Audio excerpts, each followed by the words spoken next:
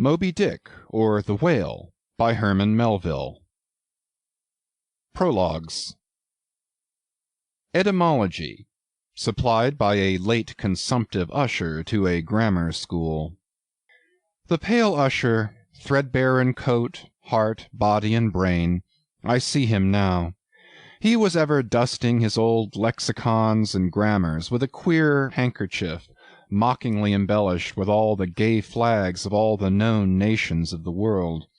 He loved to dust his old grammars. It somehow mildly reminded him of his mortality. Quote, "While you take in hand to school others and to teach them by what name a whale-fish is to be called in our tongue, leaving out through ignorance the letter H, which almost alone maketh the signification of the word, you deliver that which is not true." Hakluyt. Quote, "Whale, Swedish and Danish val. This animal is named from roundness or rolling, for in Danish hvalt is arched or vaulted." Webster's Dictionary. Quote, "Whale.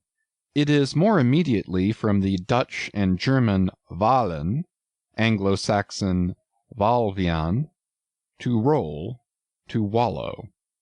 Richardson's Dictionary. Keitos, Greek. Ketus, Latin. Whale, Anglo-Saxon. Hvalt, Danish. Val, Dutch. Val, Swedish. Vale, Icelandic. Whale, English.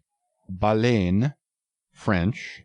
Balena, Spanish. Piki Nui Nui, Fiji.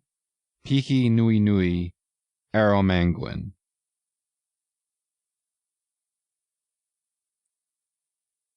Extracts, supplied by a sub-librarian. It will be seen that this mere painstaking burrower and grubworm of a poor devil of a sub-sub appears to have gone through the long Vaticans and street stalls of the earth, picking up whatever random allusions to whales he could anyways find in any book whatsoever, sacred or profane.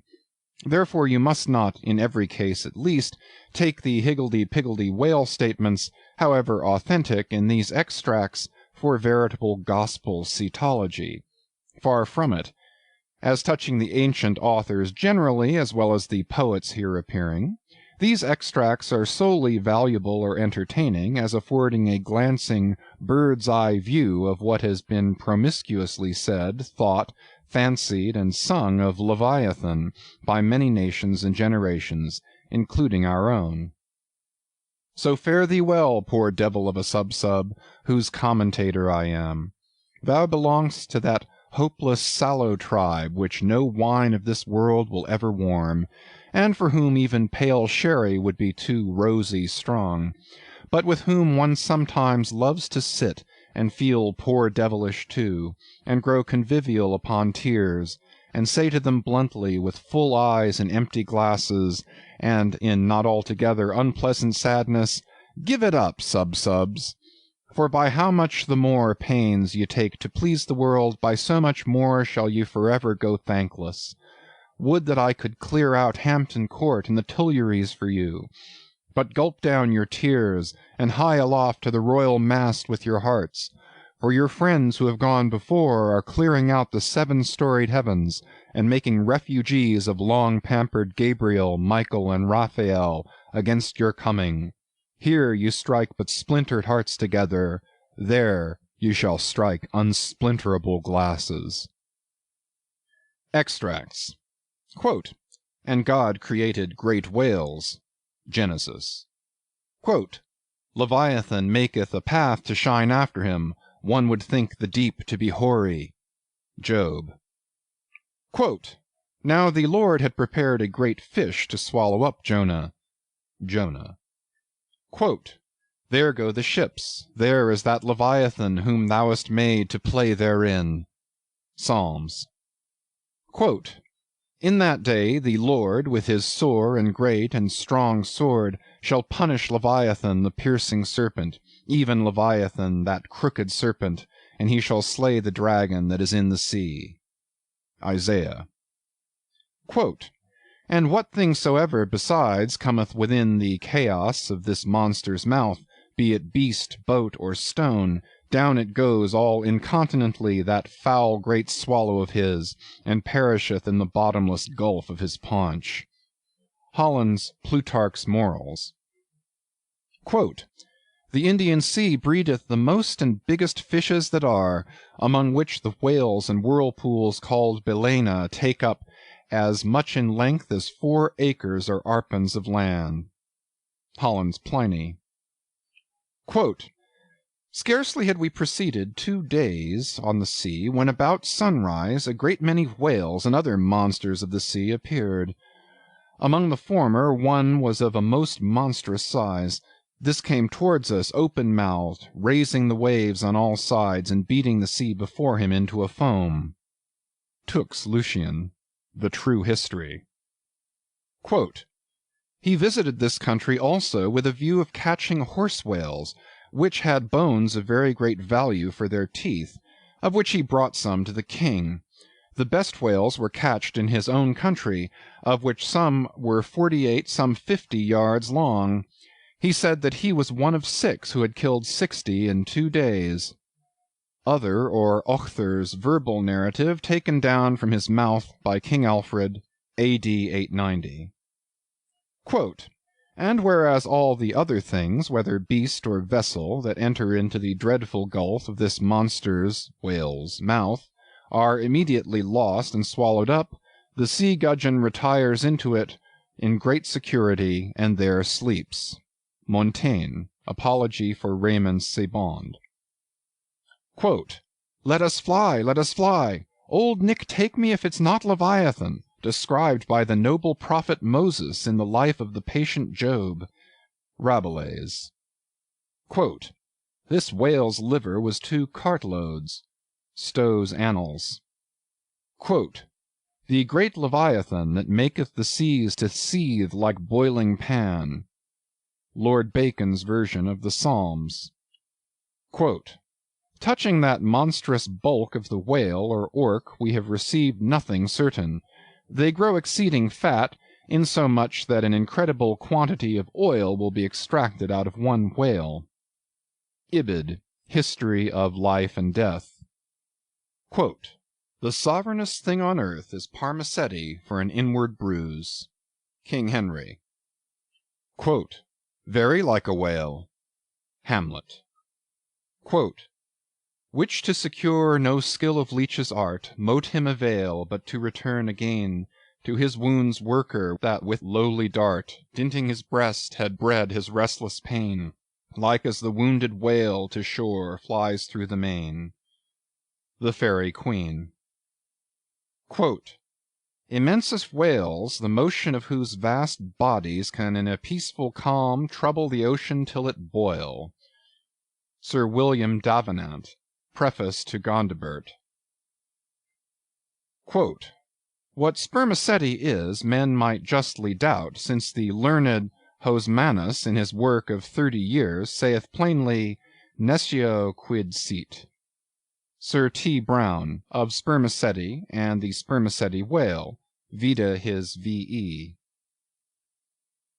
Quote, like Spenser's Talus with his modern flail, he threatens ruin with his ponderous tail. Their fixed javelins in his side he wears, and on his back a grove of pikes appears. Waller's Battle of the Summer Islands. Quote, by art is created that great Leviathan, called a commonwealth or state, in Latin civitas, which is but an artificial man. Opening sentence of Hobbes's Leviathan. Quote, silly Mansoul swallowed it without chewing, as if it had been a sprat in the mouth of a whale. Pilgrim's Progress. Quote, that sea beast Leviathan, which God of all his works created hugest that swim the ocean stream. Paradise Lost.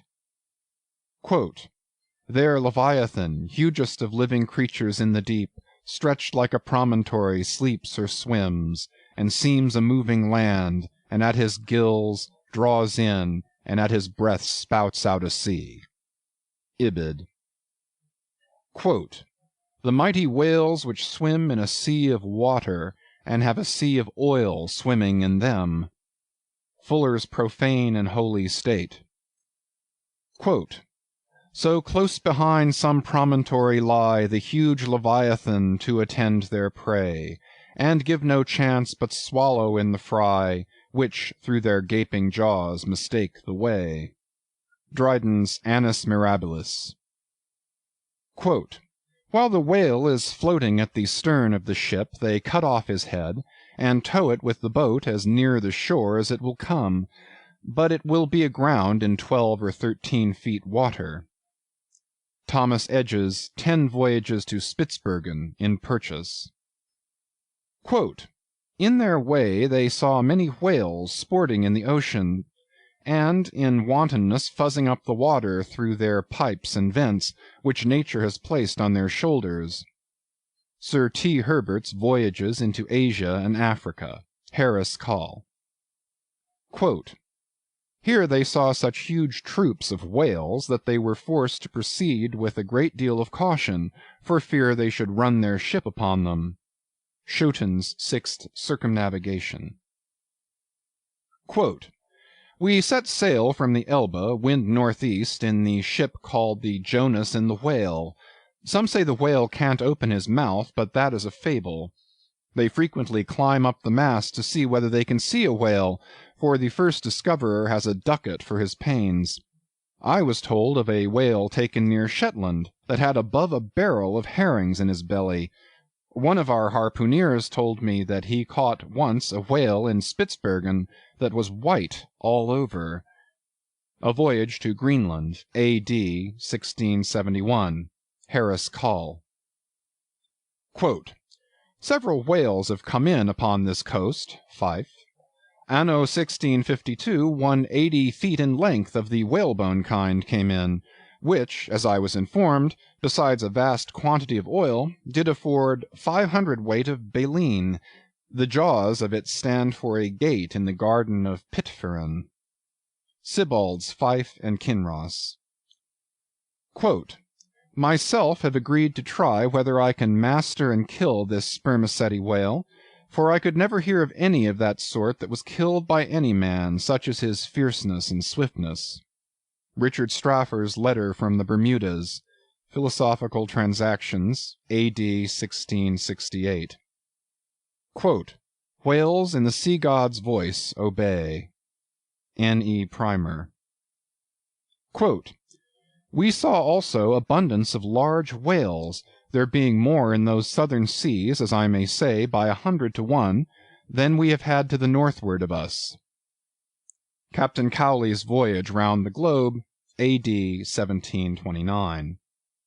Quote, and the breath of a whale is frequently attended with such an insupportable smell as to bring on a disorder of the brain. Ulloa's South America. Quote, to 50 chosen sylphs of special note, we trust the important charge, the petticoat. Oft we have known that sevenfold fence to fail, though stuffed with hoops and armed with ribs of whale. Rape of the Loch. Quote, if we compare land animals in respect to magnitude with those that take up their abode in the deep, we shall find that they will appear contemptible in the comparison. The whale is doubtless the largest animal in creation. Goldsmith, Natural History. Quote, if you should write a fable for little fishes, you would make them speak like great whales. Goldsmith to Johnson. Quote, in the afternoon we saw what was supposed to be a rock, but it was found to be a dead whale, which some Asiatics had killed and were then towing ashore. They seemed to endeavor to conceal themselves behind the whale in order to avoid being seen by us. Cook's Voyages. Quote, the larger whales they seldom venture to attack. They stand in great dread of some of them, that when out at sea they are afraid to mention even their names, and carry dung, limestone, juniper wood, and some other articles of the same nature in their boats, in order to terrify and prevent their too near approach. Uno von Troil's Letters on Banks's and Solander's Voyage to Iceland in 1772. Quote, "The spermaceti whale found by the Nantuckois is an active, fierce animal, and requires vast address and boldness in the fisherman." Thomas Jefferson's Whale Memorial to the French Minister in 1778. Quote, "And pray, sir, what in the world is equal to it?" Edmund Burke's reference in Parliament to the Nantucket whale fishery. Quote, "Spain, a great whale stranded on the shores of Europe." Edmund Burke, somewhere. Quote, "A 10th branch of the King's ordinary revenue, said to be grounded on the consideration of his guarding and protecting the seas from pirates and robbers, is the right to royal fish, which are whales and sturgeon, and these, when either thrown ashore or caught near the coast, are the property of the King." Blackstone. Quote, "Soon to the sport of death the crews repair, Rodmond unerring o'er his head suspends the barbed steel, and every turn attends." Falconer's Shipwreck. Quote, "Bright shone the roofs, the domes, the spires, and rockets blue self-driven, to hang their momentary fire around the vault of heaven. So fire with water to compare the ocean serves on high, upspouted by a whale in air to express unwieldy joy." Cowper on the Queen's visit to London. Quote, "10 or 15 gallons of blood are thrown out of the heart at a stroke, with immense velocity." John Hunter's account of the dissection of a whale, a small-sized one. Quote, "The aorta of a whale is larger in the bore than the main pipe of the waterworks at London Bridge, and the water roaring in its passage through that pipe is inferior in impetus and velocity to the blood gushing from the whale's heart." Paley's Theology. Quote, "The whale is a mammiferous animal without hind feet." Baron Cuvier. Quote, "In 40 degrees south we saw spermaceti whales, but did not take any till the 1st of May, the sea being then covered with them." Colnett's Voyage for the purpose of extending the spermaceti whale fishery. Quote, "In the free element beneath me swam, floundered and dived, in play, in chase, in battle, fishes of every color, form, and kind, which language cannot paint, and mariner had never seen, from dread Leviathan to insect millions peopling every wave, gathered in shoals immense, like floating islands, led by mysterious instincts through that waste and trackless region, though on every side assaulted by voracious enemies, whales, sharks, and monsters armed in front or jaw, with swords, saws, spiral horns, or hooked fangs." Montgomery's World Before the Flood. "Io, Paean, Io sing, to the finny people's king. Not a mightier whale than this in the vast Atlantic is, not a fatter fish than he flounders round the polar sea." Charles Lamb's Triumph of the Whale. Quote, "In the year 1690 some persons were on a high hill observing the whales spouting and sporting with each other, when one observed, 'There, pointing to the sea, is a green pasture where our children's grandchildren will go for bread.'" Obed Macy's History of Nantucket. Quote, "I built a cottage for Susan and myself, and made a gateway in the form of a Gothic arch, by setting up a whale's jaw bones." Hawthorne's Twice Told Tales. Quote, "She came to bespeak a monument for her first love, who had been killed by a whale in the Pacific Ocean no less than 40 years ago." Ibid. Quote, "No, sir, 'tis a right whale," answered Tom. "I saw his spout. He threw up a pair of as pretty rainbows as a Christian would wish to look at. He's a rale oil butt, that fellow." Cooper's Pilot. Quote, "The papers were brought in, and we saw in the Berlin Gazette that whales had been introduced on the stage there." Eckermann's Conversations with Goethe. Quote, "My God, Mr. Chase, what is the matter?" I answered, "We have been stove by a whale." Narrative of the shipwreck of the whale ship Essex of Nantucket, which was attacked and finally destroyed by a large sperm whale in the Pacific Ocean, by Owen Chase of Nantucket, first mate of said vessel. New York, 1821.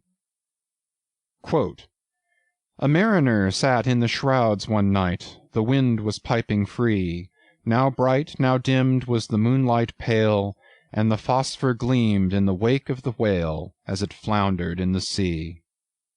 Elizabeth Oakes Smith. Quote, "The quantity of line withdrawn from the boats engaged in the capture of this one whale amounted altogether to 10,440 yards, or nearly 6 English miles.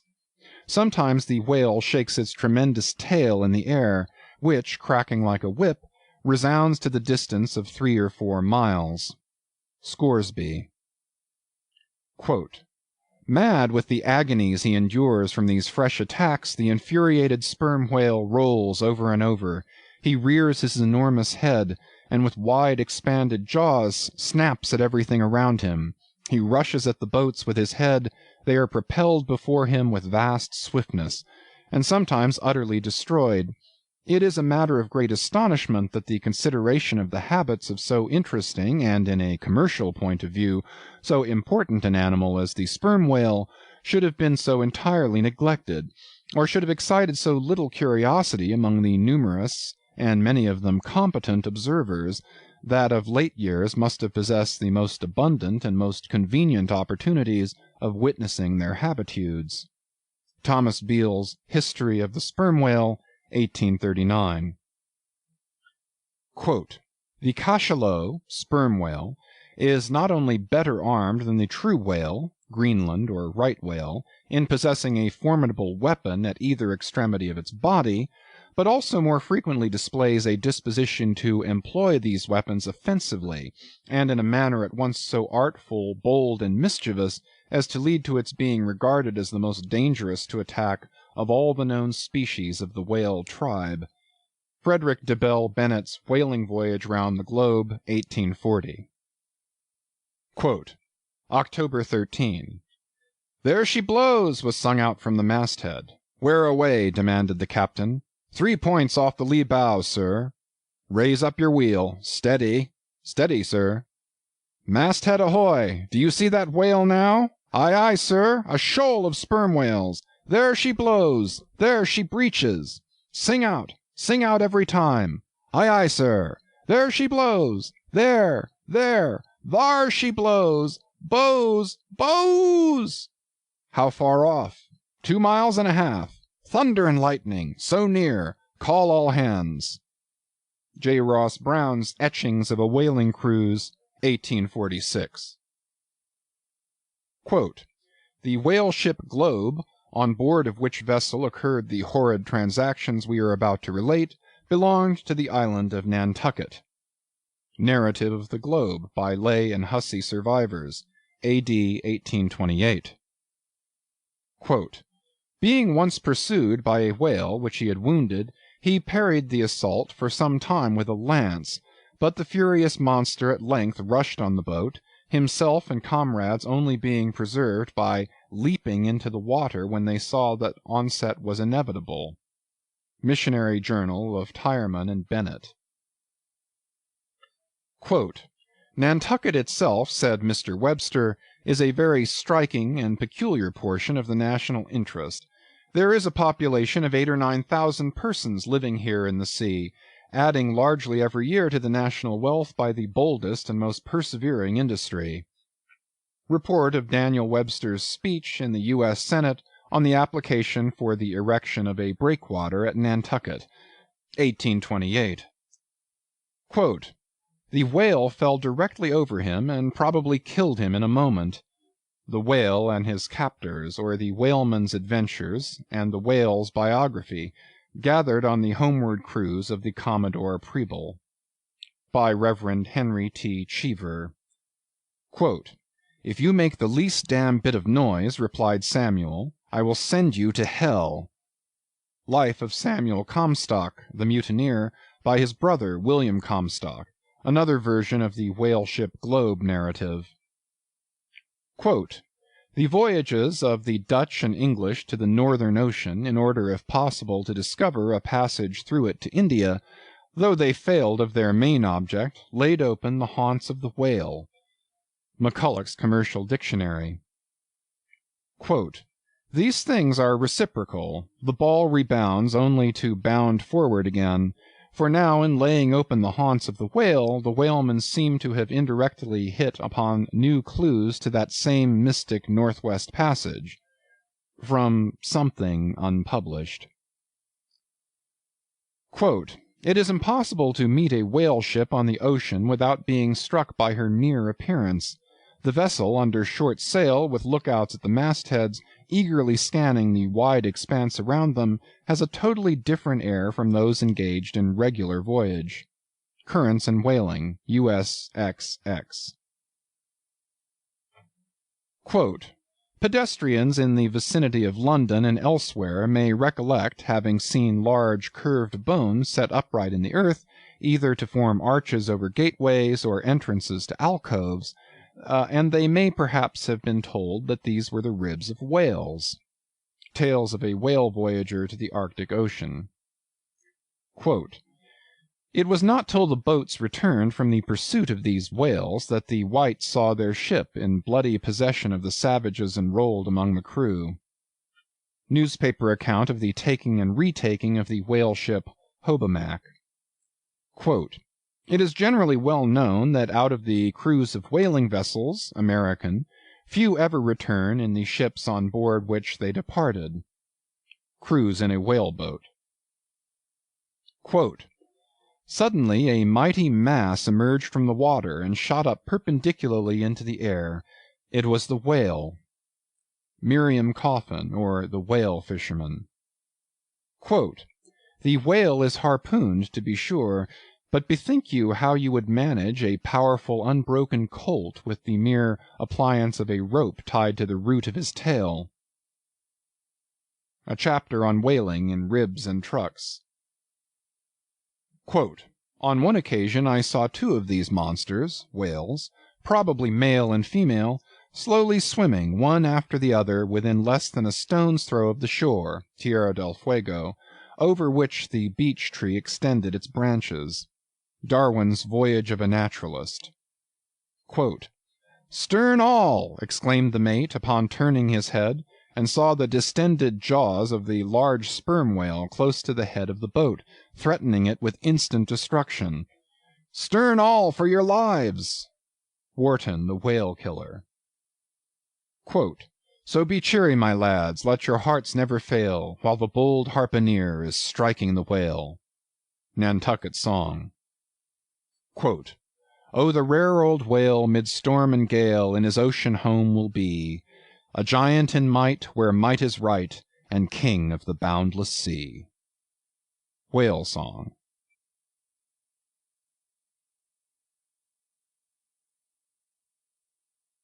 Chapter 1.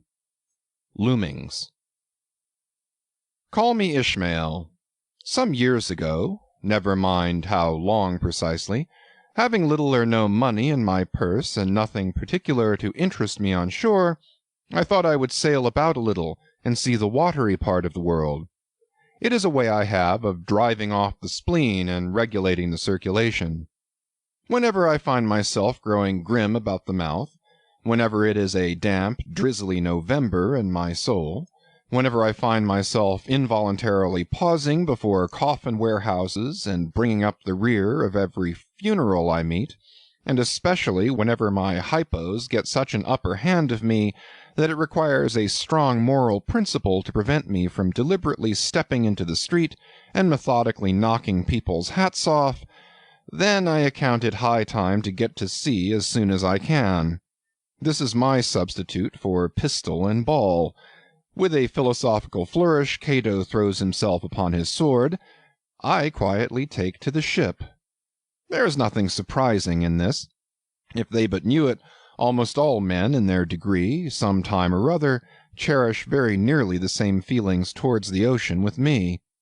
There now is your insular city of the Manhattoes, belted round by wharves, as Indian Isles by coral reefs. Commerce surrounds it with her surf. Right and left the streets take you waterward. Its extreme downtown is the Battery, where that noble mole is washed by waves and cooled by breezes, which a few hours previous were out of sight of land. Look at the crowds of water-gazers there. Circumambulate the city of a dreamy Sabbath afternoon. Go from Corlear's Hook to Coenties Slip, and from thence by Whitehall northward. What do you see? Posted like silent sentinels all around the town stand thousands upon thousands of mortal men fixed in ocean reveries, some leaning against the spiles, some seated upon the pierheads, some looking over the bulwarks of ships from China, some high aloft in the rigging as if striving to get a still better seaward peep. But these are all landsmen, of weekdays pent up in lath and plaster, tied to counters, nailed to benches, clinched to desks. How then is this? Are the green fields gone? What do they here? But look, here come more crowds, pacing straight for the water, and seemingly bound for a dive. Strange. Nothing will content them but the extremest limit of the land. Loitering under the shady lee of yonder warehouses will not suffice. No, they must get just as nigh the water as they possibly can without falling in. And there they stand, miles of them, leagues. Inlanders all. They come from lanes and alleys, streets and avenues, north, east, south, and west. Yet here they all unite. Tell me, does the magnetic virtue of the needles of the compasses of all those ships attract them thither? Once more, say you are in the country, in some high land of lakes. Take almost any path you please, and 10 to 1 it carries you down in a dale and leaves you there by a pool in the stream. There is magic in it. Let the most absent-minded of men be plunged in his deepest reveries, stand that man on his legs, set his feet a-going, and he will infallibly lead you to water, if water there be in all that region. Should you ever be athirst in the great American desert, try this experiment, if your caravan happen to be supplied with a metaphysical professor. Yes, as everyone knows, meditation and water are wedded forever. But here is the artist. He desires to paint you the dreamiest, shadiest, quietest, most enchanting bit of romantic landscape in all the valley of the Saco. What is the chief element he employs? There stand his trees, each with a hollow trunk, as if a hermit and a crucifix were within. And here sleeps his meadow, and there sleep his cattle, and up from yonder cottage goes a sleepy smoke. Deep into the distant woodlands winds a mazy way, reaching to overlapping spurs of mountains bathed in their hillside blue. But though the picture lies thus tranced, and though this pine-tree shakes down its sighs like leaves upon the shepherd's head, yet all were vain unless the shepherd's eye were fixed upon the magic stream before him. Go visit the prairies in June, when for scores on scores of miles you wade knee-deep among tiger lilies. What is the one charm wanting? Water. There is not a drop of water there. Were Niagara but a cataract of sand, would you travel your 1,000 miles to see it? Why did the poor poet of Tennessee, upon suddenly receiving 2 handfuls of silver, deliberate whether to buy him a coat, which he sadly needed, or invest the money in a pedestrian trip to Rockaway Beach? Why is almost every robust, healthy boy, with a robust, healthy soul in him, at some time or other crazy to go to sea? Why, upon your first voyage as a passenger, did you yourself feel such a mystical vibration, when first told that you and your ship were now out of sight of land? Why did the old Persians hold the sea holy? Why did the Greeks give it a separate deity, and own brother of Jove? Surely all of this is not without meaning. And still deeper the meaning of that story of Narcissus, who, because he could not grasp the tormenting mild image he saw in the fountain, plunged into it and was drowned. But that same image we ourselves see in all rivers and oceans. It is the image of the ungraspable phantom of life. and this is the key to it all. Now, when I say I am in the habit of going to sea whenever I begin to grow hazy about the eyes and begin to be over-conscious of my lungs, I do not mean to have it inferred that I ever go to sea as a passenger. For to go as a passenger you must needs have a purse, and a purse is but a rag unless you have something in it. Besides, passengers get seasick, grow quarrelsome, don't sleep of nights, do not enjoy themselves much as a general thing. No, I never go as a passenger, nor, though I am something of a salt, do I ever go to sea as a commodore or a captain or a cook. I abandon the glory and distinction of such offices to those who like them. For my part, I abominate all honorable, respectable toils, trials, and tribulations of every kind whatever. It is quite as much as I can do to take care of myself without taking care of ships, barks, brigs, schooners, and what not. And as for going as cook, though I confess there is considerable glory in that, a cook being a sort of officer on shipboard, yet somehow I never fancied broiling fowls, though once broiled, judiciously buttered, and judgmatically salted and peppered, there is no one who will speak more respectfully, not to say reverently, of a broiled fowl than I will. It is out of the idolatrous dotings of the old Egyptians upon broiled ibis and roasted river horse that you see the mummies of those creatures in their huge bake-houses, the pyramids. No, when I go to sea, I go as a simple sailor, right before the mast, plumb down into the forecastle, aloft there to the royal masthead. True, they rather order me about some, and make me jump from spar to spar like a grasshopper in a May meadow, and at first this sort of thing is unpleasant enough.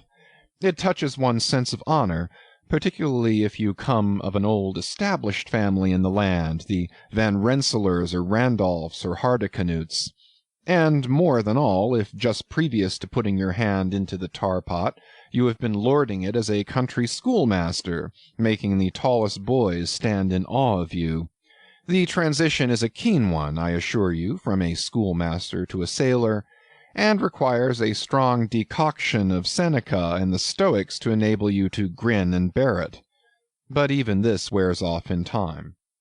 What of it if some old hunks of a sea captain orders me to get a broom and sweep down the decks? What does that indignity amount to, weighed, I mean, in these scales of the New Testament? Do you think the Archangel Gabriel thinks anything the less of me because I promptly and respectfully obey that old hunks in that particular instance? Who ain't a slave? Tell me that. Well then, however the old sea captains may order me about, however they may thump and punch me about, I have the satisfaction of knowing that it is all right, that everybody else is in one way or other served in much the same way, either in a physical or metaphysical point of view, that is. And so the universal thump is passed round, and all hands should rub each other's shoulder-blades and be content. Again, I always go to sea as a sailor because they make a point of paying me for my trouble, whereas they never pay passengers a single penny that I ever heard of. On the contrary, passengers themselves must pay. And there is all the difference in the world between paying and being paid. The act of paying is perhaps the most uncomfortable infliction that the 2 orchard thieves entailed upon us. But being paid, what will compare with it? The urbane activity with which a man receives money is really marvelous, considering that we so earnestly believe money to be the root of all earthly ills, and that on no account can a moneyed man enter heaven. Ah, how cheerfully we consign ourselves to perdition. Finally, I always go to see a sailor because of the wholesome exercise and pure air of the forecastle deck. For, as in this world head-winds are far more prevalent than winds from astern, that is, if you never violate the Pythagorean maxim, so for the most part the commodore on the quarter-deck gets his atmosphere at second hand from the sailors on the forecastle. He thinks he breathes it first, but not so. In much the same way do the commonalty lead their leaders in many other things, at the same time that the leaders little suspect it. But wherefore it was that after having repeatedly smelt the sea as a merchant sailor, I should now take it into my head to go on a whaling voyage, this the invisible police officer of the Fates, who has the constant surveillance of me and secretly dogs me and influences me in some unaccountable way, he can better answer than anyone else. And doubtless my going on this whaling voyage formed part of the grand program of Providence that was drawn up a long time ago. It came as a sort of brief interlude and solo between more extensive performances. I take it that this part of the bill must have run something like this: Grand contested election for the presidency of the United States. Whaling voyage by one Ishmael. Bloody battle in Afghanistan. Though I cannot tell why it was exactly that those stage managers, the Fates, put me down for this shabby part of a whaling voyage, when others were set down for magnificent parts in high tragedies, in short and easy parts in genteel comedies, and jolly parts in farces. Though I cannot tell why this was exactly, yet now that I recall all the circumstances, I think I can see a little into the springs and motives which, being cunningly presented to me under various disguises, induced me to set about performing the part I did, besides cajoling me into the delusion that it was a choice resulting from my own unbiased free will and discriminating judgment. Chief among these motives was the overwhelming idea of the great whale himself. Such a portentous and mysterious monster roused all my curiosity. Then the wild and distant seas where he rolled his island bulk, the undeliverable, the nameless perils of the whale, these with all the attending marvels of 1,000 Patagonian sights and sounds, helped sway me to my wish. With other men, perhaps, such things would not have been inducements, but as for me, I am tormented with an everlasting itch for things remote. I love to sail forbidden seas, and land on barbarous coasts. Not ignoring what is good, I am quick to perceive a horror, and could still be social with it, would they let me, since it is but well to be on friendly terms with all the inmates of the place one lodges in. By reason of these things, then, the whaling voyage was welcome. The great floodgates of the wonder world swung open, and into the wild conceits that swayed me to my purpose, two and two there floated into my inmost soul endless processions of the whale, and midmost of them all, one grand hooded phantom, like a snow hill in the air.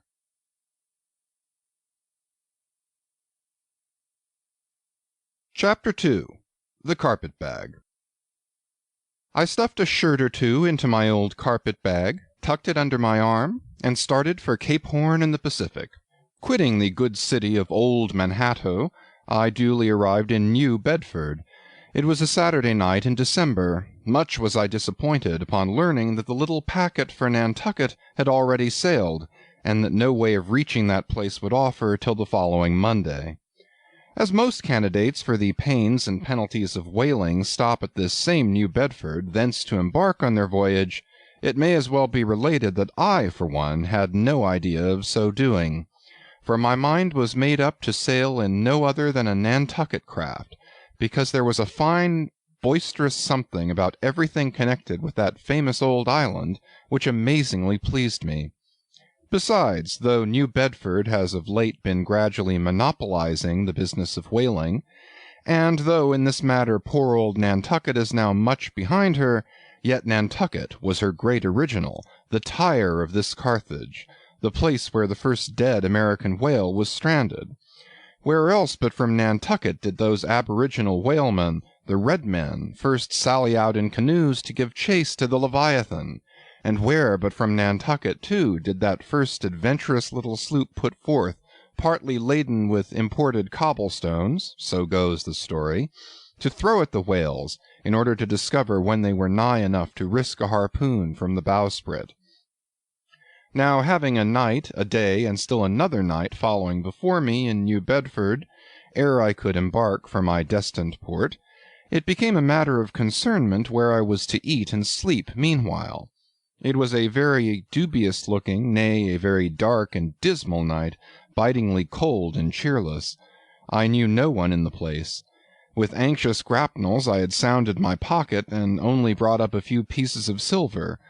So wherever you go, Ishmael, said I to myself, as I stood in the middle of a dreary street shouldering my bag, and comparing the gloom toward the north with the darkness towards the south, wherever in your wisdom you may conclude to lodge for the night, my dear Ishmael, be sure to inquire the price, and don't be too particular.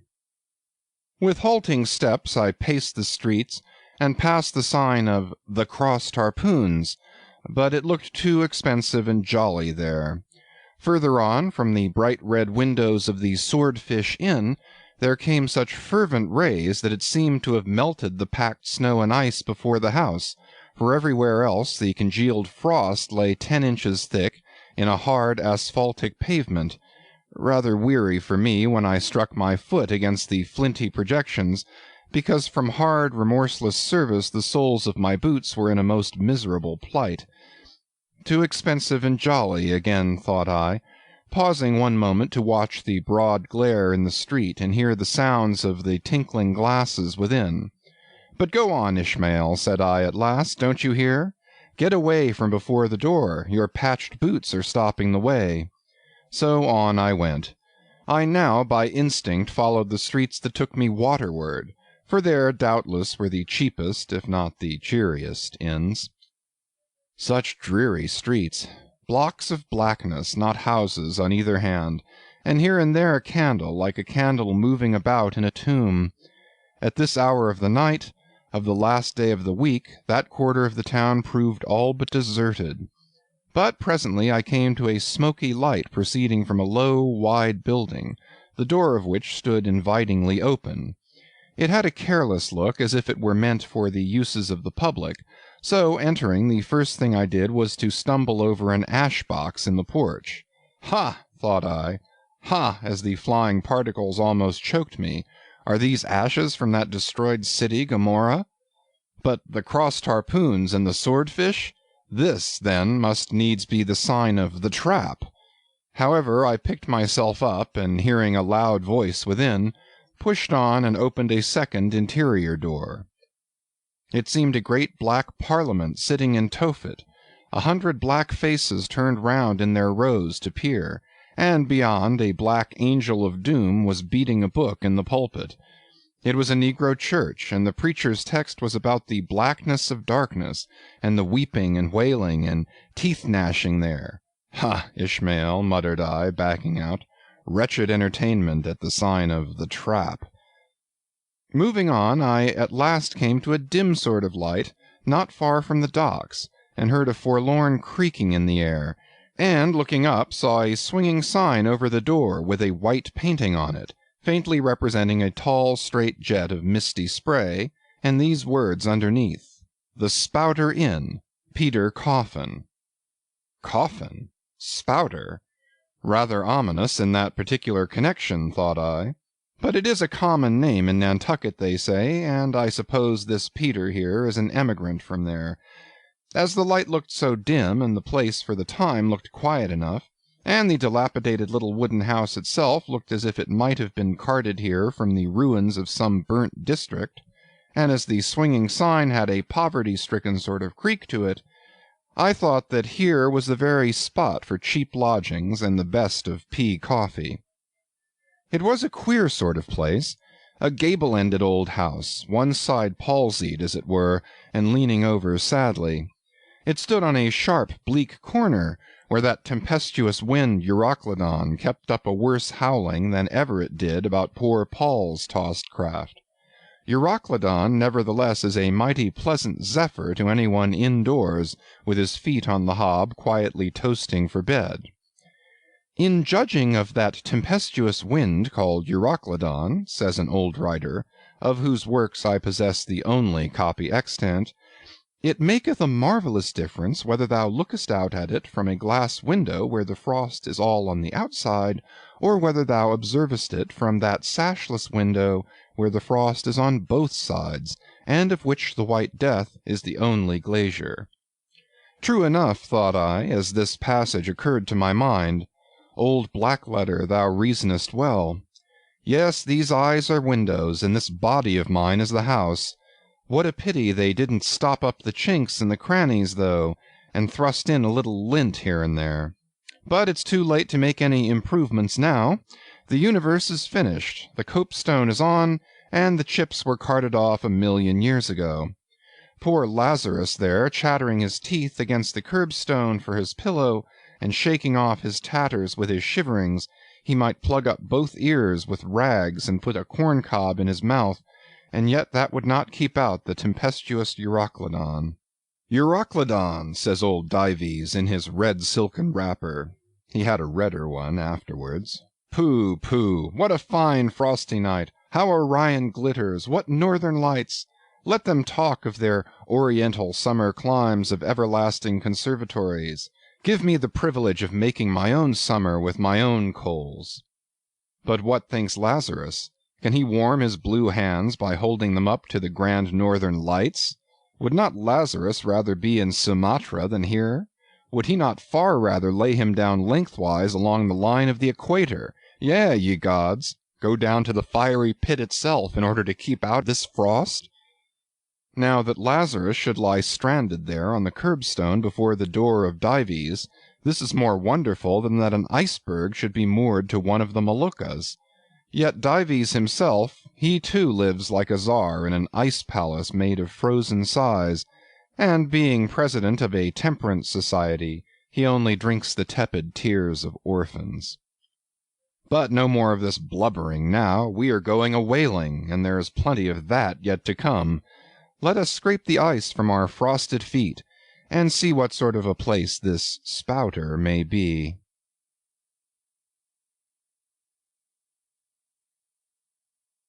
Chapter 3 The Spouter Inn. Entering that gable-ended Spouter Inn, you found yourself in a wide, low, straggling entry, with old-fashioned wainscots, reminding one of the bulwarks of some condemned old craft. On one side hung a very large oil painting, so thoroughly besmoked, and every way defaced, that, in the unequal cross-lights by which you viewed it, it was only by diligent study and a series of systematic visits to it, and careful inquiry of the neighbors, that you could any way arrive at an understanding of its purpose. Such unaccountable masses of shades and shadows, that at first you almost thought some ambitious young artist, in the time of the New England hags, had endeavored to delineate chaos bewitched. But by dint of much and earnest contemplation and oft-repeated ponderings, and especially by throwing open the little window towards the back of the entry, you might at last come to the conclusion that such an idea, however wild, might not be altogether unwarranted.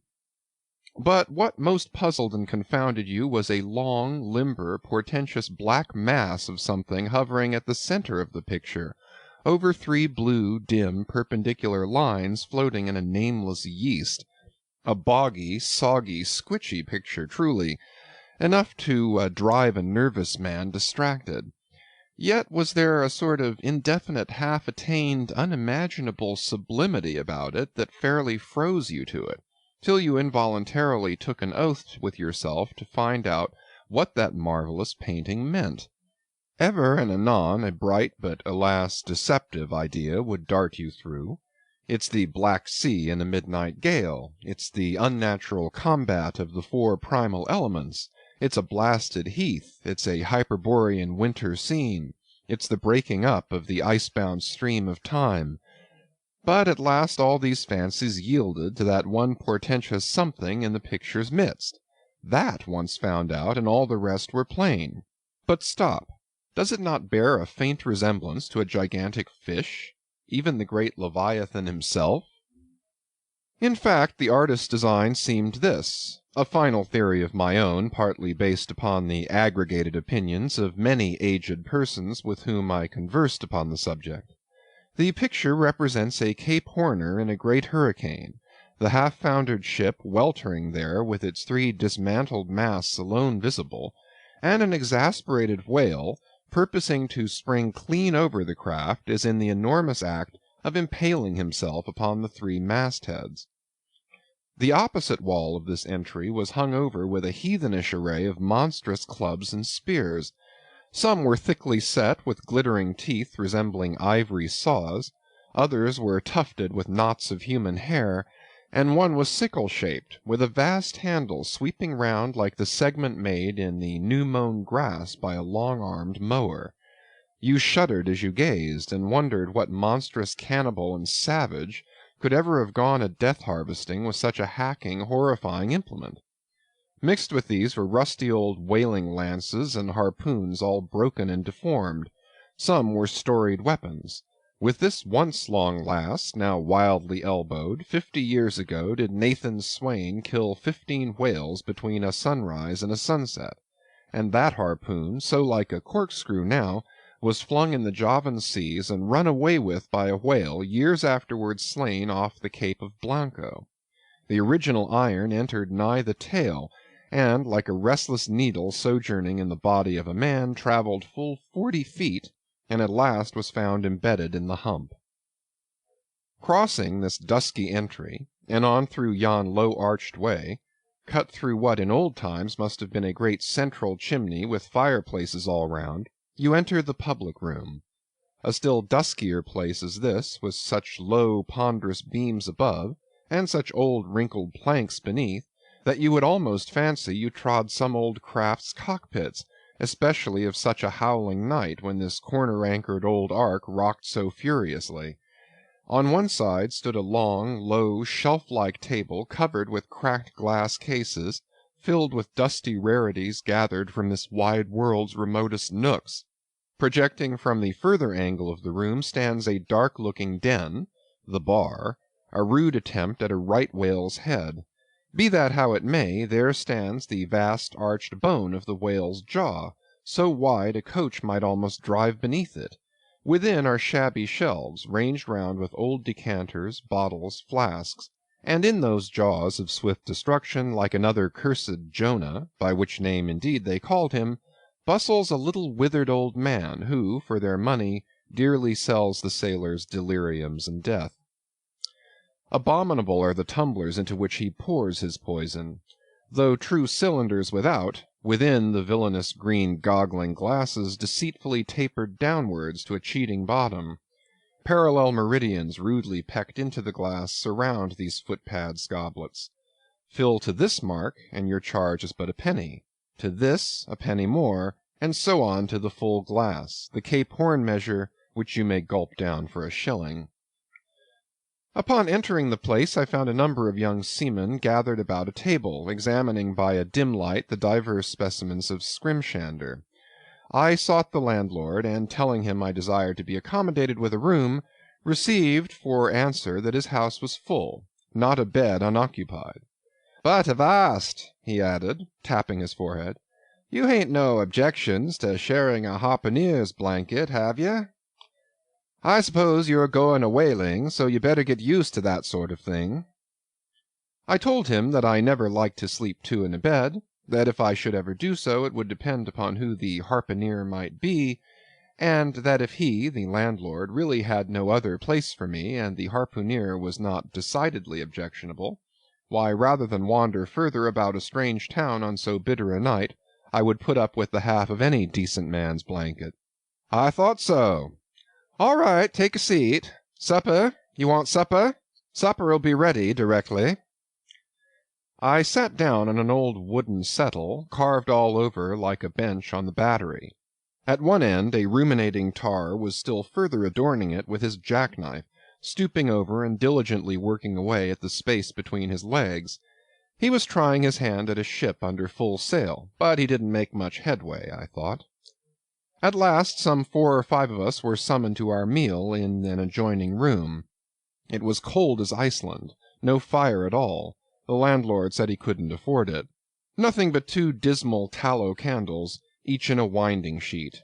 We were fain to button up our monkey jackets, and hold to our lips cups of scalding tea with our half-frozen fingers, but the fare was of the most substantial kind, not only meat and potatoes, but dumplings, good heavens! Dumplings for supper. One young fellow in a green box coat addressed himself to these dumplings in a most direful manner. "My boy," said the landlord, "you'll have the nightmare to a dead certainty." "Landlord," I whispered, That ain't the harpooneer, is it?" "Oh, no," said he, looking sort of diabolically funny. "The harpooneer is a dark-complexioned chap. He never eats dumplings, he don't. He eats nothing but steaks, and he likes 'em rare." "The devil he does," says I. "Where is that harpooneer? Is he here?" "He'll be here 'fore long," was the answer. I could not help it, but I began to feel suspicious of this dark-complexioned harpooneer. At any rate, I made up my mind that if it so turned out that we should sleep together, he must undress and get into bed before I did.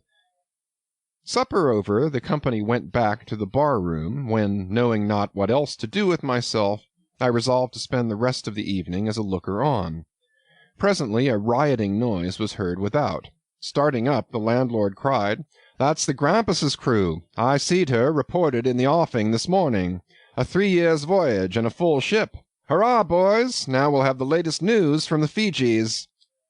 A tramping of sea-boots was heard in the entry. The door was flung open, and in rolled a wild set of mariners enough. Enveloped in their shaggy watch-coats, and with their heads muffled in woolen comforters, all bedarned and ragged, and their beards stiff with icicles, they seemed an eruption of bears from Labrador. They had just landed from their boat, and this was the first house they entered. No wonder, then, that they made a straight wake for the Whale's Mouth, the bar, when the wrinkled little old Jonah, there officiating, soon poured them out brimmers all round. One complained of a bad cold in his head, upon which Jonah mixed him a pitch-like potion of gin and molasses, which he swore was a sovereign cure for all colds and catarrhs whatever, never mind of how long-standing, or whether caught off the coast of Labrador or on the weather side of an ice-island. The liquor soon mounted into their heads, as it generally does even with the arrantest hoppers newly landed from sea, and they began capering about most obstreperously. I observed, however, that one of them held somewhat aloof, and though he seemed desirous not to spoil the hilarity of his shipmates by his own sober face, yet upon the whole he refrained from making as much noise as the rest. This man interested me at once, and since the sea gods had ordained that he should soon be my shipmate, though but a sleeping partner one so far as this narrative is concerned, I will here venture upon a little description of him. He stood a full 6 feet in height, with noble shoulders, and a chest like a coffer-dam. I have seldom seen such brawn in a man.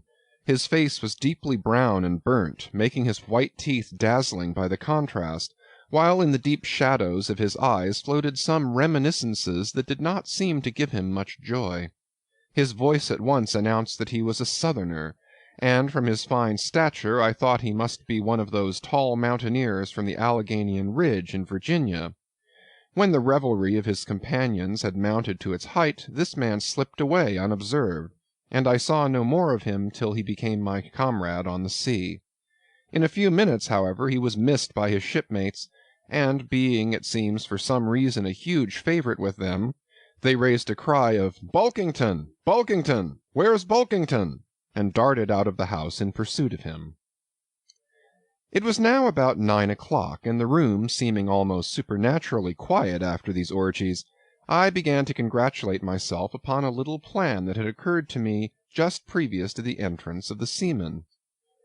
No man prefers to sleep two in a bed. In fact, you would a good deal rather not sleep with your own brother. I don't know how it is, but people like to be private when they are sleeping. And when it comes to sleeping with an unknown stranger in a strange inn in a strange town, and that stranger a harpooneer, then your objections indefinitely multiply. Nor was there any earthly reason why I, as a sailor, should sleep two in a bed more than anybody else, for sailors no more sleep two in a bed at sea than bachelor kings do ashore. To be sure, they all sleep together in one apartment, but you have your own hammock, and cover yourself with your own blanket, and sleep in your own skin.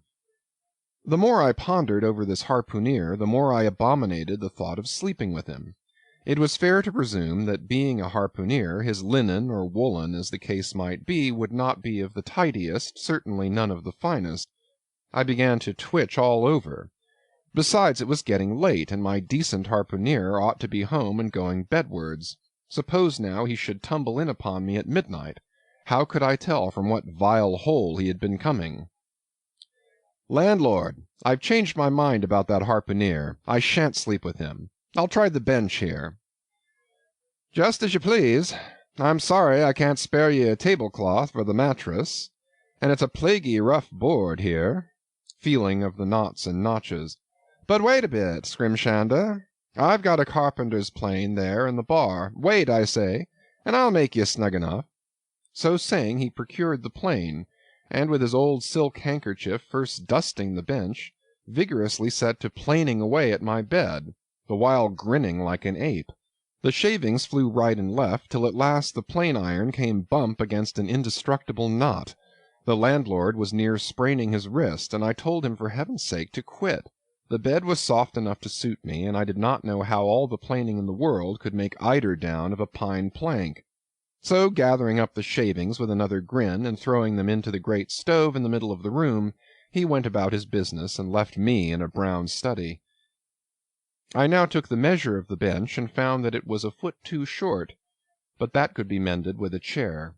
But it was a foot too narrow, and the other bench in the room was about 4 inches higher than the planed one, so there was no yoking them. I then placed the first bench lengthwise along the only clear space against the wall, leaving a little interval between for my back to settle down in.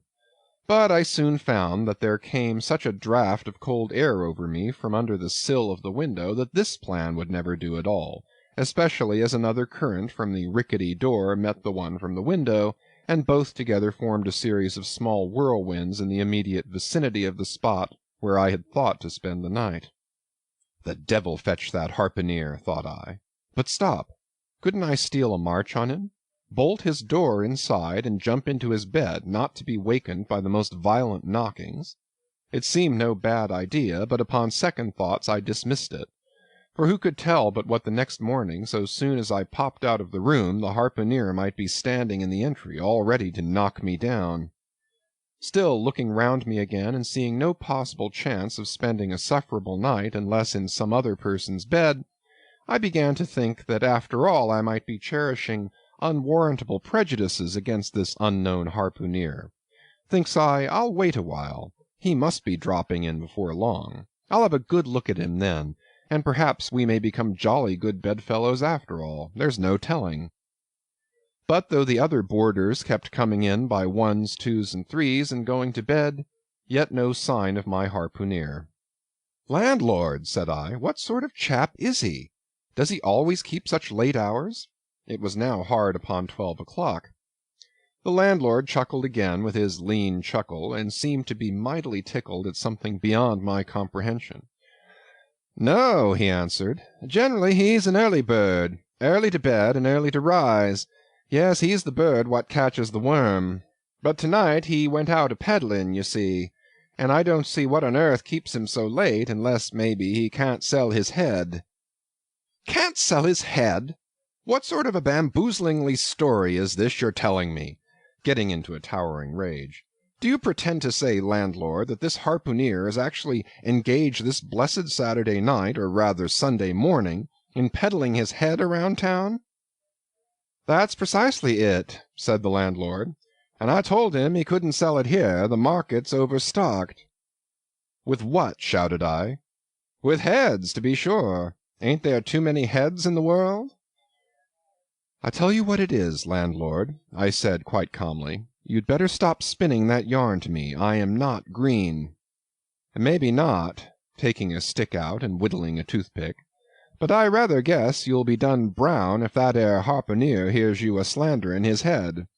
"I'll break it for him," said I, now flying into a passion against this unaccountable farrago of the landlord's. "It's broke already," said he. "Broke," said I. "Broke, do you mean?" "Certain, and that's the very reason he can't sell it, I guess." "Landlord," said I, going up to him as cool as Mount Hecla in a snowstorm, "landlord, stop whittling. You and I must understand one another, and that too without delay. I come to your house and want a bed. You tell me you can only give me half of one, that the other half belongs to a certain harpooneer. And about this harpooner, whom I have not yet seen, you persist in telling me the most mystifying and exasperating stories, tending to beget in me an uncomfortable feeling towards the man whom you design for my bedfellow. A sort of connection, landlord, which is an intimate and confidential one in the highest degree. I now demand of you to speak out and tell me who and what this harpooner is, and whether I shall be in all respects safe to spend the night with him. And in the first place you will be so good as to unsay that story about selling his head, which, if true, I take to be good evidence that this harpooner is stark mad, and I've no idea of sleeping with a madman. And you, sir, you, I mean, landlord, you, sir, by trying to induce me to do so knowingly, would thereby render yourself liable to a criminal prosecution.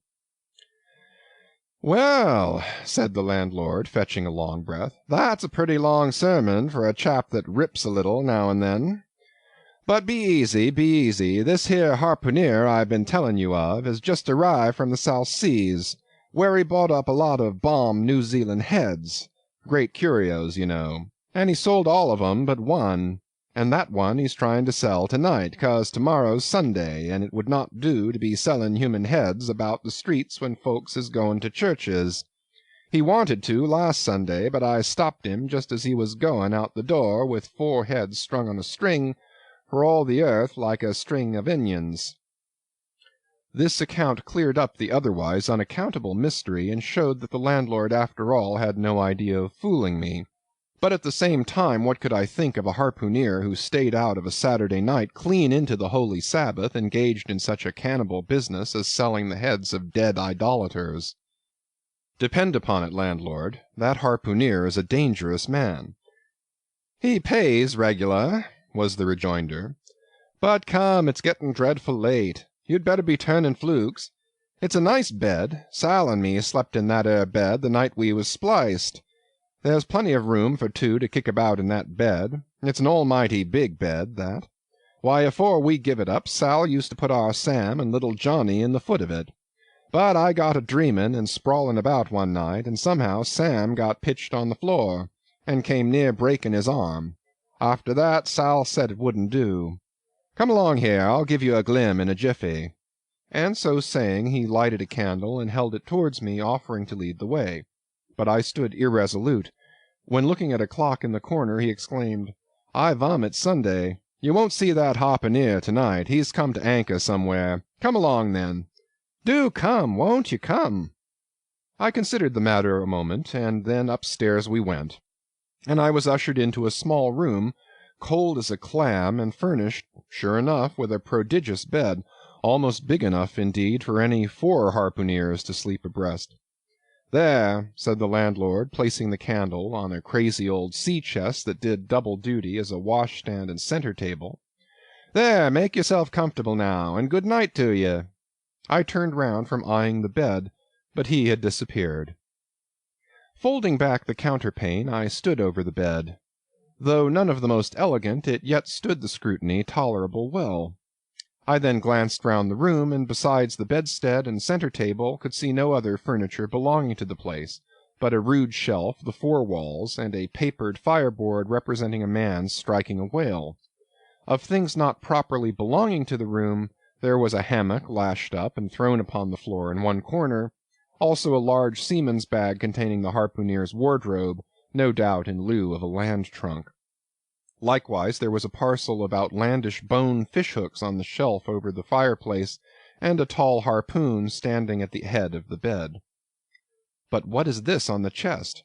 I took it up, and held it close to the light, and felt it, and smelt it, and tried every way possible to arrive at some satisfactory conclusion concerning it. I can compare it to nothing but a large door-mat, ornamented at the edges with little tinkling tags, something like the stained porcupine quills round an Indian moccasin. There was a hole or slit in the middle of this mat, as you see the same in South American ponchos. But could it be possible that any sober harpooner could get into a door-mat and parade the streets of any Christian town in that sort of guise? I put it on to try it, and it weighed me down like a hamper, being uncommonly shaggy and thick, and I thought a little damp, as though this mysterious harpooner had been wearing it of a rainy day. I went up to it in a bit of glass stuck against the wall, and I never saw such a sight in my life. I tore myself out of it in such a hurry that I gave myself a kink in the neck. I sat down on the side of the bed and commenced thinking about this head-peddling harpooneer and his doormat. After thinking some time on the bedside, I got up and took off my monkey jacket, and then stood in the middle of the room thinking. Then I took off my coat and thought a little more in my shirt-sleeves. But beginning to feel very cold now, half undressed as I was, and remembering what the landlord said about the harpooneer's not coming home at all that night, it being so very late, I made no more ado, but jumped out of my pantaloons and boots, and then, blowing out the light, tumbled into bed, and commended myself to the care of heaven. Whether that mattress was stuffed with corn-cobs or broken crockery there is no telling, but I rolled about a good deal and could not sleep for a long time.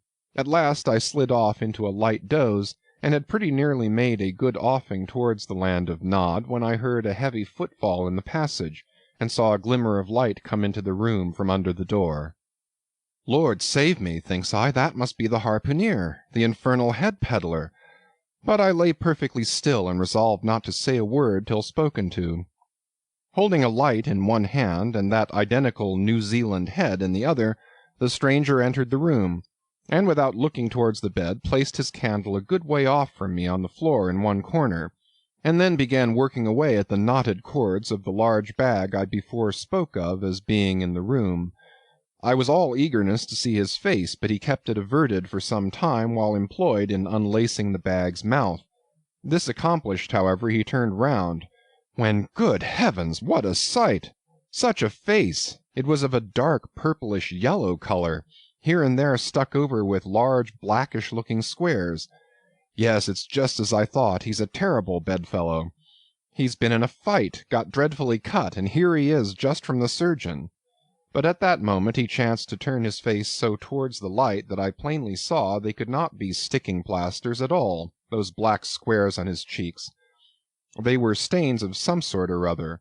At first I knew not what to make of this, but soon an inkling of the truth occurred to me. I remembered a story of a white man, a whaleman too, who, falling among the cannibals, had been tattooed by them. I concluded that this harpooneer in the course of his distant voyages must have met with a similar adventure.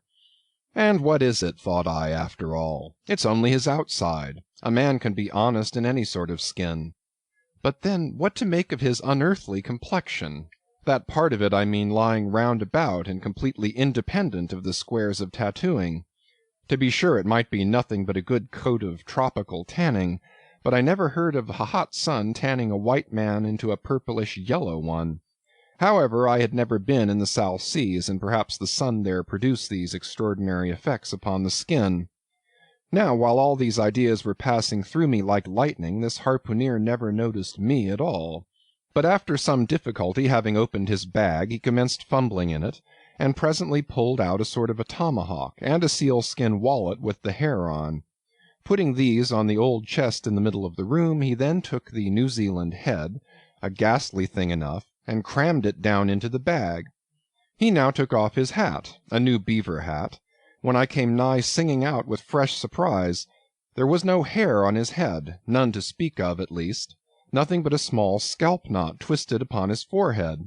His bald, purplish head now looked for all the world like a mildewed skull.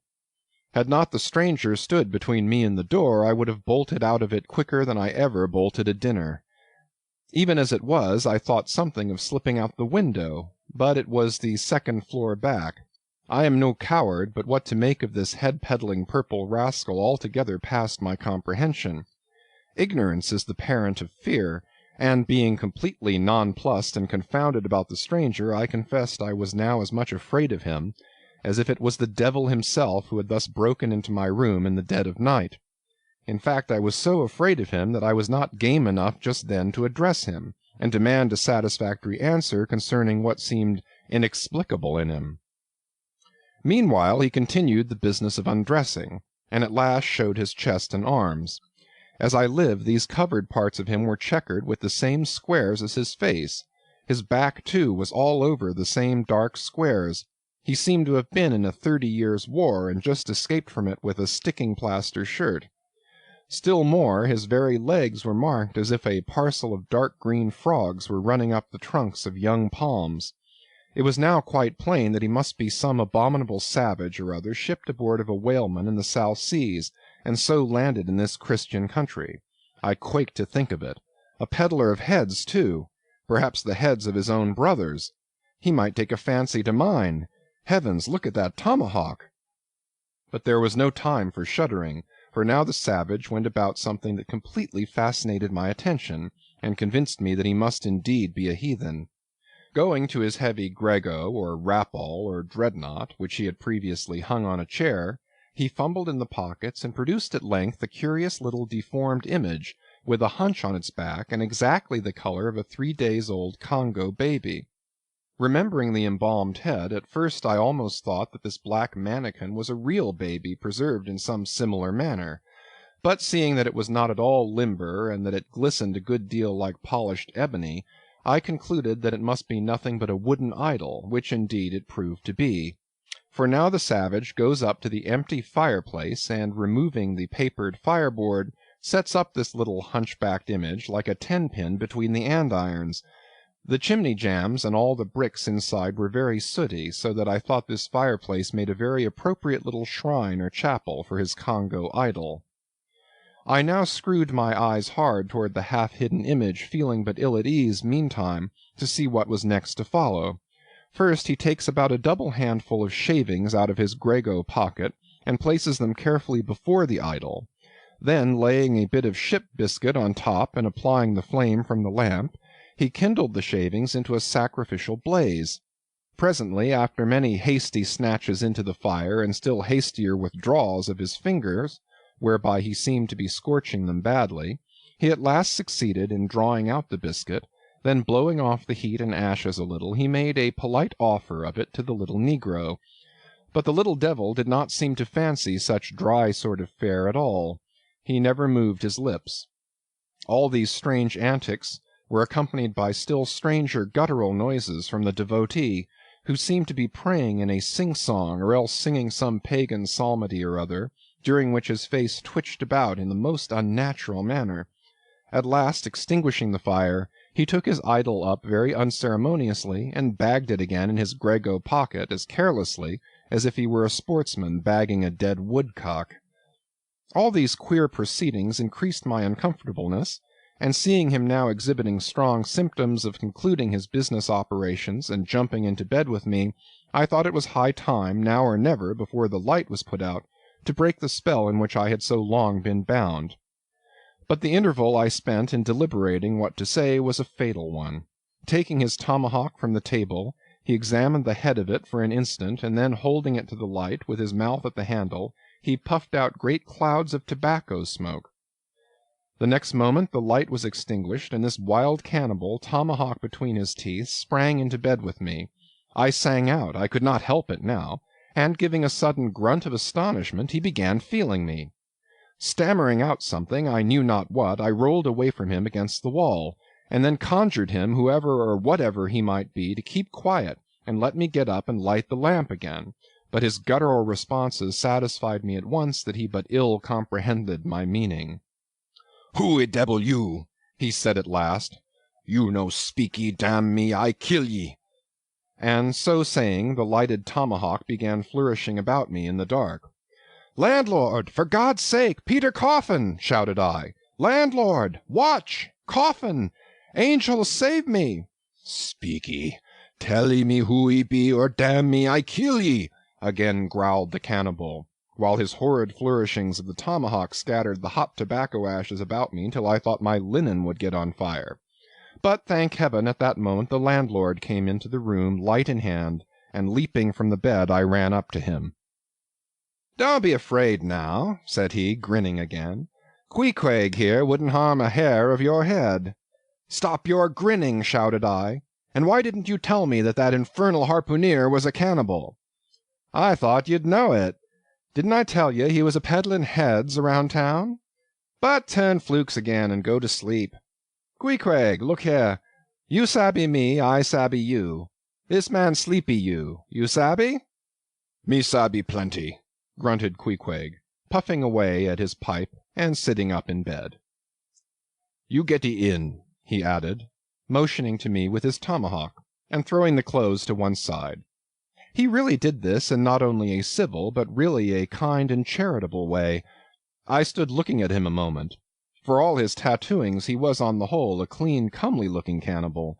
What's all this fuss I have been making about, thought I to myself. The man's a human being just as I am. He has as much reason to fear me as I have to be afraid of him.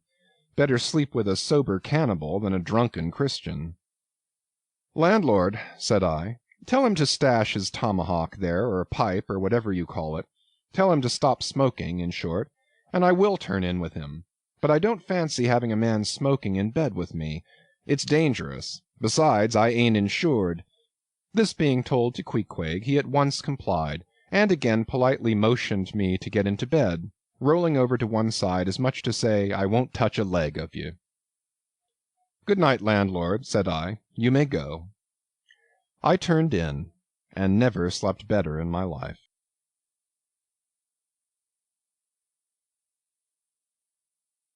Chapter 4. The Counterpane. Upon waking next morning about daylight, I found Queequeg's arm thrown over me in the most loving and affectionate manner. You had almost thought I had been his wife. The counterpane was of patchwork, full of odd little party-colored squares and triangles, and this arm of his tattooed all over with an interminable Cretan labyrinth of a figure, no two parts of which were of one precise shade, owing, I suppose, to his keeping his arm at sea unmethodically in sun and shade, his shirt-sleeves irregularly rolled up at various times. This same arm of his, I say, looked for all the world like a strip of that same patchwork quilt. Indeed, partly lying on it as the arm did when I first awoke, I could hardly tell it from the quilt, they so blended their hues together, and it was only by the sense of weight and pressure that I could tell that Queequeg was hugging me. My sensations were strange. Let me try to explain them. When I was a child, I well remember a somewhat similar circumstance that befell me. Whether it was a reality or a dream, I never could entirely settle. The circumstance was this. I had been cutting up some caper or other. I think it was trying to crawl up the chimney, as I had seen a little sweep do a few days previous, and my stepmother, who somehow or other was all the time whipping me or sending me to bed supperless, my mother dragged me by the legs out of the chimney and packed me off to bed, though it was only 2 o'clock in the afternoon of the 21st June, the longest day of the year in our hemisphere.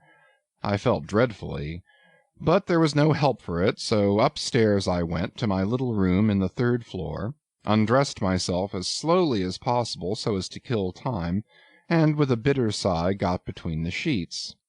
I lay there dismally calculating that 16 entire hours must elapse before I could hope for a resurrection. 16 hours in bed. The small of my back ached to think of it. And it was so light, too, the sun shining in at the window, and a great rattling of coaches in the streets, and the sound of gay voices all over the house. I felt worse and worse. At last I got up, dressed, and, softly going down in my stocking feet, sought out my stepmother, and suddenly threw myself at her feet, beseeching her as a particular favour to give me a good slippering for my misbehaviour, anything indeed but condemning me to lie abed such an endurable length of time. But she was the best and most conscientious of stepmothers, and back I had to go to my room. For several hours I lay there, broad awake, feeling a great deal worse than I have ever done since, even from the greatest subsequent misfortunes. At last I must have fallen into a troubled nightmare of a doze, and slowly waking from it, half steeped in dreams, I opened my eyes, and the before sunlit room was now wrapped in outer darkness. Instantly I felt a shock running through all my frame. Nothing was to be seen, and nothing was to be heard. But a supernatural hand seemed placed in mine. My arm hung over the counterpane, and the nameless, unimaginable, silent form or phantom to which the hand belonged seemed closely seated by my bedside. For what seemed ages piled on ages, I lay there, frozen with the most awful fears, not daring to drag away my hand, yet ever thinking that if I could but stir it 1 single inch the horrid spell would be broken. I knew not how this consciousness at last glided away from me, but waking in the morning I shudderingly remembered it all, and for days and weeks and months afterwards I lost myself in confounding attempts to explain the mystery. Nay, to this very hour I often puzzle myself with it. Now take away the awful fear, and my sensations at feeling the supernatural hand in mine were very similar in their strangeness to those which I experienced on waking up and seeing Queequeg's pagan arm thrown round me. But at length all the past night's events soberly recurred one by one in fixed reality, and then I lay only alive to the comical predicament.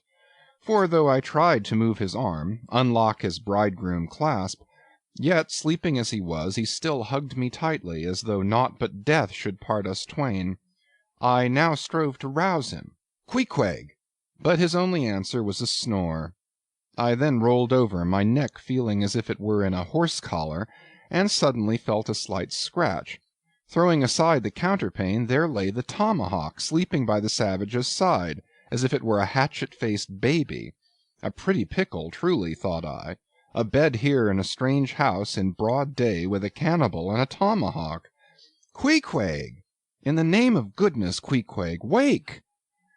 At length, by dint of much wriggling and loud and incessant expostulations upon the unbecomingness of his hugging a fellow male in that matrimonial sort of style, I succeeded in extracting a grunt, and presently he drew back his arm, shook himself all over like a Newfoundland dog just from the water, and sat up in bed, stiff as a pikestaff, looking at me, and rubbing his eyes as if he did not altogether remember how I came to be there, though a dim consciousness of knowing something about me seemed slowly dawning over him.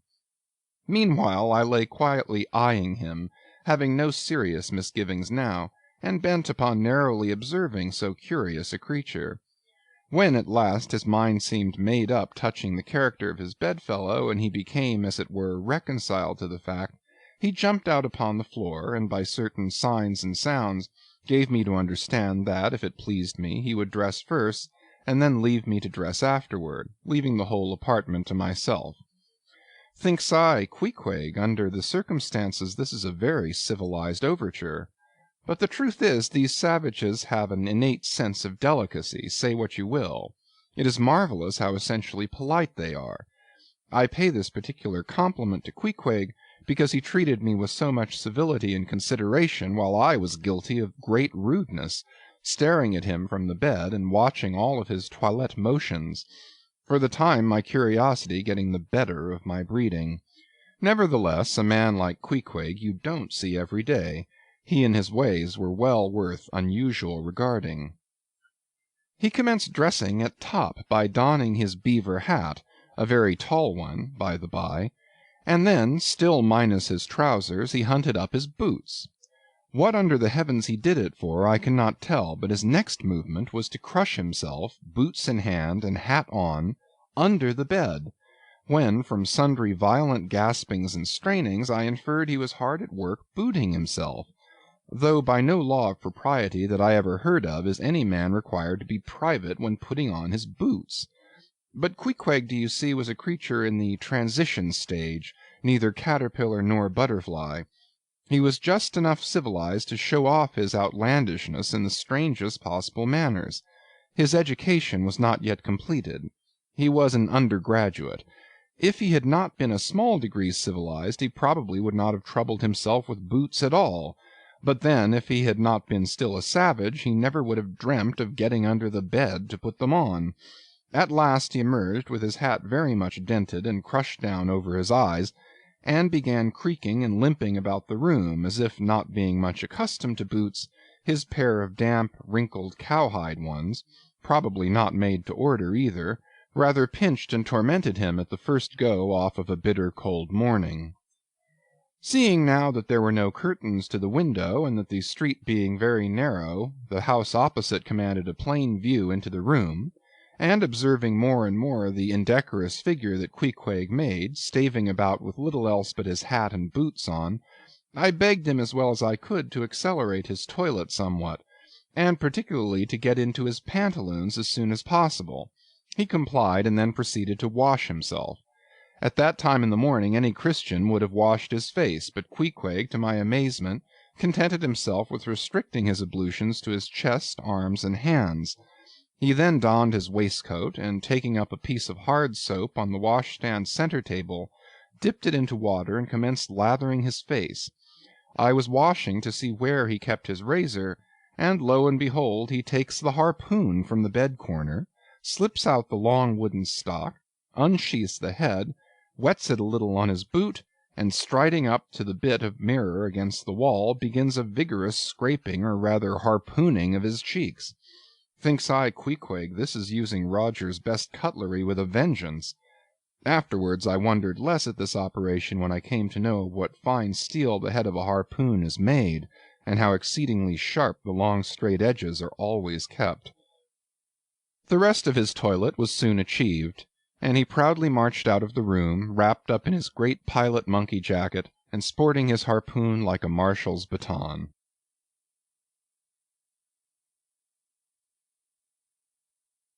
Chapter 5.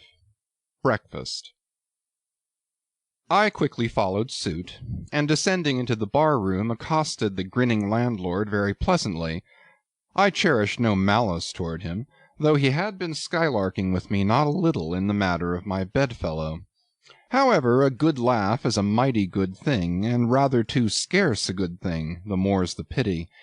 So if any one man in his own proper person affords stuff for a good joke to anybody, let him not be backward, but let him cheerfully allow himself to spend and be spent in that way. And the man that has anything bountifully laughable about him, be sure there is more in that man than you perhaps think for. The bar-room was now full of the boarders who had been dropping in the night previous, and whom I had not as yet had a good look at. They were nearly all whalemen, chief mates, and second mates, and third mates, and sea carpenters, and sea coopers, and sea blacksmiths, and harpooneers, and ship-keepers, a brown and brawny company with bosky beards, an unshorn shaggy set, all wearing monkey jackets for morning gowns. You could pretty plainly tell how long each one had been ashore. This young fellow's healthy cheek is like a sun-toasted pear in hue, and would seem to smell almost as musky. He cannot have been 3 days landed from his Indian voyage. That man next him looks a few shades lighter. You might say a touch of satin wood is in him. In the complexion of a third still lingers a tropic tawn, but slightly bleached withal. He, doubtless, has tarried whole weeks ashore. But who could show a cheek like Queequeg, which, barred with various tints, seemed, like the Andes' western slope, to show forth in one array contrasting climates, zone by zone. "Grub, ho!" now cried the landlord, flinging open a door, and in we went to breakfast. They say that men who have seen the world thereby become quite at ease in manner, quite self-possessed in company. Not always, though. Ledyard, the great New England traveller, and Mungo Park, the Scotch one, of all men they possess the least assurance in the parlour. But perhaps the mere crossing of Siberia in a sledge drawn by dogs, as Ledyard did, or the taking of a long solitary walk on an empty stomach in the negro heart of Africa, which was the sum of poor Mungo's performances, this kind of travel, I say, may not be the very best mode of attaining a high social polish. Still, for the most part, that sort of thing is to be had anywhere. These reflections just here are occasioned by the circumstance that after we were all seated at the table, and I was preparing to hear some good stories about whaling, to my no small surprise nearly every man maintained a profound silence. And not only that, but they looked embarrassed. Yes, here were a set of sea-dogs, many of whom without the slightest bashfulness had boarded great whales on the high seas, entire strangers to them, and duelled them dead without winking, and yet here they sat at a social breakfast-table, all of the same calling, all of kindred tastes, looking round as sheepishly at each other as though they had never been out of sight of some sheepfold among the Green Mountains. A curious sight, these bashful bears, these timid warrior whalemen. But as for Queequeg, why, Queequeg sat there among them, at the head of the table, too, it so chanced, as cool as an icicle. To be sure, I cannot say much for his breeding. His greatest admirer could not have cordially justified his bringing his harpoon into breakfast with him, and using it there without ceremony, reaching over the table with it to the imminent jeopardy of many heads, and grappling the beefsteaks toward him. But that was certainly very coolly done by him, and everyone knows that in most people's estimation to do anything coolly is to do it genteelly. We will not speak of all Queequeg's peculiarities here, how he eschewed coffee and hot rolls and applied his undivided attention to beefsteaks done rare. Enough that when breakfast was over he withdrew like the rest into the public room, lighted his tomahawk pipe, and was sitting there quietly digesting and smoking with his inseparable hat on, when I sallied out for a stroll.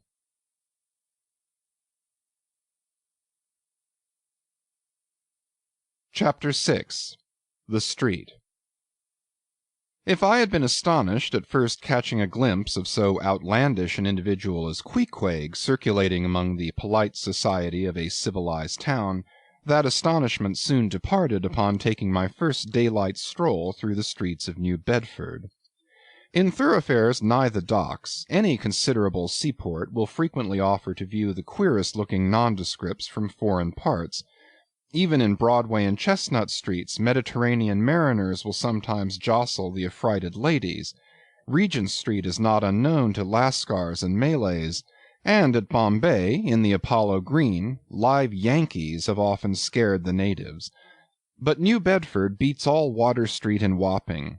In these last-mentioned haunts you see only sailors, but in New Bedford actual cannibals stand chatting at street corners, savages outright, many of whom yet carry on their bones unholy flesh. It makes a stranger stare. But besides the Fijians, Tonga-Tabouars, Arromangoans, Panangians, and Brigians, and besides the wild specimens of the whaling craft which, unheeded, reel about the streets, you will see other sights still more curious, certainly more comical. There weekly arrive in this town scores of green Vermonters and New Hampshiremen, all athirst for gain and glory in the fishery. They are mostly young, of stalwart frames, fellows who have felled forests and now seek to drop the axe and snatch the whale lance. Many are as green as the green mountains whence they came. In some things you would think them but a few hours old. Look there, that chap strutting round the corner. He wears a beaver hat and swallow-tailed coat, girdled with a sailor belt and sheath-knife. Here comes another with a southwester and a bombazine cloak. No town-bred dandy will compare with a country-bred one. I mean a downright bumpkin dandy, a fellow that, in the dog days, will mow his 2 acres in buckskin gloves for fear of tanning his hands. Now, when a country dandy like this takes it into his head to make a distinguished reputation and joins the great whale fishery, you should see the comical things he does upon reaching the seaport. In bespeaking his sea outfit he orders bell-buttons to his waistcoats, straps to his canvas trousers. Ah, poor hayseed, how bitterly will burst those straps in the first howling gale, when thou art driven, straps, button, and all, down the throat of the tempest. But think not that this famous town has only harpooneers, cannibals, and bumpkins to show her visitors. Not at all. Still New Bedford is a queer place. Had it not been for us whalemen, that tract of land would this day perhaps have been in as howling condition as the coast of Labrador. As it is, parts of her back country are enough to frighten one, they look so bony. The town itself is perhaps the dearest place to live in all New England. It is a land of oil, true enough, but not like Canaan, a land also of corn and wine. The streets do not run with milk, nor in the springtime do they pave them with fresh eggs. Yet in spite of this, nowhere in all America will you find more patrician-like houses, parks and gardens more opulent, than in New Bedford. Whence came they? How planted upon this once scraggy scoria of a country? Go and gaze upon the iron emblematical harpoons round yonder lofty mansion, and your question will be answered. Yes, all these brave houses and flowery gardens came from the Atlantic, Pacific, and Indian Ocean. One and all they were harpooned and dragged up hither from the bottom of the sea. Can Herr Alexander perform a feat like that? In New Bedford, fathers, they say, give whales for dowers to their daughters, and portion off their nieces with a few porpoises apiece. You must go to New Bedford to see a brilliant wedding, for they say they have reservoirs of oil in every house, and every night recklessly burn their lengths in spermaceti candles. In summer-time the town is sweet to see, full of fine maples, long avenues of green and gold. And in August, high in air, the beautiful and bountiful horse-chestnuts, candelabra-wise, proffer the passer-by their tapering upright cones of congregated blossoms. So omnipotent is art, which in many a district of New Bedford has superinduced bright terraces of flowers upon the barren refuse rocks thrown aside at creation's final day. And the women of New Bedford, they bloom like their own red roses, but roses only bloom in summer, whereas the fine carnation of their cheeks is perennial as sunlight in the seventh heavens. Elsewhere match that bloom of theirs ye cannot, save in Salem, where, they tell me, the young girls breathe such musk, their sailor sweethearts smell them miles offshore, as though they were drawing nigh the odorous Moluccas instead of the puritanic sands.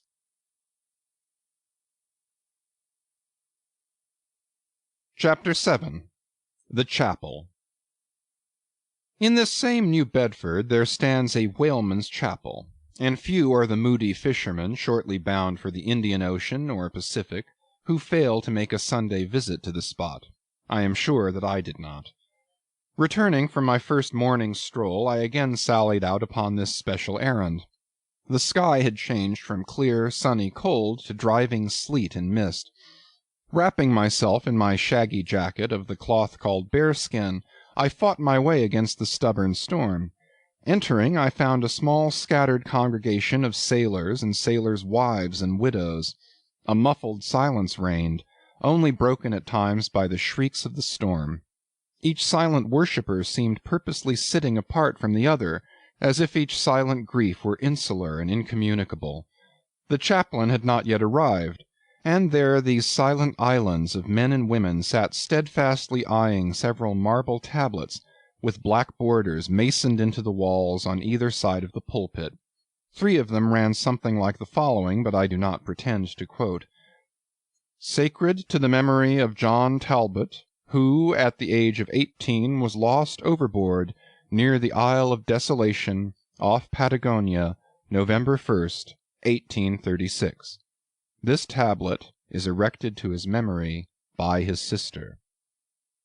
Sacred to the memory of Robert Long, Willis Ellery, Nathan Coleman, Walter Canny, Seth Macy, and Samuel Gleig, forming one of the boat's crews of the ship Eliza, who were towed out of sight by a whale on the offshore ground in the Pacific, December 31st, 1839. This marble is here placed by their surviving shipmates. Sacred to the memory of the late Captain Ezekiel Hardy, who, in the bows of his boat, was killed by a sperm whale on the coast of Japan, August 3rd, 1833. This tablet is erected to his memory by his widow.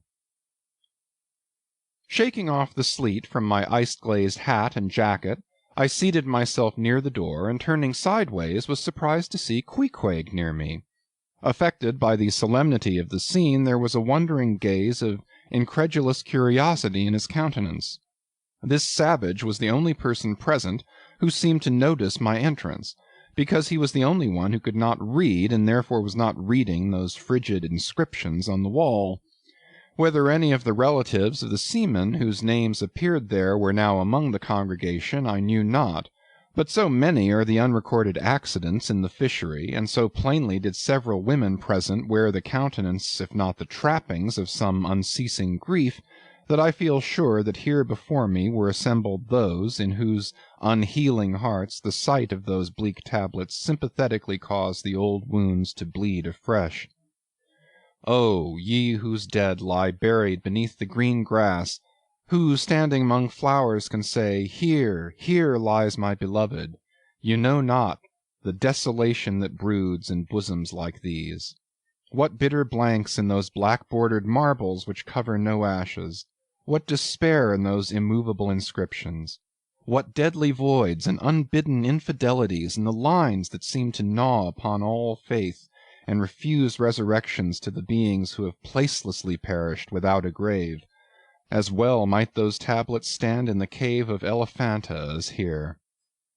In what census of living creatures the dead of mankind are included, why it is that a universal proverb says of them that they tell no tales, though containing more secrets than the Goodwin Sands, how it is that to his name who yesterday departed for the other world we prefix so significant and infidel a word, and yet do not thus entitle him if he but embarks for the remotest Indies of this living earth, why the life insurance companies pay death forfeitures upon immortals, in what eternal unstirring paralysis and deadly hopeless trance yet lies antique Adam who died 60 round centuries ago, how it is that we still refuse to be comforted for those who we nevertheless maintain are dwelling in unspeakable bliss, why all the living so strive to hush all the dead, wherefore but the rumor of a knocking in a tomb will terrify a whole city, all these things are not without their meanings. But faith, like a jackal, feeds among the tombs, and even from these dead doubts she gathers her most vital hope. It needs scarcely be told with what feelings on the eve of a Nantucket voyage I regarded those marble tablets, and by the murky light of that darkened doleful day read the fate of the whaleman who had gone before me. Yes, Ishmael, the same fate may be thine. But somehow I grew merry again. Delightful inducements to embark. Fine chance for promotion, it seems. Aye, a stove boat will make me an immortal by brevet. Yes, there is death in this business of whaling, a speechlessly quick, chaotic bundling of a man into eternity. But what then? Methinks we have hugely mistaken this matter of life and death. Methinks that what they call my shadow here on earth is my true substance. Methinks that in looking at things spiritual we are too much like oysters, observing the sun through the water, and thinking that thick water the thinnest of air. Methinks my body is but the lees of my better being. In fact, take my body who will. Take it, I say. It is not me. And, therefore, 3 cheers for Nantucket, and come a stove boat and stove body when they will, for stave my soul, Jove himself cannot.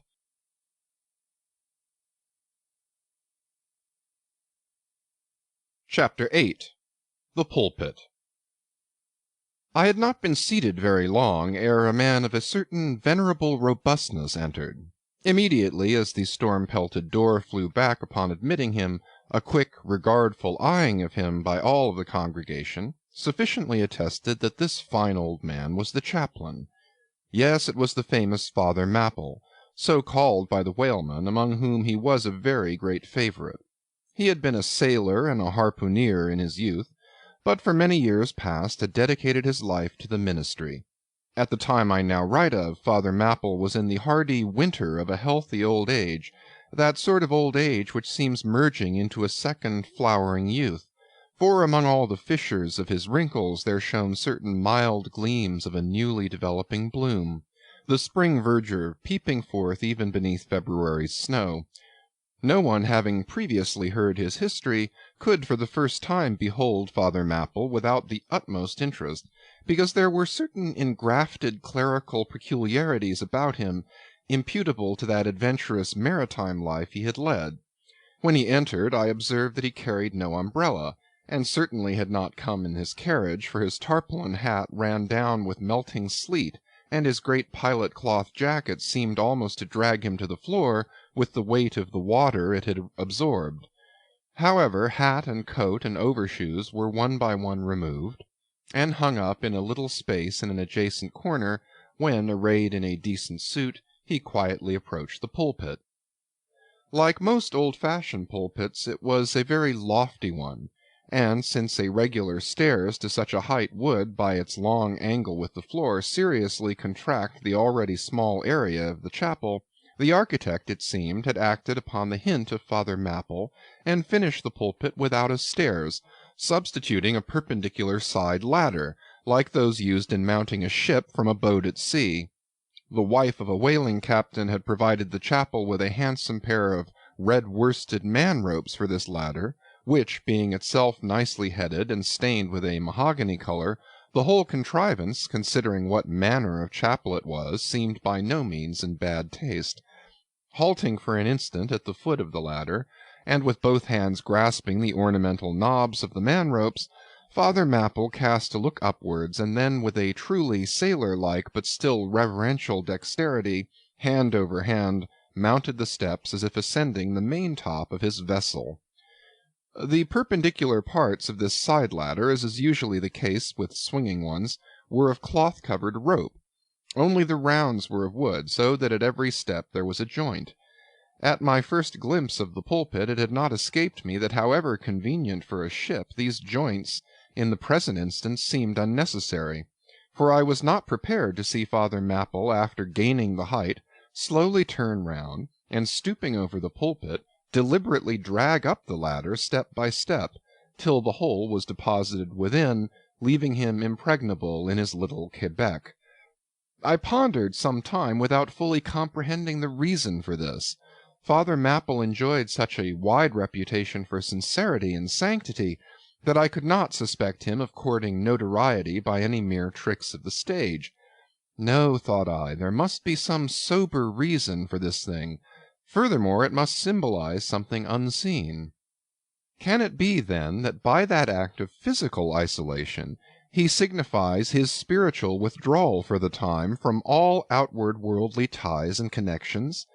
Yes, for replenished with the meat and wine of the Word, to the faithful man of God this pulpit, I see, is a self-containing stronghold, a lofty Ehrenbreitstein, with a perennial well of water within the walls.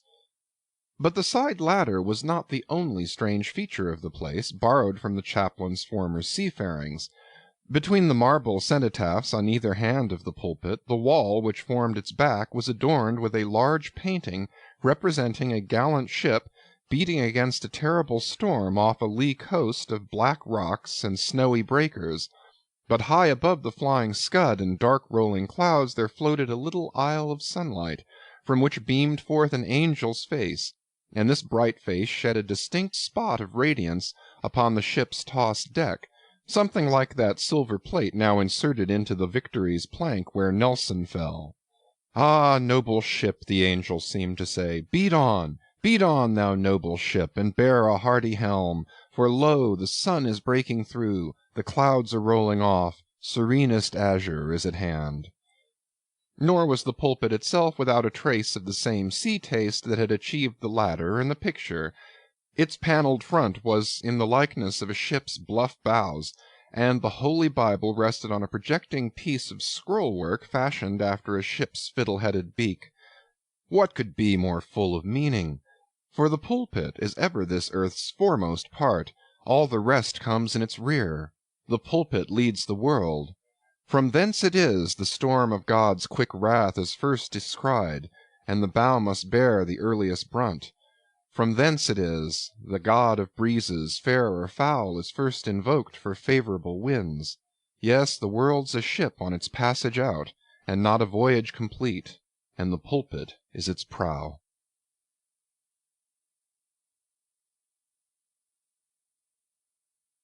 Chapter 9. The Sermon. Father Mapple rose, and in a mild voice of unassuming authority ordered the scattered people to condense. "Starboard gangway there, side away to larboard, larboard gangway to starboard, midships, midships." There was a low rumbling of heavy sea boots among the benches, and a still slighter shuffling of women's shoes, and all was quiet again, and every eye on the preacher. He paused a little, then kneeling in the pulpit's bows, folded his large brown hands across his chest, uplifted his closed eyes, and offered a prayer so deeply devout that he seemed kneeling and praying at the bottom of the sea. This ended in prolonged solemn tones like the continual tolling of a bell in a ship that is foundering at sea in a fog. In such tones he commenced reading the following hymn, but changing his manner towards the concluding stanzas, burst forth with appealing exultation and joy. The ribs and terrors of the whale arched over me in dismal gloom, while all God's sunlit waves rolled by and lift me deepening down to doom. I saw the opening maw of hell with endless pains and sorrows there, which none but they that feel can tell. Oh, I was plunging to despair. In black distress I called my God, when I could scarce believe him mine.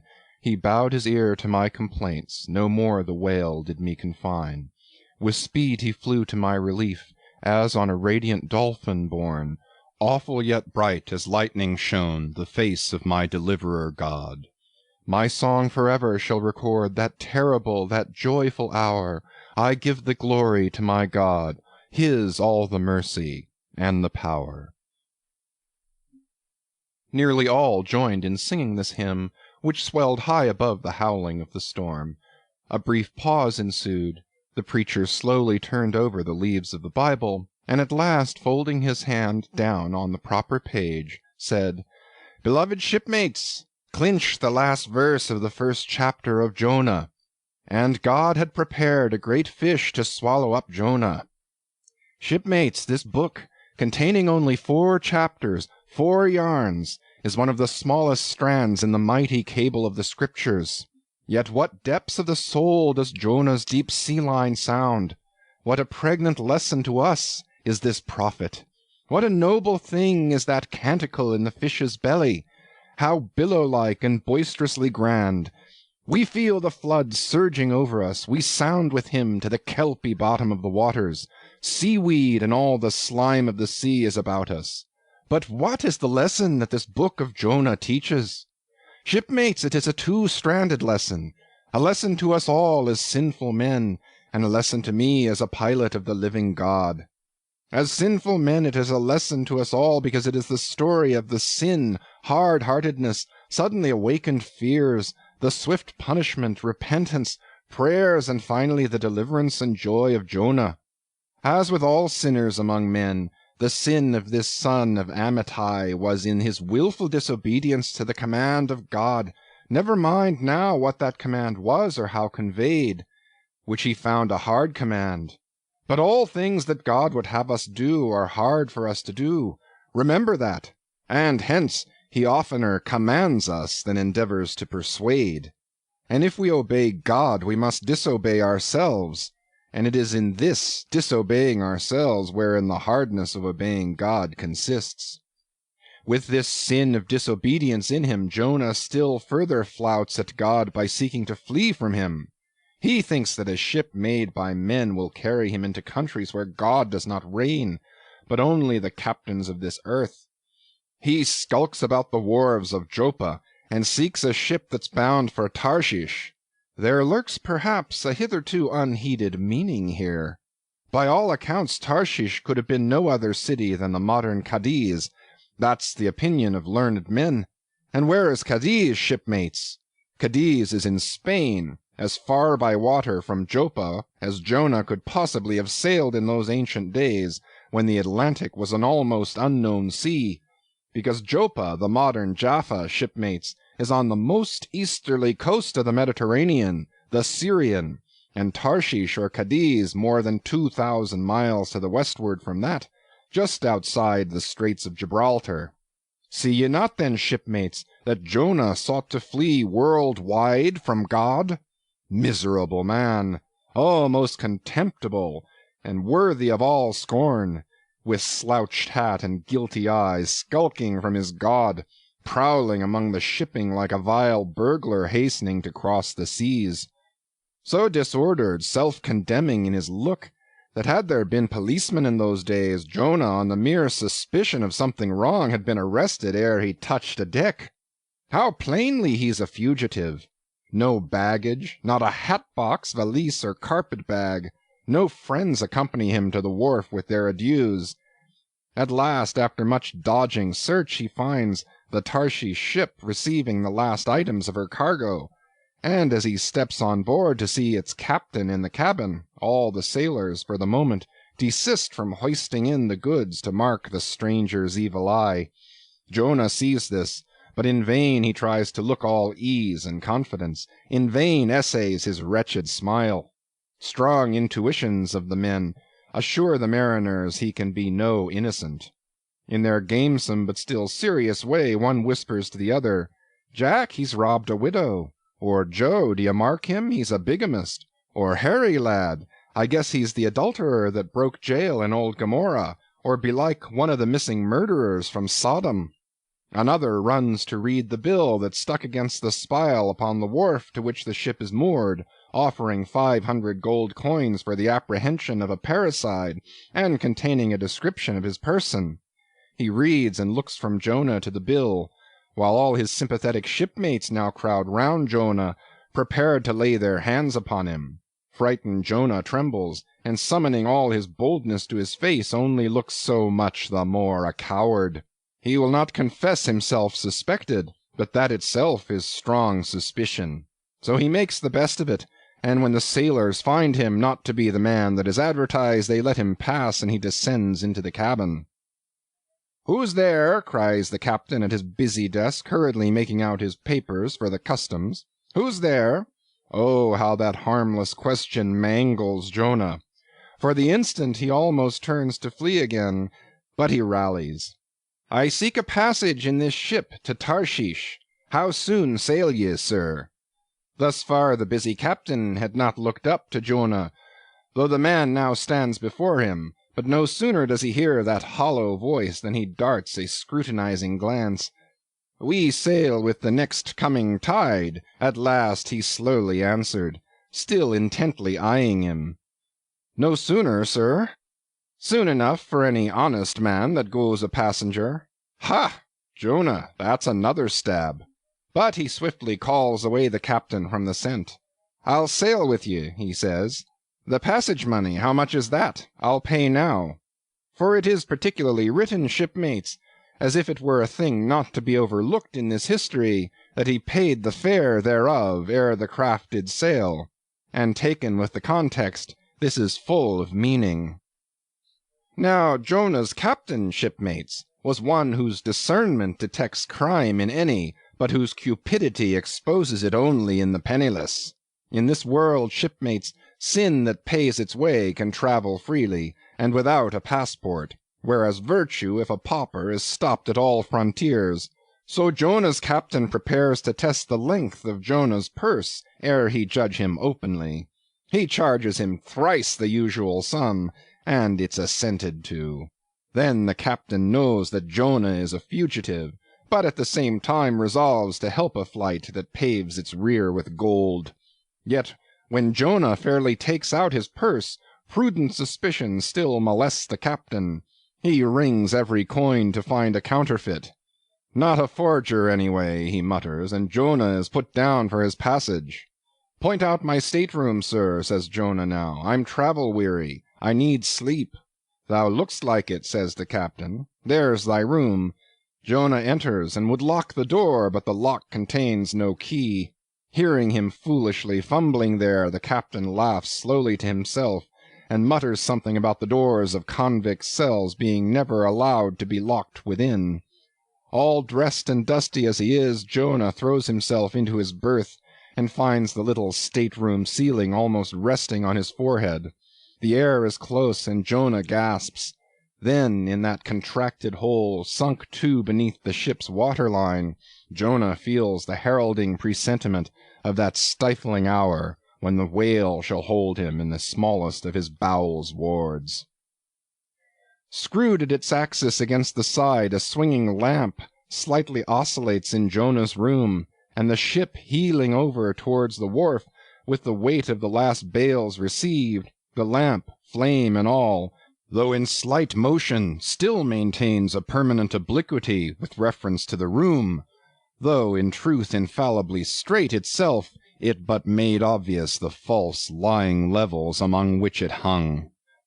The lamp alarms and frightens Jonah, as lying in his berth his tormented eyes roll round the place, and this thus far successful fugitive finds no refuge for his restless glance. But that contradiction in the lamp more and more appalls him. The floor, the ceiling, and the side are all awry. "Oh, so my conscience hangs in me," he groans, "straight upwards so it burns, but the chambers of my soul are all in crookedness." like one who after a night of drunken revelry hies to his bed, still reeling, but with conscience yet pricking him, as the plungings of the Roman racehorse but so much more strike his steel tags into him, as one who in that miserable plight still turns and turns in giddy anguish, praying God for annihilation until the fit be past, and at last amid the whirl of woe he feels a deep stupor steals over him, as over the man who bleeds to death, for conscience is the wound, and there's naught to stanch it. So, after sore wrestlings in his berth, Jonah's prodigy of ponderous misery drags him drowning down to sleep. And now the time of tide has come, the ship casts off her cables, and from the deserted wharf the uncheered ship for Tarshish, all careening, glides to sea. That ship, my friends, was the first of recorded smugglers. The contraband was Jonah. But the sea rebels. He will not bear the wicked burden. A dreadful storm comes on. The ship is like to break. But now, when the boatswain calls all hands to lighten her, when boxes, bales, and jars are clattering overboard, when the wind is shrieking and the men are yelling, and every plank thunders with trampling feet right over Jonah's head, in all this raging tumult Jonah sleeps his hideous sleep. He sees no black sky and raging sea, feels not the reeling timbers, and little hears he or heeds he the far rush of the mighty whale, which even now with open mouth is cleaving the seas after him. Aye, shipmates, Jonah was gone down into the sides of the ship, a berth in the cabin as I have taken it, and was fast asleep. But the frightened master comes to him, and shrieks in his dead ear, "What meanest thou, O sleeper? Arise!" Startled from his lethargy by that direful cry, Jonah staggers to his feet, and stumbling to the deck, grasps a shroud to look out upon the sea. But at that moment he is sprung upon by a panther billow leaping over the bulwarks. Wave after wave thus leaps onto the ship, and finding no speedy vent runs roaring fore and aft, till the mariners come nigh to drowning while yet afloat. And ever, as the white moon shows her affrighted face from the steep gullies in the blackness overhead, aghast Jonah sees the rearing bowsprit pointing high upward, but soon beat downward again towards the tormented deep. Terrors upon terrors run shouting through his soul. In all his cringing attitudes the god-fugitive is now too plainly known. The sailors mark him. More and more certain grow their suspicions of him, and at last, fully to test the truth, by referring the whole matter to high heaven, they fall to casting lots, to see for whose cause this great tempest was upon him. The lot is Jonah's. That discovered, then how furiously they mob him with their questions. What is thine occupation? Whence comest thou? Thy country? What people? But mark now, shipmates, the behavior of poor Jonah. The eager mariners but ask him who he is and where from, whereas they not only receive an answer to those questions, but likewise another answer to a question not put by them, but the unsolicited answer is forced from Jonah by the hard hand of God that is upon him. "I am a Hebrew," he cries, and then, "I fear the Lord God of heaven who hath made the sea and the dry land." Fear him, O Jonah! Aye, well mightst thou fear the Lord God then. Straightway he now goes on to make a full confession, whereupon the mariners became more and more appalled, but still are pitiful. For when Jonah, not yet supplicating God for mercy, since he but too well knew the darkness of his deserts, when wretched Jonah cries out to them to take him and cast him forth into the sea, for he knew that it was for his sake this great tempest was upon them, they mercifully turn from him, and seek by other means to save the ship. But all in vain. The indignant gale howls louder, and then, with one hand raised invokingly to God, with the other they not unreluctantly lay hold of Jonah. And now behold Jonah taken up as an anchor and dropped into the sea, when instantly an oily calmness floats out from the east, and the sea is still as Jonah carries down the gale with him, leaving smooth water behind. He goes down in a whirling heart of such a masterless commotion that he scarce heeds the moment when he drops seething into the yawning jaws awaiting him, and the whale shoots too all his ivory teeth, like so many white bolts upon his prison.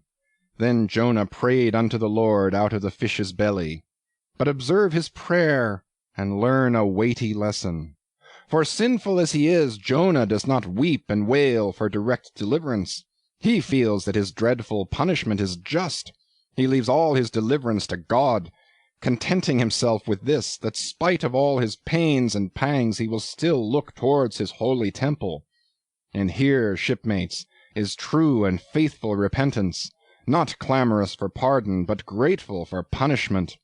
And how pleasing to God was this conduct in Jonah is shown in the eventual deliverance of him from the sea and the whale. Shipmates, I do not place Jonah before you to be copied for his sin, but I do place him before you as a model for repentance. Sin not, but if you do, take heed to repent of it like Jonah. While he was speaking these words, the howling of the shrieking, slanting storm without seemed to add new power to the preacher, who, when describing Jonah's sea storm, seemed tossed by a storm himself.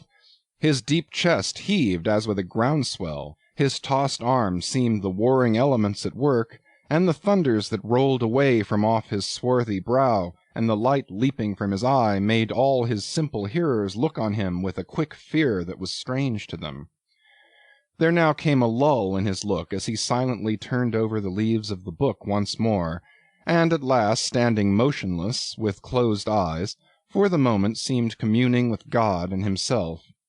But again he leaned towards the people, and bowing his head lowly with an aspect of the deepest yet manliest humility, he spake these words. Shipmates, God has laid but one hand upon you. Both his hands press upon me.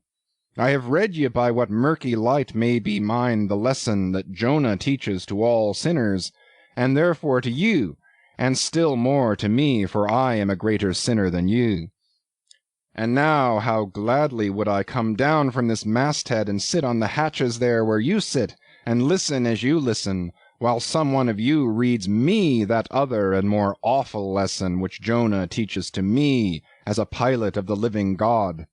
How, being anointed pilot, prophet, or speaker of true things, and bidden by the Lord to sound those unwelcome truths in the ears of a wicked Nineveh, Jonah, appalled at the hostility he should raise, fled from his mission, and sought to escape his duty and his God by taking ship at Joppa. But God is everywhere. Tarshish he never reached. As we have seen, God came upon him in the whale, and swallowed him down to the living gulfs of doom, and with swift slantings tore him along into the midst of the seas, where the eddying depths sucked him 10,000 fathoms down, and the weeds were wrapped about his head, and all the watery world of woe bowled over him. Yet even then, beyond the reach of any plummet, out of the belly of hell, when the whale grounded upon the ocean's utmost bones, even then God heard the engulfed repenting prophet when he cried. Then God spake unto the fish, and from the shuddering cold and blackness of the sea the whale came breaching up towards the warm and pleasant sun, and all the delights of air and earth, and vomited out Jonah upon the dry land, when the word of the Lord came a second time. And Jonah, bruised and beaten, his ears like two sea-shells, still multitudinously murmuring of the ocean, Jonah did the Almighty's bidding. And what was that, shipmates? To preach the truth to the face of falsehood. That was it. This, shipmates, is the other lesson, and woe to that pilot of the living God who slights it. Woe to him whom this world charms from gospel duty. Woe to him who seeks to pour oil upon the waters when God has brewed them into a gale. Woe to him who seeks to please rather than to appall. Woe to him whose good name is more to him than goodness. Woe to him who in this world courts not dishonor. Woe to him who would not be true, even though to be false were salvation. Yea, woe to him who, as the great pilot Paul has it, while preaching to others is himself a castaway. He dropped and fell away from himself for a moment, then lifting his face to them again, showed a deep joy in his eyes as he cried out with a heavenly enthusiasm, But oh, shipmates, On the starboard hand of every woe there is a sure delight, and higher the top of that delight than the bottom of the woe is deep. Is not the main truck higher than the kelson is low? Delight is to him, a far, far upward and inward delight, who against the proud gods and commodores of this earth ever stands forth his own inexorable self. Delight is to him whose strong arms yet support him, when the ship of this base, treacherous world has gone down beneath him. Delight it is to him who gives no quarter in the truth, and kills, burns, and destroys all sin, though he pluck it out from under the robes of senators and judges. Delight, top-gallant delight, is to him who acknowledges no law or lord but the Lord his God, and is only a patriot to heaven. Delight is to him whom all the waves of the billows of the seas and the boisterous mob can never shake from this sure keel of the ages. An eternal delight and deliciousness will be his, who, coming to lay him down, can say with his final breath, O Father, chiefly known to me by thy rod, mortal or immortal, here I die. I have striven to be thine, more than to be this world's or mine own. Yet this is nothing. I leave eternity to thee. For what is man that he should live out the lifetime of his God? He said no more, but slowly waving a benediction, covered his face with his hands, and so remained kneeling till all the people had departed, and he was left alone in the place.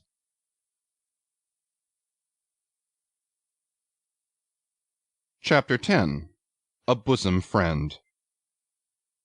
Returning to the Spouter Inn from the chapel, I found Queequeg there quite alone, he having left the chapel before the benediction some time. He was sitting on a bench before the fire, with his feet on the stove hearth, and in one hand was holding close to his face that little negro idol of his, peering hard into its face, and with a jackknife gently whittling away at its nose, meanwhile humming to himself in his heathenish way. But being now interrupted, he put up the image, and pretty soon going to the table, took up a large book there, and placing it on his lap, began counting the pages with deliberate regularity, at every 50th page, as I fancied, stopping a moment, looking vacantly around him, and giving utterance to a long-drawn gurgling whistle of astonishment. He would then begin again at the next 50, seeming to commence at the number 1 each time, as though he could not count more than 50, and it was only by such a large number of 50s being found together that his astonishment at the multitude of pages was excited. With much interest I sat watching him. Savage though he was, and hideously marred about the face, at least to my taste, his countenance yet had something in it which was by no means disagreeable. You cannot hide the soul. Through all his unearthly tattooings I thought I saw the traces of a simple, honest heart, and in his large, deep eyes, fiery black and bold, there seemed tokens of a spirit that would dare 1,000 devils. And besides all this, there was a certain lofty bearing about the pagan, which even his uncouthness could not altogether maim. He looked like a man who had never cringed and had never had a creditor. Whether it was, too, that his head being shaved, his forehead was drawn out in freer and brighter relief, and looked more expansive than it otherwise would, this I will not venture to decide, but certain it was his head was phrenologically an excellent one.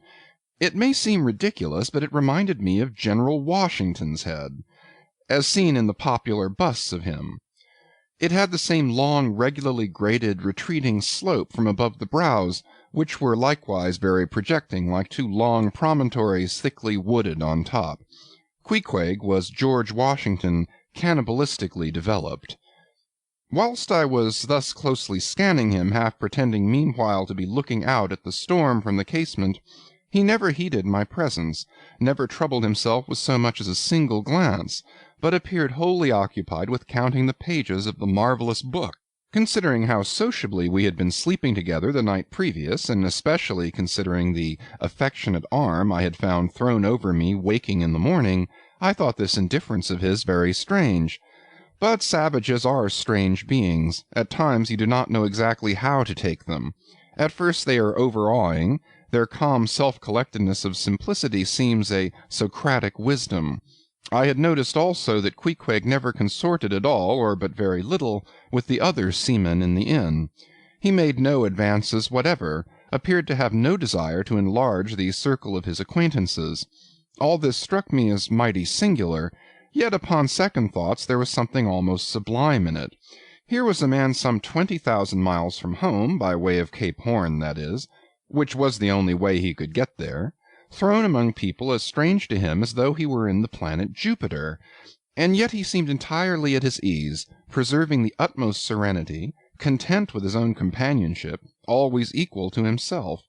Surely this was a touch of fine philosophy, though no doubt he had never heard there was such a thing as that. But perhaps, to be true philosophers, we mortals should not be conscious of so living or so striving. So soon as I hear that such and such a man gives himself out for a philosopher, I conclude that, like the dyspeptic old woman, he must have broken his digester.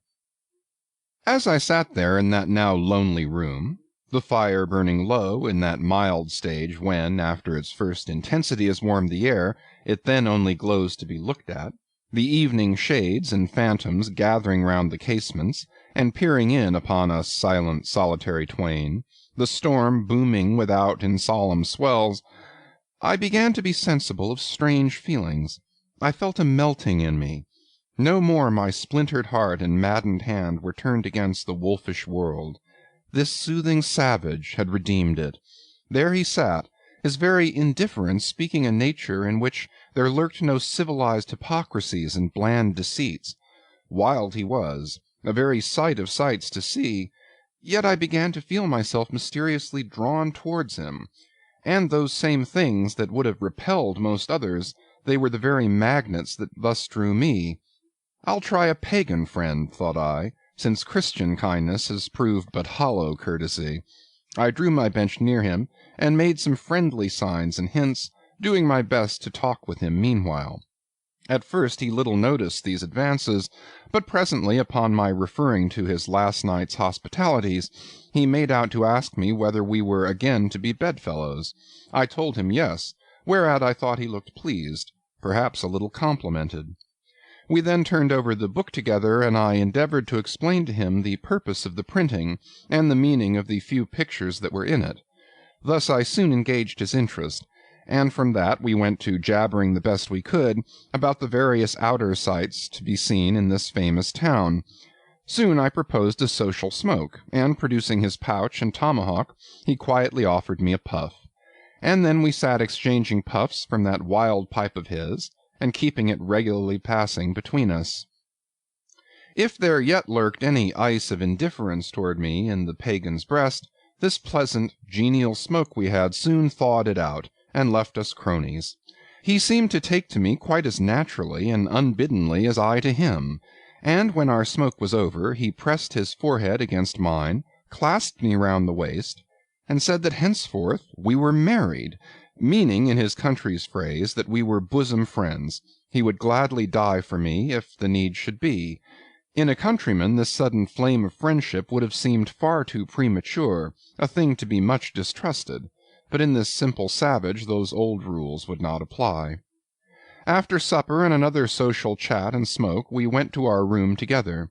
He made me a present of his embalmed head, took out his enormous tobacco wallet, and groping under the tobacco drew out some $30 in silver. Then spreading them on the table, and mechanically dividing them into 2 equal portions, pushed one of them toward me, and said it was mine. I was going to remonstrate, but he silenced me by pouring them into my trousers pockets. I let them stay. He then went about his evening prayers, took out his idol, and removed the paper fireboard. By certain signs and symptoms I thought he seemed anxious for me to join him, but well knowing what was to follow, I deliberated a moment whether, in case he invited me, I would comply or otherwise. I was a good Christian, born and bred in the bosom of the infallible Presbyterian Church. How then could I unite with this wild idolater in worshipping his piece of wood? But what is worship, thought I? Do you suppose now, Ishmael, that the magnanimous God of heaven and earth, pagans and all included, can possibly be jealous of an insignificant bit of black wood? Impossible. But what is worship? To do the will of God, that is worship. And what is the will of God? To do to my fellow man what I would have my fellow man do to me, that is the will of God. Now Queequeg is my fellow man, and what do I wish that this Queequeg would do to me? Why, unite with me in my particular Presbyterian form of worship. Consequently, I must then unite with him in his. Ergo, I must turn idolater. So I kindled the shavings, helped prop up the innocent little idol, offered him burnt biscuit with Queequeg, salaamed before him twice or thrice, kissed his nose, and that done, we undressed and went to bed, at peace with our own consciences and all the world. But we did not go to sleep without some little chat. How it is I know not, but there is no place like a bed for confidential disclosures between friends. Man and wife, they say, there open the very bottom of their souls to each other, and some old couples often lie and chat over old times till nearly morning. Thus, then, in our heart's honeymoon, lay I and Queequeg, a cozy, loving pair.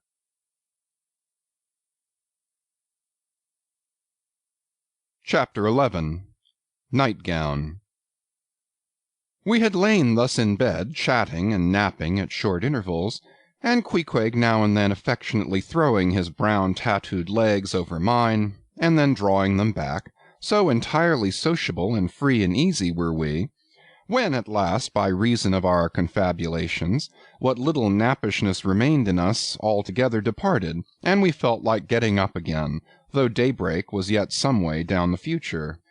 Yes, we became very wakeful, so much so that our recumbent position began to grow wearisome, and by little and little we found ourselves sitting up, the clothes well tucked around us, leaning against the headboard with our 4 knees drawn up close together and our 2 noses bending over them, as if our knee-pans were warming pans.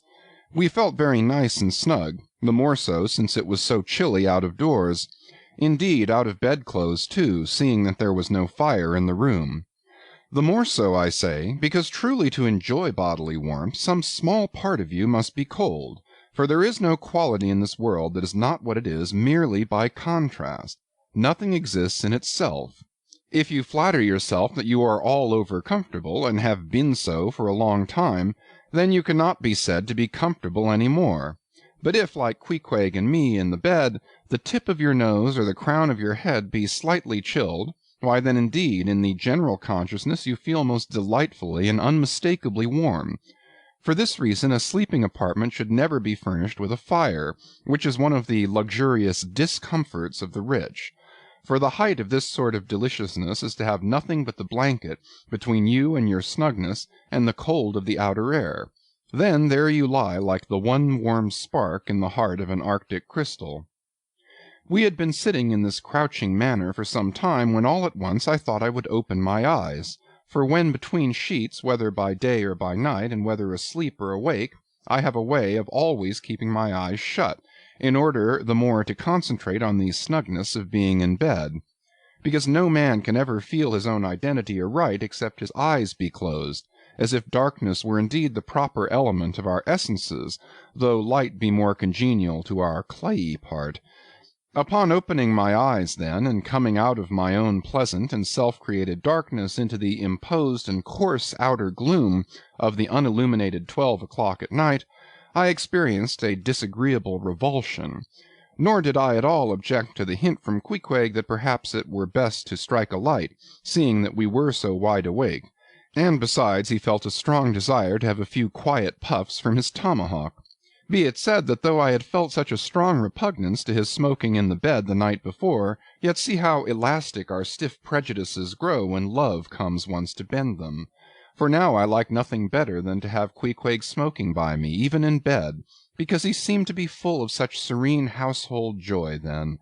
I no more felt unduly concerned for the landlord's policy of insurance.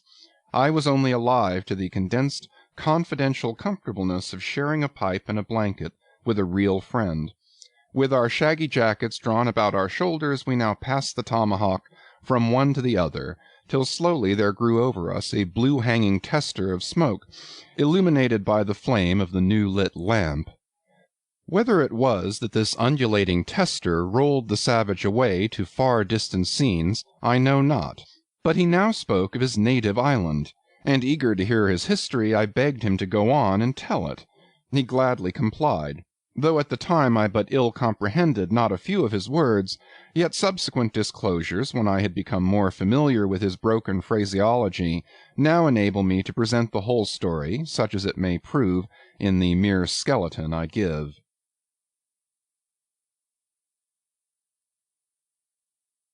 Chapter 12. Biographical. Queequeg was a native of Cocovoko, an island far away to the west and south. It is not down in any map. True places never are. When a new-hatched savage, running wild about his native woodlands in a grass-clout, followed by the nibbling goats as if he were a green sapling, even then in Queequeg's ambitious soul lurked a strong desire to see something more of Christendom than a specimen whaler or two.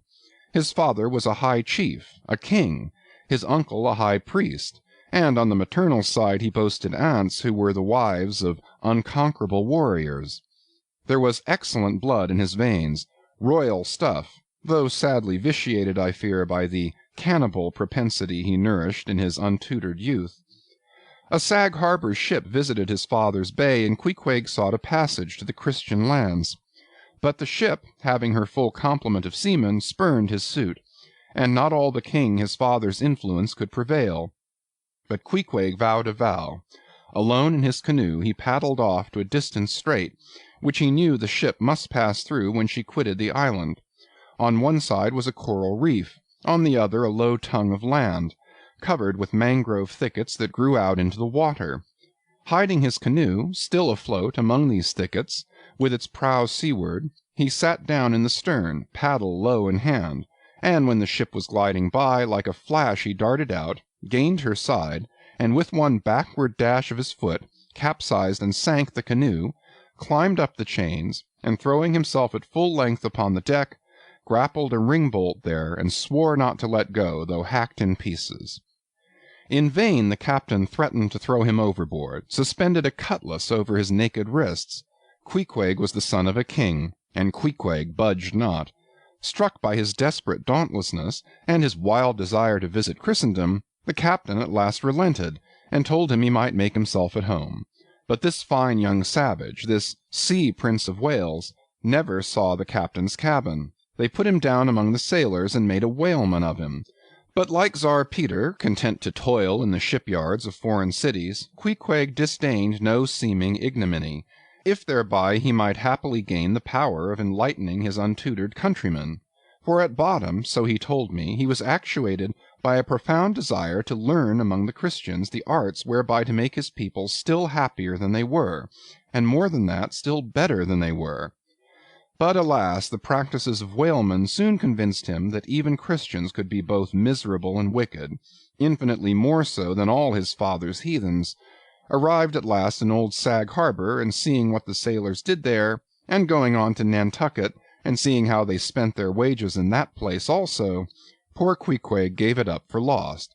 Thought he, it's a wicked world in all meridians. I'll die a pagan. And thus, an old idolater at heart, he yet lived among these Christians, wore their clothes, and tried to talk their gibberish. Hence the queer ways about him, though now some time from home. By hints I asked him whether he did not propose going back, and having a coronation, since he might now consider his father dead and gone, he being very old and feeble at the last accounts. He answered no, not yet, and added that he was fearful Christianity, or rather Christians, had unfitted him for ascending the pure and undefiled throne of 30 pagan kings before him. But by and by, he said, he would return, as soon as he felt himself baptized again. For the nonce, however, he proposed to sail about and sow his wild oats in all 4 oceans. They had made a harpooner of him, and that barbed iron was in lieu of a sceptre now. I asked him what might be his immediate purpose touching his future movements. He answered to go to sea again in his old vocation. Upon this I told him that whaling was my own design, and informed him of my intention to sail out of Nantucket, as being the most promising port for an adventurous whaleman to embark from. He at once resolved to accompany me to that island, ship aboard the same vessel, get into the same watch, the same boat, the same mess with me, in short, to share my every hap, with both my hands in his, boldly dip into the potluck of both worlds.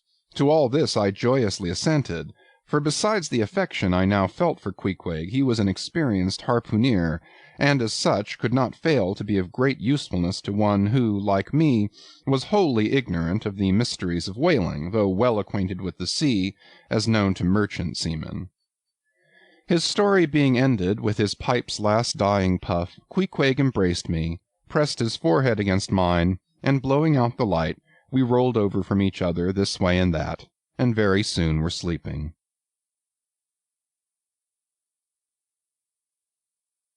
Chapter 13. Wheelbarrow. Next morning, Monday, after disposing of the embalmed head to a barber for a block, I settled my own and comrade's bill, using, however, my comrade's money.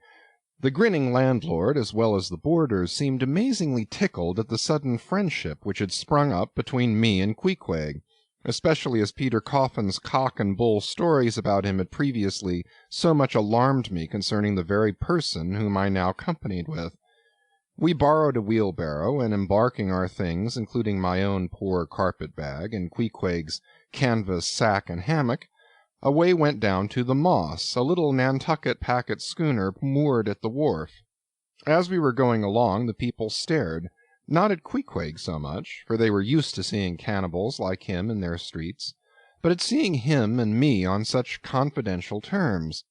But we heeded them not, going along wheeling the barrow by turns, and Queequeg now and then stopping to adjust the sheath on his harpoon barbs.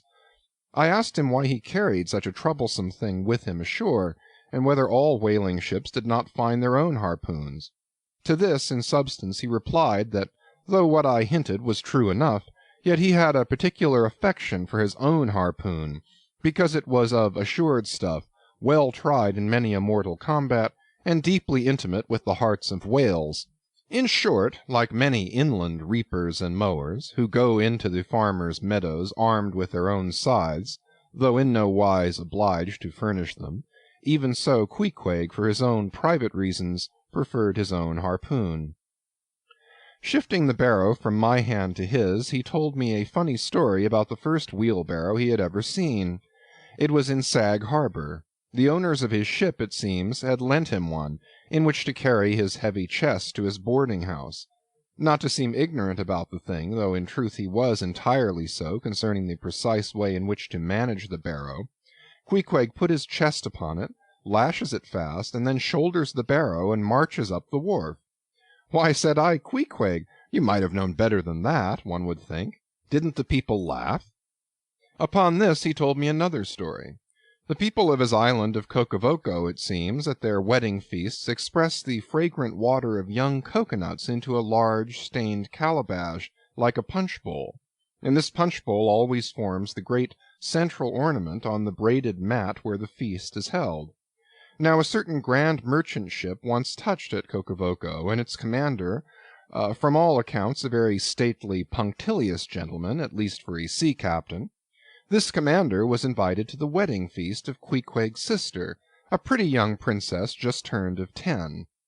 Well, when all the wedding guests were assembled at the bride's bamboo cottage, this captain marches in, and being assigned the post of honor, placed himself over against the punch-bowl, and between the high priest and his majesty the king, Queequeg's father.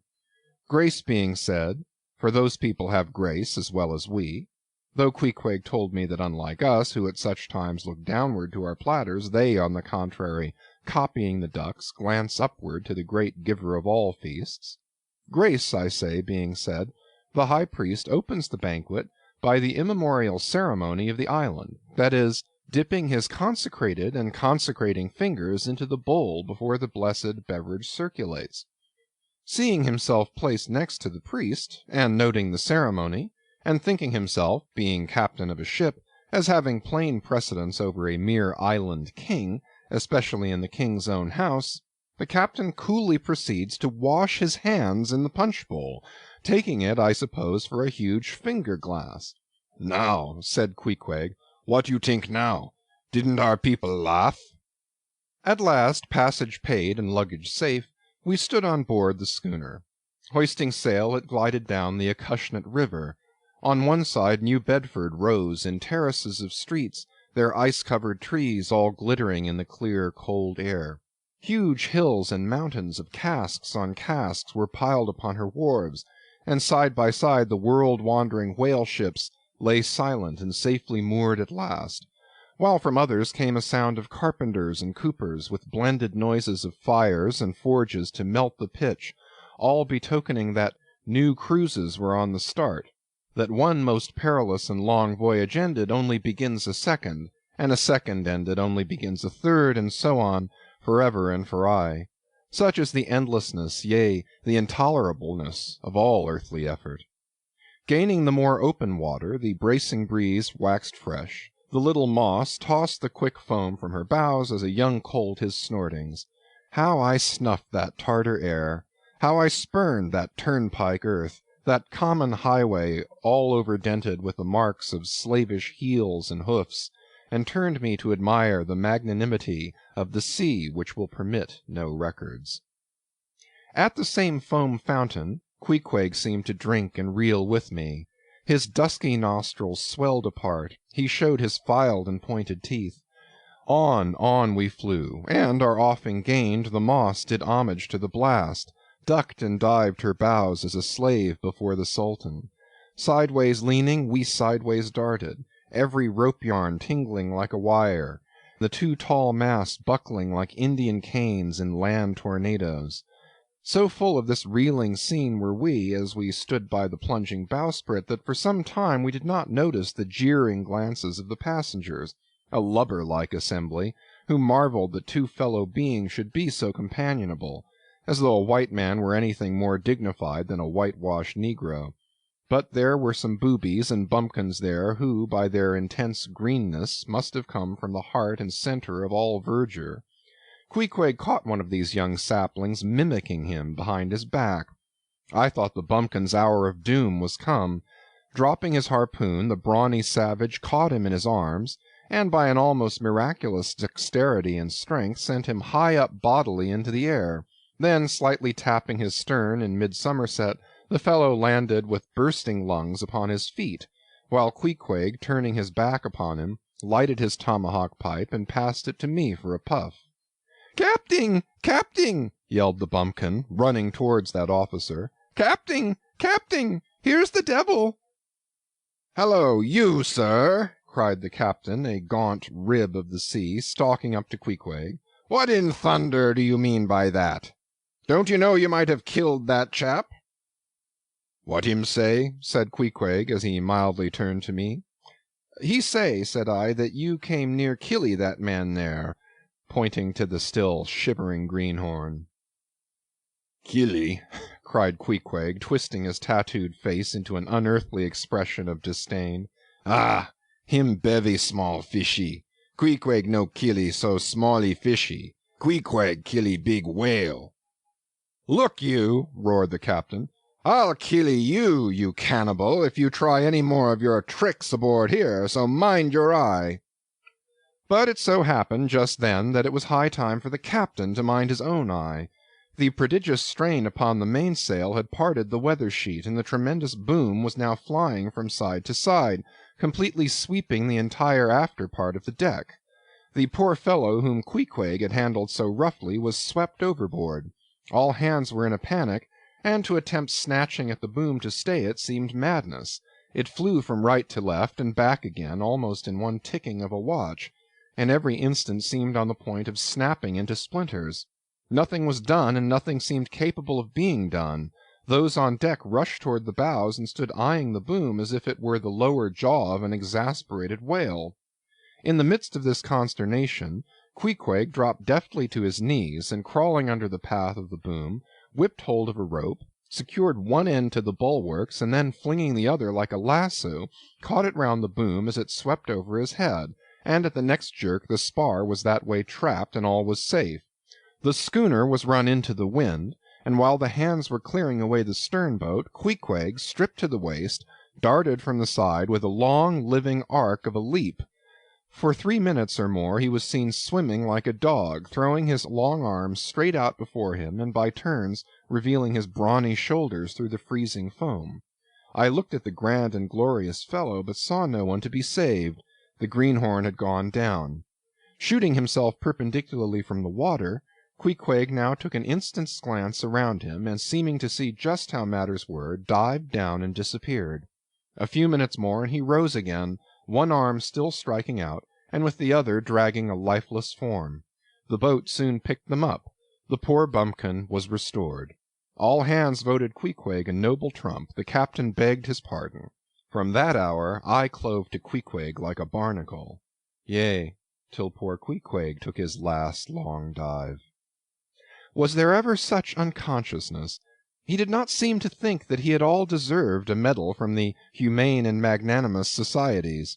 He only asked for water, fresh water, something to wipe the brine off. That done, he put on dry clothes, lighted his pipe, and leaning against the bulwarks and mildly eyeing those around him, seemed to be saying to himself, "It's a mutual joint-stock world in all meridians. We cannibals must help these Christians."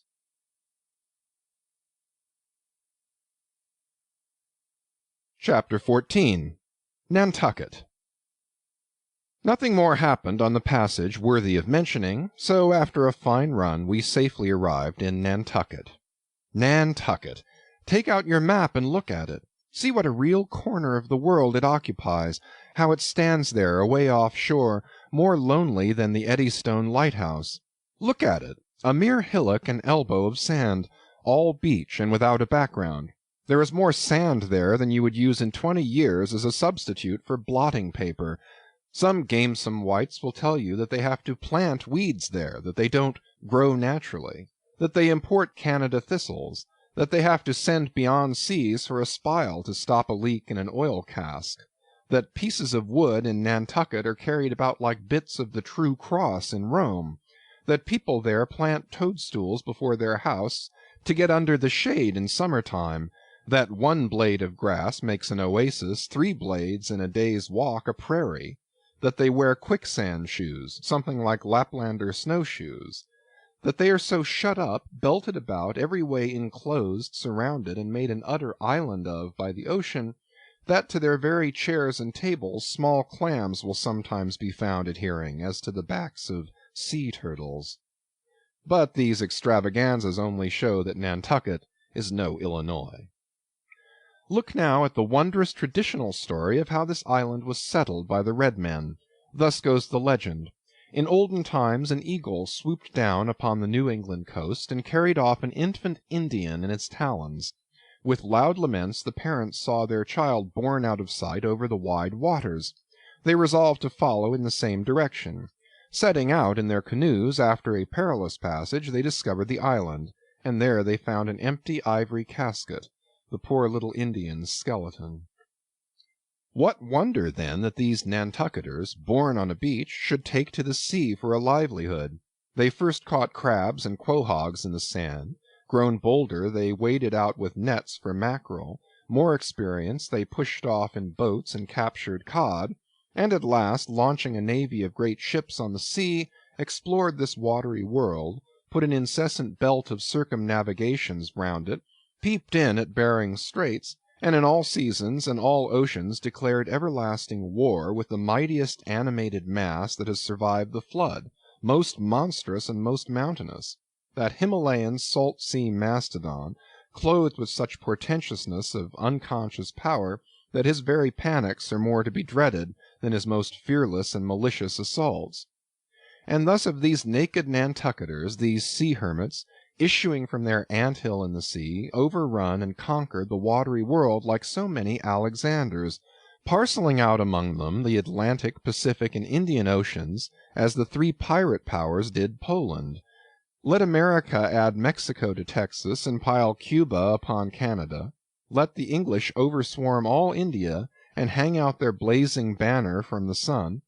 2/3 of this terraqueous globe are the Nantucketers. For the sea is his. He owns it, as emperors own empires, other seamen having but a right of way through it. Merchant ships are but extension bridges, armed ones but floating forts. Even pirates and privateers, though following the sea as highwaymen the road, they but plunder other ships, other fragments of the land like themselves, without seeking to draw their living from the bottomless deep itself. The Nantucketer, he alone resides and riots on the sea. He alone, in Bible language, goes down to it in ships, to and fro plowing it as his own special plantation. There is his home. There lies his business, which a Noah's flood would not interrupt, though it overwhelmed all the millions in China. He lives on the sea as prairie cocks in the prairie. He hides among the waves. He climbs them as chamois hunters climb the Alps. For years he knows not the land, so that when he comes to it at last, it smells like another world, more strangely than the moon would to an Earthsman. With the landless gull, that at sunset folds her wings and is rocked to sleep between billows, so at nightfall the Nantucketer, out of sight of land, furls his sails and lays him to his rest, while under his very pillow rush herds of walruses and whales.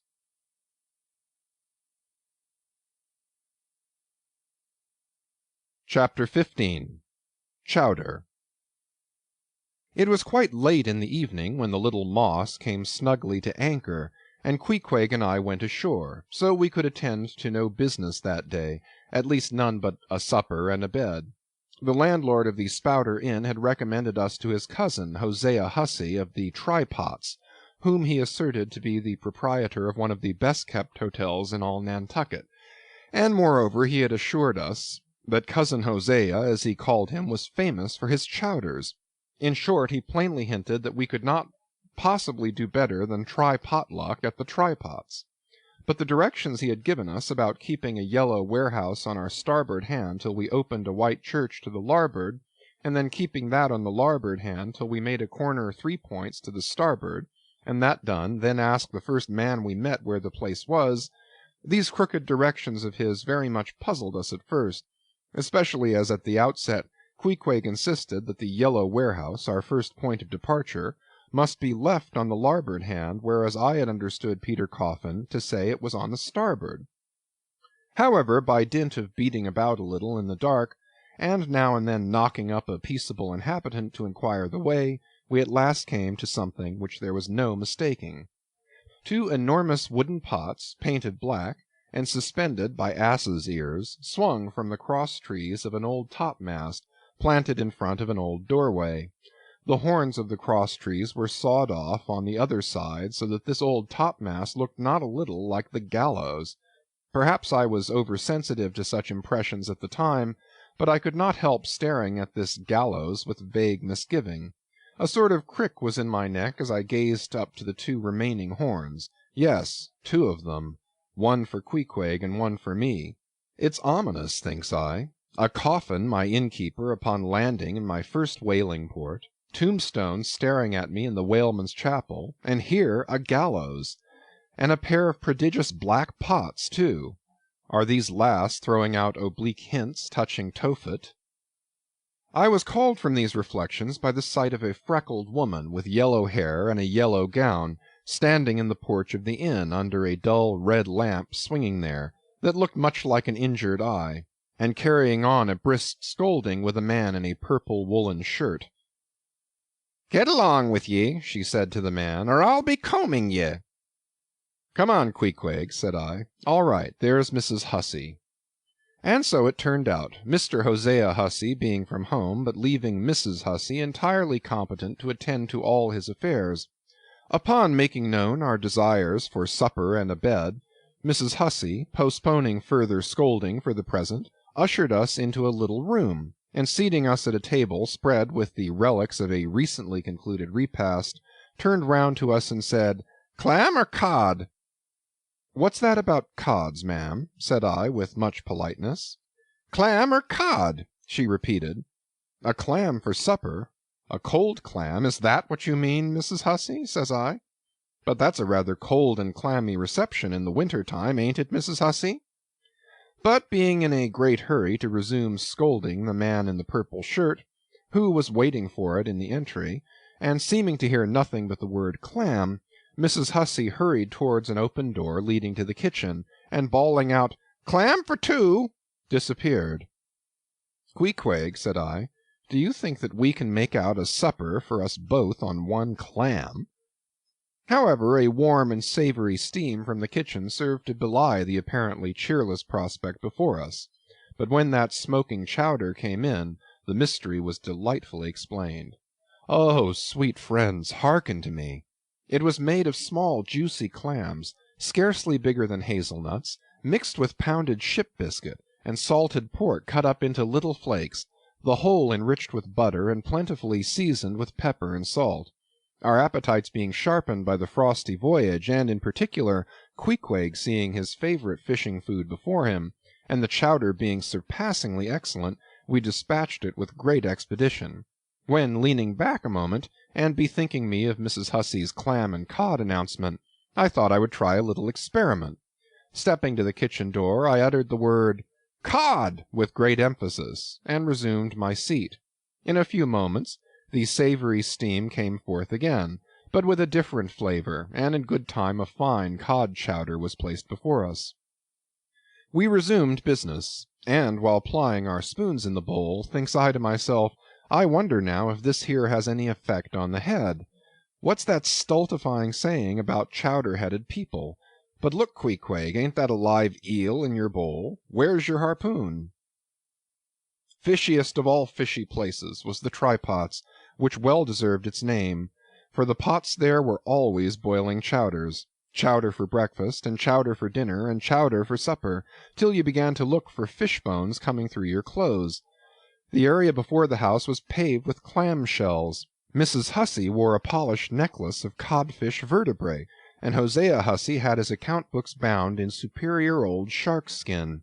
There was a fishy flavour to the milk, too, which I could not at all account for, till one morning, happening to take a stroll along the beach among some fishermen's boats, I saw Hosea's brindled cow feeding on fish remnants, and marching along the sand with each foot in a cod's decapitated head, looking very slipshod, I assure you.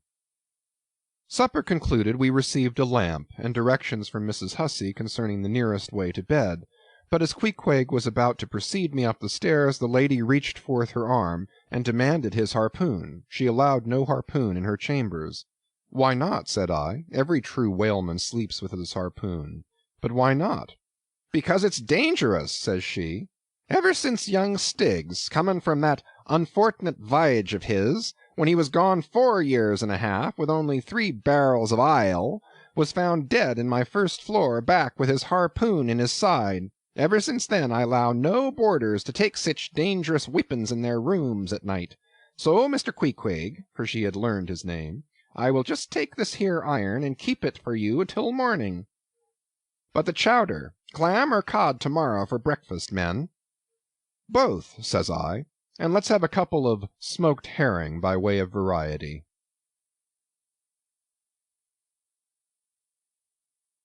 Chapter 16. The Ship.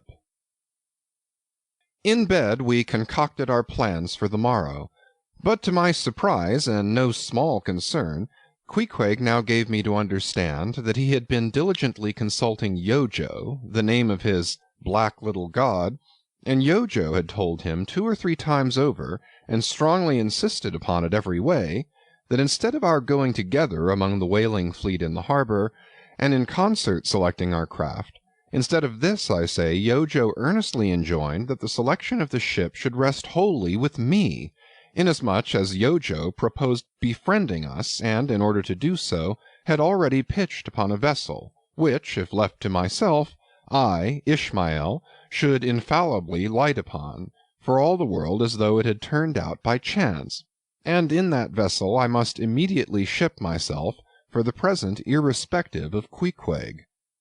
I have forgotten to mention that in many things Queequeg placed great confidence in the excellence of Yojo's judgment and surprising forecast of things, and cherished Yojo with considerable esteem, as a rather good sort of god, who perhaps meant well enough upon the whole, but in all cases did not succeed in his benevolent designs. Now this plan of Queequeg's, or rather Yojo's, touching the selection of our craft, I did not like that plan at all. I had not a little relied upon Queequeg's sagacity to point out the whaler best fitted to carry us and our fortunes securely. But as all my remonstrances produced no effect upon Queequeg, I was obliged to acquiesce, and accordingly prepared to set about this business with a determined, rushing sort of energy and vigor that should quickly settle that trifling little affair. Next morning early, leaving Queequeg shut up with Yojo in our little bedroom, for it seemed that it was some sort of Lent or Ramadan or day of fasting, humiliation, and prayer with Queequeg and Yojo that day. How it was I never could find out, for though I applied myself to it several times, I never could master his liturgies and 39 articles. Leaving Queequeg, then, fasting on his tomahawk pipe, and Yojo warming himself at his sacrificial fire of shavings, I sallied out among the shipping. After much prolonged sauntering and many random inquiries, I learnt that there were 3 ships up for 3 years' voyages, the Devil Dam, the Tit-Bit, and the Pequod. Devil Dam I do not know the origin of. Tit-Bit is obvious. Pequod, you will no doubt remember, was the name of a celebrated tribe of Massachusetts Indians, now extinct as the ancient Medes. I peered in pride about the Devil Dam, from her hopped over to the Tit-Bit, and finally going on board the Pequod looked around her for a moment, and then decided that this was the very ship for us.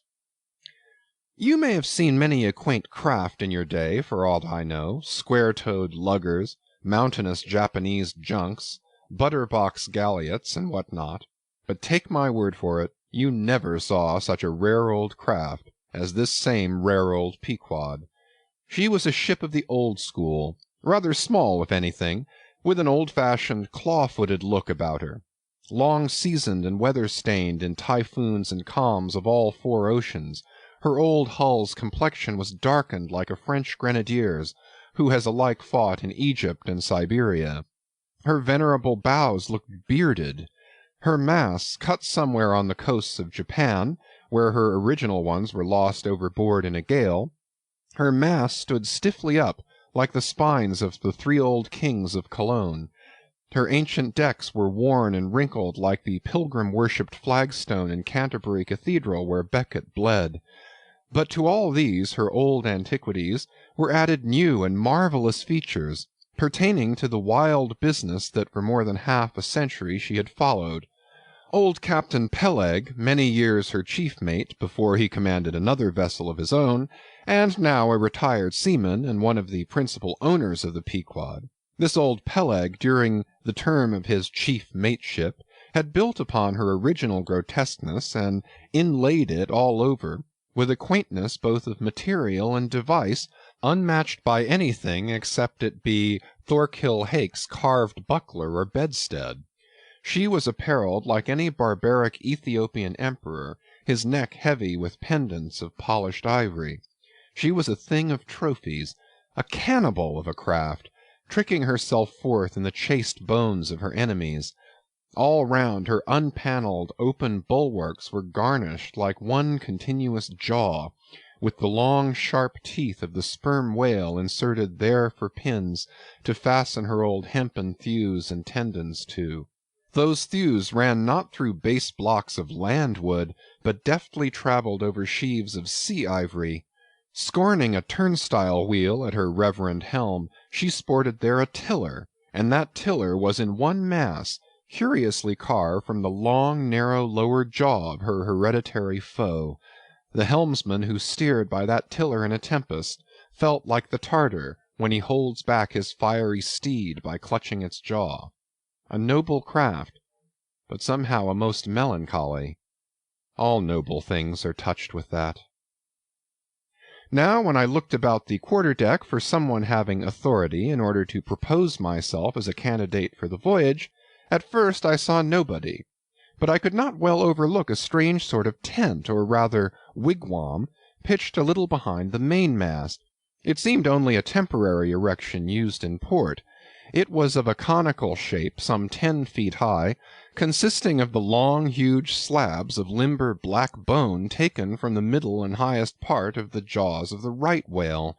Planted with their broad ends on the deck, a circle of these slabs, laced together, mutually sloped towards each other, and at the apex united in a tufted point, where the loose, hairy fibres waved to and fro like the topknot on some old Potawatomi sachem's head.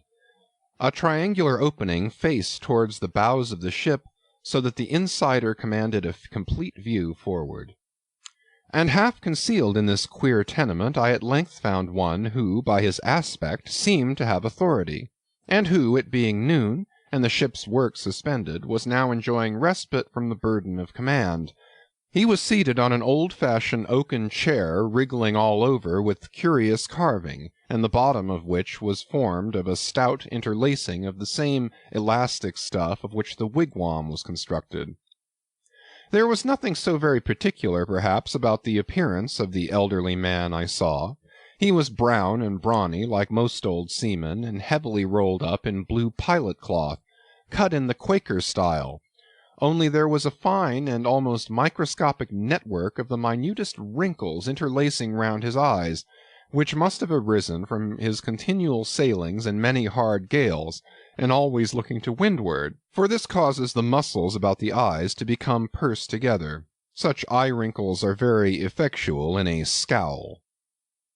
"Is this the captain of the Pequod?" said I, advancing to the door of the tent. "Supposing it be the captain of the Pequod, what dost thou want of him?" he demanded. "I was thinking of shipping." "Thou wast thou? I see thou art no Nantucketer. Ever been in a stove boat?" "No, sir, I never have."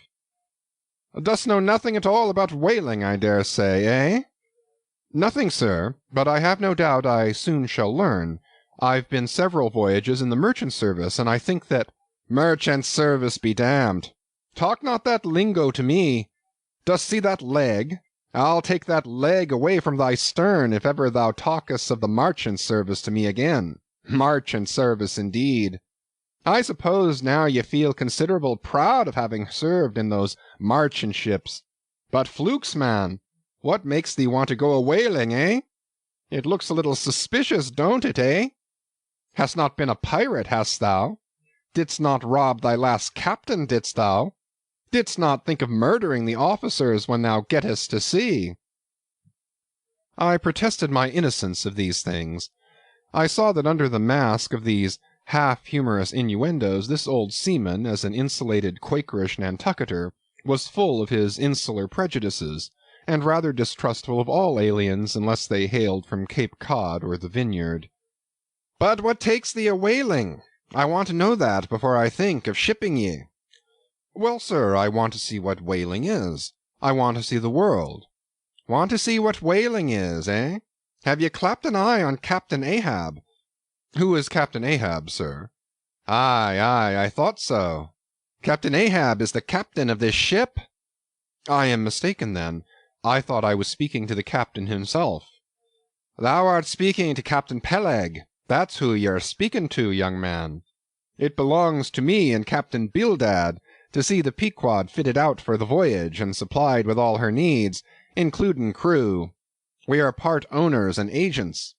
But as I was going to say, if thou wantest to know what whaling is, as thou tellest ye do, I can put ye in the way of finding it out before ye bind yourself to it past backing out. Clap eye on Captain Ahab, young man, and thou wilt find that he has only one leg." "What do you mean, sir? Was the other lost by a whale?" "Lost by a whale? Young man, come nearer to me.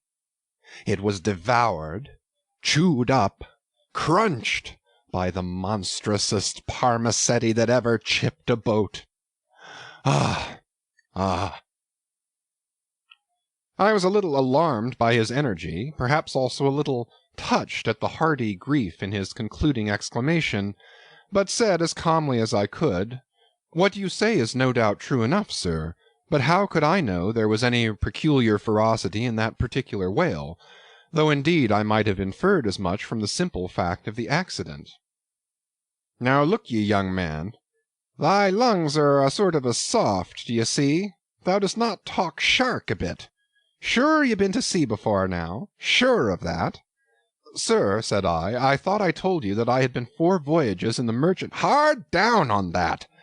Mind what I said about the marchant service. Don't aggravate me. I won't have it. But let us understand each other. I have given thee a hint about what whaling is. Do ye yet feel inclined for it?" "I do, sir." "Very good. Now art thou the man to pitch a harpoon down a live whale's throat, and then jump after it? Answer quick!" "I am, sir, if it should be positively indispensable to do so, not to be got rid of, that is, which I don't take to be the fact." "Good again. Now then, thou not only wantest to go whaling to find out by experience what whaling is, but ye also want to go in order to see the world. Was that not what ye said?" "I thought so." "Well then, just step forward there, and take a peep over the weather bow, and then back to me and tell me what ye see there." For a moment I stood a little puzzled by this curious request, not knowing exactly how to take it, whether humorously or in earnest. But concentrating all his crow's feet into one scowl, Captain Peleg started me on the errand. Going forward and glancing over the weather bow, I perceived that the ship swinging to her anchor with the flood tide was now obliquely pointing towards the open ocean. The prospect was unlimited, but exceedingly monotonous and forbidding, not the slightest variety that I could see. "Well, what's the report?" said Peleg when I came back. "What did you see?" "Not much," I replied. "Nothing but water. Considerable horizon, though, and there's a squall coming up, I think." "Well, what dost thou think, then, of seeing the world? Do you wish to go round Cape Horn to see any more of it, eh? Can't you see the world where you stand?" I was a little staggered, but go a-whaling I must, and I would, and the Pequod was as good a ship as any, I thought the best, and all this I now repeated to Peleg. Seeing me so determined, he expressed his willingness to ship me.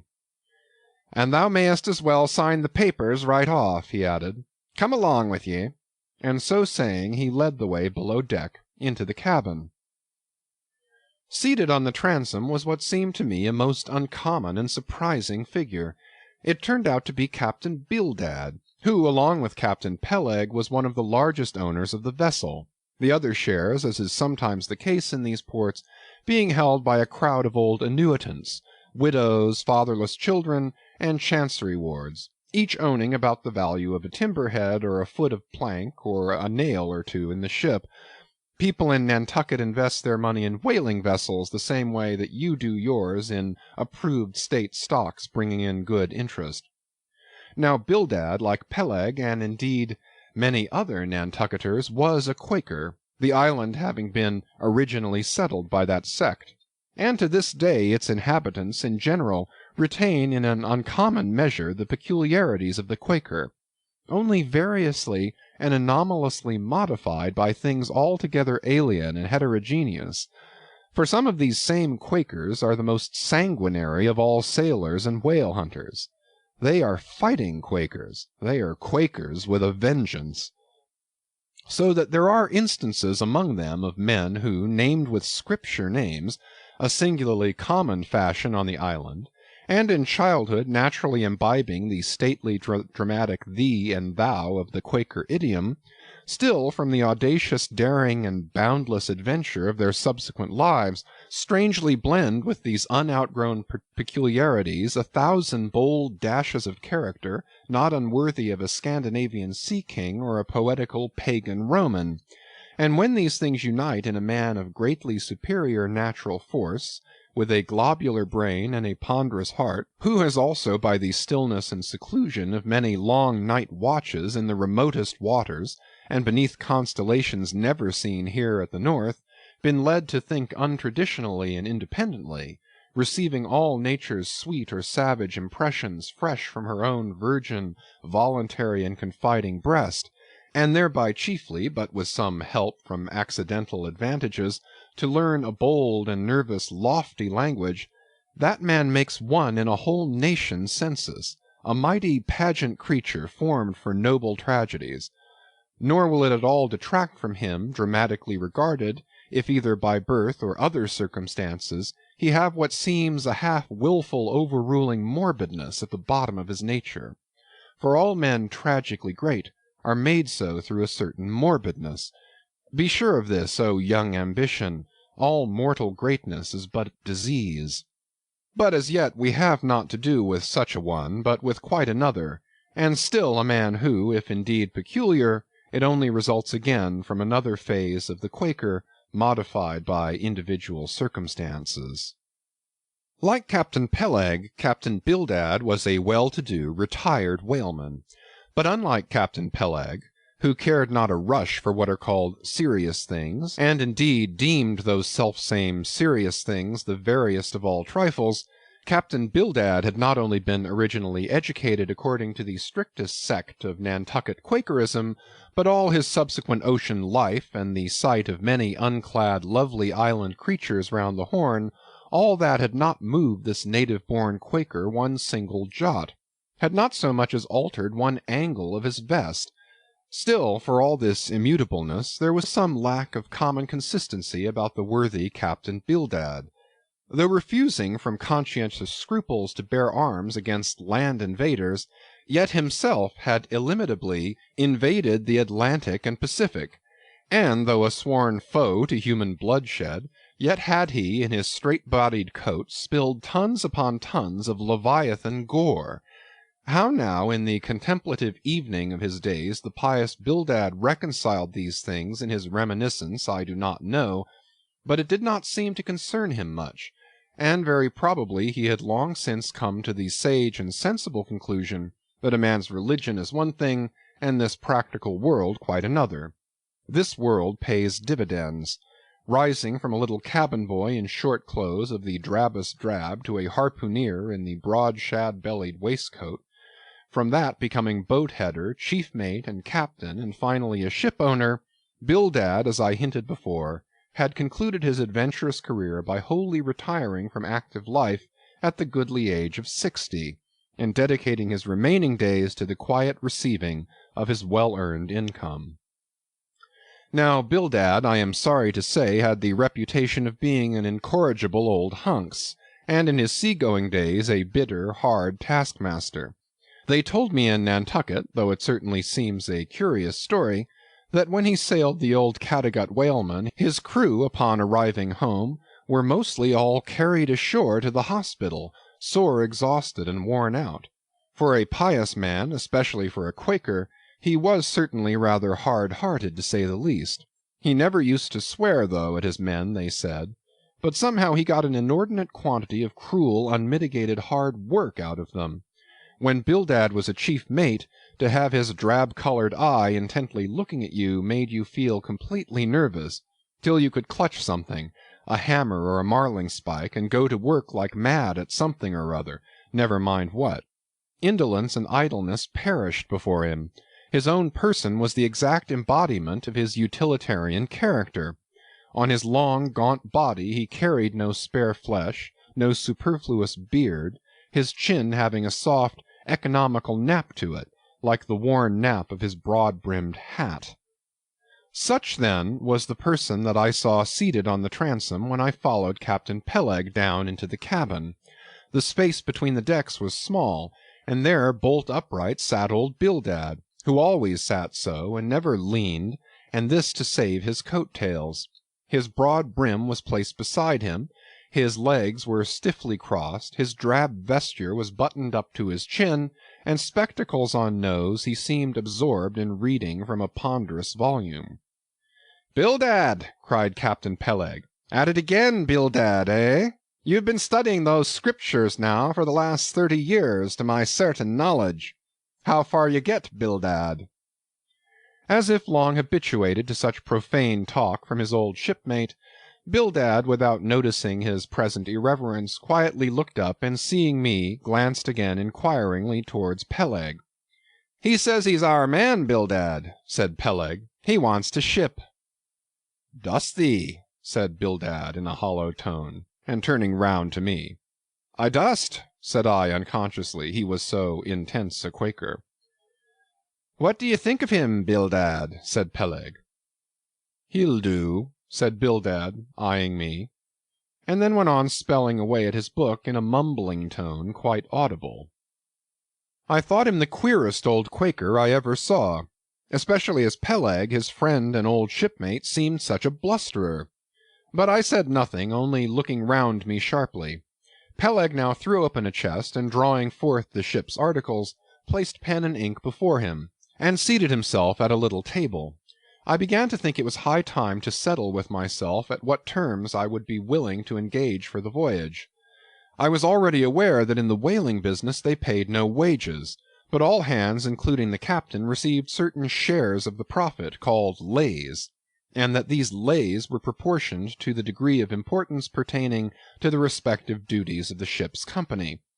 I was also aware that being a green hand at whaling, my own lay could not be very large, but considering that I was used to the sea, could steer a ship, splice a rope, and all that, I made no doubt that from all I had heard I should be offered at least the 275th lay, that is, the 275th part of the clear net proceeds of the voyage, whatever that might eventually amount to.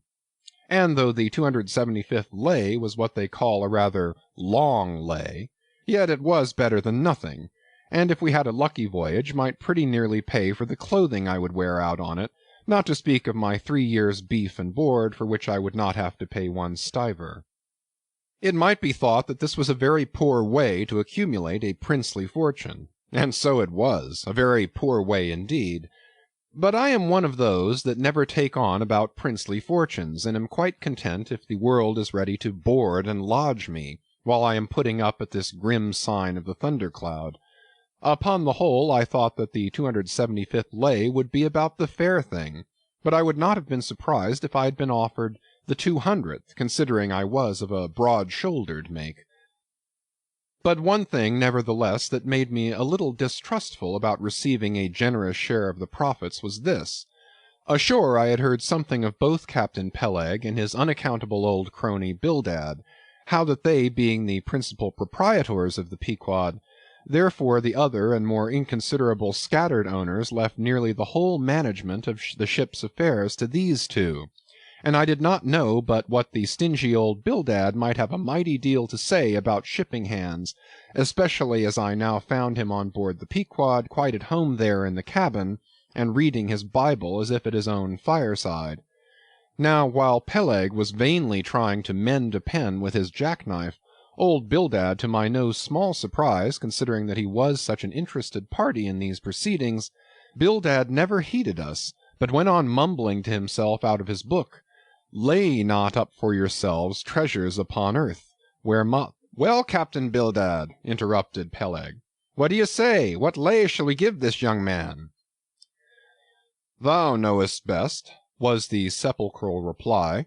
"The 777th wouldn't be too much, would it? Where moth and rust do corrupt, but lay—" Lay, indeed, thought I, and such a lay! The 777th! Well, old Bildad, you are determined that I, for one, shall not lay up many lays here below, where moth and rust do corrupt. It was an exceedingly long lay, that indeed, and though from the magnitude of the figure it might at first deceive the landsman, yet the slightest consideration will show that though 777 is a pretty large number, yet when you come to make a tenth of it, you will see, as I say, that the 777th part of a farthing is a good deal less than 777 gold doubloons, and so thought I at the time. "I blast your eyes, Bildad," cried Peleg. "Thou dost not want to swindle this young man. He must have more than that." 777th, again said Bildad, without lifting his eyes, and then went on mumbling, "For where your treasure is, there will your heart be also." "I am going to put him down for the 300th, said Peleg. "Do you hear that, Bildad? The 300th lay, I say." Bildad lay down his book, and turning solemnly towards him, said, "Captain Peleg, thou hast a generous heart, but thou must consider the duty thou owest to the other owners of this ship, widows and orphans, many of them, and that if we too abundantly reward the labours of this young man, we may be taking bread from those widows and those orphans. The 777th lay, Captain Peleg." "Thou Bildad!" roared Peleg, starting up and clattering about the cabin. "Blast ye, Captain Bildad, if I had followed thy advice in these matters, I would afore now had a conscience to lug about, and would be heavy enough to founder the largest ship that ever sailed round Cape Horn." "Captain Peleg," said Bildad steadily, Thy conscience may be drawing 10 inches of water, or 10 fathoms, I can't tell.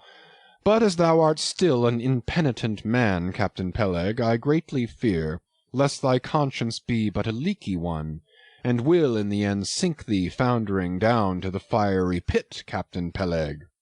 Fiery pit? Fiery pit? Ye insult me, man. Past all natural bearing ye insult me.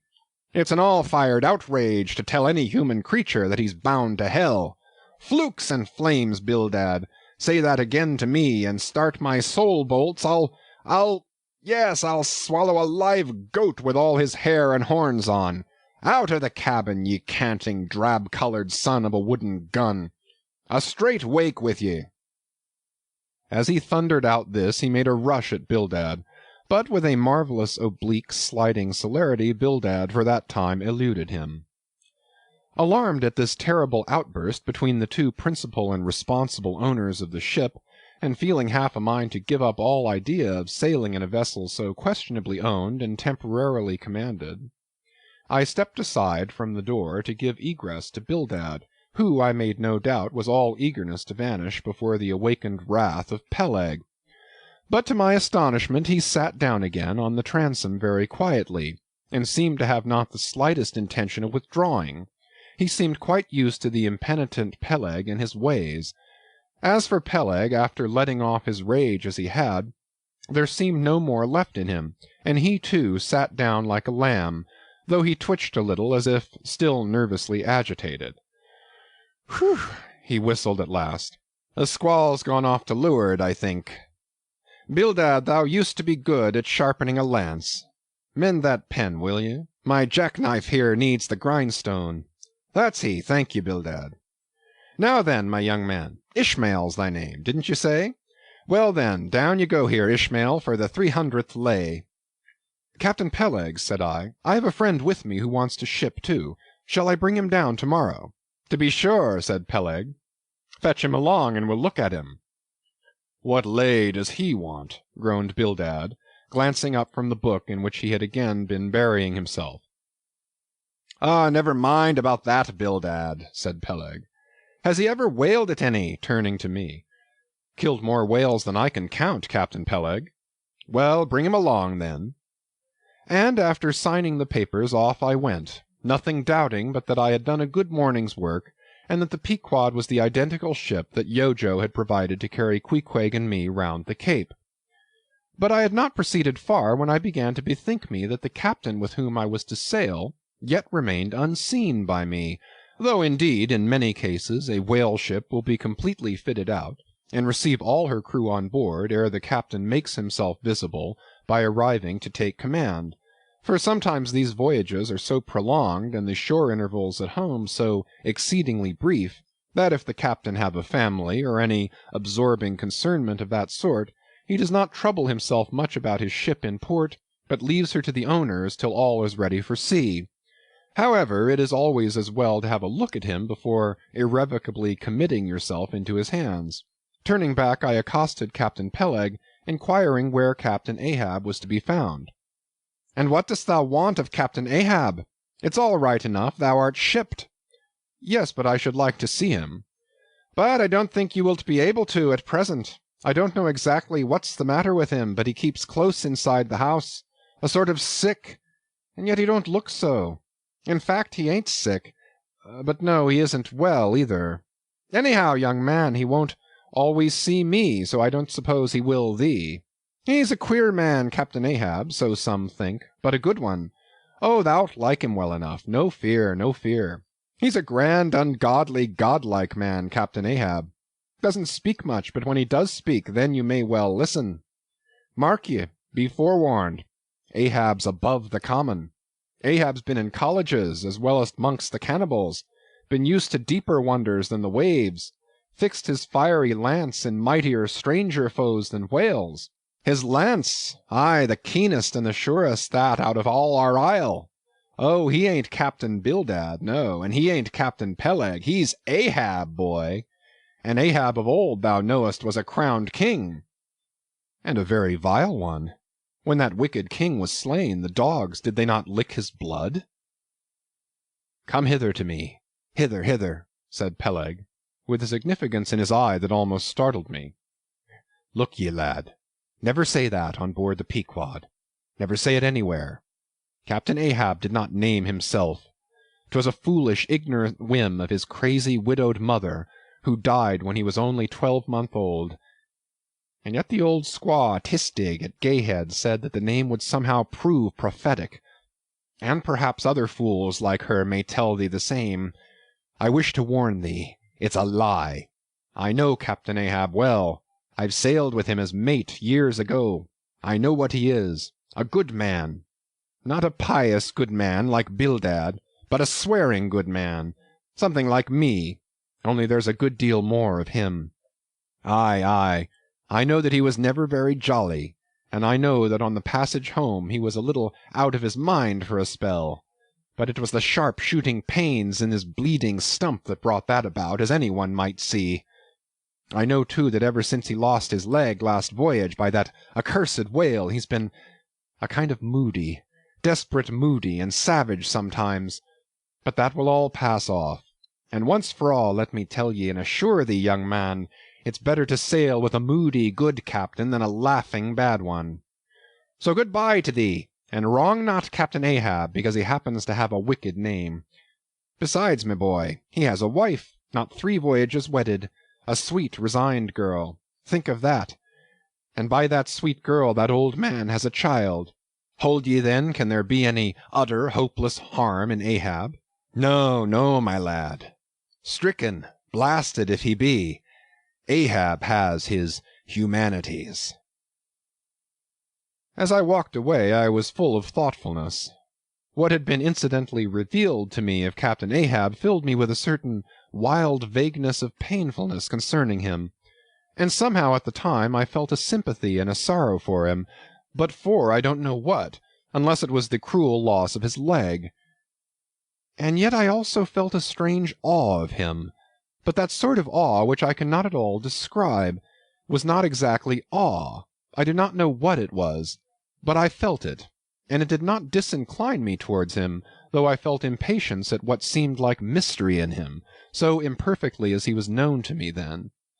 However, my thoughts were at length carried in other directions, so that for the present dark Ahab slipped my mind.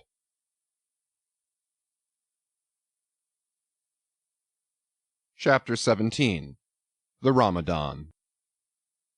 As Queequeg's Ramadan, or fasting and humiliation, was to continue all day, I did not choose to disturb him till towards nightfall, for I cherished the greatest respect towards everybody's religious obligations, never mind how comical, and couldn't find it in my heart to undervalue even a congregation of ants worshipping a toadstool, or those other creatures in certain parts of our earth who, with a degree of footmanism quite unprecedented in other planets, bow down before the torso of a deceased landed proprietor merely on account of the inordinate possessions yet owned and rented in his name.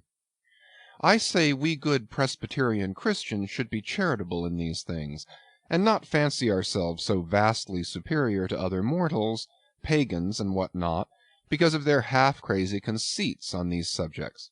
There was Queequeg now, certainly entertaining the most absurd notions about Yojo and his Ramadan, but what of that? Queequeg thought he knew what he was about, I suppose. He seemed to be content, and there let him rest.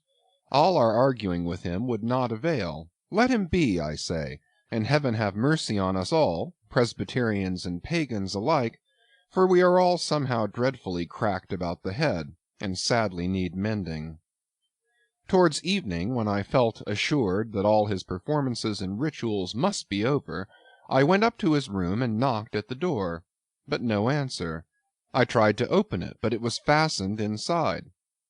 "Queequeg," said I, softly, through the keyhole, all silent. "I say, Queequeg, why don't you speak? It's I, Ishmael." But all remained still as before. I began to grow alarmed. I had allowed him such abundant time I thought he might have had an apoplectic fit. I looked through the keyhole, but the door opening into an odd corner of the room, the keyhole prospect was but a crooked and sinister one. I could only see part of the footboard of the bed, and a line of the wall, but nothing more. I was surprised to behold, resting against the wall, the wooden shaft of Queequeg's harpoon, which the landlady the evening previous had taken from him before our mounting to the chamber. That's strange, thought I. But at any rate, since the harpoon stands yonder, and he seldom or never goes abroad without it, therefore he must be inside here, and no possible mistake. Queequeg! Queequeg! All still. Something must have happened. Apoplexy. I tried to burst open the door, but it stubbornly resisted. Running downstairs, I quickly stated my suspicions to the first person I met, the chambermaid. "La, la!" she cried, "I thought something must be the matter. I went to make the bed after breakfast, and the door was locked, and not a mouse to be heard, and it's been just so silent ever since. But I thought, maybe, you had both gone off and locked your baggage in for safe keeping. La, la, ma'am! Mistress! Murder! Mrs. Hussey! Apoplexy!" And with these cries she ran toward the kitchen, I following. Mrs. Hussey soon appeared with a mustard pot in one hand and a vinegar cruet in the other, having just broken away from the occupation of attending to the castors and scolding her little black boy meantime. "Woodhouse!" cried I, "which way to it? Run, for God's sake, and fetch something to pry open the door. The axe! The axe! He's had a stroke, depend upon it." And so saying, I was unmethodically rushing upstairs again empty-handed, when Mrs. Hussey interposed the mustard pot and vinegar cruet and the entire castor of her countenance. "What's the matter with you, young man?" "Get the axe. For God's sake, run for the doctor, someone, while I pry it open." "Look here," said the landlady, quickly putting down the vinegar cruet, so as to have one hand free. "Look here. Are you talking about prying open any of my doors?" And with that she seized my arm. "What's the matter with you? What's the matter with you, shipmate?" In as calm but as rapid a manner as possible, I gave her to understand the whole case. Unconsciously clapping the vinegar cruet to one side of her nose, she ruminated for an instant, then exclaimed, "No, I haven't seen it since I put it there." Running to the little closet under the landing of the stairs, she glanced in, and returning told me that Queequeg's harpoon was missing. "He's killed himself!" she cried. "It's unfortunate Stiggs done over again. There goes another counterpane. God pity his poor mother. It'll be the ruin of my house. Has the poor lad a sister? Where's that girl? There, Betty, go to Snarls the painter and tell him to paint me a sign with 'No suicides permitted here, and no smoking in the parlor.' Might as well kill both birds at once. Kill! Ah, the Lord be merciful to his ghost. What's that noise there? You, young man, avast there!" And running up after me, she caught me as I was again trying to force open the door. "I don't allow it. I won't have my premises spoiled. Go for the locksmith. There's one about a mile from here. But avast!" putting her hand in her side pocket. "Here's a key that'll fit, I guess. Let's see." And with that she turned it in the lock, but alas, Queequeg's supplemental bolt remained undrawn within. "Have to burst it open," said I, and was running down the entry a little for a good start when the landlady caught at me, again vowing that I should not break down her premises. But I tore from her, and with a sudden bodily rush dashed myself full against the mark. With a prodigious noise the door flew open, and the knob, slamming against the wall, sent the plaster to the ceiling. And there, good heavens, there sat Queequeg, altogether cool and self-collected, right in the middle of his room, squatting on his hams and holding Yojo on the top of his head. He looked neither one way nor the other way, but sat like a carved image with scarce a sign of active life. "Queequeg," said I, going up to him, "Queequeg, what's the matter with you?" "He hain't been sittin' so all day, has he?" said the landlady. But all we said, not a word could we drag out of him. I almost felt like pushing him over so as to change his position, for it was almost intolerable. It seemed so painfully and unnaturally constrained, especially as in all probability he had been sitting so for upwards of 8 or 10 hours, going too without his regular meals. "Mrs. Hussey," said I, "he's alive at all events, so leave us if you please, and I will see to this strange affair myself." Closing the door upon the landlady, I endeavored to prevail upon Queequeg to take a chair, but in vain. There he sat, and all he could do, for all my polite arts and blandishments, he would not move a peg, nor say a single word, nor even look at me, nor notice my presence in the slightest way. I wonder, thought I, if this can possibly be a part of his Ramadan. Do they fast on their hams that way in his native island? It must be so. Yes, it's part of his creed, I suppose. Well, then, let him rest. He'll get up sooner or later, no doubt. It can't last forever, thank God, and his Ramadan only comes once a year, and I don't believe it's very punctual then. I went down to supper. After sitting a long time listening to the long stories of some sailors who had just come from a plum-pudding voyage, as they call it, that is, a short whaling voyage in a schooner or brig confined to the north of the line in the Atlantic Ocean only, after listening to these plum-puddingers till nearly 11 o'clock, I went upstairs to go to bed, feeling quite sure by this time Queequeg must certainly have brought his Ramadan to a termination. But no, there he was, just where I had left him. He had not stirred an inch. I began to grow vexed with him. It seemed so downright senseless and insane to be sitting there all day and half the night on his hams in a cold room, holding a piece of wood on his head. For heaven's sake, Queequeg, get up and shake yourself. Get up and have some supper. You'll starve. You'll kill yourself, Queequeg. But not a word did he reply. Despairing of him, therefore, I determined to go to bed and to sleep, and no doubt before a great while he would follow me. But previous to turning in, I took my heavy bearskin jacket and threw it over him, as it promised to be a very cold night, and he had nothing but his ordinary round jacket on. For some time, do all I would, I could not get into the faintest doze. I had blown out the candle, and the mere thought of Queequeg, not 4 feet off, sitting there in that uneasy position, stark alone in the cold and dark, this made me really wretched. Think of it, sleeping all night in the same room with a wide-awake pagan on his hams in this dreary, unaccountable Ramadan. But somehow I dropped off at last, and knew nothing more till break of day, when, looking over the bedside, there squatted Queequeg, as if he had been screwed down to the floor. But as soon as the first glimpse of sun entered the window, up he got, with stiff and grating joints, but with a cheerful look, limped towards me where I lay, pressed his forehead against mine, and said his Ramadan was over. Now, as I before hinted, I have no objection to any person's religion, be it what it may, so long as that person does not kill or insult any other person, because that other person don't believe it also. But when a man's religion becomes really frantic, when it is a positive torment to him, and, in fine, makes this earth of ours an uncomfortable inn to lodge in, then I think it high time to take that individual aside and argue the point with him. And just so I now did with Queequeg. Queequeg, said I, get into bed now, and lie and listen with me. Then I went on, beginning with the rise and progress of the primitive religions, and coming down to the various religions of the present time, during which time I labored to show Queequeg that all these Lents, Ramadans, and prolonged ham-squattings in cold, cheerless rooms were stark nonsense, bad for the health, useless for the soul, opposed, in short, to the obvious laws of hygiene and common sense. I told him, too, that he, being in other things such an extremely sensible and sagacious savage, it pained me, very badly pained me, to see him now so deplorably foolish about this ridiculous Ramadan of his. Besides, argued I, fasting makes the body cave in, hence the spirit caves in, and all thoughts born of a fast must necessarily be half-starved. This is the reason why most dyspeptic religionists cherish such melancholy notions about their hereafters.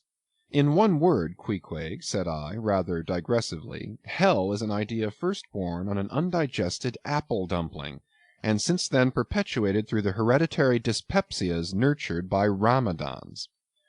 I then asked Queequeg whether he himself was ever troubled with dyspepsia, expressing the idea very plainly so that he could take it in.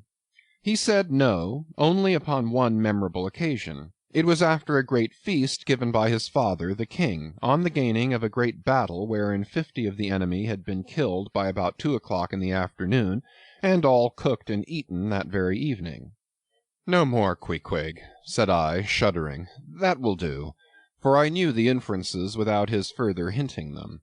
I had seen a sailor who had visited that very island, and he told me that it was the custom, when a great battle had been gained there, to barbecue all the slain in the yard or garden of the victor, and then one by one they were placed in great wooden trenchers and garnished round like a pilau with breadfruit and cocoanuts, and with some parsley in their mouths were sent round with the victor's compliments to all his friends, just as though these presents were so many Christmas turkeys.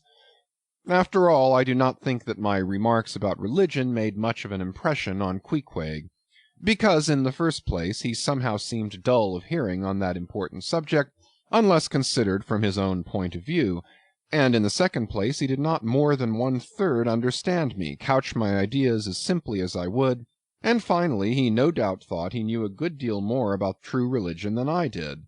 He looked at me with a sort of condescending concern and compassion, as though he thought it a great pity that such a sensible young man should be so hopelessly lost to evangelical pagan piety.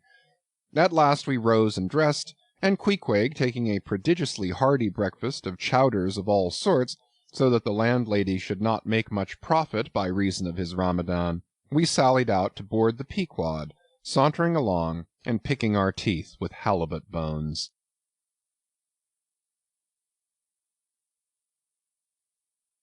Chapter 18. His Mark. As we were walking down the end of the wharf towards the ship, Queequeg carrying his harpoon, Captain Peleg in his gruff voice loudly hailed us from his wigwam, saying he had not suspected my friend was a cannibal, and furthermore announcing that he let no cannibals on board that craft unless they previously produced their papers. "What do you mean by that, Captain Peleg?" said I, now jumping on the bulwarks, and leaving my comrade standing on the wharf. "I mean," he replied, "he must show his papers." "Yes," said Captain Bildad in his hollow voice, sticking his head from behind Peleg's out of the wigwam. "He must show that he's converted. Son of darkness," he added, turning to Queequeg, "art thou at present in communion with any Christian church?" "Why," said I, "he's a member of the First Congregational Church." Here be it said that many tattooed savages sailing in Nantucket ships at last come to be converted into churches. "First Congregational Church!" cried Bildad. "What? That worships in Deacon Deuteronomy Coleman's meeting-house?" And so saying, taking out his spectacles, he rubbed them with his great yellow bandana handkerchief, and putting them on very carefully, came out of the wigwam, and leaning stiffly over the bulwarks, took a good long look at Queequeg. "How long hath he been a member?" he then said, turning to me. "Not very long, I rather guess, young man." "No," said Peleg, "and he hasn't been baptized right either, or it would have washed some of that devil's blue off his face." "Do tell now," cried Bildad, "is this Philistine a regular member of Deacon Deuteronomy's meeting? I never saw him going there, and I pass it every Lord's Day." "I don't know anything about Deacon Deuteronomy or his meeting," said I. "All I know is that Queequeg here is a born member of the First Congregational Church. He is a deacon himself, Queequeg is." "Young man," said Bildad sternly, "thou art skylarking with me. Explain thyself, thou young Hittite. What church dost thee mean? Answer me." Finding myself thus hard pushed, I replied, "I mean, sir, the same ancient Catholic church to which you and I and Captain Peleg there, and Queequeg here, and all of us, and every mother's son and soul of us belong, the great and everlasting first congregation of this whole worshipping world. We all belong to that. Only some of us cherish some queer crotchets, in no way touching the grand belief. In that we all join hands." "Splice, thou meanst, splice hands," cried Peleg, drawing nearer. "Young man, you'd better ship for a missionary instead of a foremast hand. I never heard a better sermon. Deacon Deuteronomy, why, Father Mapple himself couldn't beat it, and he's reckoned something. Come aboard, never mind about the papers. I say, tell Quohog there, what's that you call him? Tell Quohog to step along. By the great anchor, what a harpoon he's got there. Looks like good stuff, that, and he handles it about right. I say, Quohog, or whatever your name is, did you ever stand in the head of a whaleboat? Did you ever strike a fish?" Without saying a word, Queequeg, in his wild sort of way, jumped upon the bulwarks, from thence into the bows of one of the whaleboats hanging to the side, and then bracing his left knee and poising his harpoon, cried out in some such way as this: "Cap'n, you see him small drop tar on water there? You see him? Well, s'pose him one whale eye. Well den." And taking sharp aim at it, he darted the iron right over Bildad's broad brim, clean across the ship's deck, and struck the glistening tar spot out of sight. "Now," said Queequeg, quietly hauling in the line, "s'posey him whaley eye. Why, dat whale dead." "Quick, Bildad," said Peleg, his partner, who, aghast at the close vicinity of the flying harpoon, had retreated towards the cabin gangway. "Quick, I say you, Bildad, and get the ship's papers. We must have Quohog, in one of our boats. Look ye, Quohog, we'll give ye the 90th lay, and that's more than ever was given a harpooneer yet out of Nantucket." So down we went into the cabin, and to my great joy Queequeg was soon enrolled among the same ship's company to which I myself belong. When all preliminaries were over, and Peleg had got everything ready for signing, he turned to me and said, "I guess Quohog there don't know how to write, does he? I say, Quohog, blast ye! Dost thou sign thy name, or make thy mark?" But at this question Queequeg, who had twice or thrice before taken part in similar ceremonies, looked no ways abashed, but taking the offered pen, copied upon the paper, in the proper place, an exact counterpart of the queer round figure which was tattooed upon his arm, so that through Captain Peleg's obstinate mistake touching his appellative, it stood something like this: Quohog, his mark, X. Meanwhile Captain Bildad sat earnestly and steadfastly eyeing Queequeg, and at last, rising solemnly and fumbling in the huge pockets of his broad-skirted drab coat, took out a bundle of tracts, and selecting one entitled "The Latter Day Coming, or No Time to Lose," placed it in Queequeg's hands, and grasping them and the book with both his, looked earnestly into his eyes and said, "Son of Darkness, I must do my duty by thee. I am part owner of this ship, and feel concerned for the souls of all its crew. If thou still clingest to thy pagan ways, which I sadly fear, I beseech thee remain not for aye a Belial bondsman. Spurn the idle bell and the hideous dragon. Turn from the wrath to come. Mind thine eye, I say. Ah, goodness gracious! Steer clear of the fiery pit." Something of the salt sea yet lingered in old Bildad's language, heterogeneously mixed with scriptural and domestic phrases. Avast there, Bildad! Avast now spoiling our harpooneer!" cried Peleg. "Pious harpooneers never make good voyagers. It takes the shark out of 'em. No harpooneer is worth a straw who ain't pretty sharkish. There was young Nat Swain, once the bravest boat-header out of all Nantucket and the Vineyard. He joined the meeting and never came to good. He got so frightened about his plaguey soul that he shrinked and steered away from whales, for fear of afterclaps, in case he got stove and went to Davy Jones." "Peleg, Peleg," said Bildad, lifting his eyes and hands, "thou thyself, as I myself, hast seen many a perilous time. Thou knowest, Peleg, what it is to have the fear of death. How then canst thou prate in this ungodly guise? Thou beliest thine own heart, Peleg. Tell me, when this same Pequod here had her 3 masts overboard in that typhoon on Japan, that same voyage when thou went mate with Captain Ahab, didst thou not think of death and the judgment then?" Hear him now," cried Peleg, marching across the cabin, and thrusting his hands far down into his pockets. "Hear him, all of ye! Think of that! When every moment we thought the ship would sink. Death and the judgment then? What? With all 3 masts making such an everlasting thundering against the side, and every sea breaking over us fore and aft? Think of death and the judgment then? No time to think about death then. Life was what Captain Ahab and I was thinking of, and how to save all hands, how to rig jury masts, how to get into the nearest port. That's what I was thinking of." Bildad said no more, but buttoning up his coat, stalked on deck, where we followed him. There he stood, very quietly overlooking some sailmakers who were mending a topsail in the waist. Now and then he stooped to pick up a patch or save an end of tarred twine, which otherwise might have been wasted.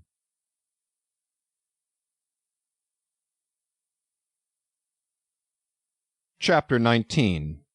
The Prophet. "Shipmates, have ye shipped in that ship?" Queequeg and I had just left the Pequod, and were sauntering away from the water, for the moment each occupied with his own thoughts, when the above words were put to us by a stranger, who, pausing before us, levelled his massive forefinger at the vessel in question. He was but shabbily apparelled in faded jacket and patched trousers, a rag of a black handkerchief investing his neck. A confluent smallpox had in all directions flowed over his face, and left it like the complicated ribbed bed of a torrent when the rushing waters have been dried up. "Have ye shipped in her?" he repeated. "You mean the ship Pequod, I suppose," said I, trying to gain a little more time for an uninterrupted look at him. "Aye, the Pequod. That ship there," he said, drawing back his whole arm, and then rapidly shoving it straight out from him, with the fixed bayonet of his pointed finger darted full at the object. "Yes," said I, "we have just signed the articles." "Anything down there about your souls?" "About what?" "Oh, perhaps ye haven't got any," he said quickly. "No matter, though. I know many chaps that haven't got any. Good luck to 'em, and they are all the better off for it. A soul's a sort of a fifth wheel to a wagon." "What are you jabbering about, shipmate?" said I. "He's got enough, though, to make up for all deficiencies of that sort in other chaps," abruptly said the stranger, placing a nervous emphasis upon the word he. "Queequeg," said I, "let's go. This fellow has broken loose from somewhere. He's talking about something and somebody we don't know." "Stop!" cried the stranger. "You said true. You haven't seen Old Thunder yet, have ye?" "Who's Old Thunder?" said I, again riveted with the insane earnestness of his manner. "Captain Ahab." "What, the captain of our ship, the Pequod?" "Aye, among some of us old sailor chaps he goes by that name. You haven't seen him yet, have ye?" "No, we haven't. He's sick, they say, but is getting better, and will be all right again before long." "All right again before long," laughed the stranger, with a solemnly derisive sort of laugh. "Look ye, when Captain Ahab is all right, then this left arm of mine will be all right. Not before." "What do you know about him?" "What did they tell you about him? Say that." "They didn't tell much of anything about him, only I've heard he's a good whale hunter and a good captain to his crew." "That's true. That's true, yes, both true enough. But you must jump when he gives an order. Step and growl, growl and go. That's the word with Captain Ahab. But nothing about the thing that happened to him off Cape Horn long ago, when he lay like dead for 3 days and nights. Nothing about that deadly scrimmage with the Spaniard before the altar in Santa. Heard nothing about that, eh? Nothing about the silver calabash he spat into, and nothing about losing his leg last voyage according to the prophecy? Didn't you hear a word about them matters and something more, eh? No, I don't think ye did. How could ye? Who knows it? Not all Nantucket, I guess. But howsever, mayhap you've heard tell about the leg, and how he lost it. Aye, you've heard of that, I dare say. Oh, yes, that everyone knows a'most. I mean they know he's only one leg, and that a parmaset he took the other off." "My friend," said I, "what all this gibberish of yours is about I don't know, and I don't much care, for it seems to me that you must be a little damaged in the head. But if you are speaking of Captain Ahab, of that ship there, the Pequod, then let me tell you that I know all about the loss of his leg." "All about it, eh? Sure you do? All?" "Pretty sure." With finger pointed and eye levelled at the Pequod, the beggar-like stranger stood a moment, as if in troubled reverie, and then, starting a little, turned and said, "You've shipped, have ye? Names down on the papers? Well, well, what's signed is signed, and what's to be will be, and then again perhaps it won't be, after all. Anyhow, it's all fixed and arranged already, and some sailors or other must go with him, I suppose. As well these as any other men, God pity 'em. Morning to you, shipmates, morning. The ineffable heavens bless ye. I'm sorry I stopped ye. Look here, friend, said I, if you have anything important to tell us, out with it. But if you are only trying to bamboozle us, you're mistaken in your game. That's all I have to say. And it's said very well, and I like to hear a chap talk up that way. You are just the man for him, the likes of you. Morning to you, shipmates, morning. Oh, when you get there, tell 'em I've concluded not to make one of 'em. Ah, my dear fellow, you can't fool us that way. You can't fool us. It is the easiest thing in the world for a man to look as if he had a great secret in him.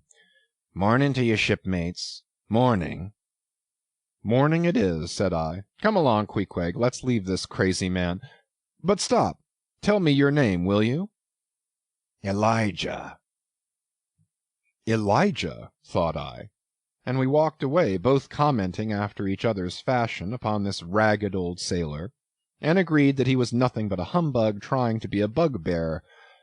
But we had not gone perhaps above 100 yards, when chancing to turn a corner and looking back as I did so, who should be seen but Elijah following us, though at a distance. Somehow the sight of him struck me so that I said nothing to Queequeg of his being behind, but passed on with my comrade, anxious to see whether the stranger would turn the same corner that we did. He did, and then it seemed to me that he was dogging us, but with what intent I could not for the life of me imagine.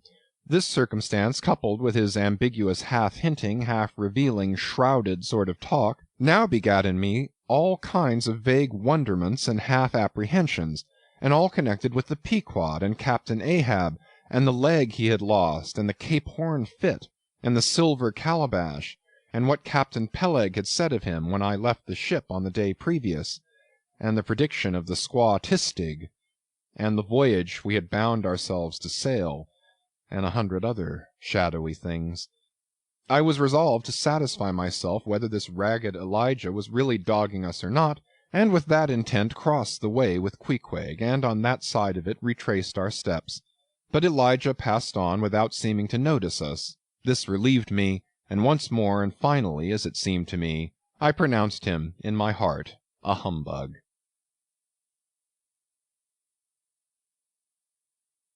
Chapter 20. All astir. A day or two passed, and there was great activity aboard the Pequod. Not only were the old sails being mended, but new sails were coming on board, and bolts of canvas and coils of rigging. In short, everything betokened that the ship's preparations were hurrying to a close. Captain Peleg seldom or never went ashore, but sat in his wigwam keeping a sharp lookout upon the hands. Bildad did all the purchasing and providing at the stores, and the men employed in the hold and on the rigging were working till long after nightfall. On the day following Queequeg's signing the articles, word was given at all the inns where the ship's company were stopping that their chests must be on board before night, for there was no telling how soon the vessel might be sailing. So Queequeg got down our traps, resolving, however, to sleep ashore till the last. But it seems they always give very long notice in these cases, and the ship did not sail for several days. But no wonder, there was a good deal to be done, and there is no telling how many things to be thought of before the Pequod was fully equipped. Everyone knows what a multitude of things, beds, saucepans, knives and forks, shovels and tongs, napkins, nut-crackers, and what not, are indispensable to the business of housekeeping. Just so with whaling, which necessitates a 3 years' housekeeping upon the wide ocean, far from all grocers, costermongers, doctors, bakers, and bankers. And though this also holds true of merchant vessels, yet not by any means to the same extent as with whalemen. For besides the great length of the whaling voyage, the numerous articles peculiar to the prosecution of the fishery, and the impossibility of replacing them at the remote harbors usually frequented, it must be remembered that of all ships, whaling vessels are the most exposed to accidents of all kinds, and especially to the destruction and loss of the very things upon which the success of the voyage most depends. Hence the spare boats, spare spars, and spare lines and harpoons, and spare everythings almost but a spare captain and duplicate ship. At the period of our arrival at the island, the heaviest storage of the Pequod had been almost completed, comprising her beef, bread, water, fuel, and iron hoops and staves. But as before hinted, for some time there was a continual fetching and carrying on board of divers odds and ends of things, both large and small. Chief among those who did this fetching and carrying was Captain Bildad's sister, a lean old lady of a most determined and indefatigable spirit, but withal very kind-hearted, who seemed resolved that if she could help it, nothing should be found wanting in the Pequod, after once fairly getting to sea. At one time she would come on board with a jar of pickles for the steward's pantry, another time with a bunch of quills for the chief mate's desk, where he kept his log, a third time with a roll of flannel for the small of someone's rheumatic back. Never did any woman better deserve her name, which was Charity, Aunt Charity, as everyone called her. And like a sister of charity did this charitable Aunt Charity bustle about hither and thither, ready to turn her hand and heart to anything that promised to yield safety, comfort, and consolation to all on board a ship in which her beloved brother Bildad was concerned, and in which she herself owned a score or two of well-saved dollars. But it was startling to see this excellent-hearted Quakeress coming on board, as she did the last day, with a long oil ladle in one hand and a still longer whaling lance in the other. Nor was Bildad himself nor Captain Peleg at all backward. As for Bildad, he carried about with him a long list of the articles needed, and at every fresh arrival down went his mark opposite that article upon the paper. Every once in a while Peleg came hobbling out of his whalebone den, roaring at the men down the hatchways, roaring up to the riggers at the masthead, and then concluding by roaring back into his wigwam. During these days of preparation Queequeg and I often visited the craft, and as often I asked about Captain Ahab, and how he was, and when he was going to come on board his ship. To these questions they would answer that he was getting better and better, and was expected aboard every day. Meantime the two captains, Peleg and Bildad, could attend to everything necessary to fit the vessel for the voyage. If I had been downright honest with myself, I would have seen very plainly in my heart that I did but half fancy being committed this way to so long a voyage, without once laying my eyes on the man who was to be the absolute dictator of it, so soon as the ship sailed out upon the open sea. But when a man suspects any wrong, it sometimes happens that if he be already involved in the matter, he insensibly strives to cover up his suspicions even from himself. And much this way it was with me. I said nothing, and tried to think nothing. At last it was given out that some time next day the ship would certainly sail, so next morning Queequeg and I took a very early start.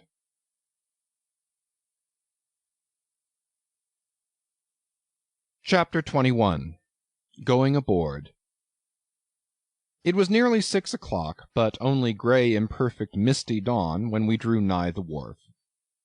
"There are some sailors running ahead there, if I see right," said I to Queequeg. "It can't be shadows. She's off by sunrise, I guess. Come on." "Avast!" cried a voice, whose owner, at the same time coming close behind us, laid a hand upon both our shoulders, and then insinuating himself between us, stood stooping forward a little, in the uncertain twilight, strangely peering from Queequeg to me. It was Elijah. "Going aboard?" "Hands off, will you?" said I. "Looky here," said Queequeg, shaking himself. "Go away." "Ain't going aboard, then?" "Yes, we are," said I, "but what business is that of yours? Do you know, Mr. Elijah, that I consider you a little impertinent?" No, I wasn't aware of that," said Elijah, slowly and wonderingly looking from me to Queequeg with the most unaccountable glances. "Elijah," said I, "you will oblige my friend and me by withdrawing. We are going to the Indian and Pacific Oceans, and would prefer not to be detained." "Ye be ye? Coming back before breakfast?" "He's cracked, Queequeg," said I. "Come on." "Halloa!" cried stationary Elijah, hailing us when we had removed a few paces. "Never mind him," said I. "Queequeg, come on." But he stole up to us again, and suddenly clapping his hands on my shoulder, said, "Did you see anything looking like men going towards that ship a while ago?" Struck by this plain, matter-of-fact question, I answered, saying yes, I thought I did see 4 or 5 men, but it was too dim to be sure. "Very dim, very dim," said Elijah. "Morning to ye." Once more we quitted him, but once more he came softly after us, and touching my shoulder again, said, "See if you can find 'em now, will ye?" "Find who?" "Morning to ye, morning to ye," he rejoined, again moving off. "Oh, I was going to warn you against—but never mind, never mind. It's all one, all in the family, too. Sharp frost this morning, ain't it? Good-bye to ye. Shan't see you again very soon, I guess, unless it's before the grand jury." And with these cracked words he finally departed, leaving me for the moment in no small wonderment at his frantic impudence. At last, stepping on board the Pequod, we found everything in profound quiet, not a soul moving. The cabin entrance was locked within, the hatches were all on, and lumbered with coils of rigging. Going forward to the forecastle, we found the slide of the scuttle open. Seeing a light, we went down, and found only an old rigger there, wrapped in a tattered pea-jacket. He was thrown at whole length upon two chests, his face downwards and enclosed in his folded arms. The profoundest slumber slept upon him. "Those sailors we saw, Queequeg, where can they have gone to?" said I, looking dubiously at the sleeper. But it seemed that, when on the wharf, Queequeg had not at all noticed what I now alluded to. Hence I would have thought myself to have been optically deceived in that matter were it not for Elijah's otherwise inexplicable question. But I beat the thing down, and again marking the sleeper, jocularly hinted to Queequeg that perhaps we had best sit up with the body, telling him to establish himself accordingly. He put his hand upon the sleeper's rear as though feeling if it was soft enough, and then, without more ado, quietly sat down there. "Gracious, Queequeg, don't sit there," said I.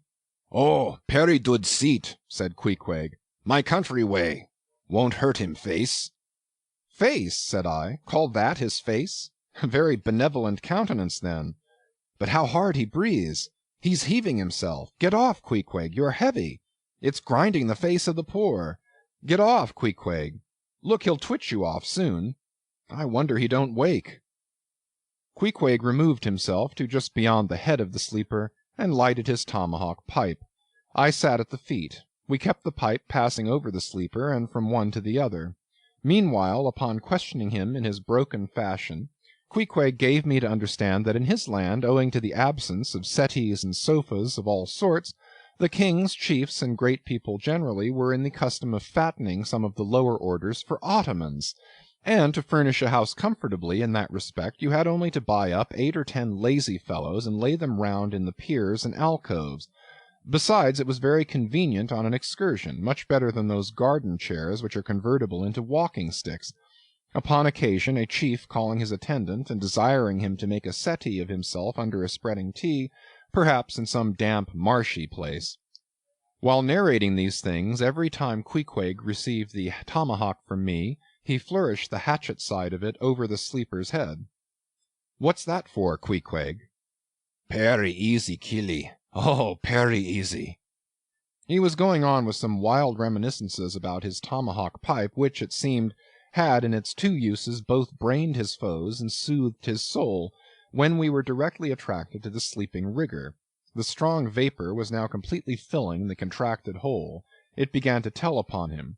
He breathed with a sort of muffledness, then seemed troubled in the nose, then revolved over once or twice, then sat up and rubbed his eyes. "Hullo!" he breathed at last. "Who be ye smokers?" "Shipped men," answered I. "When does she sail?" "Aye, aye, you're going in her, be ye? She sails to-day. The captain came aboard last night." "What captain? Ahab?" "Who but him, indeed?" I was going to ask him some further questions concerning Ahab when we heard a noise on deck. "Hallo! Starbuck's astir," said the rigger. "He's a lively chief mate, that. Good man and a pious, but all alive now. I must turn to." And so saying, he went on deck, and we followed. It was now clear sunrise. Soon the crew came on board in 2s and 3s, the riggers bestirred themselves, the mates were actively engaged, and several of the shore people were busy in bringing various last things on board. Meanwhile Captain Ahab remained invisibly enshrined within his cabin.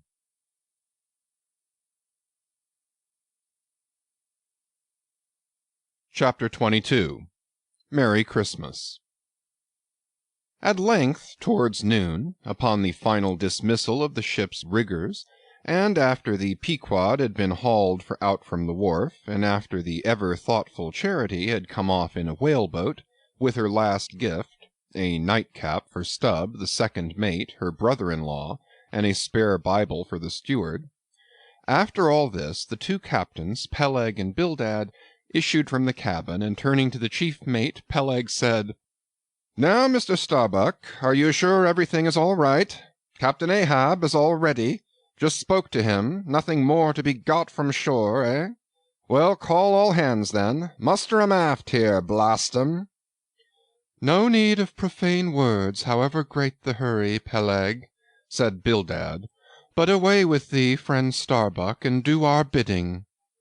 How now? Here, upon the very point of starting for the voyage, Captain Peleg and Captain Bildad were going it with a high hand on the quarter-deck, just as if they were to be joint commanders at sea, as well as, to all appearances, in port. And as for Captain Ahab, no sign of him was yet to be seen. Only, they said, he was in the cabin.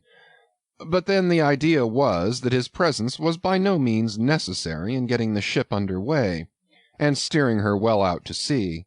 Indeed, as that was not at all his proper business, but the pilot's, and as he was not yet completely recovered, so they said, therefore Captain Ahab stayed below. And all this seemed natural enough, especially as in the merchant service many captains never show themselves on deck for a considerable time after heaving up the anchor, but remain over the cabin table, having a farewell merry-making with their shore friends before they quit the ship for good with the pilot.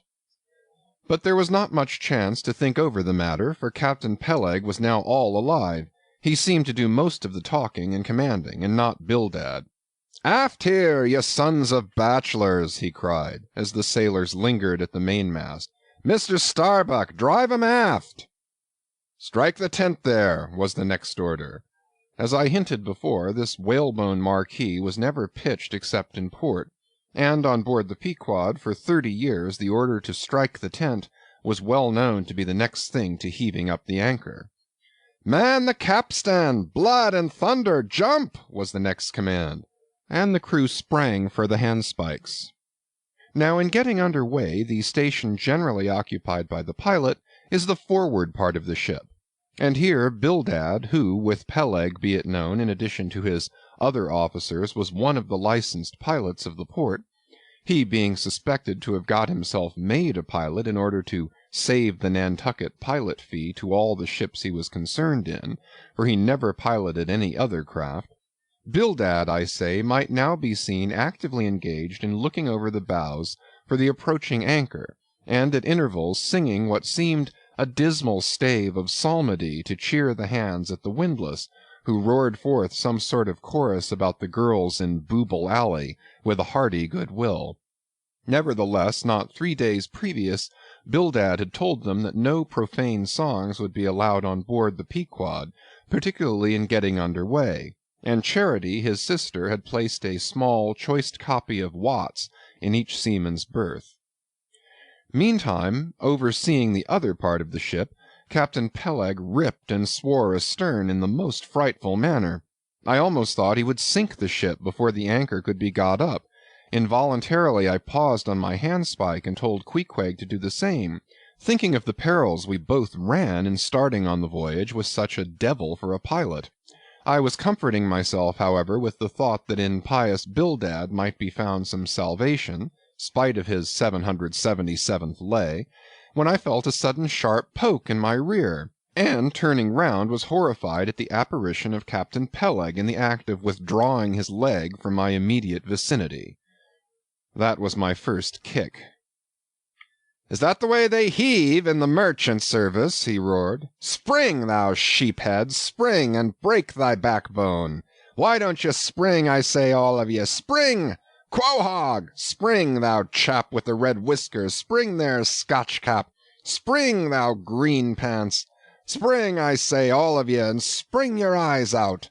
And so saying, he moved along the windlass, here and there using his leg very freely, while imperturbable Bildad kept leading off with his psalmody.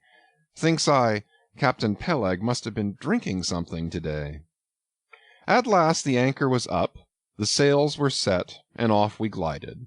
It was a short, cold Christmas, and as the short northern day merged into night, we found ourselves almost broad upon the wintry ocean, whose freezing spray cased us in ice as in polished armor.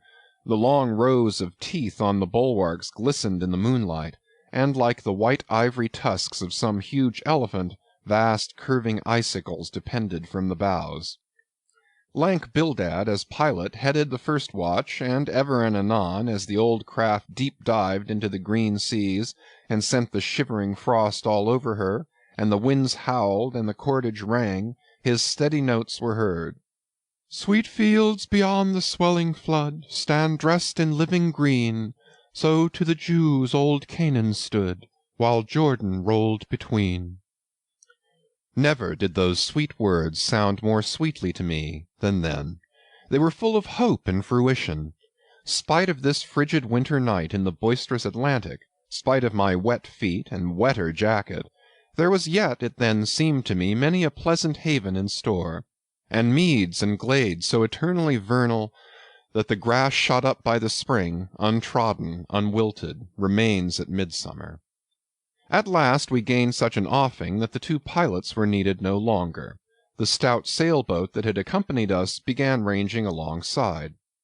It was curious and not unpleasing how Peleg and Bildad were affected at this juncture, especially Captain Bildad, for loath to depart yet, very loath to leave for good a ship bound on so long and perilous a voyage, beyond both stormy capes, a ship in which some thousands of his hard-earned dollars were invested, a ship in which an old shipmate sailed as captain, a man almost as old as he, once more starting to encounter all the terrors of the pitiless jaw, loath to say good-bye to a thing so every way brimful of every interest to him, poor old Bildad lingered long, paced the deck with anxious strides, ran down into the cabin to speak another farewell word there, again came on deck, and looked to windward, looked towards the wide and endless waters, only bounded by the far-off, unseen eastern continents, looked toward the land, looked aloft, looked right and left, looked everywhere and nowhere,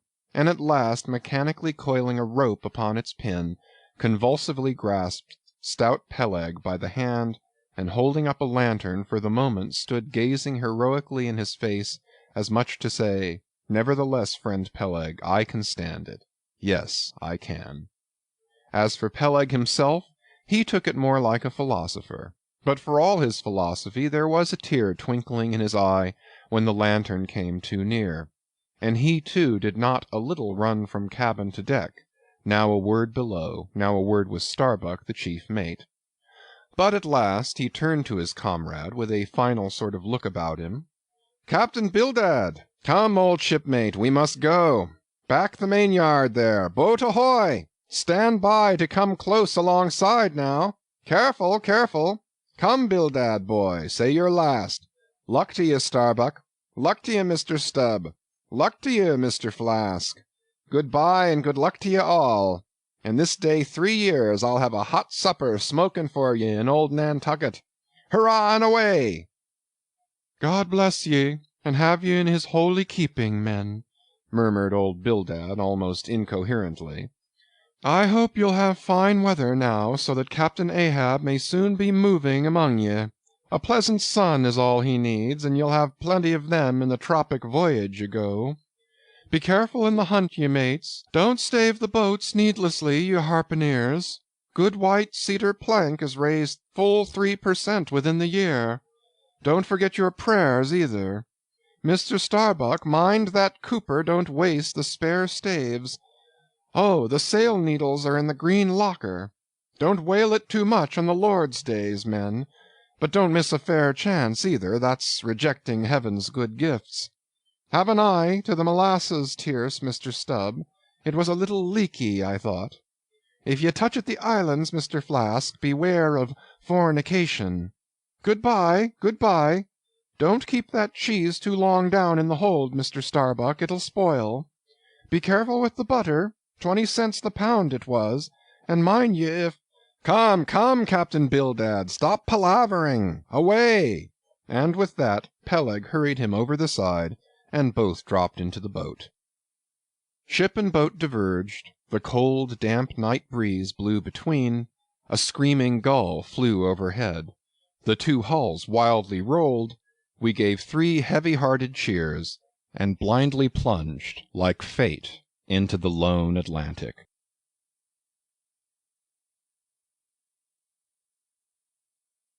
Chapter 23. The Lee Shore. Some chapters back one Bulkington was spoken of, a tall, new-landed mariner encountered in New Bedford at the inn. When on that shivering winter's night the Pequod thrust her vindictive bows into the cold, malicious waves, who should I see standing at her helm but Bulkington? I looked with sympathetic awe and fearfulness upon the man, who in midwinter just landed from a 4 years' dangerous voyage, could so unrestingly push off again for still another tempestuous term. The land seemed scorching to his feet.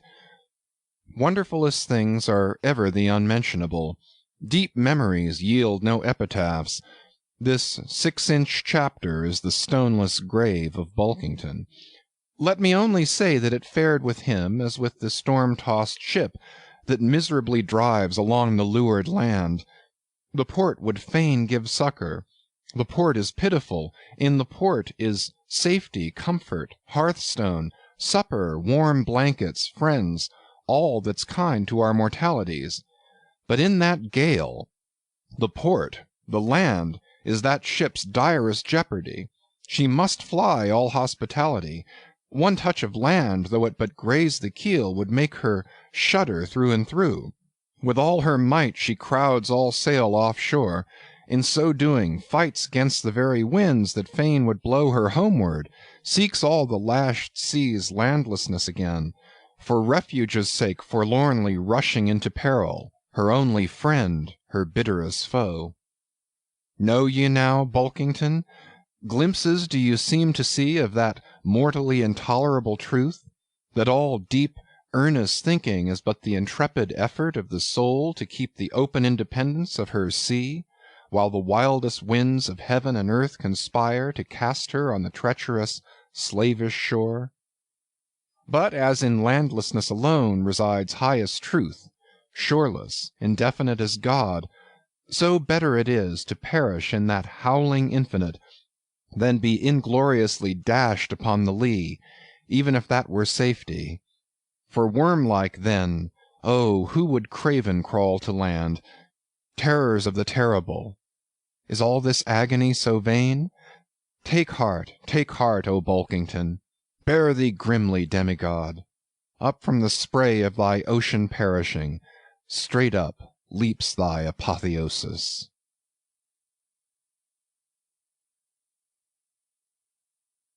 Chapter 24. The Advocate. As Queequeg and I are now fairly embarked in this business of whaling, and as this business of whaling has somehow come to be regarded among landsmen as a rather unpoetical and disreputable pursuit, therefore I am all anxiety to convince you, ye landsmen, of the injustice hereby done to us hunters of whales. In the first place, it may be deemed almost superfluous to establish the fact that among people at large the business of whaling is not accounted on a level with what are called the liberal professions. If a stranger were introduced into any miscellaneous metropolitan society, it would but slightly advance the general opinion of his merits were he presented to the company as a harpooneer, say, and if in emulation of the naval officers he should append the initials SWF, sperm whale fishery, to his visiting card, such a procedure would be deemed preeminently presuming and ridiculous.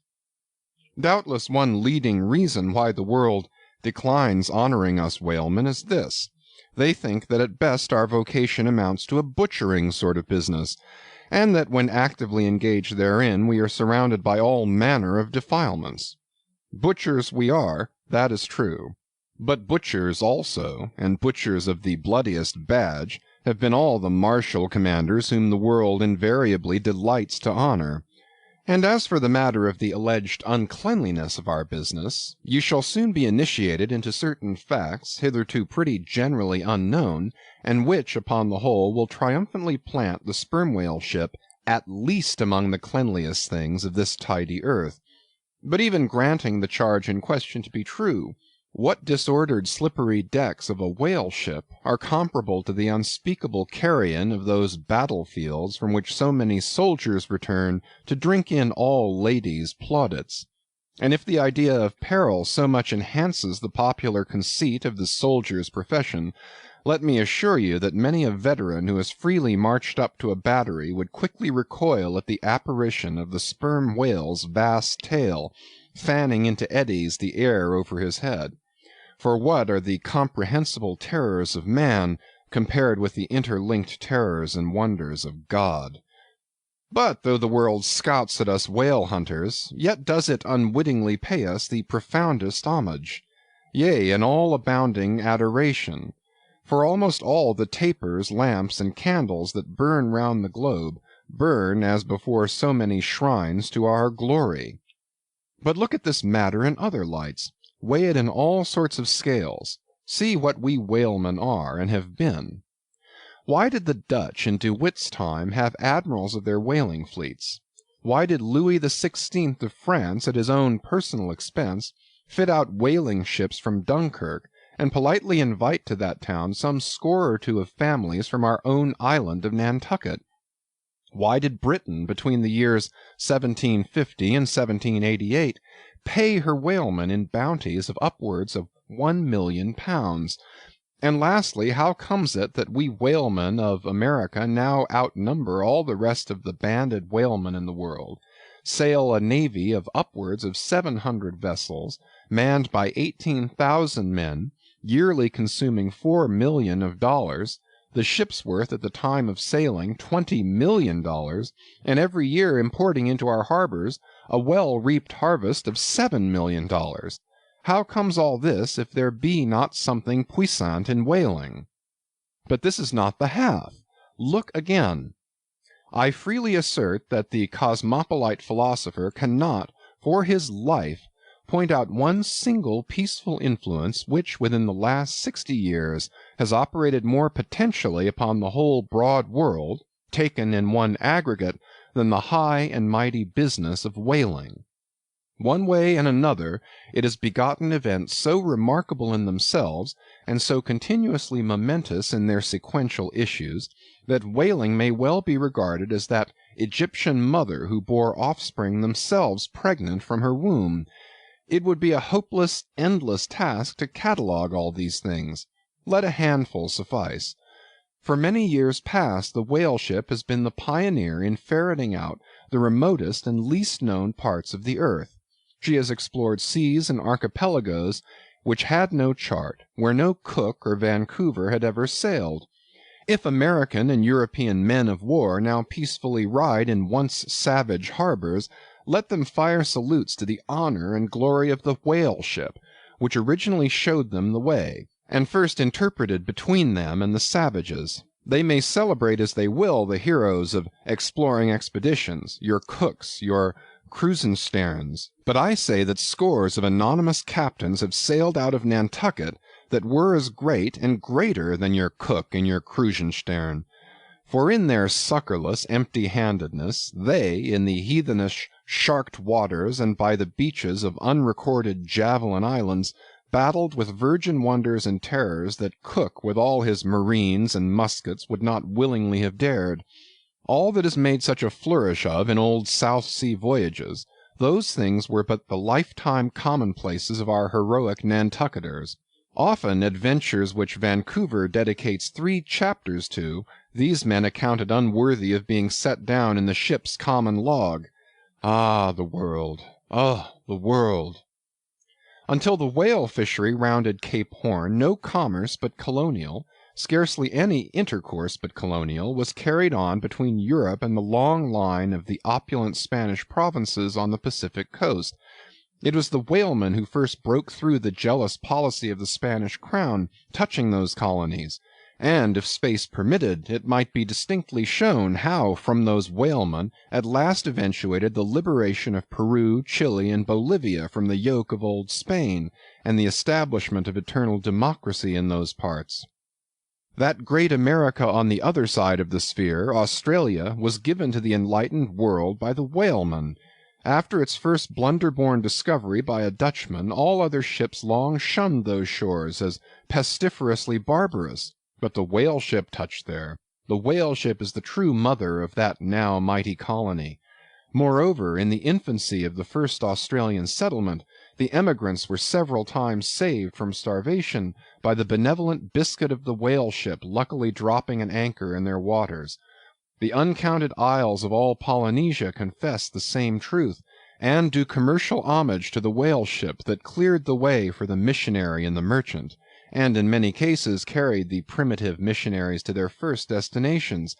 If that double-bolted land, Japan, is ever to become hospitable, it is the whale ship alone to whom the credit will be due, for already she is on the threshold. But if, in the face of all this, you still declare that whaling has no aesthetically noble associations connected with it, then I am ready to shiver 50 lances with you there, and unhorse you with a split helmet every time. The whale has no famous author, and whaling no famous chronicler, you will say. The whale no famous author, and whaling no famous chronicler? Who wrote the first account of our Leviathan? Who but mighty Job? And who composed the first narrative of a whaling voyage? Who but no less a prince than Alfred the Great, who with his own royal pen took down the words from Other, the Norwegian whale hunter of those times, and who pronounced our glowing eulogy in Parliament? Who but Edmund Burke? True enough, but then whalemen themselves are poor devils. They have no good blood in their veins. No good blood in their veins? They have something better than royal blood there. The grandmother of Benjamin Franklin was Mary Morrell, afterwards by marriage Mary Folger, one of the old settlers of Nantucket, and the ancestress to a long line of Folgers and harpooneers, all kith and kin to the noble Benjamin, to this day darting the barbed iron from one side of the world to the other. Good again, but then all confess that somehow whaling is not respectable. Whaling not respectable? Whaling is imperial. By the old English statutory law, the whale is declared a royal fish. Oh, that's only nominal. The whale himself has never figured in any grand, imposing way. The whale never figured in any grand, imposing way. In one of the mighty triumphs given to a Roman general upon his entering the world's capital, the bones of a whale, brought all the way from the Syrian coast, were the most conspicuous object in the symboled procession. Footnote. See subsequent chapters for something more on this head. End of footnote. Grant it, since you cite it, but say what you will, there is no real dignity in whaling. No dignity in whaling! The dignity of our calling the very heavens attest. Cetus is a constellation in the south. No more, drive down your hat in the presence of the Tsar and take it off to Queequeg. No more, I know a man that in his lifetime has taken 350 whales. I account that man more honorable than that great captain of antiquity who boasted of taking as many walled towns. And as for me, if by any possibility there be any as yet undiscovered prime thing in me, if I shall ever deserve any real repute in that small but high hushed world which I might not be unreasonably ambitious of, if hereafter I shall do anything that, upon the whole, a man might rather have done than to have left undone, if at my death my executors, or more properly my creditors, find any precious manuscripts in my desk, then here I prospectively ascribe all the honor and the glory to whaling, for a whale ship was my Yale College and my Harvard.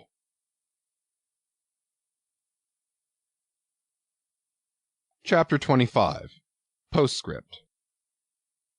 In behalf of the dignity of whaling, I would fain advance naught but substantiated facts, But after embattling his facts, an advocate who should wholly suppress a not unreasonable surmise, which might tell eloquently upon his case, such an advocate, would he not be blameworthy?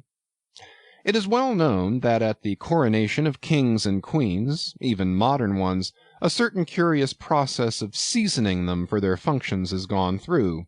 There is a salt cellar of state, so called, and there may be a castor of state. How they use the salt precisely, who knows?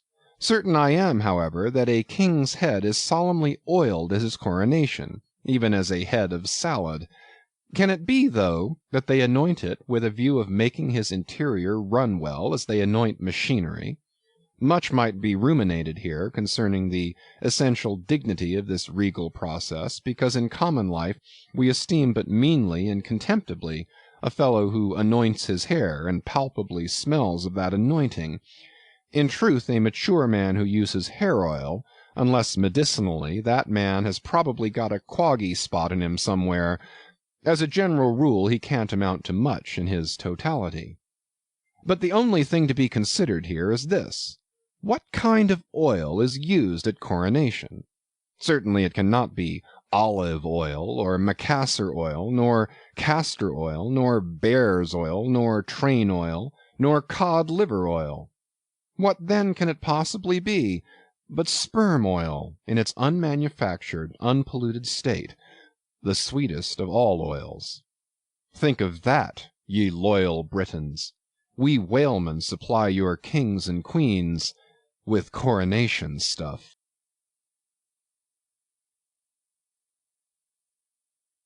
Chapter 26. Knights and Squires. The chief mate of the Pequod was Starbuck, a native of Nantucket, and a Quaker by descent.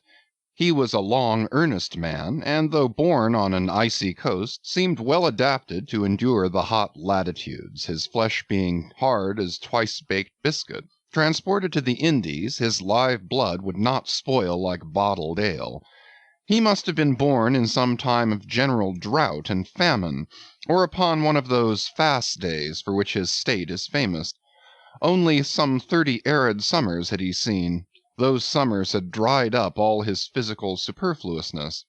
But this, his thinness, so to speak, seemed no more the token of wasting anxieties and cares than it seemed the indication of any bodily blight.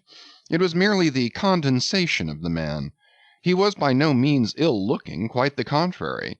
His pure, tight skin was an excellent fit, and closely wrapped up in it, and embalmed with inner health and strength like a revivified Egyptian, this Starbuck seemed prepared to endure for long ages to come, and to endure always as now, for be it polar snow or torrid sun, like a patent chronometer, his interior vitality was warranted to do well in all climates.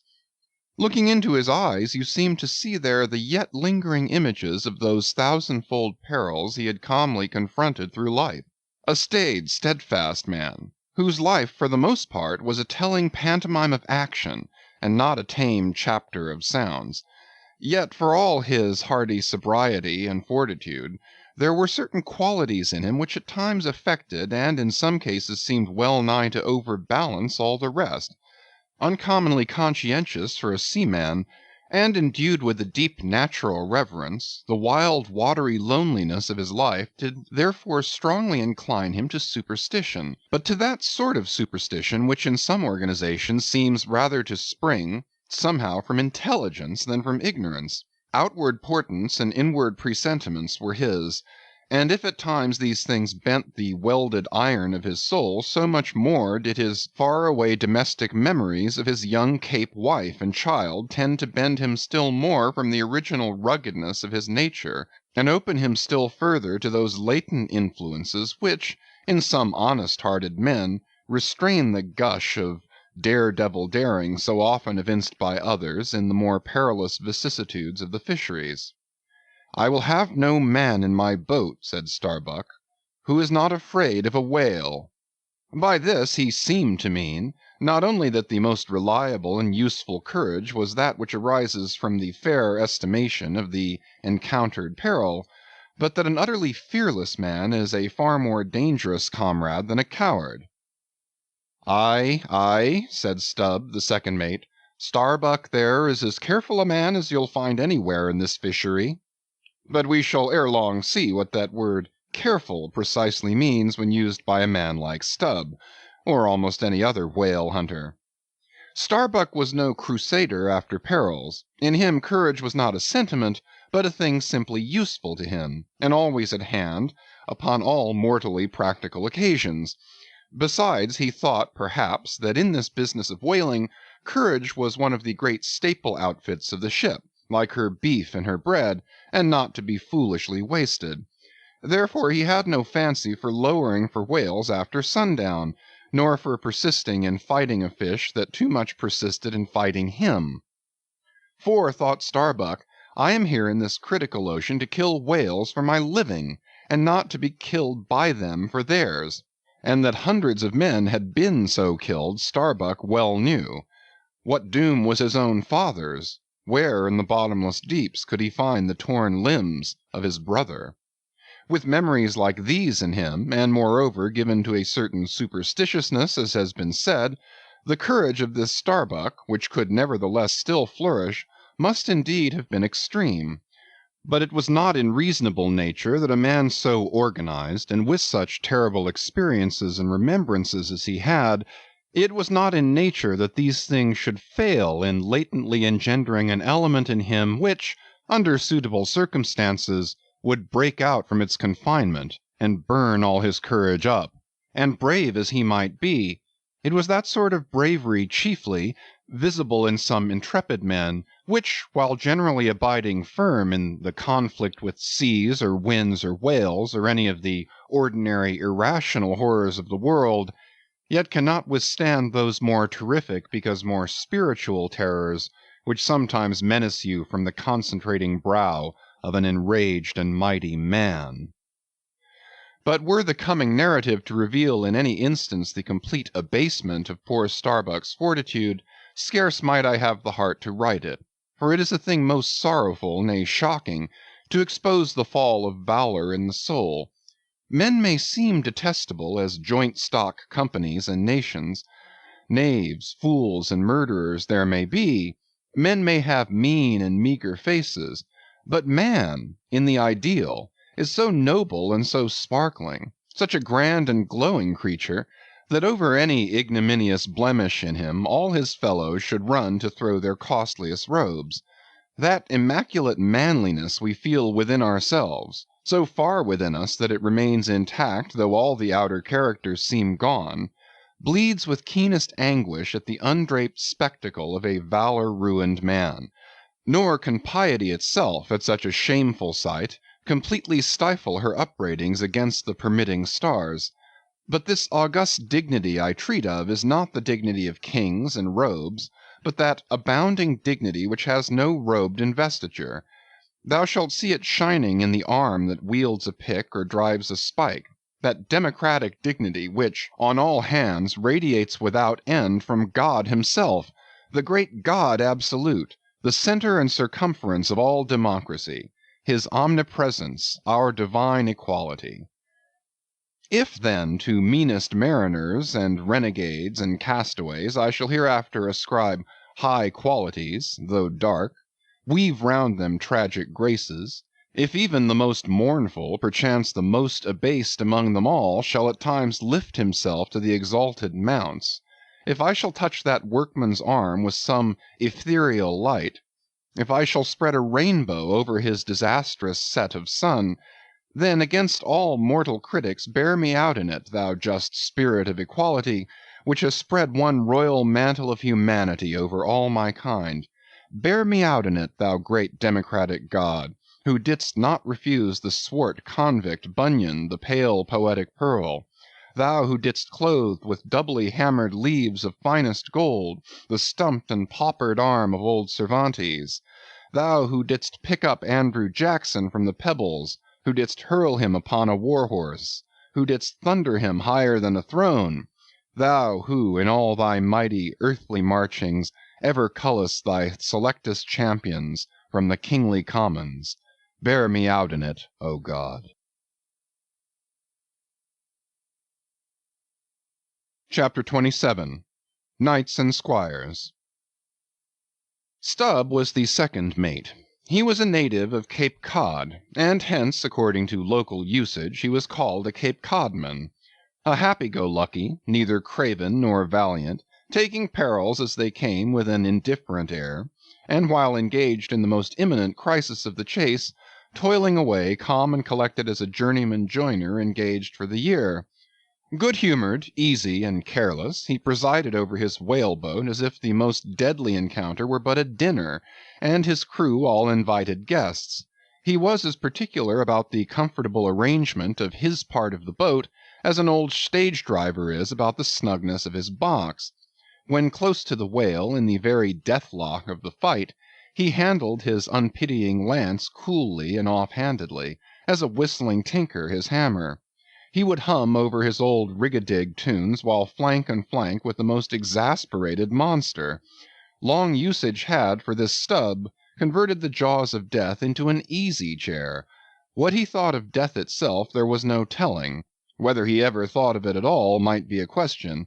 But if he ever did chance to cast his mind that way after a comfortable dinner, no doubt, like a good sailor, he took it to be a sort of a call to the watch to tumble aloft and bestir themselves there, about something which he would find out when he obeyed the order, and not sooner.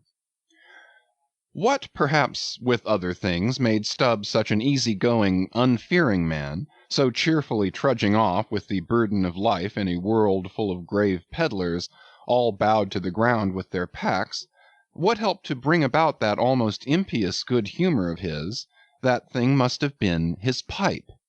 For, like his nose, his short black little pipe was one of the regular features of his face.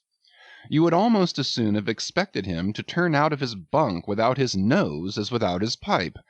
He kept a whole row of pipes there ready loaded, stuck in a rack, within easy reach of his hand, and whenever he turned in he smoked them all out in succession, lighting one from another to the end of the chapter, then loading them again to be in readiness anew.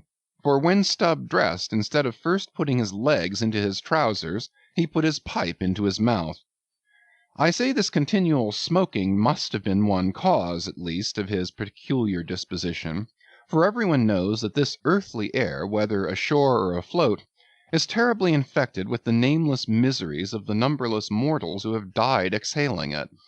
And as in a time of cholera some people go about with camphorated handkerchiefs to their mouths, so likewise against all mortal tribulations, Stubb's tobacco smoke might have operated as a sort of disinfecting agent. The third mate was Flask, a native of Tisbury in Martha's Vineyard, a short, stout, ruddy young fellow, very pugnacious concerning whales, who somehow seemed to think that the great leviathans had personally and hereditarily affronted him, and therefore it was a sort of point of honour with him to destroy them whenever encountered. So utterly lost was he to all sense of reverence for the many marvels of their majestic bulk and mystic ways, and so dead to anything like an apprehension of any possible danger from encountering them, that in his poor opinion the wondrous whale was but a species of magnified mouse, or at least water-rat, requiring only a little circumvention and some small application of time and trouble in order to kill and boil. This ignorant, unconscious fearlessness of his made him a little waggish in the matter of whales. He followed these fish for the fun of it, and a 3 years' voyage round Cape Horn was only a jolly joke that lasted that length of time. As a carpenter's nails are divided into wrought nails and cut nails, so mankind may be similarly divided. Little Flask was one of the wrought ones, made to clinch tight and last long. They called him King Post on board the Pequod, because in form he could be well likened to the short square timber known by that name in Arctic whalers, and which, by the means of many radiating side timbers inserted into it, serves to brace the ship against the icy concussions of those battering seas. Now these three mates, Starbuck, Stubb, and Flask, were momentous men. They it was who by universal prescription commanded 3 of the Pequod's boats as headmen. in that grand order of battle in which Captain Ahab would probably marshal his forces to descend on the whales, these three headsmen were as captains of companies, or, being armed with their long, keen whaling spears, they were as a picked trio of lancers, even as the harpooneers were flingers of javelins. And since in this famous fishery each mate or headsman, like a Gothic knight of old, is always accompanied by his boat steerer or harpooneer, who in certain conjunctures provides him with a fresh lance, when the former one has been badly twisted, or elbowed in the assault, and moreover, as there generally subsists between the two a close intimacy and friendliness, it is therefore but meet that in this place we set down who the Pequod's harpooneers were, and to what headsman each of them belonged. First of all was Queequeg, whom Starbuck, the chief mate, had selected for his squire, but Queequeg is already known. Next was Tashtego, an unmixed Indian from Gayhead, the most westerly promontory of Martha's Vineyard, where there still exists the last remnant of a village of red men, which has long supplied the neighboring island of Nantucket with many of her most daring harpooneers. In the fishery they usually go by the generic name of Gay Headers. Tashtego's long, lean, sable hair, his high cheekbones and black rounding eyes, for an Indian oriental in their largeness, but Antarctic in their glittering expression, all this sufficiently proclaimed him an inheritor of the unvitiated blood of those proud warrior hunters who, in quest of the great New England moose, had scoured, bow in hand, the aboriginal forests of the Maine. But no longer snuffing in the trail of the wild beasts of the woodland, Tashtego now hunted in the wake of the great whales of the sea, the unerring harpoon of the sun fitly replacing the infallible arrow of the sires. To look at the tawny brawn of his lithe, snaky limbs, you would almost have credited the superstitions of some of the earlier Puritans, and half believed this wild Indian to be a son of the prince of the powers of the air. Tashtego was Stubb, the second mate's squire. Third among the harpooneers was Daggoo, a gigantic coal-black negro savage with a lion-like tread, an Ahasuerus to behold. Suspended from his ears were two golden hoops, so large that the sailors called them ring-bolts, and would talk of securing the topsail halyards to them. In his youth Daggoo had voluntarily shipped on board a whaler, lying in a lonely bay on his native coast, and never having been anywhere in the world but in Africa, Nantucket, and the pagan harbors most frequented by whalemen, and having now led for many years the bold life of the fishery in the ships of owners uncommonly heedful of what manner of men they shipped, Daggoo retained all his barbaric virtues, and erect as a giraffe, moved about the decks in all the pomp of 6 feet 5 in his socks. There was a corporeal humility in looking up at him, and a white man standing before him seemed a white flag come to beg truce of a fortress. Curious to tell, this imperial negro, Ahasuerus Daggoo, was the squire of Little Flask, who looked like a chessman beside him. As for the residue of the Pequod's company, be it said that at the present day not more than 1 in 2 of the many thousand men before the mast employed in the American whale fishery are Americans born, though pretty nearly all the officers are. Herein it is the same with the American whale fishery as it is with the American army and military and merchant navies, and the engineering forces employed in the construction of the American canals and railroads. The same, I say, because in all these cases the native American liberally provides the brains, the rest of the world is generously supplying the muscles. No small number of these whaling seamen belong to the Azores, where the outward bound Nantucket whalers frequently touch to augment their crews from the hardy peasants of those rocky shores. In like manner the Greenland whalers sailing out of Hull or London put in at the Shetland Islands to receive the full complement of their crew. Upon the passage homeward they drop them there again. How it is there is no telling, but islanders seem to make the best whalemen. They were nearly all islanders in the Pequod. Isolatos, too, I call such, not acknowledging the common continent of men, but each isolato living on a separate continent of his own. Yet now, federated along one keel, what a set these isolatos were! an Anacharsis Cloots deputation from all the isles of the sea, and all the ends of the earth, accompanying old Ahab in the Pequod, to lay the world's grievances before that bar from which not very many of them ever come back. Black little Pip, he never did. Oh no, he went before. Poor Alabama boy! On the grim Pequod's forecastle you shall ere long see him, beating his tambourine, prelusive of the eternal time, when sent for, to the great quarter-deck on high, he was bid strike in with angels, and beat his tambourine in glory. Called a coward here, hailed a hero there.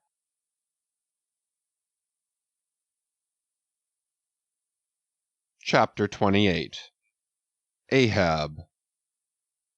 For several days after leaving Nantucket, nothing above hatches was seen of Captain Ahab. The mates regularly relieved each other at the watches, and for aught that could be seen to the contrary, they seemed to be the only commanders of the ship. Only they sometimes issued from the cabin with orders so sudden and peremptory, that after all it was plain they but commanded vicariously. Yes, their supreme lord and dictator was there, though hitherto unseen by any eyes not permitted to penetrate into the now sacred retreat of the cabin. Every time I ascended to the deck from my watches below, I instantly gazed aft, to mark if any strange face were visible, for my first vague disquietude touching the unknown captain, now in the seclusion of the sea, became almost a perturbation. This was strangely heightened at times by the ragged Elijah's diabolical incoherences uninvitedly recurring to me, with a subtle energy I could not have before conceived of. But poorly could I withstand them, much as in other moods I was almost ready to smile at the solemn whimsicalities of that outlandish prophet of the wharves. But whatever it was of apprehensiveness or uneasiness, to call it so, which I felt, whenever I came to look about me in the ship, it seemed against all warranty to cherish such emotions. For though the harpooneers, with the great body of the crew, were a far more barbaric, heathenish, and motley set than any of the tame merchant ship companies which my previous experiences had made me acquainted with, still I ascribed this, and rightly ascribed it, to the fierce uniqueness of the very nature of that wild Scandinavian vocation in which I had so abandonedly embarked. But it was especially the aspect of the three chief officers of the ship, the mates, which was most forcibly calculated to allay these colorless misgivings, and induce confidence and cheerfulness in every presentment of the voyage. Three better, more likely sea officers and men, each in his own different way, could not readily be found, and they were every one of them Americans, a Nantucketer, a Vineyarder, a Cape man. Now, it being Christmas when the ship shot from outer harbor, for a space we had biting polar weather, though all the time running away from it to the southward, and by every degree and minute of latitude which we sailed, gradually leaving that merciless winter and all its intolerable weather behind us. It was one of those less lowering but still gray and gloomy enough mornings of the transition, when with a fair wind the ship was rushing through the water with a vindictive sort of leaping and melancholy rapidity, that as I mounted to the deck at the call of the forenoon watch, so soon as I levelled my glance toward the taffrail, foreboding shivers ran over me. Reality outran apprehension. Captain Ahab stood upon his quarter-deck. There seemed no sign of common bodily illness about him, nor of the recovery from any. He looked like a man cut away from the stake, when the fire has overrunningly wasted all the limbs without consuming them, or taking away one particle from their compacted aged robustness. His whole high, broad form seemed made of solid bronze, and shaped in an unalterable mould like Cellini's cast Perseus. Threading its way out from among his gray hairs, and continuing right down one side of his tawny, scorched face and neck, till it disappeared in his clothing, you saw a slender rod-like mark, lividly whitish. It resembled that perpendicular seam sometimes made in the straight lofty trunk of a great tree, when the upper lightning tearingly darts down it, and without wrenching a single twig, peels and grooves out the bark from top to bottom, ere running off into the soil, leaving the tree still greenly alive, but branded. Whether that mark was born with him, or whether it was the scar left by some desperate wound, no one could certainly say. By some tacit consent throughout the voyage, little or no allusion was made to it, especially by the mates. But once Tashtego Senior, an old Gayhead Indian among the crew, superstitiously asserted that not till he was full 40 years old did Ahab become that way branded, and then it came upon him not in the fury of any mortal fray, but in an elemental strife at sea. Yet this wild hint seemed inferentially negatived by what a grey Manxman insinuated, an old sepulchral man, who, having never before sailed out of Nantucket, had never ere this laid eye upon wild Ahab. Nevertheless, the old sea traditions, the immemorial credulities, popularly invested this old Manxman with preternatural powers of discernment, so that no white sailor seriously contradicted him when he said that if ever Captain Ahab should be tranquilly laid out, which might hardly come to pass, so he muttered, then whoever should do that last office for the dead would find a birthmark on him from crown to sole. So powerfully did the whole grim aspect of Ahab affect me, and the livid brand which streaked it, that for the first few moments I hardly noted that not a little of this overbearing grimness was owing to the barbaric white leg upon which he partly stood. It had previously come to me that this ivory leg had at sea been fashioned from the polished bone of a sperm whale's jaw. "Aye, he was dismasted off Japan," said the old Gayhead Indian once, "but like his dismasted craft, he shipped another mast without coming home for it. He has a quiver of 'em." I was struck with the singular posture he maintained. Upon each side of the Pequod's quarter-deck, and pretty close to the mizzen shrouds, there was an auger hole, bored about half an inch or so into the plank. His bone legs steadied in that hole, one arm elevated and holding by a shroud, Captain Ahab stood erect, looking straight out beyond the ship's ever-pitching prow. There was an infinity of firmest fortitude, a determinate, unsurrenderable willfulness in the fixed and fearless, forward dedication of that glance. Not a word he spoke, nor did his officers say aught to him, though by all their minutest gestures and expressions they plainly showed the uneasy, if not painful consciousness of being under a troubled master eye. And not only that, but moody, stricken Ahab stood before them with a crucifixion in his face, in all the nameless regal overbearing dignity of some mighty woe. Ere long, from his first visit in the air, he withdrew into his cabin. But after that morning he was every day visible to the crew, either standing in his pivot hole, or seated upon an ivory stool he had, or heavily walking the deck. As the sky grew less gloomy, indeed began to grow a little genial, he became still less and less a recluse, as if when the ship had sailed from home nothing but the dead wintry bleakness of the sea had then kept him so secluded. And by it came to pass that he was almost continually in the air. But as yet, for all that he said or perceptibly did on the at last sunny deck, he seemed as unnecessary there as another mast. But the Pequod was only making a passage now, not regularly cruising. Nearly all whaling preparatives needing supervision, the mates were fully competent to, so that there was little or nothing out of himself to employ or excite Ahab now, and thus chase away for that one interval the clouds that layer upon layer were piled upon his brow, as ever all clouds choose the loftiest peaks to pile themselves upon. Nevertheless, ere long, the warm, warbling persuasiveness of the pleasant holiday weather we came to seemed gradually to charm him from his mood. For as when the red-cheeked dancing girls, April and May, trip home to the wintry misanthropic woods, even the barest, ruggedest, most thunder-cloven old oak will at least send forth some few green sprouts to welcome such glad-hearted visitants, so Ahab did, in the end, a little respond to the playful allurings of that girlish air. More than once did he put forth the faint blossom of a look which, in any other man, would have soon flowered out in a smile.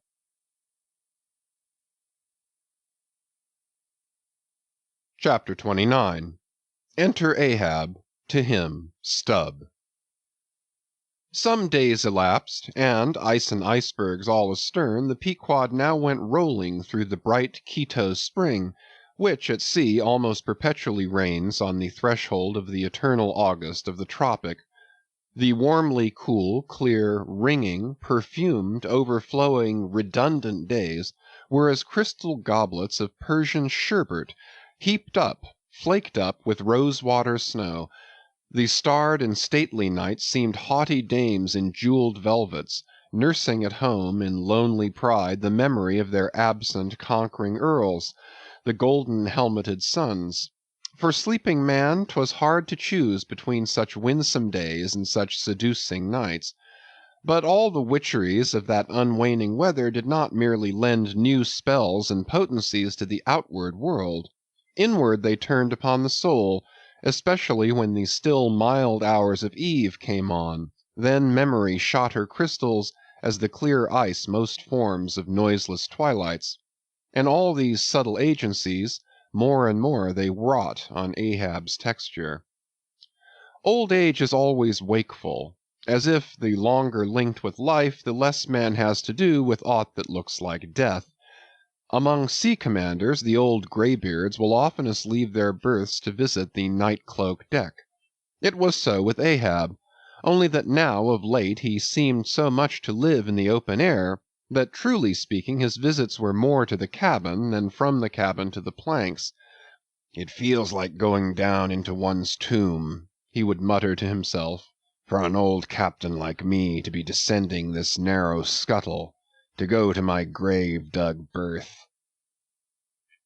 So almost every 24 hours, when the watches of the night were set and the band on deck sentineled the slumbers of the band below, and when, if a rope was to be hauled upon the forecastle, the sailors flung it not rudely down as by day, but with some cautiousness dropped it to its place for fear of disturbing their slumbering shipmates, when this sort of steady quietude would begin to prevail, habitually the silent steersman would watch the cabin scuttle, and ere long the old man would emerge, gripping at the iron banister to help his crippled way.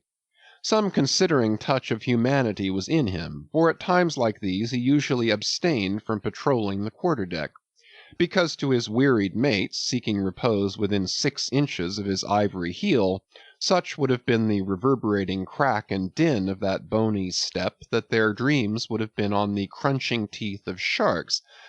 But once the mood was on him too deep for common regardings, and as with heavy lumber-like pace he was measuring the ship from taffrail to mainmast, Stubb, the old second mate, came up from below, with a certain unassured deprecating humorousness, hinted that if Captain Ahab was pleased to walk the planks, then no one could say nay, but there might be some way of muffling the noise, hinting something indistinctly and hesitatingly about a globe of tow and the insertion into it of the ivory heel.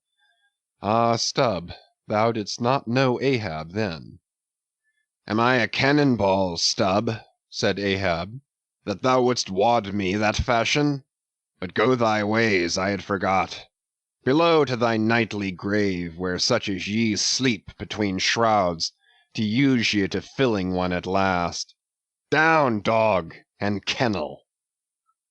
Starting at the unforeseen concluding exclamation of the so suddenly scornful old man, Stubb was speechless for a moment, and then said excitedly, "I am not used to be spoken to that way, sir. I do but less than half like it, sir." "Avast!" gritted Ahab between his set teeth, and violently moving away as if to avoid some passionate temptation.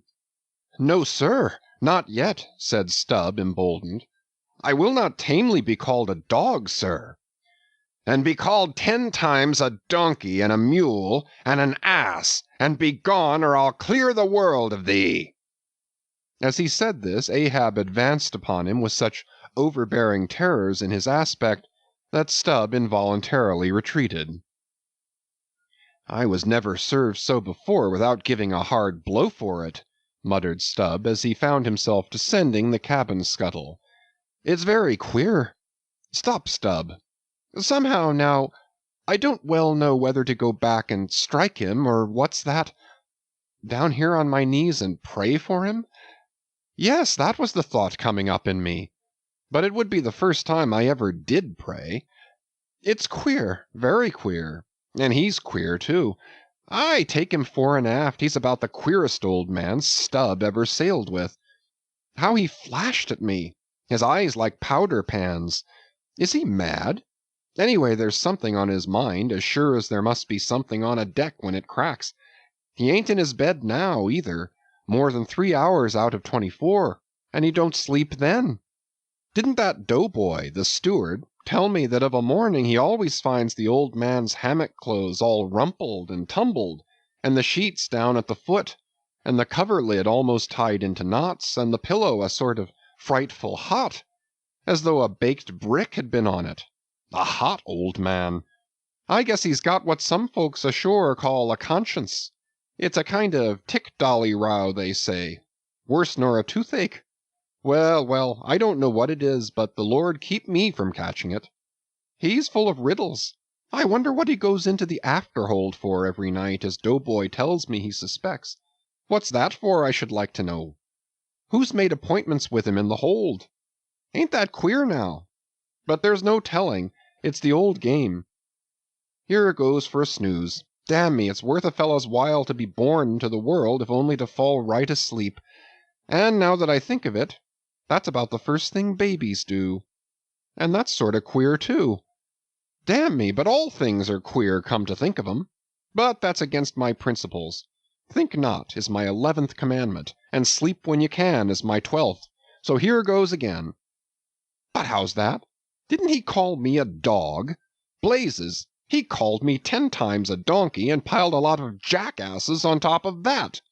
He might as well have kicked me and be done with it. Maybe he did kick me, and I didn't observe it. I was so taken all aback with his brow, somehow. It flashed like a bleached bone. What the devil's the matter with me? I don't stand right on my legs. Coming afoul of that old man has a sort of turned me wrong side out. By the Lord, I must have been dreaming, though. How? But the only way is to stash it. So here goes to hammock again, and in the morning I'll see how this plaguey juggling thinks over by daylight.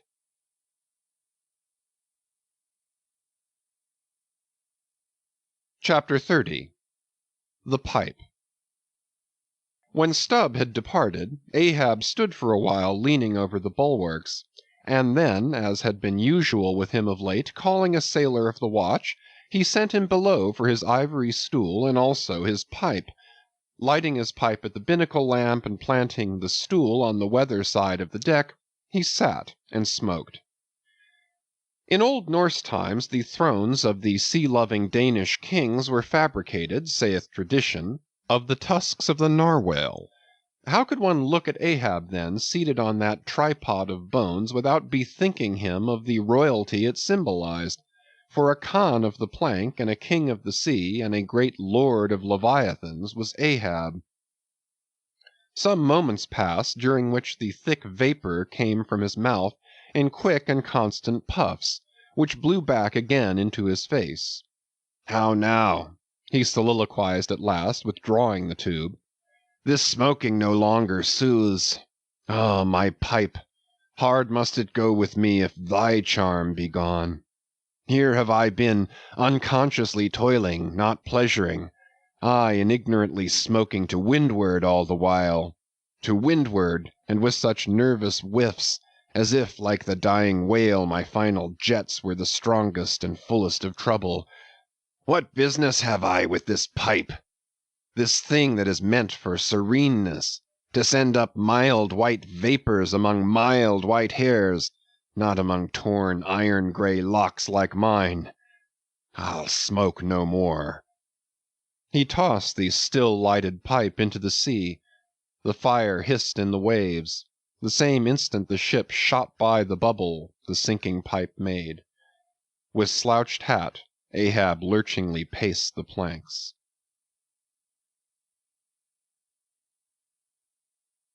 Chapter 31 Queen Mab. Next morning Stubb accosted Flask. "Such a queer dream, King Post, I never had. You know the old man's ivory leg? Well, I dreamed he kicked me with it, and when I tried to kick back, upon my soul, my little man, I kicked my leg right off. And then presto, Ahab seemed a pyramid, and I, like a blazing fool, kept kicking at it. But what was still more curious, Flask, you know how curious all dreams are, through all this rage that I was in, I somehow seemed to be thinking to myself that after all it was not much of an insult, that kick from Ahab. Why, thinks I, what's the row? It's not a real leg, only a false leg. And there's a mighty difference between a living thump and a dead thump. That's what makes a blow from the hand, Flask, 50 times more savage to bear than a blow from a cane. The living member. That makes the living insult, my little man. And thinks I to myself all the while, mind, while I was stubbing my silly toes against that cursed pyramid, so confoundedly contradictory was it all the while, I say, I was thinking to myself, what's his leg now but a cane? A whalebone cane. Yes, thinks I. It was only a playful cudgelling, in fact only a whaleboning that he gave me, not a base kick. Besides, thinks I, look at it once, why, the end of it, the foot part, what a small sort of end it is, whereas if a broad-footed farmer kicked me, there's a devilish broad insult. But this insult is whittled down to a point only. But now comes the greatest joke of the dream, Flask. While I was battering away at the pyramid, a sort of badger-haired old merman, with a hump on his back, takes me by the shoulders and slews me round. "What are you about?" says he. Slid, man, but I was frightened. Such a fizz! But somehow next moment I was over the fright. "What am I about?" says I at last. "And what business is that of yours, I should like to know, Mr. Humpback? Do you want a kick?" By the Lord, Flask, I had no sooner said that, than he turned round his stern to me, bent over, and dragging up a lot of seaweed he had for a clout, what do you think I saw? Why, thunder alive, man, his stern was stuck full of marlin spikes, with the points out. Says I, on second thoughts, I guess I won't kick you, old fellow. "Wise Stubb," says he, "wise Stubb," and kept muttering it all the time, a sort of eating of his own gums like a chimney hag. Seeing he wasn't going to stop saying over his wise Stubb, I thought I might as well fall to kicking the pyramid again. But I had only just lifted my foot for it when he roared out, "Stop that kicking!" "Hallo!" says I, "what's the matter now, old fellow?" "Look ye here," says he, "let's argue the insult. Captain Ahab kicked you, didn't he?" "Yes, he did," says I, "right here it was." "Very good," says he, "he used his ivory leg, didn't he?" "Yes, he did," says I. "Well then," says he, "wise Stubb, what have you to complain of? Didn't he kick you with right good will? It wasn't a common pitch-pine leg he kicked with, was it? No, you were kicked by a great man, and with a beautiful ivory leg, Stubb. It's an honor. I consider it an honor. Listen, wise Stubb. In old England, the greatest lords think it great glory to be slapped by a queen, and made garter knights of. But be your boast, Stubb, that ye were kicked by old Ahab, and made a wise man of. Remember what I say. Be kicked by him. Account his kicks honors, and on no account kick back, for you can't help yourself, wise Stubb. Don't you see that pyramid?" With that he all of a sudden seemed somehow, in some queer fashion, to swim off into the air. I snored, rolled over, and there I was in my hammock. Now what do you think of that dream, Flask? "I don't know, it seems sort of foolish to me, though." May be, but it's made a wise man of me, Flask. Do you see Ahab standing there, sideways looking over the stern? Well, the best thing you can do, Flask, is to let the old man alone. Never speak to him, whatever he says. Hallo! What's that he shouts? Hark! "Masthead there! Look sharp, all of ye! There are whales hereabouts. If you see a white one, split your lungs for him." What do you think of that now, Flask? Ain't there a small drop of something queer about that, eh? A white whale! Did you mark that, man? Look ye, there's something special in the wind. Stand by for it, Flask. Ahab has that's bloody on his mind. But, mum, he comes this way. Chapter 32 Cetology Already we are boldly launched upon the deep, but soon we shall be lost in its unshored, harborless immensities. Ere that come to pass, ere the Pequod's weedy hull rolls side by side with the barnacled hulls of the Leviathan, at the outset it is but well to attend to a matter almost indispensable to a thorough appreciative understanding of the more special Leviathanic revelations and illusions of all sorts which are to follow. It is some systematized exhibition of the whale in his broad genera that I would now fain put before you, yet it is no easy task. The classification of the constituents of a chaos nothing less is here essayed. Listen to what the best and latest authorities have laid down. Quote, "No branch of zoology is so much involved as that which is entitled Cetology," end quote, says Captain Scoresby, A.D. 1820. Quote, "It is not my intention, were it in my power, to enter into the inquiry as to the true method of dividing the Cetacea into groups and families. Utter confusion exists among historians of this animal," end quote, sperm whale, says Surgeon Beale, A.D. 1839.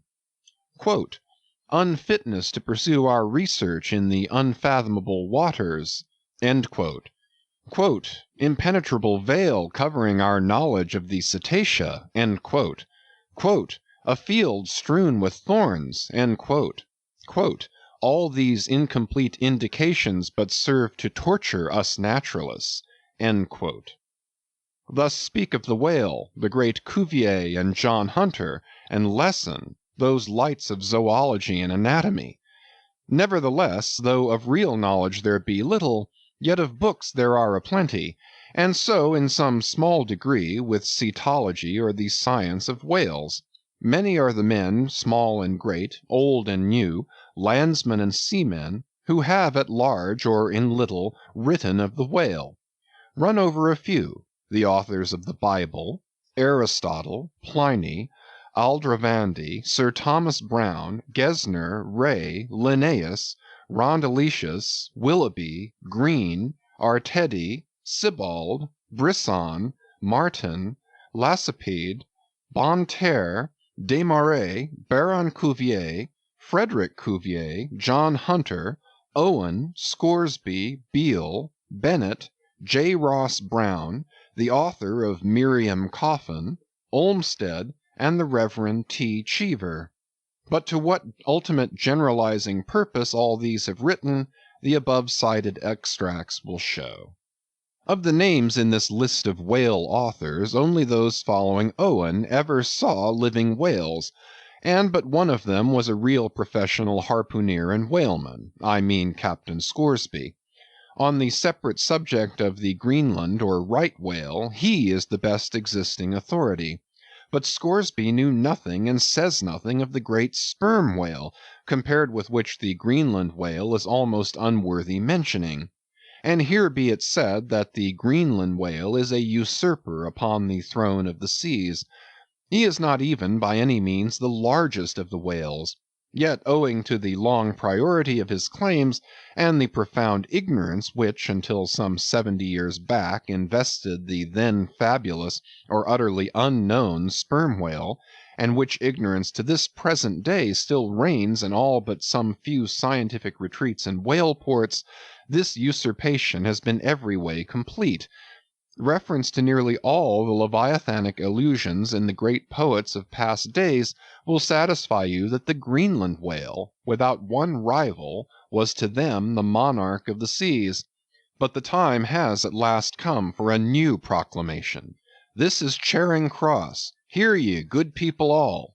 The Greenland whale is deposed. The great sperm whale now reigneth.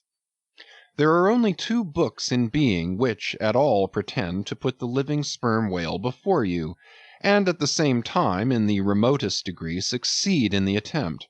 Those books are Beale's and Bennett's, both in their time surgeons to English South Sea whale ships, and both exact and reliable men. The original matter touching the sperm whale to be found in their volumes is necessarily small, but so far as it goes, it is of excellent quality, though mostly confined to scientific description. As yet, however, the sperm whale, scientific or poetic, lives not complete in any literature.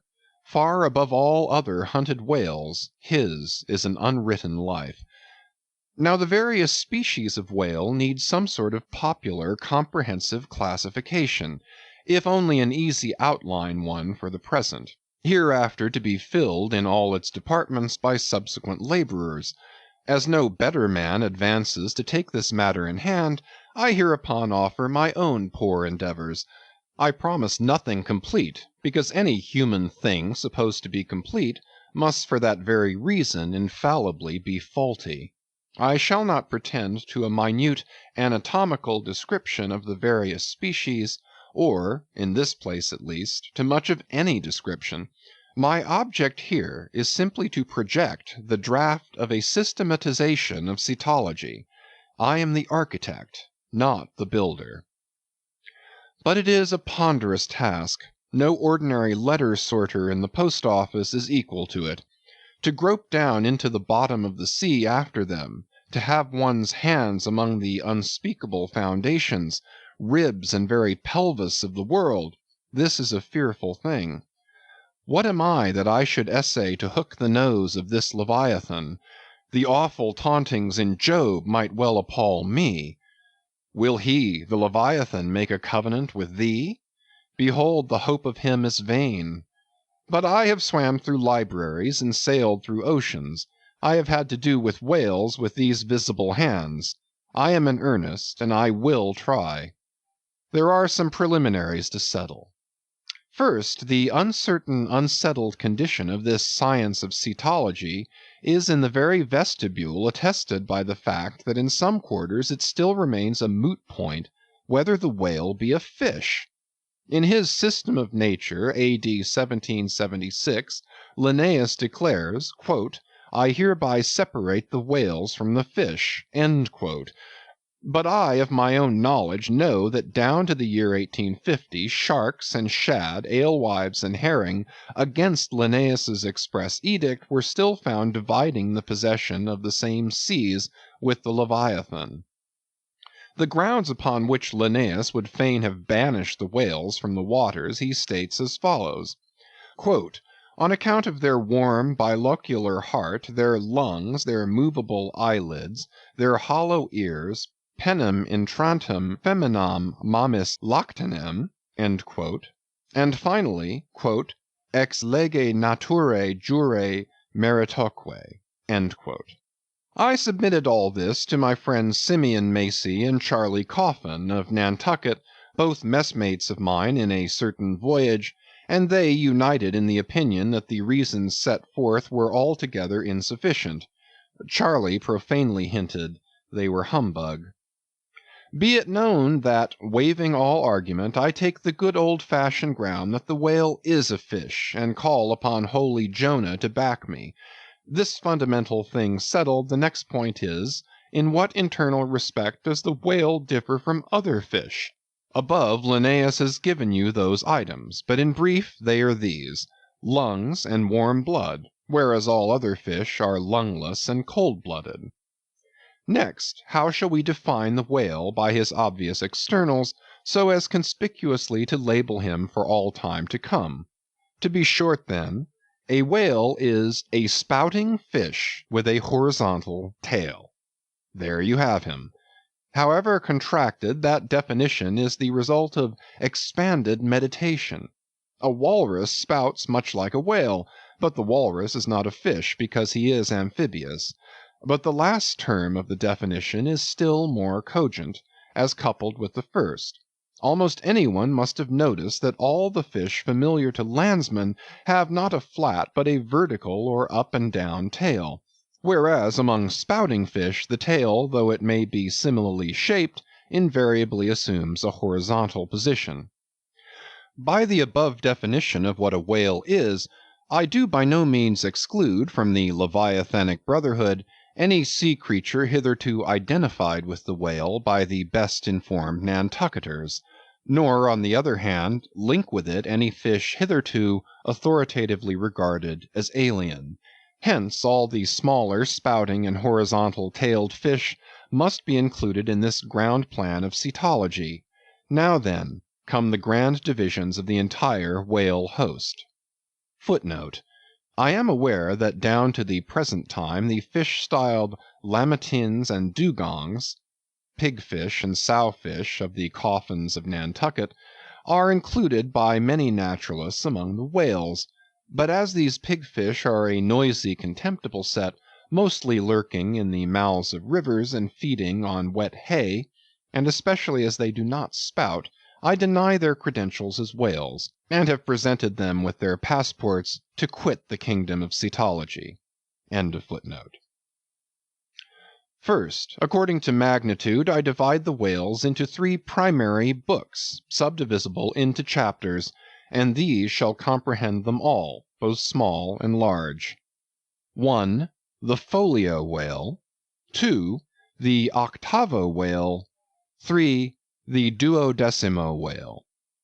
As the type of the folio, I present the sperm whale; of the octavo, the grampus; of the duodecimo, the porpoise. Folios.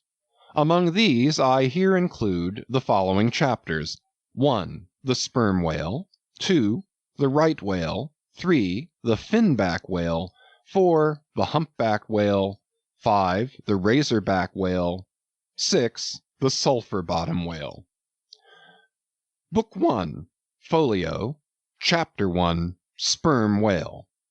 This whale, among the English of old vaguely known as the trumpa whale, and the physeter whale, and the anvil-headed whale, is the present cachalot of the French, and the potzfisch of the Germans, and the macrocephalus of the long words. He is without doubt the largest inhabitant of the globe, the most formidable of all whales to encounter, the most majestic in aspect, and lastly, by far, the most valuable in commerce, he being the only creature from which that valuable substance, spermaceti, is obtained. All his peculiarities will, in many other places, be enlarged upon. It is chiefly with his name that I now have to do. Philologically considered, it is absurd. Some centuries ago, when the sperm whale was almost wholly unknown in his own proper individuality, and when his oil was only accidentally obtained from the stranded fish, in those days spermaceti, it would seem, was popularly supposed to be derived from a creature identical with the one then known in England as the Greenland or right whale. It was the idea also that this same spermaceti was that quickening humor of the Greenland whale which the first syllable of the word literally expresses. In those times also spermaceti was exceedingly scarce, not being used for light, but only as an ointment and medicament. It was only to be had from the druggists as you nowadays buy an ounce of rhubarb. When, as I opine, in the course of time, the true nature of spermaceti became known, its original name was still retained by the dealers, no doubt to enhance its value by a notion so strangely significant of its scarcity. And so the appellation must have at last come to be bestowed upon the whale from which this spermaceti was really derived. Book 1. Folio. Chapter 2. Right whale. In one respect this is the most venerable of the leviathans, being the one first regularly hunted by man. It yields the article commonly known as whalebone or baleen, and the oil specially known as whale oil, an inferior article in commerce. Among the fishermen he is indiscriminately designated by all the following titles: the whale, the Greenland whale, the black whale, the great whale, the true whale, the right whale. There is a deal of obscurity concerning the identity of the species thus multitudinously baptized. What then is the whale which I include in the second species of my folios? It is the great Mysticetus of the English naturalists, the Greenland whale of the English whalemen, the Baleine ordinaire of the French whalemen, the Grauland's walfish of the Swedes. It is the whale which for more than 2 centuries past has been hunted by the Dutch and English in the Arctic seas. It is the whale which the American fishermen have long pursued in the Indian Ocean, on the Brazil banks, in the Norwest coast, and in various other parts of the world designated by them right whale cruising grounds. Some pretend to see a difference between the Greenland whale of the English and the right whale of the Americans, but they precisely agree in all their grand features. Nor has there yet been presented a single determinate fact upon which to ground a radical distinction. It is by endless subdivisions based upon the most inconclusive differences that some departments of natural history become so repellingly intricate. The right whale will elsewhere be treated of at some length, with reference to elucidating the sperm whale. Book I, Folio, Chapter 3, Finback. Under this head I reckon a monster which by the various names of finback, tall spout, and long john has been seen almost in every sea, and is commonly the whale whose distant jet is so often descried by passengers crossing the Atlantic, in the New York packet tracks.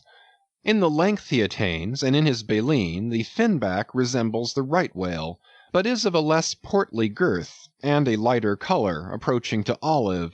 His great lips present a cable-like aspect, formed by the intertwisting, slanting folds of large wrinkles. His grand distinguishing feature, the fin, from which he derives his name, is often a conspicuous object. This fin is some 3 or 4 feet long, growing vertically from the hinder part of the back, of an angular shape, and with a very sharp pointed end. Even if not the slightest other part of the creature be visible, this isolated fin will, at times, be seen plainly projecting from the surface. When the sea is moderately calm, and slightly marked with spherical ripples, and this gnomon-like fin stands up and casts shadows upon the wrinkled surface, it may well be supposed that the watery circle surrounding it somewhat resembles a dial, with its style and wavy hour lines graved on it. On that Ahaz dial the shadow often goes back. The finback is not gregarious. He seems a whale-hater, as some men are man-haters. Very shy, always going solitary, unexpectedly rising to the surface in the remotest and most sullen waters, his straight and single lofty jet rising like a tall misanthropic spear upon a barren plain, gifted with such wondrous power and velocity in swimming as to defy all present pursuit from man, this Leviathan seems the banished and unconquerable Cain of his race, bearing for his mark that style upon his back. From having the baleen in his mouth, the finback is sometimes included with the right whale among a theoretic species denominated whalebone whales, that is, whales with baleen. Of these so-called whalebone whales there would seem to be several varieties, most of which, however, are little known. Broad-nosed whales and beaked whales, pike-headed whales, bunched whales, under-jawed whales, and rostrated whales are the fishermen's names for a few sorts. In connection with this appellative of whalebone whales, it is of great importance to mention that however such a nomenclature may be convenient in facilitating allusions to some kinds of whales, yet it is in vain to attempt a clear classification of the Leviathan, founded upon either his baleen, or hump, or fin, or teeth, notwithstanding that those marked parts or features very obviously seem better adapted to afford the basis for a regular system of cetology than any other detached bodily distinctions which the whale in his kinds presents. How then? The baleen, hump, back fin, and teeth, these are things whose peculiarities are indiscriminately dispersed among all sorts of whales, without any regard to what may be the nature of their structure and other and more essential particulars. Thus the sperm whale and the humpback whale each has a hump, but there the similitude ceases. Then this same humpback whale and the Greenland whale, each of these has baleen, but there again the similitude ceases. And it is just the same with the other parts above mentioned. In various sorts of whales they form such irregular combinations, or in the case of any one of them detached, such an irregular isolation, as utterly to defy all general methodization formed upon such a basis. On this rock every one of the whale naturalists has split. But it may possibly be conceived that in the internal parts of the whale, in his anatomy, there at least we shall be able to hit the right classification. Nay, what thing, for example, is there in the Greenland whale's anatomy more striking than his baleen? Yet we have seen that by his baleen it is impossible to correctly classify the Greenland whale.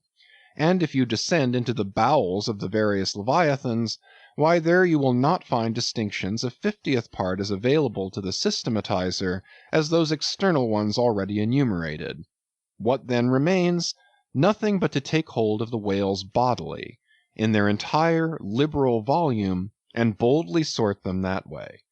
And this is the bibliographical system here adopted, and it is the only one that can possibly succeed, for it alone is practicable. To proceed. Book 1, Folio, Chapter 4, Humpback. This whale is often seen on the northern American coast. He has been frequently captured there and towed into harbor. He has a great pack on him like a peddler, or you might call him the elephant and castle whale.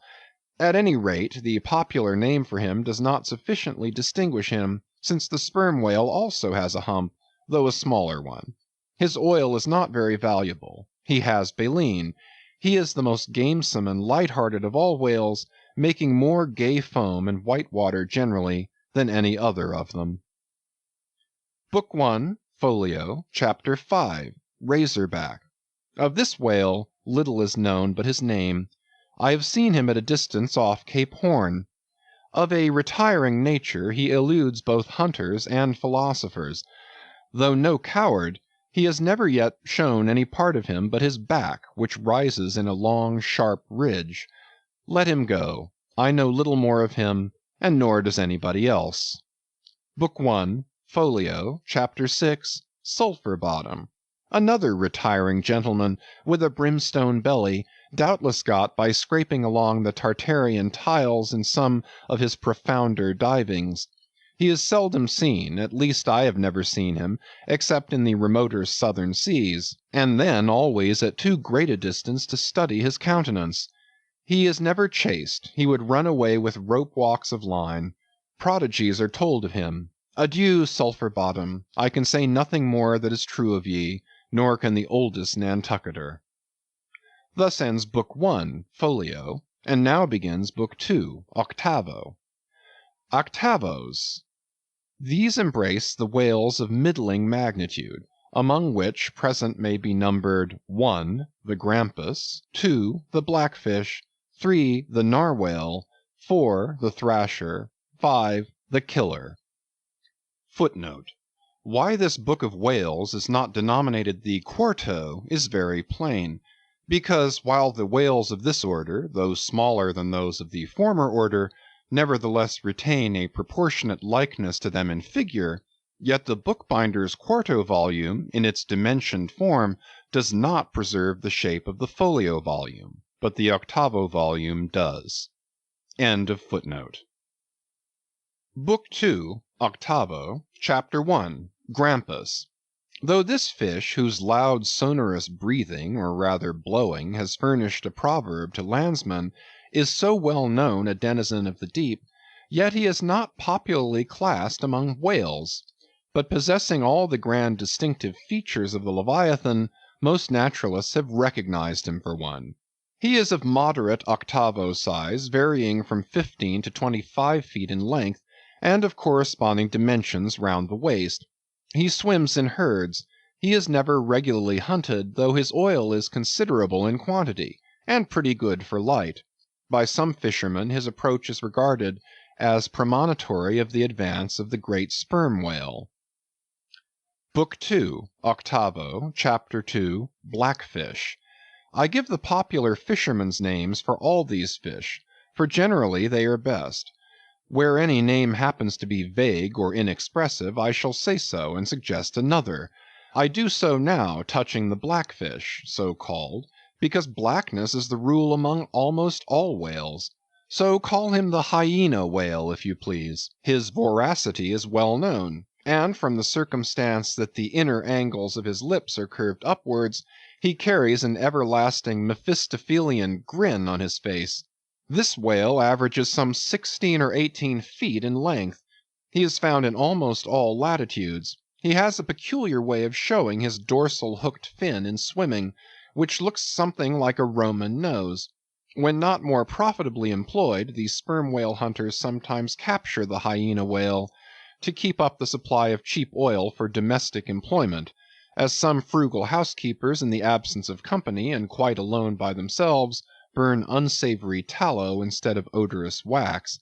Though their blubber is very thin, some of these whales will yield you upwards of 30 gallons of oil. Book II, 8vo, Chapter 3, Narwhale, that is, Nostril Whale. Another instance of a curiously named whale; so named, I suppose, from his peculiar horn being originally mistaken for a peaked nose.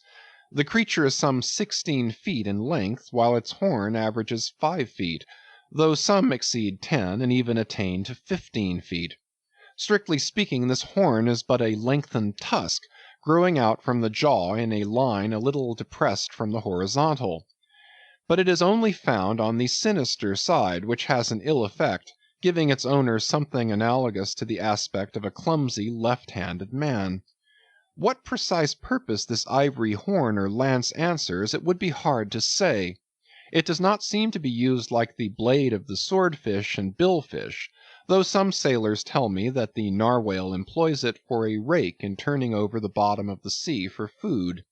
Charley Coffin said it was used for an ice piercer, for the Narwhale rising to the surface of the polar sea, and finding it sheeted with ice, thrusts his horn up, and so breaks through.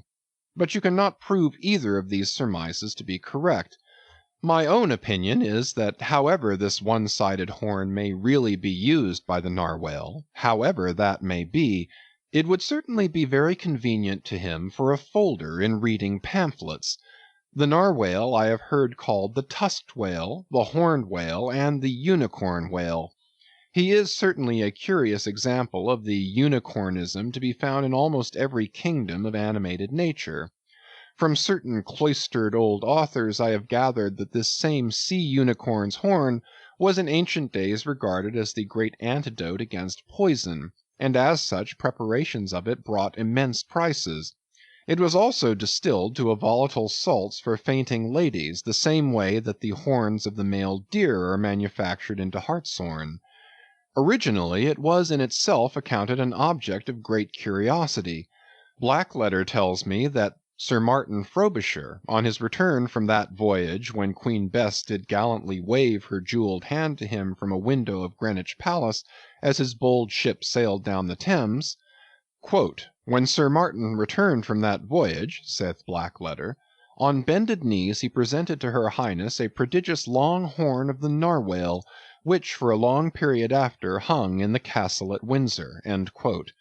An Irish author avers that the Earl of Leicester on bended knees did likewise present to her Highness another horn, pertaining to a land beast of the unicorn nature. The Narwhale has a very picturesque leopard-like look, being of a milk-white ground color, dotted with round and oblong spots of black. His oil is very superior, clean and fine, but there is little of it, and he is seldom hunted. He is mostly found in the circumpolar seas. Book II, 8vo, Chapter 4, Killer. Of this whale little is precisely known to the Nantucketer, and nothing at all to the professed naturalist. From what I have seen of him, at a distance, I should say he was about the bigness of a grampus. He is very savage, a sort of Fiji fish. He sometimes takes the great folio whales by the lip, and hangs there like a leech till the mighty brute is worried to death. The killer is never hunted. I never heard what sort of oil he has. Exception might be taken to the name bestowed upon this whale on the ground of its indistinctness. For we are all killers on land and on sea, Bonapartes and sharks included. Book II, 8vo, Chapter 5, Thrasher. This gentleman is famous for his tail, which he uses for a ferule in thrashing his foes. He mounts the folio whale's back, and as he swims, he works his passage by flogging him, as some schoolmasters get along in the world by a similar process. Still less is known of the thrasher than of the killer. Both are outlaws, even in the lawless seas. Thus ends Book 2, octavo, and begins Book 3, duodecimo. Duodecimos. These include the smaller whales: 1. The huzza porpoise; 2. The Algerine porpoise; 3. The mealy-mouthed porpoise. To those who have not chanced specifically to study the subject, it may possibly seem strange that fishes not commonly exceeding 4 or 5 feet should be marshaled among whales, a word which, in the popular sense, always conveys the idea of hugeness. But the creatures set down above as duodecimos are infallibly whales, by the terms of my definition of what a whale is, i.e., a spouting fish with a horizontal tail. Book 3, duodecimo, Chapter 1, Huzza Porpoise. This is the common porpoise found almost all over the globe. The name is of my own bestowal, for there are more than one sort of porpoises, and something must be done to distinguish them. I call him thus because he always swims in hilarious shoals, which, upon the broad sea, keep tossing themselves to heaven like caps in a 4th of July crowd. Their appearance is generally hailed with delight by the mariner. Full of fine spirits, they invariably come from the breezy billows to windward. They are the lads that always live before the wind. They are accounted a lucky omen. If you yourself can withstand 3 cheers at beholding these vivacious fish, then heaven help you.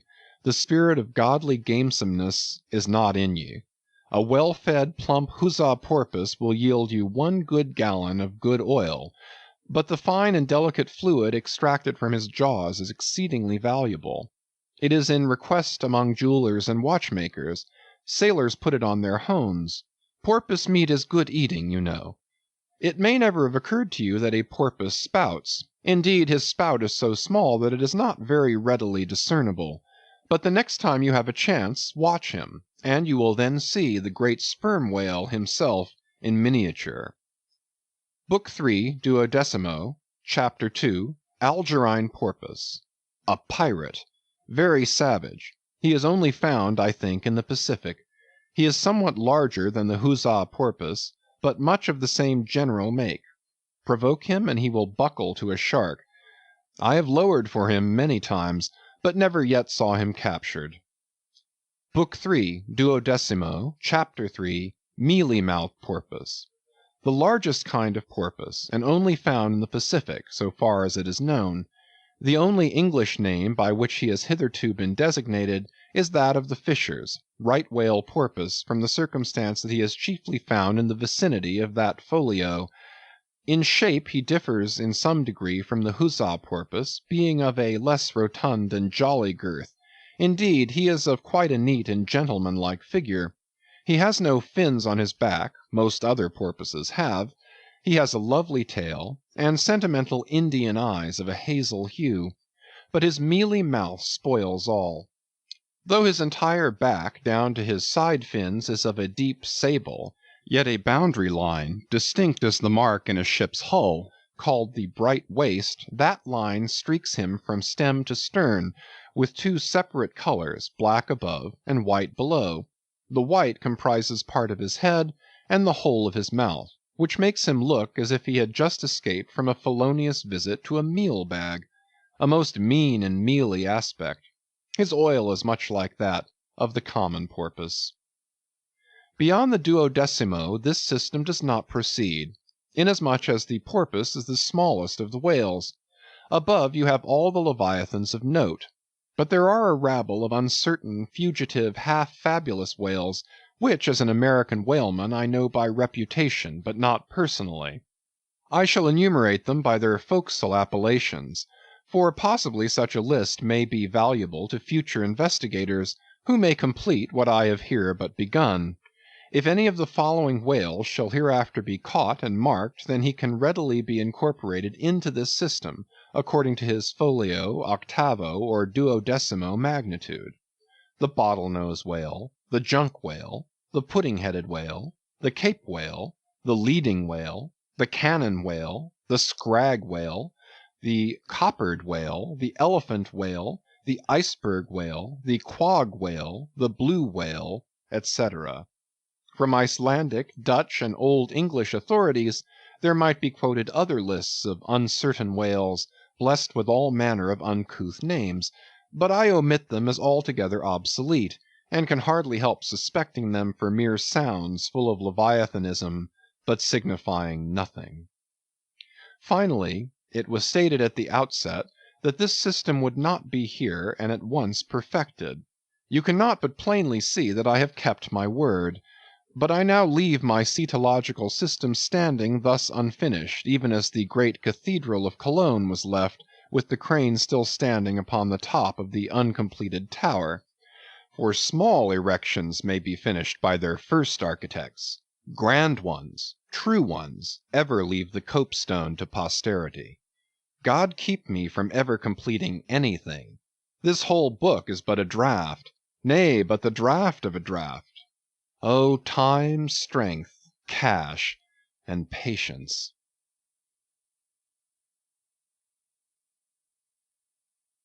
Chapter 33. The Specksnyder. Concerning the officers of the whale craft, this seems as good a place as any to set down a little domestic peculiarity on shipboard, arising from the existence of the harpooneer class of officers, a class unknown, of course, in any other marine than the whale fleet. The large importance attached to the harpooneer's vocation is evinced by the fact that originally, in the old Dutch fishery, 2 centuries or more ago, the command of a whale ship was not wholly lodged in the person now called the captain, but was divided between him and an officer called the Specksnyder.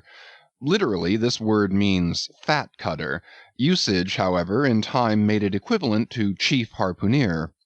In those days, the captain's authority was restricted to the navigation and general management of the vessel, while over the whale hunting department and all its concerns, the Specksnyder or chief harpooneer reigned supreme. In the British Greenland fishery, under the corrupted title of Specksioneer, this old Dutch official is still retained, but his former dignity is sadly abridged. At present he ranks simply as senior harpooneer, and as such is but one of the captain's more inferior subalterns.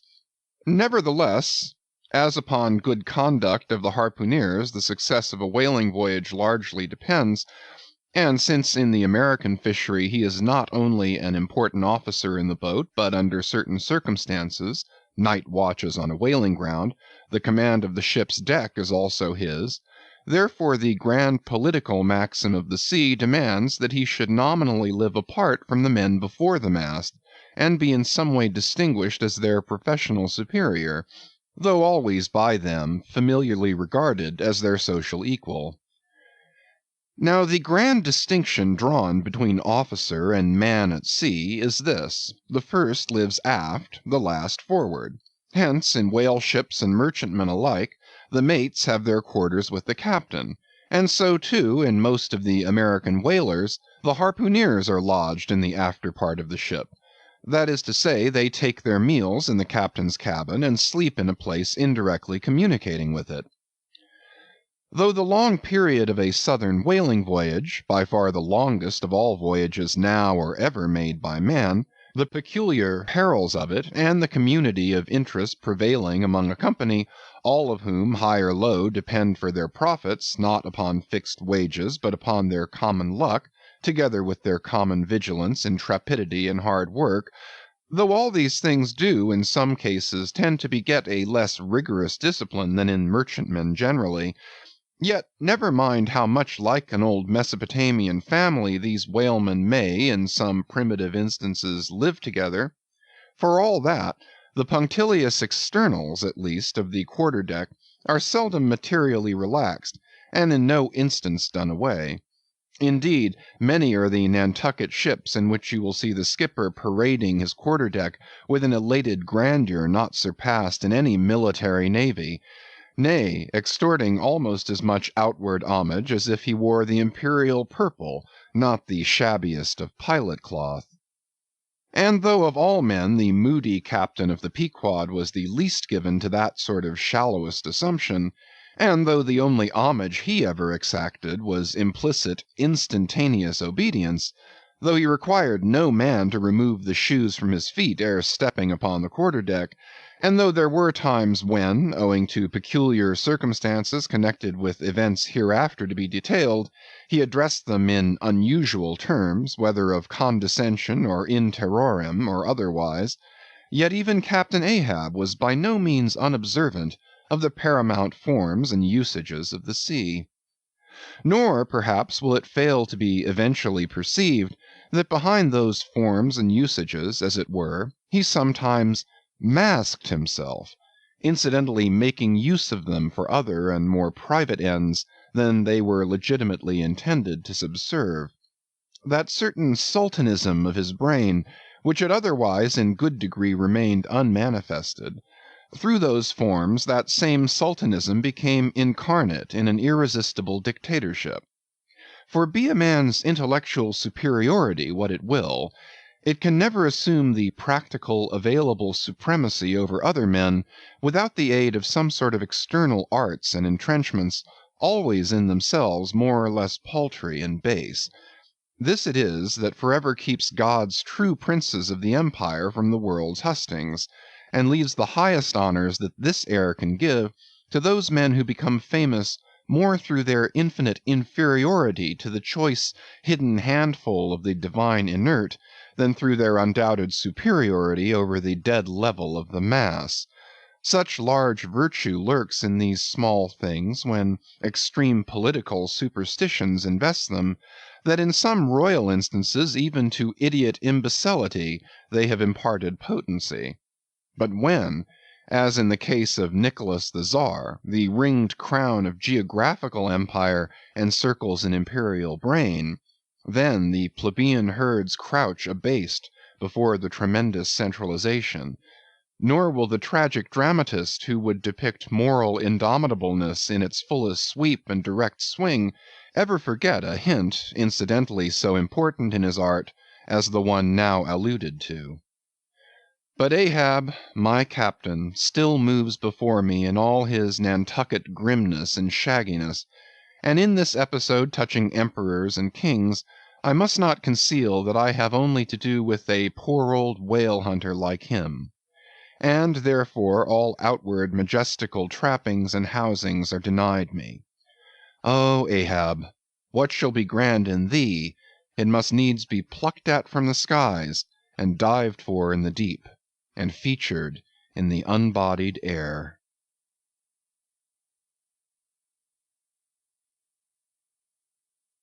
Chapter 34. The Cabin Table. It is noon, and Doughboy the steward, thrusting his pale loaf-of-bread face from the cabin scuttle, announces dinner to his lord and master, who, sitting in the lee quarter-boat, has just been taking an observation of the sun, and is now mutely reckoning the latitude on the smooth medallion-shaped tablet reserved for that daily purpose on the upper part of his ivory leg. From his complete inattention to the tidings, you would think that moody Ahab had not heard his menial.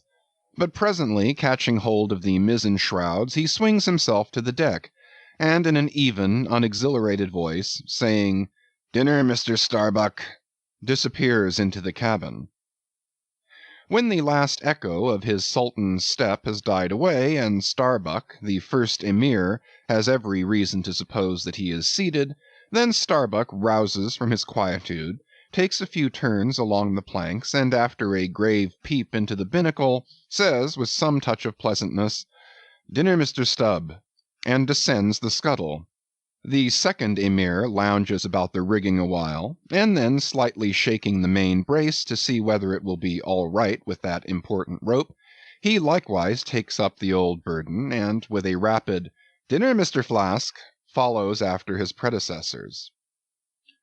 But the third Emir, now seeing himself all alone on the quarter-deck, seems to feel relieved from some curious restraint, for tipping all sorts of knowing winks in all sorts of directions, and kicking off his shoes, he strikes into a sharp but noiseless squall of a hornpipe right over the Grand Turk's head, and then, by a dexterous sleight, pitching his cap up into the mizzen-top for a shelf, he goes down rollicking, so far at least as he remains visible from the deck, reversing all other processions by bringing up the rear with music. But ere stepping into the cabin doorway below, he pauses, ships a new face altogether, and then, independent, hilarious little Flask enters King Ahab's presence, in the character of Abjectus or the slave. It is not the least among these strange things bred by the intense artificialness of sea usages, that while in the open air of the deck some officers will, upon provocation, bear themselves boldly and defyingly enough towards their commander, yet 10 to 1 let those very officers the next moment go down to their customary dinner in that same commander's cabin, and straightway their inoffensive, not to say deprecatory and humble air towards him as he sits at the head of the table, this is marvellous, sometimes most comical. Wherefore this difference? A problem? Perhaps not. To have been Belshazzar, king of Babylon, and to have been Belshazzar not haughtily but courteously, therein certainly must have been some touch of mundane grandeur. But he who, in the rightly regal and intelligent spirit, presides over his own private dinner table of invited guests, that man's unchallenged power and dominion of individual influence for a time, that man's royalty of state, transcends Belshazzar's, for Belshazzar was not the greatest. He who has but once dined his friends has tasted what it is to be Caesar. It is a witchery of social czarship which there is no withstanding. Now, if to this consideration you superadd the official supremacy of a shipmaster, then by inference you will derive the cause of that peculiarity of sea life just mentioned. Over his ivory inlaid table, Ahab presided like a mute maned sea lion on the white coral beach, surrounded by his warlike but still deferential cubs. In his own proper turn each officer waited to be served. They were as little children before Ahab, and yet in Ahab there seemed not to lurk the smallest social arrogance. With one mind their intent eyes all fastened upon the old man's knife, as he carved the chief dish before him. I do not suppose that for the world they would have profaned that moment with the slightest observation, even upon so neutral a topic as the weather. No. And when reaching out his knife and fork, between which the slice of beef was locked, Ahab thereby motioned Starbuck's plate towards him, the mate received his meat as though receiving alms, and cut it tenderly, and a little started if, perchance, the knife grazed against the plate, and chewed it noiselessly, and swallowed it not without circumspection. For, like the coronation banquet at Frankfurt, where the German emperor profoundly dines with the 7 imperial electors, so these cabin meals were somehow solemn meals, eaten in awful silence, and yet at table old Ahab forbade not conversation, only he himself was dumb. What a relief it was to choking Stubb when a rat made a sudden racket in the hold below. And poor little Flask, he was the youngest son, and little boy of this weary family party. His were the shin bones of the saline beef, his would have been the drumsticks. For Flask to have presumed to help himself, this must have seemed to him tantamount to larceny in the first degree. Had he helped himself at that table, doubtless never more would he have been able to hold his head up in this honest world. Nevertheless, strange to say, Ahab never forbade him. And had Flask helped himself, the chances were Ahab had never so much as noticed it. Least of all did Flask presume to help himself to butter. Whether he thought the owners of the ship denied it to him, on account of its clotting his clear, sunny complexion, or whether he deemed that on so long a voyage in such marketless waters butter was at a premium, and therefore was not for him a subaltern, however it was, Flask, alas, was a butterless man. Another thing, Flask was the last person down at dinner, and Flask is the first man up. Consider. For hereby Flask's dinner was badly jammed in point of time. Starbuck and Stubb both had the start of him, and yet they also have the privilege of lounging in the rear. If Stubb even, who is but a peg higher than Flask, happens to have but a small appetite, and soon shows symptoms of concluding his repast, then Flask must bestir himself. He will not get more than 3 mouthfuls that day, for it is against holy usage for Stubb to precede Flask to the deck. Therefore it was that Flask once admitted in private that ever since he had arisen to the dignity of an officer, from that moment he had never known what it was to be otherwise than hungry, more or less. For what he ate did not so much relieve his hunger as keep it immortal in him. Peace and satisfaction, thought Flask, have forever departed from my stomach. I am an officer, but how I wish I could fish a bit of old-fashioned beef in the forecastle as I used to when I was before the mast. There's the fruits of promotion now, there's the vanity of glory, there's the insanity of life.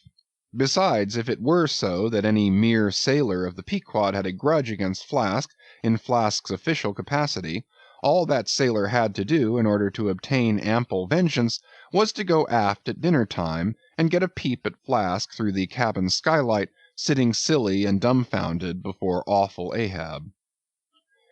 Now Ahab and his 3 mates formed what may be called the first table in the Pequod's cabin. After their departure, taking place in inverted order to their arrival, the canvas cloth was cleared, or rather was restored to some hurried order by the pallid steward, and then the 3 harpooneers were bidden to the feast, they being its residuary legatees. They made a sort of temporary servants' hall of the high and mighty cabin. In strange contrast to the hardly tolerable constraint and nameless invisible domineerings of the captain's table was the entire carefree license and ease, the almost frantic democracy of those inferior fellows, the harpooneers. While their masters, the mates, seemed afraid of the sound of the hinges of their own jaws, the harpooneers chewed their food with such a relish that there was a report to it. They dined like lords. They filled their bellies like Indian ships all day loading with spices. Such portentous appetites had Queequeg and Tashtego, that to fill out the vacancies made by the previous repast, often the pale doughboy was fain to bring on a great baron of salt junk, seemingly quarried out of the solid ox. And if he were not lively about it, if he did not go with a nimble hop, skip, and a jump, then Tashtego had an ungentlemanly way of accelerating him by darting a fork at his back, harpoon-wise; and once Daggoo, seized with a sudden humor, assisted Doughboy's memory by snatching him up bodily, and thrusting his head into a great empty wooden trencher, while Tashtego, knife in hand, began laying out the circle preliminary to scalping him. He was naturally a very nervous, shuddering sort of little fellow, this bread-faced steward, the progeny of a bankrupt baker and a hospital nurse. And what with the standing spectacle of the black terrific Ahab and the periodical tumultuous visitations of these 3 savages, Doughboy's whole life was one continual lip-quiver. Commonly, after seeing the harpooneers furnished with all things they demanded, he would escape from their clutches into his little pantry adjoining, and fearfully peep out at them through the blinds of its door till all was over. It was a sight to see Queequeg seated over against Tashtego, opposing his filed teeth to the Indians; crosswise to them Daggoo seated on the floor, for a bench would have brought his hearse-plumed head to the low carlines, at every motion of his colossal limbs making the low cabin framework to shake, as when an African elephant goes passenger in a ship. But for all this, the great negro was wonderfully abstemious, not to say dainty. It seemed hardly possible that by such comparatively small mouthfuls he could keep up the vitality diffused through so broad, baronial, and superb a person. But, doubtless, this noble savage fed strong and drank deep of the abounding element of air, and through his dilated nostrils snuffed in the sublime life of the worlds. Not by beef or by bread are giants made or nourished. But Queequeg, he had a mortal barbaric smack of the lip in eating, an ugly sound enough, so much so that the trembling doughboy almost looked to see whether any marks of teeth lurked in his own lean arms. And when he would hear Tashtego singing out for him to produce himself, that his bones might be picked, the simple-witted steward all but shattered the crockery hanging round him in the pantry by his sudden fits of the palsy. nor did the whetstone which the harpooneers carried in their pockets for their lances and other weapons, and with which whetstones at dinner they would ostentatiously sharpen their knives, that grating sound did not at all tend to tranquilize poor Doughboy. How could he forget that in his island days Queequeg for one must certainly have been guilty of some murderous convivial indiscretions? Alas, Doughboy, hard fares the white waiter who waits upon cannibals. Not a napkin should he carry on his arm, but a buckler. In good time, though, to his great delight, the three salt sea warriors would rise and depart, to his credulous, fable-mongering ears all their martial bones jingling in them at every step, like Moorish scimitars in scabbards. But though these barbarians dined in the cabin, and nominally lived there, still, being anything but sedentary in their habits, they were scarcely ever in it except at meal times, and just before sleeping time, when they passed through it to their own peculiar quarters.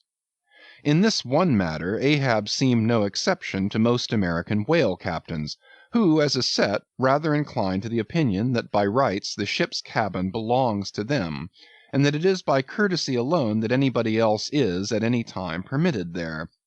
So that in real truth the mates and harpooneers of the Pequod might more properly be said to have lived out of the cabin than in it; for when they did enter it, it was something as a street door enters a house, turning inwards for a moment only to be turned out the next, and as a permanent thing residing in the open air.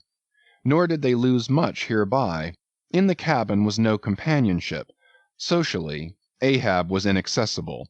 Though nominally included in the census of Christendom, he was still alien to it.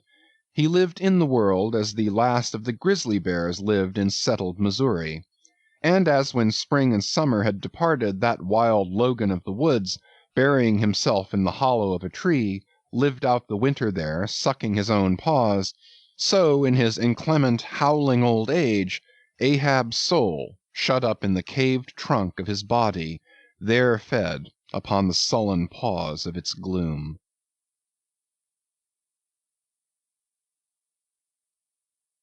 Chapter 35. The Masthead. It was during the more pleasant weather that in due rotation with the other seamen, my first masthead came round. In most American whalemen, the mastheads are manned almost simultaneously with the vessel's leaving her port, even though she may have 15,000 miles and more to sail ere reaching her proper cruising ground; and if after a 3, 4, or 5 years' voyage, she is drawing nigh home with anything empty in her, say an empty vial even, then her mastheads are kept manned to the last, and not till her skysail poles sail in amongst the spires of the port does she altogether relinquish the hope of capturing one whale more. Now, as this business of standing mastheads, ashore or afloat, is a very ancient and interesting one, let us in some measure expatiate here. I take it that the earliest standers of mastheads were the old Egyptians, because in all my researches I find none prior to them. For though their progenitors, the builders of Babel, must doubtless by their tower have intended to rear the loftiest masthead in all Asia or Africa either, yet, ere the final truck was put to it, as that great stone mast of theirs may be said to have gone by the board, in the dread gale of God's wrath, therefore we cannot give these Babel builders priority over the Egyptians; and that the Egyptians were a nation of masthead standers is an assertion based upon the general belief among archaeologists that the first pyramids were founded for astronomical purposes, a theory singularly supported by the peculiar stair-like formation of all four sides of those edifices, whereby with prodigious long upliftings of their legs, those old astronomers were wont to mount to the apex, and sing out for new stars, even as the lookouts of a modern ship sing out for a sail, or a whale just bearing in sight. In St. Stylites, the famous Christian hermit of old times, who built him a lofty stone pillar in the desert, and spent the whole latter portion of his life on its summit, hoisting his food from the ground with a tackle, in him we have a remarkable instance of a dauntless stander of mastheads, who was not to be driven from his place by fogs or frosts, rain, hail, or sleet, but valiantly facing everything out to the last, literally died at his post. Of modern standers of mastheads we have but a lifeless set, mere stone, iron, and bronze men, who, though well capable of facing out a stiff gale, are entirely incompetent to the business of singing out upon discovering any strange sight. There is Napoleon, who, upon the top of the column of Vendôme, stands with arms folded, some 150 feet in the air, careless now who rules the decks below, whether Louis Philippe, Louis Blanc, or Louis the Devil. Great Washington, too, stands high aloft on his towering mainmast in Baltimore, and like one of Hercules' pillars, his column marks that point of human grandeur beyond which few mortals will go. Admiral Nelson, also, on a capstan of gun-metal, stands his masthead in Trafalgar Square, and ever, when most obscured by that London smoke, token is yet given that a hidden hero is there. For where there is smoke there must be fire. But neither great Washington, nor Napoleon, nor Nelson will answer a single hail from below, however madly invoked to befriend by their counsels the distracted decks upon which they gaze. However it may be surmised that their spirits penetrate through the thick haze of the future, and descry what shoals and what rocks must be shunned. It may seem unwarrantable to couple in any respect the masthead standers of the land with those of the sea, but that in truth it is not so, is plainly evinced by an item for which Obed Macy, the sole historian of Nantucket, stands accountable. The worthy Obed tells us that in the early times of the whale fishery, ere ships were regularly launched in pursuit of the game, the people of that island erected lofty spars along the sea coast, to which the lookouts ascended by means of nailed cleats, something as fowls go upstairs in a hen house. A few years ago this same plan was adopted by the bay whalemen of New Zealand, who, upon descrying the game, gave notice to the ready-manned boats nigh the beach. But this custom is now become obsolete. Turn we then to the one proper masthead, that of a whale ship at sea. The three mastheads are kept manned from sunrise to sunset, the seamen taking their regular turns, as at the helm, and relieving each other every 2 hours. In the serene weather of the tropics it is exceedingly pleasant, the masthead; nay, to a dreamy, meditative man it is delightful. There you stand, 100 feet above the silent decks, striding along the deep, as if the masts were gigantic stilts, while beneath you, and between your legs, as it were, swim the hugest monsters of the sea, even as ships once sailed between the boots of the famous Colossus at Old Rhodes. There you stand, lost in the infinite series of the sea, with nothing ruffled but the waves. The tranced ship indolently rolls, the drowsy trade winds blow, everything resolves you into a languor. For the most part, in this tropic whaling life, the sublime uneventfulness invests you. You hear no news, read no gazettes, extras with startling accounts of commonplaces never delude you into unnecessary excitements, you hear of no domestic afflictions, bankrupt securities, fall of stocks, are never troubled with the thought of what you shall have for dinner, for all your meals for 3 years and more are snugly stowed in casks, and your bill of fare is immutable. In one of those southern whalemen, on a long 3 or 4 years' voyage, as often happens, the sum of the various hours you spend at the masthead would amount to several entire months; and it is much to be deplored that the place to which you devote so considerable a portion of the whole term of your natural life should be so sadly destitute of anything approaching to a cozy inhabitiveness, or adapted to breed a comfortable localness of feeling, such as pertains to a bed, a hammock, a hearse, a sentry-box, a pulpit, a coach, or any other of those small and snug contrivances in which men temporarily isolate themselves. Your most usual point of perch is the head of the t'gallant mast, where you stand upon 2 thin parallel sticks, almost peculiar to whalemen, called the t'gallant cross–trees. Here, tossed about by the sea, the beginner feels about as cozy as he would standing on a bull's horns. To be sure, in cold weather you may carry your house aloft with you in the shape of a watch–coat, but properly speaking the thickest watch–coat is no more of a house than the unclad body, For as the soul is glued inside of its fleshy tabernacle, and cannot freely move about in it, nor even move out of it without running great risk of perishing, like an ignorant pilgrim crossing the snowy Alps in winter, so a watch coat is not so much of a house as it is a mere envelope, or additional skin encasing you. You cannot put a shelf or chest of drawers in your body, and no more can you make a convenient closet of your watch coat.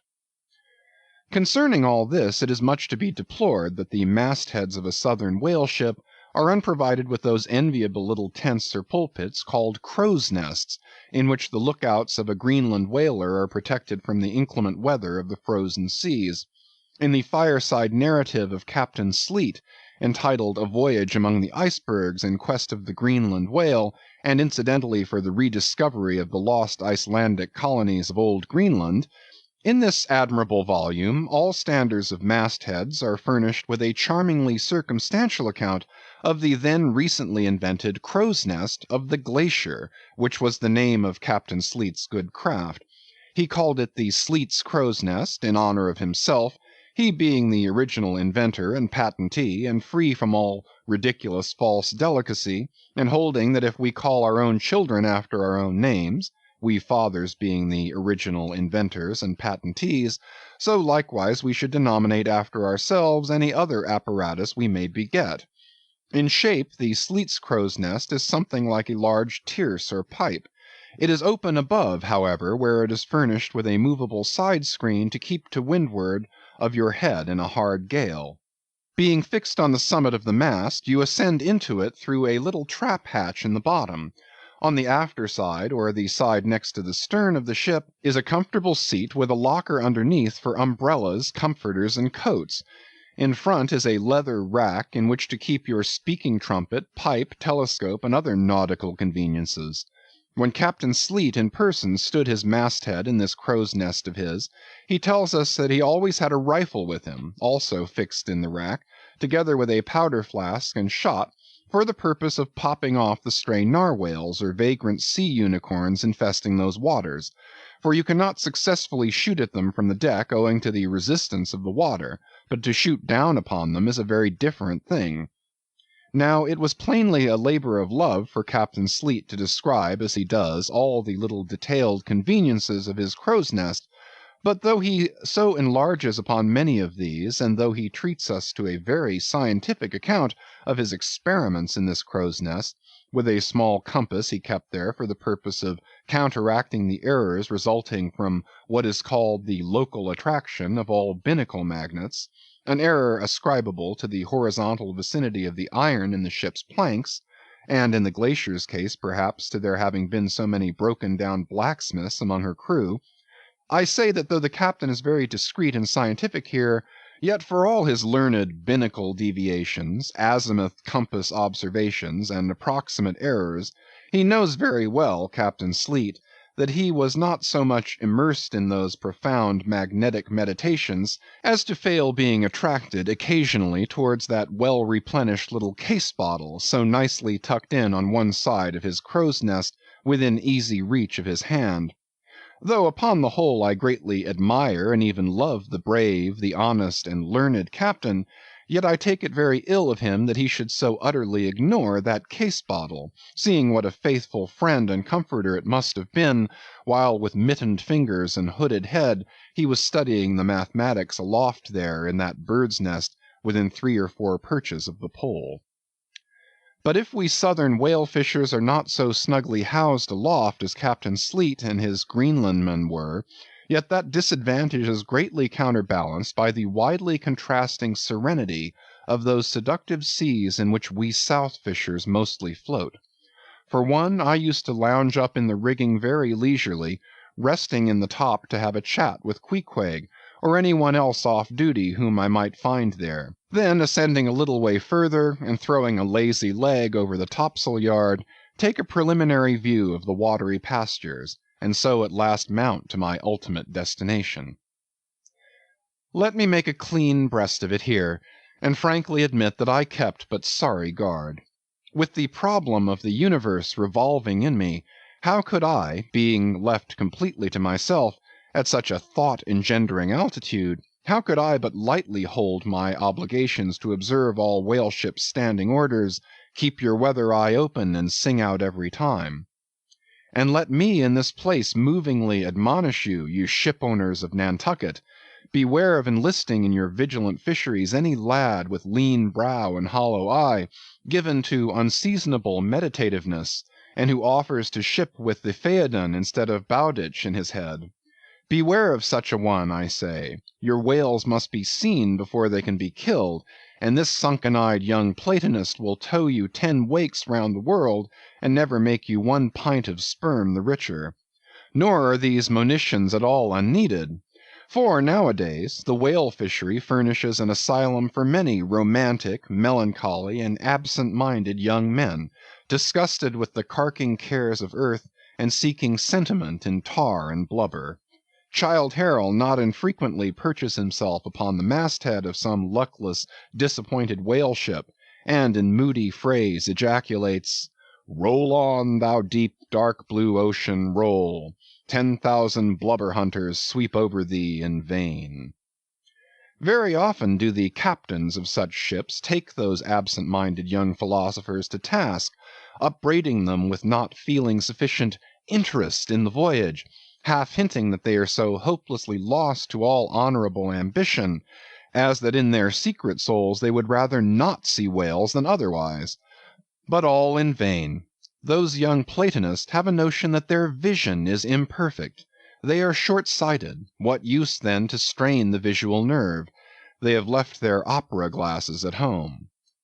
"Why, thou monkey," said a harpooneer to one of these lads, "we've been cruising now hard upon 3 years, and thou hast not raised a whale yet. Whales are scarce as hen's teeth whenever thou art up here." Perhaps they were. Or perhaps there might have been shoals of them in the far horizon, but lulled into such an opium-like listlessness of vacant, unconscious reverie is this absent-minded youth by the blending cadence of waves with thoughts, that at last he loses his identity, takes the mystic ocean at his feet for the visible image of that deep, blue, bottomless soul pervading mankind and nature, and every strange, half-seen, gliding, beautiful thing that eludes him, every dimly discovered, uprising fin of some undiscernible form seems to him the embodiment of those elusive thoughts that only people the soul by continually flitting through it. In this enchanted mood, thy spirit ebbs away to whence it came, becomes diffused through time and space like Cramer's sprinkled pantheistic ashes, forming at last a part of every shore the round globe over. There is no life in thee now except that rocking life imparted by a gently rolling ship, by her borrowed from the sea, by the sea from the inscrutable tides of God. But while this sleep, this dream is on you, move your foot or hand an inch, slip your hold at all, and your identity comes back in horror. Over Descartian vortices you hover, and perhaps at midday, in the fairest weather, with one half-throttled shriek you drop through that transparent air into the summer sea, no more to rise forever.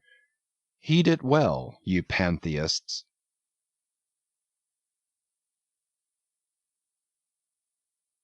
Chapter 36. The Quarter-Deck. Enter Ahab, then all. It was not a great while after the affair of the pipe, that one morning, shortly after breakfast, Ahab, as was his wont, ascended the cabin gangway to the deck. There most sea captains usually walk at that hour as country gentlemen, after the same meal, take a few turns in the garden. Soon his steady, ivory stride was heard, as to and fro he paced his old rounds, upon planks so familiar to his tread that they were all over dented, like geological stones, with the peculiar mark of his walk. Did you fixedly gaze, too, upon that ribbed and dented brow, there also you would see still stranger footprints, the footprints of his one unsleeping, ever-pacing thought. But on the occasion in question those dents looked deeper, even as his nervous step that morning left a deeper mark.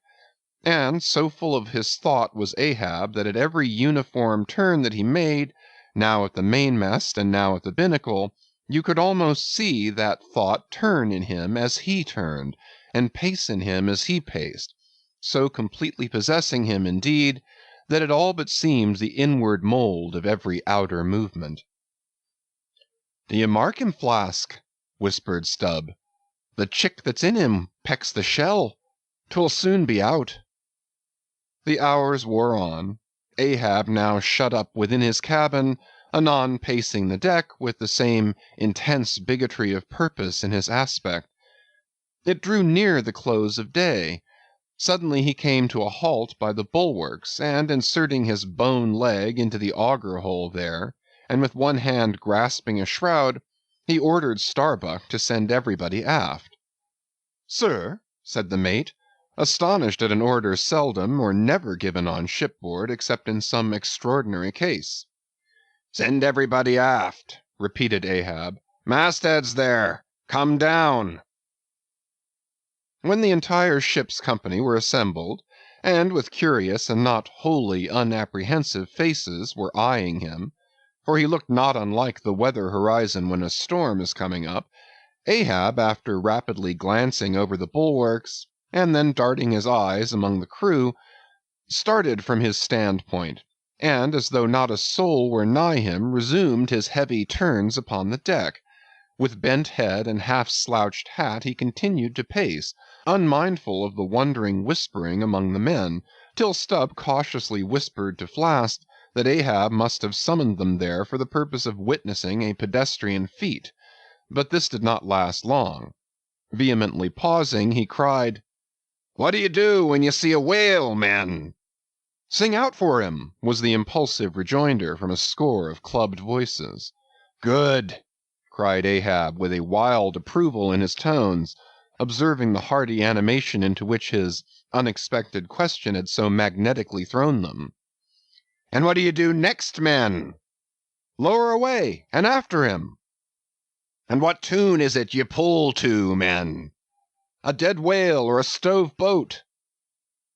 More and more strangely and fiercely glad and approving grew the countenance of the old man at every shout, while the mariners began to gaze curiously at each other, as if marveling how it was that they themselves became so excited at such seemingly purposeless questions. But they were all eagerness again, as Ahab, now half revolving in his pivot hole, with one hand reaching high up a shroud, and tightly, almost convulsively grasping it, addressed them thus: "All ye mastheaders have before now heard me give orders about a white whale. Look ye, do ye see this Spanish ounce of gold?" holding up a broad bright coin to the sun. "It is a $16 piece, men. Do ye see it? Mr. Starbuck, hand me yon topmaul." While the mate was getting the hammer, Ahab, without speaking, was slowly rubbing the gold piece against the skirts of his jacket, as if to heighten its luster, and without using any words was meanwhile lowly humming to himself, producing a sound so strangely muffled and inarticulate that it seemed the mechanical humming of the wheels of his vitality in him. Receiving the top-maul from Starbuck, he advanced towards the mainmast with the hammer uplifted in one hand, exhibiting the gold with the other, and with a high raised voice exclaiming, "Whosoever of ye raises me a white-headed whale, with a wrinkled brow and a crooked jaw, whosoever of ye raises me that white-headed whale, with 3 holes punctured in his starboard fluke, look ye, whosoever of ye raises me that same white whale, he shall have this gold ounce, my boys." "Huzza! huzza!" cried the seamen, as with swinging tarpaulins they hailed the act of nailing the gold to the mast. "It's a white whale, I say," resumed Ahab, as he threw down the top-maul. "A white whale. Skin your eyes for him, men. Look sharp, for white water. If ye see but a bubble, sing out."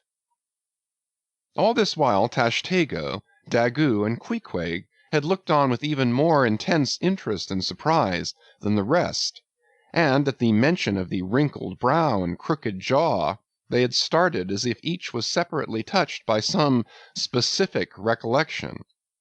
"Captain Ahab," said Tashtego, "that white whale must be the same that some call Moby Dick." "Moby Dick!" shouted Ahab. "Do you know the white whale then, Tash?" "Does he fantail a little curious, sir, before he goes down?" said the Gay-Header, deliberately. "And he has a curious spout, too," said Daggoo. "Very bushy, even for a parmacetty. And mighty quick, Captain Ahab?" "And he have 1, 2, 3, good many iron in him hide too, Captain," cried Queequeg disjointedly. "All twisky betwisk like him, faltering hard for a word, and screwing his hand round and round as though uncorking a bottle. "Like him. "Corkscrew!" cried Ahab. "Aye, Queequeg, the harpoons lie all twisted and wrenched in him. Aye, Daggoo, his spout is a big one, like a whole shock of wheat, and white as a pile of our Nantucket wool after the great annual sheep shearing. Aye, Tashtego, and he fantails like a split jib in a squall. Death and devils, men, it is Moby Dick you have seen. Moby Dick! Moby Dick!" "Captain Ahab," said Starbuck, who, with Stubb and Flask, had thus far been eyeing his superior with increasing surprise, but at last seemed struck with a thought, which somewhat explained all the wonder. "Captain Ahab, I have heard of Moby Dick, but it was not Moby Dick that took off thy leg." "Who told thee that?" cried Ahab, then pausing. "Aye, Starbuck. Aye, my hearties, all around. It was Moby Dick that dismasted me. Moby Dick that brought me to this dead stump I stand on now. Aye, aye," he shouted with a terrific, loud, animal sob, like that of a heart-stricken moose. "Aye, aye, it was that accursed white whale that razed me, made a poor pegging lubber of me for ever and a day." Then tossing both arms with measureless imprecations, he shouted out, "Aye, aye, and I'll chase him round Good Hope, and round the Horn, and round the Norway Maelstrom, and round Perdition's flames before I give him up. And this is what ye have shipped for, men, to chase that white whale, on both sides of land, and over all sides of the earth, till he spouts black blood and rolls fin out. What say ye, men? Will ye splice hands on it now? I think ye do look brave." "Aye, aye," shouted the harpooneers and the seamen, running closer to the excited old man. "A sharp eye for the white whale! A sharp lance for Moby Dick!" "God bless ye!" he seemed to half sob and half shout. "God bless ye, men! Steward, go draw the great measure of grog. But what's this long face about, Mr. Starbuck? Wilt thou not chase the white whale? Art not game for Moby Dick?" "I am game for his crooked jaw, and for the jaws of death too, Captain Ahab, if it fairly come in the way of the business we follow. But I came here to hunt whales, not my commander's vengeance. How many barrels will thy vengeance yield thee, even if thou gettest it, Captain Ahab? It will not fetch thee much in our Nantucket market." "Nantucket market! Hoot! But come closer, Starbuck. Thou requirest a little lower layer. If money's to be the measurer, man, and the accountants have computed their great counting-house the globe by girdling it with guineas, 1 to every 3 parts of an inch, then let me tell thee that my vengeance will fetch a great premium here." "He smites his chest," whispered Stubb. "What's that for? Methinks it rings most vast, but hollow." "Vengeance on a dumb brute," cried Starbuck, "that simply smote thee from blindest instinct. Madness! To be enraged with a dumb thing, Captain Ahab, seems blasphemous." "Hark ye yet again. The little lower layer. All visible objects, man, are but as pasteboard masks. But in each event, in the living act, the undoubted deed, there some unknown but still reasoning thing puts forth the mouldings of its features from behind the unreasoning mask. If man will strike, strike through the mask. How can the prisoner reach outside except by thrusting through the wall? To me the white whale is that wall, shoved near to me. Sometimes I think there's naught beyond, but 'tis enough. He tasks me, he heaps me. I see in him outrageous strength, but with an inscrutable malice sinewing it. That inscrutable thing is chiefly what I hate. And be the white whale agent, or be the white whale principal, I will wreak that hate upon him. Talk not to me of blasphemy, man. I'd strike the sun if it insulted me. For could the sun do that, then I could do the other, since there is ever a sort of fair play herein, jealousy presiding over all creations. But not my master man is even that fair play. Who's over me? Truth hath no confines. Take off thine eye, more intolerable than fiends' glarings as a doltish stare. So, thou reddenest and palest. My heat has melted thee to anger glow. But look ye, Starbuck, what is said in heat, that thing unsays itself. There are men from whom warm words are small indignity. I meant not to incense thee. Let it go. Look, see yonder Turkish cheeks of spotted tawn, living, breathing pictures painted by the sun. The pagan leopards, the unrecking and unworshipping things that live and seek and give no reason for the torrid life they feel. The crew, man, the crew, are they not one and all with Ahab in this matter of the whale? See Stubb, he laughs.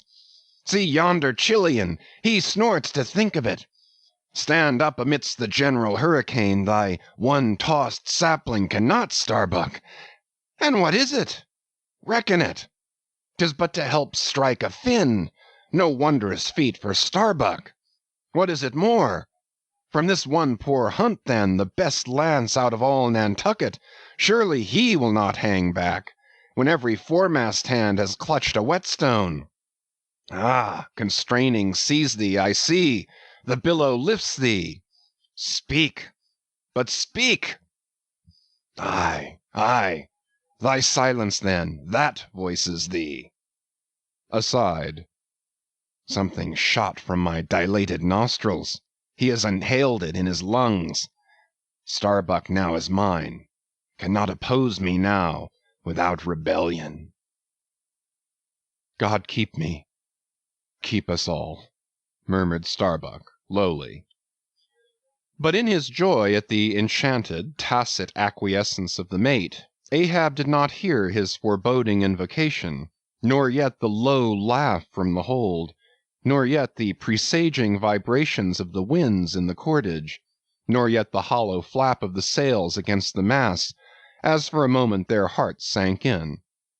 For again Starbuck's downcast eyes lighted up with the stubbornness of life, the subterranean laugh died away, the winds blew on, the sails filled out, the ship heaved and rolled as before. Ah, ye admonitions and warnings, why stay ye not when ye come? But rather are ye predictions than warnings, you shadows, yet not so much predictions from without, as verifications of the foregoing things within. For with little external to constrain us, the innermost necessities of our being, these still drive us on. The measure! The measure! cried Ahab. Receiving the brimming pewter, and turning to the harpooneers, he ordered them to produce their weapons.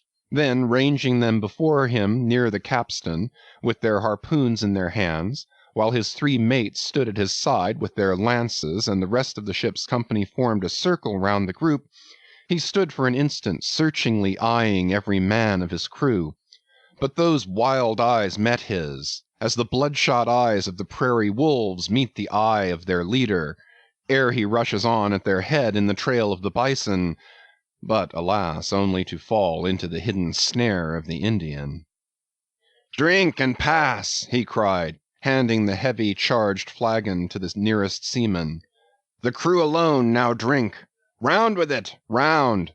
Short draughts, long swallows, men, 'tis hot as Satan's hoof. So, it goes round excellently. It spiralizes in ye, forks out at the serpent's snapping eye. Well done, almost drained. That way it went, this way it comes. Hand it me. Here's a hollow. Ha, ha, men, you seem the years, so brimming life is gulped and gone. Steward, refill. Attend now, my braves. I have mustered ye round this capstan. And ye mates, flank me with your lances, and ye harpooneers, stand there with your irons, and you stout mariners, ring me in, that I may in some sort revive a noble custom of my fisherman fathers before me. O men, you will yet see that— Ha, boy, come back? Bad pennies come not sooner. Hand it me. Why, now this pewter had run brimming again, wert not thou St. Vitus's imp. Away, thou ague! Advance, ye mates. Cross your lances full before me. Well done. Let me touch the axis. So saying, with extended arm he grasped the three level radiating lances at their cross centers, while so doing suddenly and nervously twitched them. Meanwhile glancing intently from Starbuck to Stubb, from Stubb to Flask. It seemed as though by some nameless interior volition he would fain have shocked into them the same fiery emotion accumulated within the laden jar of his own magnetic life.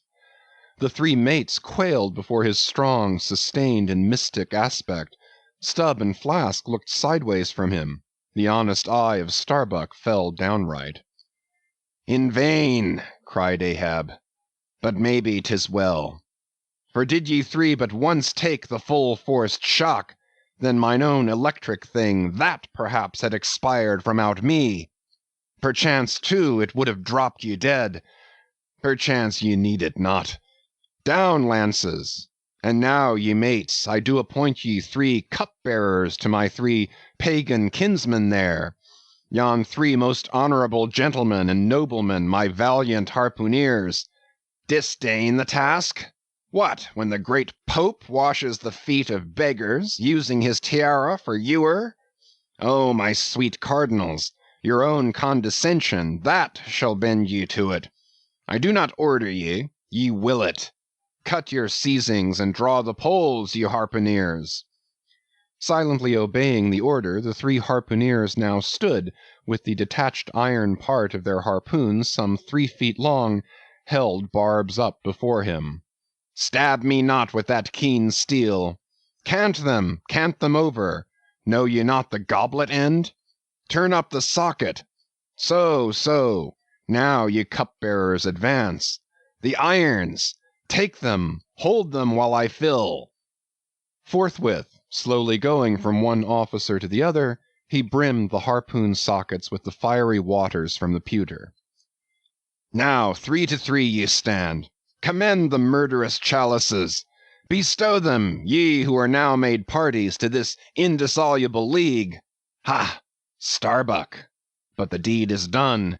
Yon ratifying sun now waits to sit upon it. Drink, ye harpooneers! Drink and swear, ye men that man the deathful whaleboat's bow. Death to Moby Dick! God hunt us all if we do not hunt Moby Dick to his death! The long barbed steel goblets were lifted, and to cries and maledictions against the white whale, the spirits were simultaneously quaffed down with a hiss. Starbuck paled, and turned and shivered. Once more and finally the replenished pewter went the rounds among the frantic crew, when, waving his free hand to them, they all dispersed, and Ahab retired within his cabin.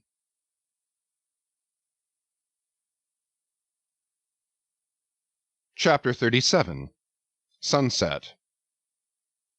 The cabin, by the stern windows, Ahab sitting alone and gazing out.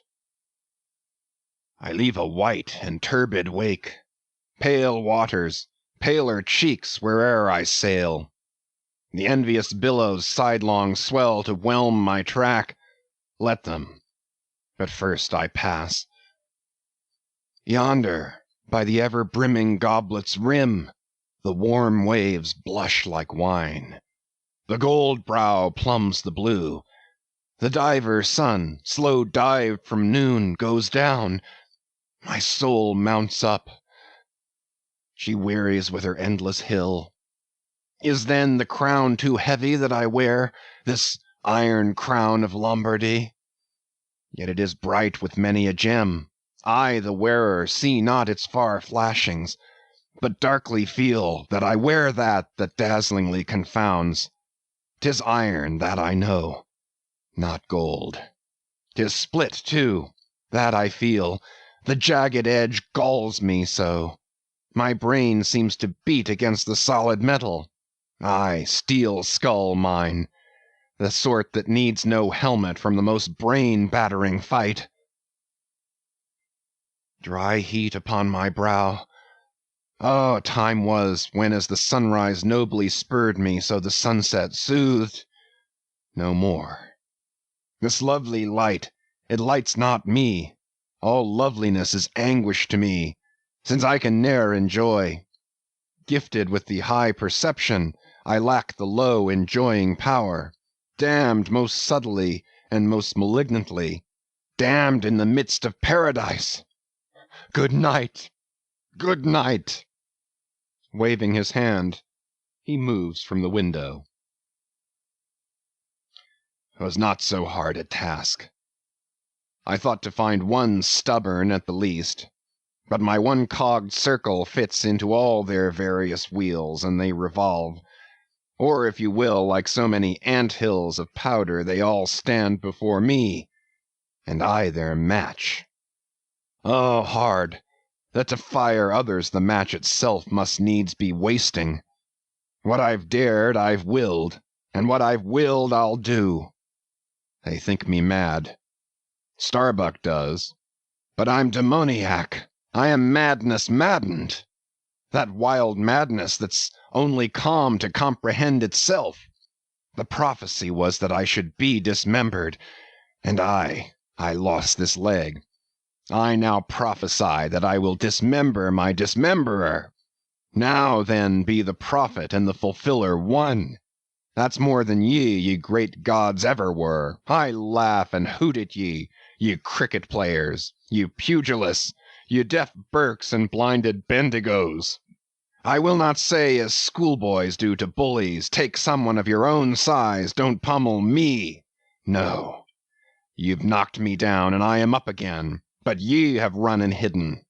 Come forth from behind your cotton bags. I have no long gun to reach ye. Come, Ahab's compliments to ye. Come and see if ye can swerve me. Swerve me? You cannot swerve me, else ye swerve yourselves. Man has ye there. Swerve me? The path to my fixed purpose is laid with iron rails, whereon my soul is grooved to run. Over unsounded gorges, through the rifled hearts of mountains, under torrents' beds, unerringly I rush. Naught's an obstacle, naught's an angle to the iron way.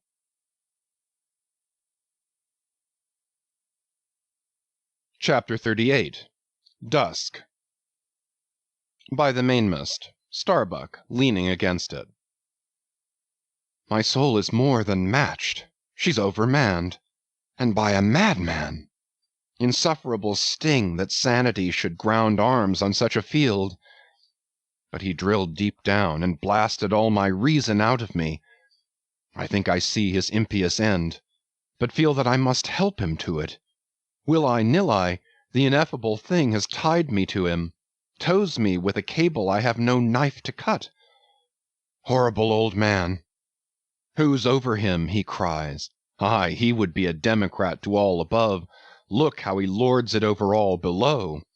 Oh, I plainly see my miserable office, to obey rebelling, and worse yet, to hate with a touch of pity. For in his eyes I read some lurid woe would shrivel me up, had I it. Yet is there hope, time and tide flow wide.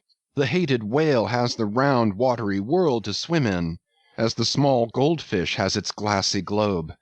His heaven-insulting purpose God may wedge aside. I would up heart, were it not like lead. But my whole clock's run down, my heart the all-controlling weight I have no key to lift again. A burst of revelry from the forecastle.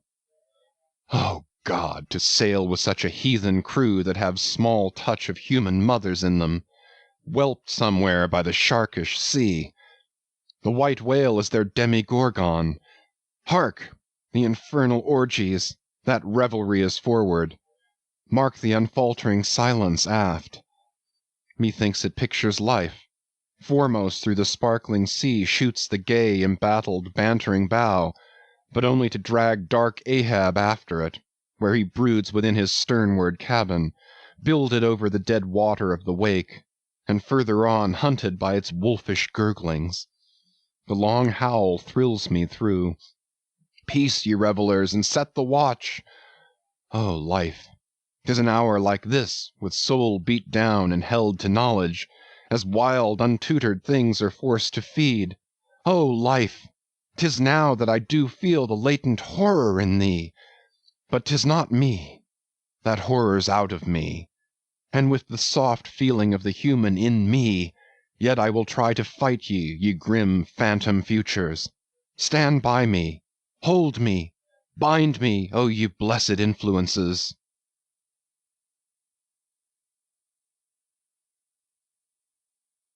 Chapter 39.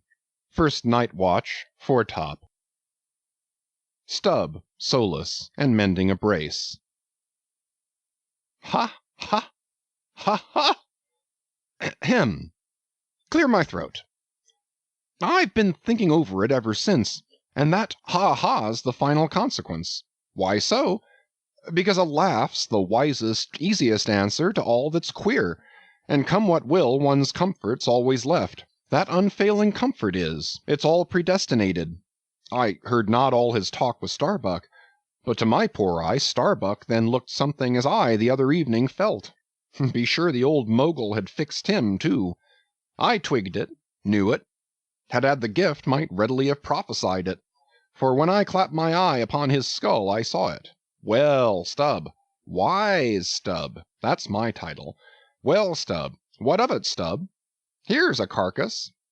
I know not all that may be coming, but be it what it will, I'll go to it laughing. Such a waggish leering as lurks in all your horribles. I feel funny. Fala, lira, skira. What's my juicy little pair at home doing now? Crying its eyes out? Giving a party to the last arrived harpooneers, I dare say. Gay as a frigate's pennant, and so am I. Fala, lira, skira. Oh! We'll drink tonight with hearts as light to love as gay as fleeting, as bubbles that swim on beaker's brim and break on the lips while meeting. A brave stave that. Who calls? Mr. Starbuck. Aye, aye, sir. Aside. He's my superior. He has his, too, if I'm not mistaken. Aye, aye, sir. Just through with this job. Coming.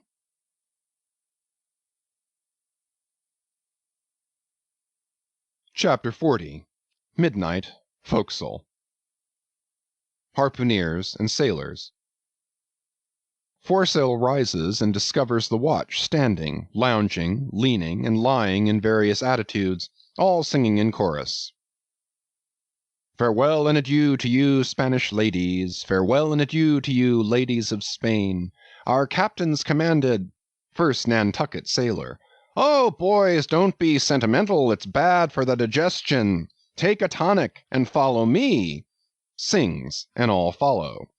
Our captain stood upon the deck, a spyglass in his hand, a viewing of those gallant whales that blew at every strand. Oh, your tubs and your boats, my boys, and by your braces stand, and we'll have one of those fine whales. Hand, boys, over hand. So be cheery, my lads, may your hearts never fail, while the bold harpooneer is striking the whale. Mate's voice from the quarter-deck. 8 bells there, forward. Second Nantucket sailor. Avast the chorus. 8 bells there. D'ye hear, bell boy? Strike the bell 8, thou pip, thou blackling, and let me call the watch. I've the sort of mouth for that, the hogshead mouth. So, so, thrusts his head down the scuttle. Starbolines, ahoy! 8 bells there below, tumble up! Dutch sailor.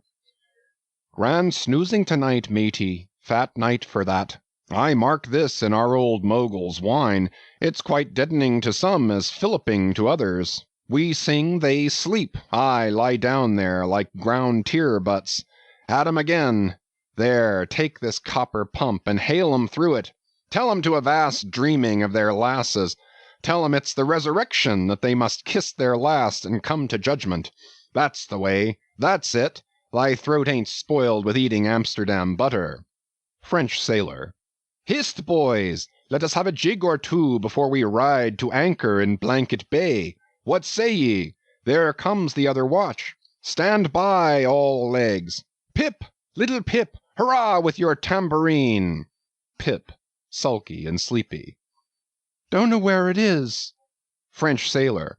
Beat thy belly then, and wag thy ears. Jig it, men, I say, merry's the word. Hurrah! Damn me, won't you dance? Form now, Indian file, and gallop into the double shuffle. Throw yourselves! Legs, legs! Iceland sailor. I don't like your floor, matey, it's too springy to my taste. I'm used to ice floors. I'm sorry to throw cold water on the subject, but excuse me. Maltese sailor. Me too. Where's your girls? Who but a fool would take his left hand by his right and say to himself, how do you do? Partners! I must have partners. Sicilian sailor. Aye, girls and a green. Then I'll hop with ye, yea, turn grasshopper. Long Island sailor. Well, well, ye sulkies, there's plenty more of us. Hoe corn when ye may, say I. All legs go to harvest soon. Ah! Here comes the music. Now for it. Azore sailor, ascending, and pitching the tambourine up the scuttle. Here you are, Pip. And there's the windlass bits. Up you mount. Now, boys. The half of them dance to the tambourine. Some go below. Some sleep or lie among the coils of rigging. Oaths aplenty. Azore sailor, dancing. Go to it, Pip! Bang it, bellboy! Rig it, dig it, stig it, quig it, bellboy! Make fireflies! Break the jinglers! Pip. Jinglers, you say? There goes another, dropped off, I pound it so. China sailor. Rattle thy teeth then, and pound away, make a pagoda of thyself. French sailor. Mary mad! Hold up thy hoop, Pip, till I jump through it. Split jibs! Tear yourselves! Tashtego, quietly smoking. That's the white man. He calls that fun. Humph! I save my sweat. Old Manx sailor. I wonder whether those jolly lads bethink them of what they are dancing over. I'll dance over your grave, I will. That's the bitterest threat of your night women, that beat headwinds round corners. Oh, Christ! To think of the green navies and the green-skulled crew. Well, well, belike the whole world's a ball, as you scholars have it, and so 'tis right to make one ballroom of it. Dance on, lads, you're young. I was once. Third Nantucket sailor. Spell! Oh, whew! This is worse than pulling after whales in a calm. Give us a whiff, Tash. They cease dancing and gather in clusters. Meantime the sky darkens, the wind rises. Lascar sailor. By Brahma, boys, it'll douse sail soon. The sky-born, high-tide Ganges turn to wind. Thou showest thy black brow, Siva. Maltese sailor, reclining and shaking his cap. It's the waves. The snow-caps turn to jig it now. They'll shake their tassels soon. Now would all the waves were women, then I'd go drown, and chassis with them evermore. There's naught so sweet on earth, heaven may not match it, as those swift glances of warm, wild bosoms in the dance, when the over-arboring arms hide such ripe, bursting grapes. Sicilian sailor, reclining. Tell me not of it.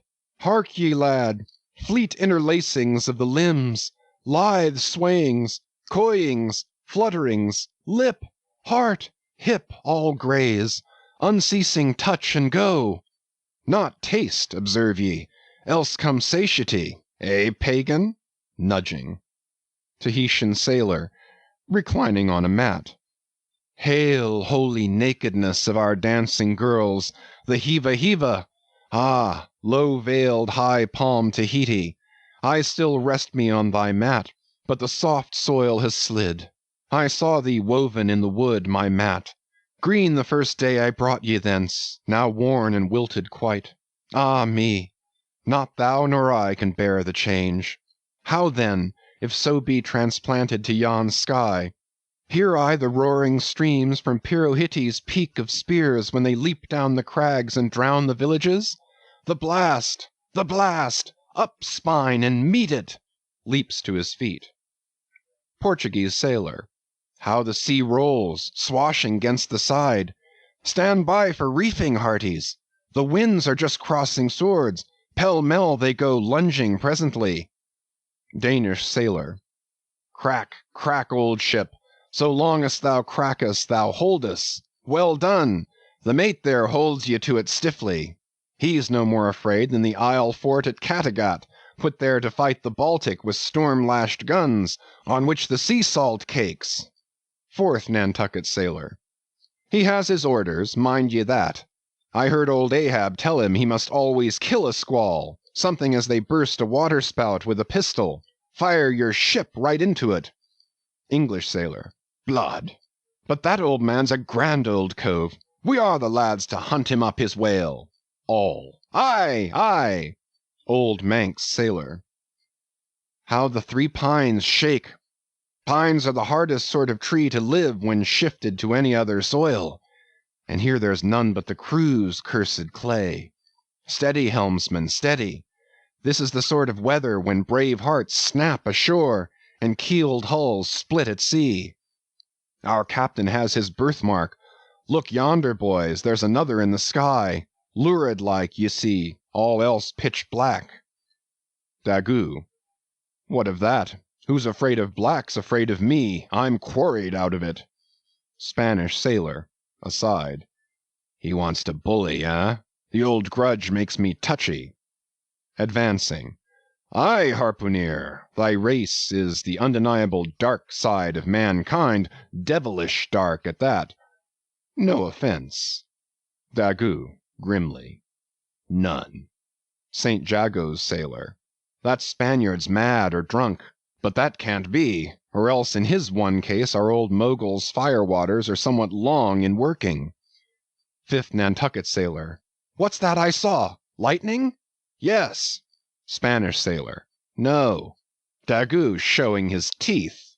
Daggoo, springing. Swallow thine, mannikin! White skin, white liver. Spanish sailor, meeting him. Knife thee heartily, big frame, small spirit. All. A row! A row! A row! Tashtego, with a whiff. A row alow and a row aloft. Gods and men, both brawlers. Humph! Belfast sailor. A row! Hurrah! A row! The Virgin be blessed! A row! Plunge in with ye! English sailor. Fair play! Snatch the Spaniard's knife! A ring! A ring! Old Manx sailor. Ready formed. There, the ringed horizon. In that ring Cain struck Abel. Sweet work, right work, no? Why then, God, madest thou the ring? Mate's voice from the quarter-deck. Hands by the halyards! In topgallant sails! Stand by to reef topsails! All. The squall! The squall! Jump, my jollies! They scatter. Pip, shrinking under the windlass. Jollies? Lord help such jollies! Crish, crash! There goes the jibstay! Blang, whang! God! Duck lower, Pip! Here comes the royal yard! It's worse than being in the World Woods, the last day of the year. Who'd go climbing after chestnuts now? But there they go all cursing, and here I don't. Fine prospects to 'em. They're on the road to heaven. Hold on hard. Jiminy, what a squall! But those chaps are worse yet. They are your white squalls, they. White squalls? White whale? Sure, sure. Here have I heard all their chat just now. And the white whale, sure, sure, but spoken of once, and only this evening it makes me jingle all over like my tambourine. That anaconda of an old man swore him in to hunt him. O thou big white God aloft there somewhere in yon darkness, have mercy on this small black boy down here. Preserve him from all men that have no bowels to feel fear.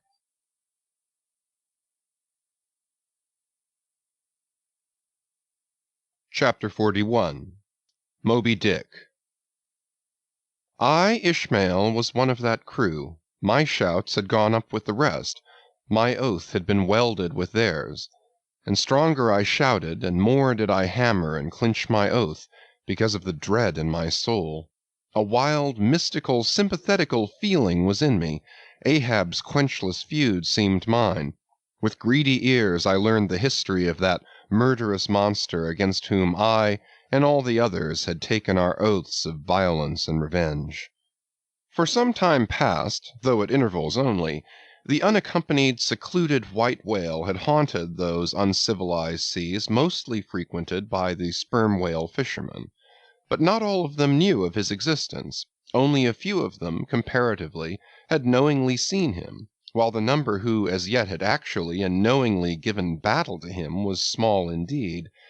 For, owing to the large number of whale cruisers, the disorderly way they were sprinkled over the entire watery circumference, many of them adventurously pushing their quest along solitary latitudes so as seldom or never for a whole 12-month or more on a stretch to encounter a single news-telling sail of any sort, the inordinate length of each separate voyage, the irregularity of the times of sailing from home, all these, with other circumstances, direct and indirect, long obstructed the spread through the whole world-wide whaling fleet of the special individualizing tidings concerning Moby Dick. It was hardly to be doubted that several vessels reported to have encountered at such or such a time, or on such or such a meridian, a sperm whale of uncommon magnitude and malignity, which whale, after doing great mischief to his assailants, had completely escaped them.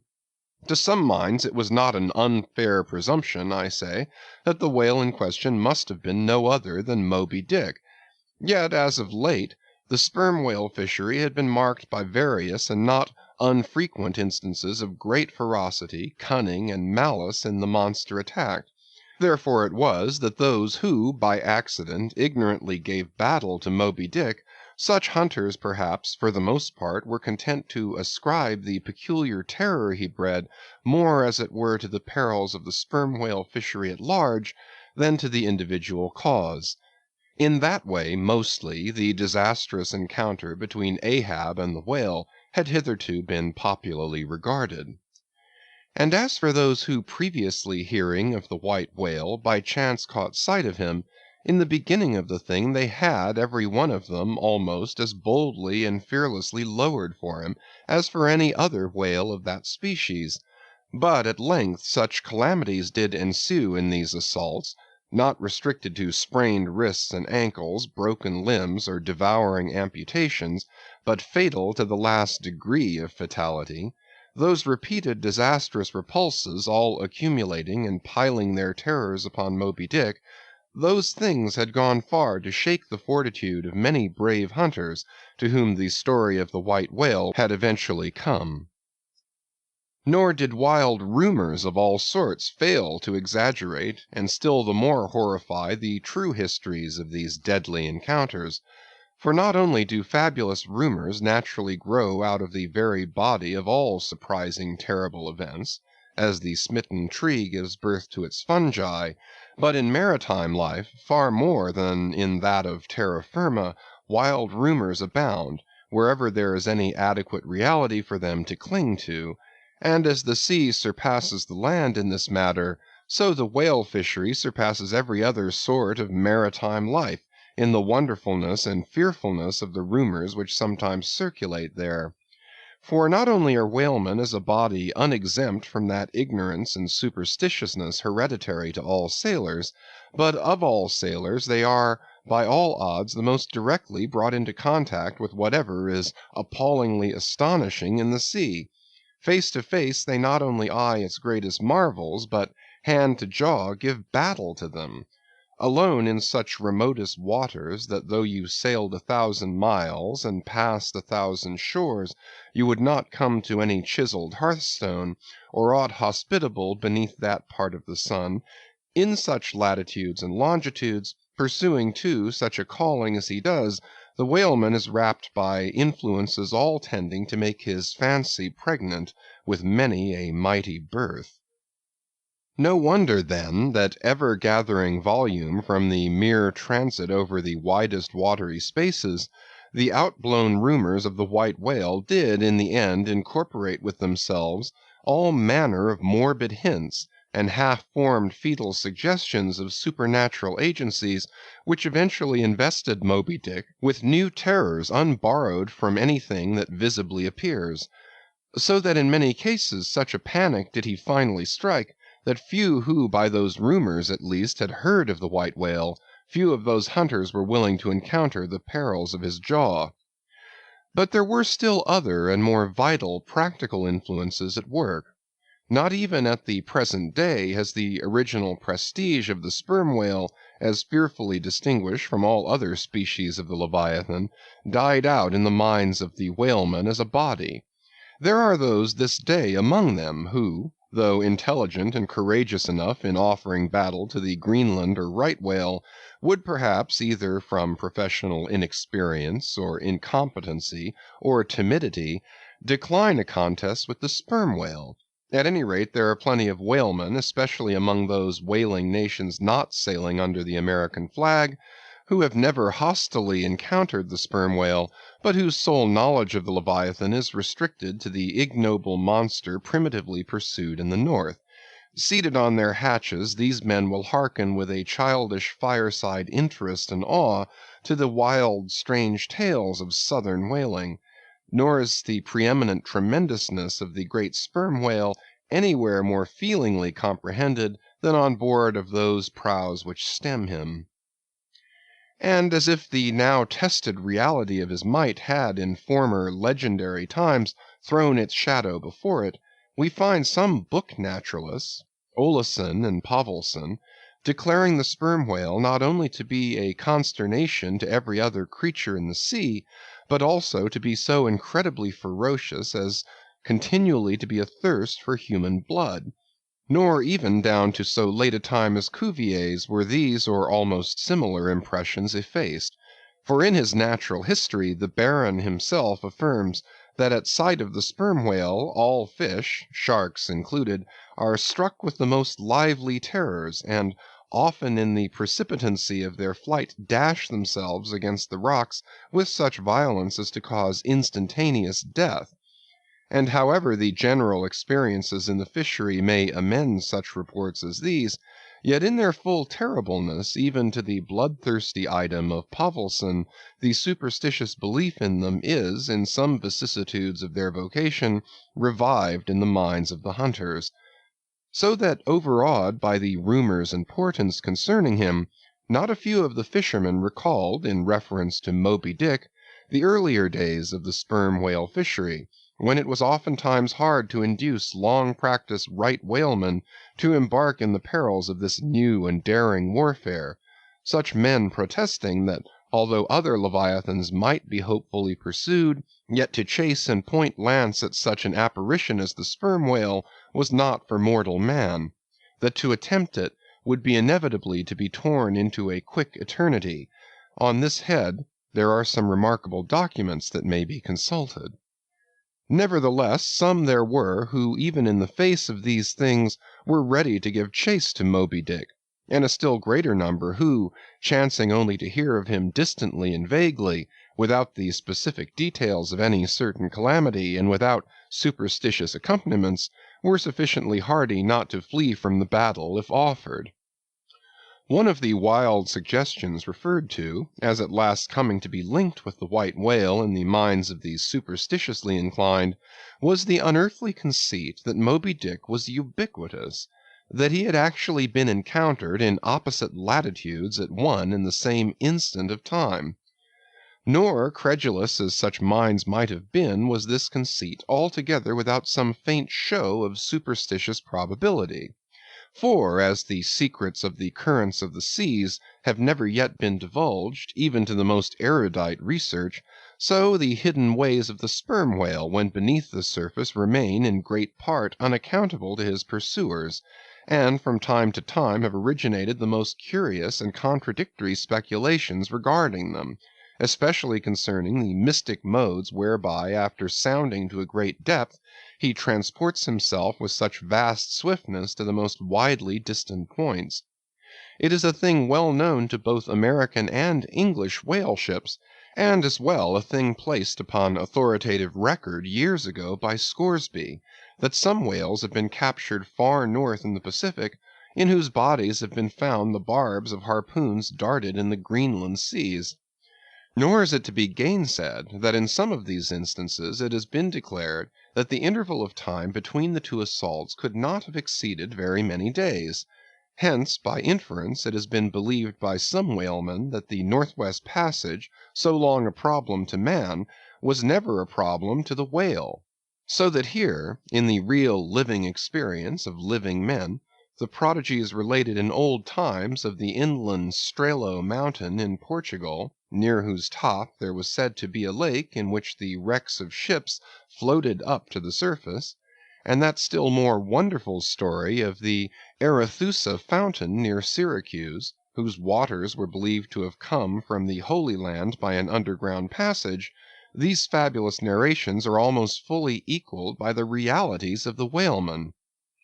Forced into familiarity, then, with such prodigies as these, and knowing that after repeated intrepid assaults the white whale had escaped alive, it cannot be much matter of surprise that some whalemen should go still further in their superstitions, declaring Moby Dick not only ubiquitous, but immortal, for immortality is but ubiquity in time; that though groves of spears should be planted in his flanks, he would still swim away unharmed, or if indeed he should ever be made to spout thick blood, such a sight would be but a ghastly deception, for again in unsanguined billows, hundreds of leagues away, his unsullied jet would once more be seen.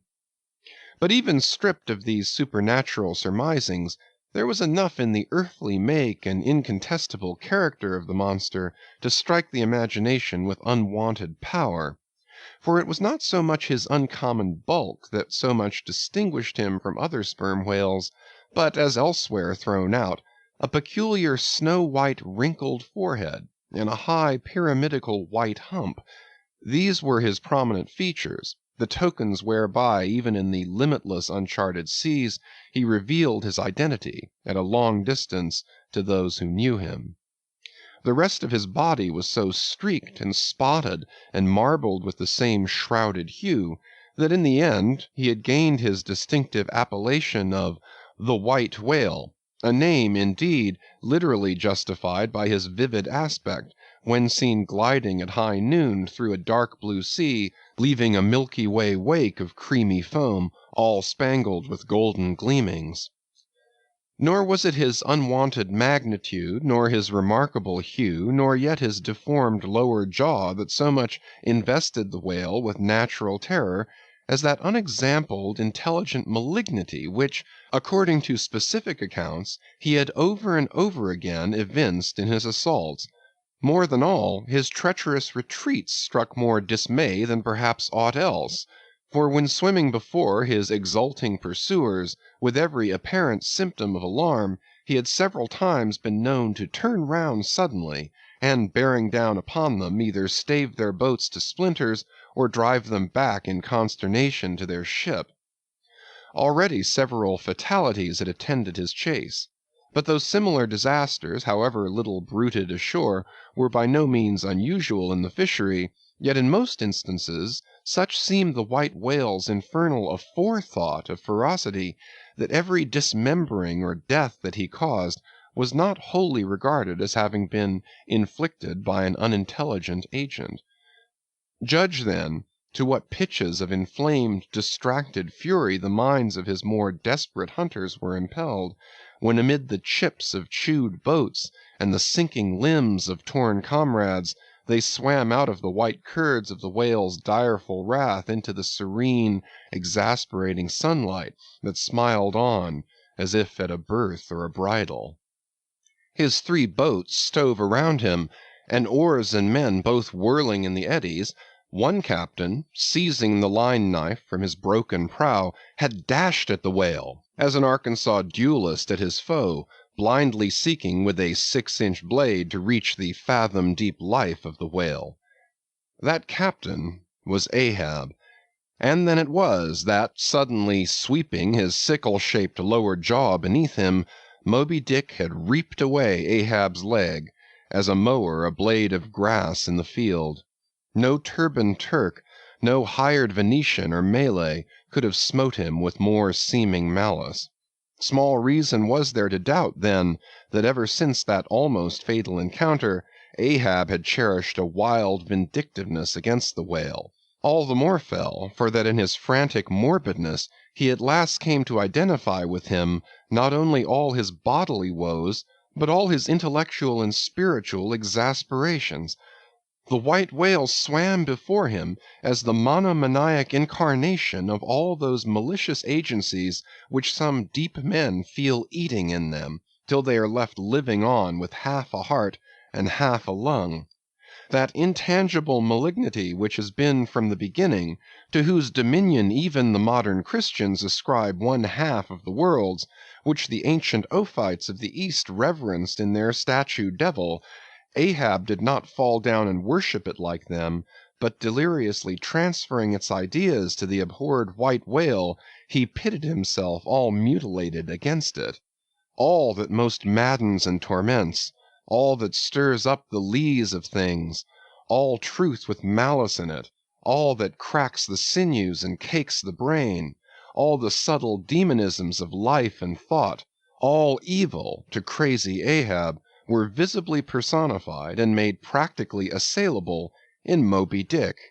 He piled upon the white whale's hump the sum of all the general rage and hate felt by his whole race from Adam down, and then, as if his chest had been a mortar, he burst his hot heart's shell upon it. It is not probable that this monomania in him took its instant rise at the precise time of his bodily dismemberment. Then, in darting at the monster, knife in hand, he had but given loose to a sudden passionate corporal animosity, and when he received the stroke that tore him, he probably but felt the agonizing bodily laceration, but nothing more. Yet when by this collision forced to turn towards home, and for long months of days and weeks Ahab and Anguish lay stretched together in one hammock, rounding in midwinter that dreary howling Patagonian cape, then it was that his torn body and gashed soul bled into one another, and so interfusing, made him mad.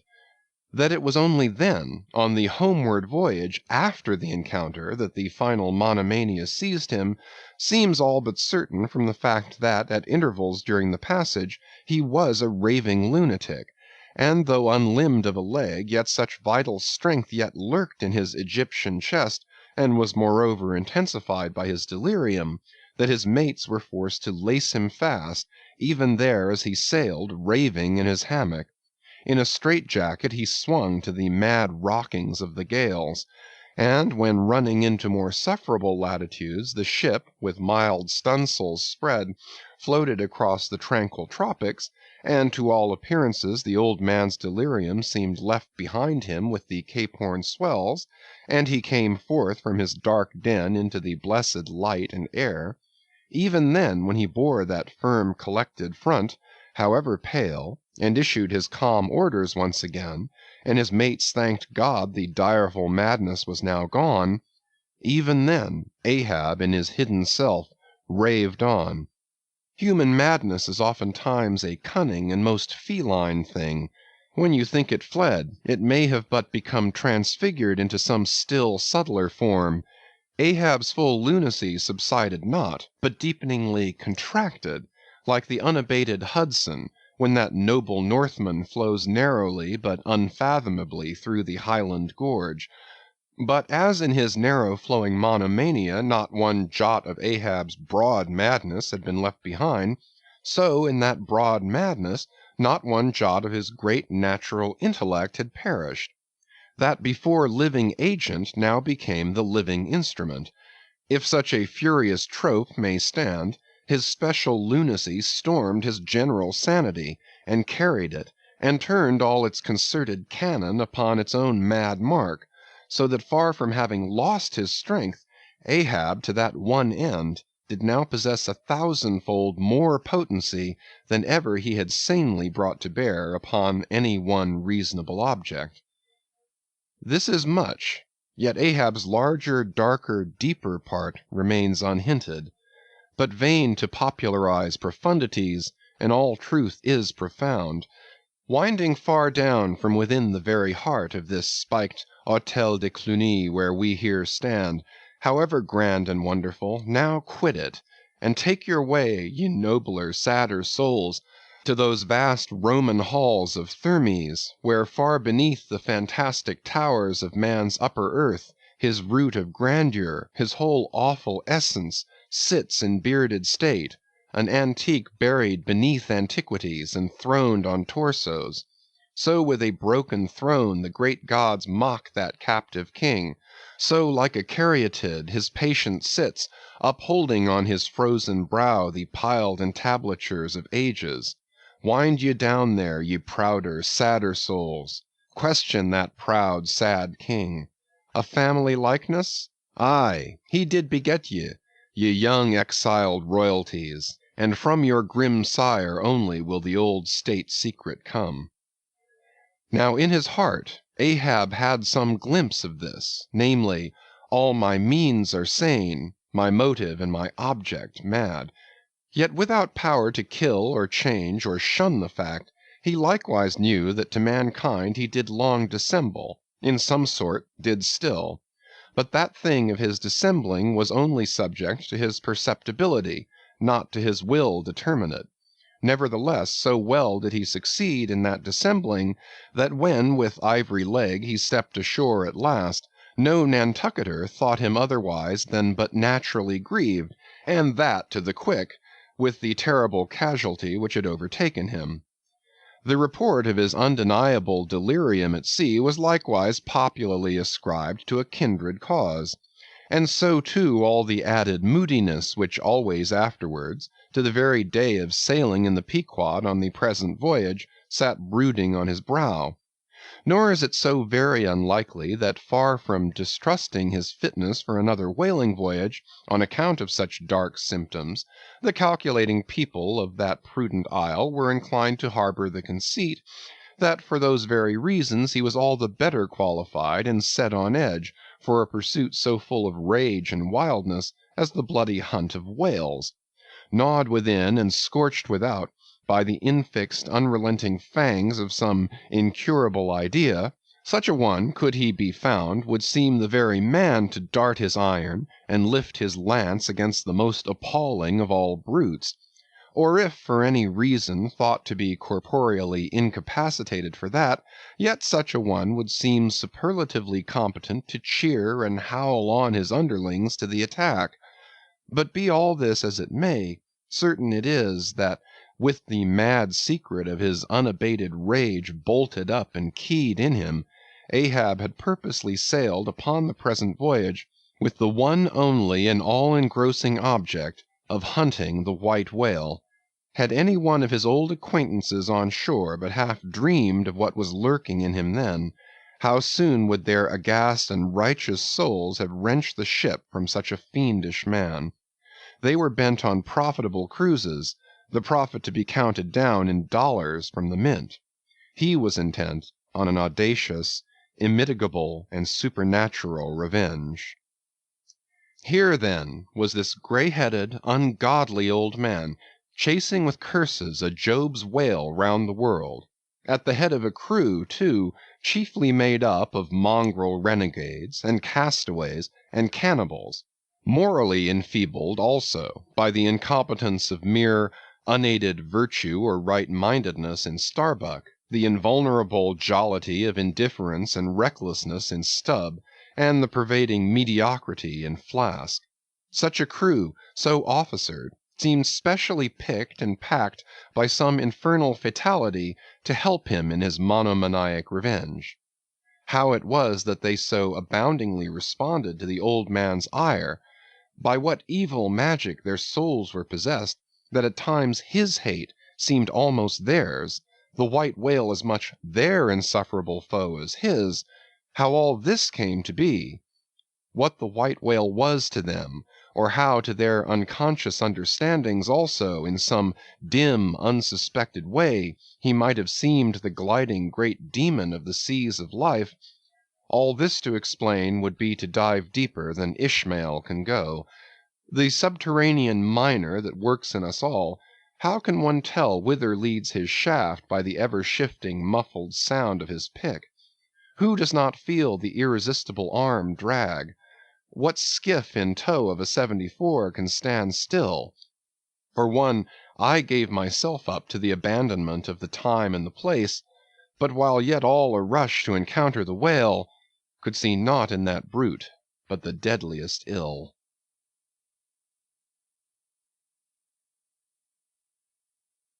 Chapter 42. The Whiteness of the Whale.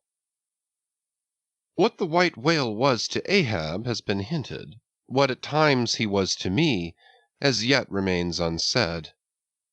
Aside from those more obvious considerations touching Moby Dick, which could not but occasionally awaken in any man's soul some alarm, there was another thought, or rather vague, nameless horror concerning him, which at times by its intensity completely overpowered all the rest, and yet so mystical and well-nigh ineffable was it, that I almost despair of putting it in a comprehensible form.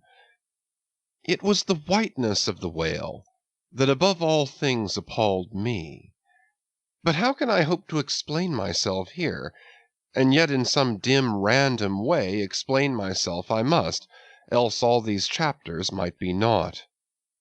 Though in many natural objects whiteness refiningly enhances beauty, as if imparting some special virtue of its own, as in marbles, japonicas, and pearls, and though various nations have in some ways recognized a certain royal preeminence in this hue, even the barbaric grand old kings of Pegu placing the title Lord of the White Elephants above all their other magniloquent ascriptions of dominion, and the modern kings of Siam unfurling the same snow-white quadruped in the royal standard, and the Hanoverian flag bearing the one figure of a snow-white charger, and the great Austrian Empire, Caesarian, heir to overlording Rome, having for the imperial color the same imperial hue, and though this preeminence in it applies to the human race itself, giving the white man ideal mastership over every dusky tribe,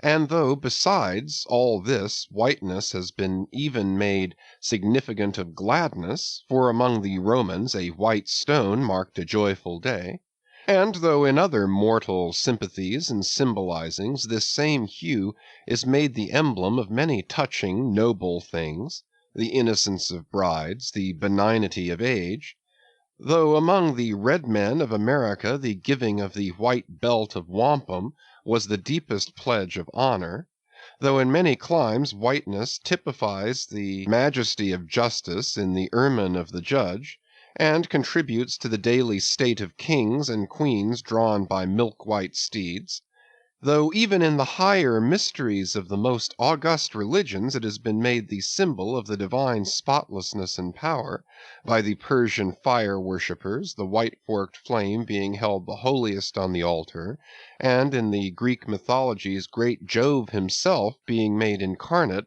in a snow-white bull, and though to the noble Iroquois the midwinter sacrifice of the sacred white dog was by far the holiest festival of their theology, that spotless, faithful creature being held the purest envoy they could send to the Great Spirit with the annual tidings of their own fidelity, and though directly from the Latin word for white, all Christian priests derived the name of one part of their sacred vesture, the alb, or tunic, worn beneath the cassock, and though among the holy pomps of the Romish faith, white is specially employed in the celebration of the Passion of our Lord, though in the vision of St. John white robes are given to the redeemed, and the 24 elders stand clothed in white before the great white throne, and the Holy One that sitteth there white like wool, yet for all these accumulated associations with whatever is sweet, and honorable, and sublime, there yet lurks an elusive something in the innermost idea of this hue, which strikes more of panic to the soul than that redness which affrights in blood. This elusive quality it is which causes the thought of whiteness, when divorced from more kindly associations, and coupled with any object terrible in itself, to heighten that terror to the furthest bounds. Witness the white bear of the poles, and the white shark of the tropics. What but their smooth flaky whiteness makes them the transcendent horrors they are? That ghastly whiteness it is which imparts such an abhorrent mildness, even more loathsome than terrific, to the dumb gloating of their aspect, so that not the fierce-fanged tiger in his heraldic coat can so stagger courage as the white-shrouded bear or shark. Footnote. With reference to the polar bear, it may possibly be urged by him who would fain go still deeper into this matter, that it is not the whiteness, separately regarded, which heightens the intolerable hideousness of that brute; for, analyzed, that heightened hideousness, it might be said, only rises from the circumstance that the irresponsible ferociousness of the creature stands invested in the fleece of celestial innocence and love, and hence by bringing together two such opposite emotions in our minds, the polar bear frightens us with so unnatural a contrast. But even assuming all this to be true, yet were it not for the whiteness, you would not have that intensified terror. As for the white shark, the white gliding ghostliness of repose in that creature, when beheld in his ordinary moods, strangely tallies with the same quality in the polar quadruped. This peculiarity is most vividly hit by the French in the name they bestow upon that fish. The Romish Mass for the dead begins with Requiem Aeternam, eternal rest, whence Requiem denominating the Mass itself, and any other funeral music. Now, in allusion to the white, silent stillness of death in this shark, and the mild deadliness of his habits, the French call him Requin. End of footnote. Bethink thee of the albatross. Whence come those clouds of spiritual wonderment and pale dread, in which that white phantom sails in all imaginations? Not Coleridge first threw that spell, but God's great unflattering laureate, Nature. Footnote. I remember the first albatross I ever saw. It was during a prolonged gale, in waters hard upon the Antarctic seas. From my forenoon watch below, I ascended to the overclouded deck, and there, dashed upon the main hatches, I saw a regal feathery thing of unspotted whiteness, and with a hooked Roman bill sublime. At intervals it arched forth its vast archangel wings, as if to embrace some holy ark. Wondrous flutterings and throbbings shook it. Though bodily unharmed, it uttered cries as some king's ghost in supernatural distress. Through its inexpressible strange eyes, methought I peeped to secrets which took hold of God. As Abraham before the angels, I bowed myself. The white thing was so white, its wings so wide, and in those forever exiled waters I had lost the miserable warping memories of traditions and of towns. Long I gazed at that prodigy of plumage. I cannot tell, can only hint the things that darted through me then. But at last I awoke, and turning, asked a sailor what bird was this. A goney, he replied. Goney? Never had heard that name before. Is it conceivable that this glorious thing is utterly unknown to men ashore? Never.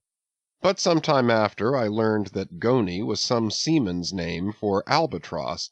so that by no possibility could Coleridge's wild rhyme have had aught to do with those mystical impressions which were mine when I saw that bird upon our deck, for neither had I then read the rhyme, nor knew the bird to be an albatross. Yet in saying this I do but indirectly burnish a little brighter the noble merit of the poem and the poet. I assert then that in the wondrous bodily whiteness of the bird chiefly lurks the secret of the spell, a truth more evinced in this, that by a solecism of terms there are birds called grey albatrosses, and these I have frequently seen, but never with such emotions as when I beheld the Antarctic fowl. But how had the mystic thing been caught? Whisper it not, and I will tell. With a treacherous hook and line, as the fowl floated on the sea. At last the captain made a postman of it, tying a lettered leathern tally round its neck, with the ship's time and place, and then letting it escape. But I doubt not that leathern tally, meant for man, was taken off in heaven, when the white fowl flew to join the wing-folding, the invoking and adoring cherubim. End of footnote. Most famous in our Western annals and Indian traditions is that of the white steed of the prairies, a magnificent milk-white charger, large-eyed, small-headed, bluff-chested, and with the dignity of 1,000 monarchs in his lofty, over-scorning carriage. He was the elected Xerxes of vast herds of wild horses, whose pastures in those days were only fenced by the Rocky Mountains and the Alleghanies. At their flaming head he westward trooped it, like that chosen star which every evening leads on the hosts of light. The flashing cascade of his mane, the curving comet of his tail, invested him with housings more resplendent than gold and silver beaters could have furnished him. A most imperial and archangelical apparition of that unfallen western world, which to the eyes of the old trappers and hunters revived the glories of those primeval times, when Adam walked majestic as a god, bluff-browed and fearless as this mighty steed. Whether marching amid his aides and marshals in the van of countless cohorts that endlessly streamed it over the plains like an Ohio, or whether with his circumambient subjects browsing all around at the horizon, the white steed gallopingly reviewed them with warm nostrils reddening through his cool milkiness, in whatever aspect he presented himself, always to the bravest Indians he was the object of trembling reverence and awe. Nor can it be questioned from what stands on legendary record of this noble horse, that it was his spiritual whiteness chiefly which so clothed him with divineness, and that this divineness had that in it which, though commanding worship, at the same time enforced a certain nameless terror. But there are other instances where this whiteness loses all that accessory and strange glory which invests it in the white steed and albatross.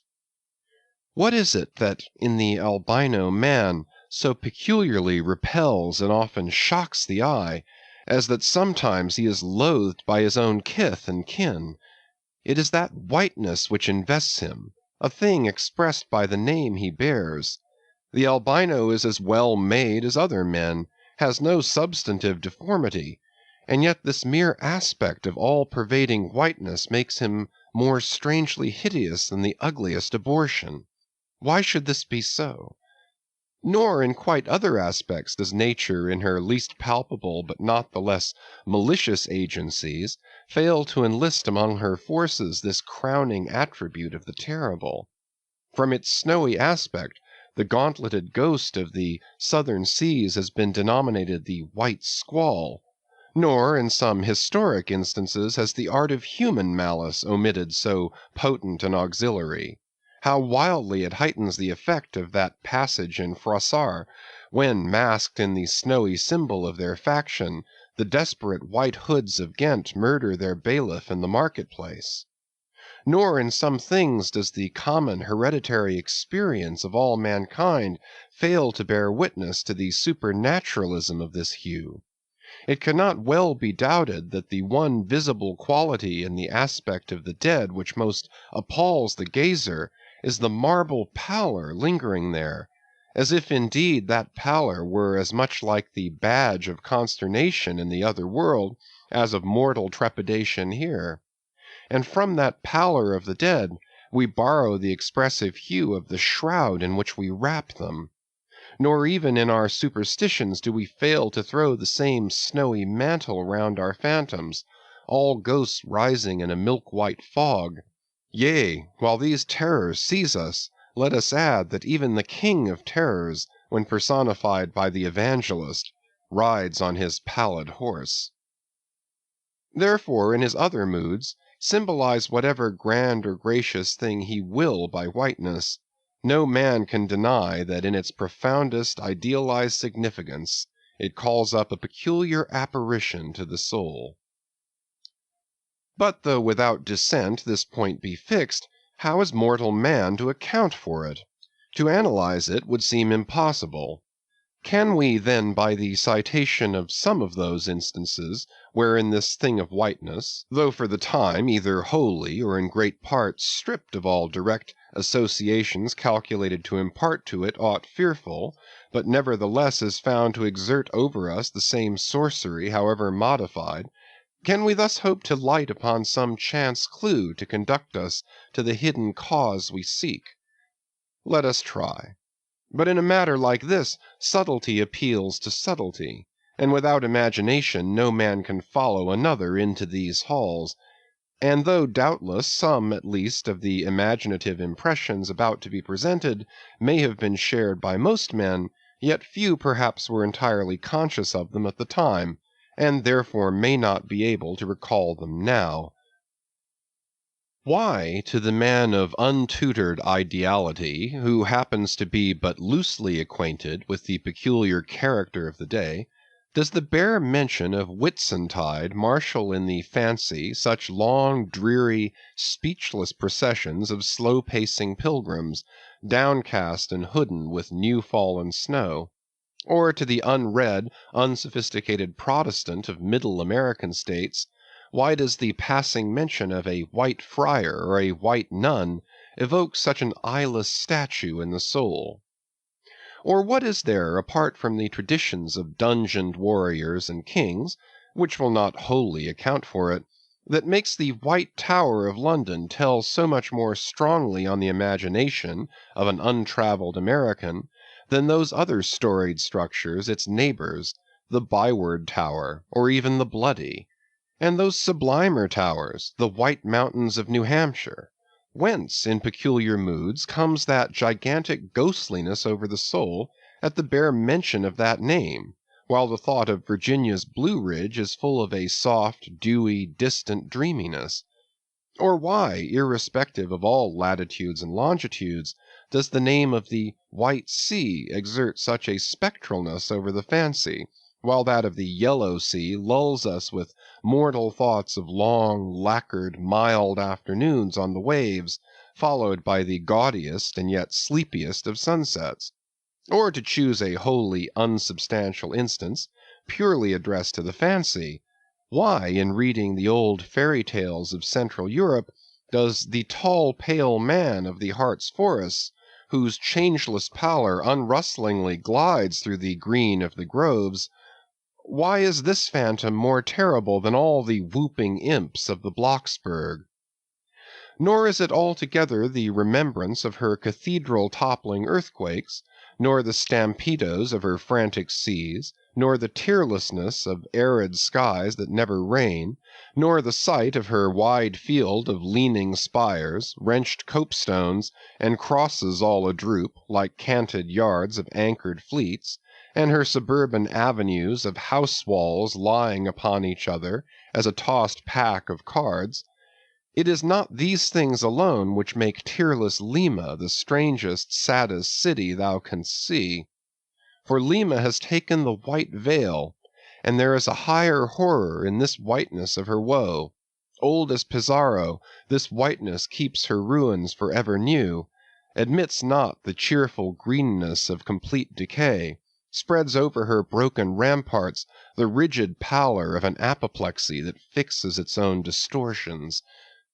I know that to the common apprehension this phenomenon of whiteness is not confessed to be the prime agent in exaggerating the terror of objects otherwise terrible, nor to the unimaginative mind is there aught of terror in those appearances whose awfulness to another mind almost solely consists in this one phenomenon, especially when exhibited under any form at all approaching to muteness or universality. What I mean by these two statements may perhaps be respectively elucidated by the following examples. First, the mariner, when drawing nigh the coasts of foreign lands, if by night he hear the roar of breakers, starts to vigilance, and feels just enough of trepidation to sharpen all his faculties. But under precisely similar circumstances, let him be called from his hammock to view his ship sailing through a midnight sea of milky whiteness, as if from encircling headlands shoals of combed white bears were swimming round him, then he feels a silent superstitious dread.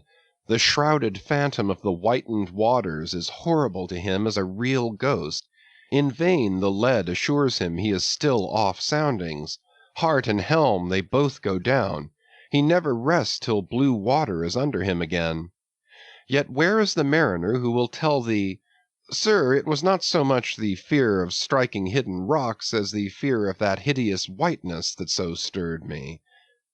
Second, to the native Indian of Peru, the continual sight of the snow-howdahed Andes conveys naught of dread, except perhaps in the mere fancying of the eternal frosted desolateness reigning at such vast altitudes, and the natural conceit of what a fearfulness it would be to lose oneself in such inhuman solitudes. Much the same is it with the backwoodsman of the West, who with comparative indifference views an unbounded prairie sheeted with driven snow, no shadow of tree or twig to break the fixed trance of whiteness. Not so the sailor, beholding the scenery of the Antarctic seas, where at times by some infernal trick of legerdemain in the powers of frost and air, he, shivering and half shipwrecked, instead of rainbows speaking hope and solace to his misery, views what seems a boundless churchyard grinning upon him, with its lean ice monuments and splintered crosses. But, thou sayest, methinks that white lead chapter about whiteness is but a white flag hung out from a craven soul. Thou surrenderest to a hypo, Ishmael. Tell me why this strong young colt, foaled in some peaceful valley of Vermont, far removed from all beasts of prey, why is it that upon the sunniest day, if you but shake a fresh buffalo robe behind him, so that he cannot even see it, but only smells its wild animal muskiness, why will he start, snort, and with bursting eyes paw the ground, in frenzies of affright? There is no remembrance in him of any gorings of wild creatures in his green northern home, so that the strange muskiness he smells cannot recall to him anything associated with the experience of former perils. For what knows he, this New England colt, of the black bisons of distant Oregon? No, but here thou beholdest even in a dumb brute the instinct of the knowledge of the demonism in the world. Though thousands of miles from Oregon, still when he smells that savage musk, the rending, goring bison herds are as present as to the deserted, wild foal of the prairies, which in this instant they may be trampling into dust. Thus, then, the muffled rollings of a milky sea, the bleak rustlings of the festooned frosts of mountains, the desolate shiftings of the windrowed snows of prairies, all these to Ishmael are as the shaking of that buffalo robe to the frightened colt. Though neither knows where lie the nameless things of which the mystic sign gives forth such hints, yet with me, as with the colt, somewhere those things must exist, though in many of its aspects this visible world seems formed in love, the invisible spheres were formed in fright. But not yet have we solved the incantation of this whiteness, and learned why it appeals with such power to the soul, and more strange and far more portentous. Why, as we have seen, it is at once the most meaning symbol of spiritual things, nay, the very veil of the Christian deity, and yet should be, as it is, the intensifying agent in things most appalling to mankind. Is it that by its indefiniteness it shadows forth the heartless voids and immensities of the universe, and thus stabs us from behind with the thought of annihilation when beholding the white depths of the Milky Way? Or is it that as in essence whiteness is not so much a color as the visible absence of color, and at the same time the concrete of all colors? Is it for these reasons that there is such a dumb blankness, full of meaning in a wide landscape of snows, a colorless all color of atheism from which we shrink? And when we consider that other theory of the natural philosophers, that all other earthly hues, every stately or lovely emblazoning, the sweet tinges of sunset skies and woods, yea, the gilded velvets of butterflies, and the butterfly cheeks of young girls, all these are but subtle deceits, not actually inherent in substances, but only laid on from without, so that all deified nature absolutely paints like a harlot, whose allurements cover nothing but the charnel house within. And when we proceed further, and consider that the mystical cosmetic, which produces every one of her hues, the great principle of light, forever remains white or colorless in itself, and, if operating without medium upon matter, would touch all objects, even tulips and roses, with its own blank tinge. Pondering all this, the palsied universe lies before us a leper, and like willful travelers in Lapland who refuse to wear colored and coloring glasses upon their eyes, so the wretched infidel gazes himself blind at the monumental white shroud that wraps all the prospect around him. And of all these things, the albino whale was the symbol. Wonder ye then at the fiery hunt?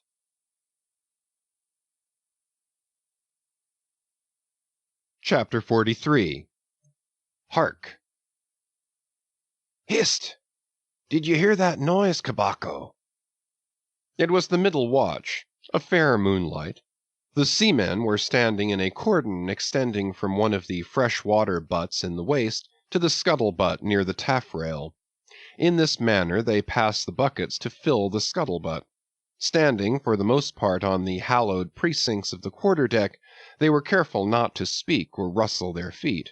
From hand to hand the buckets went in the deepest silence, only broken by the occasional flap of a sail and the steady hum of the unceasingly advancing keel. It was in the midst of this repose that Archie, one of the cordon, whose post was near the after hatches, whispered to his neighbor, a cholo, the words above. Hist! Did you hear that noise, Kabako? Take the bucket, will ye, Archie? What noise do you mean? There it is again, under the hatches. Don't you hear it?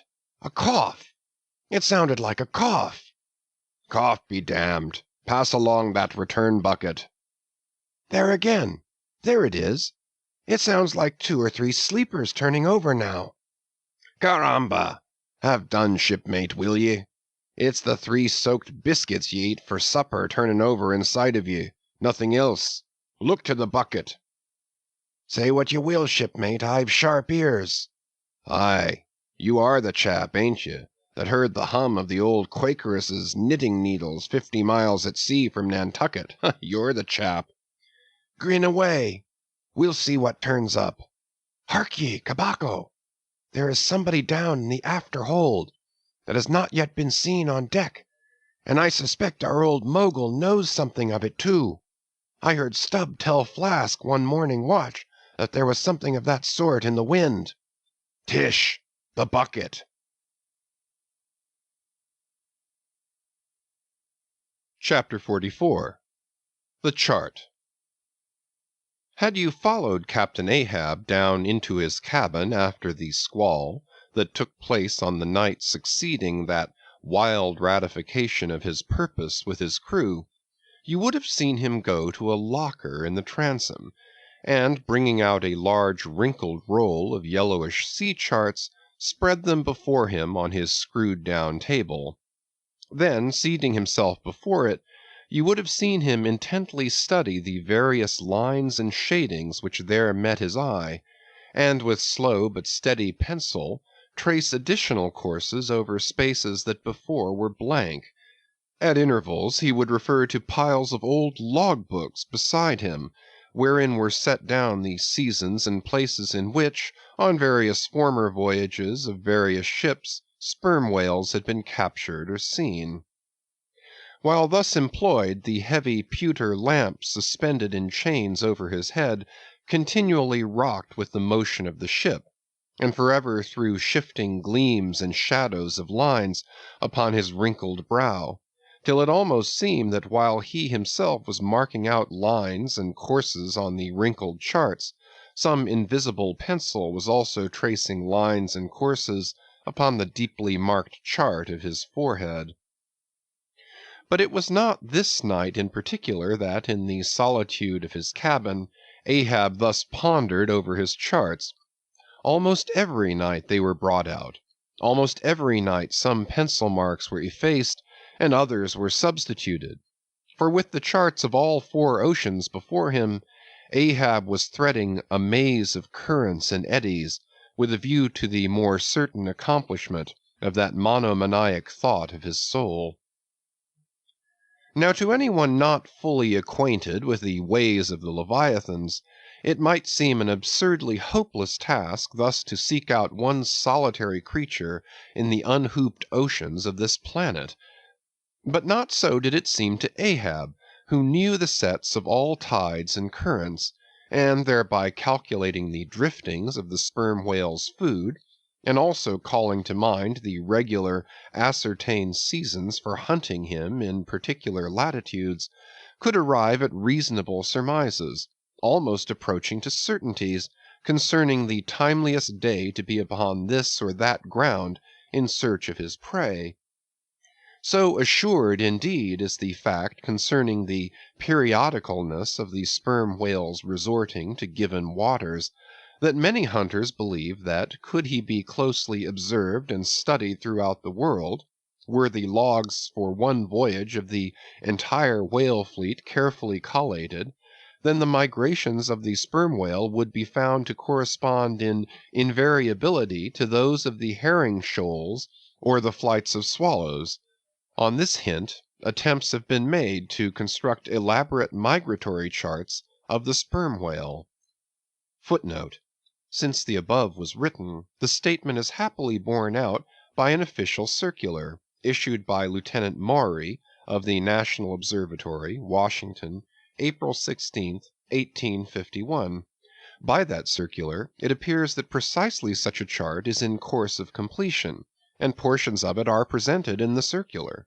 Quote, "This chart divides the ocean into districts of 5 degrees of latitude by 5 degrees of longitude, perpendicularly through each of which districts are 12 columns for the 12 months, and horizontally through each of which districts are 3 lines, one to show the number of days that have been spent in each month in every district, and the 2 others to show the number of days in which whales, sperm or right, have been seen." End quote. End of footnote. Besides, when making a passage from one feeding ground to another, the sperm whales, guided by some infallible instinct, say rather secret intelligence from the Deity, mostly swim in veins, as they are called, continuing their way along a given ocean line with such undeviating exactitude that no ship ever sailed her course by any chart with 1/10 of such marvelous precision.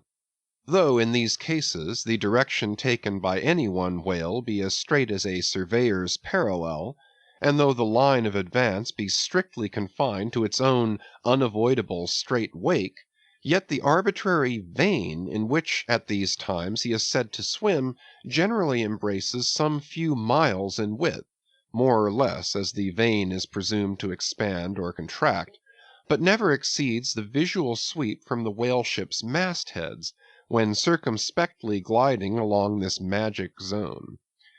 The sum is, that at particular seasons within that breadth and along that path, migrating whales may with great confidence be looked for. And hence not only at substantiated times, upon well-known separate feeding grounds, could Ahab hope to encounter his prey, but in crossing the widest expanses of water between those grounds he could, by his art, so place and time himself on his way, as even then not to be wholly without prospect of a meeting.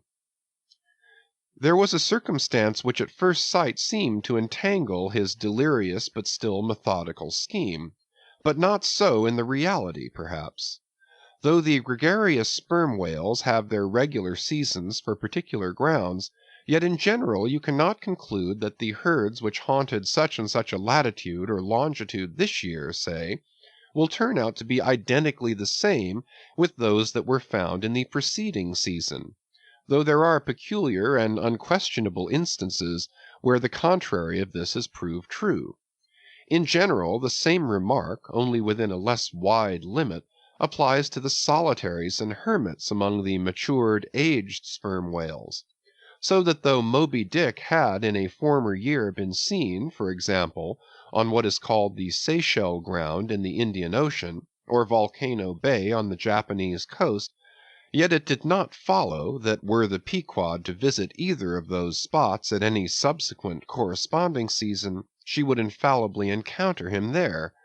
So too with some other feeding grounds, where he had at times revealed himself.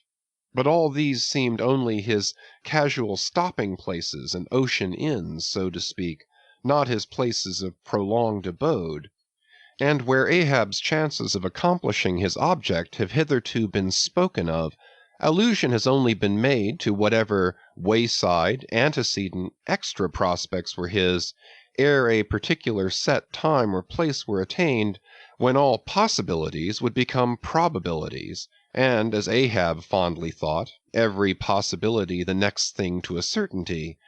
That particular set time and place were conjoined in the one technical phrase, the season on the line, for there and then, for several consecutive years, Moby Dick had been periodically descried, lingering in those waters for a while, as the sun in its annual round loiters for a predicted interval in any one sign of the zodiac.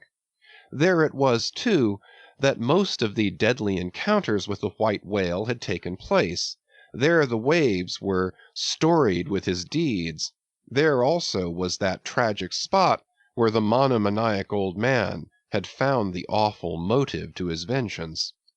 But in the cautious comprehensiveness and unloitering vigilance with which Ahab threw his brooding soul into this unfaltering hunt, he would not permit himself to rest all his hopes upon the one crowning fact above mentioned, however flattering it might be to those hopes, nor in the sleeplessness of his vow could he so tranquilize his unquiet heart as to postpone all intervening quest.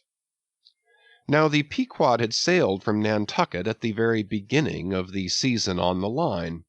No possible endeavor, then, could enable her commander to make the great passage southwards, double Cape Horn, and then, running down 60 degrees of latitude, arrive in the equatorial Pacific in time to cruise there. Therefore he must wait for the next ensuing season. Yet the premature hour of the Pequod's sailing had, perhaps, been correctly selected by Ahab with a view to this very complexion of things, because an interval of 365 days and nights was before him, an interval which, instead of impatiently enduring ashore, he would spend in a miscellaneous hunt, if by chance the white whale, spending his vacation in the seas far remote from his periodical feeding grounds, should turn up his wrinkled brow off the Persian Gulf, or in the Bengal Bay, or China Seas, or in any other waters haunted by his race, so that monsoons, pampas, nor'westers, harmattans, trades, any wind but the levanter and simoon, might blow Moby Dick into the devious zigzag world circle of the Pequod's circumnavigating wake. But, granting all this, yet regarded discreetly and coolly, seems it not but a mad idea this, that in the broad boundless ocean, one solitary whale, even if encountered, should be thought capable of individual recognition from his hunter, even as a white-bearded mufti in the thronged thoroughfares of Constantinople? Yes, for the peculiar snow-white brow of Moby Dick and his snow-white hump could not but be unmistakable. And have I not tallied the whale, Ahab would mutter to himself, as after poring over his charts till long after midnight he would throw himself back in reveries, tallied him, and shall he escape? His broad fins are bored and scalloped out like a lost sheep's ear. And here his mad mind would run on in a breathless race, till a weariness and faintness of pondering came over him, and in the open air of the deck he would seek to recover his strength. Ah, God! What trances of torment does that man endure who is consumed with one unachieved revengeful desire? He sleeps with clenched hands, and wakes with his own bloody nails in his palms.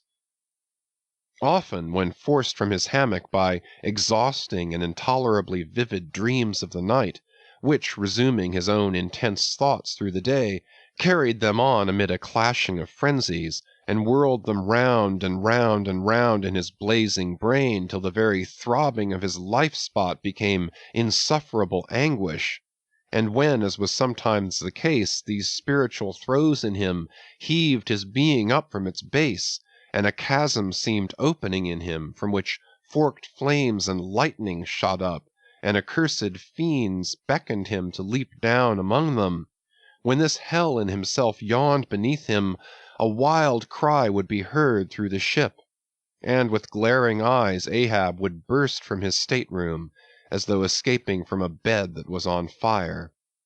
Yet these, perhaps, instead of being the unsuppressible symptoms of some latent weakness, or fright at his own resolve, were but the plainest tokens of its intensity. For at such times crazy Ahab, the scheming, unappeasedly steadfast hunter of the white whale, this Ahab that had gone to his hammock, was not the agent that so caused him to burst from it in horror again. The latter was the eternal living principle or soul in him, and in sleep, being for the time dissociated from the characterizing mind, which at other times employed it for its outer vehicle or agent, it spontaneously sought escape from the scorching contiguity of the frantic thing, of which, for the time, it was no longer an integral. But as the mind does not exist unless leagued with the soul, therefore it must have been that, in Ahab's case, yielding up all his thoughts and fancies to his one supreme purpose, that purpose, by its own sheer inveteracy of will, forced itself against gods and devils into a kind of self-assumed independent being of its own, nay, could grimly live and burn, while the common vitality to which it was conjoined fled, horror-stricken, from the unbidden and unfathered birth. Therefore, the tormented spirit that glared out of bodily eyes when what seemed Ahab rushed from his room, was for the time but a vacated thing, a formless, somnambulistic being, a ray of living light to be sure, but without an object to color, and therefore a blankness in itself. God help thee, old man! Thy thoughts have created a creature in thee, and he whose intense thinking thus makes him a Prometheus, a vulture feeds upon that heart forever, that vulture the very creature he creates.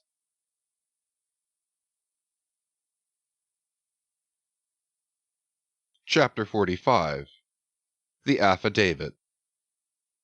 So far as what there may be of a narrative in this book, and indeed as indirectly touching one or two very interesting and curious particulars in the habits of sperm whales, the foregoing chapter, in its earlier part, is as important a one as will be found in this volume, but the leading matter of it requires to be still further and more familiarly enlarged upon, in order to be adequately understood, and moreover to take away any incredulity which a profound ignorance of the entire subject may induce in some minds, as to the natural verity of the main points of this affair.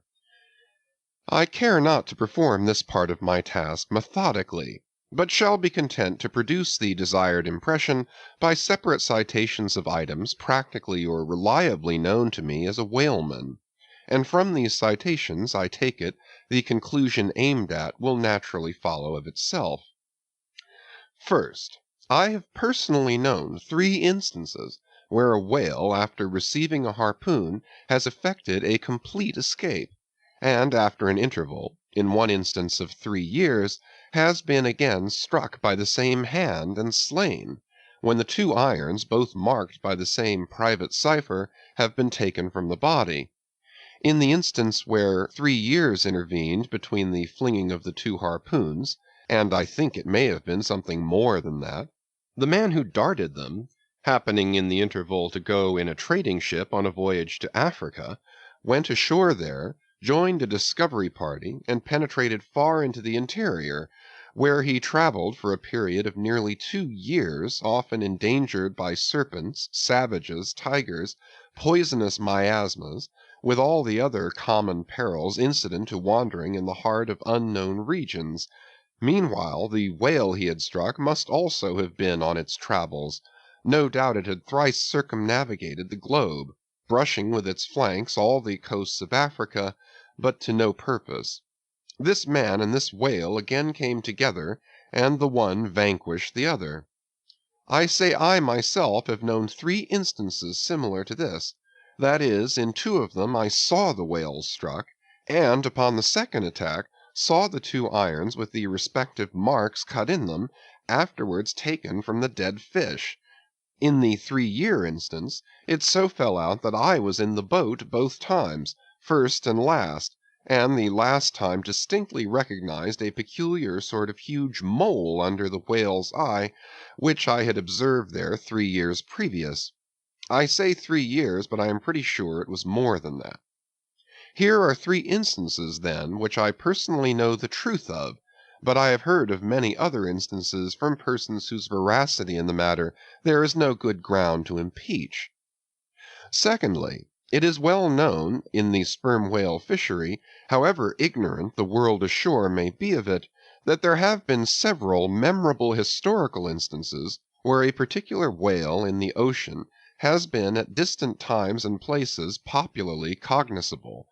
Why such a whale became thus marked was not altogether and originally owing to his bodily peculiarities as distinguished from other whales, for however peculiar in that respect any chance whale may be, they soon put an end to his peculiarities by killing him and boiling him down into a peculiarly valuable oil.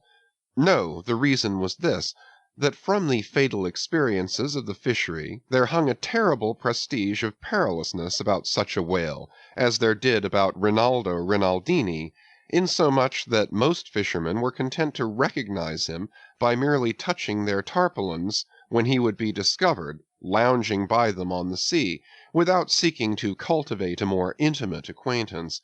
Like some poor devils ashore that happen to know an irascible great man, they make distant unobtrusive salutations to him in the street, lest if they pursued the acquaintance further, they might receive a summary thump for their presumption.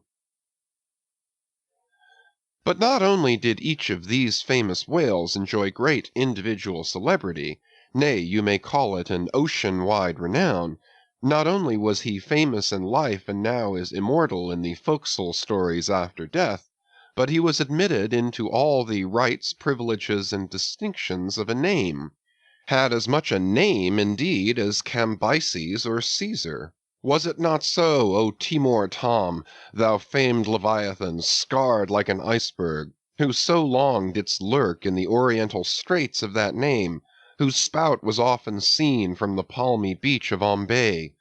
Was it not so, O New Zealand Jack, thou terror of all cruisers that cross their wakes in the vicinity of the Tattoo Land? Was it not so, O Morkan, King of Japan, whose lofty jet, they say, at times assumed the semblance of a snow-white cross against the sky? Was it not so, O Don Miguel, thou Chilean whale, marked like an old tortoise with mystic hieroglyphics upon the back? In plain prose, Here are 4 whales as well known to the students of cetacean history as Marius or Sylla to the classic scholar. But this is not all. New Zealand Tom and Don Miguel, after at various times creating great havoc among the boats of different vessels, were finally gone in quest of, systematically hunted out, chased, and killed by valiant whaling captains, who heaved up their anchors with that express object as much in view as in setting out through the Narragansett woods Captain Butler of old had it in his mind to capture that notorious murderous savage, Anawan, the headmost warrior of the Indian king Philip.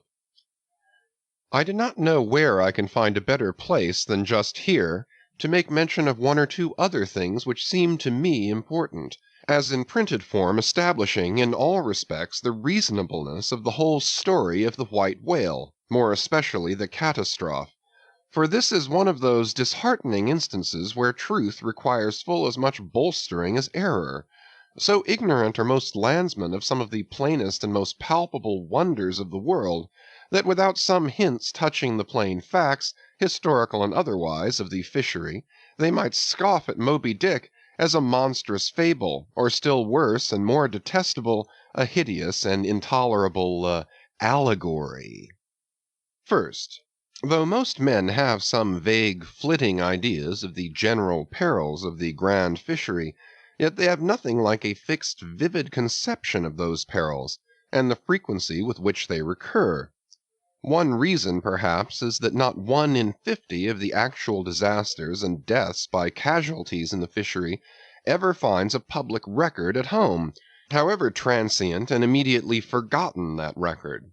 Do you suppose that that poor fellow there, who this moment perhaps caught by the whale line off the coast of New Guinea, is being carried to the bottom of the sea by the sounding Leviathan, do you suppose that that poor fellow's name will appear in the newspaper obituary you will read tomorrow at your breakfast? No, because the mails are very irregular between here and New Guinea. In fact, did you ever hear what might be called regular news direct or indirect from New Guinea? Yet I tell you that upon one particular voyage which I made to the Pacific, among many others, we spoke 30 different ships, every one of which had a death by a whale, some of them more than one, and 3 that had each lost a boat's crew. For God's sake, be economical with your lamps and candles. Not a gallon you burn, but at least 1 drop of a man's blood was spilled for it.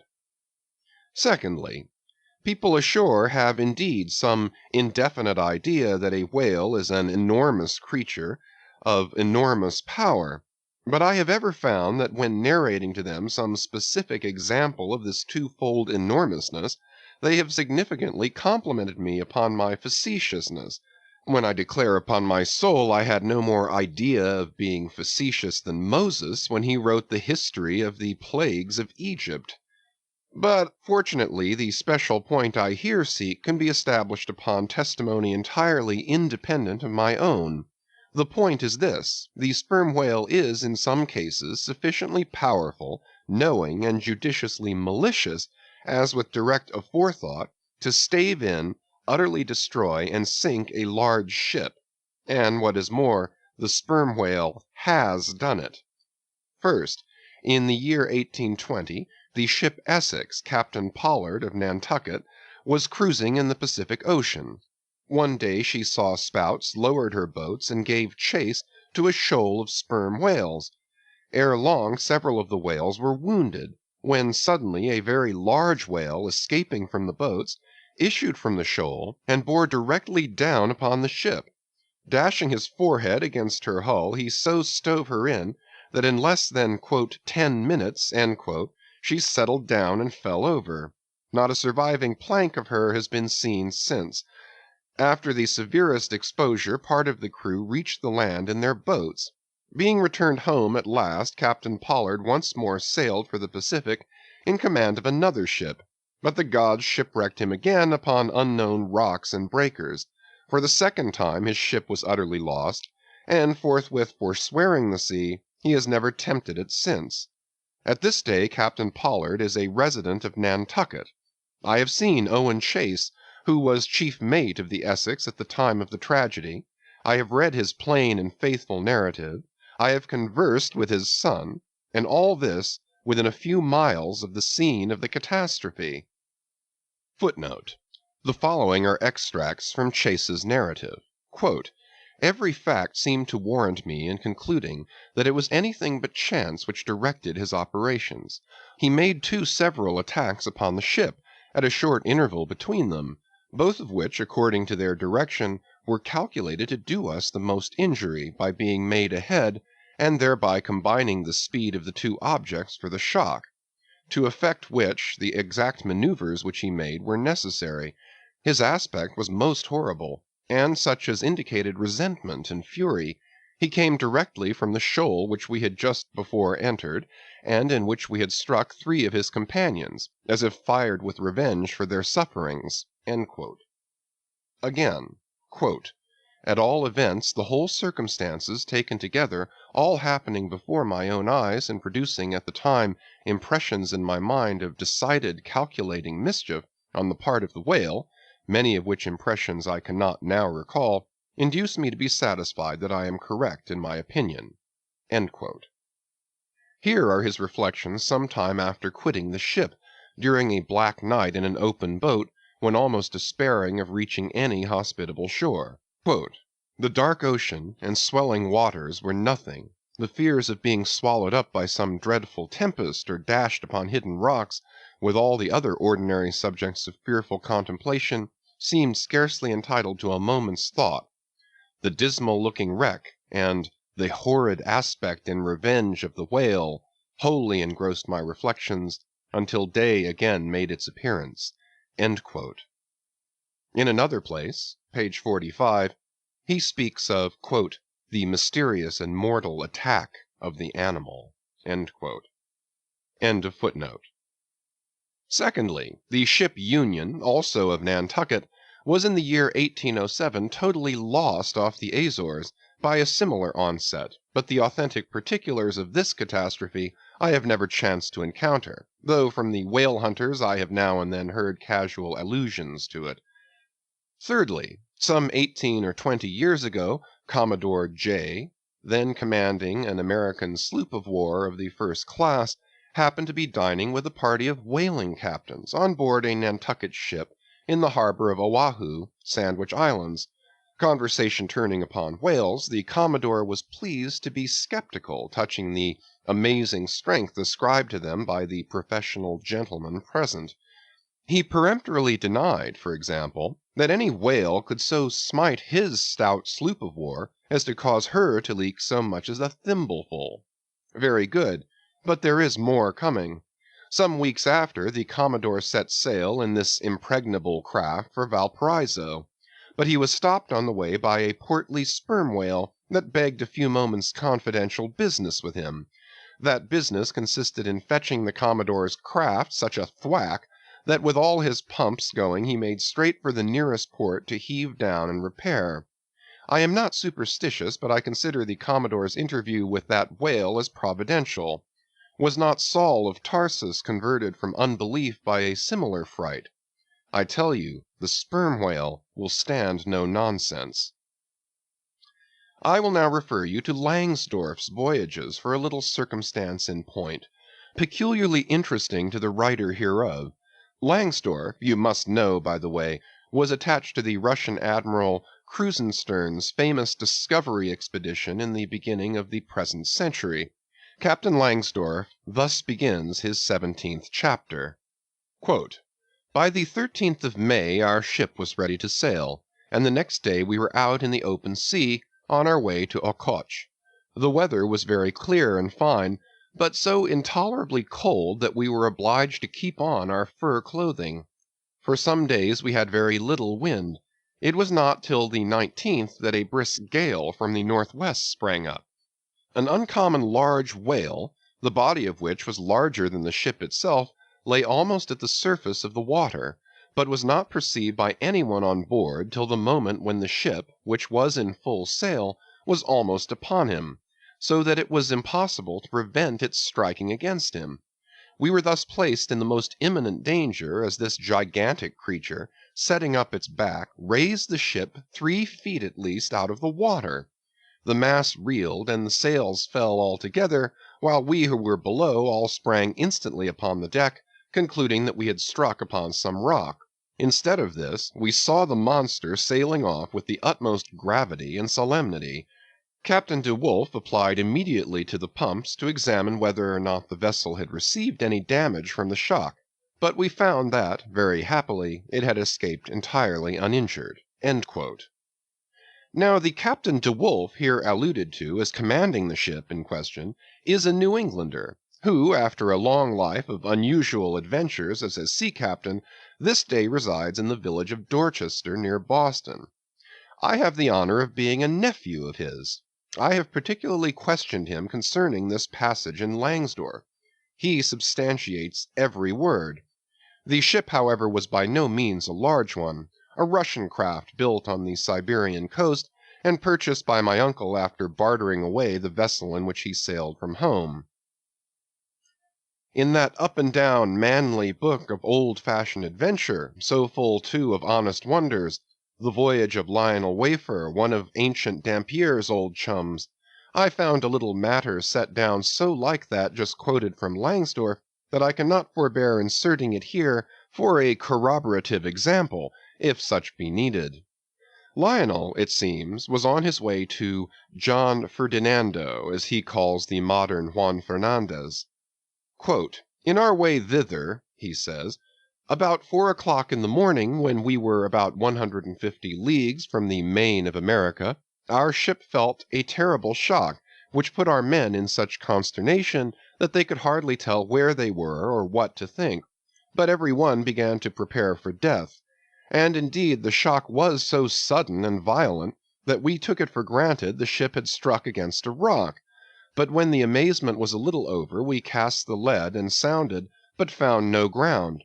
The suddenness of the shock made the guns leap in their carriages, and several of the men were shaken out of their hammocks. Captain Davis, who lay with his head on a gun, was thrown out of his cabin." Lionel then goes on to impute the shock to an earthquake, and seems to substantiate the imputation by stating that a great earthquake somewhere about that time did actually do great mischief along the Spanish land.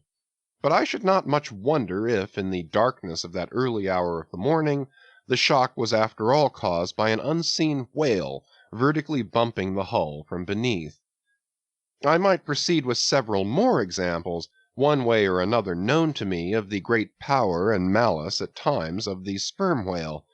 In more than one instance he has been known not only to chase the assailing boats back to their ships, but to pursue the ship itself, and long withstand all the lances hurled at him from its decks. The English ship Pusey Hall can tell a story on that head.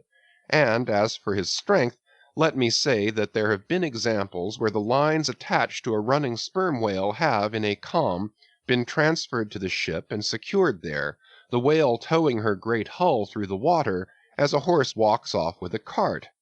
Again, it is very often observed that if the sperm whale, once struck, is allowed time to rally, then he acts not so often with blind rage as with willful, deliberate designs of destruction to his pursuers. Nor is it without conveying some eloquent indication of his character that upon being attacked he will frequently open his mouth and retain it in that dread expansion for several consecutive minutes. But I must be content with only one more and a concluding illustration, a remarkable and most significant one, by which you will not fail to see that not only is the most marvelous event in this book corroborated by plain facts of the present day, but that these marvels, like all marvels, are mere repetitions of the ages, so that for the millionth time we say Amen with Solomon, verily there is nothing new under the sun. In the 6th Christian century lived Procopius, a Christian magistrate of Constantinople, in the days when Justinian was emperor and Belisarius general. As many know, he wrote the history of his own times, a work every way of uncommon value. By the best authorities he has always been considered a most trustworthy and unexaggerating historian, except in some one or two particulars not at all affecting the matter presently to be mentioned. Now in this history of his, Procopius mentions that during the term of his prefecture at Constantinople, a great sea monster was captured in the neighboring Propontis, or Sea of Marmora, after having destroyed vessels at intervals in those waters for a period of more than 50 years. A fact thus set down in substantial history cannot easily be gainsaid, nor is there any reason that it should be. Of what precise species this sea monster was is not mentioned, but as he destroyed ships, as well as for other reasons, he must have been a whale, and I am strongly inclined to think a sperm whale, and I will tell you why. For a long time I fancied that the sperm whale had been always unknown in the Mediterranean and the deep waters connecting with it. Even now I am certain that those seas are not, and perhaps never can be, in the present constitution of things, a place for his habitual gregarious resort. But further investigations have recently proved to me that in modern times there have been isolated instances of the presence of the sperm whale in the Mediterranean. I am told on good authority that on the Barbary coast a Commodore Davis of the British Navy found the skeleton of a sperm whale. Now, as a vessel of war readily passes through the Dardanelles, hence a sperm whale could, by the same route, pass out of the Mediterranean into the Propontis.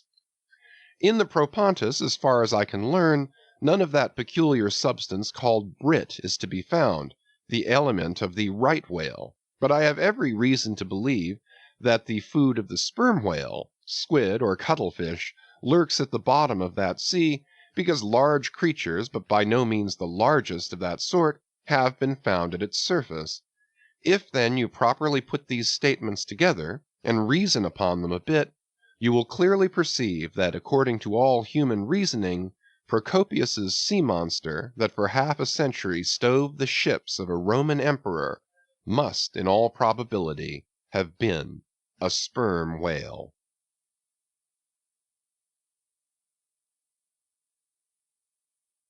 Chapter 46. Surmises. Though consumed with the hot fire of his purpose, Ahab in all his thoughts and actions ever had in view the ultimate capture of Moby Dick, though he seemed ready to sacrifice all mortal interest to that one passion, nevertheless it may have been that he was by nature and long habituation far too wedded to the fiery whaleman's ways altogether to abandon the collateral prosecution of the voyage. Or at least, if this were otherwise, there were not wanting other motives much more influential with him. It would be refining too much, perhaps, even considering his monomania, to hint that his vindictiveness toward the white whale might have possibly extended itself in some degree to all sperm whales, and that the more monsters he slew by so much the more he multiplied the chances that each subsequently encountered whale would prove to be the hated one he hunted. But if such an hypothesis be indeed exceptionable, there were still additional considerations which, though not so strictly according to the wildness of his ruling passion, yet were by no means incapable of swaying him. To accomplish his object Ahab must use tools, and of all tools used in the shadow of the moon, men are the most apt to get out of order. He knew, for example, that however magnetic his ascendancy in some respects was over Starbuck, yet that ascendancy did not cover the complete spiritual man any more than mere corporeal superiority involves intellectual mastership. For to the purely spiritual, the intellectual but stand in a sort of corporeal relation. Starbuck's body and Starbuck's coerced will were Ahab's, so long as Ahab kept his magnet at Starbuck's brain. Still he knew that for all this the chief mate in his soul abhorred his captain's quest, and could he would joyfully disintegrate himself from it, or even frustrate it. It might be that a long interval would elapse ere the white whale was seen. During that long interval Starbuck would ever be apt to fall into open relapses of rebellion against his captain's leadership, unless some ordinary, prudential, circumstantial influences were brought to bear upon him. Not only that, but the subtle insanity of Ahab respecting Moby Dick was no ways more significantly manifested than in his superlative sense and shrewdness in foreseeing that, for the present, the hunt should in some way be stripped of that strange imaginative impiousness which naturally invested it, that the full terror of the voyage must be kept withdrawn into the obscure background, for few men's courage is proof against protracted meditation unrelieved by action, that when they stood their long night watches, his officers and men must have some nearer things to think of than Moby Dick. For however eagerly and impetuously the savage crew had hailed the announcement of his quest, yet all sailors of all sorts are more or less capricious and unreliable. They live in the varying outer weather, and they inhale its fickleness.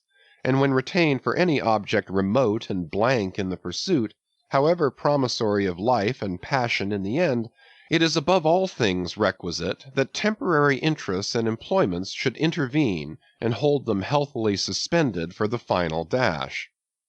Nor was Ahab unmindful of another thing. In times of strong emotion mankind disdain all base considerations, but such times are evanescent. The permanent constitutional condition of the manufactured man, thought Ahab, is sordidness.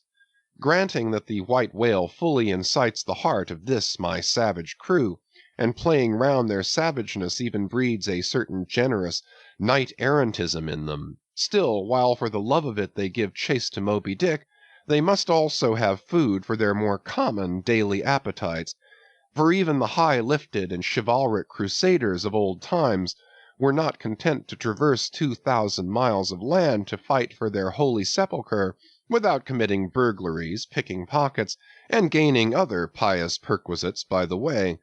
Had they been strictly held to their one final and romantic object, that final and romantic object too many would have turned from in disgust. I will not strip these men, thought Ahab, of all hopes of cash.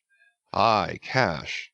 They may scorn cash now, but let some months go by and no prospective promise of it to them, and then this same quiescent cash all at once mutinying in them, this same cash would soon cashier Ahab. Nor was there wanting still another precautionary motive, more related to Ahab personally.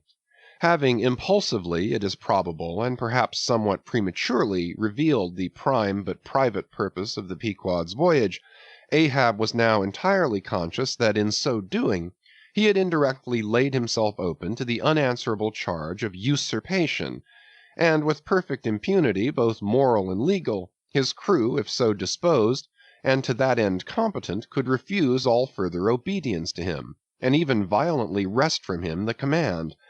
From even the barely hinted imputation of usurpation, and the possible consequences of such a suppressed impression gaining ground, Ahab must of course have been most anxious to protect himself. That protection could only consist in his own predominating brain and heart and hand, backed by a heedful, closely calculating attention to every minute atmospheric influence which it was possible for his crew to be subjected to. For all these reasons, then, and others perhaps too analytic to be verbally developed here, Ahab plainly saw that he must still in a good degree continue true to the natural nominal purpose of the Pequod's voyage, observe all customary usages, and not only that, but force himself to evince all his well-known passionate interest in the general pursuit of his profession. Be all this as it may, his voice was now often heard hailing the three mastheads and admonishing them to keep a bright lookout, and not omit reporting even a porpoise. This vigilance was not long without reward.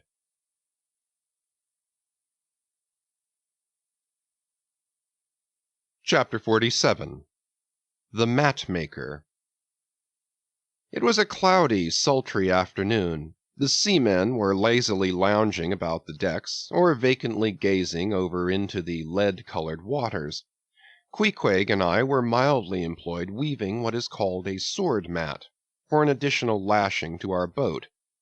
So still and subdued, and somehow preluding was all the scene, and such an incantation of reverie lurked in the air, that each silent sailor seemed resolved into his own invisible self. I was the attendant or page of Queequeg while busy at the mat. As I kept passing and repassing the filling or woof of marline between the long yarns of the warp, using my own hand for the shuttle, and as Queequeg, standing sideways, ever and anon slid his heavy oaken sword between the threads, and idly looking off upon the water, carelessly and unthinkingly drove home every yarn, I say so strange a dreaminess did there then reign all over the ship and all over the sea, only broken by the intermitting dull sound of the sword, that it seemed as if this were the loom of time, and I myself were a shuttle mechanically weaving and weaving away at the fates. There lay the fixed threads of the warp, subject to but one single, ever-returning, unchanging vibration, and that vibration merely enough to admit of the crosswise interblending of other threads with its own. This warp seemed necessity, and here, thought I, with my own hand I ply my own shuttle, and weave my own destiny into these unalterable threads. Meantime Queequeg's impulsive, indifferent sword, sometimes hitting the woof slantingly or crookedly, or strongly or weakly as the case might be, and by this difference in the concluding blow producing a corresponding contrast in the final aspect of the completed fabric, this savage's sword, thought I, which thus finally shapes and fashions both warp and woof, this easy, indifferent sword must be chance. Aye, chance, free will and necessity, nowise incompatible, all interweavingly working together. The straight warp of necessity, not to be swerved from its ultimate course, its every alternating vibration, indeed, only tending to that, free will still free to ply her shuttle between given threads, and chance, though restrained in its play, within the right lines of necessity, and sideways in its motion directed by free will, though thus prescribed to by both, chance by turns rules either, and has the last featuring blow at events. Thus we were weaving and weaving away, when I started at a sound so strange, long drawn, and musically wild and unearthly, that the ball of free will dropped from my hand, and I stood gazing up at the clouds whence that voice had dropped like a wing. High aloft in the cross trees was that mad gay-header, Tashtego.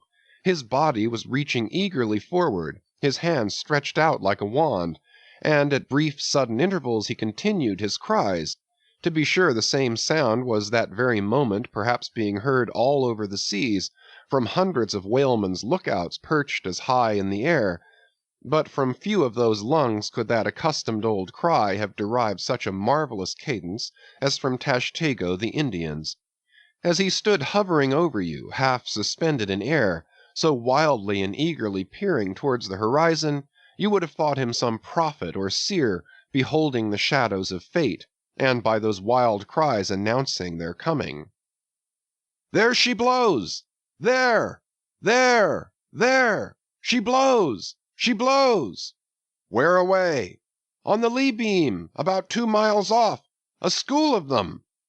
Instantly all was commotion.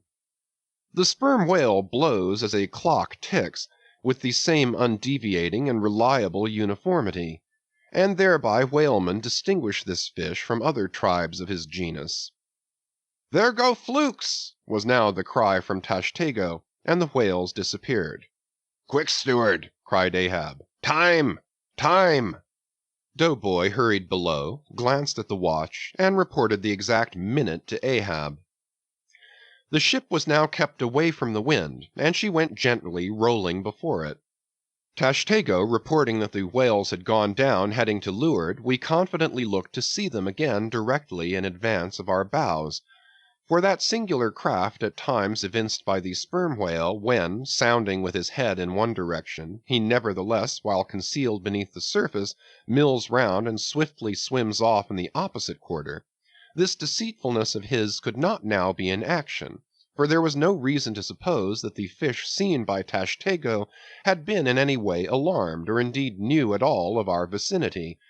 One of the men selected for shipkeepers, that is, those not appointed to the boats, by this time relieved the Indian at the main masthead. The sailors at the fore and mizzen had come down, the line tubs were fixed in their places, the cranes were thrust out, the mainyard was backed, and the 3 boats swung over the sea like 3 samphire baskets over high cliffs.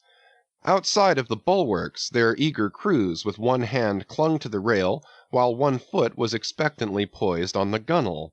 So looked the long line of man-of-war's men about to throw themselves on board an enemy's ship.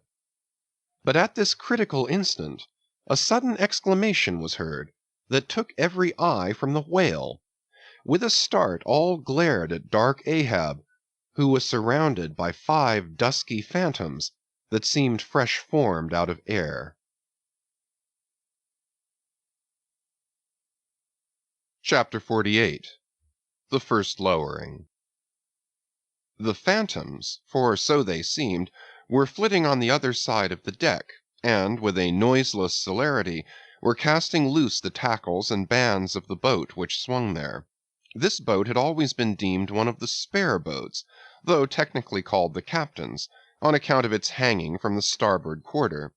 The figure that now stood by its bows was tall and swart, with one white tooth evilly protruding from its steel-like lips. A rumpled Chinese jacket of black cotton funereally invested him, with wide black trousers of the same dark stuff. But strangely crowning this ebonness was a glistening white-pleated turban, the living hair braided and coiled round and round upon his head. Less swart in aspect, the companions of this figure were of that vivid, tiger-yellow complexion peculiar to some of the aboriginal natives of the Manilas, a race notorious for a certain diabolism of subtlety, and by some honest white mariners supposed to be the paid spies and secret confidential agents on the water of the devil, their lord, whose counting-room they supposed to be elsewhere. While yet the wondering ship's company were gazing upon these strangers, Ahab cried out to the white-turbaned old man at their head, "All ready there, Fedallah?" "Ready," was the half-hissed reply. "Lower away then, d'ye hear?" shouting across the deck. "Lower away there, I say!" Such was the thunder of his voice that, spite of their amazement, the men sprang over the rail, the sheaves whirled around in the blocks, with a wallow the 3 boats dropped into the sea, while with a dexterous off-handed daring, unknown in any other vocation, the sailors, goat-like, leaped down the rolling ship's side into the tossed boats below. Hardly had they pulled out from under the ship's lee, when a 4th keel, coming from the windward side, pulled round under the stern, and showed the 5 strangers rowing Ahab, who, standing erect in the stern, loudly hailed Starbuck, Stubb, and Flask to spread themselves widely, so as to cover a large expanse of water. But with all their eyes again riveted upon the swart Fedallah and his crew, the inmates of the other boats obeyed not the command. "Captain Ahab," said Starbuck. "Spread yourselves!" cried Ahab. "Give way, all 4 boats! Thou, Flask, pull out more to leeward!" "Aye, aye, sir!" cheerfully cried little King-Post, sweeping round his great steering oar. "Lay back!" addressing his crew. "There, there, there again! There she blows right ahead, boys! Lay back! Never heed yonder yellow boys, Archie." "Oh, I don't mind 'em, sir," said Archie. "I knew it all before now. Didn't I hear 'em in the hold? And didn't I tell Cabaco here of it? What say ye, Cabaco? They're stowaways, Mr. Flask." "Pull, pull, my fine hearts alive! Pull, my children! Pull, my little ones!"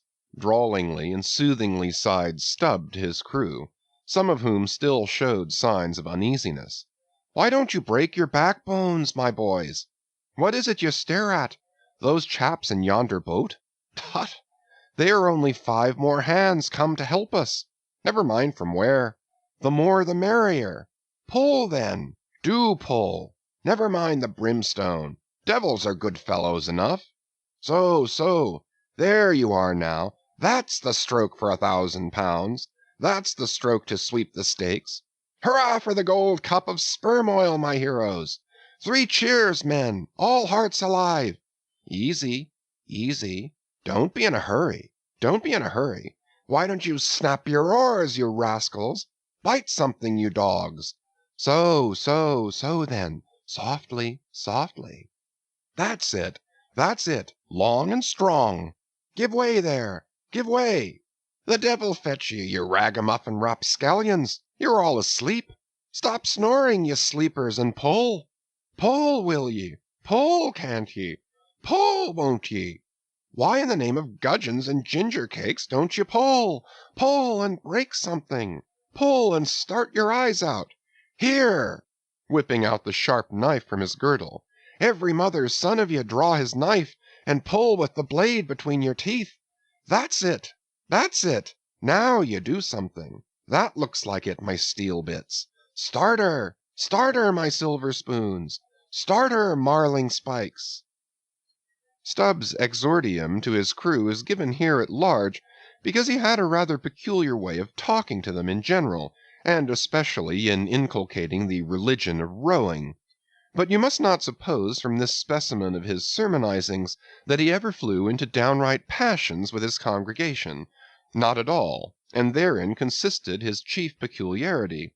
He would say the most terrific things to his crew, in a tone so strangely compounded of fun and fury, and the fury seemed so calculated merely as a spice to the fun, that no oarsman could hear such queer invocations without pulling for dear life, and yet pulling for the mere joke of the thing.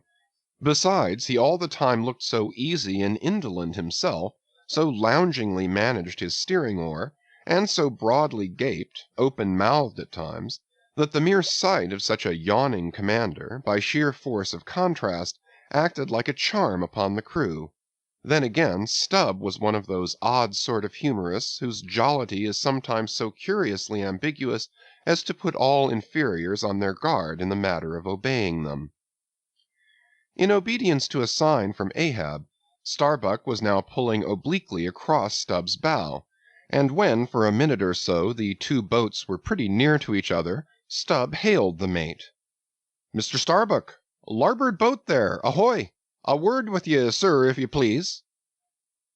"Hullo!" returned Starbuck, turning round not a single inch as he spoke, still earnestly but whisperingly urging his crew, his face set like a flint from Stubb's. "What think ye of those yellow boys, sir?" "Smuggled on board, somehow, before the ship sailed. Strong, strong boys!" in a whisper to his crew, then speaking out loud again. "A sad business, Mr. Stubb. See there, my lads!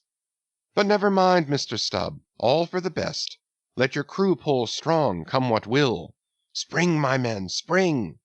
There's hogsheads of sperm ahead, Mr. Stubb, and that's what you came for. Pull, my boys! Sperm's the play. This at least is duty, duty and profit hand in hand." "Aye, I thought as much," soliloquized Stubb, when the boats diverged. "As soon as I clapped eye on 'em, I thought so. Aye, that's what he went into the afterhold for so often, as Doughboy long suspected. They were hidden down there. The white whale's at the bottom of it. Well, so be it. Can't be helped. All right, give way, men. It ain't the white whale today. Give way!" Now the advent of these outlandish strangers at such a critical instant as the lowering of the boats from the deck, this had not unreasonably awakened a sort of superstitious amazement in some of the ship's company. But Archy's fancied discovery having some time previous got abroad among them, though indeed not credited then, this had in some small measure prepared them for the event. It took off the extreme edge of their wonder. So what with all this, and Stubb's confident way of accounting for their appearance, they were, for the time, freed from superstitious surmisings, though the affair still left abundant room for all manner of wild conjectures as to dark Ahab's precise agency in the matter from the beginning. For me, I silently recalled the mysterious shadows I had seen creeping on board the Pequod during the dim Nantucket dawn, as well as the enigmatical hintings of the unaccountable Elijah. Meanwhile Ahab, out of hearing of his officers, having sighted the furthest to windward, was still ranging ahead of the other boats, a circumstance bespeaking how potent a crew was pulling him. Those tiger-yellow creatures of his seemed all steel and whalebone; like 5 trip-hammers they rose and fell with regular strokes of strength, which periodically started the boat along the water like a horizontal burst boiler out of a Mississippi steamer. As for Fedallah, who was seen pulling the harpooneer oar, he had thrown aside his black jacket and displayed his naked chest with the whole part of his body above the gunwale, clearly cut against the alternating depressions of the watery horizon, while at the other end of the boat Ahab, with one arm like a fencer's thrown half backward into the air, as if to counterbalance any tendency to trip, Ahab was seen steadily managing his steering oar, as in 1,000 boat lowerings ere the white whale had torn him. All at once the outstretched arm gave a peculiar motion and then remained fixed, while the boat's 5 oars were seen simultaneously peaked. Boat and crew sat motionless on the sea. Instantly the 3 spread boats in the rear paused on their way. The whales had irregularly settled bodily down into the blue, thus giving no distantly discernible token of the movement, though from his closer vicinity Ahab had observed it. "Every man, look out along his oars!" cried Starbuck. "Thou, Queequeg, stand up!" Nimbly springing up on the triangular raised box in the bow, the savage stood erect there, and with intensely eager eyes gazed off towards the spot where the chase had last been descried. Likewise upon the extreme stern of the boat, where it was also triangularly platformed level with the gunwale, Starbuck himself was seen coolly and adroitly balancing himself to the jerking tossings of his chip of a craft, and silently eyeing the vast blue eye of the sea. Not very far distant Flask's boat was also lying breathlessly still, its commander recklessly standing upon the top of the loggerhead, a stout sort of post rooted in the keel, and rising some 2 feet above the level of the stern platform. It is used for catching turns with the whale line.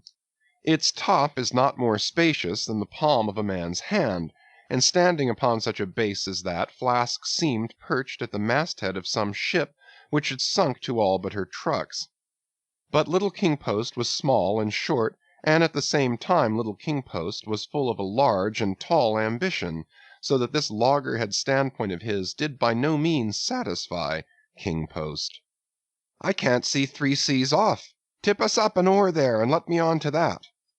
Upon this Daggoo, with either hand upon the gunwale to steady his way, swiftly slid aft, and then erecting himself, volunteered his lofty shoulders for a pedestal.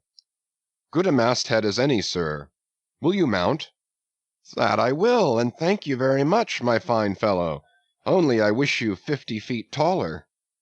Whereupon, planting his feet firmly against 2 opposite planks of the boat, the gigantic negro, stooping a little, presented his flat palm to Flask's foot, and then putting Flask's hand on his hearse-plumed head, and bidding him spring as he himself should toss, with one dexterous fling landed the little man high and dry on his shoulders; and here was Flask now standing, Daggoo with one lifted arm furnishing him with a breastband to lean against and steady himself by.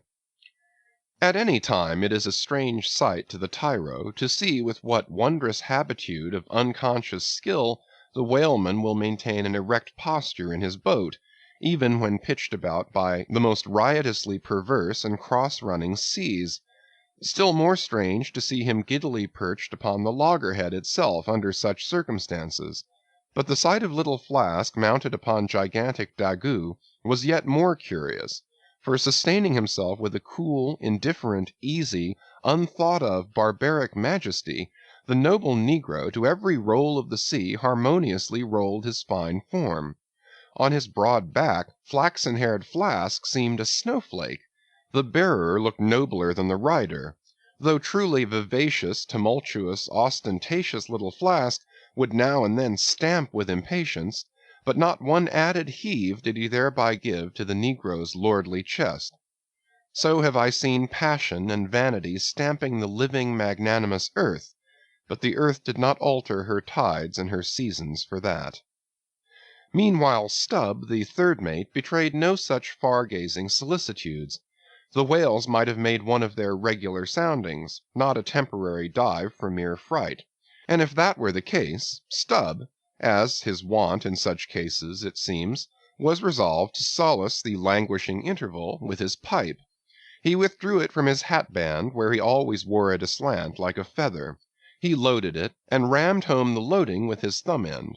But hardly had he ignited his match across the rough sandpaper of his hand, when Tashtego, his harpooneer, whose eyes had been setting to windward like two fixed stars, suddenly dropped like light from his erect attitude to his seat, crying out in a quick frenzy of hurry, "Down, down all, and give way!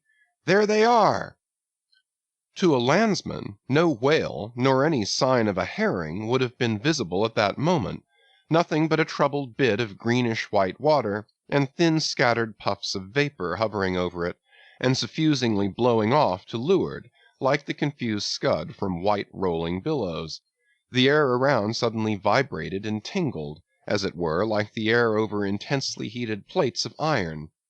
Beneath this atmospheric waving and curling, and partially beneath a thin layer of water also, the whales were swimming. Seen in advance of all the other indications, the puffs of vapor they spouted seemed their forerunning couriers and detached flying outriders. All 4 boats were now in keen pursuit of that one spot of troubled water and air. But it bade fair to outstrip them. It flew on, as a mass of interblending bubbles borne down a rapid stream from the hills. "Pull, pull, my good boys," said Starbuck in the lowest possible, but intensest concentrated whisper to his men, while the sharp fixed glance from his eyes darted straight ahead of the bow, almost seemed as 2 visible needles in 2 unerring binnacle compasses. He did not say much to his crew, though, nor did his crew say anything to him. Only the silence of the boat was at intervals startlingly pierced by one of his peculiar whispers, now harsh with command, now soft with entreaty.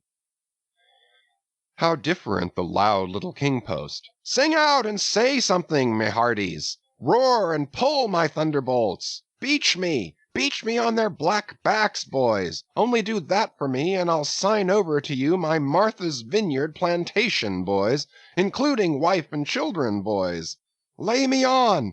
Lay me on! Oh, Lord, Lord, but I shall go stark, staring mad! See that white water!" And so shouting, he pulled his hat from his head, and stamped up and down on it, then picking it up, flirted it far off upon the sea, and finally fell to rearing and plunging in the boat's stern like a crazed colt from the prairie. "Look at that chap now," philosophically drawled Stubb, who, with his unlighted short pipe mechanically retained between his teeth at a short distance, followed after. "He's got fits, that Flask has. Fits? Yes, give him fits. That's the very word. Pitch fits into 'em. Merrily, merrily, hearts alive. Pudding for supper, you know. Merry's the word. Pull, babes. Pull, sucklings. Pull all. But what the devil are you hurrying about? Softly, softly, and steadily, my men. Only pull and keep pulling. Nothing more. Crack all your backbones, and bite your knives in 2, that's all. Take it easy. Why don't you take it easy, I say, and burst all your livers and lungs?" But what it was that inscrutable Ahab said to that tiger-yellow crew of his, these were words best omitted here, for you live under the blessed light of the evangelical land. Only the infidel sharks in the audacious seas may give ear to such words, when with tornado brow, and eyes of red murder, and foam-glued lips, Ahab leaped after his prey. Meanwhile all the boats tore on. The repeated specific allusions of Flask to "that whale," as he called the fictitious monster which he declared to be incessantly tantalizing his boat's bow with its tail, these allusions of his were at times so vivid and lifelike that they would cause some 1 or 2 of his men to snatch a fearful look over the shoulder. But this was against all rule, for the oarsmen must put out their eyes and ram a skewer through their necks, usage pronouncing that they must have no organs but ears, and no limbs but arms in these critical moments. It was a sight full of quick wonder and awe. The vast swells of the omnipotent sea, the surging hollow roar they made as they rolled along the 8 gunwales, like gigantic bulls in a boundless bowling green, the brief suspended agony of the boat, as it would tip for an instant on the knife-like edge of the sharper waves, that almost seemed threatening to cut it in two, the sudden profound dip into the watery glens and hollows, the keen spurrings and goadings to gain the top of the opposite hill, the headlong, sled-like slide down its other side, all these, with the cries of the headsmen and harpooneers, and the shuddering gasps of the oarsmen, with the wondrous sight of the ivory Pequod bearing down upon her boats with outstretched sails, like a wild hen after her screaming brood, all this was thrilling. Not the raw recruit, marching from the bosom of his wife into the fever heat of his first battle, not the dead man's ghost encountering the first unknown phantom in the other world, neither of these can feel stranger and stronger emotions than that man does who, for the first time, finds himself pulling into the charmed, churned circle of the hunted sperm whale. The dancing white water made by the chase was now becoming more and more visible, owing to the increasing darkness of the dun cloud shadows flung upon the sea. The jets of vapor no longer blended, but tilted everywhere to right and left. The whales seemed separating their wakes. The boats were pulled more apart, Starbuck giving chase to 3 whales running dead to leeward. Our sail was now set, and with the still rising wind we rushed along, the boat going with such madness through the water that the lee oars could scarcely be worked rapidly enough to escape being torn from the rowlocks. Soon we were running through a suffusing wide veil of mist, neither ship nor boat to be seen. "Give way, men," whispered Starbuck, drawing still further aft the sheet of his sail. "There is time to kill a fish yet before the squall comes. There's white water again. Close to! Spring!" Soon after, 2 cries in quick succession on each side of us denoted that the other boats had got fast, but hardly were they overheard when with a lightning-like, hurtling whisper Starbuck said, "Stand up!" and Queequeg, harpoon in hand, sprang to his feet. Though not one of the oarsmen was then facing the life-and-death peril so close to them ahead, yet with their eyes on the intense countenance of the mate in the stern of the boat, they knew that the imminent instant had come. They heard, too, an enormous wallowing sound, as of 50 elephants stirring in their litter. Meanwhile the boat was still booming through the mist, the waves curling and hissing around us like the erected crests of enraged serpents. "That's his hump! There! There! Give it to him!" whispered Starbuck. A short rushing sound leaped out of the boat. It was the darted iron of Queequeg. Then, all in one welded commotion, came an invisible push from astern, while forward the boat seemed striking on a ledge. The sail collapsed and exploded. A gush of scalding vapor shot up nearby. Something rolled and tumbled like an earthquake beneath us. The whole crew were half suffocated as they were tossed helter-skelter into the white curdling cream of the squall. Squall, whale, and harpoon had all blended together, and the whale, merely grazed by the iron, escaped. Though completely swamped, the boat was nearly unharmed. Swimming round it, we picked up the floating oars, and lashing them across the gunwale, tumbled back to our places. There we sat up to our knees in the sea, the water covering every rib and plank, so that to our downward-gazing eyes the suspended craft seemed a coral boat grown up to us from the bottom of the ocean. The wind increased to a howl, the waves dashed their bucklers together, the whole squall roared, forked, and crackled around us like a white fire upon the prairies, in which, unconsumed, we were burning, immortal in these jaws of death. In vain we hailed the other boats. As well roar to the live coals down the chimney of a flaming furnace as hail those boats in that storm. Meanwhile the driving scud, rack, and mist grew darker with the shadows of night. No sign of the ship could be seen. The rising sea forbade all attempts to bail out the boat. The oars were useless as propellers, performing now the office of life-preservers. So, cutting the lashing of the waterproof match-keg, after many failures, Starbuck contrived to ignite the lamp in the lantern. Then, stretching it on a waif-pole, handed it to Queequeg as the standard-bearer of this forlorn hope. There, then, he sat, holding up that imbecile candle in the heart of that almighty forlornness.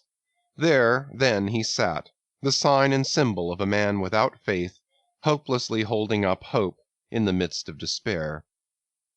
Wet, drenched through, and shivering cold, despairing of ship or boat, we lifted our eyes as the dawn came on. The mist still spread over the sea, the empty lantern lay crushed in the bottom of the boat. Suddenly Queequeg started to his feet, hollowing his hand to his ear. We all heard a faint creaking as of ropes and yards hitherto muffled by the storm. The sound came nearer and nearer, the thick mists were dimly parted by a huge, vague form. Affrighted, we all sprang into the sea, as the ship at last loomed into view, bearing right down upon us within a distance not much more than its length. Floating on the waves we saw the abandoned boat. As for one instant it tossed and gaped beneath the ship's bows like a chip at the base of a cataract. And then the vast hull rolled over it, and it was seen no more till it came up weltering astern. Again we swam for it, were dashed against it by the seas, and were at last taken up and safely landed on board. Ere the squall came close to, the other boats had cut loose from their fish and returned to the ship in good time. The ship had given us up, but was still cruising, if haply it might light upon some token of our perishing, an oar or a lance-pole.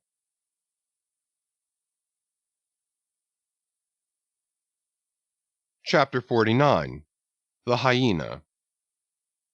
There are certain queer times and occasions in this strange mixed affair we call life, when a man takes this whole universe for a vast practical joke, though the wit thereof he but dimly discerns, and more than suspects that the joke is at nobody's expense but his own. However, nothing dispirits and nothing seems worth while disputing. He bolts down all events, all creeds and beliefs and persuasions, all hard things visible and invisible, never mind how knobby, as an ostrich of potent digestion gobbles down bullets and gun-flints. And as for small difficulties and worryings, prospects of sudden disaster, peril of life and limb, all these, and death itself, seem to him only sly, good-natured hits, and jolly punches in the side bestowed by the unseen and unaccountable old joker. That odd sort of wayward mood I am speaking of comes over a man only in some time of extreme tribulation. It comes in the very midst of his earnestness, so that what just before might have seemed to him a thing most momentous, now seems but a part of the general joke. There is nothing like the perils of whaling to breed this free and easy sort of genial desperado philosophy, and with it I now regarded this whole voyage of the Pequod, and the great white whale its object. "Queequeg," said I, when they had dragged me, the last man, to the deck, and I was still shaking myself in my jacket to fling off the water, "Queequeg, my fine friend, does this sort of thing often happen?" Without much emotion, though soaked through just like me, he gave me to understand that such things did often happen.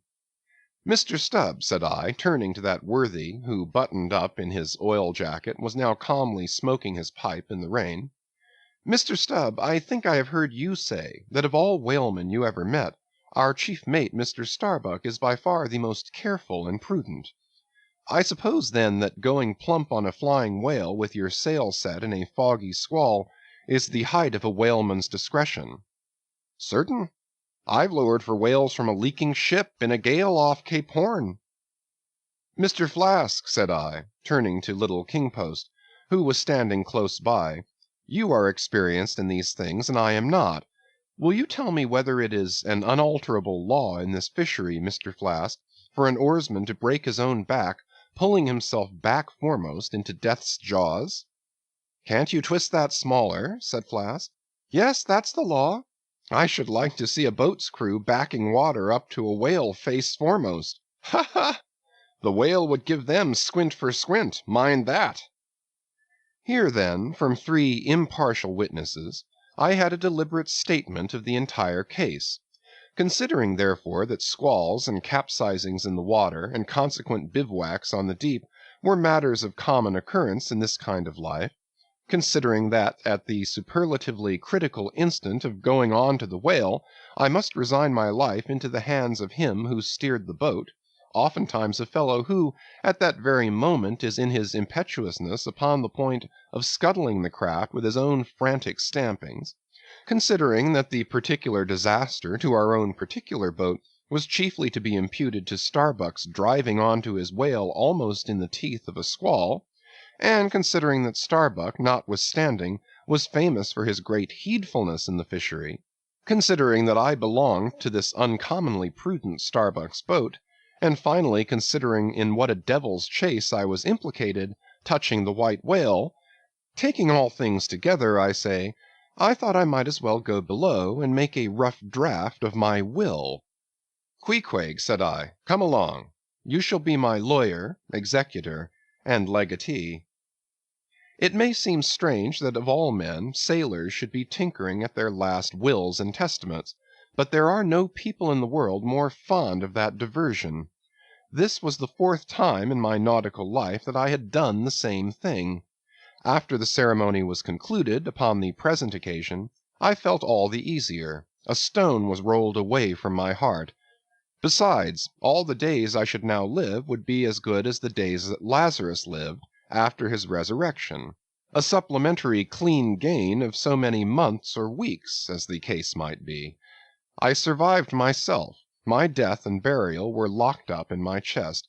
I looked round me tranquilly and contentedly, like a quiet ghost with a clean conscience sitting inside the bars of a snug family vault. Now then, thought I, unconsciously rolling up the sleeves of my frock, here goes for a cool, collected dive at death and destruction, and the devil fetch the hindmost.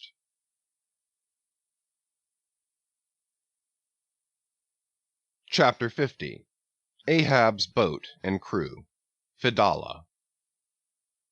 "Who would have thought it, Flask?" cried Stubb. "If I had but one leg, you would not catch me in a boat, unless maybe to stop the plug hole with my timber toe. Ha! He's a wonderful old man." "I don't think it's so strange, after all, on that account," said Flask. "If his leg were off at the hip, now, it would be a different thing. That would disable him. But he has one knee, and a good part of the other left, you know." "I don't know that, my little man. I never yet saw him kneel." Among whale-wise people it has often been argued whether, considering the paramount importance of his life to the success of the voyage, it is right for a whaling captain to jeopardize that life in the active perils of the chase. So Tamerlane's soldiers often argued with tears in their eyes whether that invaluable life of his ought to be carried into the thickest of the fight. But with Ahab the question assumed a modified aspect.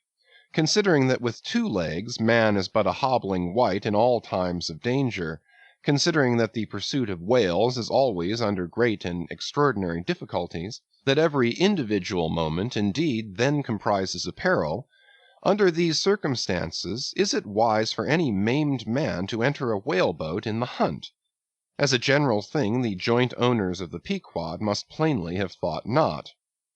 Ahab well knew that although his friends at home would think little of his entering a boat in certain comparatively harmless vicissitudes of the chase, for the sake of being near the scene of action and giving his orders in person, yet for Captain Ahab to have a boat actually apportioned to him as a regular headsman in the hunt, above all for Captain Ahab to be supplied with 5 extra men, as that same boat's crew, he well knew that such generous conceits never entered the heads of the owners of the Pequod. Therefore he had not solicited a boat's crew from them, nor had he in any way hinted his desires on that head. Nevertheless he had taken private measures of his own touching all that matter. Until Archy's published discovery, the sailors had little foreseen it, though to be sure when, after being a little while out of port, all hands had concluded the customary business of fitting the whale-boats for service, when some time after this Ahab was now and then found bestirring himself in the matter of making thole-pins with his own hands for what was thought to be one of the spare boats, and even solicitously cutting the small wooden skewers which, when the line is running out, are pinned over the groove in the bow, when all this was observed in him, and particularly his solicitude in having an extra coat of sheathing in the bottom of the boat, as if to make it better withstand the pointed pressure of his ivory limb, and also the anxiety he evinced in exactly shaping the thigh-board, or clumsy cleat as it is sometimes called, the horizontal piece in the boat's bow for bracing the knee against in darting or stabbing at the whale, when it was observed how often he stood up in that boat with his solitary knee fixed in the semicircular depression in the cleat, and with the carpenter's chisel gouged out a little here and straightened it a little there, all these things, I say, had awakened much interest and curiosity at the time. But almost everybody supposed that this particular preparative heedfulness in Ahab must only be with a view to the ultimate chase of Moby Dick, for he had already revealed his intention to hunt that mortal monster in person. But such a supposition did by no means involve the remotest suspicion as to any boat's crew being assigned to that boat. Now, with the subordinate phantoms, what wonder remained soon waned away, for in a whaler wonders soon wane. Besides, now and then such unaccountable odds and ends of strange nations come up from the unknown nooks and ash-holes of the earth to man these floating outlaws of whalers, and the ships themselves often pick up such queer castaway creatures, found tossing about the open sea on planks, bits of wreck, oars, whaleboats, canoes, blown-off Japanese junks, and what not, that Beelzebub himself might climb up the side and step down into the cabin to chat with the captain, and it would not create any unsubduable excitement in the forecastle. But be all this as it may, certain it is that while the subordinate phantoms soon found their place among the crew, though still, as it were, somehow distinct from them, yet that hair-turbaned Fedallah remained a muffled mystery to the last. Whence he came in a mannerly world like this, by what sort of unaccountable tie he soon evinced himself to be linked with Ahab's peculiar fortunes, nay, so far as to have some sort of half-hinted influence, heaven knows, but it might have been even authority over him. All this none knew. But one cannot sustain an indifferent air concerning Fedallah.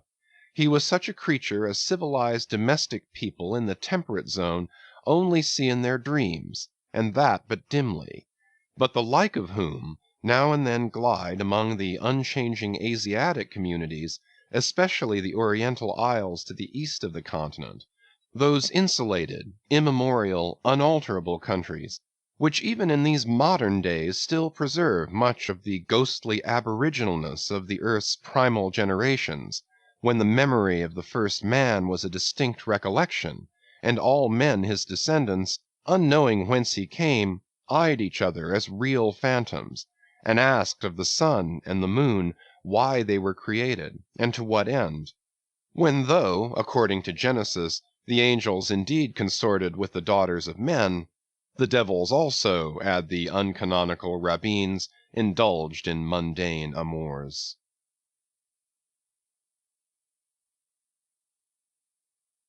Chapter 51. The Spirit Spout. Days, weeks passed, and under easy sail the ivory Pequod had slowly swept across 4 several cruising grounds, that off the Azores, off the Cape de Verdes, on the Plate, so called, being off the mouth of the Rio de la Plata, and the Carroll Ground, an unstaked watery locality southerly from St. Helena. It was while gliding through these latter waters that one serene and moonlight night, when all the waves rolled by like scrolls of silver, and by their soft, suffusing seethings made what seemed a silvery silence, not a solitude, on such a silent night a silvery jet was seen far in advance of the white bubbles at the bow. Lit up by the moon, it looked celestial, seemed some plumed and glittering god uprising from the sea. Fedallah first descried this jet, for of these moonlight nights it was his wont to mount to the main masthead and stand a lookout there, with the same precision as if it had been day. And yet, though herds of whales were seen by night, not one whaleman in 100 would venture a lowering for them. You may think with what emotions, then, the seamen beheld this old Oriental, perched aloft at such unusual hours, his turban and the moon, companions in one sky. But when, after spending his uniform interval there for several successive nights, without uttering a single sound, When, after all this silence, his unearthly voice was heard announcing that silvery moonlit jet, every reclining mariner started to his feet, as if some winged spirit had lighted in the rigging and hailed the mortal crew. "There she blows!" Had the trump of judgment blown, they could not have quivered more, yet still they felt no terror, rather pleasure, for though it was a most unwonted hour, yet so impressive was the cry, and so deliriously exciting, that almost every soul on board instinctively desired a lowering. Walking the deck with quick side-lunging strides, Ahab commanded the topgallant sails and royals to be set, and every stunsail spread. The best man in the ship must take the helm. Then, with every masthead manned, the piled-up craft rolled down before the wind. The strange, upheaving, lifting tendency of the taffrail breeze, filling the hollows of so many sails, made the buoyant, hovering deck to feel like air beneath the feet, while still she rushed along as if two antagonistic influences were struggling in her, one to mount direct to heaven, the other to drive yawingly to some horizontal goal. And had you watched Ahab's face that night, you would have thought that in him also two different things were warring. While his one live leg made lively echoes along the deck, every stroke of his dead limb sounded like a coffin tap. On life and death this old man walked. But though the ship so swiftly sped, and though from every eye, like arrows, the eager glances shot, yet the silvery jet was no more seen that night. Every sailor swore he saw it once, but not a second time. This midnight spout had almost grown a forgotten thing, when some days after, lo, at the same silent hour, it was again announced. Again it was descried by all, but upon making sail to overtake it, once more it disappeared as if it had never been. And so it served us night after night, till no one heeded it but to wonder at it. Mysteriously jetted into the clear moonlight, or starlight as the case may be, disappearing again for one whole day or 2 days or 3, and somehow seeming at every distinct repetition to be advancing still further and further in our van, this solitary jet seemed forever alluring us on. Nor, with the immemorial superstition of their race, and in accordance with the preternaturalness, as it seemed, which in many things invested the Pequod, were there wanting some of the seamen who swore that whenever and wherever descried, at however remote times, or in however far apart latitudes and longitudes, that unnearable spout was cast by one self-same whale, and that whale Moby Dick. For a time there reigned, too, a sense of peculiar dread at this flitting apparition, as if it were treacherously beckoning us on and on, in order that the monster might turn round upon us and rend us at last in the remotest and most savage seas. These temporary apprehensions, so vague but so awful, derived a wondrous potency from the contrasting serenity of the weather, in which, beneath all its blue blandness, some thought there lurked a devilish charm, as for days and days we voyaged along, through seas so wearily, lonesomely mild, that all space, in repugnance to our vengeful errand, seemed vacating itself of life before our urn-like prow. But at last, when turning to the eastward, the Cape winds began howling around us, and we rose and fell upon the long, troubled seas that are there, when the ivory-tusked Pequod sharply bowed to the blast, and gored the dark waves in her madness, till, like showers of silver chips, the foam flakes flew over her bulwarks. Then all this desolate vacuity of life went away, but gave place to sights more dismal than before. Close to our bows, strange forms in the water darted hither and thither before us, while thick in our rear view flew the inscrutable sea-ravens, and every morning, perched on our stays, rows of these birds were seen, and, spite of our hootings, for a long time obstinately clung to the hemp, as though they deemed our ship some drifting, uninhabited craft, a thing appointed to desolation, and therefore fit roosting place for their homeless selves. And heaved, still unrestingly heaved the black sea, as if its vast tides were a conscience, and the great mundane soul were in anguish and remorse for the long sin and suffering it had bred. Cape of Good Hope, did they call you? Rather Cape Tormentoso, as called of yore, for long allured by the perfidious silences that before had attended us, we found ourselves launched into this tormented sea, where guilty beings transformed into those fowls and these fish seem condemned to swim on everlastingly without any haven in store, or beat that black air without any horizon.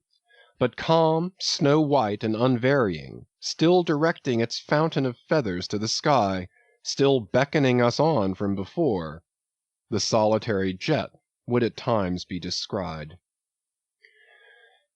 During all this blackness of the elements, Ahab, though assuming for the time the almost continual command of the drenched and dangerous deck, manifested the gloomiest reserve, and more seldom than ever addressed his mates.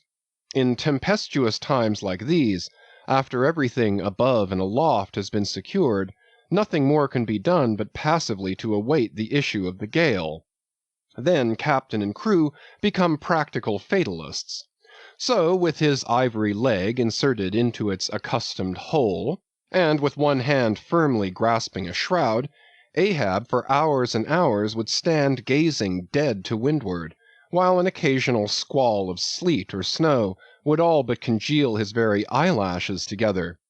Meantime the crew, driven from the forward part of the ship by the perilous seas that burstingly broke over its bows, stood in a line along the bulwarks in the waist, and, the better to guard against the leaping waves, each man had slipped himself into a sort of bowline secured to the rail, in which he swung as in a loosened belt.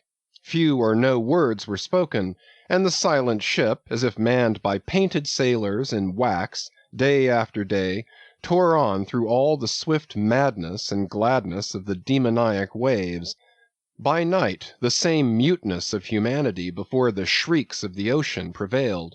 Still in silence the men swung from the bowlines. Still wordless Ahab stood up to the blast. Even when wearied nature seemed demanding repose, he would not seek that repose in his hammock. Never could Starbuck forget the old man's aspect, when one night, going down into the cabin to mark how the barometer stood, he saw him with closed eyes sitting straight in his floor-screwed chair, the rain and half-melted sleet of the storm from which he had some time before emerged, still slowly dripping from the unremoved hat and coat. On the table beside him lay unrolled one of those charts of tides and currents which have previously been spoken of. His lantern swung from his tightly clenched hand. Though the body was erect, the head was thrown back so that the closed eyes were pointed towards the needle of the telltale that swung from a beam in the ceiling. Footnote: the cabin compass is called the telltale, because without going to the compass at the helm, the captain, while below, can inform himself of the course of the ship. End of footnote. Terrible old man, thought Starbuck with a shudder. Sleeping in this gale, still thou steadfastly eyest thy purpose.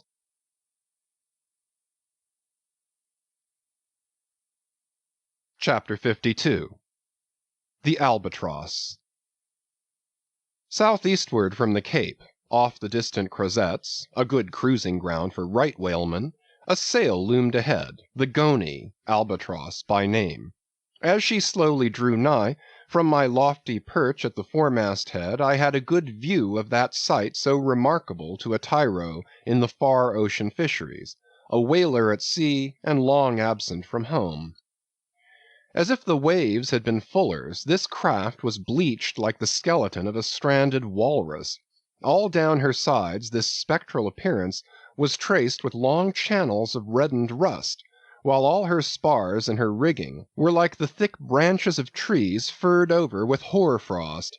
Only her lower sails were set. A wild sight it was to see her long-bearded lookouts at those three mastheads. They seemed clad in the skins of beasts so torn and bepatched the raiment that had survived nearly 4 years of cruising. Standing in iron hoops nailed to the mast, they swayed and swung over a fathomless sea, and though when the ship slowly glided close under our stern, we 6 men in the air came so nigh to each other that we might almost have leaped from the mastheads of one ship to those of the other, yet those forlorn-looking fishermen, mildly eyeing us as they passed, said not one word to our lookouts, while the quarter-deck hail was being heard from below. "Ship ahoy! Have you seen the white whale?"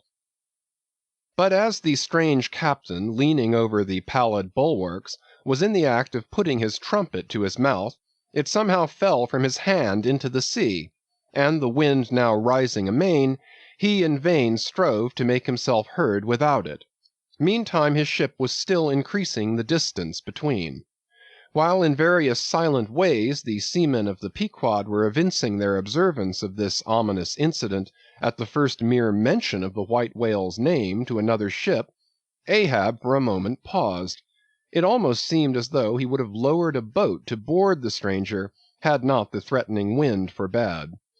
But taking advantage of his windward position, he again seized his trumpet, and knowing by her aspect that the stranger vessel was a Nantucketer, and shortly bound home, he loudly hailed, "Ahoy there! This is the Pequod, bound round the world. Tell them to address all future letters to the Pacific Ocean. And this time 3 years, if I am not home, tell them to address them to—" At that moment the 2 wakes were fairly crossed, and instantly, then, in accordance with their singular ways, shoals of small, harmless fish, that for some days before had been placidly swimming by our side, darted away with what seemed shuddering fins, and ranged themselves fore and aft with the stranger's flanks. Though in the course of his continual voyagings Ahab must often before have noticed a similar sight, yet to any monomaniac man the various trifles capriciously carry meanings. "Swim away from me, do ye?" murmured Ahab, gazing over into the water. There seemed but little in the words, but the tone conveyed more of deep helpless sadness than the insane old man had ever before evinced.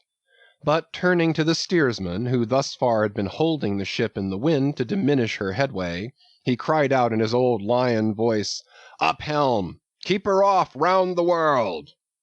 Round the world! There is much in that sound to inspire proud feelings. But whereto does all that circumnavigation conduct? Only, through numberless perils, to the very point whence we started, where those that we left behind secure were all the time before us. Were this world an endless plain, and by sailing eastward we could forever reach new distances and discover sights more sweet and strange than any Cyclades or islands of King Solomon, then there were promise in the voyage. But in pursuit of those far mysteries we dream of, or in tormented chase of that demon phantom that, some time or other, swims before all human hearts, while chasing such over this round globe, they either lead us on in barren mazes, or midway leave us whelmed.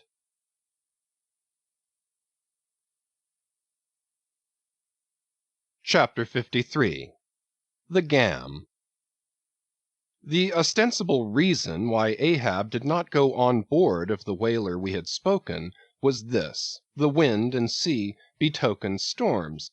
But even had this not been the case, he would not, after all, perhaps, have boarded her, judging by his subsequent conduct on similar occasions, if so it had been, that, by the process of hailing, he had obtained a negative answer to the question he put. For, as it eventually turned out, he cared not to consort even for 5 minutes with any stranger captain, except he could contribute some of that information he so absorbingly sought. But all this might remain inadequately estimated, were not something said here of the peculiar usages of whaling vessels when meeting each other in foreign seas, and especially on a common cruising ground.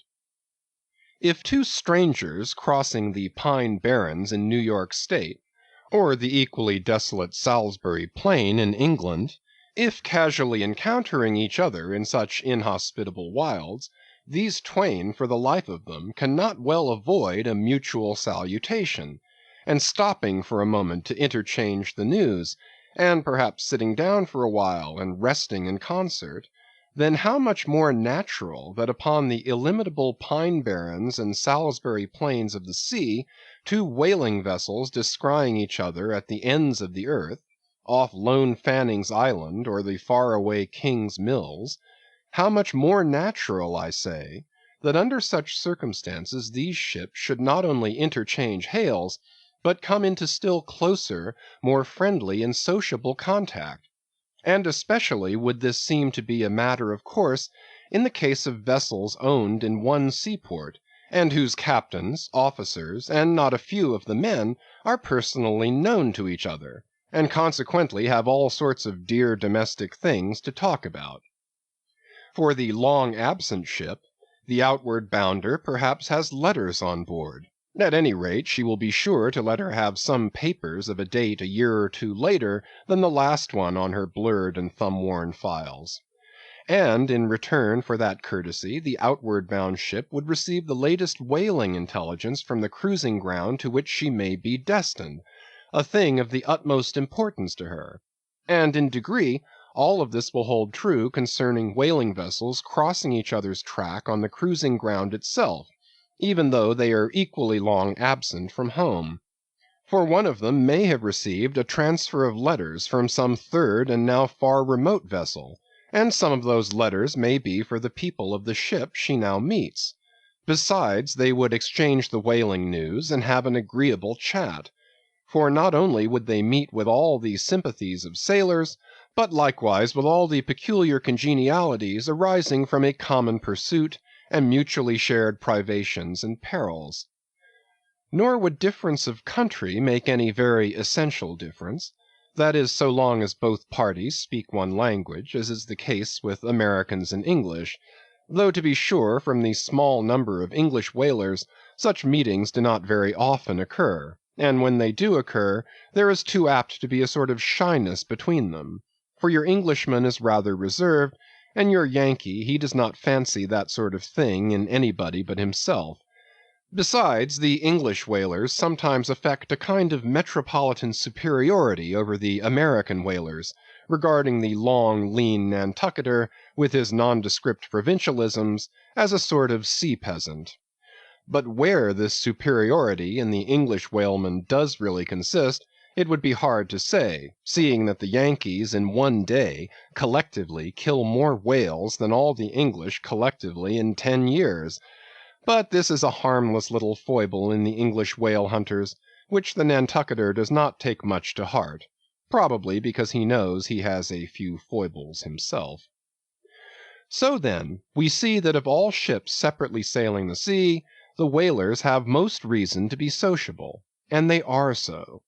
Whereas some merchant ships crossing each other's wake in the mid-Atlantic will oftentimes pass on without so much as a single word of recognition, mutually cutting each other on the high seas like a brace of dandies in Broadway, and all the time indulging, perhaps, in finical criticism upon each other's rig. As for men of war, when they chance to meet at sea, they first go through such a string of silly bowings and scrapings, such a ducking of ensigns, that there does not seem to be much right-down hearty good-will and brotherly love about it at all. As touching slave ships meeting, why they are in such a prodigious hurry they run away from each other as soon as possible. And as for pirates, when they chance to cross each other's crossbones, the first hail is, "How many skulls?" the same way that whalers hail, "How many barrels?" And that question once answered, pirates straightway steer apart, for they are infernal villains on both sides, and don't like to see overmuch of each other's villainous likenesses. But look at the godly, honest, unostentatious, hospitable, sociable, free and easy whaler. What does the whaler do when she meets another whaler in any sort of decent weather? She has a gam, a thing so utterly unknown to all other ships that they never heard of the name even, and if by chance they should hear of it, They only grin at it, and repeat gamesome stuff about spouters and blubber boilers, and such like pretty exclamations. Why it is that all merchant seamen, and also all pirates and man-of-war's men and slave-ship sailors, cherish such a scornful feeling towards whale-ships, this is a question it would be hard to answer. Because in the case of pirates, say, I should like to know whether that profession of theirs has any particular glory about it. It sometimes ends in uncommon elevation, indeed, but only at the gallows. And besides, when a man is elevated in that odd fashion, he has no proper foundation for his superior altitude. Hence I conclude that in boasting himself to be high lifted above a whaleman, in that assertion the pirate has no solid basis to stand on. But what is a gam? You might wear out your index finger running up and down the columns of dictionaries and never find the word. Dr. Johnson never attained to that erudition. Noah Webster's ark does not hold it. Nevertheless, this same expressive word has now for many years been in constant use among some 15,000 true-born Yankees. Certainly it needs a definition, and should be incorporated into the lexicon. With that view, let me learnedly define it. Gam, noun, a social meeting of two or more whale ships, generally on a cruising ground, when, after exchanging hails, they exchange visits by boat's crews, the two captains remaining for the time on board of one ship, and the two chief mates on the other. There is another little item about gamming which must not be forgotten here. All professions have their own little peculiarities of detail, so has the whale fishery. In a pirate, man-of-war, or slave ship, when the captain is rowed anywhere in his boat, he always sits in the stern sheets on a comfortable, sometimes cushioned seat there, and often steers himself with a pretty little milliner's tiller decorated with gay cords and ribbons. But the whale-boat has no seat astern, no sofa of that sort whatever, and no tiller at all. High times, indeed, if whaling captains were wheeled about the water on casters, like gouty old aldermen in patent chairs. And as for the tiller, the whale-boat never admits of any such effeminacy, and therefore, as in gamming a complete boat's crew must leave the ship, and hence as the boat's steerer or harpooneer is of that number, that subordinate is the steersman upon the occasion, and the captain, having no place to sit in, is pulled off to his visit all standing like a pine-tree. And often you will notice that being conscious of the eyes of the whole visible world resting on him from the sides of the two ships, this standing captain is all alive to the importance of sustaining his dignity by maintaining his legs. Nor is this any very easy matter, for in his rear is the immense projecting steering oar hitting him now and then in the small of his back, the after oar reciprocating by rapping his knees in front. He is thus completely wedged before and behind, and can only expand himself sideways by settling down on his stretched legs. But a sudden violent pitch of the boat will often go far to topple him, because length of foundation is nothing without corresponding breadth. Merely make a spread angle of two poles, and you cannot stand them up. Then, again, it would never do in plain sight of the world's riveted eyes, it would never do, I say, for this straddling captain to be seen steadying himself the slightest particle by catching hold of anything with his hands. Indeed, as token of his entire buoyant self-command, he generally carries his hands in his trousers pockets, but perhaps being generally very large, heavy hands, he carries them there for ballast. Nevertheless, there have occurred instances, well authenticated ones too, where the captain has been known for an uncommonly critical moment or two, in a sudden squall, say, to seize hold of the nearest oarsman's hair, and hold on there like grim death.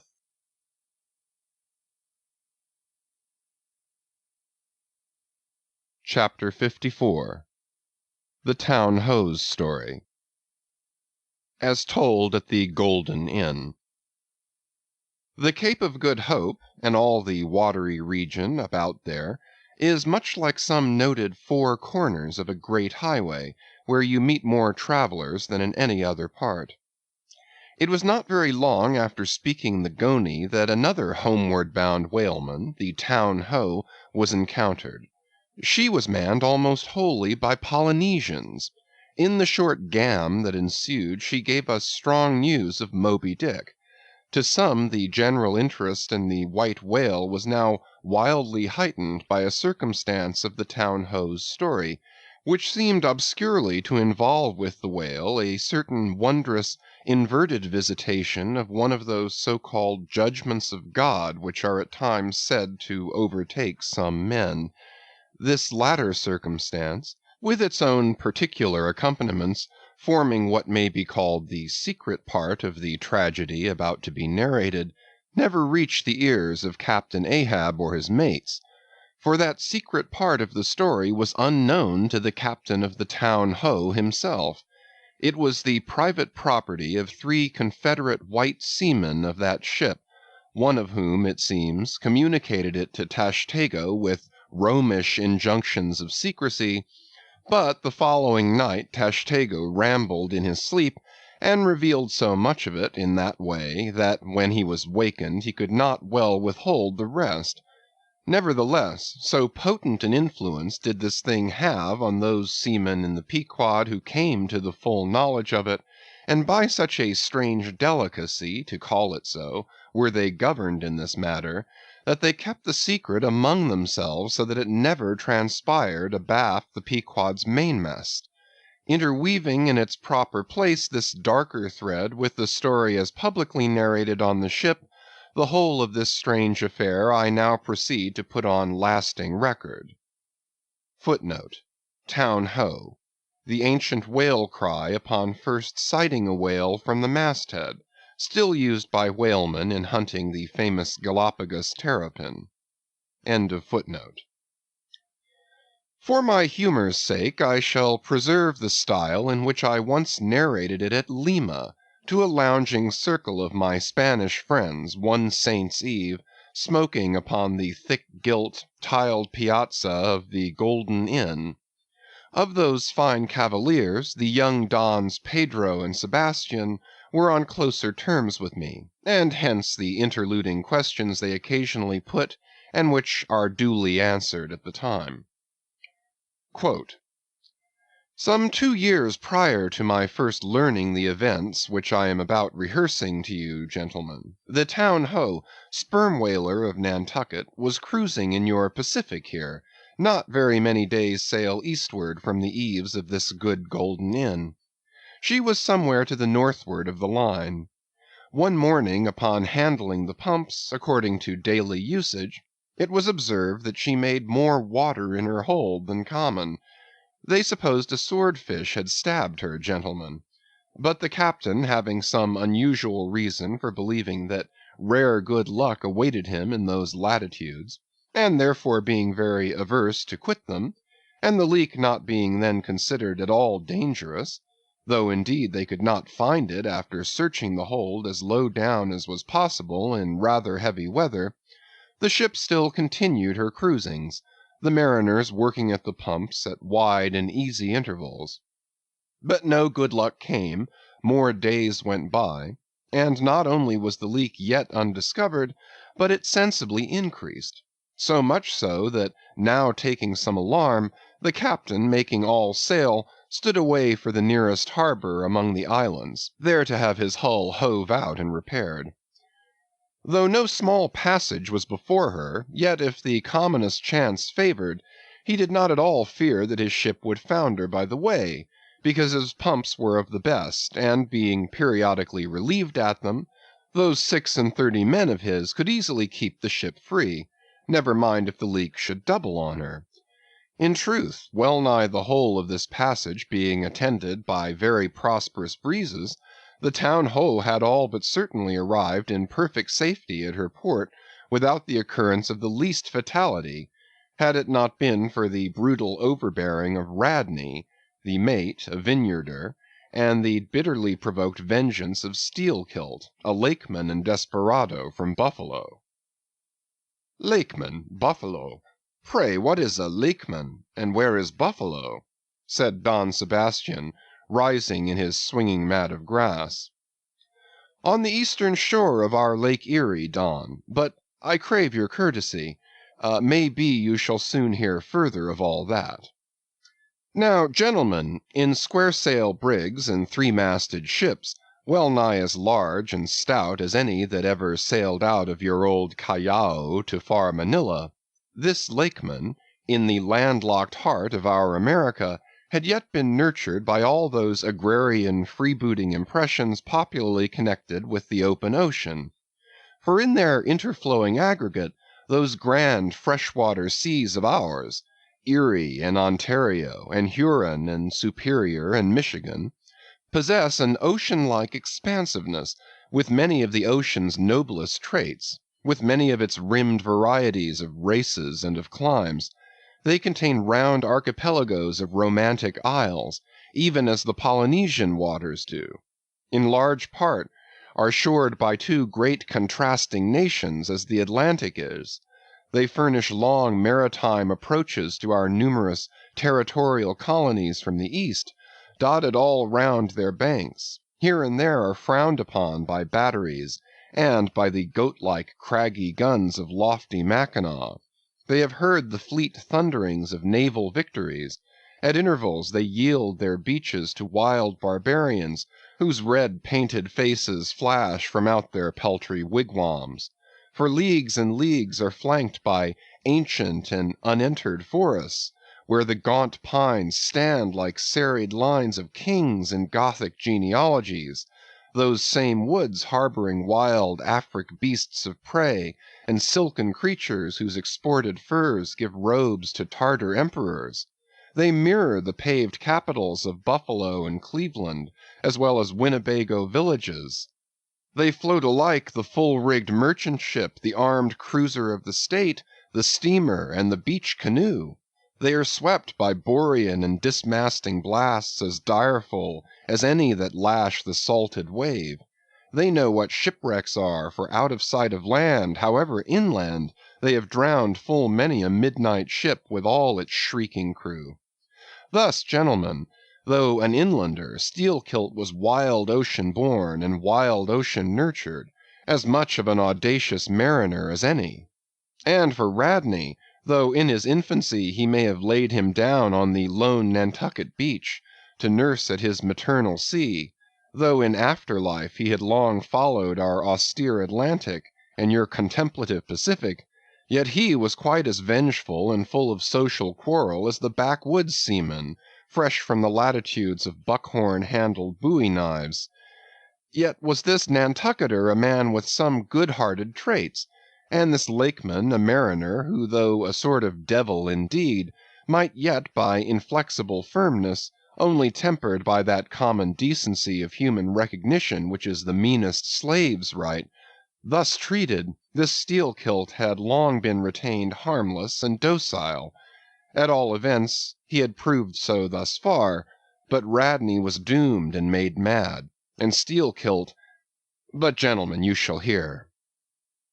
It was not more than a day or two, at the furthest, after pointing her prow for her island haven, that the Town-Ho's leak seemed again increasing, but only so as to require an hour or more at the pumps every day. You must know that in a settled and civilized ocean like our Atlantic, for example, some skippers think little of pumping their whole way across it, though of a still sleepy night, should the officer of the deck happen to forget his duty in that respect, the probability would be that he and his shipmates would never again remember it, on account of all hands gently subsiding to the bottom. Nor in the solitary and savage seas far from you to the westward, gentlemen, is it altogether unusual for ships to keep clanging at their pump-handles in full chorus, even for a voyage of considerable length, that is, if it lie along a tolerably accessible coast, or if any other reasonable retreat is afforded them. It is only when a leaky vessel is in some very out-of-the-way part of those waters, some really landless latitude, that her captain begins to feel a little anxious. Much this way had it been with the Town-Ho. So when her leak was found gaining once more, There was, in truth, some small concern manifested by several of her company, especially by Radney, the mate. He commanded the upper sails to be well hoisted, sheeted home anew, and every way expanded to the breeze. Now this Radney, I suppose, was as little of a coward, and as little inclined to any sort of nervous apprehensiveness touching his own person, as any fearless, unthinking creature on land or on sea that you can conveniently imagine, gentlemen. Therefore, when he betrayed this solicitude about the safety of the ship, some of the seamen declared that it was only on account of his being a part owner in her. So, when they were working that evening at the pumps, there was on this head no small gamesomeness slyly going on among them, as they stood with their feet continually overflowed by the rippling clear water, clear as any mountain spring, gentlemen, that, bubbling from the pumps, ran across the deck, and poured itself out in steady spouts at the lee scupper holes. Now, as you well know, it is not seldom the case in this conventional world of ours, watery or otherwise, that when a person placed in command over his fellow men finds one of them to be very significantly his superior in general pride of manhood, straightway against that man he conceives an unconquerable dislike and bitterness, and if he have a chance, he will pull down and pulverize that subaltern's tower, and make a little heap of dust of it. Be this conceit of mine as it may, gentlemen, at all events Steelkilt was a tall and noble animal with a head like a Roman, and a flowing golden beard like the tasselled housings of your last viceroy's snorting charger, and a brain and a heart and a soul in him, gentlemen, which had made Steelkilt Charlemagne, had he been born son to Charlemagne's father.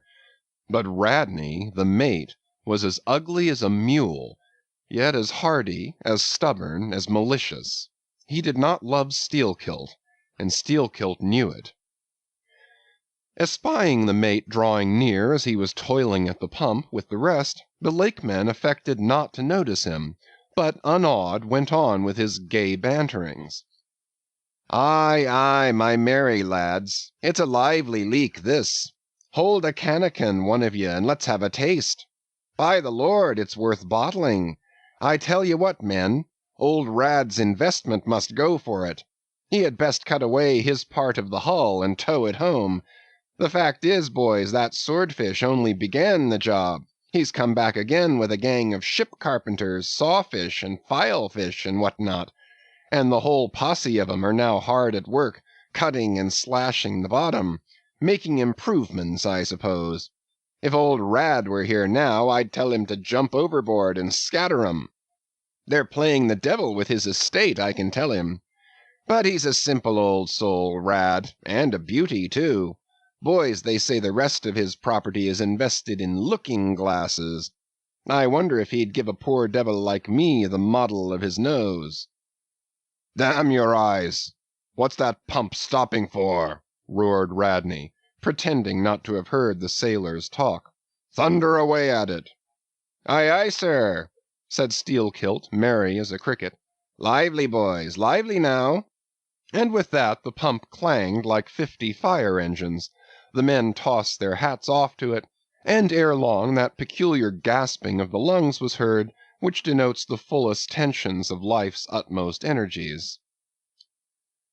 Quitting the pump at last with the rest of his band, the Lakeman went forward all panting, and sat himself down on the windlass, his face fiery red, his eyes bloodshot, and wiping the profuse sweat from his brow.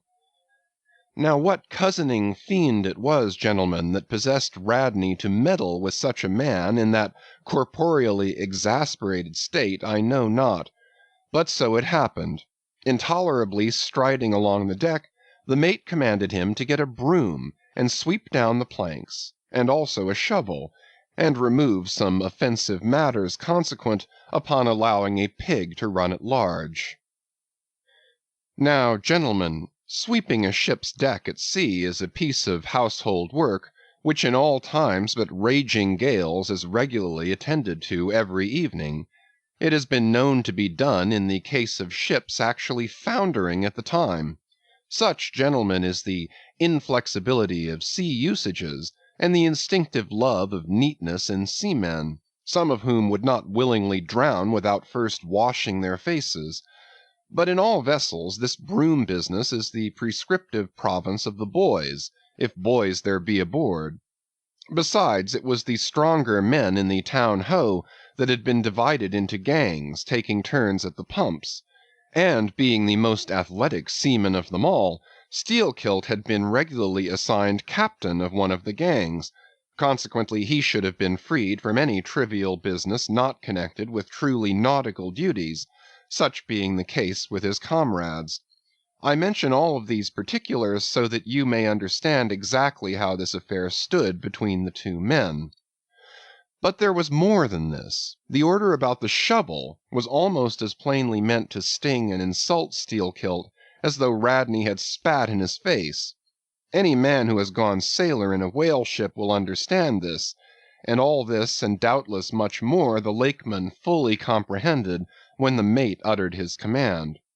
But as he sat still for a moment, and as he steadfastly looked into the mate's malignant eye, and perceived the stacks of powder casks heaped up in him, and the slow match silently burning along towards them, as he instinctively saw all this, that strange forbearance and unwillingness to stir up the deeper passionateness in any already ireful being, a repugnance most felt, when felt at all, by really valiant men, even when aggrieved, this nameless phantom feeling, gentlemen, stole over Steelkilt.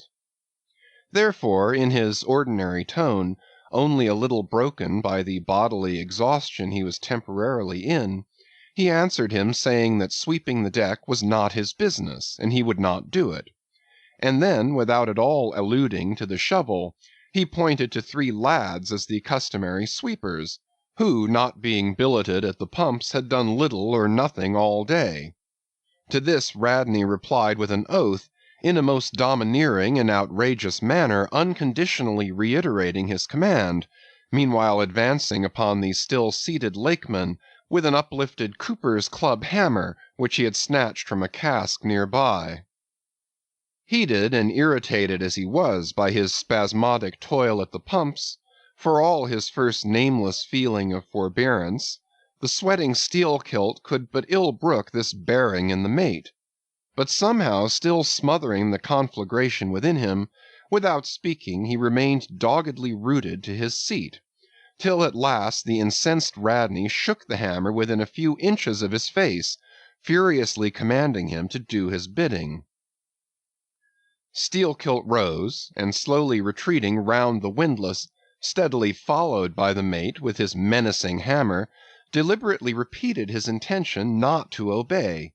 Seeing, however, that his forbearance had not the slightest effect, by an awful and unspeakable intimation with his twisted hand, he warned off the foolish and infatuated man; but it was to no purpose, and in this way the two went once slowly round the windlass, when resolved at last no longer to retreat, bethinking him that he had now forborne as much as comported with his humor, the Lakeman paused on the hatches, and thus spoke to the officer: "Mr. Radney, I will not obey you.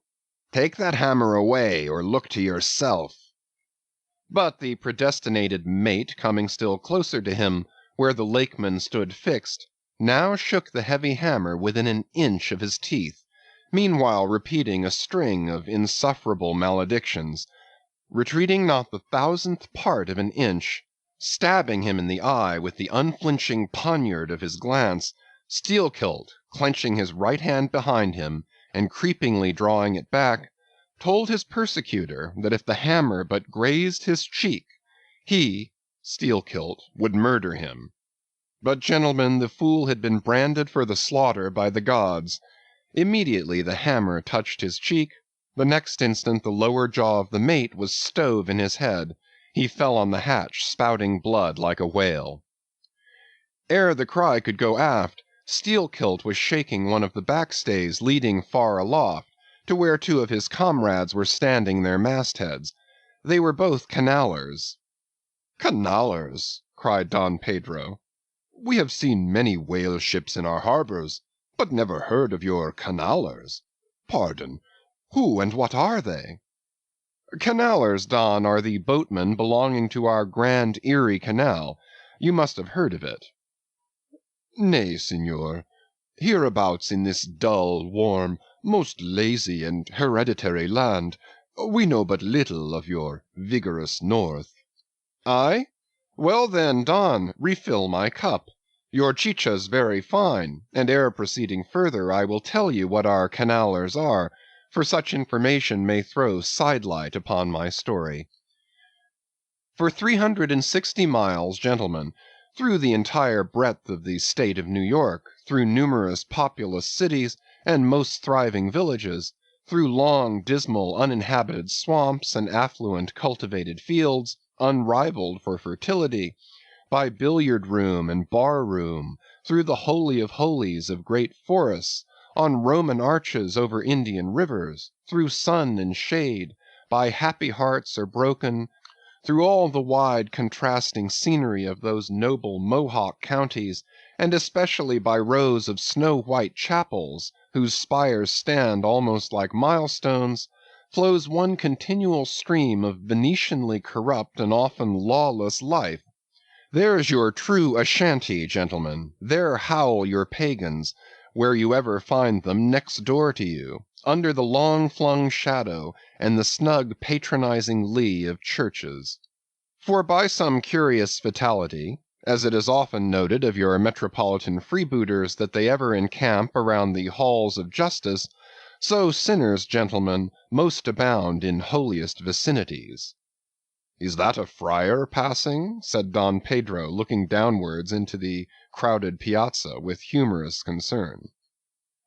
Well, for our northern friend, Dame Isabella's Inquisition wanes in Lima, laughed Don Sebastian. Proceed, senor. A moment, pardon, cried another of the company. In the name of all us Limese, I but desire to express to you, Sir Sailor, that we have by no means overlooked your delicacy in not substituting present Lima for distant Venice in your corrupt comparison. Oh, no, do not bow and look surprised. You know the proverb along all this coast, corrupt as Lima. It but bears out your saying, too. Churches more plentiful than billiard tables, and forever open. And corrupt as Lima. So too Venice, I have been there, the holy city of the blessed evangelist St. Mark. St. Dominic, purge it.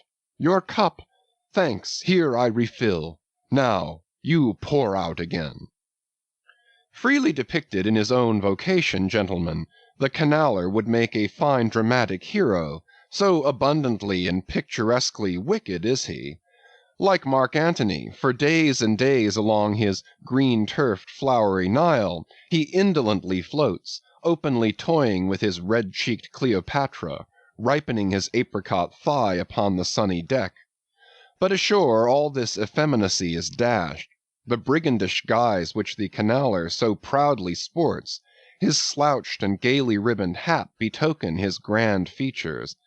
A terror to the smiling innocence of the villages through which he floats, his swart visage and bold swagger are not unshunned in cities. Once a vagabond on his own canal, I have received good turns from one of these canallers. I thanked him heartily, would fain not be ungrateful, but it is often one of the prime redeeming qualities of your man of violence, that at times he is as stiff an arm to back a poor stranger in a strait as to plunder a wealthy one. In sum, gentlemen, what the wildness of this canal life is emphatically evinced by this, that our wild whale fishery contains so many of its most finished graduates, and that scarce any race of mankind, except Sydney men, are so much distrusted by our whaling captains. Nor does it at all diminish the curiousness of this matter, that to many thousands of our rural boys and young men born along its line, the probationary life of the Grand Canal furnishes the sole transition between quietly reaping in a Christian cornfield and recklessly plowing the waters of the most barbaric seas. I see, impetuously exclaimed Don Pedro, spilling his chicha upon his silvery ruffles. No need to travel. The world's one Lima. I had thought now that at your temperate north the generations were cold and holy as the hills. But the story. I left off, gentlemen, where the Lakeman shook the backstay. Hardly had he done so, when he was surrounded by the 3 junior mates and the 4 harpooneers, who all crowded him to the deck. But sliding down the ropes like baleful comets, the 2 Canallers rushed into the uproar, and sought to drag their man out of it toward the forecastle. Others of the sailors joined with them in this attempt, and a twisted turmoil ensued. While standing out of harm's way, the valiant captain danced up and down with a whale pike, calling upon his officers to manhandle that atrocious scoundrel, and smoke him along to the quarter-deck. At intervals he ran close up to the revolving border of the confusion, and prying into the heart of it with his pike, sought to prick out the object of his resentment. But Steelkilt and his desperadoes were too much for them all. They succeeded in gaining the forecastle deck, where, hastily slewing about 3 or 4 large casks in a line with the windlass, these sea Parisians entrenched themselves behind the barricade. "Come out of that, ye pirates!" roared the captain, now menacing them with a pistol in each hand, just brought to him by the steward. "Come out of that, ye cutthroats!" Steelkilt leaped on the barricade, and striding up and down there, defied the worst the pistols could do, but gave the captain to understand distinctly that his, Steelkilt's, death would be the signal for a murderous mutiny on the part of all hands. Fearing in his heart lest this might prove but too true, the captain a little desisted, but still commanded the insurgents instantly to return to their duty. "Will you promise not to touch us if we do?" demanded their ringleader. "Turn to! Turn to! I make no promise. To your duty! Do you want to sink the ship by knocking off at a time like this? Turn to!" And he once more raised a pistol. "Sink the ship!" cried Steelkilt. "Aye, let her sink. Not a man of us turns to unless ye swear not to raise a rope yarn against us. What say ye, men?" turning to his comrades. A fierce cheer was their response. The Lakeman now patrolled the barricade, all the while keeping his eye on the captain, and jerking out such sentences as these. "It's not our fault. We didn't want it. I told him to take his hammer away. It was boy's business. He might have known me before this. I told him not to prick the buffalo. I believe I have broken a finger here against his cursed jaw. Ain't those mincing knives down the forecastle there, men? Look to those handspikes, my hearties. Captain, by God, look to yourself. Say the word, and don't be a fool. Forget it all. We are ready to turn to. Treat us decently, and we're your men, but we won't be flogged. Turn to! I make no promises. Turn to, I say." "Look ye now," cried the Lakeman, flinging out his arms towards him. "There are a few of us here, and I am one of them, who have shipped for the cruise, d'ye see. Now, as you well know, sir, we can claim our discharge as soon as the anchor is down. So we don't want a row. It's not our interest. We want to be peaceable. We're ready to work, but we won't be flogged." "Turn to!" roared the captain. Steelkilt glanced round him a moment, and then said, "I tell you what it is now, captain. Rather than kill you and be hung for such a shabby rascal, we won't lift a hand against you unless you attack us. But till you say the word about not flogging us, we don't do a hand's turn.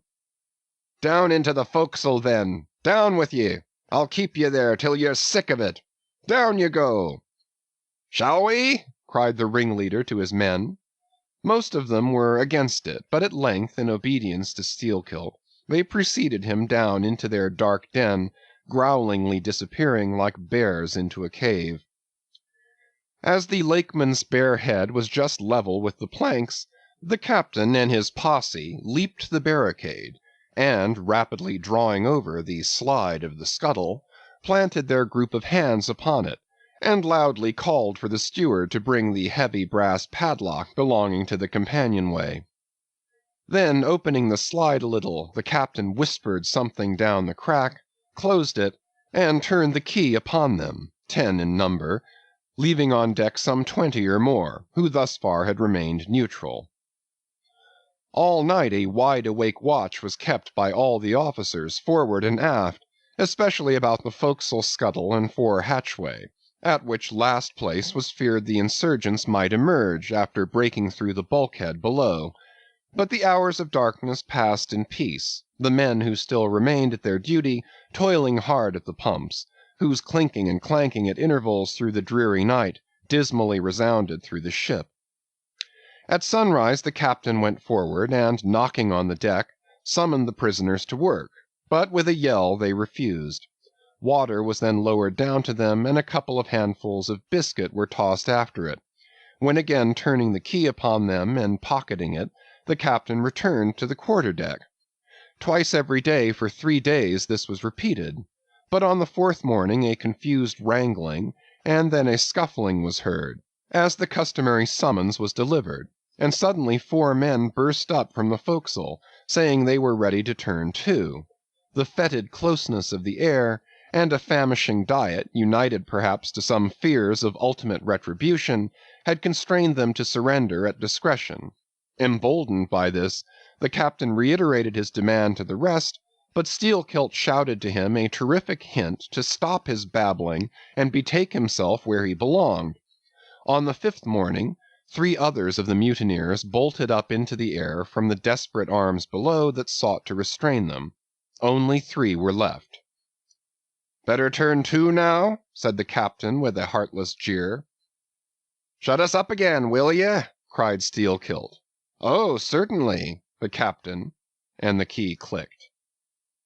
It was at this point, gentlemen, that, enraged by the defection of 7 of his former associates, and stung by the mocking voice that had last hailed him, and maddened by his long entombment in a place as black as the bowels of despair, it was then that Steelkilt proposed to the 2 Canallers, thus far apparently of one mind with him, to burst out of their hole at the next summoning of the garrison, and armed with their keen mincing knives, long crescentic, heavy implements with a handle at each end, run amuck from bowsprit to taffrail, and if by any devilishness of desperation possible, seize the ship. For himself, he would do this, he said, whether they joined him or not. That was the last night he should spend in that den. But the scheme met with no opposition on the part of the other 2. They swore they were ready for that, or for any other mad thing, for anything, in short, but a surrender. And what was more, they each insisted on being the first man on deck, when the time to make the rush should come. But to this their leader as fiercely objected, reserving that priority for himself, particularly as his 2 comrades would not yield the one to the other in the matter. And both of them could not be first, for the latter would but admit 1 man at a time. And here, gentlemen, the foul play of these miscreants must come out. Upon hearing the frantic project of their leader, each in his own separate soul had suddenly lighted, it would seem, upon the same piece of treachery, namely, to be foremost in breaking out, in order to be the first of the 3, though the last of the 10, to surrender, and thereby secure whatever small chance of pardon such conduct might merit. But when Steelkilt made known his determination still to lead them to the last, they in some way, by some subtle chemistry of villainy, mixed their before secret treacheries together, and when their leader fell into a doze, verbally opened their souls to each other in 3 sentences, and bound the sleeper with cords, and gagged him with cords, and shrieked out for the captain at midnight. Thinking murder at hand, and smelling in the dark for the blood, he and all his armed mates and harpooneers rushed for the forecastle. In a few minutes the scuttle was opened, and, bound hand and foot, the still struggling ringleader was shoved up into the air by his perfidious allies, who at once claimed the honor of securing a man who had been fully ripe for murder. But all these were collared, and dragged along the deck like dead cattle, and side by side were seized up into the mizzen rigging, like 3 quarters of meat, and there they hung till morning. "Damn ye!" cried the captain, pacing to and fro before them. "The vultures would not touch ye, ye villains!" At sunrise he summoned all hands, and separating those who had rebelled from those who had taken no part in the mutiny, he told the former that he had a good mind to flog them all round. Thought, upon the whole, he would do so, he ought to, justice demanded it, but for the present, considering their timely surrender, he would let them go with a reprimand, which he accordingly administered in the vernacular. But as for you, ye carrion rogues, turning to the 3 men in the rigging, for you, I mean to mince you up for the trypots. And seizing a rope, he applied it with all his might to the backs of the 2 traitors, till they yelled no more, but lifelessly hung their heads sideways, as the 2 crucified thieves are drawn. My wrist is sprained with ye, he cried at last, but there's still rope enough left for you, my fine bantam, that wouldn't give up. Take that gag from his mouth, and let us hear what he can say for himself. For a moment the exhausted mutineer made a tremulous motion of his cramped jaws, then painfully twisting round his head, said in a sort of hiss, What I say is this, and mind it well. If you flog me, I murder you. Say ye so? See then how ye frighten me. And the captain drew off with the rope to strike. Best not, hissed the Lakeman. But I must, and the rope was once more drawn back for the stroke. Steelkilt here hissed out something, inaudible to all but the captain, who, to the amazement of all hands, started back, paced the deck rapidly 2 or 3 times, and then suddenly throwing down his rope, said, I won't do it. Let him go. Cut him down, do you hear? But as the junior mates were hurrying to execute the order, a pale man with a bandaged head arrested them. Radney, the chief mate. Ever since the blow he had lain in his berth, but that morning, hearing the tumult on the deck, he had crept out, and thus far had watched the whole scene. Such was the state of his mouth that he could hardly speak, but mumbling something about his being willing and able to do what the captain dared not attempt, he snatched the rope and advanced to his pinioned foe. You are a coward, hissed the Lakeman. So I am, but take that. The mate was in the very act of striking, when another hiss stayed his uplifted arm. He paused, and then, pausing no more, made good his word, spite of Steelkilt's threat, whatever that might have been. The 3 men were then cut down, all hands were turned to, and sullenly worked by the moody seamen, the iron pumps clanged as before. Just after dark that day, when one watch had retired below, a clamour was heard in the forecastle, and the 2 trembling traitors running up besieged the cabin door, saying they durst not consort with the crew. Entreaties, cuffs, and kicks could not drive them back, so at their own instance they were put down in the ship's run for salvation. Still, no sign of mutiny reappeared among the rest. On the contrary, it seemed that mainly at Steelkilt's instigation they had resolved to maintain the strictest peacefulness, obey all orders to the last, and when the ship reached port, desert her in a body. But in order to ensure the speediest end to the voyage, they all agreed to another thing, namely, not to sing out for whales in case any should be discovered. For spite of her leak, and spite of all her other perils, the town ho still maintained her mastheads, and her captain was just as willing to lower for a fish at that moment as on the day his craft first struck the cruising ground, and Radney, the mate, was quite as ready to change his berth for a boat, and with his bandaged mouth seek to gag in death the vital jaw of the whale.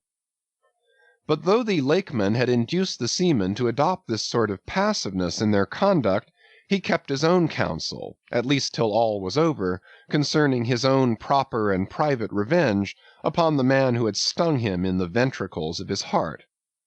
He was in Radney, the chief mate's watch, and as if the infatuated man sought to run more than half-way to meet his doom, after the scene at the rigging he insisted, against the express counsel of the captain, upon resuming the head of his watch at night.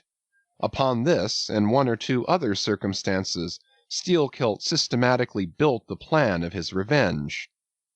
During the night Radney had an unseamanlike way of sitting on the bulwarks of the quarter-deck, and leaning his arm upon the gunwale of the boat which was hoisted up there, a little above the ship's side.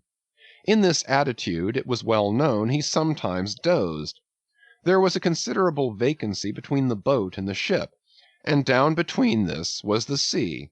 Steelkilt calculated his time, and found that his next trick at the helm would come round at 2 o'clock, in the morning of the third day from that in which he had been betrayed. At his leisure he employed the interval in braiding something very carefully in his watches below. "What are you making there?" said a shipmate. "What do you think? What does it look like?" "Like a lanyard for your bag, but it's an odd one, seems to me." "Yes, rather oddish," said the Lakeman, holding it at arm's length before him, "but I think it will answer. Shipmate, I haven't enough twine. Have you any?" But there was none in the forecastle. "Then I must get some from old Rad." And he rose to go aft. "You don't mean to go a-begging to him?" said a sailor. "Why not? Do you think he won't do me a turn when it's to help himself in the end, shipmate?" And going to the mate, he looked at him quietly, and asked him for some twine to mend his hammock. It was given him. Neither twine nor lanyard were seen again, but the next night an iron ball, closely netted, partly rolled from the pocket of the Lakeman's monkey jacket, as he was tucking the coat into his hammock for a pillow. 24 hours after, his trick at the silent helm, nigh to the man who is apt to doze over the grave always ready dug to the seaman's hand, that fatal hour was then to come, and in the foreordaining soul of Steelkilt the mate was already stark and stretched as a corpse, with his forehead crushed in. But, gentlemen, a fool saved the would-be murderer from the bloody deed he had planned. Yet complete revenge he had, and without being the avenger, for by a mysterious fatality, Heaven itself seemed to step in and take out of his hands into its own the damning thing he would have done. It was just between daybreak and sunrise of the morning of the second day, when they were washing down the decks, that a stupid Teneriffe man, drawing water in the main chains, all at once shouted out, "There she rolls! There she rolls! Jesu, you, what a whale!" It was Moby Dick. "Moby Dick!" cried Don Sebastian. "St. Dominic! Sir Sailor, but do whales have christenings? Whom call you Moby Dick?" "A very white, and famous, and most deadly immortal monster, Don, but that would be too long a story." "How? How?" cried all the young Spaniards, crowding. "Nay, Dons, nay, nay, I cannot rehearse that now. Let me get more into the air, sirs." "The chicha, the chicha!" cried Don Pedro. "Our vigorous friend looks faint. Fill up his empty glass." "No need, gentlemen. One moment, and I proceed.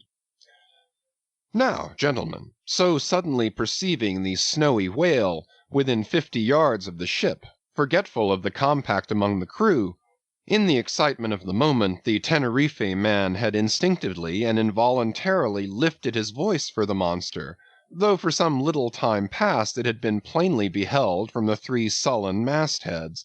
All was now a frenzy. "The white whale! The white whale!" was the cry from the captain, mates, and harpooneers, who, undeterred by fearful rumors, were all anxious to capture so famous and precious a fish, while the dogged crew eyed askance, and with curses, the appalling beauty of the vast milky mass that, lit up by a horizontal spangling sun, shifted and glistened like a living opal in the blue morning sea.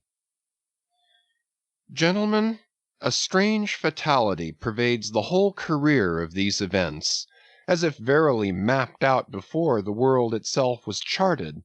The mutineer was the bowsman of the mate, and when fast to the fish, it was his duty to sit next to him while Radney stood up with his lance in the prow, and haul in or slacken the line at the word of command. Moreover, when the 4 boats were lowered, the mates got the start, and none howled more fiercely with delight than did Steelkilt as he strained at his oar. After a stiff pull their harpooneer got fast, and, spear in hand, Radney sprang to the bow. He was always a furious man, it seems, in a boat, and now his bandaged cry was, to beach him on the whale's topmost back. Nothing loath, his bowsman hauled him up and up, and through a blinding foam that blent two whitenesses together, till of a sudden the boat struck as against a sunken ledge, and, keeling over, spilled out the standing mate. That instant, as he fell on the whale's slippery back, the boat righted and was dashed aside by the swell, while Radney was tossed over into the sea, on the other flank of the whale. He struck out through the spray, and for an instant was dimly seen through that veil, wildly seeking to remove himself from the eye of Moby Dick. But the whale rushed round in a sudden maelstrom, seized the swimmer between his jaws, and rearing high up with him, plunged headlong again and went down. Meantime, at the first tap of the boat's bottom, the Lakeman had slackened the line, so as to drop astern from the whirlpool. Calmly looking on, he thought his own thoughts. But a sudden terrific downward jerking of the boat quickly brought his knife to the line. He cut it, and the whale was free. But at some distance Moby Dick rose again, and with some tatters of Radney's red woolen shirt, caught in the teeth that had destroyed him. All four boats gave chase again, but the whale eluded them, and finally wholly disappeared. In good time the Town-Ho reached her port, a savage, solitary place, where no civilized creature resided. There, headed by the Lakeman, all but 5 or 6 of the foremastmen deliberately deserted among the palms, and eventually, as it turned out, seizing a large double war canoe of the savages, and setting sail for some other harbor. The ship's company being reduced to but a handful, the captain called upon the islanders to assist him in the laborious business of heaving down the ship to stop the leak. But to such unresting vigilance over their dangerous allies was this small band of whites necessitated, both by day and by night, and so extreme was the hard work they underwent, that upon the vessel being ready again for the sea, they were in such a weakened condition that the captain durst not put off with them in so heavy a vessel.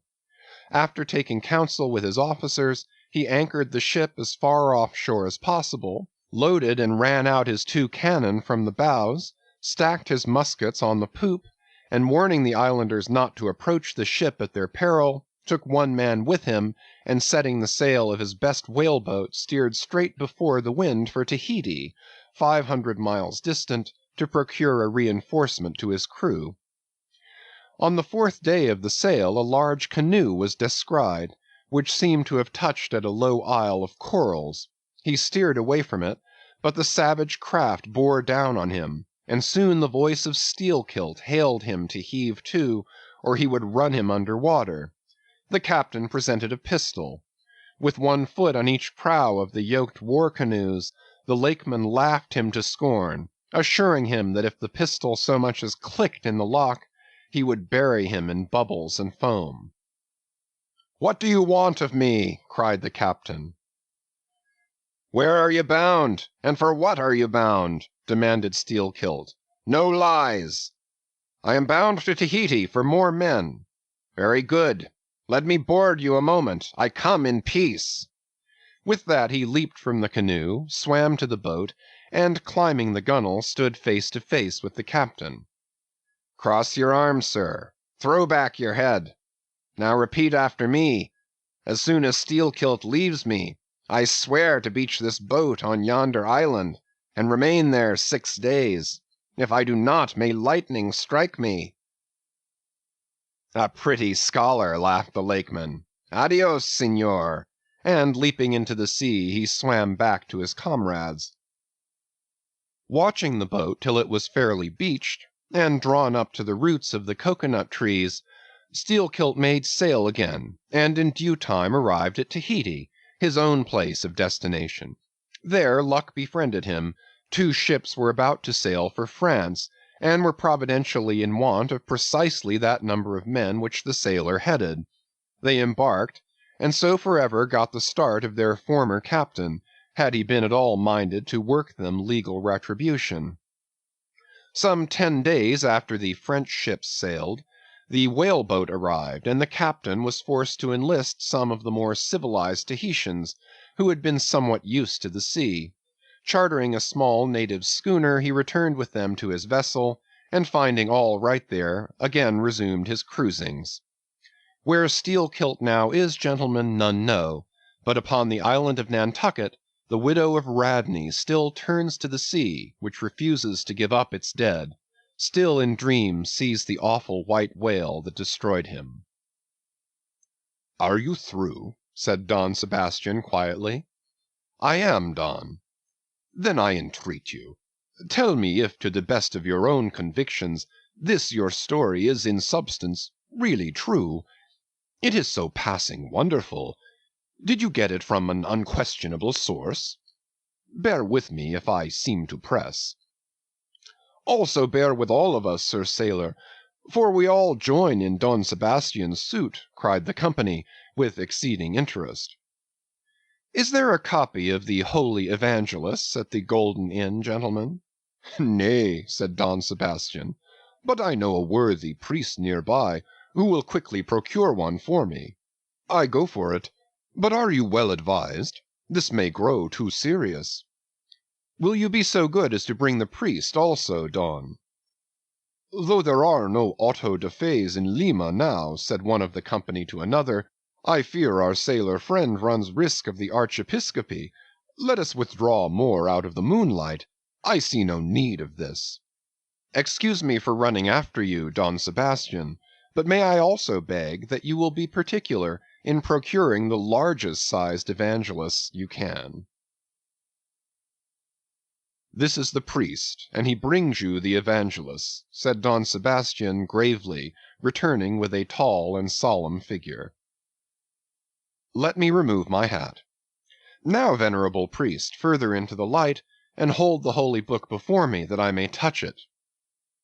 So help me heaven, and on my honor, the story I have told you, gentlemen, is in substance and its great items true. I know it to be true. It happened on this ball. I trod the ship. I knew the crew. I have seen and talked with Steelkilt since the death of Radney."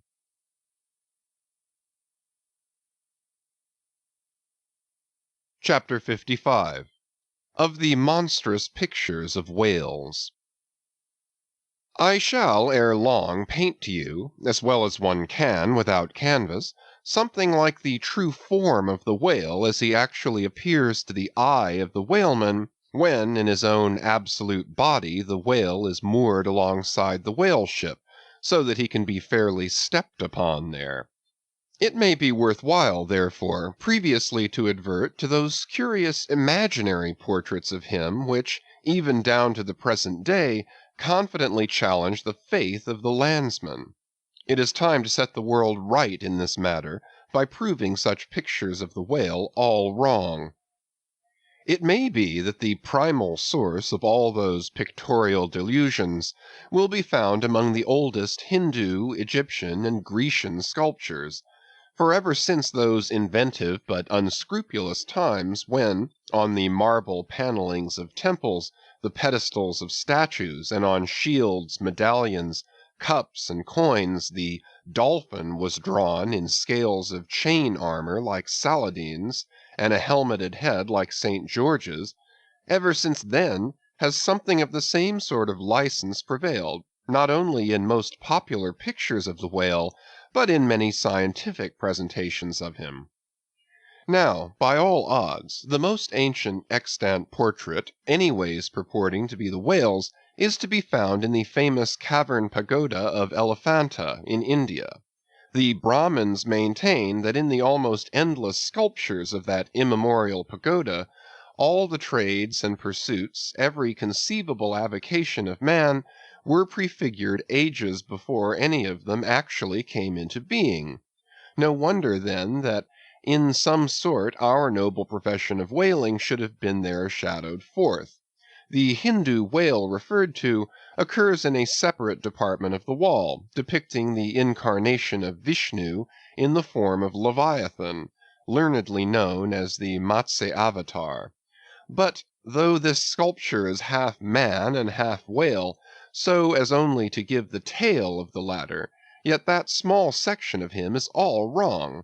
It looks more like the tapering tail of an anaconda than the broad palms of the true whale's majestic flukes. But go to the old galleries and look now at a great Christian painter's portrait of this fish, for he succeeds no better than the antediluvian Hindoo. It is Guido's picture of Perseus rescuing Andromeda from the sea monster or whale. Where did Guido get the model of such a strange creature as that? Nor does Hogarth, in painting the same scene in his own Perseus Descending, make out one whit better. The huge corpulence of that Hogarthian monster undulates on the surface, scarcely drawing 1 inch of water. It has a sort of howdah on its back, and its distended, tusked mouth into which the billows are rolling might be taken for the Traitor's Gate leading from the Thames by water into the Tower. Then there are the Prodromus whales of old Scotch Sibbald, and Jonah's whale as depicted in the prints of old Bibles and the cuts of old primers. What shall be said of these? As for the bookbinder's whale, winding like a vine-stalk round the stock of a descending anchor, as stamped and gilded on the backs and title pages of many books, both old and new, that is a very picturesque but purely fabulous creature, imitated, I take it, from like figures on antique vases. Though universally denominated a dolphin, I nevertheless call this bookbinder's fish an attempt at a whale, because it was so intended when the device was first introduced. It was introduced by an old Italian publisher somewhere about the 15th century, during the revival of learning, and in those days, and even down to a comparatively late period, dolphins were popularly supposed to be a species of the Leviathan. In the vignettes and other embellishments of some ancient books you will at times meet with very curious touches at the whale, where all manner of spouts, jets d'eau, hot springs and cold, Saratoga and Baden-Baden, come bubbling up from his unexhausted brain. In the title page of the original edition of the Advancement of Learning you will find some curious whales. But quitting all these unprofessional attempts, let us glance at those pictures of Leviathan purporting to be sober, scientific delineations, by those who know. In old Harris's collection of voyages there are some plates of whales extracted from a Dutch book of voyages, A.D. 1671, entitled A Whaling Voyage to Spitzbergen in the ship Jonas and the Whale, Peter Peterson of Friesland, master. In one of those plates the whales, like great rafts of logs, are represented lying among ice isles, with white bears running over their living backs. In another plate the prodigious blunder is made of representing the whale with perpendicular flukes. Then again there is an imposing quarto, written by one Captain Culnet, a post-captain in the English Navy, entitled A Voyage round Cape Horn into the South Seas for the purpose of extending the spermaceti whale fisheries. In this book is an outline purporting to be a, quote, picture of a physeter or spermaceti whale drawn by scale from one killed on the coast of Mexico, August 1793, and hoisted on deck. I doubt not the captain had this veracious picture taken for the benefit of his marines. To mention but one thing about it, let me say that it has an eye which, applied, according to the accompanying scale, to a full-grown sperm whale, would make the eye of that whale a bow window some 5 feet long. Ah, my gallant captain, why did you not give us Jonah looking out of that eye? Nor are the most conscientious compilations of natural history for the benefit of the young and tender free from the same heinousness of mistake. Look at that popular work, Goldsmith's Animated Nature. In the abridged London edition of 1807, there are plates of an alleged whale and a narwhale. I do not wish to seem inelegant, but this unsightly whale looks much like an amputated sow, and as for the narwhale, One glimpse at it is enough to amaze one, that in this 19th century such a hippogriff could be palmed for genuine upon any intelligent public of schoolboys. Then, again, in 1825, Bernard Germain, Count de Lacépède, a great naturalist, published a scientific systematized whale book, wherein are several pictures of the different species of the Leviathan. All these are not only incorrect, but the picture of the Mysticetus or Greenland whale, that is to say the right whale, even Scoresby, a long experienced man as touching that species, declares not to have its counterpart in nature. But placing of the cap sheaf to all this blundering business was reserved for the scientific Frederick Cuvier, brother to the famous Baron. In 1836 he published a natural history of whales, in which he gives what he calls a picture of the sperm whale. Before showing that picture to any Nantucketer, you had best provide for your summary retreat from Nantucket. In a word, Frederick Cuvier's sperm whale is not a sperm whale, but a squash. Of course he never had the benefit of a whaling voyage, such men seldom have, but whence he derived that picture who can tell? Perhaps he got it as his scientific predecessor in the same field, Desmarest, got one of his authentic abortions, that is, from a Chinese drawing. And what sort of lively lads with the pencil those Chinese are, many queer cups and saucers inform us. As for the sign painters' whales seen in the streets hanging over the shops of oil dealers, what shall be said of them? They are generally Richard III whales with dromedary humps, and very savage, breakfasting on 3 or 4 sailor tarts, that is, whaleboats full of mariners, their deformities floundering in seas of blood and blue paint. But these manifold mistakes in depicting the whale are not so very surprising after all. Consider, most of these scientific drawings have been taken from the stranded fish, and these are about as correct as a drawing of a wrecked ship with broken back would correctly represent the noble animal itself in all its undashed pride of hull and spars. Though elephants have stood for their full lengths, the living Leviathan has never yet fairly floated himself for his portrait. The living whale, in all his full majesty and significance, is only to be seen at sea in unfathomable waters, and afloat the vast bulk of him is out of sight, like a launched line of battle-ship, and out of that element it is a thing eternally impossible for mortal man to hoist him bodily into the air, so as to preserve all his mighty swells and undulations. And not to speak of the highly presumable difference of contour between a young sucking whale and a full-grown Platonian Leviathan, yet even in the case of one of those young sucking whales hoisted to a ship's deck, such is then the outlandish, eel-like, limbered, varying shape of him, that his precise expression the devil himself could not catch. But it may be fancied that from the naked skeleton of the stranded whale, accurate hints may be derived touching his true form. Not at all. For it is one of the more curious things about this Leviathan that his skeleton gives very little idea of his general shape. Though Jeremy Bentham's skeleton, which hangs for candelabra in the library of one of his executors, correctly conveys the idea of a burly-browed utilitarian old gentleman, with all Jeremy's other leading personal characteristics, yet nothing of this kind could be inferred from any Leviathan's articulated bones. In fact, as the great Hunter says, the mere skeleton of the whale bears the same relation to the fully invested and padded animal as the insect does to the chrysalis that so roundingly envelops it.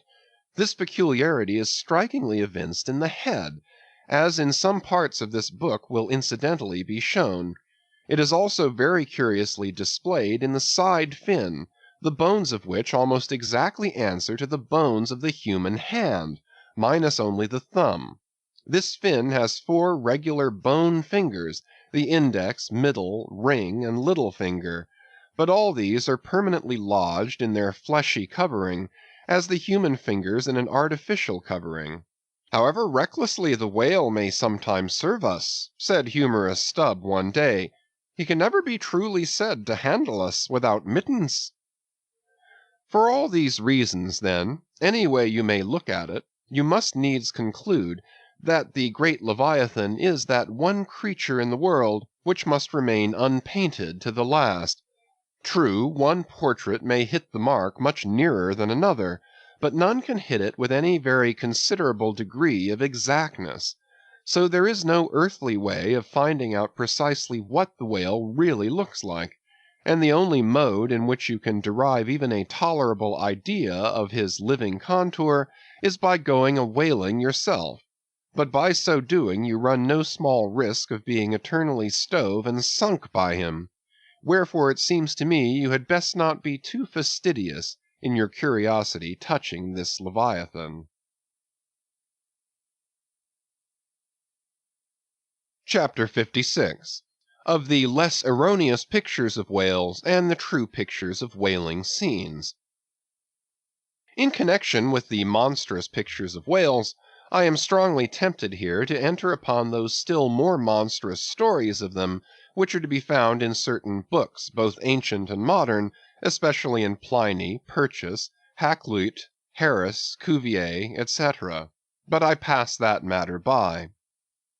I know of only 4 published outlines of the great sperm whale: Colnett's, Huggins's, Frederick Cuvier's, and Beale's. In the previous chapter Colnett and Cuvier have been referred to. Huggins's is far better than theirs, but by great odds Beale's is the best. All Beale's drawings of this whale are good, excepting the middle figure in the picture of 3 whales in various attitudes, capping his second chapter. His frontispiece, boats attacking sperm whales, though no doubt calculated to excite the civil skepticism of some parlor men, is admirably correct and lifelike in its general effect. Some of the sperm whale drawings in J. Ross Browne are pretty correct in contour, but they are wretchedly engraved. This is not his fault, though.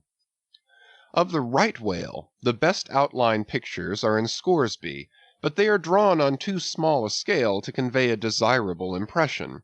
He has but one picture of whaling scenes, and this is a sad deficiency, because it is by such pictures only, when at all well done, that you can derive anything like a truthful idea of the living whale as seen by his living hunters. But taken for all in all, by far the finest, though in some details not the most correct, presentations of whales and whaling scenes to be anywhere found, are 2 large French engravings, well executed, and taken from paintings by one Garnery. Respectively, they represent attacks on the sperm and right whale. In the first engraving a noble sperm whale is depicted in full majesty of might, just risen beneath the boat from the profundities of the ocean, and bearing high in the air upon his back the terrific wreck of the stoven planks. The prow of the boat is partially unbroken, and is drawn just balancing upon the monster's spine, and standing in that prow, for that one single incomputable flash of time, you behold an oarsman, half shrouded by the incensed boiling spout of the whale, and in the act of leaping as if from a precipice. The action of the whole thing is wonderfully good and true. The half-emptied line-tub floats on the whitened sea, the wooden poles of the spilled harpoons obliquely bob in it, the heads of the swimming crew are scattered about the whale in contrasting expressions of affright, while in the black stormy distance the ship is bearing down upon the scene. Serious fault might be found with the anatomical details of this whale, but let that pass, since for the life of me I could not draw so good a one. In the second engraving, the boat is in the act of drawing alongside the barnacled flank of a large running right whale, that rolls his black weedy bulk in the sea like some mossy rock slide from the Patagonian cliffs. His jets are erect, full, and black like soot, so that from so abounding a smoke in the chimney you would think that there must be a brave supper cooking in the great bowels below.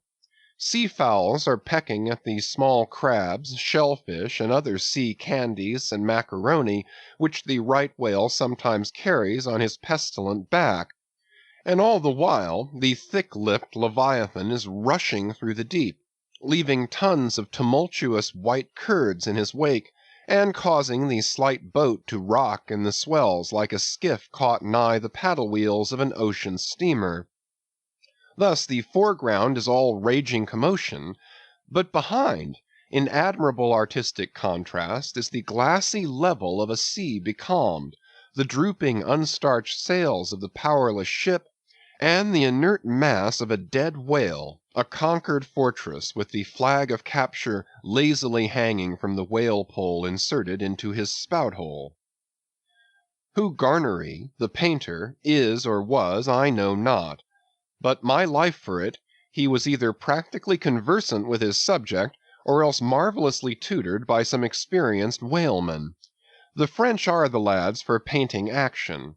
Go and gaze upon all the paintings of Europe, and where will you find such a gallery of living and breathing commotion on canvas as in that triumphal hall at Versailles, where the beholder fights his way pell-mell through the consecutive great battles of France, where every sword seems a flash of the northern lights, and the successive armed kings and emperors dash by like a charge of crowned centaurs. Not wholly unworthy of a place in that gallery are these sea-battle pieces of Garnery. The natural aptitude of the French for seizing the picturesqueness of things seems to be peculiarly evinced in what paintings and engravings they have of their whaling scenes. With not 1/10 of England's experience in the fishery, and not the 1,000th part of that of the Americans, they have nevertheless furnished both nations with the only finished sketches at all capable of conveying the real spirit of the whale hunt. For the most part, the English and American whale draughtsmen seem entirely content with presenting the mechanical outline of things, such as the vacant profile of the whale, which, so far as picturesqueness of effect is concerned, is about tantamount to sketching the profile of a pyramid.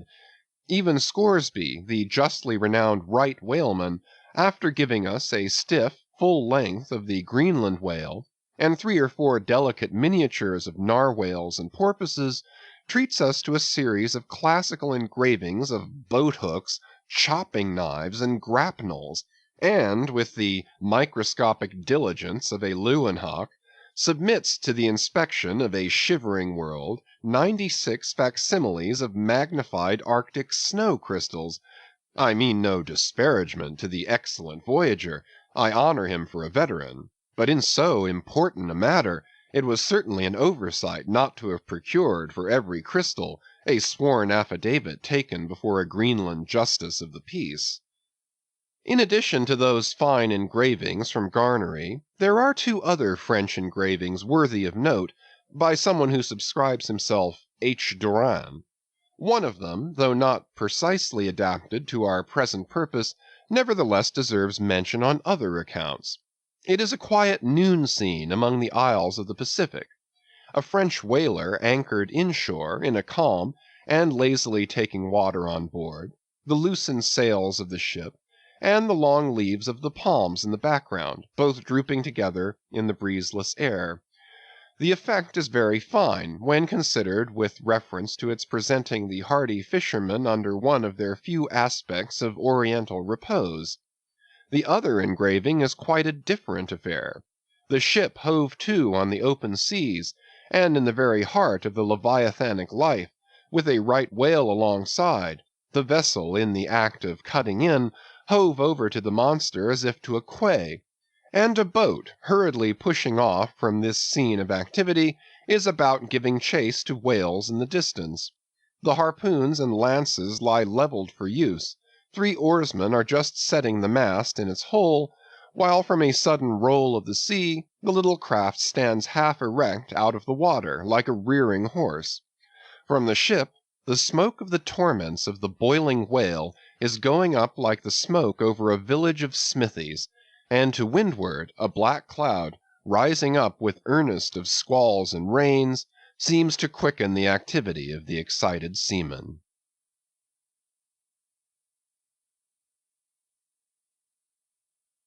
Chapter 57.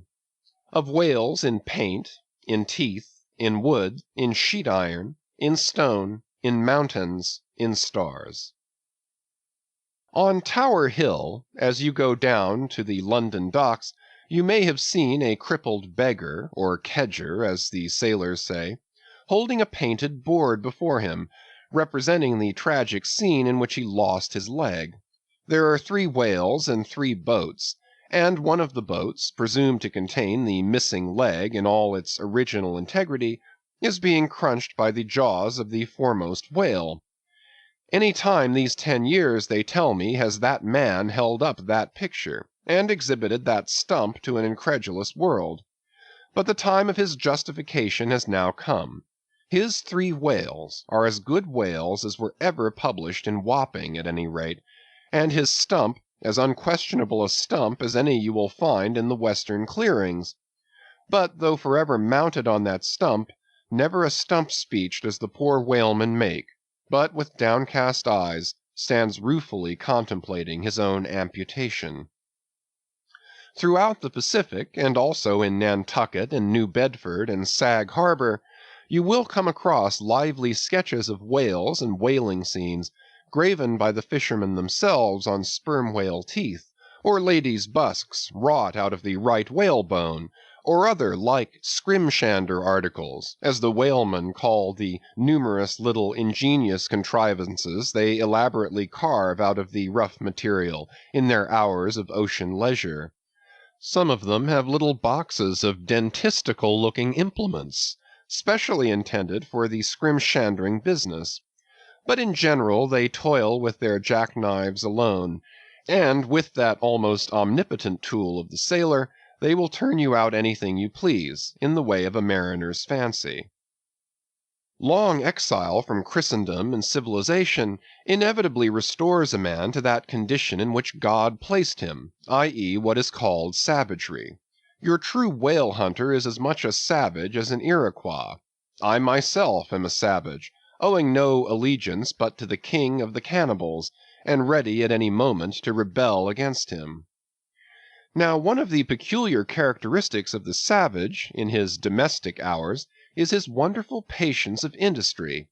An ancient Hawaiian war club or spear paddle, in its full multiplicity and elaboration of carving, is as great a trophy of human perseverance as a Latin lexicon.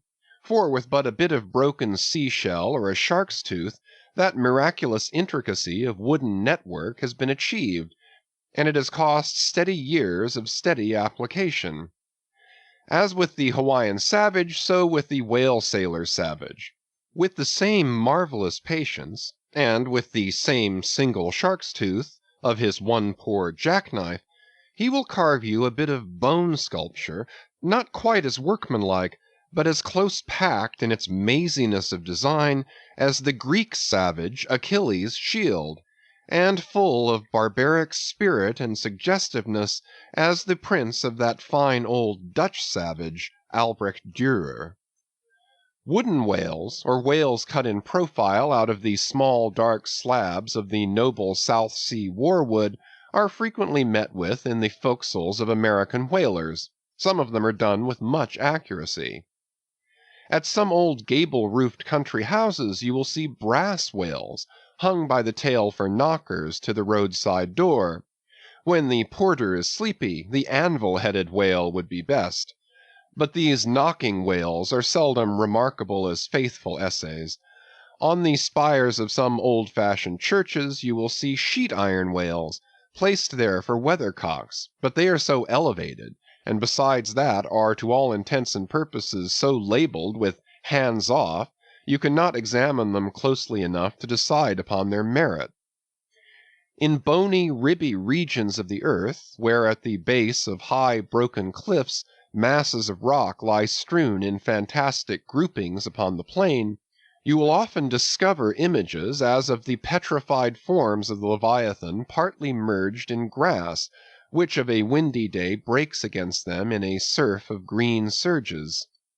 Then again, in mountainous countries, where the traveller is continually girdled by amphitheatrical heights, here and there, from some lucky point of view, You will catch passing glimpses of the profiles of whales defined along the undulating ridges, but you must be a thorough whaleman to see these sights, and not only that, but if you wish to return to such a sight again, you must be sure and take the exact intersecting latitude and longitude of your first standpoint, else so chance-like are such observations of the hills that your precise previous standpoint would require a laborious rediscovery, like the Saloma Islands, which still remain incognita, though once high-ruffed Medana trod them, and old Figuera chronicled them. Nor, when expandingly lifted by your subject, can you fail to trace out great whales in the starry heavens, and boats in pursuit of them, as when, long filled with thoughts of war, the Eastern nations saw armies locked in battle among the clouds. Thus at the north have I chased Leviathan round and round the pole, with the revolutions of the bright points that first defined him to me. And, beneath the effulgent Antarctic skies, I have boarded the Argo Navis, and joined the chase against the starry Cetus, far beyond the utmost stretch of Hydrus and the flying fish. With a frigate's anchors for my bridle bits, and fasces of harpoons for spurs, would I could mount that whale, and leap the topmost skies, to see whether the fabled heavens, with all their countless tents, really lie encamped beyond my mortal sight.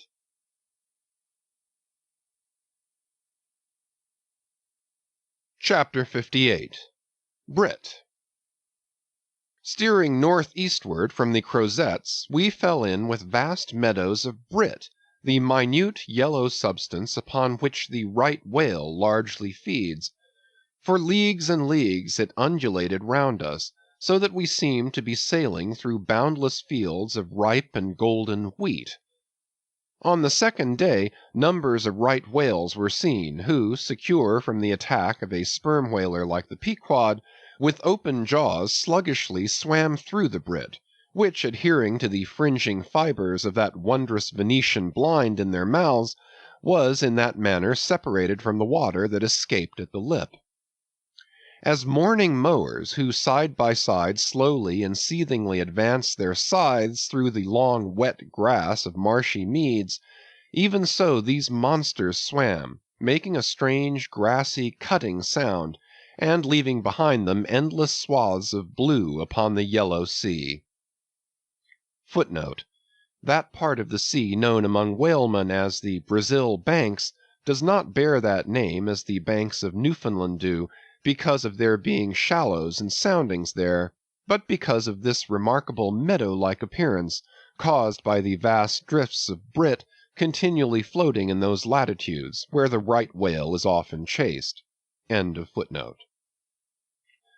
But it was only the sound they made as they parted the brit, which at all reminded one of mowers. Seen from the mastheads, especially when they paused and were stationary for a while, their vast black forms looked more like lifeless masses of rock than anything else, and as in the great hunting countries of India, the stranger at a distance will sometimes pass on the plains recumbent elephants without knowing them to be such, taking them for bare, blackened elevations of the soil, even so often for him who for the first time beholds this species of leviathans on the sea.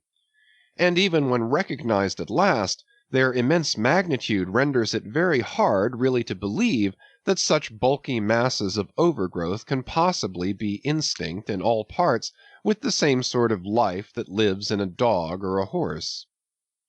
Indeed, in other respects, you can hardly regard any creatures of the deep with the same feelings that you do of those of the shore.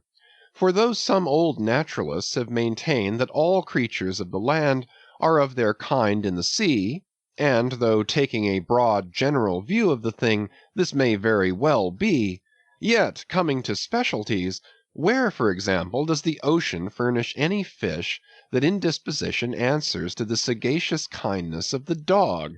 The accursed shark alone can in any generic respect be said to bear comparative analogy to him. But though to landsmen in general the native inhabitants of the seas have ever been regarded with emotions unspeakably unsocial and repelling, though we know the sea to be an everlasting terra incognita, so that Columbus sailed over numberless unknown worlds to discover his one superficial western one, though by vast odds the most terrific of all mortal disasters have immemorially and indiscriminately befallen tens and hundreds of thousands of those who have gone upon the waters, though but a moment's consideration will teach that however baby man may brag of his science and skill, and however much, in a flattering future, that science and skill may augment, yet forever and forever, to the crack of doom, the sea will insult and murder him, and pulverize the stateliest, stiffest frigate he can make. Nevertheless, by the continual repetition of these very impressions, man has lost that sense of the full awfulness of the sea which aboriginally belongs to it. The first boat we read of floated on an ocean that with Portuguese vengeance had whelmed a whole world without leaving so much as a widow. That same ocean rolls now. That same ocean destroyed the wrecked ships of last year. Yea, foolish mortals, Noah's flood is not yet subsided. 2/3 of the fair world it yet covers. Wherein differ the sea and the land, that a miracle upon one is not a miracle upon the other? Preternatural terrors rested upon the Hebrews, when under the feet of Korah and his company the live ground opened and swallowed them up forever. Yet not a modern sun ever sets but in precisely the same manner the live sea swallows up ships and crews. But not only is the sea such a foe to man who is an alien to it, but it is also a fiend to its own offspring, worse than the Persian host who murdered his own guests, sparing not the creatures which itself hath spawned. Like a savage tigress that tossing in the jungle overlays her own cubs, so the sea dashes even the mightiest whales against the rocks, and leaves them there side by side with the split wrecks of ships. No mercy, no power, but its own controls it. Panting and snorting like a mad battle steed that has lost its rider, the masterless ocean overruns the globe.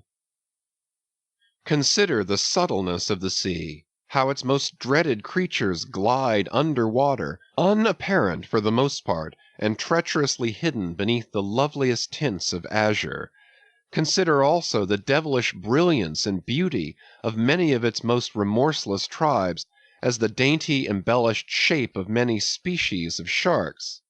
Consider once more the universal cannibalism of the sea, all whose creatures prey upon each other, carrying on eternal war since the world began. Consider all this, and then turn to this green, gentle, and most docile earth. Consider them both, the sea and the land, and do you not find a strange analogy to something in yourself? For as this appalling ocean surrounds the verdant land, so in the soul of man there lies one insular Tahiti, full of peace and joy, but encompassed by all the horrors of the half-known life. God keep thee. Push not off from that isle. Thou canst never return.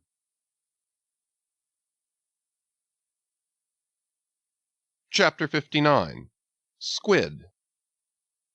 Slowly wading through the meadows of Brit, the Pequod still held on her way northeastward towards the island of Java, a gentle air impelling her keel, so that in the surrounding serenity her 3 tall tapering masts mildly waved to that languid breeze, as 3 mild palms on a plain. And still, at wide intervals in the silvery night, the lonely, alluring jet would be seen. But one transparent blue morning, when a stillness almost preternatural spread over the sea, however unattended with any stagnant calm, when the long burnished sun-glade on the waters seemed a golden finger laid across them, enjoining some secrecy, when the slippered waves whispered together as they softly ran on, in this profound hush of the visible sphere, a strange spectre was seen by Daggoo from the main masthead.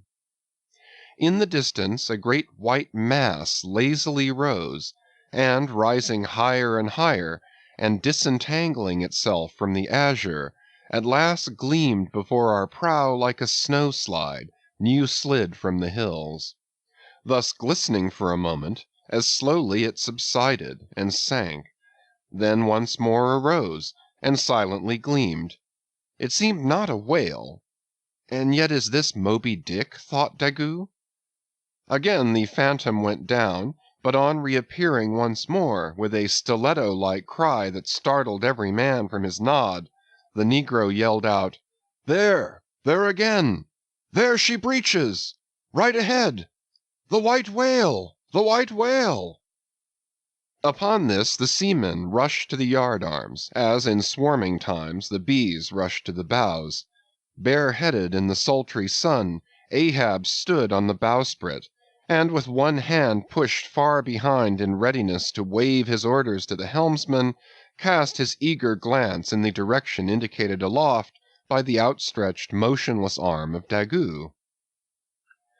Whether the flitting attendance of one still and solitary jet had gradually worked upon Ahab, so that he was now prepared to connect the ideas of mildness and repose with the first sight of the particular whale he pursued, however this was, or whether his eagerness betrayed him, whichever way it might have been, no sooner did he distinctly perceive the white mass, than with a quick intensity he instantly gave orders for lowering.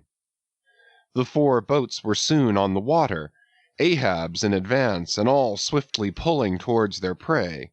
Soon it went down, and while, with oars suspended, we were awaiting its reappearance, lo! in the same spot where it sank, once more it slowly rose. Almost forgetting for a moment all thoughts of Moby Dick, we gazed at the most wondrous phenomenon which the secret seas have hitherto revealed to mankind. A vast pulpy mass, furlongs in length and breadth, of a glancing cream color, lay floating on the water, innumerable long arms radiating from its center, and curling and twisting like a nest of anacondas, as if blindly to clutch at any hapless object within reach. No perceptible face or front did it have, no conceivable token of either sensation or instinct, but undulated there on the billows, an unearthly, formless, chance-like apparition of life.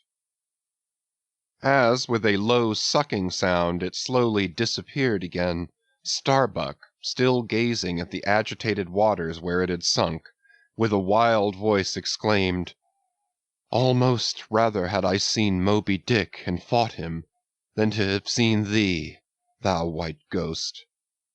"What was it, sir?" said Flask. "The great live squid, which, they say, few whale ships ever beheld, and returned to their ports to tell of it." But Ahab said nothing. Turning his boat, he sailed back to the vessel, the rest as silently following. Whatever superstitions the sperm whalemen in general have connected with the sight of this object, certain it is, that a glimpse of it being so very unusual, that circumstance has gone far to invest it with portentousness. So rarely is it beheld, that though one and all of them declare it to be the largest animated thing in the ocean, yet very few of them have any but the most vague ideas concerning its true nature and form. Notwithstanding, they believe it to furnish the sperm whale his only food. For though other species of whales find their food above water, and may be seen by man in the act of feeding, the spermaceti whale obtains his whole food in unknown zones below the surface, and only by inference is it that anyone can tell of what precisely that food consists. At times, when closely pursued, he will disgorge what are supposed to be the detached arms of the squid, some of them, thus exhibited, exceeding 20 and 30 feet in length.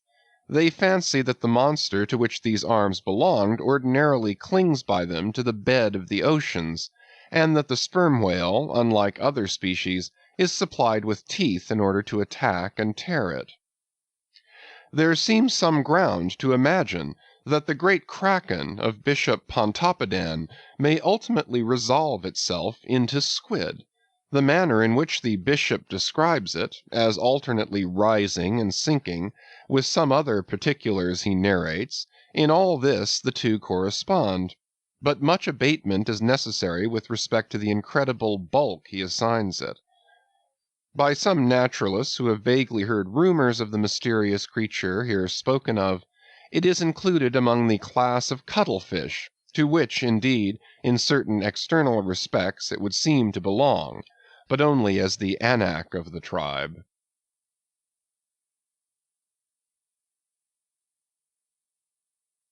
Chapter 60. The Line. With reference to the whaling scene shortly to be described, as well as for the better understanding of all similar scenes elsewhere presented, I have here to speak of the magical, sometimes horrible, whale line. The line originally used in the fishery was of the best hemp, slightly vapored with tar, not impregnated with it, as in the case of ordinary ropes. For while tar, as ordinarily used, makes the hemp more pliable to the rope maker, and also renders the rope itself more convenient to the sailor for common ship use, yet not only would the ordinary quantity too much stiffen the whale line for the close coiling to which it must be subjected, but as most seamen are beginning to learn, tar in general by no means adds to the rope's durability or strength, however much it may give it compactness and gloss. Of late years the Manila rope has in the American fishery almost entirely superseded hemp as a material for whale lines, for though not so durable as hemp, it is stronger and far more soft and elastic, and I will add, since there is an aesthetics in all things, is much more handsome and becoming to the boat than hemp. Hemp is a dusky, dark fellow, a sort of Indian, but Manila is as a golden-haired Circassian to behold. The whale line is only 2/3 of an inch in thickness. At first sight you would not think it so strong as it really is. By experiment its 1 in 50 yarns will each suspend a weight of 120 pounds, so that the whole rope will bear a strain nearly equal to 3 tons. In length, the common sperm whale line measures something over 200 fathoms. Towards the stern of the boat it is spirally coiled away in the tub, not like the worm pipe of a still, though, but so as to form one round, cheese-shaped mass of densely bedded sheaves or layers of concentric spiralizations, without any hollow but the heart, or minute vertical tube formed at the axis of the cheese. As the least tangle or kink in the coiling would, in running out, infallibly take somebody's arm, leg, or entire body off, the utmost precaution is used in stowing the line in its tub. Some harpooneers will consume almost an entire morning in this business, carrying the line high aloft and then reeving it downward through a block towards the tub, so as in the act of coiling to free it from all possible wrinkles and twists. In the English boats, 2 tubs are used instead of 1, the same line being continuously coiled in both tubs. There is some advantage in this, because these twin tubs being so small, they fit more readily into the boat and do not strain it so much, whereas the American tub, nearly 3 feet in diameter and of proportionate depth, makes a rather bulky freight for a craft whose planks are but 1/2 inch in thickness. For the bottom of the whaleboat is like critical ice, which will bear up under a considerable distributed weight, but not very much of a concentrated one. When the painted canvas cover is clapped on the American line tub, the boat looks as if it were pulling off with a prodigious great wedding cake to present to the whales. Both ends of the line are exposed, the lower end terminating in an eye-splice or loop coming up from the bottom against the side of the tub, and hanging over its edge completely disengaged from everything. This arrangement of the lower end is necessary on 2 accounts.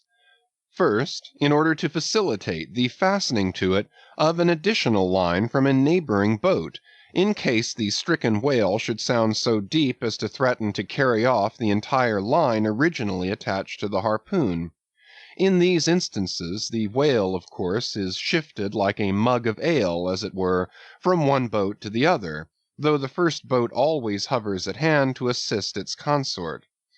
Second, this arrangement is indispensable for common safety's sake, for were the lower end of the line in any way attached to the boat, and were the whale then to run the line out to the end almost in a single smoking minute, as he sometimes does, he would not stop there, for the doomed boat would infallibly be dragged down after him into the profundity of the sea, and in that case no town crier would ever find her again. Before lowering the boat for the chase, the upper end of the line is taken aft from the tub, and passing round the loggerhead there, is again carried forward the entire length of the boat, resting crosswise upon the loom or handle of every man's oar, so that it jogs against his wrist in rowing, and also passing between the men, as they alternately sit at the opposite gunwales, to the leaded chocks or grooves in the extreme pointed prow of the boat, where a wooden pin or skewer the size of a common quill prevents it from slipping out. From the chocks it hangs in a slight festoon over the bows, and is then passed inside the boat again, and some 10 or 20 fathoms, called box line, being coiled upon the box in the bows, it continues its way to the gunwale still a little further aft, and is then attached to the short warp, the rope which is immediately connected with the harpoon. But previous to that connection, the short warp goes through sundry mystifications too tedious to detail. Thus the whale line folds the whole boat in its complicated coils, twisting and writhing around it in almost every direction. All the oarsmen are involved in its perilous contortions, so that to the timid eye of the landsman they seem as Indian jugglers, with the deadliest snakes sportively festooning their limbs. Nor can any son of mortal woman for the first time seat himself amid those hempen intricacies, and while straining his utmost at the oar, bethink him that at any unknown instant the harpoon may be darted, and all these horrible contortions be put into play like ringed lightnings. He cannot be thus circumstanced without a shudder that makes the very marrow in his bones to quiver in him like a shaken jelly. Yet habit, strange thing, what cannot habit accomplish?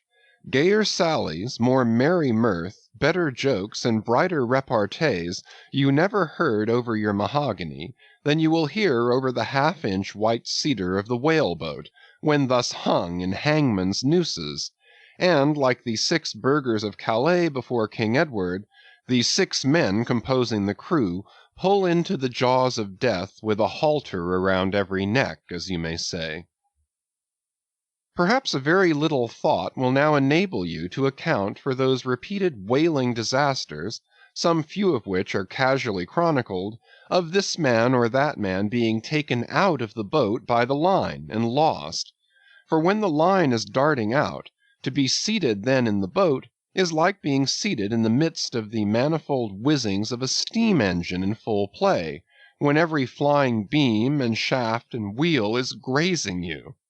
It is worse, for you cannot sit motionless in the heart of these perils, because the boat is rocking like a cradle, and you are pitched one way and the other, without the slightest warning, and only by a certain self-adjusting buoyancy and simultaneousness of volition and action can you escape being made a Mazeppa of, and run away with where the all-seeing sun himself could never pierce you out. Again, as the profound calm, which only apparently precedes and prophesies of the storm, is perhaps more awful than the storm itself, for indeed the calm is but the wrapper and envelope of the storm, and contains it in itself, as the seemingly harmless rifle holds the fatal powder and the ball and the explosion, so the graceful repose of the line, as it silently serpentines about the oarsmen before being brought into actual play, this is a thing which carries more of true terror than any other aspect of this dangerous affair. But why say more? All men live enveloped in whale lines. All are born with halters round their necks. But it is only when caught in the swift, sudden turn of death that mortals realize the silent, subtle, ever-present perils of life. And if you be a philosopher, though seated in a whale-boat, you would not at heart feel one whit more of terror than though seated before your evening fire with a poker and not a harpoon by your side.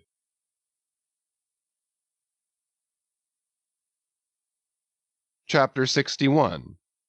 Stubb Kills a Whale. If to Starbuck the apparition of the squid was a thing of portents, to Queequeg it was quite a different object. "When you see him quid," said the savage, honing his harpoon in the bow of his hoisted boat, "then you quick see him parm whale."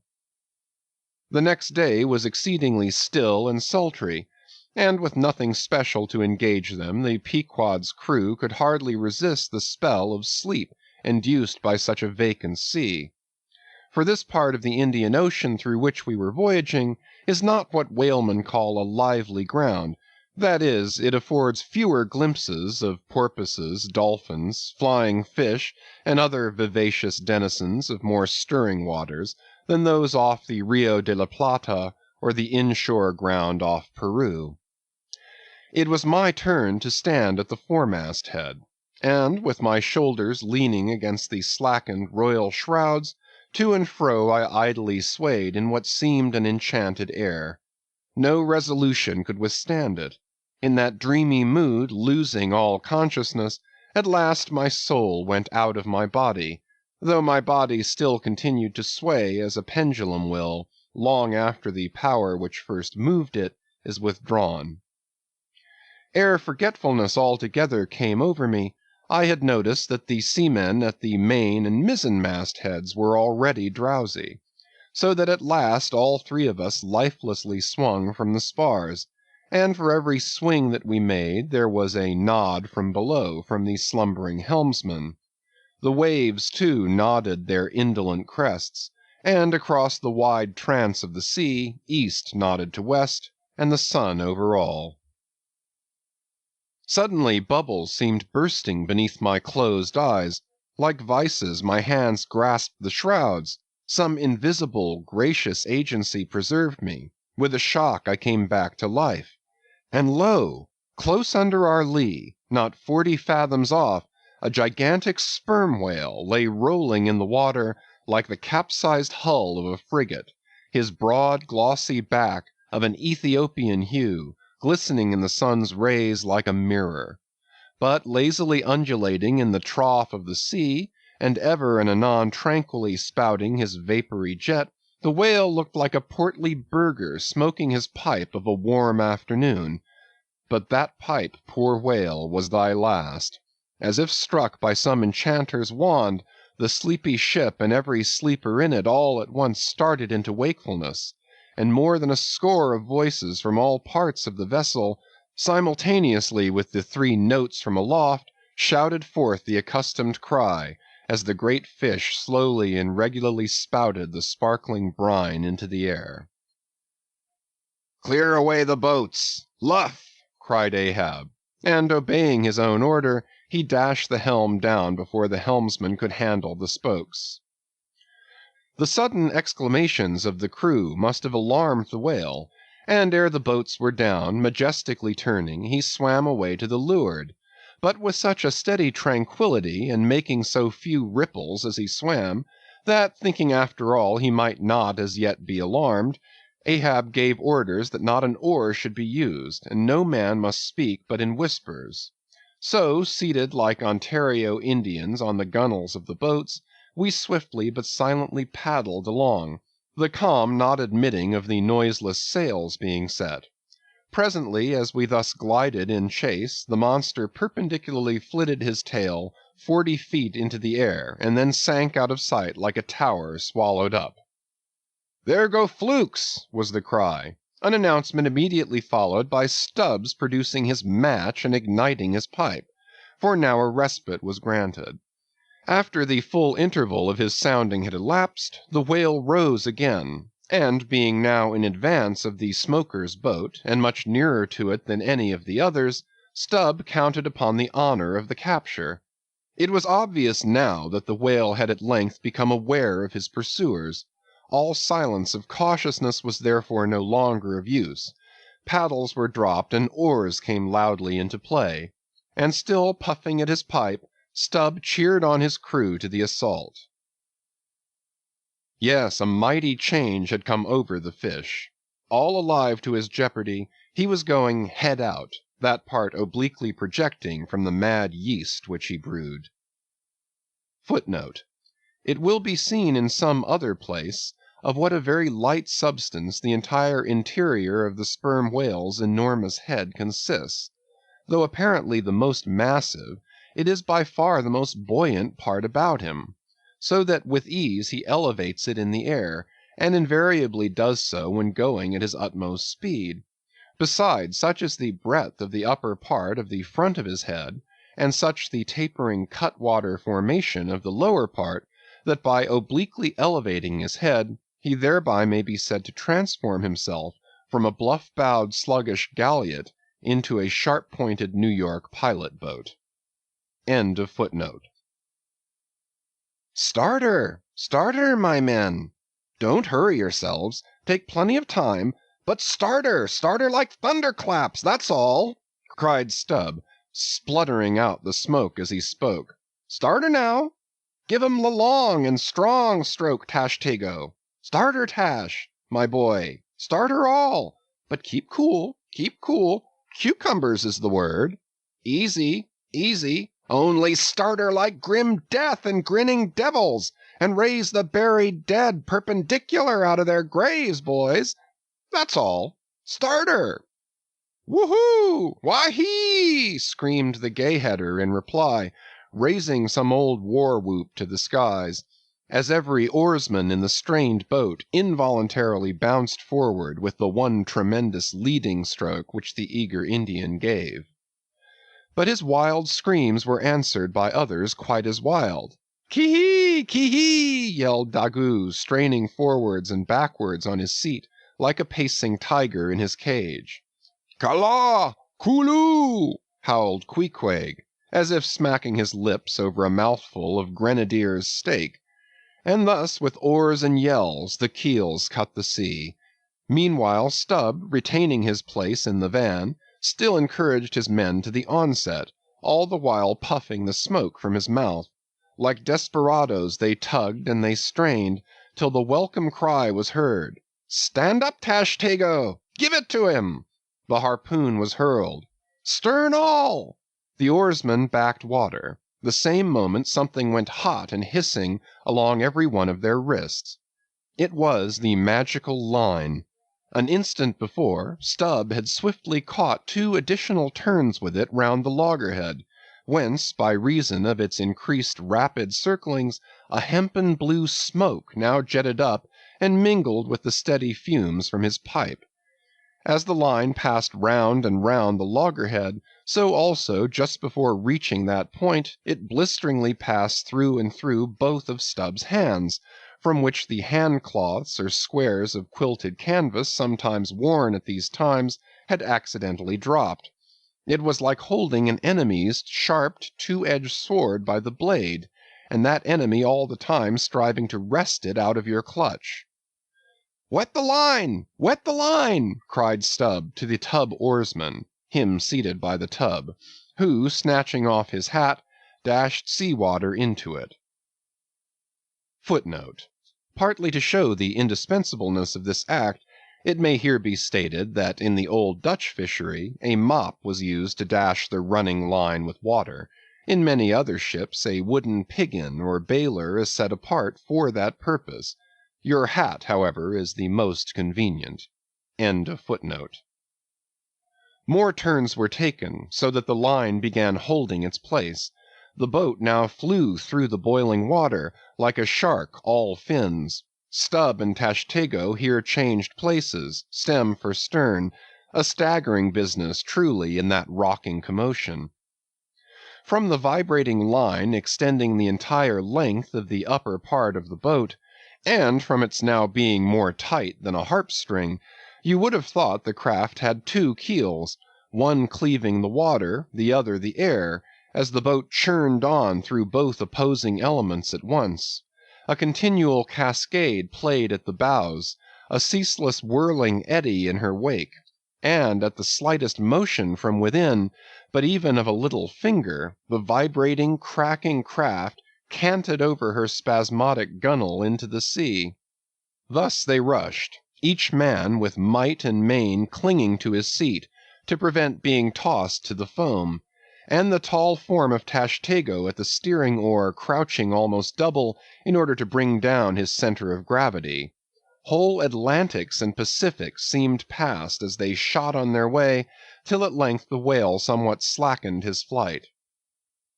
"Haul in! Haul in!" cried Stubb to the bowsman, and facing round towards the whale, all hands began pulling the boat up to him, while yet the boat was being towed on. Soon ranging up by his flank, Stubb, firmly planting his knee in the clumsy cleat, darted dart after dart into the flying fish, at the word of command the boat alternately sterning out of the way of the whale's horrible wallow, and then ranging up for another fling. The red tide now poured from all sides of the monster, like brooks down a hill. His tormented body rolled, not in brine but in blood, which bubbled and seethed for furlongs behind in their wake. The slanting sun playing upon this crimson pond in the sea, sent back its reflection into every face, so that they all glowed to each other like red men.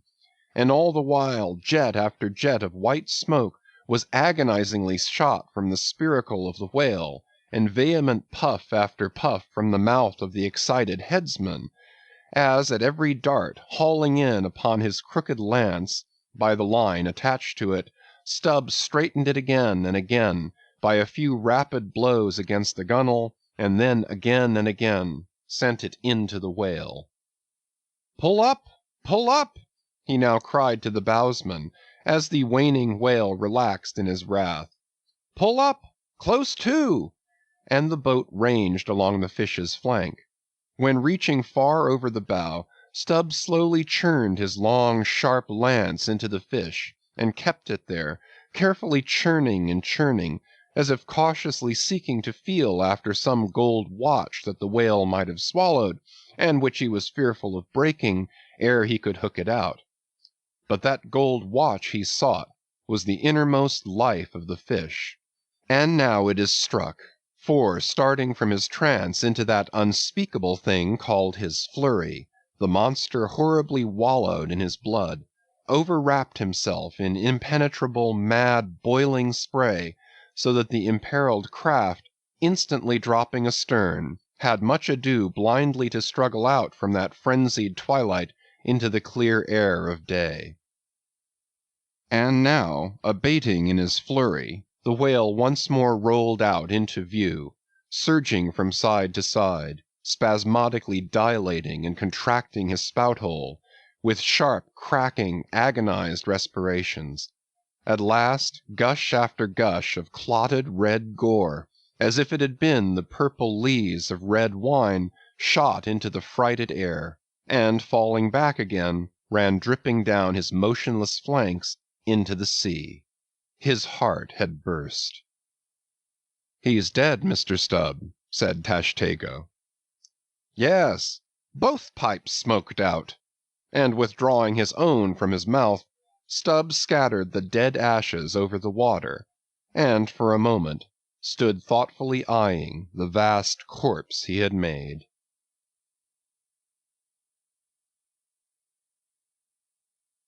Chapter 62. The Dart. A word concerning an incident in the last chapter. According to the invariable usage of the fishery, the whale boat pushes off from the ship, with the headsman or whale killer as temporary steersman, and the harpooneer or whale fastener pulling the foremost oar, the one known as the harpooneer oar. Now, it needs a strong, nervous arm to strike the first iron into the fish, For often, in what is called a long dart, the heavy implement has to be flung to the distance of 20 or 30 feet. But however prolonged and exhausting the chase, the harpooneer is expected to pull his oar meanwhile to the uttermost. Indeed, he is expected to set an example of superhuman activity to the rest, not only by incredible rowing, but by repeated loud and intrepid exclamations. And what it is to keep shouting at the top of one's compass, while all the other muscles are strained and half started, what that is none know but those who have tried it.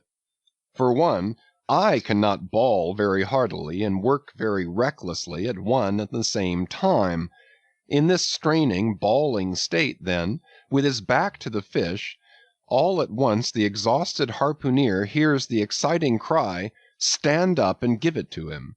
He now has to drop and secure his oar, turn round on his center halfway, seize his harpoon from the crotch, and with what little strength may remain, he essays to pitch it somehow into the whale.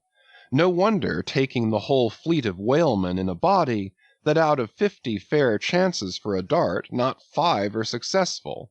No wonder that so many hapless harpooneers are madly cursed and disrated. No wonder that some of them actually burst their blood vessels in the boat. No wonder that some sperm whalemen are absent 4 years with 4 barrels. No wonder that to many ship owners whaling is but a losing concern, for it is the harpooneer that makes the voyage, and if you take the breath out of his body, how can you expect to find it there when most wanted? Again, if the dart be successful, then at the second critical instant, that is when the whale starts to run, the boat-header and harpooneer likewise start to running fore and aft, to the imminent jeopardy of themselves and every one else. It is then they change places, and the headsman, the chief officer of the little craft, takes his proper station in the bows of the boat. Now, I care not who maintains the contrary, but all this is both foolish and unnecessary. The headsman should stay in the bows from first to last. He should both dart the harpoon and the lance, and no rowing whatever should be expected of him, except under circumstances obvious to any fisherman. I know that this would sometimes involve a slight loss of speed in the chase, but long experience in various whalemen of more than one nation has convinced me that in the vast majority of failures in the fishery, it has not by any means been so much the speed of the whale as the before described exhaustion of the harpooneer that has caused them. To ensure the greatest efficiency in the dart, the harpooneers of this world must start to their feet from out of idleness, and not from out of toil.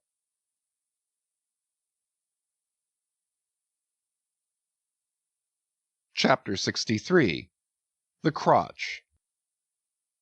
Out of the trunk the branches grow, out of them the twigs.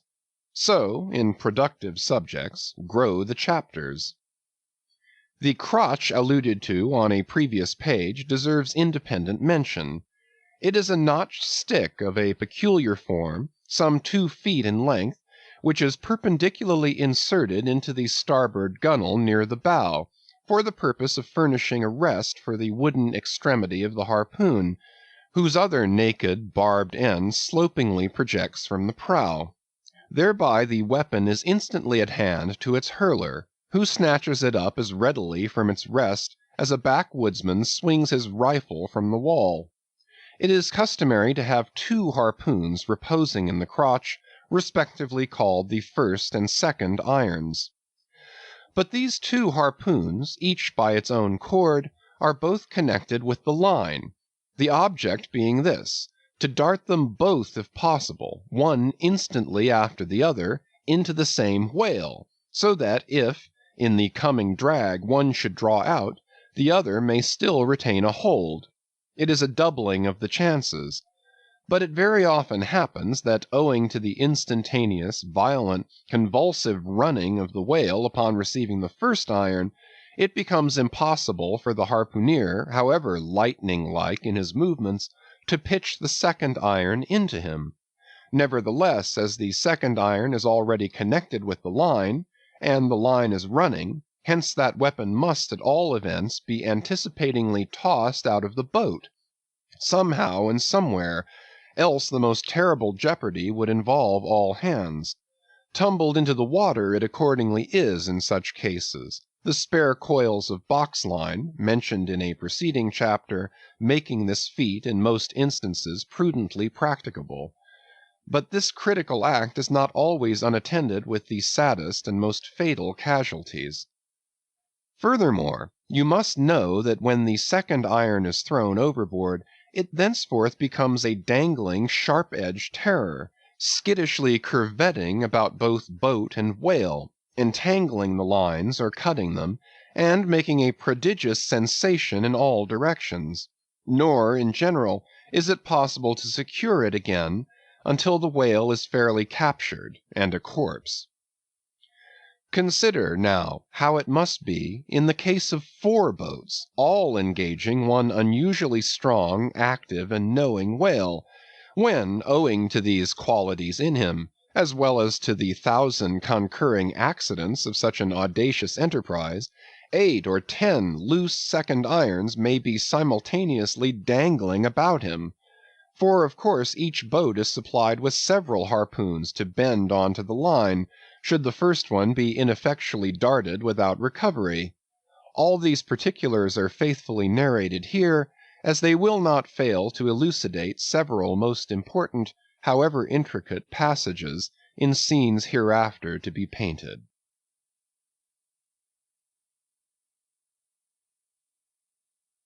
Chapter 64. Stubb's Supper. Stubb's whale had been killed some distance from the ship. It was a calm, so forming a tandem of 3 boats, we commenced the slow business of towing the trophy to the Pequod. And now, as we 18 men, with our 36 arms and 180 thumbs and fingers, slowly toiled hour after hour upon that inert sluggish corpse in the sea, and it seemed hardly to budge at all, except at long intervals, good evidence was hereby furnished of the enormousness of the mass we moved. For upon the great canal of Hang Ho, or whatever they call it, in China, 4 or 5 laborers on the footpath will draw a bulky freighted junk at the rate of a mile an hour, but this grand argosy we towed heavily forged along, as if laden with pig-lead in bulk. Darkness came on, but 3 lights up and down in the Pequod's main rigging dimly guided our way, till drawing nearer we saw Ahab dropping one of several more lanterns over the bulwarks. Vacantly eyeing the heaving whale for a moment, he issued the usual orders for securing it for the night, and then handing his lantern to a seaman, went his way into the cabin, and did not come forward again until morning. Though in overseeing the pursuit of this whale, Captain Ahab had evinced his customary activity, to call it so, yet now that the creature was dead, some vague dissatisfaction, or impatience, or despair seemed working in him, as if the sight of that dead body reminded him that Moby Dick was yet to be slain. And though 1,000 other whales were brought to his ship, all that would not one jot advance his grand monomaniac object. Very soon you would have thought from the sound of the Pequod's decks that all hands were preparing to cast anchor in the deep, for heavy chains are being dragged along the deck, and thrust rattling out of the portholes.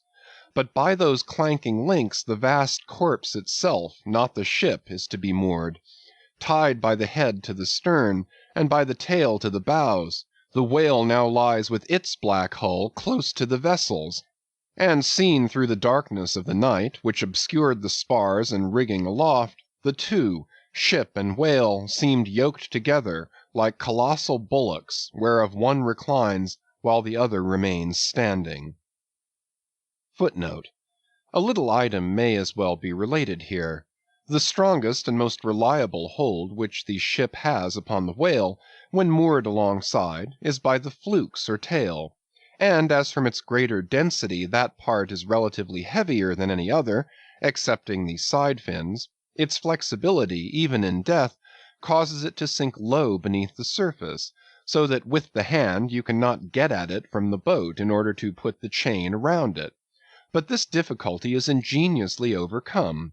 A small strong line is prepared, with a wooden float at its outer end, and a weight in its middle, while the other end is secured to the ship. By adroit management the wooden float is made to rise on the other side of the mass, so that now having girdled the whale, the chain is readily made to follow suit, and being slipped along the body, is at last locked fast round the smallest part of the tail, at the point of junction with its broad flukes or lobes. End of footnote. If moody Ahab was now all quiescence, at least so far as could be known on deck, Stubb, his second mate, flushed with conquest, betrayed an unusual but still good-natured excitement. Such an unwonted bustle was he in, that the Stead Starbuck, his official superior, quietly resigned to him for the time the sole management of affairs. One small helping cause of all this liveliness in Stubb was soon made strangely manifest. Stubb was a high liver. He was somewhat intemperately fond of the whale, as a flavorish thing to his palate. A steak, ere I sleep! You, Daggoo, overboard you go, and cut me one from his small. Here be it known that though these wild fishermen do not as a general thing, according to the great military maxim, make the enemy defray the current expenses of the war, at least before receiving the proceeds of the voyage, yet now and then you find some of these Nantucketers who have a genuine relish for that particular part of the sperm whale designated by Stubb, comprising the tapering extremity of the body.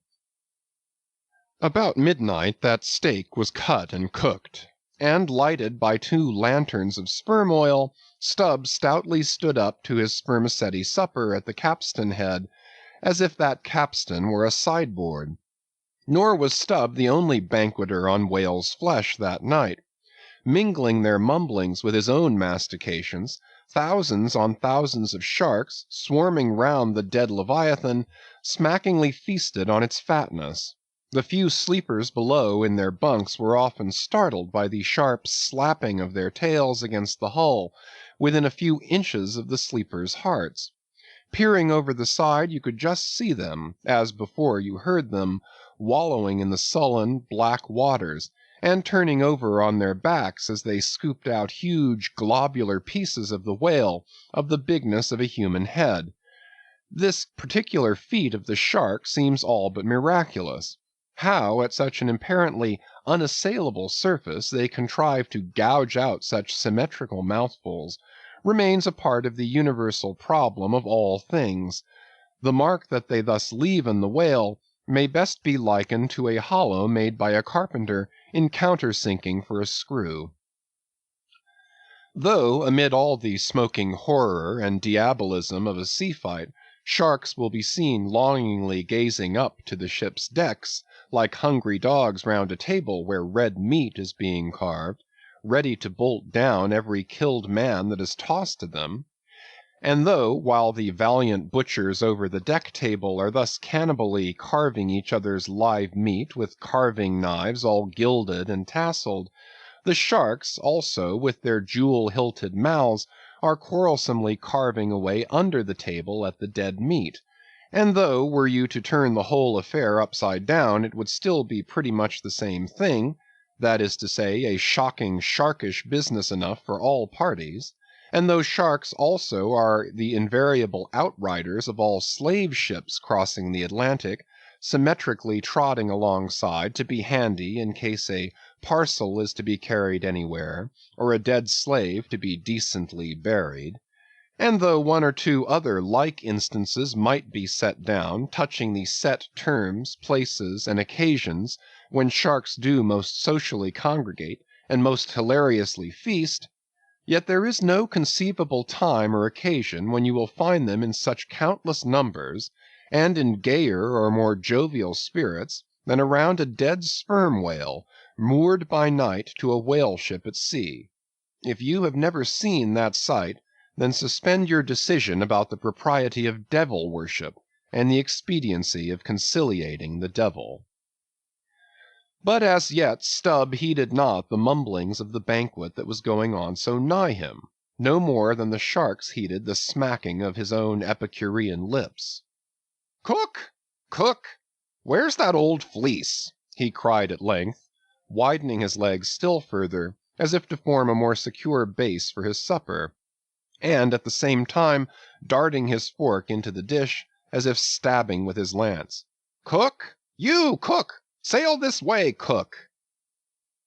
The old black, not in any very high glee at having been previously roused from his warm hammock at a most unseasonable hour, came shambling along from his galley, for like many old blacks, there was something the matter with his knee-pans, which he did not keep well scoured like his other pans.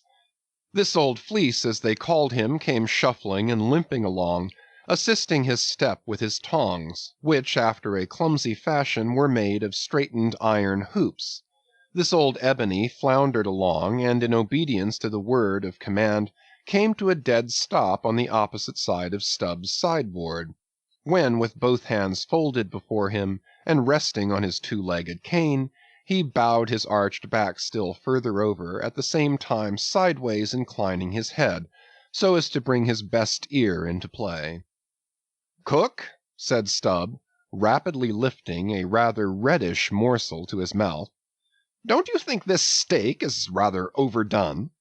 You've been beating this steak too much, Cook, it's too tender. Don't I always say that to be good a whale steak must be tough? There are those sharks now over the side. Don't you see they prefer it tough and rare? What a shindy they are kicking up. Cook, go and talk to 'em. Tell 'em they're welcome to help themselves civilly and in moderation, but they must keep quiet. Blast me, if I can hear my own voice. Away, Cook, and deliver my message. Here, take this lantern," snatching one from his sideboard. "Now then, go and preach to 'em." Sullenly taking the offered lantern, old Fleece limped across the deck to the bulwarks, and then, with one hand dropping his light low over the sea, so as to get a good view of his congregation, with the other hand he solemnly flourished his tongs, and leaning far over the side, in a mumbling voice, began addressing the sharks, while Stubb, softly crawling behind, overheard all that was said. "Fellow critters, I's ordered here to say dat you must stop dat damn noise there. You hear? Stop dat damn smacking of de lips. Massa Stubb say dat you can fill your damn bellies up to de hatchings, but by gor you must stop dat damn racket." "Cook!" here interposed Stubb, accompanying the word with a sudden slap on the shoulder. "Cook! Why, damn your eyes, you mustn't swear that way when you're preaching. That's no way to convert sinners, Cook." "Who dat? Den preach to him yourself," sullenly turning to go. "No, Cook, go on, go on." "Well den, beloved fellow critters." "Right!" exclaimed Stubb approvingly. "Coax 'em to it. Try that." And Fleece continued. "Though you is all sharks, and by natur very woracious, yet I say to you, fellow critters, dat woraciousness top dat damn slappin' of de tail. How you tink to hear, s'pose you keep up such a damn slappin' and bitin' dere?" "Cook!" cried Stubb, collaring him, "I won't have that swearing. Talk to 'em gentlemanly." Once more the sermon proceeded. "Your woraciousness, fellow critters, I don't blame you so much for. Dat is natur, and can't be helped. But to govern dat wicked natur, dat is de pint.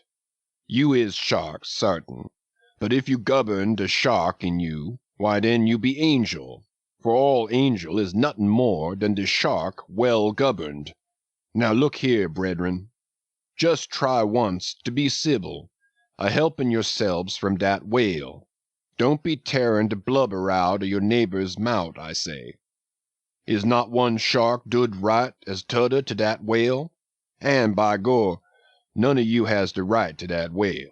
Dat whale belong to some one else.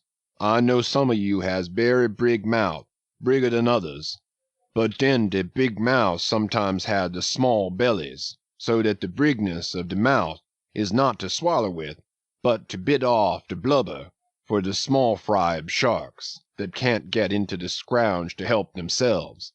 "Well done, old Fleece!" cried Stubb. "That's Christianity. Go on." "No use goin' on. De damn willains will keep a scougin' and a slappin' each other, Massa Stubb. They don't hear one word. No use a preachin' to such damn gluttons as you call 'em, till their bellies is full, and their bellies is bottomless.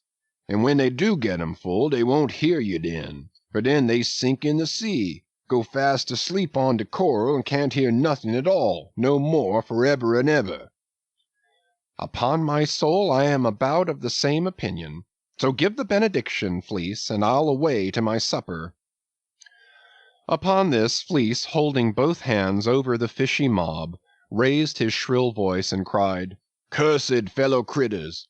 Kick up de damnedest row as ever you can. Fill your damn bellies till they burst, and then die." "Now, cook," said Stubb, resuming his supper at the capstan, "stand just where you stood before there, over against me, and pay particular attention." "All attention," said Fleece, again stooping over his tongs in the desired position. "Well," said Stubb, helping himself freely meanwhile, "I shall now go back to the subject of this steak. In the first place, how old are you, cook?" "What dat to do with the take?" said the old black testily. "Silence! How old are you, cook?" "'Bout 90, dey say," he gloomily muttered. "And you have lived in this world hard upon 100 years, cook, and don't know yet how to cook a whale steak?" rapidly bolting another mouthful at the last word, so that morsel seemed a continuation of the question. "Where were you born, cook?" "Hind de hatchway, in ferry boat, goin' ober de Roanoke." "Born in a ferry boat! That's queer, too. But I want to know what country you were born in, cook." "Didn't I say de Roanoke country?" he cried sharply. "No, you didn't, cook. But I'll tell you what I'm coming to, cook.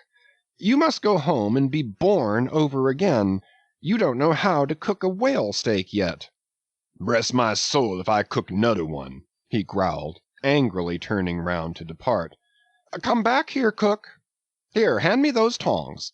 Now take that bit of steak there, and tell me if you think that steak cooked as it should be. Take it, I say," holding the tongs toward him. "Take it, and taste it." Faintly smacking his withered lips over it for a moment, the old negro muttered, "Best cooked steak I ever taste. Juicy, berry juicy." "Cook," said Stubb, squaring himself once more, "do you belong to the church?" "Passed one once in Cape Town," said the old man sullenly. "And you have once in your life passed a holy church in Cape Town, where you doubtless overheard a holy parson addressing his hearers as his beloved fellow creatures, have you, cook? And yet you come here and tell me such a dreadful lie as you did just now, eh?" said Stubb. "Where do you expect to go to, cook?" "Go to bed very soon," he mumbled, half turning as he spoke. "Avast! Heave to! I mean when you die, cook. It's an awful question. Now what's your answer?" "When dis old brack man dies," said the negro slowly, changing his whole air and demeanor, "he hisself won't go nowhere, but some bressed angel will come and fetch him." "Fetch him? How? In a coach and four, as they fetched Elijah? And fetch him where?" "Up dere," said Fleece, holding his tongs straight over his head, and keeping it there very solemnly. "So then, you expect to go up into our main top, do you, cook, when you are dead? But don't you know the higher you climb, the colder it gets? Main top, eh?" "Didn't say dat at all," said Fleece, again in the sulks. "You said up there, didn't you? And now look yourself and see where your tongs are pointing. But perhaps you expect to get into heaven by crawling through the lubber's hole, cook. But no, no, cook, you don't get there except you go the regular way, round by the rigging. It's a ticklish business, but it must be done, or else it's no go. but none of us are in heaven yet. Drop your tongs, cook, and hear my orders, do you hear? Hold your hat in one hand, and clap the other atop your heart, when I'm giving my orders, cook. What? That your heart, there? That's your gizzard! Aloft, aloft! That's it, now you have it. Hold it there now, and pay attention.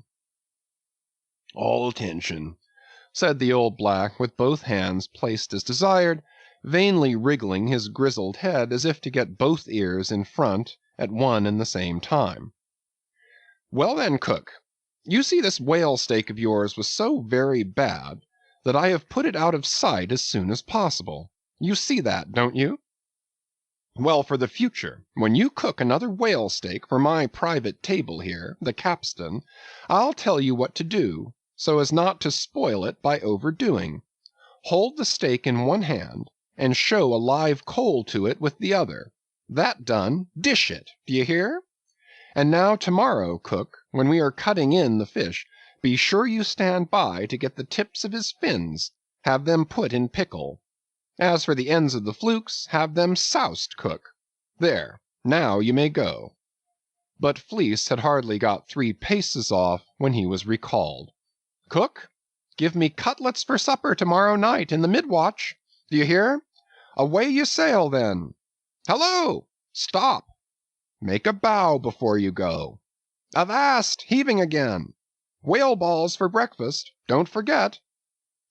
Wish, by gor, whale eat him, 'stead of him eat whale.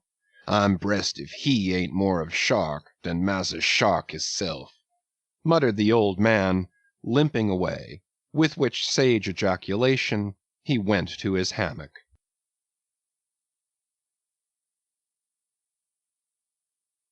Chapter 65. The Whale as a Dish.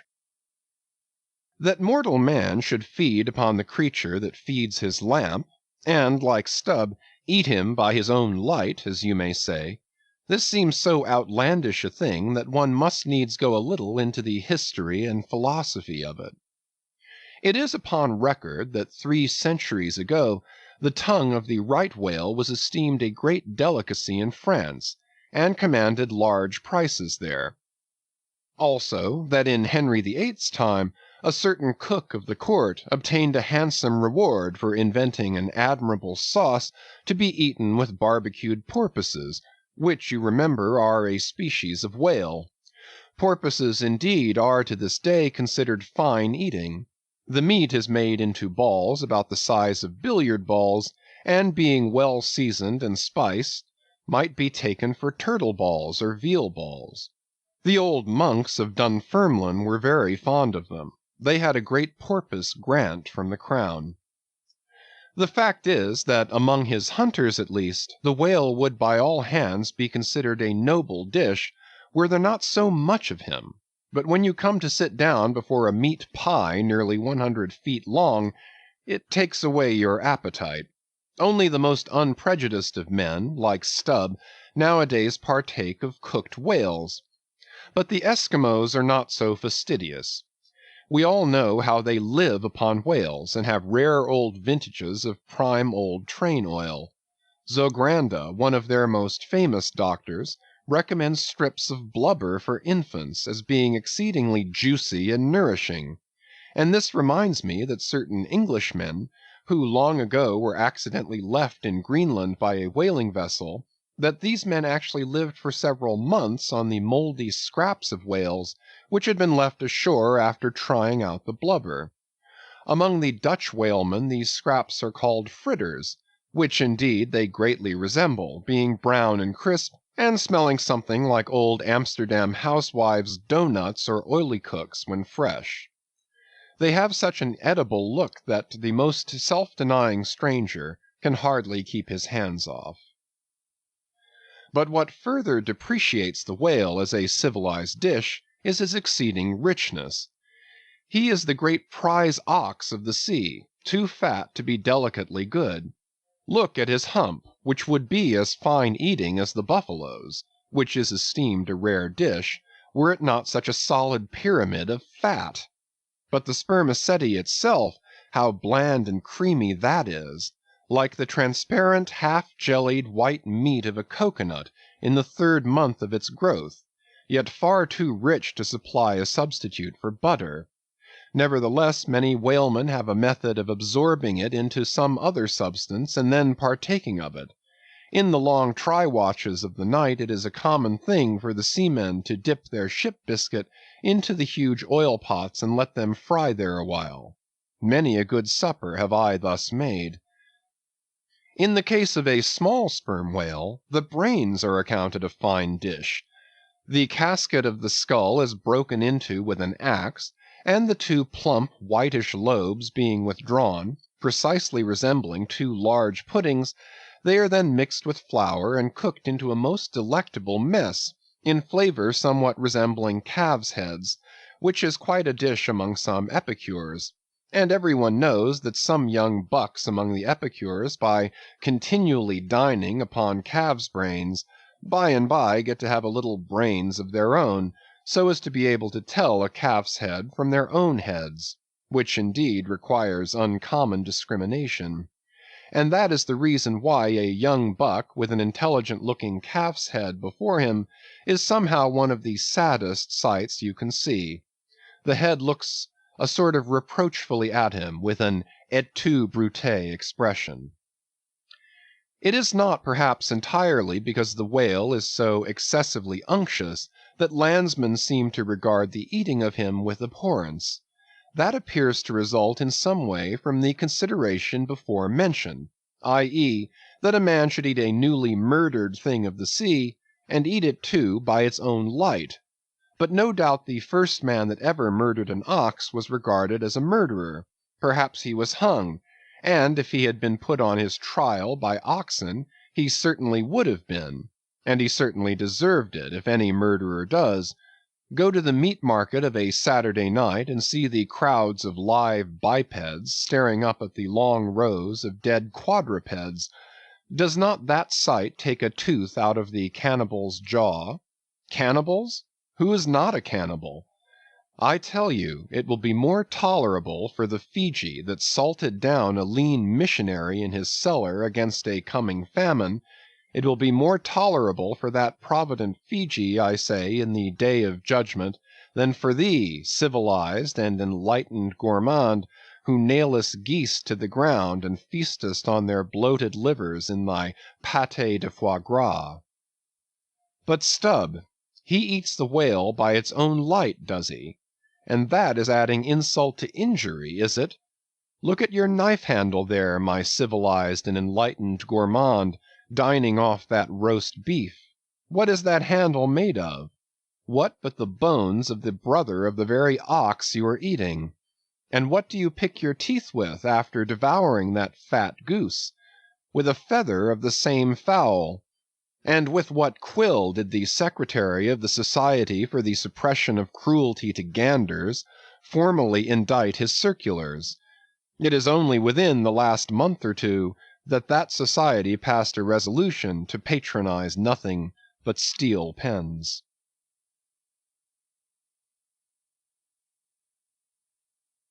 Chapter 66.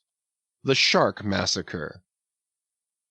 When in the southern fishery a captured sperm whale, after long and weary toil, is brought alongside late at night, it is not, as a general thing at least, customary to proceed at once to the business of cutting him in, for that business is an exceedingly laborious one, is not very soon completed, and requires all hands to set about it. Therefore the common usage is to take in all sail, lash the helm a lee, and then send every one below to his hammock till daylight, with the reservation that until that time anchor watches shall be kept. That is, 2 and 2, for an hour each couple, the crew in rotation shall mount the deck to see that all goes well.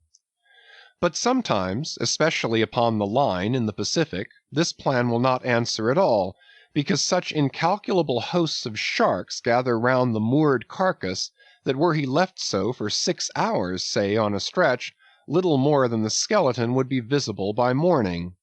In most other parts of the ocean, however, where these fish do not so largely abound, their wondrous voracity can be at times considerably diminished by vigorously stirring them up with sharp whaling spades, a procedure notwithstanding which, in some instances, only seems to tickle them into still greater activity.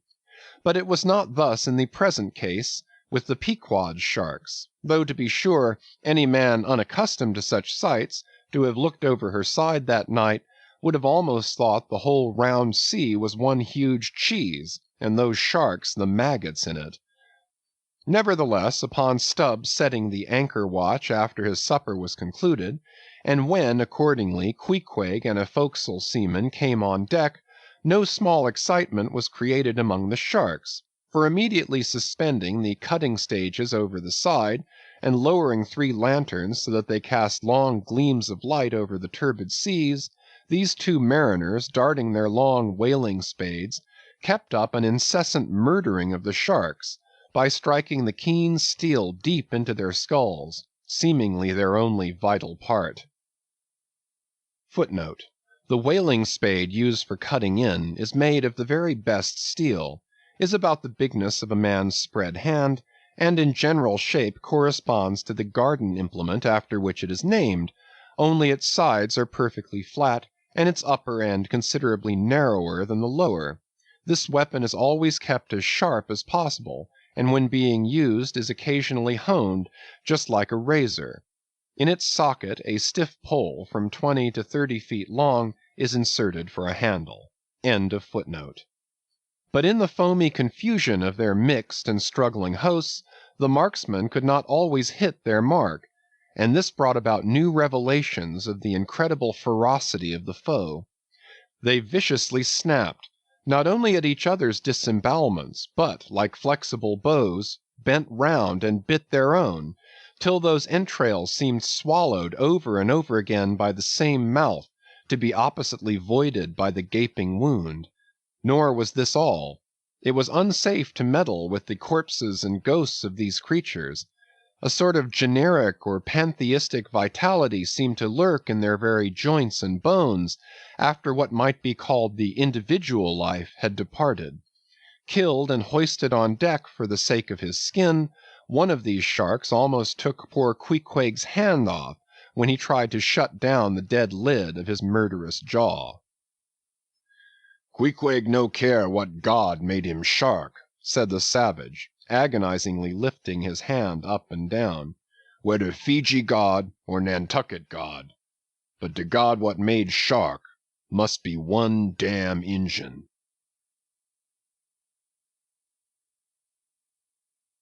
Chapter 67. Cutting In. It was a Saturday night, and such a Sabbath as followed. Ex officio professors of Sabbath breaking are all whalemen. The ivory Pequod was turned into what seemed a shamble, every sailor a butcher. You would have thought we were offering up 10,000 red oxen to the sea gods. In the first place, the enormous cutting tackles, among other ponderous things comprising a cluster of blocks generally painted green, and which no single man can possibly lift, this vast bunch of grapes was swayed up to the maintop, and firmly lashed to the lower masthead, the strongest point anywhere above a ship's deck.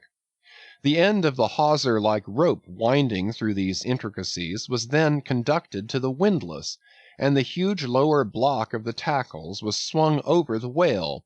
To this block the great blubber hook, weighing some 100 pounds, was attached.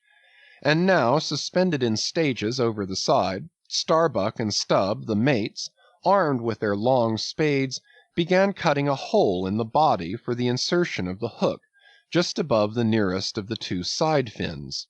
This done, a broad semicircular line is cut round the hole, the hook is inserted, and the main body of the crew, striking up a wild chorus, now commence heaving in one dense crowd at the windlass, when instantly the entire ship careens over on her side, every bolt in her starts like the nail-heads of an old house in frosty weather. She trembles, quivers, and nods her frighted mastheads to the sky. More and more she leans over to the whale, while every gasping heave of the windlass is answered by a helping heave from the billows, till at last a swift startling snap is heard, With a great swash the ship rolls upward and backwards from the whale, and the triumphant tackle rises into sight, dragging after it the disengaged semicircular end of the first strip of blubber. Now, as the blubber envelops the whale precisely as the rind does an orange, so it is stripped off from the body precisely as an orange is sometimes stripped by spiralizing it. For the strain constantly kept up by the windlass continually keeps the whale rolling over and over in the water, and as the blubber in one strip uniformly peels off along the line called the scarf, simultaneously cut by the spades of Starbuck and Stubb, the mates, and just as fast as it is thus peeled off, and indeed by that very act itself, it is all the time being hoisted higher and higher aloft, till its upper end grazes the main-top. The men at the windlass then cease heaving, and for a moment or two the prodigious blood-dripping mass sways to and fro as if let down from the sky, and every one present must take good heed to dodge it when it swings, else it may box his ears and pitch him headlong overboard.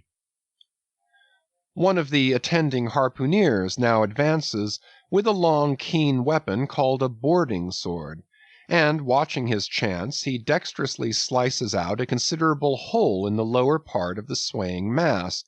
Into this hole the end of the second alternating great tackle is then hooked, so as to retain a hold upon the blubber, in order to prepare for what follows.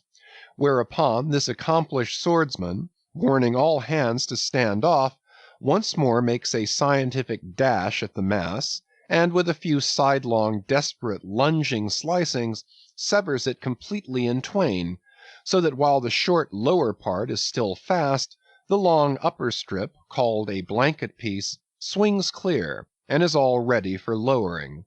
The heavers forward now resume their song, and while the one tackle is peeling and hoisting a second strip from the whale, the other is slowly slackened away, and down goes the first strip through the main hatchway right beneath, into an unfurnished parlor called the blubber room. Into this twilight apartment sundry nimble hands keep coiling away the long blanket piece as if it were a great live mass of pleated serpents. And thus the work proceeds, the two tackles hoisting and lowering simultaneously, both whale and windlass heaving, the heavers singing, the blubber room gentlemen coiling, the mates scarfing, the ship straining, and all hands swearing occasionally, by way of assuaging the general friction.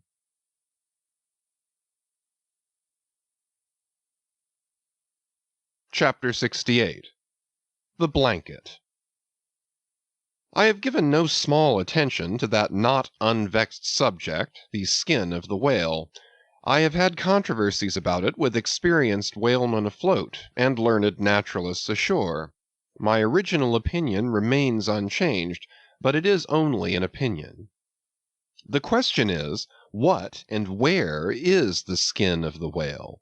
Already you know what his blubber is. That blubber is something of the consistence of firm, close-grained beef, but tougher, more elastic and compact, and ranges from 8 or 10 to 12 and 15 inches in thickness. Now, however preposterous it may at first seem to talk of any creature's skin as being of that sort of consistence and thickness, yet in point of fact these are no arguments against such a presumption, because you cannot raise any other dense enveloping layer from the whale's body but that same blubber, and the outermost enveloping layer of any animal, if reasonably dense, what can that be but the skin?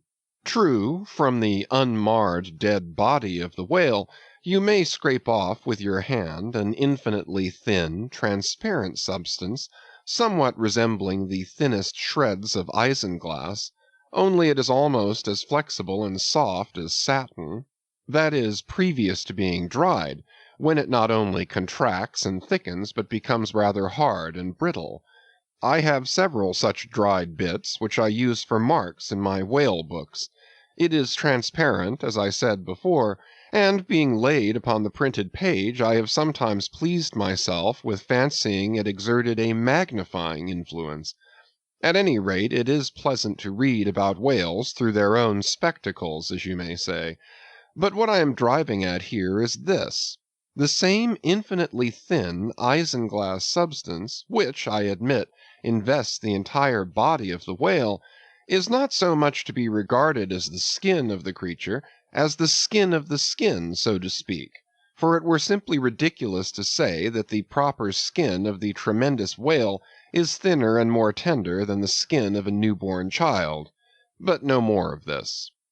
Assuming the blubber to be the skin of the whale, then when this skin, as in the case of a very large sperm whale, will yield the bulk of 100 barrels of oil, and when it is considered that, in quantity, or rather weight, that oil in its express state is only 3/4 and not the entire substance of the coat, some idea may hence be had of the enormousness of that animated mass, a mere part of whose mere integument yields such a lake of liquid as that.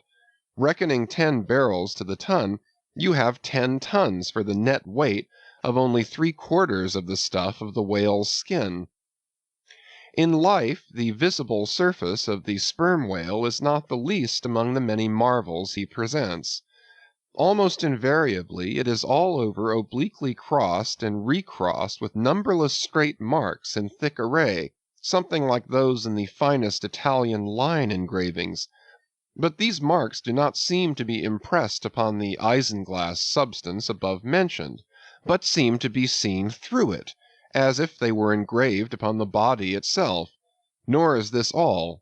In some instances, to the quick, observant eye, those linear marks, as in a veritable engraving, but afford the ground for far other delineations. These are hieroglyphical. That is, if you call those mysterious ciphers on the walls of the pyramids hieroglyphics, then that is the proper word to use in the present connection.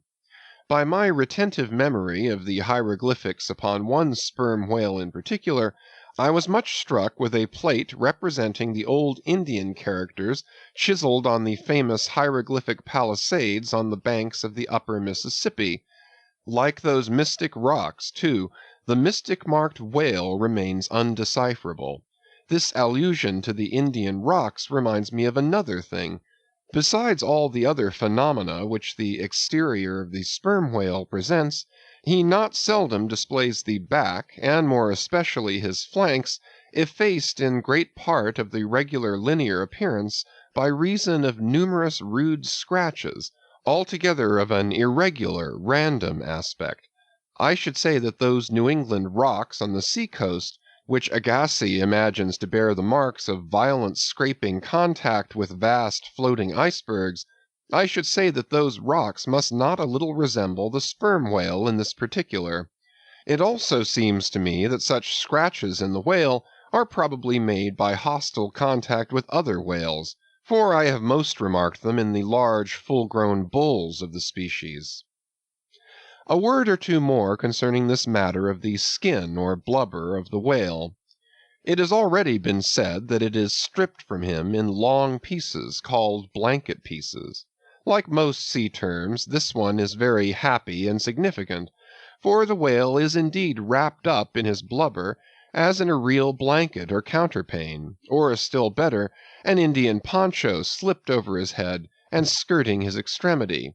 It is by reason of this cozy blanketing of his body that the whale is enabled to keep himself comfortable in all weathers, in all seas, times, and tides. What would become of a Greenland whale, say, in those shuddering icy seas of the north, if unsupplied with his cozy surtout? True, other fish are found exceedingly brisk in those Hyperborean waters, but these, be it observed, are your cold-blooded, lungless fish, whose very bellies are refrigerators, creatures that warm themselves under the lee of an iceberg, as a traveler in winter would bask before an inn fire. Whereas, like man, the whale has lungs and warm blood. Freeze his blood, and he dies. How wonderful it is, then, except after explanation, that this great monster, to whom corporeal warmth is as indispensable as it is to man, how wonderful that he should be found at home, immersed to his lips for life in those Arctic waters, where, when seamen fall overboard, they are sometimes found months afterward, perpendicularly frozen into the hearts of fields of ice, as a fly is found glued in amber. But more surprising it is to know, as has been proved by experiment, that the blood of a polar whale is warmer than that of a Borneo negro in summer.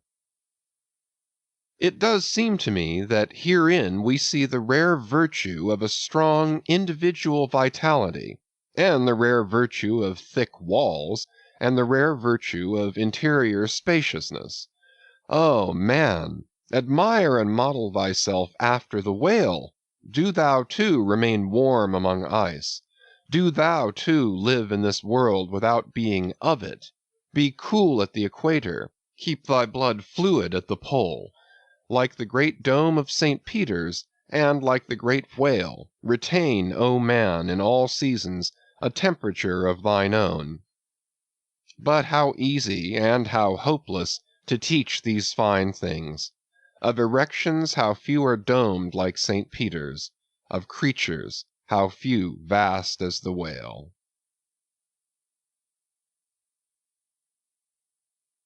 Chapter 69. The Funeral.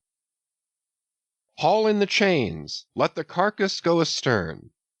The vast tackles have now done their duty. The peeled white body of the beheaded whale flashes like a marble sepulchre. Though changed in hue, it has not perceptibly lost anything in bulk. It is still colossal. Slowly it floats more and more away, the water round it torn and splashed by the insatiate sharks, and the air above vexed with rapacious flights of screaming fowls, whose beaks are like so many insulting poniards in the whale. The vast white headless phantom floats further and further from the ship, and every rod that it so floats, what seems square roods of sharks and cubic roods of fowls augment the murderous din. For hours and hours from the almost stationary ship that hideous sight is seen. Beneath the unclouded and mild azure sky, upon the fair face of the pleasant sea, wafted by the joyous breezes, that great mass of death floats on and on, till lost in infinite perspectives. There's a most doleful and most mocking funeral. The sea vultures all in pious mourning, the air sharks all punctiliously in black or speckled. In life but few of them would have helped the whale, I ween, if peradventure he had needed it. But upon the banquet of his funeral they most piously do pounce. O horrible vulturism of earth, from which not the mightiest whale is free! Nor is this the end. Desecrated as the body is, a vengeful ghost survives and hovers over it to scare. Espied by some timid man-of-war or blundering discovery vessel from afar, when the distance obscuring the swarming fowls nevertheless still shows the white mass floating in the sun, and the white spray heaving high against it, straightway the whale's unharming corpse with trembling fingers is set down in the log. Shoals, rocks, and breakers hereabouts, beware! And for years afterwards, perhaps, ships shun the place, leaping over it as silly sheep leap over a vacuum, because their leader originally leaped there when a stick was held. There's your law of precedence. There's your utility of traditions. There's the story of your obstinate survival of old beliefs, never bottomed on the earth, and not now even hovering in the air. There's orthodoxy. Thus, while in life the great whale's body may have been a real terror to his foes, in his death his ghost becomes a powerless panic to the world. Are you a believer in ghosts, my friend? There are other ghosts than the Cock Lane one, and far deeper men than Dr. Johnson, who believe in them.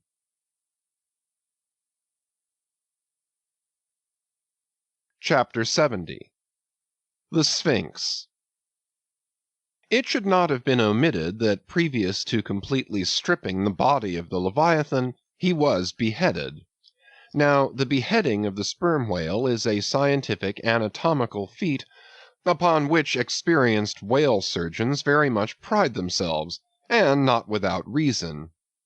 Consider that the whale has nothing that can properly be called a neck. On the contrary, Where his head and body seem to join, there in that very place is the thickest part of him. Remember also that the surgeon must operate from above, some 8 or 10 feet intervening between him and his subject, and that subject almost hidden in a discolored, rolling, and oftentimes tumultuous and bursting sea. Bear in mind, too, that under these untoward circumstances he has to cut many feet deep in the flesh, and in that subterraneous matter, without so much as getting one single peep into the ever-contracting gash thus made, he must skilfully steer clear of all adjacent interdicted parts, and exactly divide the spine at a critical point hard by its insertion into the skull. Do you not marvel, then, at Stubb's boast that he demanded but 10 minutes to behead a sperm whale? When first severed, the head is dropped astern, and held there by a cable till the body is stripped. That done, if it belong to a small whale, it is hoisted on deck to be deliberately disposed of. But with a full-grown leviathan this is impossible, for the sperm whale's head embraces nearly 1/3 of his entire bulk, and completely to suspend such a burden as that, even by the immense tackles of a whaler, this were as vain a thing as to attempt weighing a Dutch barn in jeweller's scales. The Pequod's whale being decapitated and the body stripped, the head was hoisted against the ship's side, about halfway out of the sea, so that it might yet in great part be buoyed up by its native element. And there, with the strained craft steeply leaning over to it, by reason of the enormous downward drag from the lower masthead, and every yard arm on that side projecting like a crane over the waves, there that blood-dripping head hung to the Pequod's waist like the giant Holofernes from the girdle of Judith. When this last task was accomplished it was noon, and the seamen went below to their dinner. Silence reigned over the before tumultuous but now deserted deck. An intense copper calm, like a universal yellow lotus, was more and more unfolding its noiseless, measureless leaves upon the sea. A short space elapsed, and up into this noiselessness came Ahab alone from his cabin. Taking a few turns on the quarter-deck, he paused to gaze over the side. Then, slowly getting into the main chains, he took Stubb's long spade, still remaining there after the whale's decapitation, and, striking it into the lower part of the half-suspended mass, placed its other end crutchwise under one arm, and so stood leaning over with eyes attentively fixed on this head. It was a black and hooded head, and hanging there in the midst of so intense a calm, it seemed the sphinxes in the desert.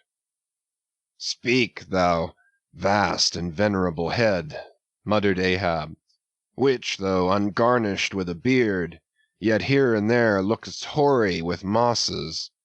Speak, mighty head, and tell us the secret thing that is in thee. Of all divers thou hast dived the deepest. That head upon which the upper sun now gleams has moved amid this world's foundations, where unrecorded names and navies rust, and untold hopes and anchors rot, where in her murderous hold this frigate earth is ballasted with bones of millions of the drowned. There in that awful waterland, there was thy most familiar home. Thou hast been where bell or diver never went, hast slept by many a sailor's side, where sleepless mothers would give their lives to lay them down.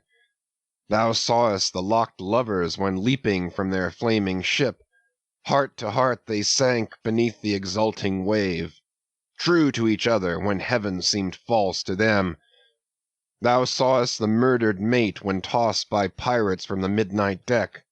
For hours he fell into the deeper midnight of the insatiate maw, and his murderers still sailed on unharmed, while swift lightnings shivered the neighboring ship that would have borne a righteous husband to outstretched longing arms. O head, thou hast seen enough to split the planets and make an infidel of Abraham, and not one syllable is thine. "Sail ho!" cried a triumphant voice from the main masthead. "Aye, "Well now, that's cheering," cried Ahab, suddenly erecting himself, while whole thunderclouds swept aside from his brow. "That lively cry upon this deadly calm might almost convert a better man. Where away?" "3 points on the starboard bow, sir, and bringing down her breeze to us." "Better and better, man. Would now St. Paul would come along that way, and to my breezelessness bring his breeze. O nature, and O soul of man, how far beyond all utterances are your linked analogies! Not the smallest atom stirs or lives on matter, but has its cunning duplicate in mind.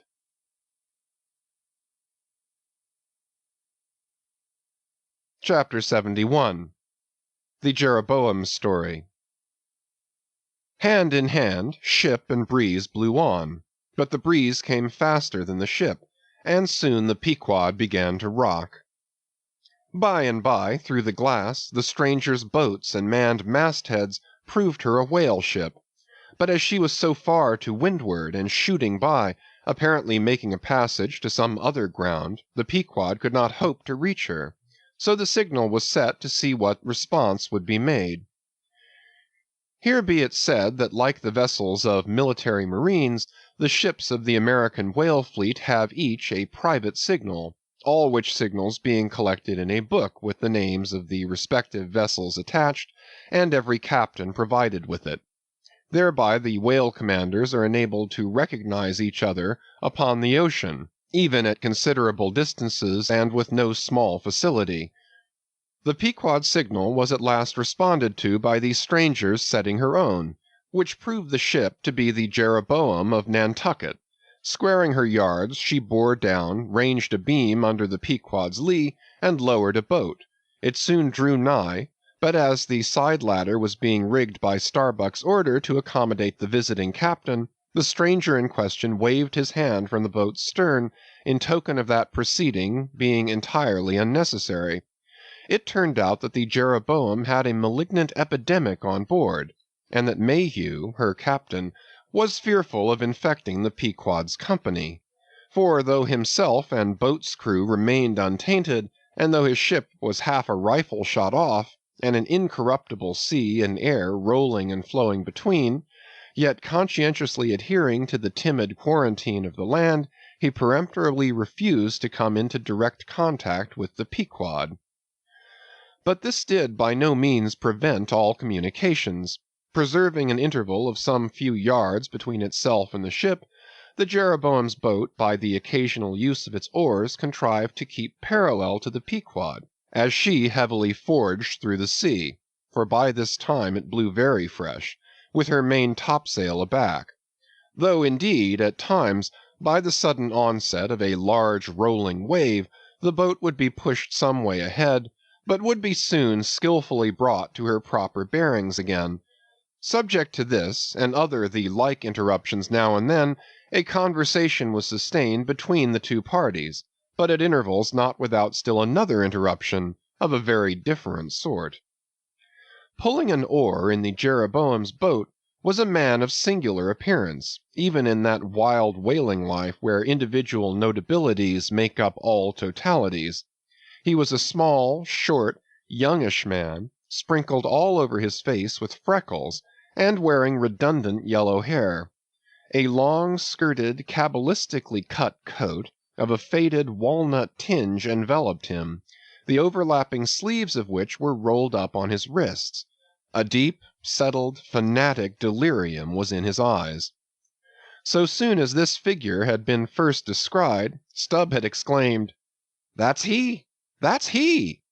The long-togged scaramouche the Town Hose Company told us of." Stubb here alluded to a strange story told of the Jeroboam, and a certain man among her crew, some time previous when the Pequod spoke the Town Ho. According to this account, and what was subsequently learned, it seemed that the scaramouche in question had gained a wonderful ascendancy over almost everybody in the Jeroboam.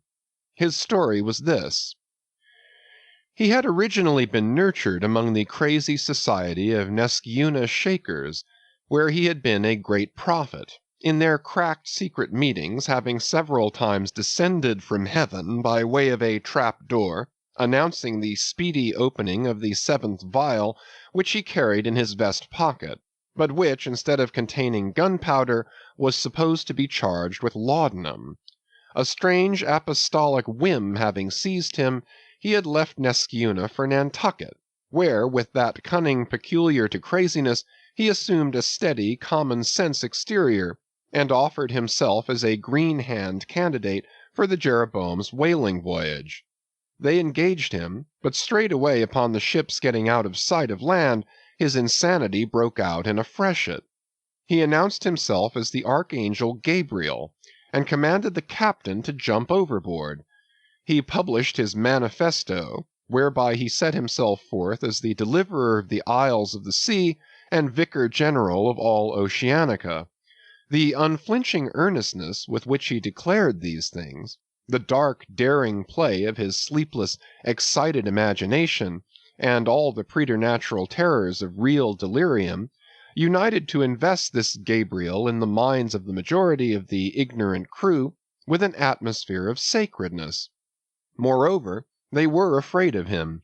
As such a man, however, was not of much practical use in the ship, especially as he refused to work except when he pleased, the incredulous captain would fain have been rid of him, but apprised that that individual's intention was to land him in the first convenient port, the Archangel forthwith opened all his seals and vials, devoting the ship and all hands to unconditional perdition in case this intention was carried out. So strongly did he work upon his disciples among the crew, that at last in a body they went to the captain and told him, if Gabriel was sent from the ship, not a man of them would remain. He was therefore forced to relinquish his plan. Nor would they permit Gabriel to be any way maltreated, say or do what he would, so that it came to pass that Gabriel had the complete freedom of the ship. The consequence of all this was that the Archangel cared little or nothing for the captain and mates, and since the epidemic had broken out, he carried a higher hand than ever, declaring that the plague, as he called it, was at his sole command, nor should it be stayed but according to his good pleasure. The sailors, mostly poor devils, cringed, and some of them fawned before him, in obedience to his instructions, sometimes rendering him personal homage as to a god.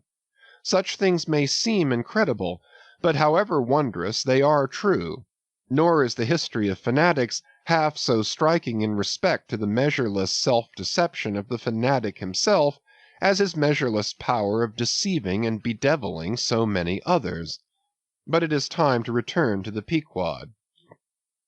"I fear not thy epidemic, man," said Ahab from the bulwarks to Captain Mayhew, who stood in the boat's stern. "Come on board." But now Gabriel started to his feet. "Think of the fevers yellow and bilious! Beware of the horrible plague!" "Gabriel, Gabriel," cried Captain Mayhew, "thou must either—" But that instant a headlong wave shot the boat far ahead, and its seethings drowned all speech. "Hast thou seen the white whale?" demanded Ahab when the boat drifted back. Think of thy whale-boat, stoven and sunk! Beware of the horrible tale!" "I tell thee again, Gabriel, that—" But again the boat tore ahead as if dragged by fiends. Nothing was said for some moments, while a succession of riotous waves rolled by, which by one of those occasional caprices of the seas, were tumbling, not heaving it. Meantime the hoisted sperm whale's head jogged about very violently, and Gabriel was seen eyeing it with rather more apprehensiveness than his archangel nature seemed to warrant.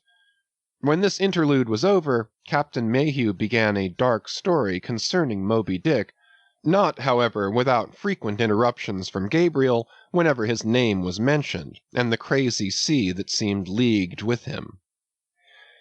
It seemed that the Jeroboam had not long left home, when, upon speaking a whale ship, her people were reliably apprised of the existence of Moby Dick, and the havoc he had made. Greedily sucking in this intelligence, Gabriel solemnly warned the captain against attacking the white whale, in case the monster should be seen, in his gibbering insanity pronouncing the white whale to be no less a being than the Shaker God incarnated, the Shakers receiving the Bible.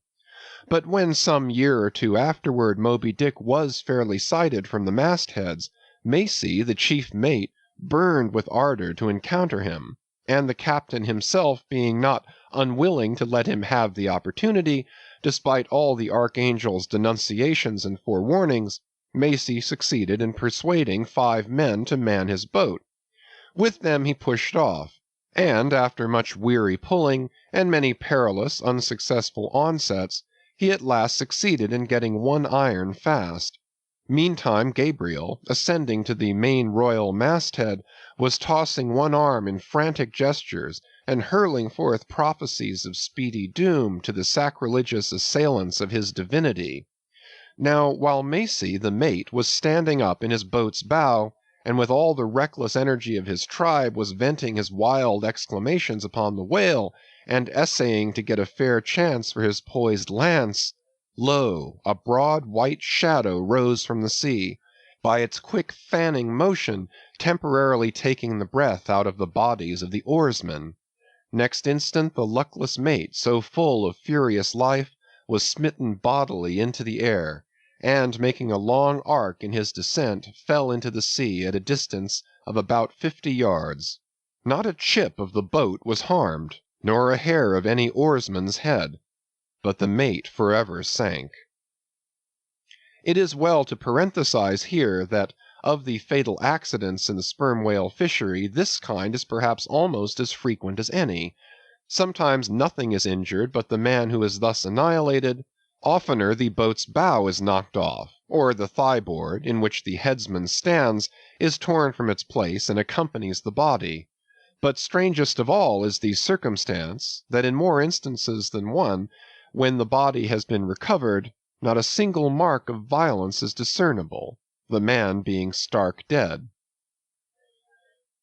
The whole calamity, with the falling form of Macy, was plainly descried from the ship. Raising a piercing shriek, "The vial! The vial!" Gabriel called off the terror-stricken crew from the further hunting of the whale. This terrible event clothed the archangel with added influence, because his credulous disciples believed that he had specifically foreannounced it, instead of only making a general prophecy, which anyone might have done, and so have chanced to hit one of many marks in the wide margin allowed. He became a nameless terror to the ship. Mayhew having concluded his narration, Ahab put such questions to him that the stranger captain could not forbear inquiring whether he intended to hunt the white whale if opportunity should offer, to which Ahab answered, "Aye." Straightway then Gabriel once more started to his feet, glaring upon the old man, and vehemently exclaimed with downward pointed finger, "Think! Think of the blasphemer, dead and down there! Beware of the blasphemer's end!" Ahab stolidly turned aside, then said to Mayhew, "Captain, I have just bethought me of my letter-bag. There is a letter for one of thy officers, if I mistake it not. Starbuck, look over the bag." Every whale ship takes out a goodly number of letters for various ships, whose delivery to the persons to whom they may be addressed depends upon the mere chance of encountering them in the 4 oceans. Thus most letters never reach their mark, and many are only received after attaining an age of 2 or 3 years or more. Soon Starbuck returned with a letter in his hand. It was sorely tumbled, damp, and covered with a dull, spotted green mold, in consequence of being kept in a dark locker of the cabin. Of such a letter Death himself might well have been the postboy. "Canst not read it?" cried Ahab. "Give it me, man." "Aye, aye, it's but a dim scrawl. What's this?" As he was studying it out, Starbuck took a long cutting-spade pole, and with his knife slightly split the end to insert the letter there, and in that way hand it to the boat, without its coming any closer to the ship. Meantime, Ahab, holding the letter, muttered, "Mr. Harry's, yes, Mr. Harry, a woman's pinny hand. The man's wife, I'll wager. Aye, Mr. Harry Macy, ship Jeroboam. Why, it's Macy, and he's dead." Poor fellow, poor fellow, and from his wife, sighed Mayhew. But let me have it. "Nay, keep it thyself," cried Gabriel to Ahab. "Thou art soon going that way." "Curses throttle thee," yelled Ahab. "Captain Mayhew, stand by now to receive it." And taking the fatal missive from Starbuck's hands, he caught it in the slit of the pole, and reached it over towards the boat. But as he did so, the oarsman expectantly desisted from rowing. The boat drifted a little towards the ship's stern, so that, as if by magic, the letter suddenly ranged along with Gabriel's eager hand. He clutched it in an instant, seized the boat knife, and impaling the letter on it, sent it thus loaded back into the ship. It fell at Ahab's feet. Then Gabriel shrieked out to his comrades to give way with their oars, and in that manner the mutinous boat rapidly shot away from the Pequod. As, after this interlude, the seamen resumed their work upon the jacket of the whale, many strange things were hinted in reference to this wild affair.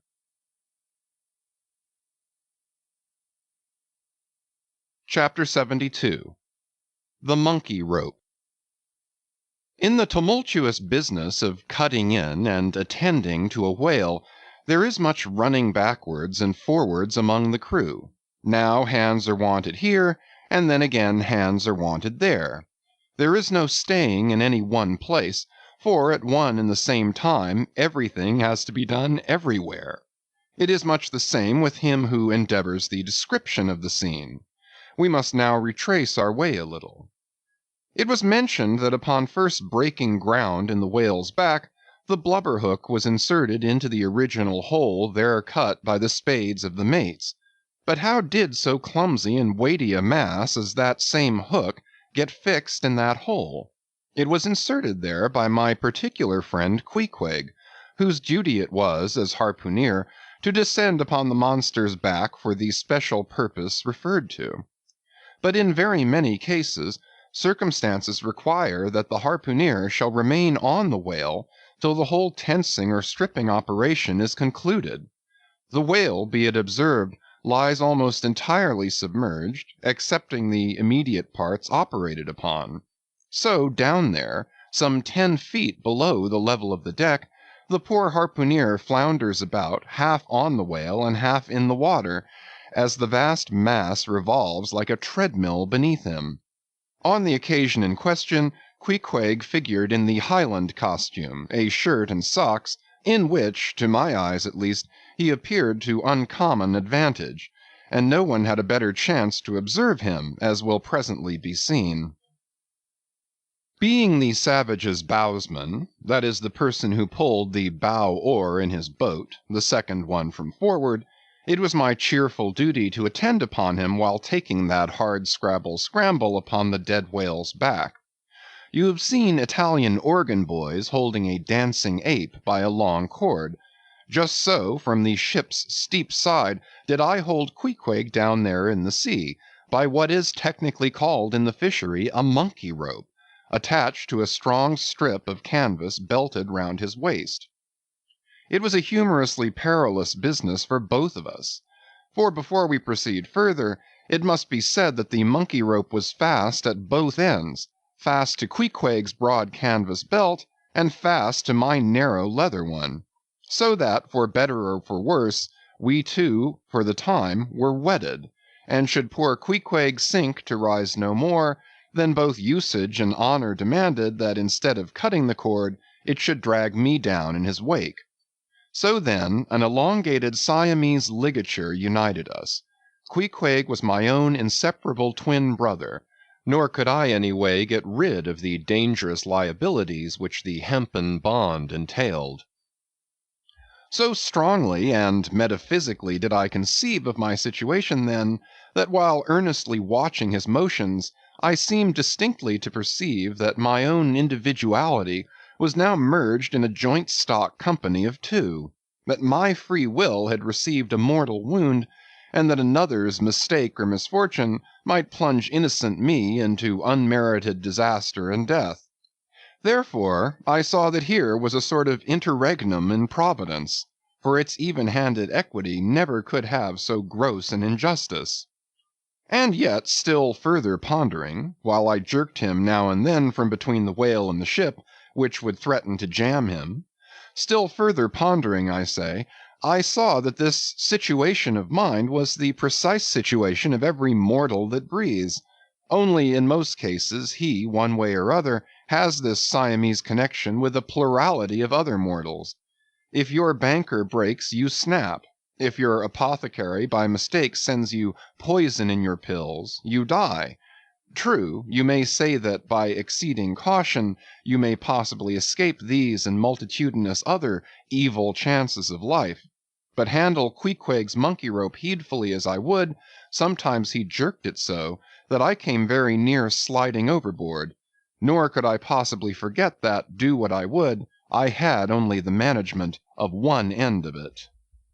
Footnote: the monkey rope is found in all whalers, but it was only in the Pequod that the monkey and his holder were ever tied together. This improvement upon the original usage was introduced by no less a man than Stubb, in order to afford the imperiled harpooner the strongest possible guarantee for the faithfulness and vigilance of his monkey rope holder. End of footnote. I have hinted that I would often jerk poor Queequeg from between the whale and the ship, where he would occasionally fall from the incessant rolling and swaying of both. But this was not the only jamming jeopardy he was exposed to. Unappalled by the massacre made upon them during the night, the sharks, now freshly and more keenly allured by the before-pent blood which began to flow from the carcass, the rabid creatures swarmed round it like bees in a beehive. And right in among those sharks was Queequeg, who often pushed them aside with his floundering feet, a thing altogether incredible, were it not that attracted by such prey as a dead whale, the otherwise miscellaneous carnivorous sharks will seldom touch a man. Nevertheless, it may well be believed that since they have such a ravenous finger in the pie, it is deemed but wise to look sharp to them. Accordingly, besides the monkey rope with which I now and then jerked the poor fellow from too close a vicinity to the maw of what seemed a peculiarly ferocious shark, he was provided with still another protection.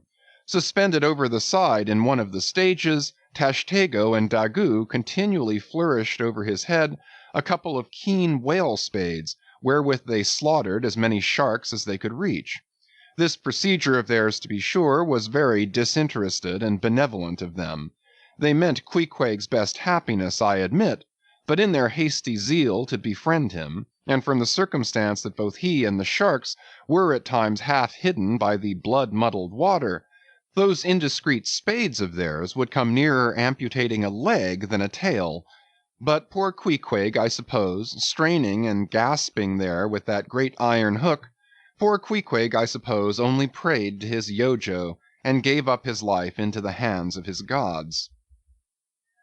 Well, well, my dear comrade and twin brother, thought I, as I drew in and then slacked off the rope to every swell of the sea, what matters it after all? Are you not the precious image of each and all of us men in this whaling world? That unsounded ocean you gasp in is life, those sharks your foes, those spades your friends. And what between sharks and spades, you are in a sad pickle and peril, poor lad. But courage! There is good cheer in store for you, Queequeg. For now, as with blue lips and bloodshot eyes the exhausted savage at last climbs up the chains and stands all dripping and involuntarily trembling over the side, the steward advances, and with a benevolent, consolatory glance hands him, what? Some hot cognac? No. Hands him, ye god, hands him a cup of tepid ginger and water. Ginger? Do I smell ginger? Suspiciously asked Stubb, coming near.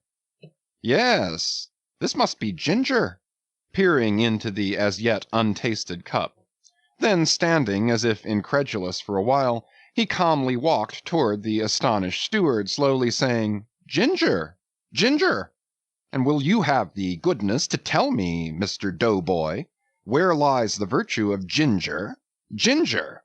Is ginger the sort of fuel you use, doughboy, to kindle a fire in this shivering cannibal? Ginger! What the devil is ginger? Sea coal? Firewood? Lucifer matches? Tinder? Gunpowder?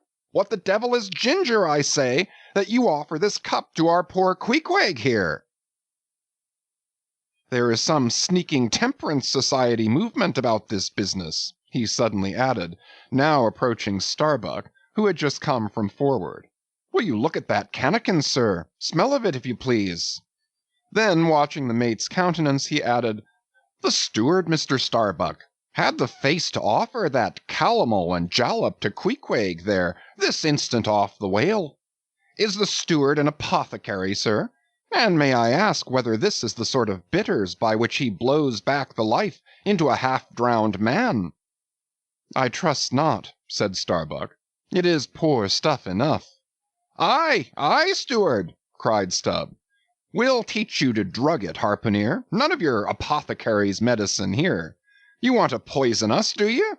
You have got out insurance on our lives, and want to murder us all and pocket the proceeds, do you? It was not me, cried Doughboy. It was Aunt Charity that brought the ginger on board, and bade me never give the harpooneers any spirits, but only this ginger jub, so she called it. Ginger jub, you gingery rascal, take that, and run along with ye to the lockers, and get something better. I hope I do no wrong, Mr. Starbuck. It is the captain's orders, grog for the harpooneer on a whale. Enough, replied Starbuck. Only don't hit him again, but, oh, I never hurt when I hit, except when I hit a whale or something of that sort. And this fellow's a weasel. What were you about saying, sir? Only this. Go down with him and get what thou wantest thyself. When Stubb reappeared, he came with a dark flask in one hand and a sort of tea-caddy in the other. The first contained strong spirits and was handed to Queequeg. The second was Aunt Charity's gift, and that was freely given to the waves.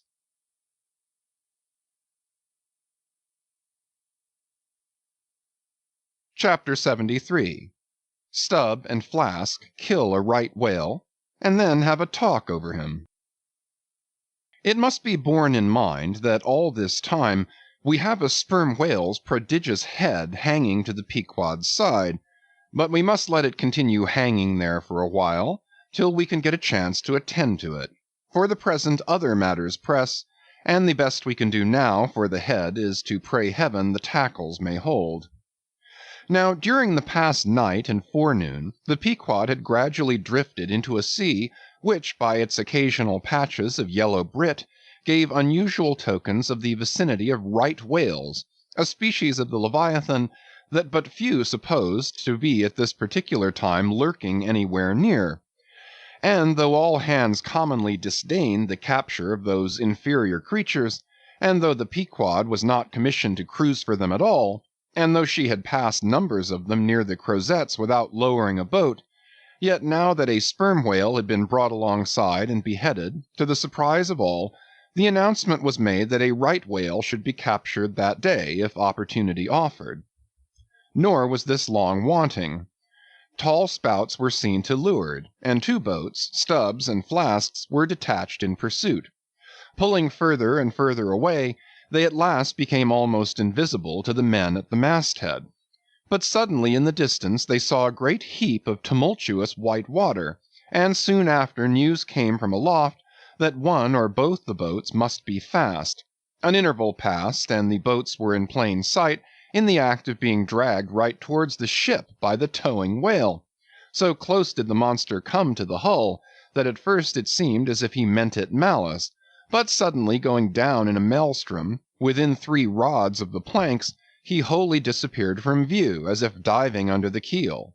"Cut! Cut!" was the cry from the ship to the boats, which for one instant seemed on the point of being brought with a deadly dash against the vessel's side. But having plenty of line yet in the tubs, and the whale not sounding very rapidly, they paid out abundance of rope, and at the same time pulled with all their might so as to get ahead of the ship. For a few minutes the struggle was intensely critical, for while they still slacked out the tightened line in one direction, and still plied their oars in another, the contending strain threatened to take them under. But it was only a few feet advance they sought to gain, and they stuck to it till they did gain it, when instantly a swift tremor was felt running like lightning along the keel, as the strained line scraping beneath the ship suddenly rose to view under her bows, snapping and quivering, and so flinging off its drippings that the drops fell like bits of broken glass on the water, while the whale beyond also rose to sight, and once more the boats were free to fly. But the fagged whale abated his speed, and blindly altering his course, went round the stern of the ship, towing the two boats after him, so that they performed a complete circuit. Meanwhile they hauled more and more upon their lines, till, close flanking him on both sides, Stubb answered Flask with lance for lance, and thus round and round the Pequod the battle went, while the multitudes of sharks that had before swum round the sperm whale's body rushed to the fresh blood that was spilled, thirstily drinking at every new gash, as the eager Israelites did at the new bursting fountains that poured from the smitten rock. At last his spout grew thick, and with a frightful roll and vomit, he turned upon his back a corpse. While the two headsmen were engaged in making fast cords to his flukes, and in other ways getting the mass in readiness for towing, some conversation ensued between them. "I wonder what the old man wants with this lump of foul lard," said Stubb, not without some disgust at the thought of having to do with so ignoble a leviathan. "Wants with it," said Flask, coiling some spare line in the boat's bow. "Did you never hear that the ship, which but once has a sperm whale's head hoisted on her starboard side, and at the same time a right whale's head on the larboard, did you never hear, Stubb, that that ship can never afterwards capsize?" "Why not?" "I don't know, but I heard that gamboge ghost of a Fedallah saying so, and he seems to know all about ship's charms, but I sometimes think he'll charm the ship to no good at last. I don't half like that chap, Stubb. Did you ever notice how that tusk of his is a sort of carved into a snake's head, Stubb?" "Sink him! I never look at him at all, but if ever I get a chance of a dark night, and he standing hard by the bulwarks, and no one by, look down there, Flask," pointing into the sea with a peculiar motion of both hands. "Aye, will I? Flask, I take that Fedallah to be the devil in disguise. Do you believe that cock and bull story about his having been stowed away on board ship? He's the devil, I say. The reason why you don't see his tail is because he tucks it up out of sight. He carries it coiled away in his pocket, I guess. Blast him! Now that I think of it, he's always wanting oakum to stuff into the toes of his boots." "He sleeps in his boots, don't he? He hasn't got any hammock, but I've seen him lay of nights in a coil of rigging."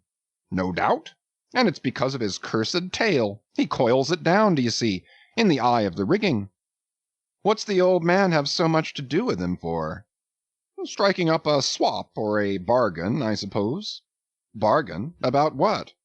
"Why, do you see, the old man is hard bent after that white whale, and the devil there is trying to come round him and get him to swap away his silver watch, or his soul, or something of that sort, and then he'll surrender Moby Dick."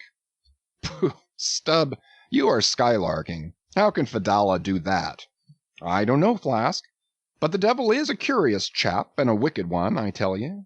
Why, they say as how he went sauntering into the old flagship once, switching his tail about devilish easy and gentlemanlike, and inquiring if the old governor was at home. Well, he was at home, and asked the devil what he wanted. The devil, switching his hoofs, up and says, 'I want John.' 'What for?' says the old governor. 'What business is that of yours?' says the devil, getting mad. 'I want to use him.' 'Take him,' says the governor. And by the Lord, Flask, if the devil didn't give John the Asiatic cholera before he got through with him, I'll eat this whale in one mouthful. But look sharp. Ain't you all ready there? Well then, pull ahead, and let's get the whale alongside." "I think I remember some such story as you were telling," said Flask, when at last the two boats were slowly advancing with their burden towards the ship, "but I can't remember where." "3 Spaniards?" Adventures of those three bloody-minded soldados? Did you read it there, Flask? I guess you did. No, never saw such a book. Heard of it, though. But now tell me, Stubb, do you suppose that that devil you were speaking of just now was the same you say is now on board the Pequod? Am I the same man that helped kill this whale? Doesn't the devil live forever? Who ever heard that the devil was dead? Did you ever see any parson wearing a mourning for the devil? And if the devil has a latchkey to get into the admiral's cabin, don't you suppose he can crawl into a porthole? Tell me that, Mr. Flask. How old do you suppose Fedallah is, Stubb? Do you see that mainmast there? Pointing to the ship. Well, that's the figure 1. Now take all the hoops in the Pequod's hold, and string along in a row with that mast for oughts. Do you see? Well, that wouldn't begin to be Fedallah's age. Nor all the coopers in creation couldn't show hoops enough to make oughts enough. But see here, Stubb, I thought you a little boasted just now that you meant to give Fedallah a sea toss if you got a good chance. Now if he's so old as all those hoops of yours come to, and if he is going to live forever, what good will it do to pitch him overboard? Tell me that. Give him a good ducking, anyhow. But he'd crawl back. Duck him again, and keep ducking him. Suppose he should take it into his head to duck you, though. Yes, and drown you. What then? I should like to see him try it. I'd give him such a pair of black eyes that he wouldn't dare show his face in the admiral's cabin again for a long while, let alone down in the orlop there where he lives, and hereabouts on the upper decks where he sneaks so much.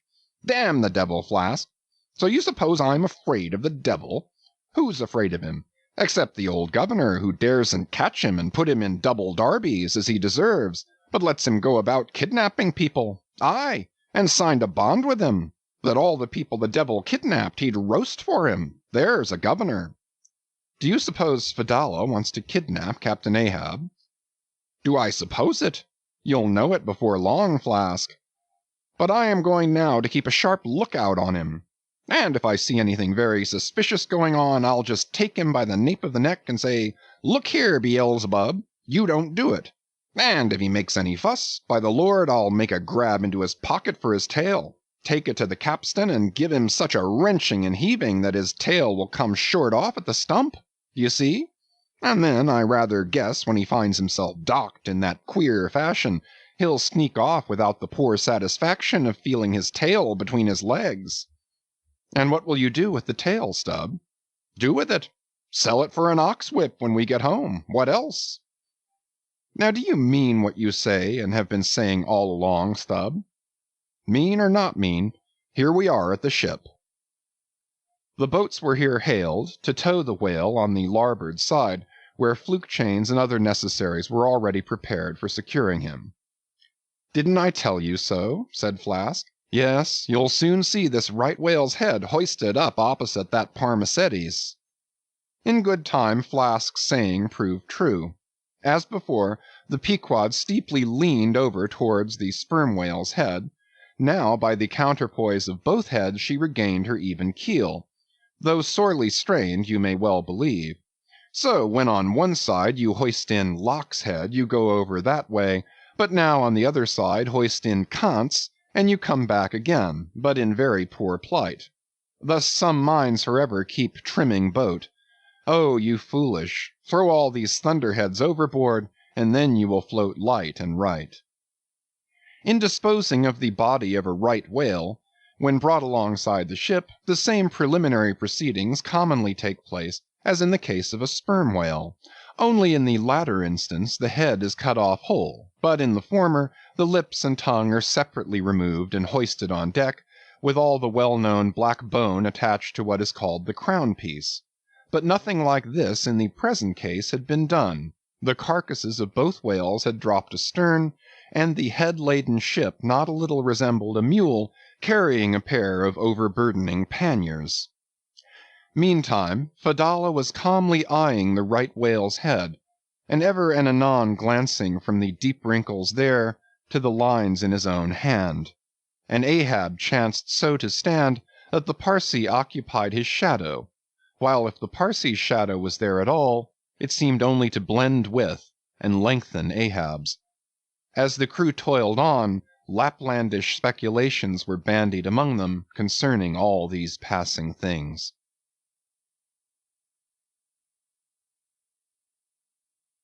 Chapter 74. The Sperm Whale's Head, Contrasted View. Here now are two great whales laying their heads together. Let us join them, and lay together our own. Of the grand order of folio leviathans, the sperm whale and the right whale are by far the most noteworthy. They are the only whales regularly hunted by man. To the Nantucketer they present the two extremes of all the known varieties of the whale. As the external difference between them is mainly observable in their heads, and as a head of each is this moment hanging from the Pequod's side, and as we may freely go from one to the other by merely stepping across the deck, where, I should like to know, will you obtain a better chance to study practical cetology than here? In the first place, you are struck by the general contrast between these heads. Both are massive enough in all conscience, but there is a certain mathematical symmetry in the sperm whales which the right whale's sadly lacks. There is more character in the sperm whale's head. As you behold it, you involuntarily yield the immense superiority to him in point of pervading dignity. In the present instance, too, this dignity is heightened by the pepper and salt color of his head at the summit, giving token of advanced age and large experience. In short, he is what the fishermen technically call a gray-headed whale. Let us now note what is least dissimilar in these heads, namely, the two most important organs, the eye and the ear. Far back on the side of the head, and low down near the angle of either whale's jaw, if you narrowly search, you will at last see a lashless eye, which you would fancy to be a young colt's eye, so out of all proportion is it to the magnitude of the head. Now from this peculiar sideway position of the whale's eyes, it is plain that he can never see an object which is exactly ahead, no more than he can one exactly astern. In a word, the position of the whale's eyes corresponds to that of a man's ears, and you may fancy for yourself how it would fare with you did you sideways survey objects through your ears. You would find that you could only command some 30 degrees of vision in advance of the straight sideline of sight, and about 30 more behind it. If your bitterest foe were walking straight towards you, with dagger uplifted in broad day, you would not be able to see him, any more than if he were stealing upon you from behind.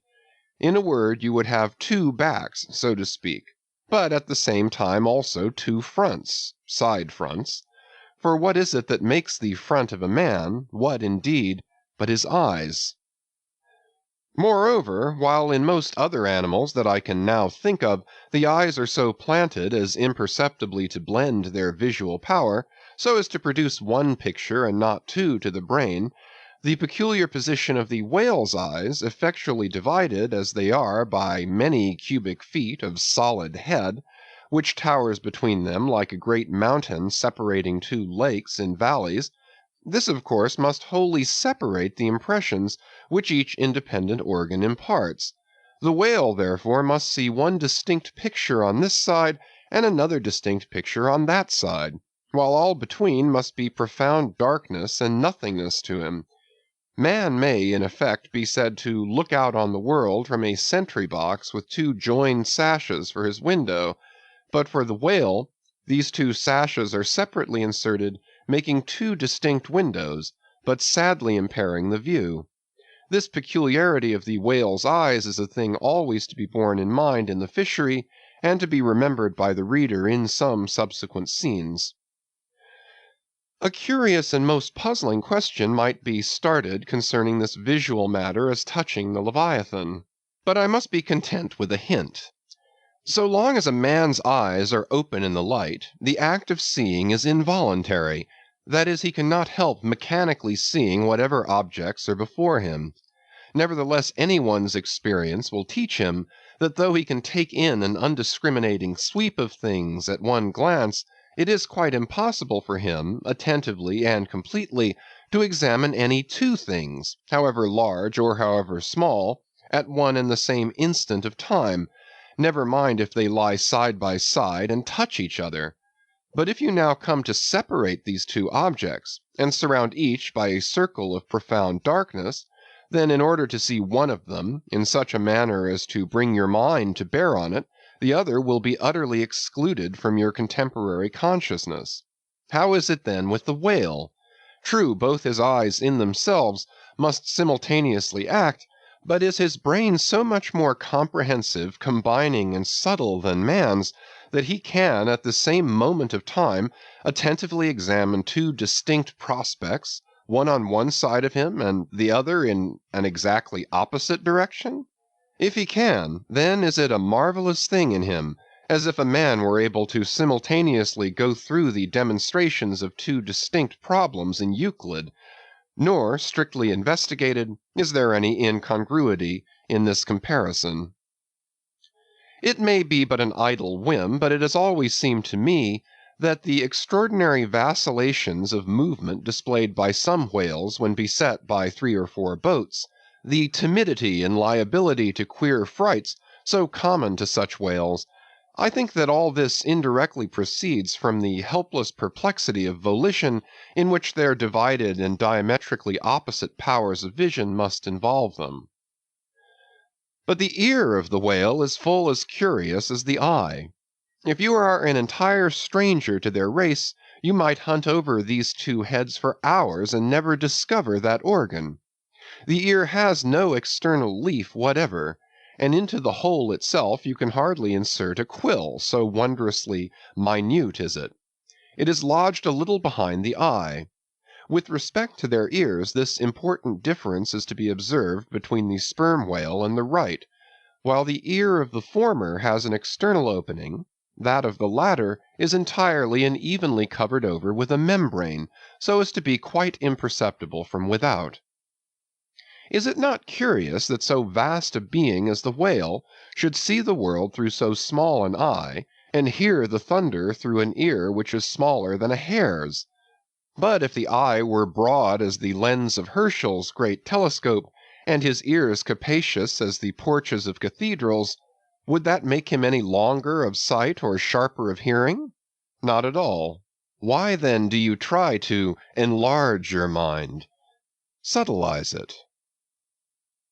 Let us now, with whatever levers and steam engines we have at hand, cant over the sperm whale's head, that it may lie bottom up, then, ascending by a ladder to the summit, have a peep down the mouth.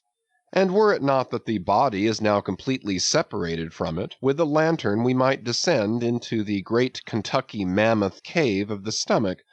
But let us hold on here by this tooth and look about us where we are. What a really beautiful and chaste-looking mouth, from floor to ceiling lined, or rather papered, with a glistening white membrane, glossy as bridal satins. But come out now and look at this portentous lower jaw, which seems like the long narrow lid of an immense snuff-box, with the hinge at one end instead of one side.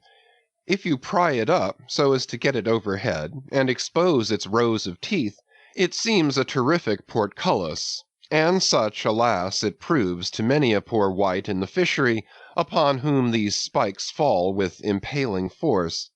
But far more terrible is it to behold, when fathoms down in the sea you see some sulky whale floating there suspended, with his prodigious jaw some 15 feet long, hanging straight down at right angles with his body, for all the world like a ship's jib boom. This whale is not dead, he is only dispirited, out of sorts perhaps, hypochondriac, and so supine that the hinges of his jaw have relaxed, leaving him there in that ungainly sort of plight, a reproach to all his tribe, who must, no doubt, imprecate lockjaws upon him. In most cases this lower jaw, being easily unhinged by a practised artist, is disengaged and hoisted on deck for the purpose of extracting the ivory teeth, and furnishing a supply of that hard white whalebone with which the fishermen fashion all sorts of curious articles, including canes, umbrella stocks, and handles to riding whips. With a long, weary hoist the jaw is dragged on board, as if it were an anchor, and when the proper time comes, some few days after the other work, Queequeg, Daggoo, and Tashtego, all being accomplished dentists, are set to drawing teeth. With a keen cutting spade, Queequeg lances the gums, then the jaw is lashed down to ring bolts, and a tackle being rigged from aloft, they drag out these teeth, as Michigan oxen drag stumps of old oaks out of wild woodlands.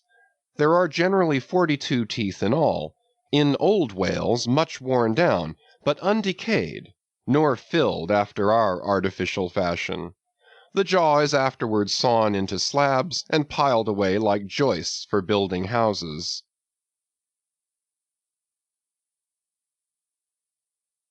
Chapter 75. The Right Whale's Head. Contrasted View. Crossing the deck, let us now have a good long look at the right whale's head.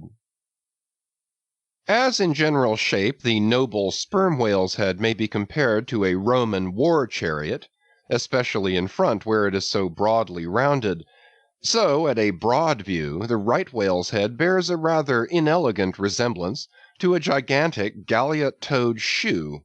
200 years ago, an old Dutch voyager likened its shape to that of a shoemaker's last, and in this same last or shoe, that old woman of the nursery tale with her swarming brood might very comfortably be lodged, she and all her progeny. But as you come nearer to this great head, it begins to assume different aspects, according to your point of view. If you stand on its summit and look at these two F-shaped spout holes, you would take the whole head for an enormous bass viol, and these spiracles the apertures in its sounding board. Then again, if you fix your eyes upon this strange, crested, comb-like incrustation on the top of the mass, this green barnacled thing which the Greenlanders call the crown, and the southern fishers the bonnet of the right whale, fixing your eyes solely on this, you would take the head for a trunk of some huge oak, with a bird's nest in its crotch. At any rate, when you watch those live crabs that nestle here on this bonnet, such an idea will be almost sure to occur to you, unless indeed your fancy has been fixed by the technical term crown also bestowed upon it, in which case you will take great interest in thinking how this mighty monster is actually a diademed king of the sea, whose green crown has been put together for him in this marvelous manner. But if this whale be a king, he is a very sulky-looking fellow to grace a diadem. Look at that hanging lower lip. What a huge sulk and pout is there! A sulk and pout by carpenter's measurement, about 20 feet long and 5 feet deep. A sulk and pout that will yield you some 500 gallons of oil and more. A great pity now that this unfortunate whale should be hare-lipped. The fissure is about a foot across. Probably the mother, during an important interval, was sailing down the Peruvian coast when earthquakes caused the beach to gape. Over this lip, as over a slippery threshold, we now slide into the mouth. Upon my word, were I at Mackinaw, I should take this to be the inside of an Indian wigwam. Good Lord! Is this the road that Jonah went? The roof is about 12 feet high, and runs to a pretty sharp angle, as if there were a regular ridgepole there, while these ribbed, arched, hairy sides present us with those wondrous, half-vertical, scimitar-shaped slats of whalebone, say 300 on a side, which, depending from the upper part of the head or crown bone, form those Venetian blinds which have elsewhere been cursorily mentioned. The edges of these bones are fringed with hairy fibers, through which the right whale strains the water, and in whose intricacies he retains the small fish when open-mouthed he goes through the seas of brit in feeding time. In the central blinds of bone, as they stand in their natural order, there are certain curious marks, curves, hollows, and ridges, whereby some whalemen calculate the creature's age, as the age of an oak by its circular rings. Though the certainty of this criterion is far from demonstrable, yet it has the savor of analogical probability. At any rate, If we yield to it, we must grant a far greater age to the right whale than at first glance will seem reasonable. In old times there seem to have prevailed the most curious fancies concerning these blinds. One voyager in Purchas calls them the wondrous whiskers inside of the whale's mouth, another hog's bristles, a third old gentleman in Hakluyt uses the following elegant language, quote, "There are about 250 fins growing on each side of his upper chop, which arch over his tongue on each side of his mouth." End quote. Footnote. This reminds us that the right whale really has a sort of whisker, or rather a mustache, consisting of a few scattered white hairs on the upper part of the outer end of the lower jaw. Sometimes these tufts impart a rather brigandish expression to his otherwise solemn countenance. End of footnote. As everyone knows, these same hog's bristles, fins, whiskers, blinds, or whatever you please, furnish to the ladies their busks and other stiffening contrivances. But in this particular the demand has long been on the decline. It was in Queen Anne's time that the bone was in its glory, the farthingale being then all the fashion. And as those ancient dams moved about gaily, though in the jaws of the whale, as you may say, even so in a shower, with like thoughtlessness, do we nowadays fly under the same jaws for protection, the umbrella being a tent spread over the same bone. But now forget all about blinds and whiskers for a moment, and standing in the right whale's mouth, look around you afresh. Seeing all these colonnades of bone so methodically ranged about, would you not think you were inside of the great Haarlem organ, and gazing upon its 1,000 pipes? For a carpet to the organ we have a rug of the softest Turkey, the tongue, which is glued, as it were, to the floor of the mouth. It is very fat and tender, and apt to tear in pieces in hoisting it on deck. This particular tongue now before us, at a passing glance I should say it was a 6-barreler, that is, it will yield you about that amount of oil. Ere this, you must have plainly seen the truth of what I started with, that the sperm whale and the right whale have almost entirely different heads. To sum up, then, in the right whales there is no great well of sperm, no ivory teeth at all, no long, slender mandible of a lower jaw like the sperm whales. Nor in the sperm whale are there any of those blinds of bone, no huge lower lip, and scarcely anything of a tongue. Again, the right whale has 2 external spout holes, the sperm whale only 1. Look your last now on these venerable hooded heads, while they yet lie together, for one will soon sink unrecorded in the sea, and the other will not be very long in following. Can you catch the expression of the sperm whales there? It is the same he died with, only some of the longer wrinkles in the forehead now seem faded away. I think his broad brow to be full of a prairie-like placidity, born of a speculative indifference as to death. But mark the other head's expression. See that amazing lower lip pressed by accident against the vessel's side, so as firmly to embrace the jaw. Does not this whole head seem to speak of an enormous practical resolution in facing death? This right whale I take to have been a Stoic, the sperm whale a Platonian, who might have taken up Spinoza in his latter years.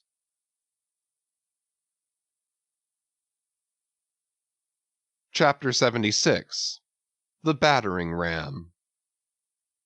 Ere quitting for the nonce the sperm whale's head, I would have you, as a sensible physiologist simply, particularly remark its front aspect in all its compacted collectedness.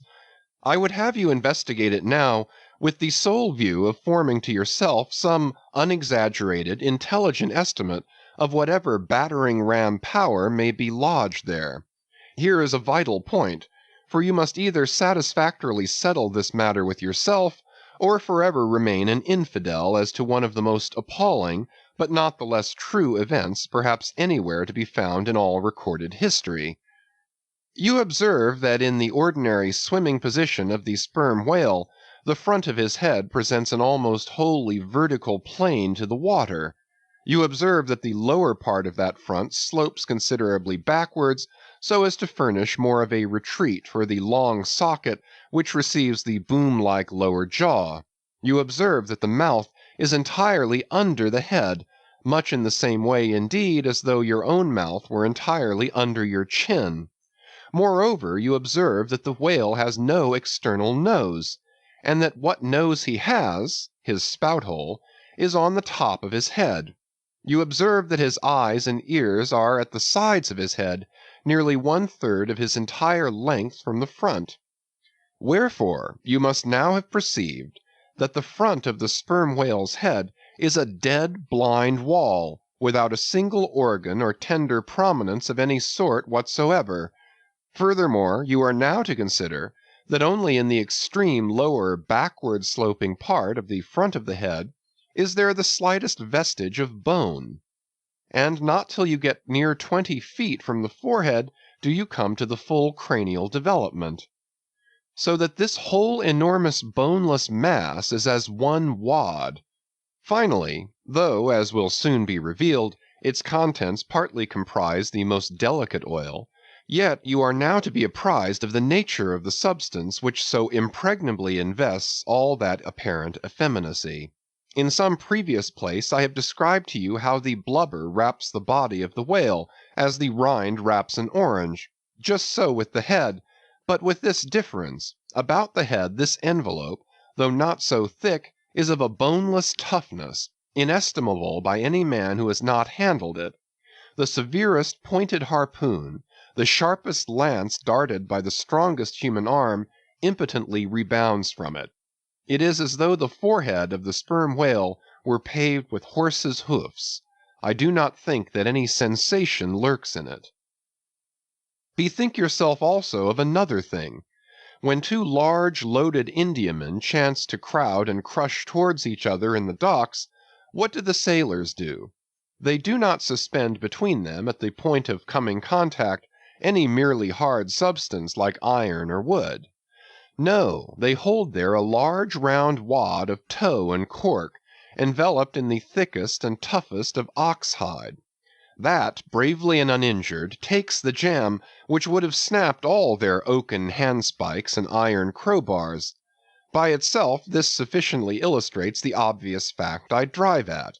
But supplementary to this, it has hypothetically occurred to me that as ordinary fish possess what is called a swimming bladder in them, capable at will of distension or contraction, and as the sperm whale, as far as I know, has no such provision in him, considering, too, the otherwise inexplicable manner in which he now depresses his head altogether beneath the surface, and anon swims with it high elevated out of the water, considering the unobstructed elasticity of its envelope, considering the unique interior of his head, it has hypothetically occurred to me, I say, that those mystical lung-celled honeycombs there may possibly have some hitherto unknown and unsuspected connection with the outer air, so as to be susceptible to atmospheric distension and contraction.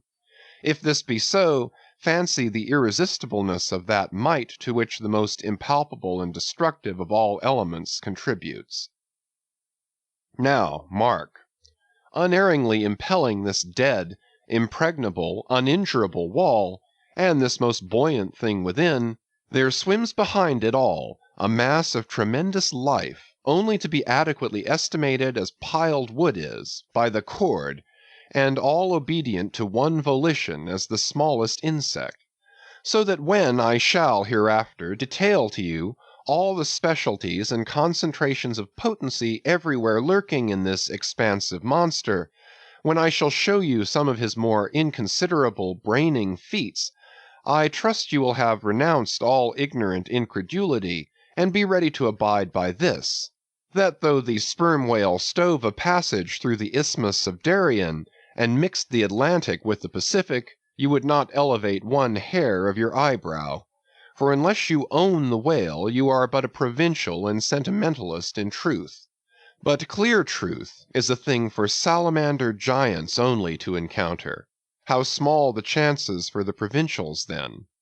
What befell the weakling youth, lifting the dread goddess's veil at Lais?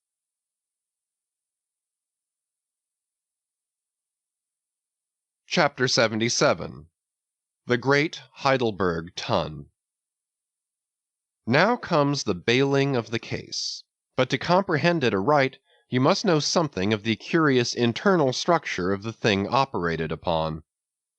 Regarding the sperm whale's head as a solid oblong, you may, on an inclined plane, sideways divide it into two quoins, whereof the lower is the bony structure forming the cranium and jaws, and the upper an unctuous mass wholly free from bones, its broad forward end forming the expanded vertical apparent forehead of the whale.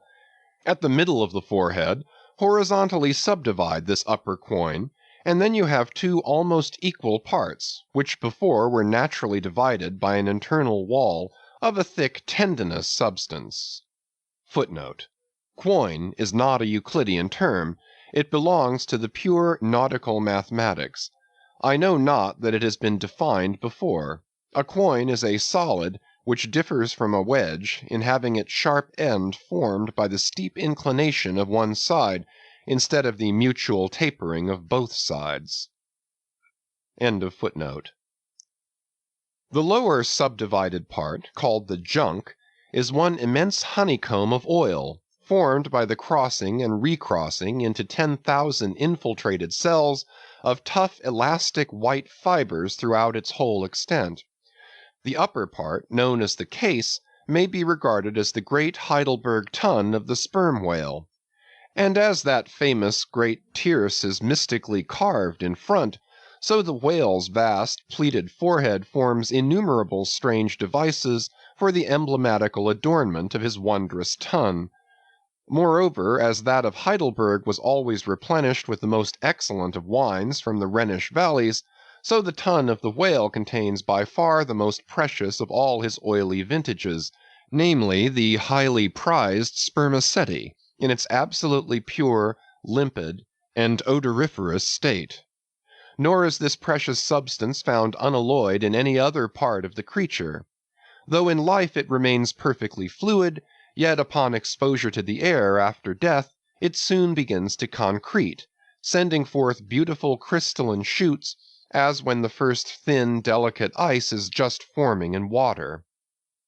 A large whale's case generally yields about 500 gallons of sperm, though from unavoidable circumstances, considerable of it is spilled, leaks and dribbles away, or is otherwise irrevocably lost in the ticklish business of securing what you can.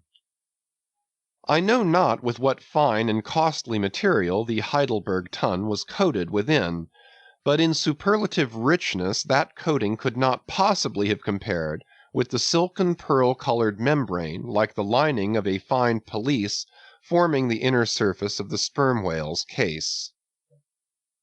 It will have been seen that the Heidelberg Tun of the sperm whale embraces the entire length of the entire top of the head, and since, as has been elsewhere set forth, the head embraces 1/3 of the whole length of the creature, then setting that length down at 80 feet for a good-sized whale, you have more than 26 feet for the depth of the tun, when it is lengthwise hoisted up and down against the ship's side.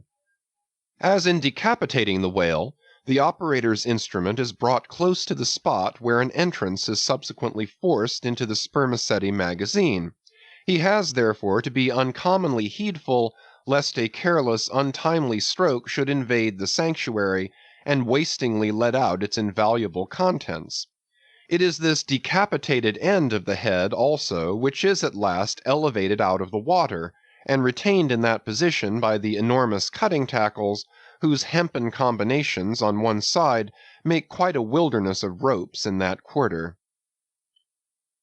Thus much being said, attend now, I pray you, to that marvelous and, in this particular instance, almost fatal operation, whereby the sperm whale's great Heidelberg Tun is tapped.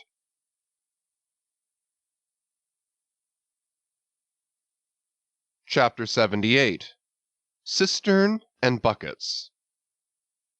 Nimble as a cat, Tashtego mounts aloft, and without altering his erect posture, runs straight out upon the overhanging mainyard arm to the part where it exactly projects over the hoisted tun.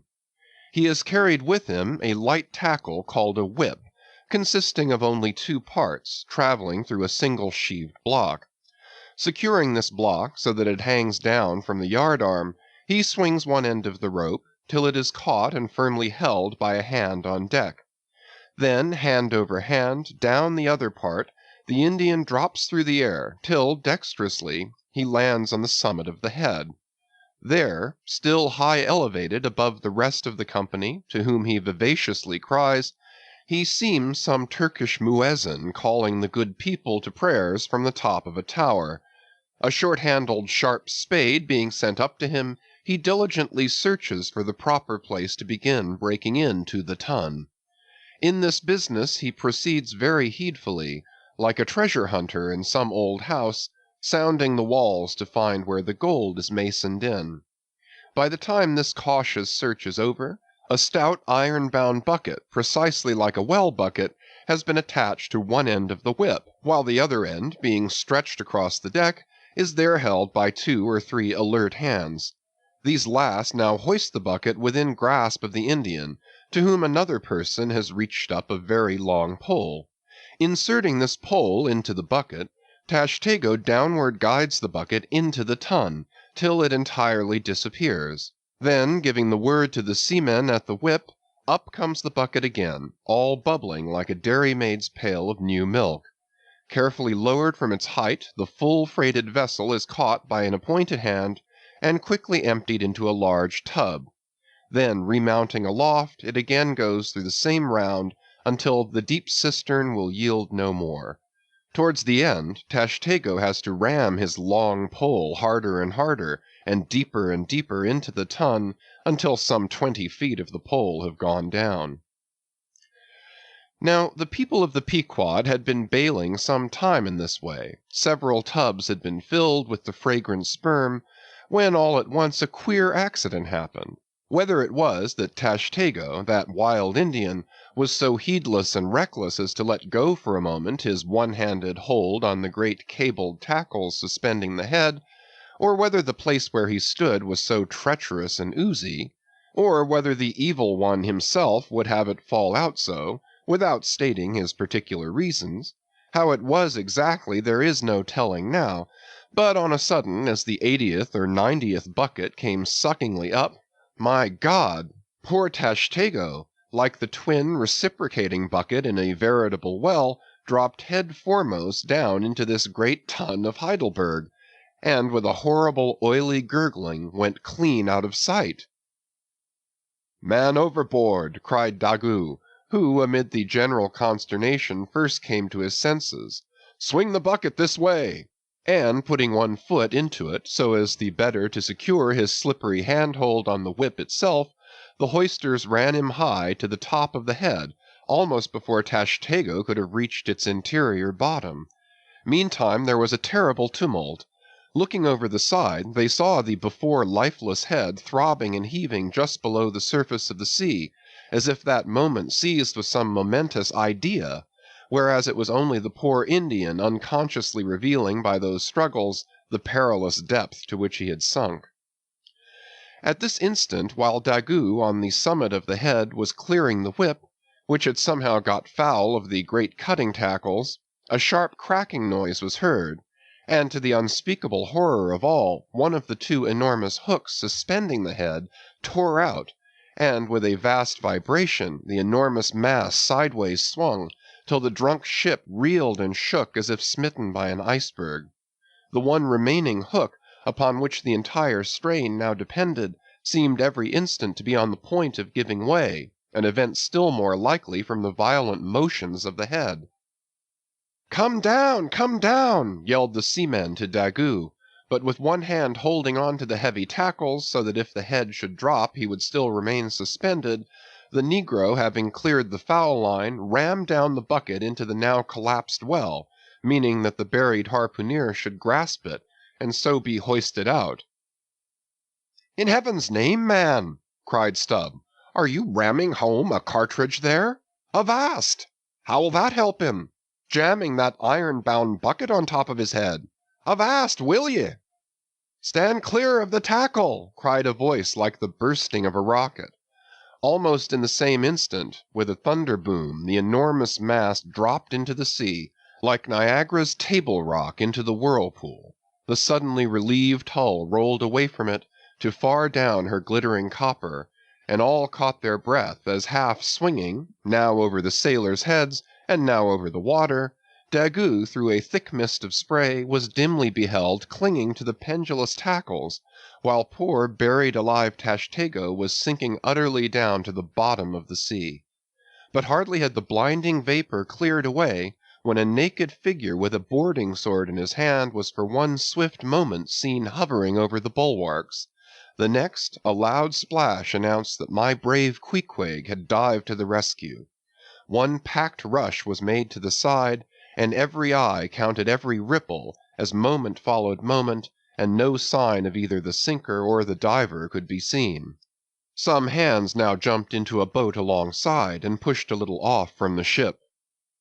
"Ha ha!" cried Daggoo all at once from his now quiet swinging perch overhead, and, looking further off from the side, we saw an arm thrust upright from the blue waves, a strange sight to see, as an arm thrust forth from the grass over a grave. "Both! Both! It is both!" cried Daggoo again with a joyful shout, and soon after Queequeg was seen boldly striking out with one hand, and with the other clutching the long hair of the Indian. Drawn into the waiting boat, they were quickly brought to the deck, but Tashtego was long in coming to, and Queequeg did not look very brisk. Now how had this noble rescue been accomplished? Why, diving after the slowly descending head, Queequeg with his keen sword had made side lunges near its bottom, so as to scuttle a large hole there, then, dropping his sword, had thrust his long arm far inwards and upwards, and so hauled out poor Tash by the head. He averred that upon first thrusting in for him, a leg was presented, but well knowing that that was not as it ought to be, and might occasion great trouble, he had thrust back the leg, and by a dexterous heave and toss, had wrought a somerset upon the Indian, so that with the next trial he came forth in the good old way, head foremost. As for the great head itself, that was doing as well as could be expected. And thus, through the courage and great skill in obstetrics of Queequeg, the deliverance, or rather delivery of Tashtego, was successfully accomplished. In the teeth, too, of the most untoward and apparently hopeless impediments, which is a lesson by no means to be forgotten. Midwifery should be taught in the same course with fencing and boxing, riding and rowing. I know that this queer adventure of the Gay Headers will be sure to seem incredible to some landsmen, though they themselves have either seen or heard of someone's falling into a cistern ashore, an accident which not seldom happens, and with much less reason, too, than the Indians, considering the exceeding slipperiness of the curb of the sperm whale's well. But, peradventure, it may be sagaciously urged, how is this? We thought the tissued infiltrated head of the sperm whale was the lightest and most corky part about him, and yet thou makest it sink in an element of far greater specific gravity than itself. We have thee there. Not at all, but I have ye. For at the time poor Tash fell in, the case had been nearly emptied of its lighter contents, leaving little but the dense tendinous wall of the well, a double-welded, hammered substance, as I have before said, much heavier than the sea-water, and a lump of which sinks in it like lead almost. But the tendency to rapid sinking in this substance was in the present instance materially counteracted by the other parts of the head remaining undetached from it, so that it sank very slowly and deliberately indeed, affording Queequeg a fair chance for performing his agile obstetrics on the run, as you may say. Yes, it was a running delivery, so it was. Now, had Tashtego perished in that head, it had been a very precious perishing. Smothered in the very whitest and daintiest of fragrant spermaceti, coffined, hearsed, and tombed in the secret inner chamber and sanctum sanctorum of the whale, Only one sweeter end can readily be recalled, the delicious death of an Ohio honey hunter, who, seeking honey in the crotch of a hollow tree, found such an exceeding store of it, that leaning too far over, it sucked him in, so that he died embalmed. How many, think ye, have likewise fallen into Plato's honey head, and sweetly perished there?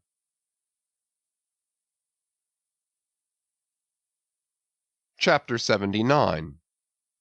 The Prairie. To scan the lines of his face, or feel the bumps on the head of this Leviathan, this is a thing which no physiognomist or phrenologist has as yet undertaken. Such an enterprise would seem almost as hopeful as for Lavater to have scrutinized the wrinkles on the rock of Gibraltar, or for Gall to have mounted a ladder and manipulated the dome of the Pantheon. Still, in that famous work of his, Lavater not only treats of the various faces of men, but also attentively studies the faces of horses, birds, serpents, and fish, and dwells in detail upon the modifications of expression discernible therein. Nor have Gall and his disciple Spurzheim failed to throw out some hints touching the phrenological characteristics of other beings than man. Therefore, though I am but ill qualified for a pioneer in the application of these two semi-sciences to the whale, I will do my endeavor. I try all things. I achieve what I can. Physiognomically regarded, the sperm whale is an anomalous creature. He has no proper nose, and since the nose is the central and most conspicuous of the features, and since it perhaps most modifies and finally controls their combined expression, hence it would seem that its entire absence, as an external appendage, must very largely affect the countenance of the whale. For, as in landscape gardening, a spire, cupola, monument, or tower of some sort is deemed almost indispensable to the completion of the scene, so no face can be physiognomically in keeping without the elevated open-work belfry of the nose. Dash the nose from Phidias's marble Jove, and what a sorry remainder!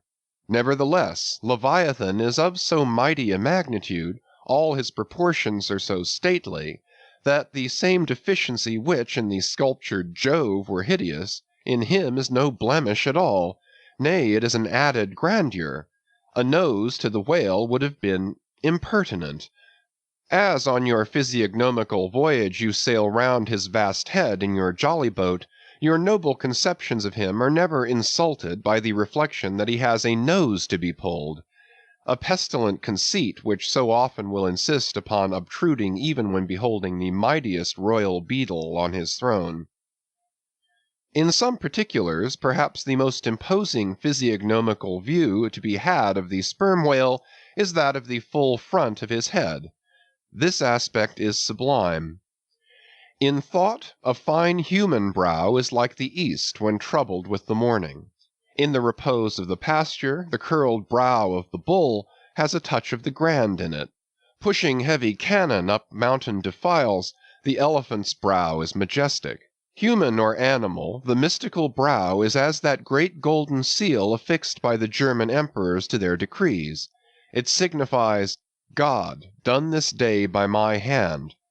But in most creatures, nay, in man himself, very often the brow is but a mere strip of alpine land lying along the snow line. Few are the foreheads which, like Shakespeare's or Melanchthon's, rise so high and descend so low that the eyes themselves seem clear, eternal, tideless mountain lakes, and all above them in the forehead's wrinkles you seem to track the antlered thoughts descending there to drink, as the Highland hunters track the snow prints of the deer. But in the great sperm whale this high and mighty, godlike dignity inherent in the brow is so immensely amplified, that gazing on it, in that full front view, you feel the deity and the dread powers more forcibly than in beholding any other object of living nature. For you see no one point precisely, not one distinct feature is revealed, no nose, eyes, ears, or mouth, no face, he has none proper, nothing but that one broad firmament of a forehead, pleated with riddles, dumbly lowering with the doom of boats and ships and men. Nor, in profile, does this wondrous brow diminish, though that way viewed its grandeur does not domineer upon you so. In profile you plainly perceive that horizontal, semi-crescentic depression in the forehead's middle, which in man is Lavater's mark of genius. But how? Genius in the sperm whale? Has the sperm whale ever written a book, spoken a speech? No, his great genius is declared in his doing nothing particular to prove it. It is, moreover, declared in his pyramidical silence. And this reminds me that had the great sperm whale been known to the young Orient world, he would have been deified by their child Magian thoughts. They deified the crocodile of the Nile because the crocodile is tongueless, and the sperm whale has no tongue, or at least it is so exceedingly small as to be incapable of protrusion. If hereafter any highly cultured, poetical nation shall lure back to their birthright the merry May-Day gods of old, and livingly enthrone them again in the now egotistical sky, in the now unhaunted hill, then be sure, exalted to Jove's high seat, the great sperm whale shall lord it. Champollion deciphered the wrinkled granite hieroglyphics, but there is no Champollion to decipher the Egypt of every man's and every being's face. Physiognomy, like every other human science, is but a passing fable. If, then, Sir William Jones, who read in 30 languages, could not read the simplest peasant's face in its profounder and more subtle meanings, how may unlettered Ishmael hope to read the awful Chaldee of the sperm whale's brow? I but put that brow before you. Read it if you can.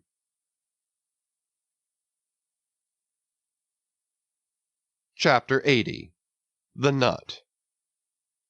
If the sperm whale be physiognomically a sphinx, to the phrenologist his brain seems that geometrical circle which it is impossible to square. In the full-grown creature the skull will measure at least 20 feet in length. Unhinge the lower jaw, and the side view of this skull is as the side of a moderately inclined plane resting throughout on a level base. But in life, as we have elsewhere seen, this inclined plane is angularly filled up and almost squared by the enormous superincumbent mass of the junk and sperm. At the high end of the skull forms a crater to bed that part of the mass, while under the long floor of this crater, in another cavity seldom exceeding 10 inches in length and as many in depth, reposes the mere handful of this monster's brain. The brain is at least 20 feet from his apparent forehead in life. It is hidden away behind its vast outworks like the innermost citadel within the amplified fortifications of Quebec. So like a choice casket is it secreted in him, that I have known some whalemen who peremptorily deny that the sperm whale has any other brain than that palpable semblance of one formed by the cubic yards of his sperm magazine. Lying in strange folds, courses, and convolutions, to their apprehensions, it seems more in keeping with the idea of his general might to regard that mystic part of him as the seat of his intelligence. It is plain, then, that phrenologically, the head of this Leviathan, in the creature's living, intact state, is an entire delusion. As for his true brain, you can see no indications of it, nor feel any. The whale, like all things that are mighty, wears a false brow to the common world. If you unload his skull of its spermy heaps, and then take a rear view of its rear end, which is the high end, you will be struck by its resemblance to the human skull, beheld in the same situation and from the same point of view. Indeed, place this reversed skull, scaled down to the human magnitude, among a plate of men's skulls, and you would involuntarily confound it with them, and remarking the depressions on one part of its summit, in phrenological phrase you would say, "This man had no self-esteem and no veneration." And by those negations, considered along with the affirmative fact of his prodigious bulk and power, you can best form to yourself the truest, though not the most exhilarating conception of what the most exalted potency is. But if from the comparative dimensions of the whale's proper brain you deem it incapable of being adequately charted, then I have another idea for you. If you attentively regard almost any quadruped's spine, you will be struck by the resemblance of its vertebrae to a strung necklace of dwarfed skulls, all bearing rudimental resemblance to the skull proper. It is a German conceit that the vertebrae are absolutely undeveloped skulls. But the curious external resemblance I take it the Germans were not the first men to perceive. A foreign friend once pointed it out to me, in the skeleton of a foe he had slain, and with the vertebrae of which he was inlaying in a sort of basso relievo the beaked prow of his canoe. Now I consider that the phrenologists have omitted an important thing in not pushing their investigations from the cerebellum through the spinal canal, for I believe that much of a man's character will be found betokened in his backbone. I would rather feel your spine than your skull, whoever you are. A thin joist of a spine never yet upheld a full and noble soul. I rejoice in my spine, as in the firm audacious staff of that flag which I fling half out to the world. Apply this spinal branch of phrenology to the sperm whale. His cranial cavity is continuous with the first neck vertebra, and in that vertebra the bottom of the spinal canal will measure 10 inches across, being 8 in height, and of a triangular figure with the base downwards.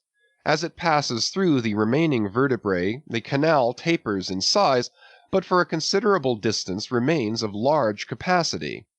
Now, of course, this canal is filled with much the same strangely fibrous substance, the spinal cord, as the brain, and directly communicates with the brain. And what is still more, for many feet after emerging from the brain's cavity, the spinal cord remains of an undecreasing girth, almost equal to that of the brain.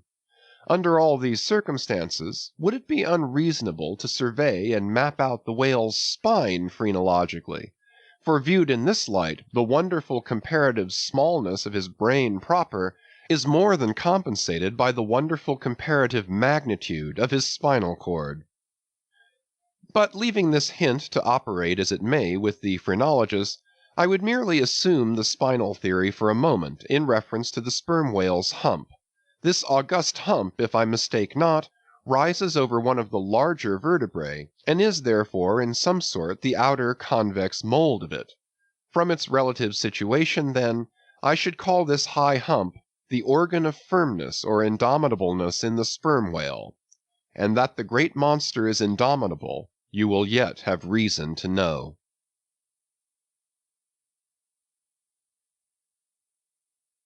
Chapter 81. The Pequod Meets the Virgin. The predestinated day arrived, and we duly met the ship Jungfrau, Derrick de Der, master of Bremen. At one time the greatest whaling people in the world, the Dutch and Germans are now among the least, but here and there at very wide intervals of latitude and longitude, you still occasionally meet with their flag in the Pacific.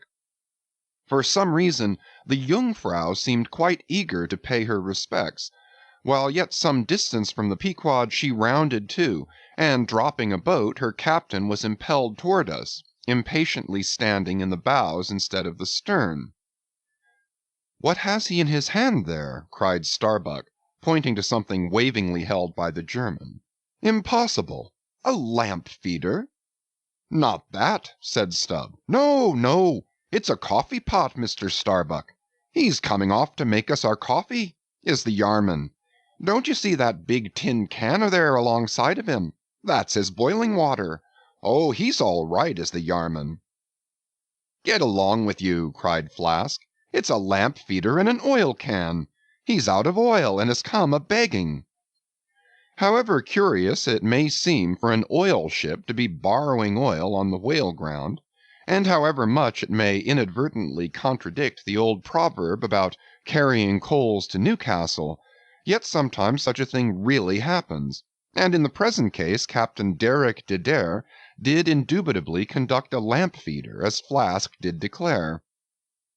As he mounted the deck, Ahab abruptly accosted him, without at all heeding what he had in his hand, But in his broken lingo the German soon evinced his complete ignorance of the white whale, immediately turning the conversation to his lamp feeder and oil can, with some remarks touching his having to turn into his hammock at night in profound darkness, his last drop of Bremen oil being gone, and not a single flying fish yet captured to supply the deficiency, concluding by hinting that his ship was indeed what in the fishery is technically called a clean one, that is, an empty one, well deserving the name of Jungfrau, or the Virgin.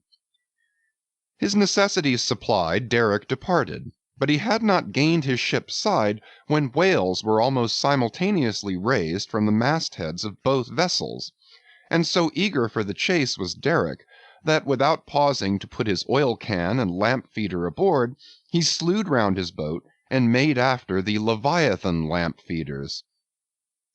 Now the game having risen to the leeward, he and the other 3 German boats that soon followed him had considerably the start of the Pequod's keels. There were 8 whales, an average pod. Aware of their danger, they were going all abreast with great speed straight before the wind, rubbing their flanks as closely as so many spans of horses in harness. They left a great wide wake, as though continually unrolling a great wide parchment upon the sea. Full in this rapid wake, and many fathoms in the rear, swam a huge humped old bull, which by his comparatively slow progress, as well as by the unusual yellowish incrustations overgrowing him, seemed afflicted with the jaundice or some other infirmity. Whether this whale belonged to the pod in advance seemed questionable, for it is not customary for such venerable leviathans to be at all social. Nevertheless he stuck to their wake, though indeed their backwater must have retarded him, because the white bone or swell at his broad muzzle was a dashed one, like the swell formed when 2 hostile currents meet. His spout was short, slow, and laborious, coming forth with a choking sort of gush, and spending itself in torn shreds, followed by strange subterranean commotions in him, which seemed to have egress at his other buried extremity, causing the waters behind him to upbubble. "Who's got some paregoric?" said Stubb. "He has the stomach ache, I'm afraid.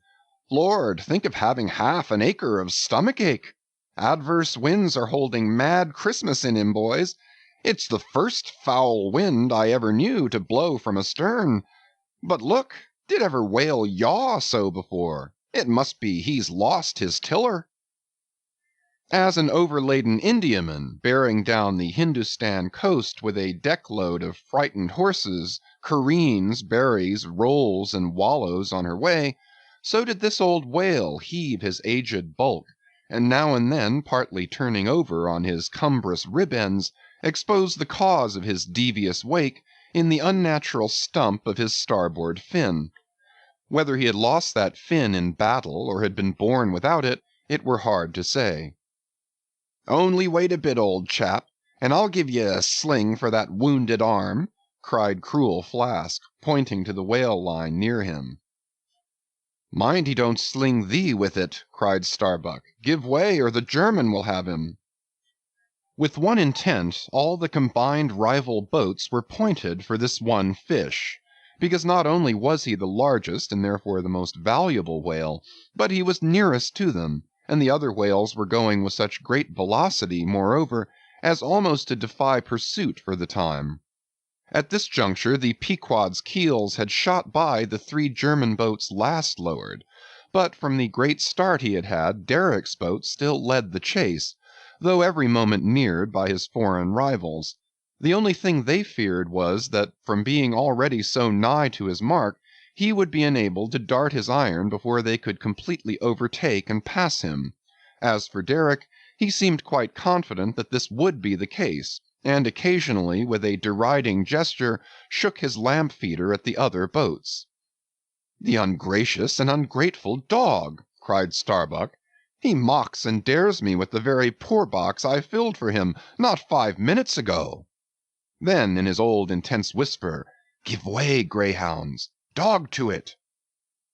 "I tell you what it is, men," cried Stubb to his crew, "it's against my religion to get mad, but I'd like to eat that villainous Yarman.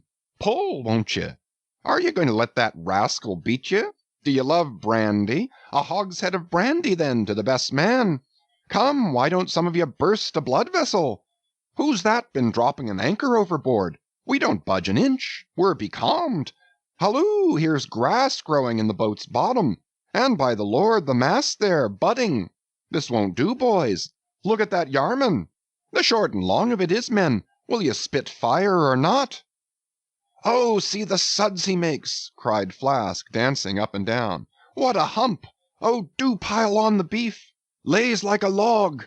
Oh, my lads, do spring. Slapjacks and quahogs for supper, you know, my lads. Baked clams and muffins. Oh, do spring. He's 100-barreler. Don't lose him now. Oh, don't. See that yarman. Oh, won't you pull for your duff, my lads? Such a sog. Such a sogger! Don't you love sperm? There goes $3,000, men! A bank! A whole bank! The Bank of England! Oh, do! What's that yarman about now? At this moment Derrick was in the act of pitching his lamp feeder at the advancing boats, and also his oil can, perhaps with the double view of retarding his rival's way, and at the same time economically accelerating his own by the momentary impetus of the backward toss. "The unmannerly Dutch dogger!" cried Stubb. "Pull now, men! Like 50,000 line of battleship loads of red-haired devils!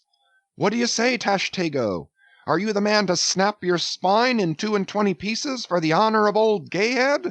What do you say?" "I say, pull like goddamn!" cried the Indian. Fiercely but evenly incited by the taunts of the German, the Pequod's 3 boats now began ranging almost abreast, and so disposed, momentarily neared him, in that fine, loose, chivalrous attitude of the headsman when drawing near to his prey. The 3 mates stood up proudly, occasionally backing the after oarsman with an exhilarating cry of, "There she slides now! Hurrah for the white ash breeze! Down with the yarman! Sail over him!" But so decided an original start had Derrick had, that spite of all their gallantry he would have proved the victor in this race, had not a righteous judgment descended upon him in a crab which caught the blade of his midship oarsman. While this clumsy lubber was striving to free his white ash, and while in consequence Derrick's boat was nigh to capsizing, and he thundering away at his men in a mighty rage, that was a good time for Starbuck, Stubb, and Flask. With a shout they took a mortal start forward, and slantingly ranged up on the German's quarter. An instant more and all 4 boats were diagonally in the whale's immediate wake, while stretching from them on both sides was the foaming swell that he made.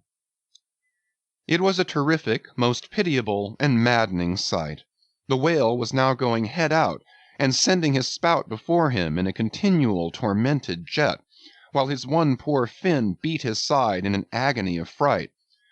Now to this hand, now to that, he yawed in his faltering flight, and still at every billow that he broke he spasmodically sank in the sea, or sideways rolled towards the sky his one beating fin. So have I seen a bird with clipped wing making affrighted, broken circles in the air, vainly striving to escape the piratical hawks. But the bird has a voice, and with plaintive cries will make known her fear. But the fear of this vast, dumb brute of the sea was chained up and enchanted in him. He had no voice, save that choking respiration through his spiracle, and this made the sight of him unspeakably pitiable, while still, in his amazing bulk, portcullis jaw, and omnipotent tail, there was enough to appall the stoutest man who so pitied. Seeing now that but a very few moments more would give the Pequod's boats the advantage, and rather than be thus foiled of his game, Derrick chose to hazard what to him must have seemed a most unusually long dart, ere the last chance would forever escape. But no sooner did his harpooneer stand up for the stroke than all 3 tigers, Queequeg, Tashtego, and Daggoo, instinctively sprang to their feet, and standing in a diagonal row, simultaneously pointed their barbs, and darted over the head of the German harpooneer their 3 Nantucket irons entered the whale. blinding vapors of foam and white fire. The three boats, in the first fury of the whale's headlong rush, bumped the Germans aside with such force that both Derrick and his baffled harpooneer were spilled out and sailed over by the three flying keels. "Don't be afraid, my butter boxes," cried Stubb, casting a passing glance upon them as he shot by. "You'll be picked up presently. All right. I saw some sharks astern, St. Bernard's dogs, you know. Relieve distressed travelers. Hurrah! This is the way to sail now, every keel a sunbeam. Hurrah! Here we go like three tin kettles at the tail of a mad cougar. This puts me in mind of fastening to an elephant in a tilbury on a plain. Makes the wheel spokes fly, boys, when you fasten to him that way. And there's danger of being pitched out, too, when you strike a hill. Hurrah! This is the way a fellow feels when he's going to Davy Jones, all a rush down an endless inclined plane. Hurrah! This whale carries the everlasting mail." But the monster's run was a brief one. Giving a sudden gasp, he tumultuously sounded. With a grating rush, the three lines flew round the loggerheads with such force as to gouge deep grooves in them, while so fearful were the harpooneers that this rapid sounding would soon exhaust the lines, that using all their dexterous might, they caught repeated smoking turns with the rope to hold on, till at last, owing to the perpendicular strain from the lead-lined chocks of the boats, whence the three ropes went straight down into the blue, the gunwales of the bows were almost even with the water, while the three sterns were tilted high in the air. And the whale soon ceasing to sound, for some time they remained in that attitude, fearful of expending more line, though the position was a little ticklish. But though boats have been taken down and lost in this way, yet it is this holding on, as it is called, this hooking up by the sharp barbs of his live flesh from the back, this it is that often torments the Leviathan into soon rising again to meet the sharp lance of his foes. Yet not to speak of the peril of the thing, it is to be doubted whether this course is always the best, for it is but reasonable to presume that the longer the stricken whale stays under water, the more he is exhausted, because owing to the enormous surface of him, in a full-grown sperm whale something less than 2,000 square feet, the pressure of the water is immense.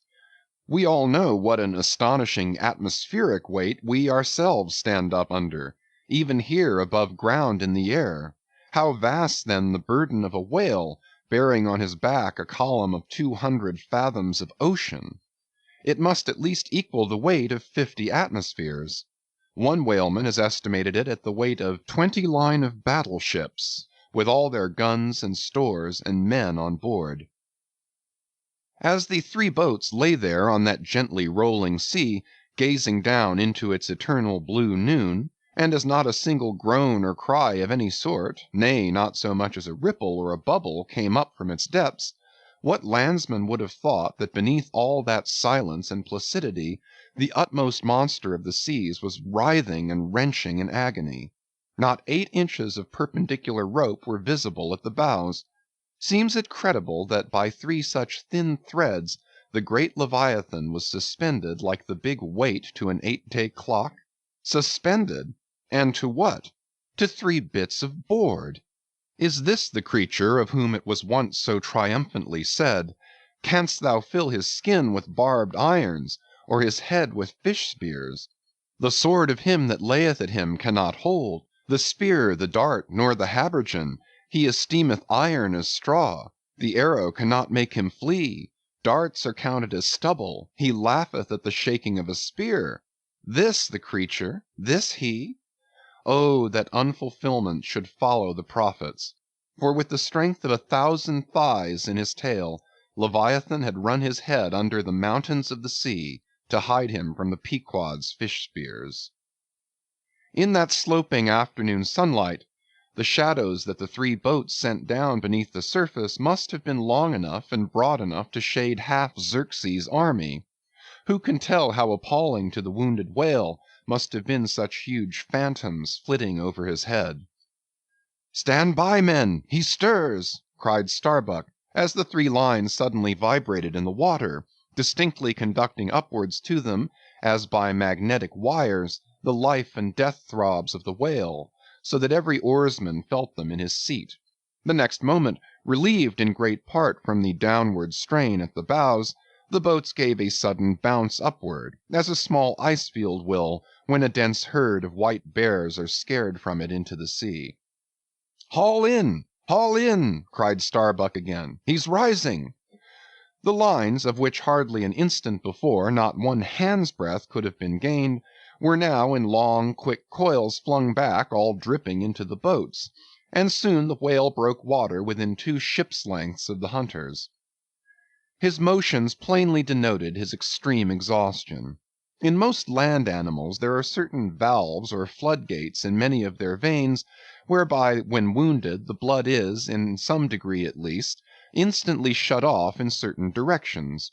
Not so with the whale, one of whose peculiarities it is to have an entire non-valvular structure of the blood vessels, so that when pierced even by so small a point as a harpoon, a deadly drain is at once begun upon his whole arterial system, and when this is heightened by the extraordinary pressure of water at a great distance below the surface, his life may be said to pour from him in incessant streams. Yet so vast is the quantity of blood in him, and so distant and numerous its interior fountains, that he will keep thus bleeding and bleeding for a considerable period, even as in a drought a river will flow, whose source is in the well springs of far off and undiscernible hills. Even now, when the boats pulled upon the whale, and perilously drew over his swaying flukes, and the lances were darted into him, they were followed by steady jets from the new-made wound, which kept continually playing, while the natural spout-hole in his head was only at intervals, however rapid, sending its affrighted moisture into the air. From this last vent no blood yet came, because no vital part of him had thus far been struck. His life, as they significantly call it, was untouched. As the boats now more closely surrounded him, the whole upper part of his form, with much of it that is ordinarily submerged, was plainly revealed. His eyes, or rather the places where his eyes had been, were beheld.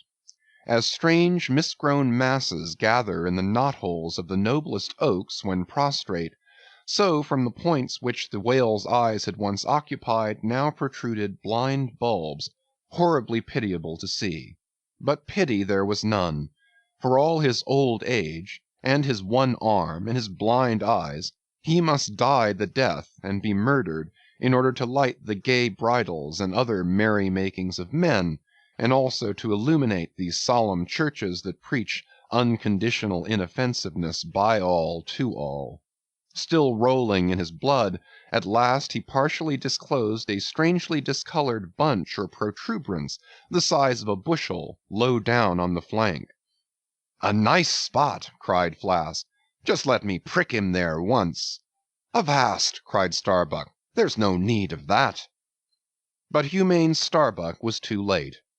At the instant of the dart, an ulcerous jet shot from this cruel wound, and goaded by it into more than sufferable anguish, the whale, now spouting thick blood, with swift fury, blindly darted at the craft, bespattering them and their glorying crews all over with showers of gore, capsizing Flask's boat, and marring the bows.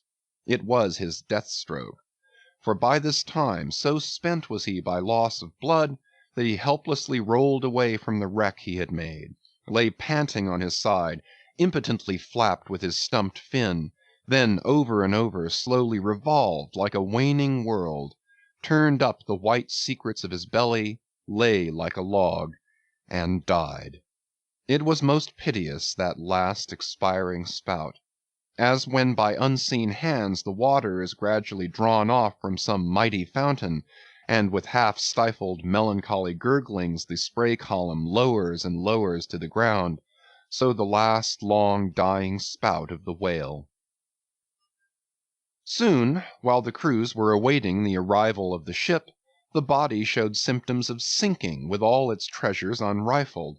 Immediately, by Starbuck's orders, lines were secured to it at different points, so that ere long every boat was a buoy, the sunken whale being suspended a few inches beneath them by the cords. By very heedful management, when the ship drew nigh, the whale was transferred to her side, and was strongly secured there by the stiffest fluke chains, for it was plain that unless artificially upheld, the body would at once sink to the bottom. It so chanced that almost upon first cutting into him with the spade, the entire length of a corroded harpoon was found embedded in his flesh, on the lower part of the bunch before described. But as the stumps of harpoons are frequently found in the dead bodies of captured whales, with the flesh perfectly healed around them, and no prominence of any kind to denote their place, therefore there must needs have been some other unknown reason in the present case fully to account for the ulceration alluded to. But still more curious was the fact of a lance head of stone being found in him, not far from the buried iron, the flesh perfectly firm about it. Who had darted that stone lance, and when? It might have been darted by some Norwest Indian long before America was discovered. What other marvels might have been rummaged out of this monstrous cabinet there is no telling, but a sudden stop was put to further discoveries by the ship's being unprecedentedly dragged over sideways to the sea, owing to the body's immensely increasing tendency to sink. However, Starbuck, who had the ordering of affairs, hung on to it to the last, hung on to it so resolutely indeed, that when at length the ship would have been capsized if still persisting in locking arms with the body, then when the command was given to break clear from it, such was the immovable strain upon the timber heads to which the fluke chains and cables were fastened, that it was impossible to cast them off. Meantime everything in the Pequod was aslant. To cross to the other side of the deck was like walking up the steep gabled roof of a house. The ship groaned and gasped. Many of the ivory inlayings of her bulwarks and cabins were started from their places by the unnatural dislocation. In vain handspikes and crows were brought to bear upon the immovable fluke chains to pry them adrift from the timber heads, and so low had the whale now settled that the submerged ends could not be at all approached, while every moment whole tons of ponderosity seemed added to the sinking bulk, and the ship seemed on the point of going over. Hold on, won't ye?" cried Stubb to the body. "Don't be in such a devil of a hurry to sink. By thunder, men, we must do something or go for it. No use trying there. Avast, I say, with your handspikes, and run one of ye for a prayer book and a penknife, and cut the big chains." "Knife? Aye, aye," cried Queequeg, and seizing the carpenter's heavy hatchet, he leaned out of a porthole, and steel to iron, began slashing at the largest fluke chains. But a few strokes full of sparks were given, when the exceeding strain effected the rest. With a terrific snap, every fastening went adrift. The ship righted, the carcass sank. Now this occasional, inevitable sinking of the recently killed sperm whale is a very curious thing, nor has any fisherman yet adequately accounted for it. Usually the dead sperm whale floats with great buoyancy, with its side or belly considerably elevated above the surface. If the only whales that thus sank were old, meager, and broken-hearted creatures, their pads of lard diminished, and all their bones heavy and rheumatic, then you might with some reason assert that this sinking is caused by an uncommon specific gravity in the fish so sinking, consequent upon this absence of buoyant matter in him. But it is not so. For young whales, in the highest health and swelling with noble aspirations, prematurely cut off in the warm flush and May of life, with all their panting lard about them, even these brawny, buoyant heroes do sometimes sink. Be it said, however, that the sperm whale is far less liable to this accident than any other species. Where one of that sort go down, 20 right whales do. This difference in the species is no doubt imputable in no small degree to the greater quantity of bone in the right whale, his Venetian blinds alone sometimes weighing more than a ton. From this encumbrance the sperm whale is wholly free. But there are instances where, after the lapse of many hours or several days, the sunken whale again rises, more buoyant than in life. But the reasons of this are obvious. Gases are generated in him, he swells to a prodigious magnitude, becomes a sort of animal balloon, A line of battle ship could hardly keep him under then. In the shore whaling, on soundings among the bays of New Zealand, when a right whale gives token of sinking, they fasten buoys to him, with plenty of rope, so that when the body has gone down, they know where to look for it when it shall have ascended again. It was not long after the sinking of the body that a cry was heard from the Pequod's mastheads, announcing that the Jungfrau was again lowering her boats, though the only spout in sight was that of a finback, belonging to the species of uncapturable whales, because of its incredible power of swimming. Nevertheless, the finback's spout is so similar to the sperm whale's that by unskilful fishermen it is often mistaken for it. And consequently Derick and all his host were now in valiant chase of this unnearable brute, the Virgin crowding all sail made after her 4 young keels, and thus they all disappeared far to leeward, still in bold, hopeful chase. Oh, many are the finbacks, and many are the Derricks, my friend.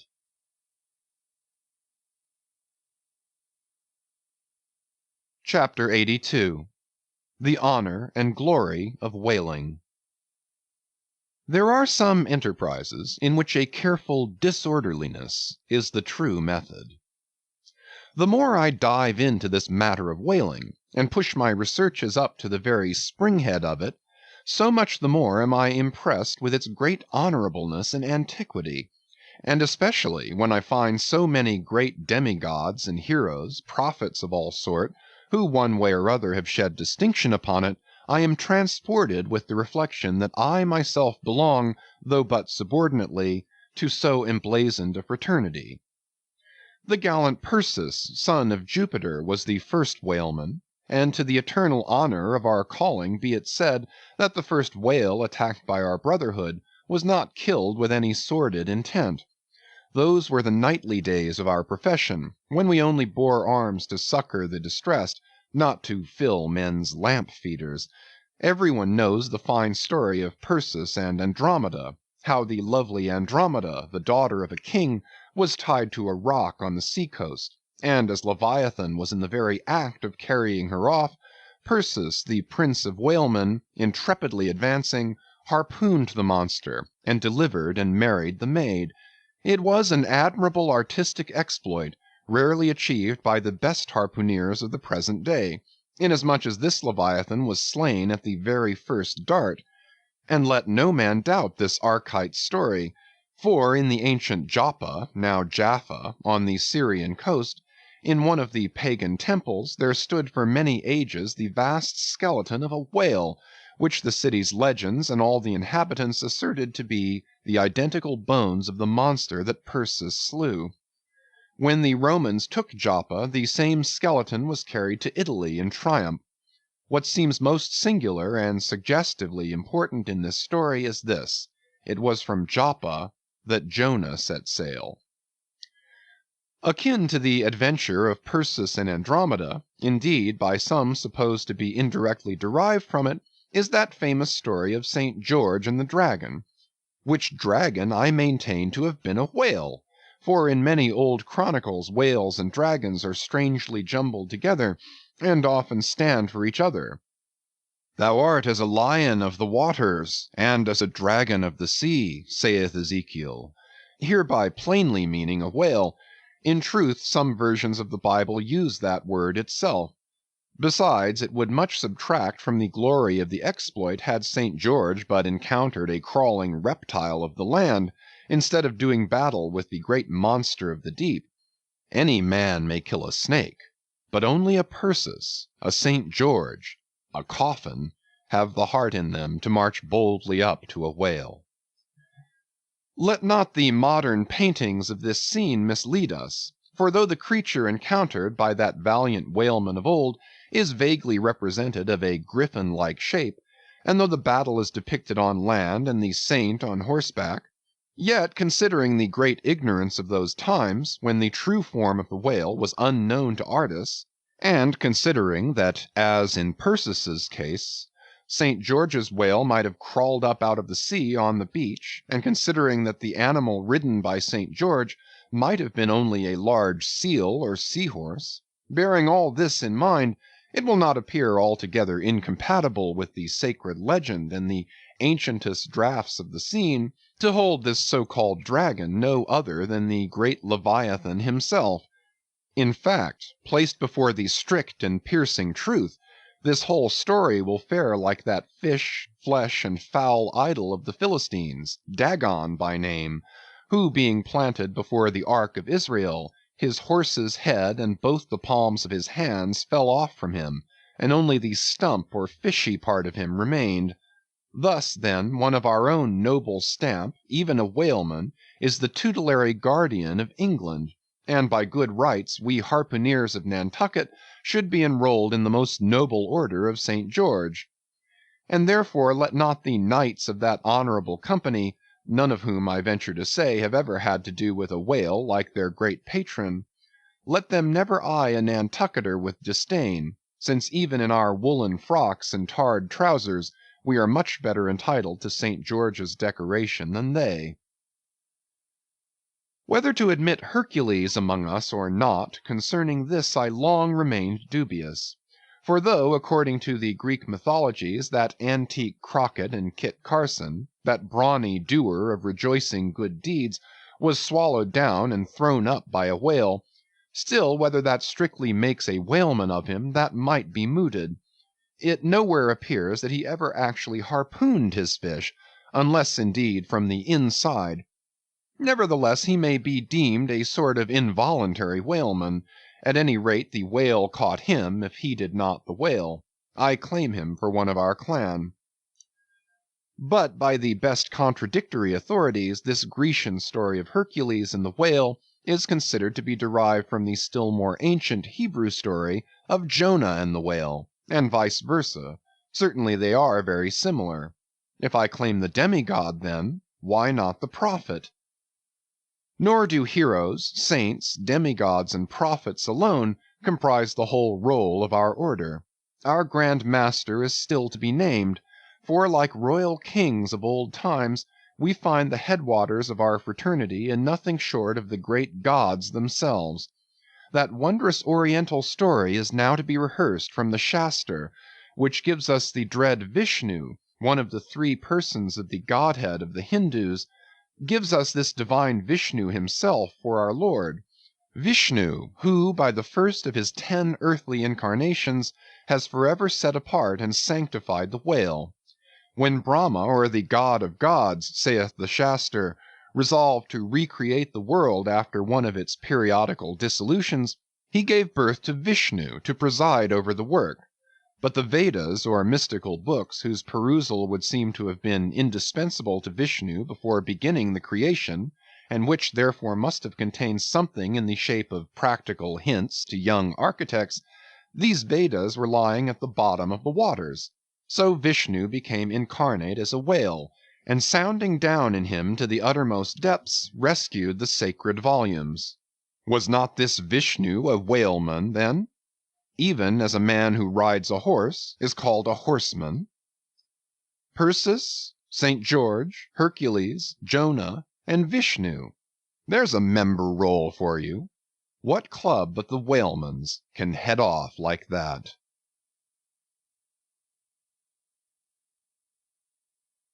Chapter 83. Jonah Historically Regarded. Reference was made to the historical story of Jonah and the whale in the preceding chapter. Now some Nantucketers rather distrust this historical story of Jonah and the whale, but then there were some skeptical Greeks and Romans who, standing out from the orthodox pagans of their times, equally doubted the story of Hercules and the whale, and Arion and the dolphin. And yet their doubting those traditions did not make those traditions one whit the less facts for all that. One old Sag Harbor whaleman's chief reason for questioning the Hebrew story was this. He had one of those quaint, old-fashioned Bibles, embellished with curious, unscientific plates, one of which represented Jonah's whale with 2 spouts in his head, a peculiarity only true with respect to a species of the Leviathan, the right whale and varieties of that order, concerning which the fishermen have this saying, a penny roll would choke him, his swallow is so very small. But to this Bishop Jebb's anticipative answer is ready. It is not necessary, hints the bishop, that we consider Jonah as tombed in the whale's belly, but as temporarily lodged in some part of his mouth. And this seems reasonable enough in the good bishop. For truly the right whale's mouth would accommodate a couple of whist tables, and comfortably seat all the players. Possibly, too, Jonah might have ensconced himself in a hollow tooth, but on second thoughts the right whale is toothless. Another reason which Sag Harbor, he went by that name, urged for his want of faith in this matter of the prophet, was something obscurely in reference to his incarcerated body and the whale's gastric juices. But this objection likewise falls to the ground, because a German exegetist supposes that Jonah must have taken refuge in the floating body of a dead whale, even as the French soldiers in the Russian campaign turned their dead horses into tents and crawled into them. Besides, it has been divined by other continental commentators that when Jonah was thrown overboard from the Joppa ship, he straightway effected his escape to another vessel near by, some vessel with a whale for a figurehead, and, I would add, possibly called the Whale, as some craft nowadays are christened the Shark, the Gull, the Eagle. Nor have there been wanting learned exegetists who have opined that the whale mentioned in the book of Jonah merely meant a life preserver, an inflated bag of wind, which the endangered prophet swam to, and so was saved from a watery doom. Poor Sag Harbor, therefore, seems worsted all round. But he had still another reason for his want of faith. It was this, if I remember right. Jonah was swallowed by the whale in the Mediterranean Sea, and after 3 days he was vomited up somewhere within 3 days' journey of Nineveh, a city on the Tigris, very much more than 3 days' journey across from the nearest point of the Mediterranean coast. How is that? But was there no other way for the whale to land the prophet within that short distance of Nineveh? Yes, he might have carried him round by the way of the Cape of Good Hope. But not to speak of the passage through the whole length of the Mediterranean, and another passage up the Persian Gulf and the Red Sea, such a supposition would involve the complete circumnavigation of all Africa in 3 days, not to speak of the Tigris waters near the site of Nineveh being too shallow for any whale to swim in. Besides, this idea of Jonah's weathering the Cape of Good Hope at so early a day would wrest the honor of the discovery of that great headland from Bartholomew Diaz, its reputed discoverer, and so make modern history a liar. But all these foolish arguments of old Sag Harbor only evinced his foolish pride of reason, a thing still more reprehensible in him, seeing that he had but little learning except what he had picked up from the sun and the sea. I say it only shows his foolish, impious pride, and abominable, devilish rebellion against the reverend clergy. For by a Portuguese Catholic priest, this very idea of Jonah's going to Nineveh via the Cape of Good Hope was advanced as a signal magnification of the general miracle, and so it was.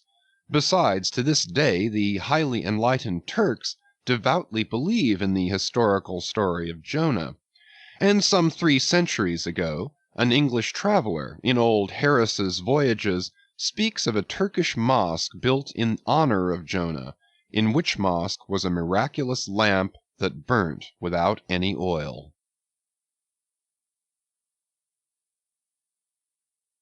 Chapter 84. Pitch-poling. To make them run easily and swiftly, the axles of carriages are anointed, and for much the same purpose some whalers perform an analogous operation upon their boat. They grease the bottom. Nor is it to be doubted that as such a procedure can do no harm, it may possibly be of no contemptible advantage, considering that oil and water are hostile, that oil is a sliding thing, and that the object in view is to make the boat slide bravely. Queequeg believes strongly in anointing his boat, and one morning not long after the German ship Jungfrau disappeared, took more than customary pains in that occupation, crawling under its bottom where he hung over the side, and rubbing in the unctuousness as though diligently seeking to ensure a crop of hair from the craft's bald keel. He seemed to be working in obedience to some particular presentiment. Nor did it remain unwarranted by the event. Towards noon whales were raised, but so soon as the ship sailed down to them, they turned and fled with swift precipitancy, a disordered flight as of Cleopatra's barges from Actium. Nevertheless the boats pursued, and Stubbs was foremost. By great exertion Tashtego at last succeeded in planting one iron, but the stricken whale, without at all sounding, still continued his horizontal flight, with added fleetness. Such unintermitted strainings upon the planted iron must sooner or later inevitably extract it. It became imperative to lance the flying whale, or be content to lose him. But to haul the boat up to his flank was impossible, he swam so fast and furious. What then remained? Of all the wondrous devices and dexterities, the sleights of hand and countless subtleties to which the veteran whaleman is so often forced, none exceed that fine maneuver with the lance, called pitch-poling. Small sword or broadsword, in all its exercises, boasts nothing like it. It is only indispensable with an inveterate running whale. Its grand fact and feature is the wonderful distance to which the long lance is accurately darted from a violently rocking, jerking boat, under extreme headway. Steel and wood included, the entire spear is some 10 or 12 feet in length, the staff is much slighter than that of the harpoon, and also of lighter material, pine.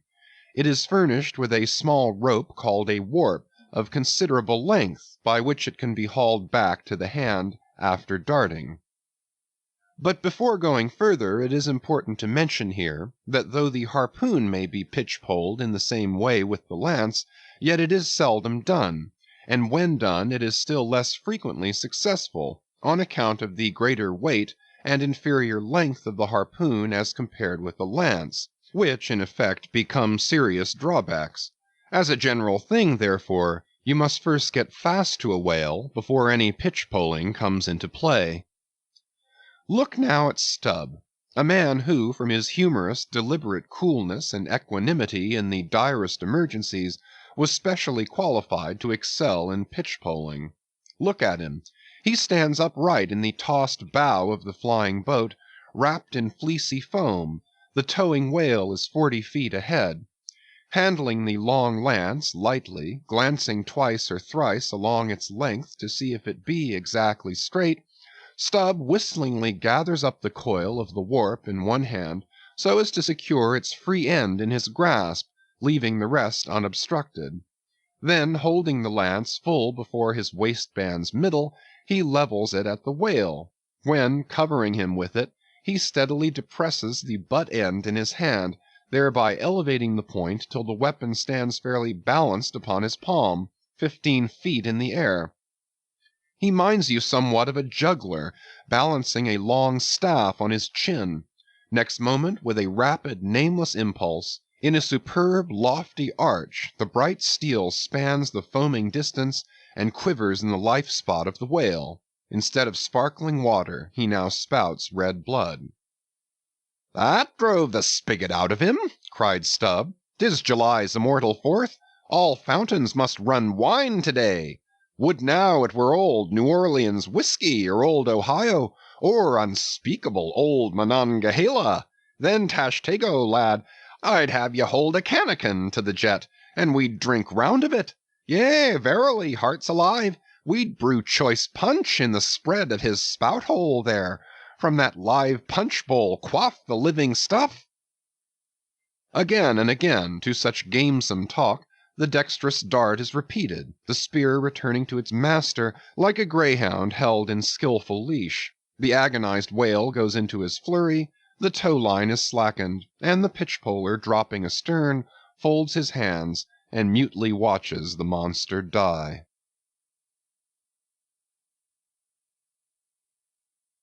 Chapter 85. The Fountain. That for 6,000 years, and no one knows how many millions of ages before, the great whales should have been spouting all over the sea, and sprinkling and mystifying the gardens of the deep, as with so many sprinkling or mystifying pots, and that for some centuries back, thousands of hunters should have been close by the fountain of the whale, watching these sprinklings and spoutings, that all this should be, and yet that down to this blessed minute, 15¼ minutes past 1 o'clock p.m. of this 16th day of December, A.D. 1851, it should still remain a problem whether these spoutings are, after all, really water, or nothing but vapor. This is surely a noteworthy thing. Let us then look at this matter, along with some interesting items contingent. Everyone knows that by the peculiar cunning of their gills, the finny tribes in general breathe the air which at all times is combined with the element in which they swim. Hence a herring or cod might live a century, and never once raise its head above the surface. But owing to his marked internal structure which gives him regular lungs, like a human being's, the whale can only live by inhaling the disengaged air in the open atmosphere. Wherefore the necessity for his periodical visits to the upper world. But he cannot in any degree breathe through his mouth, for in his ordinary attitude the sperm whale's mouth is buried at least 8 feet beneath the surface, and what is still more, his windpipe has no connection with his mouth. No, he breathes through his spiracle alone, and this is on the top of his head. If I say that in any creature breathing is only a function indispensable to vitality, inasmuch as it withdraws from the air a certain element, which being subsequently brought into contact with the blood, imparts to the blood its vivifying principle, I do not think I shall err, though I may possibly use some superfluous scientific words. Assume it, and it follows that if all the blood in a man could be aerated in one breath, he might then seal up his nostrils and not fetch another for a considerable time. That is to say, he would then live without breathing. Anomalous as it may seem, this is precisely the case with the whale, who systematically lives by intervals his full hour and more, when at the bottom, without drawing a single breath, or so much as in any way inhaling a particle of air, for remember he has no gills. How is this? Between his ribs and on each side of his spine, he is supplied with a remarkable involved Cretan labyrinth of vermicelli-like vessels, which vessels, when he quits the surface, are completely distended with oxygenated blood, so that for an hour or more, 1,000 fathoms in the sea, he carries a surplus stock of vitality in him, just as the camel crossing the waterless desert carries a surplus supply of drink for future use in its 4 supplementary stomachs. The anatomical fact of this labyrinth is indisputable, and that the supposition founded upon it is reasonable and true seems the more cogent to me when I consider the otherwise inexplicable obstinacy of that Leviathan in having his spoutings out, as the fishermen phrase it. This is what I mean. If unmolested, upon rising to the surface, the sperm whale will continue there for a period of time exactly uniform with all his other unmolested risings. Say he stays 11 minutes and jets 70 times, that is, respires 70 breaths, then whenever he rises again, he will be sure to have his 70 breaths all over again, to a minute. Now if, after he fetches a few breaths, you alarm him, so that he sounds, he will be always dodging up again to make good his regular allowance of air, and not till those 70 breaths are told will he finally go down to stay out his full term below. Remark, however, that in different individuals these rates are different, but in any one they are alike. Now why should the whale thus insist upon having his spoutings out, unless it be to replenish his reservoir of air ere descending for good? How obvious is it, too, that this necessity for the whale's rising exposes him to all the fatal hazards of the chase. For not by hook or by net could this vast Leviathan be caught when sailing 1,000 fathoms beneath the sunlight. Not so much thy skill, then, O hunter, as the great necessities that strike the victory to thee. In man, breathing is incessantly going on, one breath only serving for 2 or 3 pulsations, so that whatever other business he has to attend to, waking or sleeping, breathe he must, or die he will. But the sperm whale only breathes about 1/7 or Sunday of his time. It has been said that the whale only breathes through his spout hole. If it could truthfully be added that his spouts are mixed with water, then I opine we should be furnished with the reason why his sense of smell seems obliterated in him, for the only thing about him that at all answers to his nose is that identical spout hole, and being so clogged with 2 elements, it could not be expected to have the power of smelling. But owing to the mystery of the spout, whether it be water or whether it be vapor, no absolute certainty can as yet be arrived at on this head. Sure it is, nevertheless, that the sperm whale has no proper olfactories. But what does he want of them? No roses, no violets, no cologne water in the sea. Furthermore, as his windpipe solely opens into the tube of his spouting canal, and as that long canal, like the Grand Erie Canal, is furnished with a sort of locks that open and shut for the downward retention of air or the upward exclusion of water, therefore the whale has no voice, unless you insult him by saying that when he so strangely rumbles he talks through his nose. But then again, what has the whale to say? Seldom have I known any profound being that had anything to say to this world, unless forced to stammer out something by way of getting a living.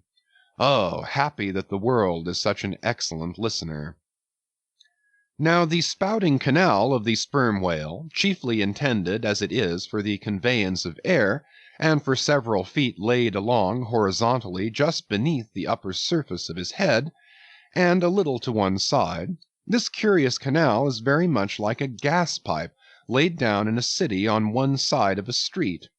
But the question returns whether this gas pipe is also a water pipe; in other words, whether the spout of the sperm whale is the mere vapor of the exhaled breath, or whether that exhaled breath is mixed with water taken in at the mouth and discharged through the spiracle. It is certain that the mouth indirectly communicates with the spouting canal, but it cannot be proved that this is for the purpose of discharging water through the spiracle, because the greatest necessity for so doing would seem to be when in feeding he accidentally takes in water. But the sperm whale's food is far beneath the surface, and there he cannot spout even if he would. Besides, if you regard him very closely, and time him with your watch, you will find that when unmolested, there is an undeviating rhyme between the periods of his jets and the ordinary periods of respiration. But why pester one with all this reasoning on the subject? Speak out! You have seen him spout, then declare what the spout is. Can you not tell water from air? My dear sir, in this world it is not so easy to settle these plain things. I have ever found your plain things the knottiest of all, and as for this whale spout, you might almost stand in it and yet be undecided as to what it is precisely. The central body of it is hidden in the snowy, sparkling mist enveloping it, and how can you certainly tell whether any water falls from it, when always, when you are close enough to a whale to get a close view of his spout, he is in a prodigious commotion, the water cascading all around him? And if at such times you should think that you really perceive drops of moisture in the spout, how do you know that they are not merely condensed from its vapor? Or how do you know that they are not those identical drops superficially lodged in the spout hole fissure which is countersunk into the summit of the whale's head? For even when tranquilly swimming through the midday sea in a calm, with his elevated hump sun-dried as a dromedary's in the desert, even then the whale always carries a small basin of water on his head, as under a blazing sun you will sometimes see a cavity in a rock filled up with rain. Nor is it at all prudent for the hunter to be over-curious touching the precise nature of the whale's spout. It will not do for him to be peering into it and putting his face in it. You cannot go with your pitcher to this fountain and fill it and bring it away. For even when coming into slight contact with the outer vapory shreds of the jet, which will often happen, your skin will feverishly smart from the acridness of the thing so touching it. and I know one who, coming into still closer contact with the spout, whether with some scientific object in view or otherwise, I cannot say, the skin peeled off from his cheek and arm. Wherefore among whalemen the spout is deemed poisonous. They try to evade it. Another thing, I have heard it said, and I do not much doubt it, that if the jet is fairly spouted into your eyes it will blind you. The wisest thing the investigator can do, then, it seems to me, is to let this deadly spout alone. Still, we can hypothesize, even if we cannot prove and establish. My hypothesis is this, that the spout is nothing but mist, and besides other reasons, to this conclusion I am impelled by considerations touching the great inherent dignity and sublimity of the sperm whale. I account him no common shallow being, inasmuch as it is an undisputed fact that he is never found on soundings or near shores. All other whales sometimes are. He is both ponderous and profound, and I am convinced that from the heads of all ponderous, profound beings, such as Plato, Pyrrho, the devil, Jupiter, Dante, and so on, there always goes up a certain semi-visible steam while in the act of thinking deep thoughts. While composing a little treatise on eternity, I had the curiosity to place a mirror before me, and ere long saw reflected there a curious, involved worming and undulation in the atmosphere over my head, the invariable moisture of my hair, while plunged in deep thought. After 6 cups of hot tea in my thin shingled attic of an August noon, this seems an additional argument for the above supposition. And how nobly it raises our conceit of the mighty misty monster, to behold him solemnly sailing through a calm tropical sea, his vast mild head overhung by a canopy of vapor, engendered by his incommunicable contemplations, and that vapor, as you will sometimes see it, glorified by a rainbow, as if heaven itself had put its seal upon his thoughts. For, do you see, rainbows do not visit the clear air, they only irradiate vapor. And so, through all the thick mists of the dim doubts in my mind, divine intuitions now and then shoot, enkindling my fog with a heavenly ray. And for this I thank God, for all have doubts, many deny, but doubts or denials, few along with them have intuitions. Doubts of all things earthly, and intuitions of some things heavenly, this combination makes neither believer nor infidel, but makes a man who regards them both with equal eye. Chapter 86. The Tail. Other poets have warbled the praises of the soft eye of the antelope, and the lovely plumage of the bird that never alights. Less celestial, I celebrate a tail. Reckoning the largest sized sperm whale's tail to begin at that point of the trunk where it tapers to about the girth of a man, it comprises, upon its upper surface alone, an area of at least 50 square feet. The compact round body of its root expands into 2 broad, firm, flat palms or flukes, gradually shoaling away to less than an inch in thickness. At the crotch or junction these flukes slightly overlap, then sideways recede from each other like wings, leaving a wide vacancy between. In no living thing are the lines of beauty more exquisitely defined than in the crescentic borders of these flukes. At its utmost expansion in the full-grown whale, the tail will considerably exceed 20 feet across. The entire member seems a dense webbed bed of welded sinews, but cut into it and you find that 3 distinct strata compose it, upper, middle, and lower. The fibers in the upper and lower layers are long and horizontal, those of the middle one very short and running crosswise between the outside layers. This triune structure, as much as anything else, imparts power to the tail. To the student of old Roman walls, the middle layer will furnish a curious parallel to the thin course of tiles always alternating with the stone in those wonderful relics of the antique, and which undoubtedly contribute so much to the great strength of the masonry.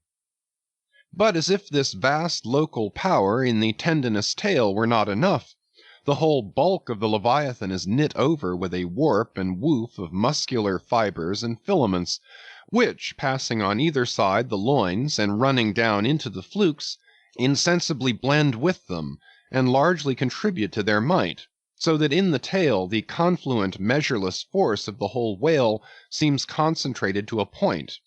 Could annihilation occur to matter, this were the thing to do it.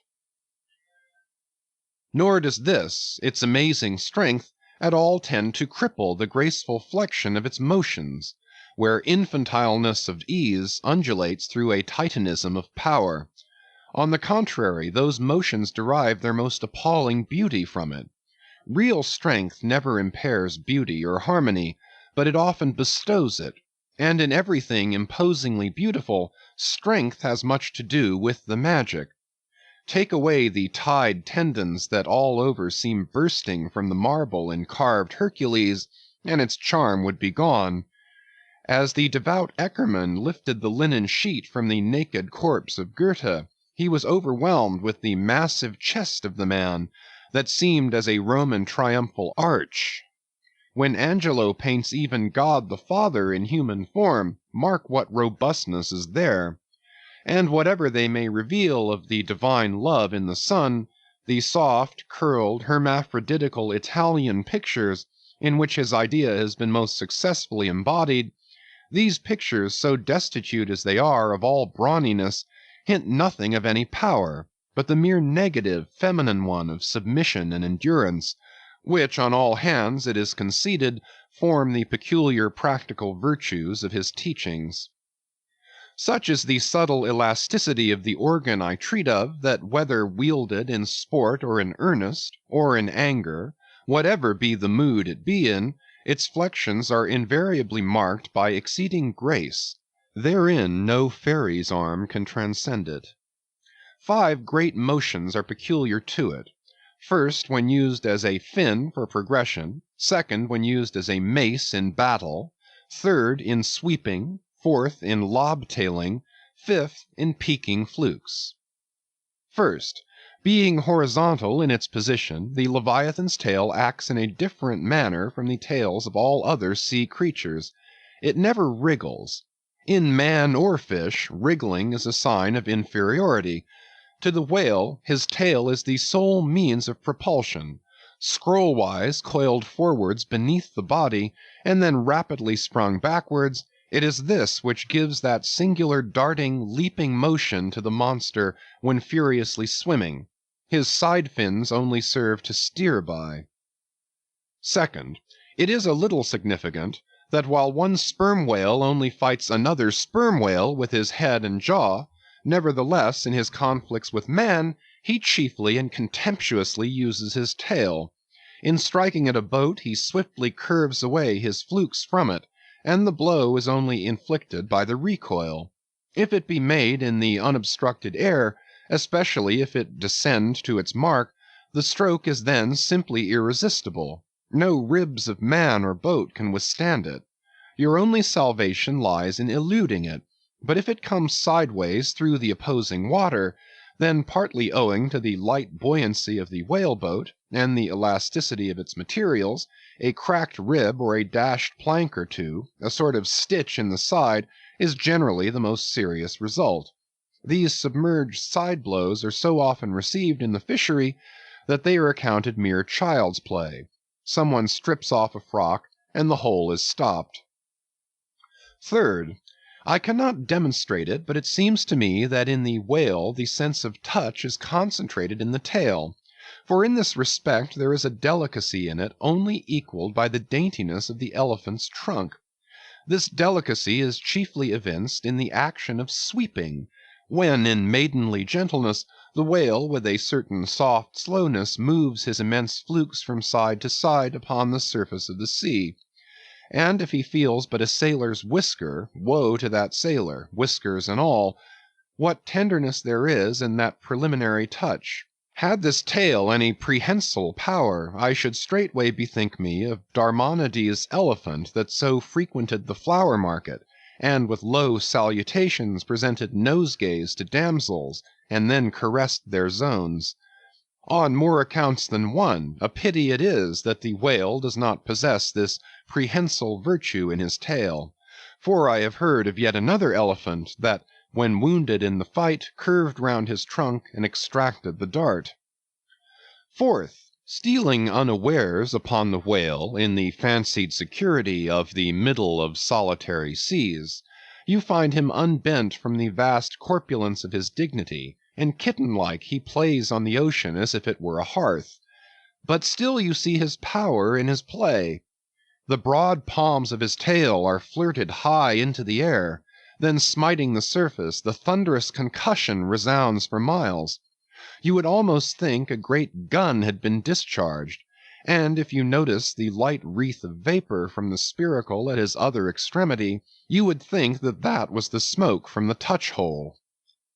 Fifth, as in the ordinary floating posture of the Leviathan, the flukes lie considerably below the level of his back, they are then completely out of sight beneath the surface, but when he is about to plunge into the deeps, his entire flukes with at least 30 feet of his body are tossed erect in the air, and so remain vibrating a moment, till they downward shoot out of view. Excepting the sublime breach, somewhere else to be described, this peaking of the whale's flukes is perhaps the grandest sight to be seen in all animated nature. Out of the bottomless profundities the gigantic tail seems spasmodically snatching at the highest heaven. So in dreams have I seen majestic Satan thrusting forth his tormented colossal claw from the flame Baltic of hell. But in gazing at such scenes, it is all in all what mood you are in. If in the Dantean, the devils will occur to you; if in that of Isaiah, the archangels. Standing at the masthead of my ship during a sunrise that crimsoned sky and sea, I once saw a large herd of whales in the east, all heading towards the sun, and for a moment vibrating in concert with peaked flukes. As it seemed to me at the time, such a grand embodiment of adoration of the gods was never beheld, even in Persia, the home of the fire worshippers. As Ptolemy Philopater testified of the African elephant, I then testified of the whale, pronouncing him the most devout of all beings. For, according to King Juba, the military elephants of antiquity often hailed the morning with their trunks uplifted in the profoundest silence. The chance comparison in this chapter between the whale and the elephant, so far as some aspects of the tail of the one and the trunk of the other are concerned, should not tend to place those two opposite organs on an equality, much less the creatures to which they respectively belong. For as the mightiest elephant is but a terrier to Leviathan, so, compared with Leviathan's tail, his trunk is but the stalk of a lily. The most direful blow from the elephant's trunk were as the playful tap of a fan, compared with the measureless crush and crash of the sperm whale's ponderous flukes, which in repeated instances have one after the other hurled entire boats with all their oars and crews into the air, very much as an Indian juggler tosses his balls. Footnote: though all comparison in the way of general bulk between the whale and the elephant is preposterous, inasmuch as in that particular the elephant stands in much the same respect to the whale as a dog does to the elephant, nevertheless there are not wanting some points of curious similitude. Among these is the spout. It is well known that the elephant will often draw up water or dust in his trunk, and then, elevating it, jet it forth in a stream. End of footnote. The more I consider this mighty tale, the more do I deplore my inability to express it. At times there are gestures in it, which, though they would well grace the hand of man, remain wholly inexplicable. In an extensive herd, so remarkable occasionally are these mystic gestures, that I have heard hunters who have declared them akin to Freemason signs and symbols, that the whale indeed by these methods intelligently conversed with the world. Nor are there wanting other motions of the whale in his general body, full of strangeness and unaccountable to his most experienced assailant. Dissect him how I may, then, I go but skin deep. I know him not, and never will. But if I know not even the tail of this whale, how understand his head? Much more how comprehend his face, when face he has none? Thou shalt see my back parts, my tail, he seems to say, but my face shall not be seen. But I cannot completely make out his back parts, and hint what he will about his face, I say again, he has no face.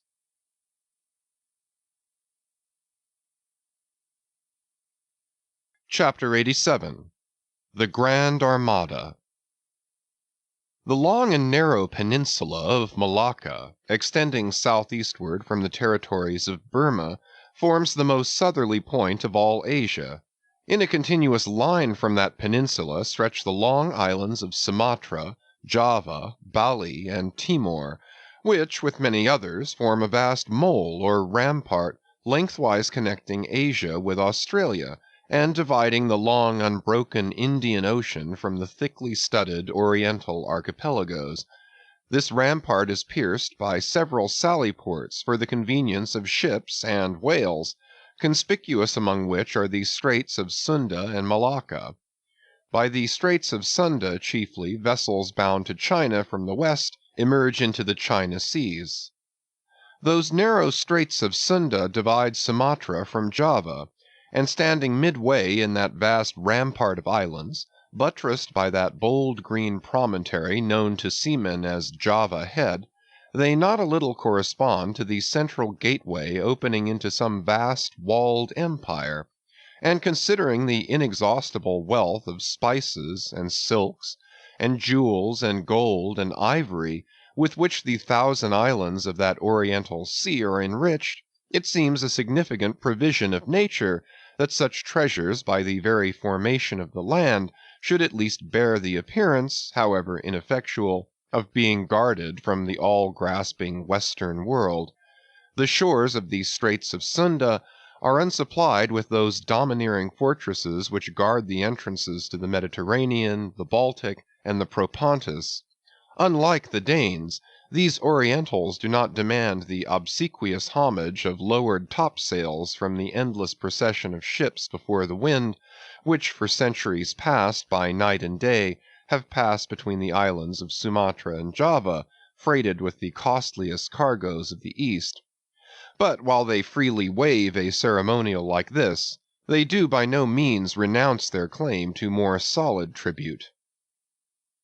Time out of mind, the piratical proas of the Malays, lurking among the low-shaded coves and islets of Sumatra, have sallied out upon the vessels sailing through the straits, fiercely demanding tribute at the point of their spears, though by the repeated bloody chastisements they have received at the hands of European cruisers, the audacity of these corsairs has of late been somewhat repressed, yet even at the present day we occasionally hear of English and American vessels which in those waters have been remorselessly boarded and pillaged. With a fair, fresh wind, the Pequod was now drawing nigh to these straits, Ahab purposing to pass through them into the Javan seas, and thence, cruising northward, over waters known to be frequented here and there by the sperm whale, sweep inshore by the Philippine Islands and gain the far coast of Japan, in time for the great whaling season there. By these means the circumnavigating Pequod would sweep almost all the known sperm whale cruising grounds of the world, previous to descending upon the line in the Pacific, where Ahab, though everywhere else foiled in his pursuit, firmly counted upon giving battle to Moby Dick in the sea he was most known to frequent, and at a season when he might most reasonably be presumed to be haunting it. But how now? In this zoned quest does Ahab touch no land? Does his crew drink air? Surely he will stop for water. Nay, for a long time now the circus-running sun has raced within his fiery ring, and needs no sustenance but what's in himself. So Ahab. Mark this, too, in the whaler, while other hulls are loaded down with alien stuff, to be transferred to foreign wharves, the world-wandering whale ship carries no cargo but herself and crew, their weapons and their wants. She has a whole lake's contents bottled in her ample hold. She is ballasted with utilities, not altogether with unusable pig-lead and kentledge. She carries years' water in her, clear old prime Nantucket water, which, when 3 years afloat, the Nantucketer in the Pacific prefers to drink before the brackish fluid but yesterday rafted off in casks from the Peruvian or Indian streams. Hence it is that, while other ships may have gone to China from New York and back again, touching at a score of ports, the whale ship in all that interval may not have sighted one grain of soil, her crew having seen no man but floating seamen like themselves. So that, did you carry them the news that another flood had come, they would only answer, "Well, boys, here's the Ark." Now, as many sperm whales had been captured off the western coast of Java, in the near vicinity of the Straits of Sunda, indeed as most of the ground round about was generally recognized by fishermen as an excellent spot for cruising, therefore as the Pequod gained more and more upon Java Head, the lookouts were repeatedly hailed and admonished to keep wide awake. But though the green palmy cliffs of the land soon loomed on the starboard bow, and with delighted nostrils the fresh cinnamon was snuffed in the air, yet not a single jet was descried. Almost renouncing all thoughts of falling in with any game hereabouts, the ship had well nigh entered the straits, when the customary cheering cry was heard from aloft, and ere long a spectacle of singular magnificence saluted us. But here be it premised that owing to the unwearied activity with which of late they have been hunted over all 4 oceans, the sperm whales, instead of almost invariably sailing in small, detached companies as in former times, are now frequently met with in extensive herds, sometimes embracing so great a multitude that it would almost seem as if numerous nations of them had sworn solemn league and covenant for mutual assistance and protection. To this aggregation of the sperm whale into such immense caravans may be imputed the circumstance that even in the best cruising grounds you may now sometimes sail for weeks and months together without being greeted by a single spout, and then suddenly be saluted by what sometimes seems thousands on thousands. Broad on both bows, at a distance of some 2 or 3 miles, and forming a great semicircle, embracing 1/2 of the level horizon, a continuous chain of whale jets were up playing and sparkling in the noonday air. Unlike the straight, perpendicular twin jets of the right whale, which, dividing at top, fall over in 2 branches like the cleft, drooping boughs of a willow, the single forward slanting spout of the sperm whale presents a thick, curled bush of white mist, continually rising and falling away to leeward. Seen from the Pequod's deck, then, as she would rise on a high hill of the sea, this host of vapory spouts, individually curling up into the air, and beheld through a blending atmosphere of bluish haze, showed like the 1,000 cheerful chimneys of some dense metropolis, descried of a balmy autumnal morning by some horseman on a height. As marching armies, approaching an unfriendly defile in the mountains, accelerate their march, all eagerness to place that perilous passage in their rear, and once more expand in comparative security upon the plain, even so did this vast fleet of whales now seem hurrying forward through the straits, gradually contracting the wings of their semicircle, and swimming on in one solid but still crescentic center. Crowding all sail, the Pequod pressed after them, the harpooneers handling their weapons, and loudly cheering from the heads of their yet suspended boats. If the wind only held, little doubt had they that chased through these Straits of Sunda, the vast host would only deploy into the Oriental seas to witness the capture of not a few of their number. And who could tell whether in that congregated caravan Moby Dick himself might not temporarily be swimming, like the worshipped white elephant in the coronation procession of the Siamese? So with stunsail piled on stunsail, we sailed along, driving these leviathans before us, when of a sudden the voice of Tashtego was heard, loudly directing attention to something in our wake. Corresponding to the crescent in our van, we beheld another in our rear. It seemed formed of detached white vapors, rising and falling something like the spouts of the whales, only they did not so completely come and go, for they constantly hovered, without finally disappearing. Leveling his glass at this sight, Ahab quickly revolved in his pivot hole, crying, "Aloft there, and rig whips and buckets to wet the sails!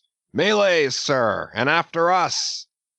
As if too long lurking behind the headlands, till the Pequod should fairly have entered the straits, these rascally Asiatics were now in hot pursuit, to make up for their overcautious delay.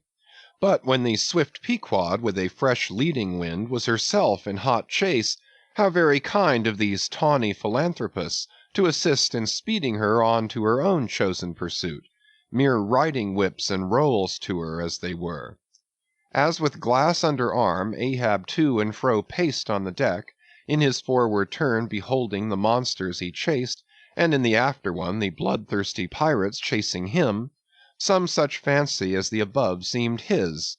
And when he glanced upon the green walls of the watery defile in which the ship was then sailing, and bethought him that through that gate lay the route to his vengeance, and beheld how, through that same gate, he was now both chasing and being chased to his deadly end, and not only that, but a herd of remorseless wild pirates and inhuman atheistical devils were infernally cheering him on with their curses, when all these conceits had passed through his brain, Ahab's brow was left gaunt and ribbed, like the black sand beach after some stormy tide has been gnawing it, without being able to drag the firm thing from its place.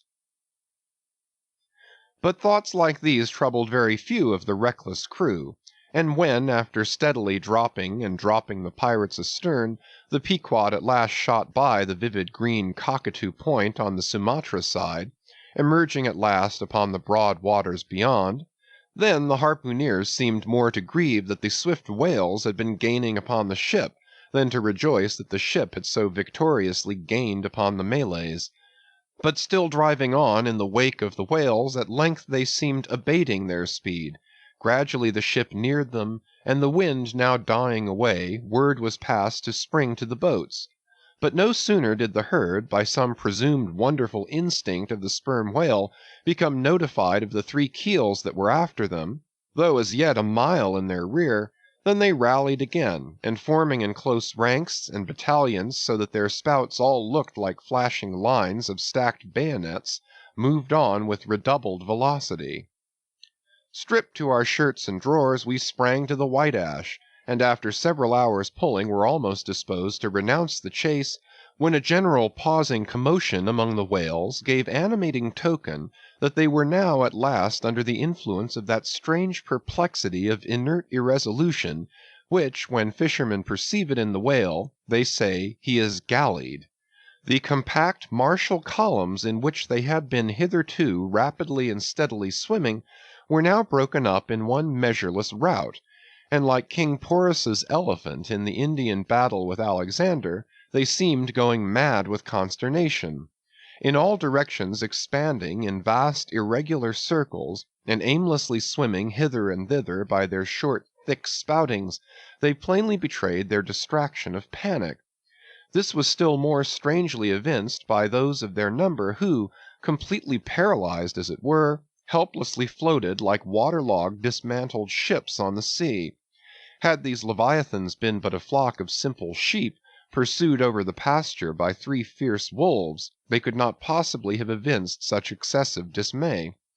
But this occasional timidity is characteristic of almost all herding creatures. Though banding together in tens of thousands, the lion-maned buffaloes of the West have fled before a solitary horseman. Witness, too, all human beings, how when herded together in the sheepfold of a theatre's pit, they will, at the slightest alarm of fire, rush helter-skelter for the outlets, crowding, trampling, jamming, and remorselessly dashing each other to death. Best, therefore, withhold any amazement at the strangely gallied whales before us, for there is no folly of the beasts of the earth which is not infinitely outdone by the madness of men. Though many of the whales, as has been said, were in violent motion, yet it is to be observed that as a whole the herd neither advanced nor retreated, but collectively remained in one place. As is customary in those cases, the boats at once separated, each making for some one lone whale on the outskirts of the shoal. In about 3 minutes' time Queequeg's harpoon was flung, the stricken fish darted blinding spray in our faces, and then running away with us like light steered straight for the heart of the herd. Though such a movement on the part of the whale struck under such circumstances is in no wise unprecedented, and indeed is almost always more or less anticipated, yet does it present one of the more perilous vicissitudes of the fishery. For as the swift monster drags you deeper and deeper into the frantic shoal, you bid adieu to circumspect life and only exist in a delirious throb. As, blind and deaf, the whale plunged forward, as if by sheer power of speed to rid himself of the iron leech that had fastened to him, as we thus tore a white gash in the sea, on all sides menaced as we flew by the crazed creatures to and fro rushing about us, our beset boat was like a ship mobbed by ice isles in a tempest, and striving to steer through their complicated channels and straits, not knowing at what moment it may be locked in and crushed. But not a bit daunted, Queequeg steered us manfully, now sheering off from this monster directly across our route in advance, now edging away from that, whose colossal flukes were suspended overhead, while all the time Starbuck stood up in the bows, lance in hand, pricking out of our way whatever whales he could reach by short darts, for there was no time to make long ones. Nor were the oarsmen quite idle, though their wonted duty was now altogether dispensed with. They chiefly attended to the shouting part of the business. "Out of the way, Commodore!" cried one, to a great dromedary that of a sudden rose bodily to the surface, and for an instant threatened to swamp us. "Hard down with your tail there!" cried a second to another, which, close to our gunwale, seemed calmly cooling himself with his own fan-like extremity. All whaleboats carry certain curious contrivances, originally invented by the Nantucket Indians, called drugs. Two thick squares of wood of equal size are stoutly clenched together, so that they cross each other's grain at right angles. A line of considerable length is then attached to the middle of this block, and the other end of the line being looped, it can in a moment be fastened to a harpoon. It is chiefly among gallied whales that this drug is used, for then more whales are close round you than you can possibly chase at one time. But sperm whales are not every day encountered, while you may then, you must kill all you can. And if you cannot kill them all at once, you must wing them, so that they can be afterwards killed at your leisure. Hence it is that at times like these the drug comes into requisition. Our boat was furnished with 3 of them. The first and second were successfully darted, and we saw the whales staggeringly running off, fettered by the enormous sidelong resistance of the towing drug. They were cramped like malefactors with the chain and ball. But upon flinging the third, in the act of tossing overboard the clumsy wooden block, it caught under one of the seats of the boat, and in an instant tore it out and carried it away, dropping the oarsman in the boat's bottom as the seat slid from under him. On both sides the sea came in at the wounded planks, but we stuffed 2 or 3 drawers and shirts in, and so stopped the leaks for the time. It had been next to impossible to dart these drugged harpoons, were it not that as we advanced into the herd our whale's way greatly diminished. Moreover, that as we went still further and further from the circumference of commotion, the direful disorders seemed waning, so that when at last the jerking harpoon drew out and the towing whale sideways vanished, then, with the tapering force of his parting momentum, we glided between 2 whales into the innermost heart of the shoal, as if from some mountain torrent we had slid into a serene valley lake. Here the storms in the roaring glens between the outermost whales were heard, but not felt. In this central expanse the sea presented that smooth, satin-like surface called a sleek, produced by the subtle moisture thrown off by the whale in his more quiet moods. Yes, we were now in that enchanted calm which they say lurks at the heart of every commotion. And still in the distracted distance we beheld the tumults of the outer concentric circles, and saw successive pods of whales, 8 or 10 in each, swiftly going round and round, like multiplied spans of horses in a ring, and so closely shoulder to shoulder, that a titanic circus rider might easily have overarched the middle ones, and so have gone round on their backs. Owing to the density of the crowd of reposing whales more immediately surrounding the embayed axis of the herd, no possible chance of escape was at present afforded us. We must watch for a breach in the living wall that hemmed us in, the wall that had only admitted us in order to shut us up. Keeping at the center of the lake, we were occasionally visited by small, tame cows and calves, the women and children of this routed host. Now, inclusive of the occasional wide intervals between the revolving outer circles, and inclusive of the spaces between the various pods in any one of those circles, the entire area at this juncture, embraced by the whole multitude, must have contained at least 2 or 3 square miles. At any rate, though indeed such a test at such a time might be deceptive, spoutings might be discovered from our low boat that seemed playing up almost from the rim of the horizon. I mention this circumstance because, as if the cows and calves had been purposely locked up in this innermost fold, and as if the wide extent of the herd had hitherto prevented them from learning the precise cause of its stopping, or possibly being so young, unsophisticated, and every way innocent and inexperienced, however it may have been, these smaller whales, now and then visiting our becalmed boat from the margin of the lake, evinced a wondrous fearlessness and confidence, or else a still becharmed panic which it was impossible not to marvel at. Like household dogs they came snuffling round us, right up to our gunwales, and touching them, till it almost seemed that some spell had suddenly domesticated them. Queequeg patted their foreheads, Starbuck scratched their backs with his lance, but, fearful of the consequences, for the time refrained from darting it. But far beneath this wondrous world upon the surface, another and still stranger world met our eye as we gazed over the side. For suspended in those watery vaults floated the forms of the nursing mothers of the whales, and those that of their enormous girth seemed shortly to become mothers. The lake, as I have hinted, was to a considerable depth exceedingly transparent, and as human infants while suckling will calmly and fixedly gaze away from the breast, as if leading 2 different lives at the time, and while yet drawing mortal nourishment, be still spiritually feasting upon some unearthly reminiscence, even so did the young of these whales seem looking up towards us, but not at us, as if we were but a bit of gulf-weed in their newborn sight. Floating on their sides, the mothers also seemed quietly eyeing us.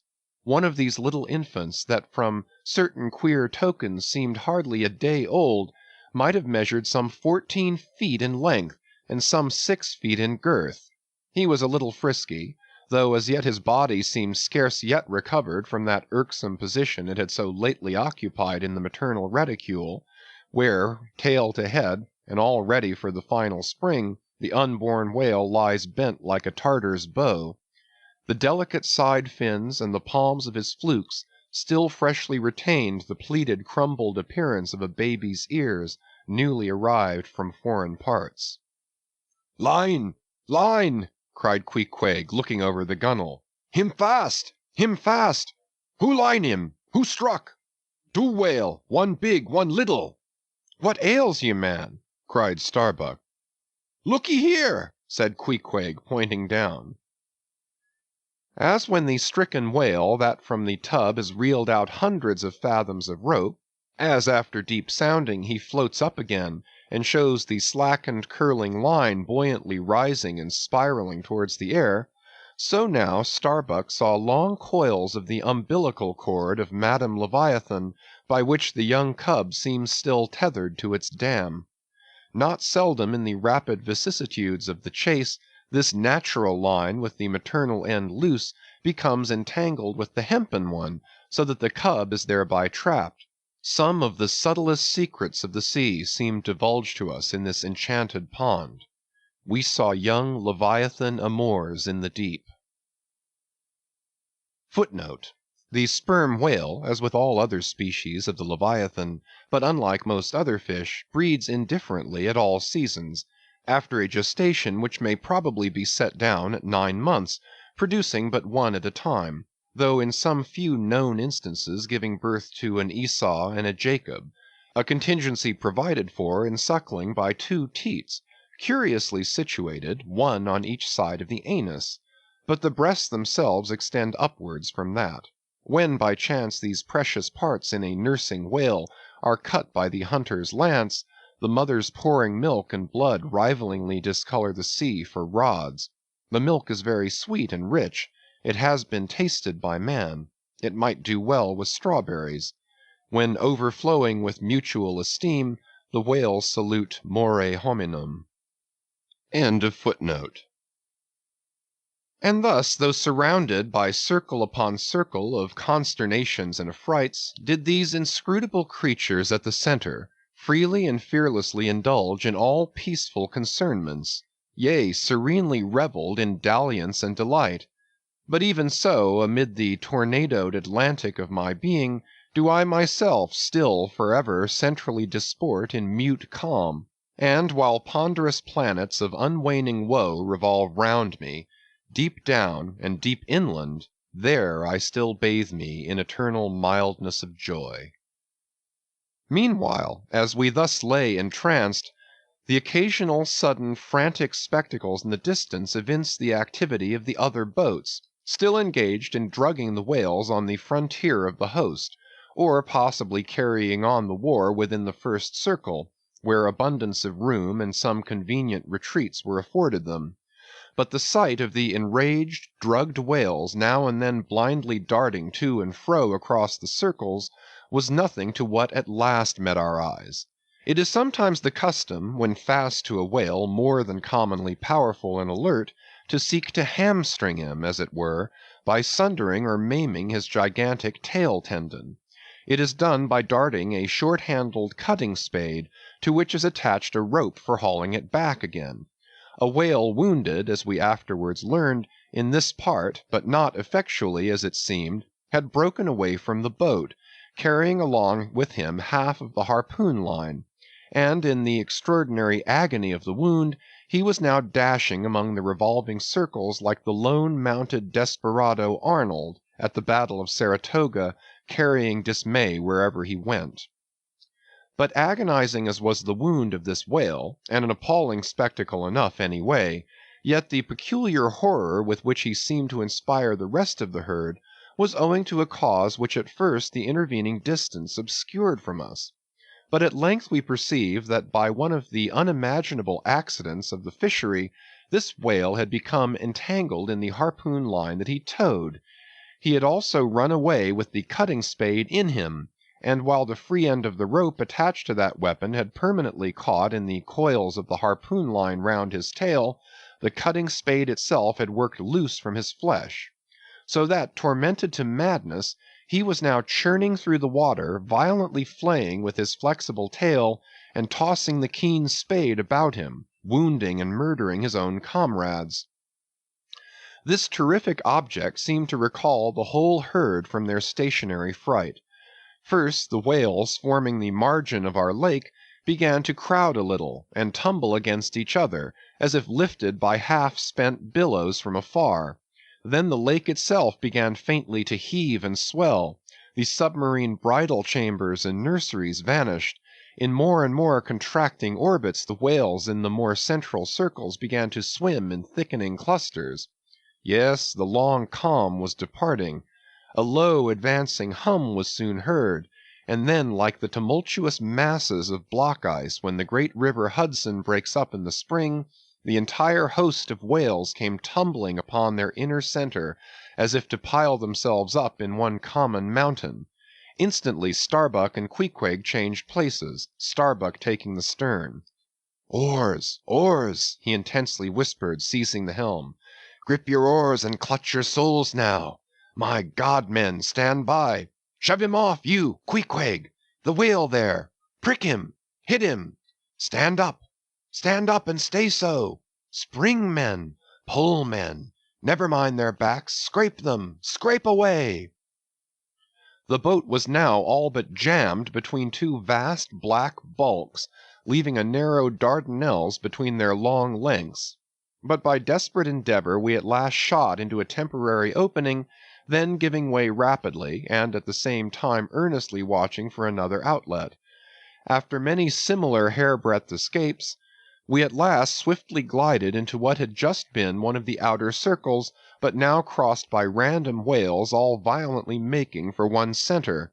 This lucky salvation was cheaply purchased by the loss of Queequeg's hat, who, while standing in the bows to prick the fugitive whales, had his hat taken clean from his head by the air eddy made by the sudden tossing of a pair of broad flukes close by. Riotous and disordered as the universal commotion now was, it soon resolved itself into what seemed a systematic movement, for having clumped together at last in one dense body, they then renewed their onward flight with augmented fleetness. Further pursuit was useless, but the boats still lingered in their wake to pick up what drugged whales might be dropped astern, and likewise to secure one which Flask had killed and waifed. The waif is a pennant pole, 2 or 3 of which are carried by every boat, and which, when additional game is at hand, are inserted upright into the floating body of a dead whale, both to mark its place on the sea, and also as token of prior possession, should the boats of any other ship draw near. The result of this lowering was somewhat illustrative of that sagacious saying in the fishery, the more whales, the less fish. Of all the drugged whales only one was captured. The rest contrived to escape for the time, but only to be taken, as will hereafter be seen, by some other craft than the Pequod.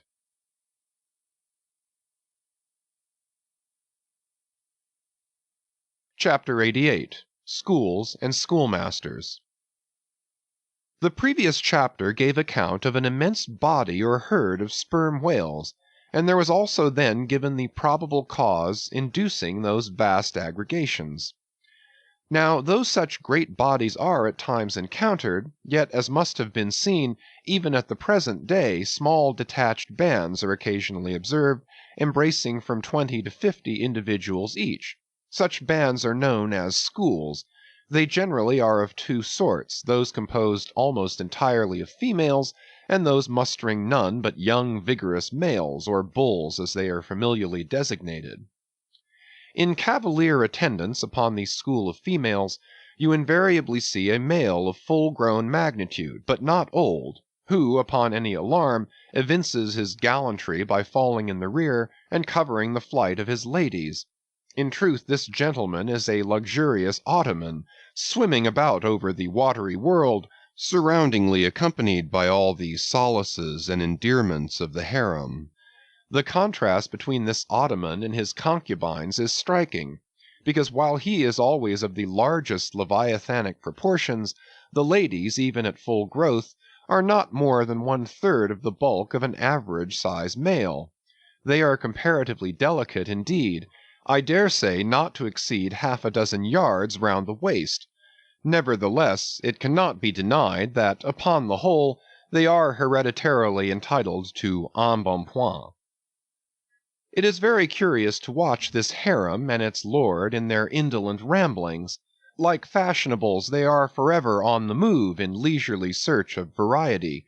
You meet them on the line in time for the full flower of the equatorial feeding season, having just returned perhaps from spending the summer in the northern seas, and so cheating summer of all unpleasant weariness and warmth.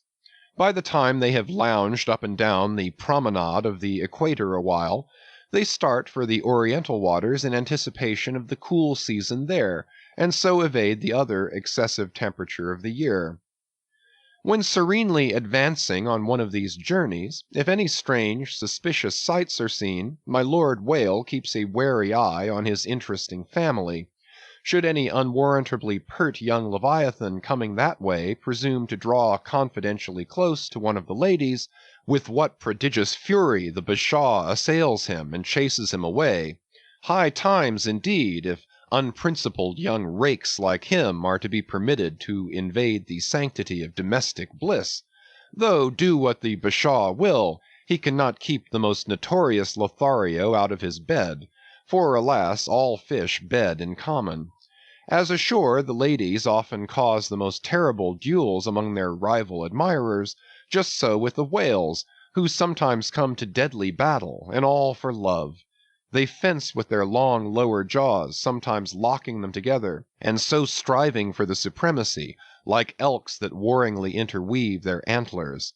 Not a few are captured having deep scars of these encounters, furrowed heads, broken teeth, scalloped fins, and in some instances wrenched and dislocated mouths. But supposing the invader of domestic bliss to betake himself away at the first rush of the harem's lord, then it is very diverting to watch that lord. Gently he insinuates his vast bulk among them again, and revels there awhile, still in tantalizing vicinity to young Lothario, like pious Solomon devoutly worshipping among his 1,000 concubines. Granting other whales to be in sight, the fisherman will seldom give chase to one of these Grand Turks, for these Grand Turks are too lavish of their strength, and hence their unctuousness is small. As for the sons and daughters they beget, why those sons and daughters must take care of themselves, at least with only the maternal help, for like certain other omnivorous roving lovers that might be named, my Lord Whale has no taste for the nursery, however much for the bower, and so being a great traveller, he leaves his anonymous babies all over the world, every baby an exotic. In good time, nevertheless, as the ardour of youth declines, as years and dumps increase, as reflection lends her solemn pauses, in short, as a general lassitude overtakes the sated Turk, then a love of ease and virtue supplants the love for maidens. Our Ottoman enters upon the impotent, repentant, admonitory stage of life, forswears, disbands the harem, and grown to an exemplary, sulky old soul, goes about all alone among the meridians and parallels, saying his prayers, and warning each young Leviathan from his amorous errors. Now, as the harem of whales is called by the fishermen a school, so is the lord and master of that school technically known as the schoolmaster. It is therefore not in strict character, however admirably satirical, that after going to school himself he should then go abroad inculcating not what he learned there, but the folly of it. His title, schoolmaster, would very naturally seem derived from the name bestowed upon the harem itself, but some have surmised that the man who first thus entitled this sort of Ottoman whale must have read the memoirs of Vidocq, and informed himself what sort of a country schoolmaster that famous Frenchman was in his younger days, and what was the nature of those occult lessons he inculcated into some of his pupils. The same secludedness and isolation to which the schoolmaster whale betakes himself in his advancing years is true of all aged sperm whales. Almost universally, a lone whale, as a solitary leviathan is called, proves an ancient one. Like venerable moss-bearded Daniel Boone, he will have no one near him but Nature herself, and her he takes to wife in the wilderness of waters, and the best of wives she is, though she keeps so many moody secrets. The schools composing none but young and vigorous males, previously mentioned, offer a strong contrast to the harem schools. For while those female whales are characteristically timid, the young males, or 40-barrel bulls as they call them, are by far the most pugnacious of all leviathans, and proverbially the most dangerous to encounter, excepting those wondrous gray-headed, grizzled whales sometimes met, and these will fight you like grim fiends exasperated by a penal gout. The 40-barrel bull schools are larger than the harem schools. Like a mob of young collegians, they are full of fight, fun, and wickedness, tumbling round the world at such a reckless, rollicking rate, that no prudent underwriter would insure them any more than he would a riotous lad at Yale or Harvard. They soon relinquish this turbulence, though, and when about 3/4 grown, break up and separately go about in quest of settlements, that is, harems. Another point of difference between the male and female schools is still more characteristic of the sexes. Say you strike a 40-barrel bull, poor devil, all his comrades quit him. But strike a member of the harem school, and her companions swim around her with every token of concern, sometimes lingering so near her and so long as themselves to fall a prey.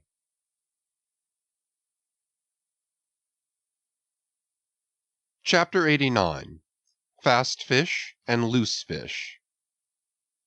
The allusion to the waif and waif poles in the last chapter but one necessitates some account of the laws and regulations of the whale fishery, of which the waif may be deemed the grand symbol and badge. It frequently happens that when several ships are cruising in company, a whale may be struck by one vessel, then escape and be finally killed and captured by another vessel. And herein are indirectly comprised many minor contingencies, all partaking of this one grand feature. For example, after a weary and perilous chase and capture of a whale, the body may get loose from the ship by reason of a violent storm, and drifting far away to leeward, be retaken by a second whaler, who, in a calm, snugly tows it alongside, without risk of life or line. Thus the most vexatious and violent disputes would often arise between the fishermen, were there not some written or unwritten, universal, undisputed law applicable to all cases. Perhaps the only formal whaling code authorized by legislative enactment was that of Holland. It was decreed by the States General in A.D. 1695. But though no other nation has ever had any written whaling law, yet the American fishermen have been their own legislators and lawyers in this matter. They have provided a system which for terse comprehensiveness surpasses Justinian's Pandects and the bylaws of the Chinese Society for the suppression of meddling with other people's business. Yes, the laws might be engraven on a Queen Anne's farthing, or the barb of a harpoon, and worn round the neck, so small are they. 1. A fast fish belongs to the party fast to it. 2. A loose fish is fair game for anybody who can soonest catch it. But what plays the mischief with this masterly code is the admirable brevity of it, which necessitates a vast volume of commentaries to expound it. First, what is a fast fish?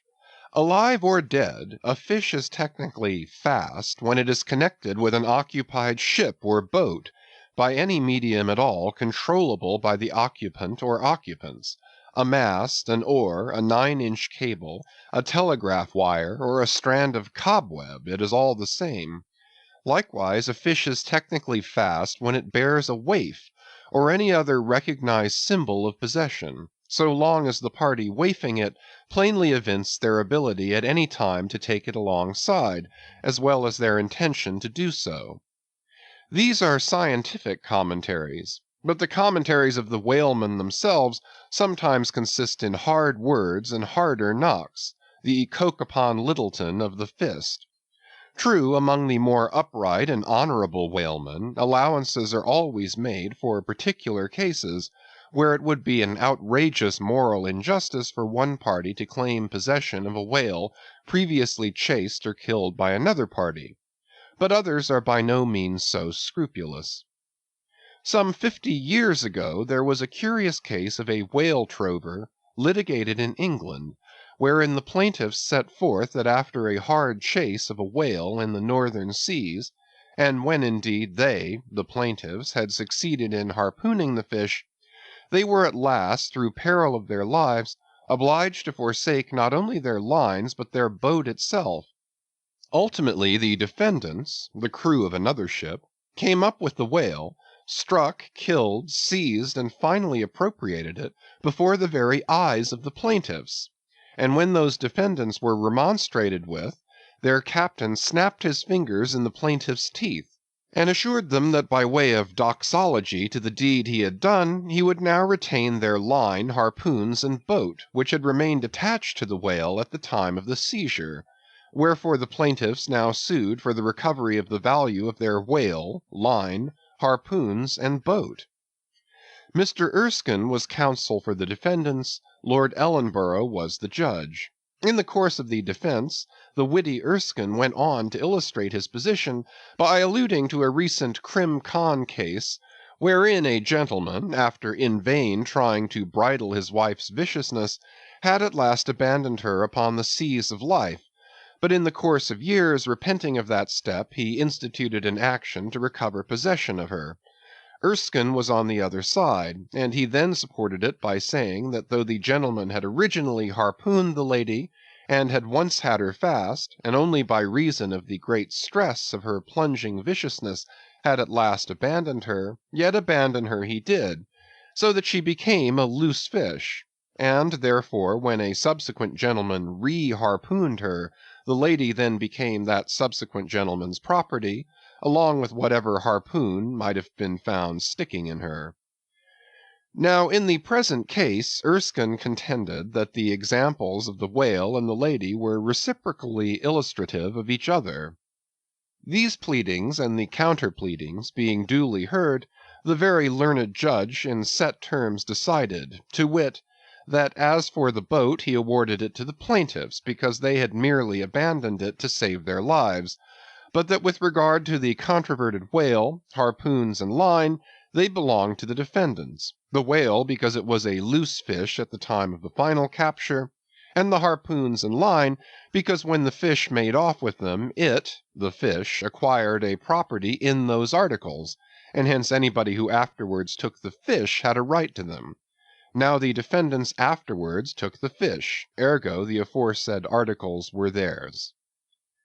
A common man looking at this decision of the very learned judge might possibly object to it, but ploughed up to the primary rock of the matter, the two great principles laid down in the twin whaling laws previously quoted, and applied and elucidated by Lord Ellenborough in the above-cited case, these two laws touching fast fish and loose fish, I say, will, on reflection, be found the fundamentals of all human jurisprudence, for notwithstanding its complicated tracery of sculpture, the temple of the law, like the temple of the Philistines, has but two props to stand on.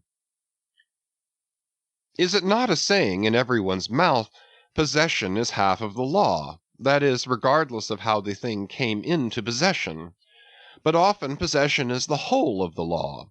What are the sinews and souls of Russian serfs and Republican slaves but fast fish, whereof possession is the whole of the law?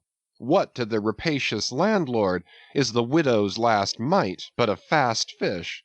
What is yonder undetected villain's marble mansion with a door-plate for a waif? What is that but a fast fish? What is the ruinous discount which Mordecai the broker gets from poor Woebegone the bankrupt, on a loan to keep Woebegone's family from starvation? What is that ruinous discount but a fast fish? What is the Archbishop of Save-Souls' income of £100,000, seized from the scant bread and cheese of hundreds of thousands of broken-backed laborers, all sure of heaven without any of Save-Souls' help? What is that globular £100,000 but a fast fish? What are the Duke of Dunder's hereditary towns and hamlets but fast fish? What to that redoubted harpooneer John Bull is poor Ireland but a fast fish? What to that apostolic lancer, brother Jonathan, is Texas but a fast fish? And concerning all these, is not possession the whole of the law? But if the doctrine of fast fish be pretty generally applicable, the kindred doctrine of loose fish is still more widely so. That is internationally and universally applicable. What was America in 1492 but a loose fish, in which Columbus struck the Spanish standard by way of waifing it for his royal master and mistress? What was Poland to the Czar? What Greece to the Turk? What India to England? What at last will Mexico be to the United States? All loose fish. What are the rights of man and the liberties of the world but loose fish? What all men's minds and opinions but loose fish? What is the principle of religious belief in them but a loose fish? What to the ostentatious, smuggling verbalists are the thoughts of thinkers but loose fish? What is the great globe itself but a loose fish? And what are you, reader, but a loose fish, and a fast fish too?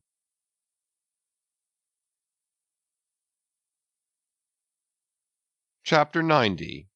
Heads or Tails. De baleno vero sufficit, si rex habeat caput et regina caudam. Bracton, L3, C3. Latin from the books of the laws of England, which, taken along with the context, means that of all whales captured by anybody on the coast of that land, the king as honorary grand harpooneer must have the head, and the queen be respectfully presented with the tail. A division which in the whale is much like having an apple; there is no intermediate remainder. Now, as this law, under a modified form, is to this day in force in England, and as it offers in various respects a strange anomaly touching the general law of fast and loosed fish, it is here treated of in a separate chapter, on the same courteous principle that prompts the English railways to be at the expense of a separate car specially reserved for the accommodation of royalty. In the first place, in curious proof of the fact that the above-mentioned law is still in force, I proceed to lay before you a circumstance that happened within the last 2 years. It seems that some honest mariners of Dover or Sandwich, or some one of the Cinque Ports, had after a hard chase succeeded in killing and beaching a fine whale, which they had originally descried afar off from the shore. Now the Cinque Ports are partially or somehow under the jurisdiction of a sort of policeman or beadle called a Lord Warden. Holding the office directly from the crown, I believe, all the royal emoluments incident to the Cinque Port territories become by assignment his. By some writers this office is called a sinecure, but not so, because the Lord Warden is busily employed at times in fobbing his perquisites, which are his chiefly by virtue of that same fobbing of them. Now, when these poor sunburnt mariners, barefooted and with their trousers rolled high up on their eely legs, had wearily hauled their fat fish high and dry, promising themselves a good £150 from the precious oil and bone, and in fantasy sipping rare tea with their wives and good ale with their cronies, upon the strength of their respective shares, up steps a very learned and most Christian and charitable gentleman, with a copy of Blackstone under his arm, and laying it upon the whale's head, he says, "Hands off! This fish, my masters, is a fast fish. I seize it as the Lord Warden's." Upon this the poor mariners, in their respectful consternation, so truly English, not knowing what to say, fall to vigorously scratching their heads all round, meanwhile ruefully glancing from the whale to the stranger. But that did nowise mend the matter, or at all soften the hard heart of the learned gentleman with the copy of Blackstone. At length one of them, after long scratching about for his ideas, made bold to speak. "Please, sir, who is the Lord Warden?" "The Duke." "But the Duke had nothing to do with taking this fish." "It is his." "We have been at great trouble and peril and some expense, and is all that to go to the Duke's benefit, and we get nothing at all for our pains but our blisters?" "It is his." "Is the Duke so very poor as to be forced to this desperate mode of getting a livelihood?" "It is his."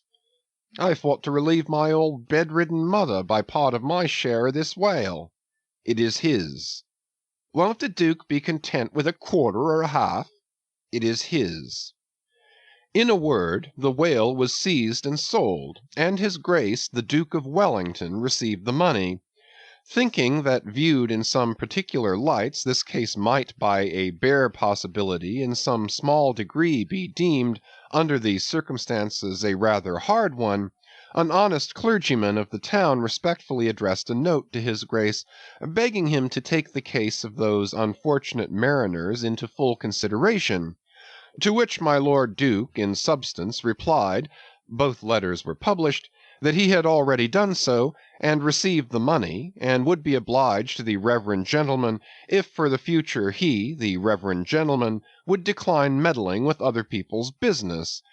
Is this the still militant old man standing at the corners of the three kingdoms, on all hands coercing alms of beggars? It will readily be seen that in this case the alleged right of the Duke to the whale was a delegated one from the sovereign. We must needs inquire then on what principle the sovereign is originally invested with that right. The law itself has already been set forth, but Plowden gives us the reason for it, Says Plowden, the whale so caught belongs to the king and queen, "because of its superior excellence," and by the soundest commentators this has ever been held a cogent argument in such matters. But why should the king have the head and the queen the tail? A reason for that, ye lawyers. In his treatise on Queen Gold, or Queen Pin Money, an old King's Bench author, one William Prynne, thus discourseth: "Ye tail is ye queen's, that ye queen's wardrobe may be supplied with ye whalebone." Now this was written at a time when the black limber bone of the Greenland or right whale was largely used in ladies' bodices, but this same bone is not in the tail, it is in the head, which is a sad mistake for a sagacious lawyer like Prynne. But is the queen a mermaid to be presented with a tail? An allegorical meaning may lurk here. There are two royal fish so styled by the English law writers, the whale and the sturgeon, both royal property under certain limitations, and nominally supplying the 10th branch of the crown's ordinary revenue. I know not that any other author has hinted of the matter, but by inference it seems to me that the sturgeon must be divided in the same way as the whale, the king receiving the highly dense and elastic head peculiar to that fish, which symbolically regarded may possibly be humorously grounded upon some presumed congeniality. And thus there seems a reason in all things, even in law.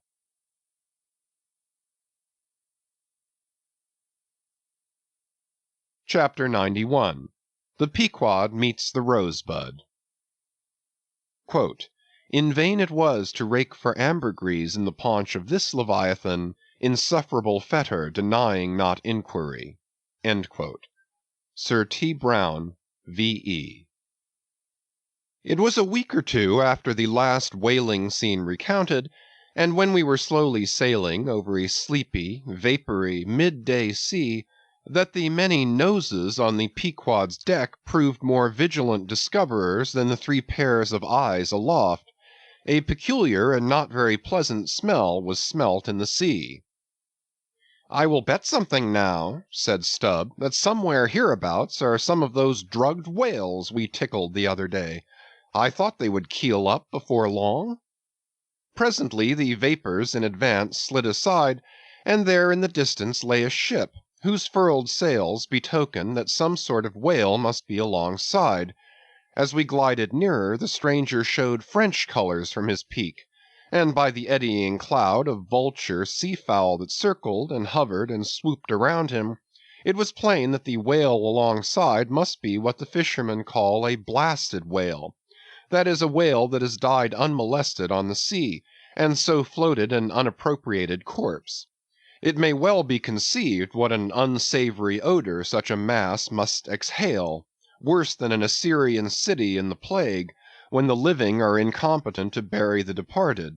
So intolerable indeed is it regarded by some, that no cupidity could persuade them to moor alongside of it. Yet are there those who will still do it, notwithstanding the fact that the oil obtained from such subjects is of a very inferior quality, and by no means of the nature of attar of rose. Coming still nearer with the expiring breeze, we saw that the Frenchman had a second whale alongside, and this second whale seemed even more of a nosegay than the first. In truth, it turned out to be one of those problematical whales that seem to dry up and die with a sort of prodigious dyspepsia or indigestion, leaving their defunct bodies almost entirely bankrupt of anything like oil. Nevertheless, in its proper place we shall see that no knowing fisherman will ever turn up his nose at such a whale as this, however much he may shun blasted whales in general. The Pequod had now swept so nigh to the stranger that Stubb vowed he recognized his cutting spade pole entangled in the lines that were knotted round the tail of one of these whales. "There's a pretty fellow now," he banteringly laughed, standing in the ship's bows. "There's a jackal for thee. I well know that these crappos of Frenchmen are but poor devils in the fishery, sometimes lowering their boats for breakers, mistaking them for sperm whale spouts. Yes, and sometimes sailing from their ports with their hold full of boxes of tallow candles. and cases of snuffers, foreseeing that all the oil they will get won't be enough to dip the captain's wick into. Aye, we all know these things.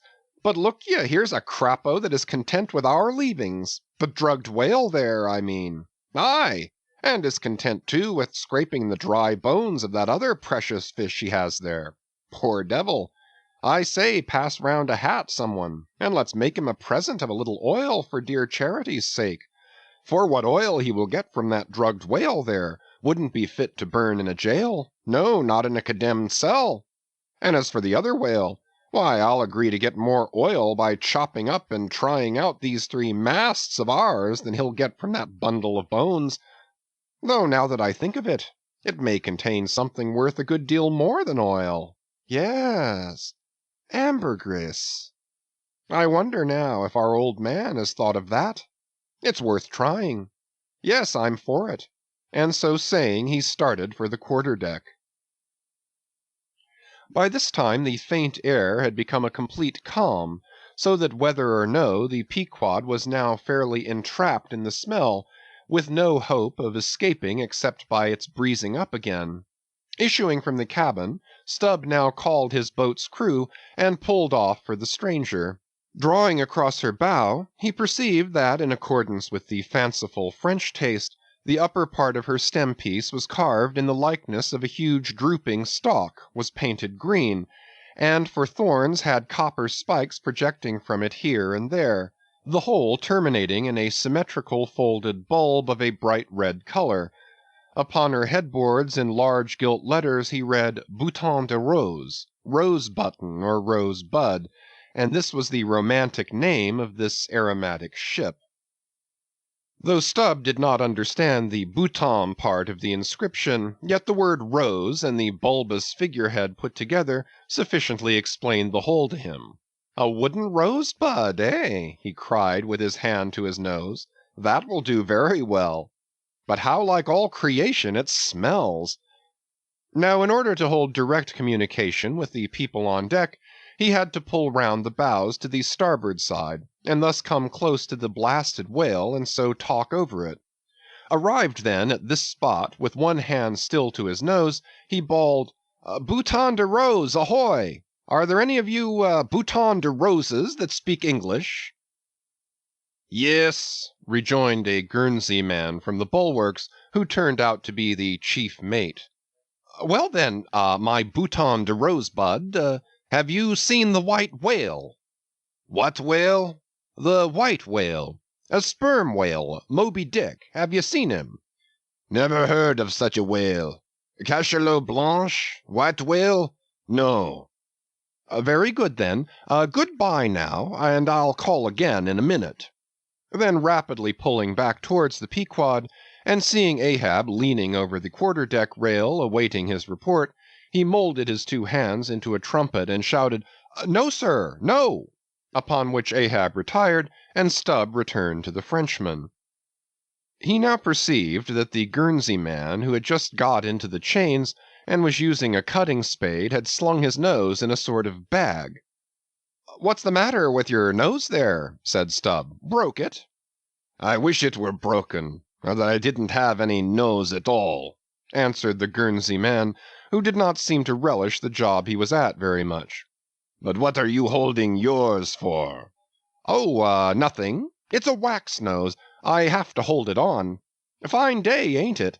Air rather gardeny, I should say. Throw us a bunch of posies, will you, Bouton de Rose? What in the devil's name do you want here? Roared the Guernseyman, flying into a sudden passion. Oh, keep cool. Cool, yes, that's the word. Why don't you pack those whales in ice while you're working at 'em? But, joking aside, though, do you know, Rosebud, that it's all nonsense trying to get any oil out of such whales? As for that dried-up one, there, he hasn't a gill in his whole carcass.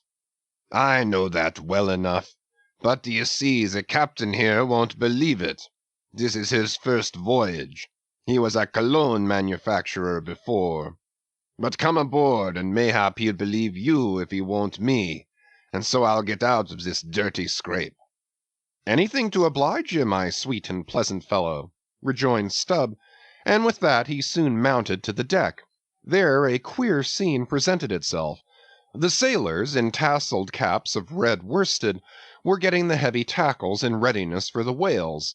But they worked rather slow and talked very fast, and seemed in anything but a good humor, all their noses upwardly projected from their faces like so many jib booms.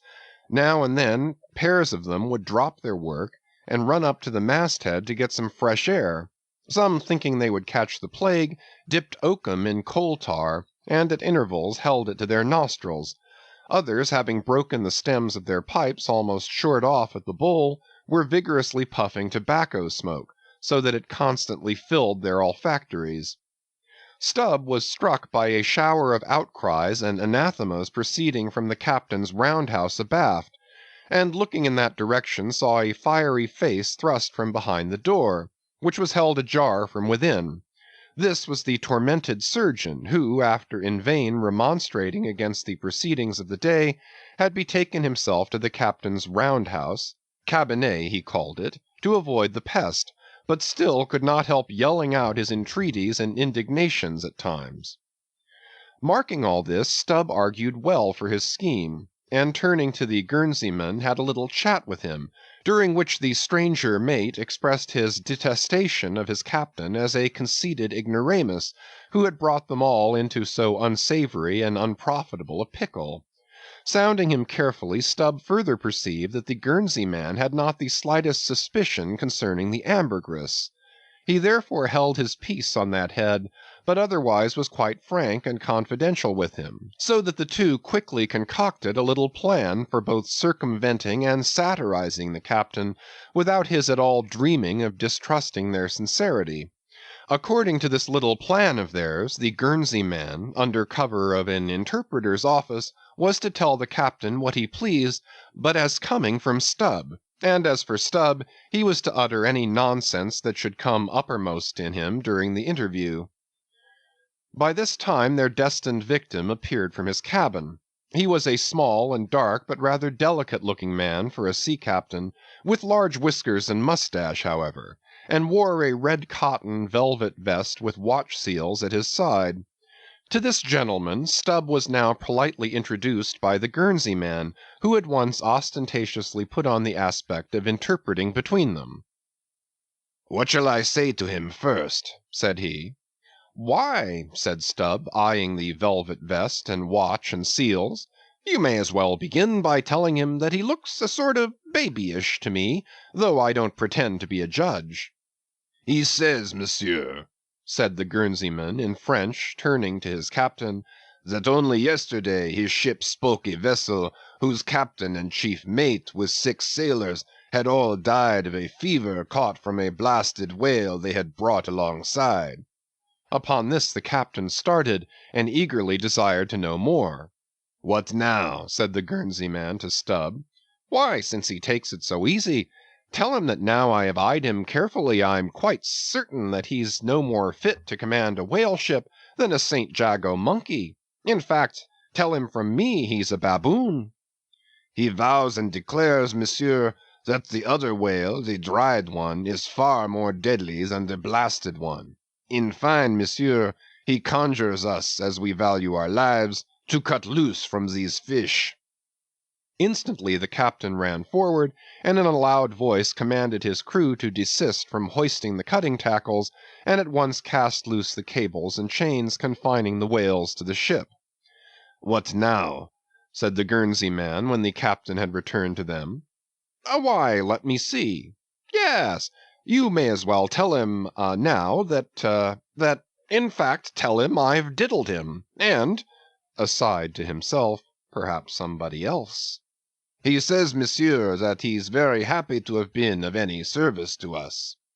Hearing this, the captain vowed that they were the grateful parties, meaning himself and mate, and concluded by inviting Stubb down into his cabin to drink a bottle of Bordeaux. "He wants you to take a glass of wine with him," said the interpreter. "Thank him heartily, but tell him it's against my principles to drink with the man I've diddled. In fact, tell him I must go."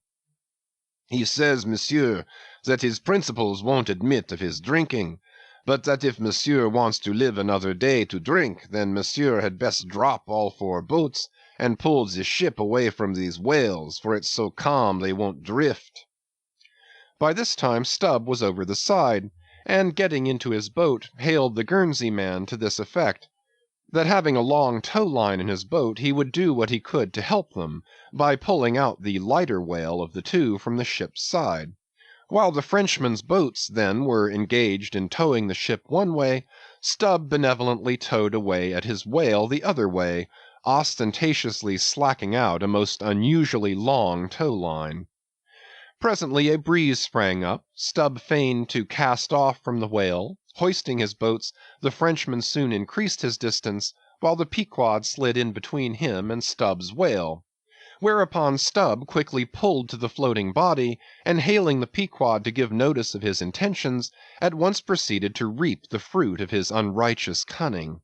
Seizing his sharp boat spade, he commenced an excavation in the body, a little behind the side fin. You would almost have thought he was digging a cellar there in the sea, and when at length his spade struck against the gaunt ribs, it was like turning up old Roman tiles and pottery buried in fat English loam. His boat's crew were all in high excitement, eagerly helping their chief, and looking as anxious as gold hunters. And all the time numberless fowls were diving and ducking and screaming and yelling and fighting around them. Stubb was beginning to look disappointed, especially as the horrible nosegay increased, when suddenly, from out the very heart of this plague, there stole a faint stream of perfume, which flowed through the tide of bad smells without being absorbed by it, as one river will flow into and then along with another, without at all blending with it for a time. "I have it! I have it!" cried Stubb with delight, striking something in the subterranean regions. "A purse! A purse!" Dropping his spade, he thrust both hands in, and drew out handfuls of something that looked like ripe Windsor soap, or rich mottled old cheese, very unctuous and savory withal. You might easily dent it with your thumb. It is of a hue between yellow and ash color.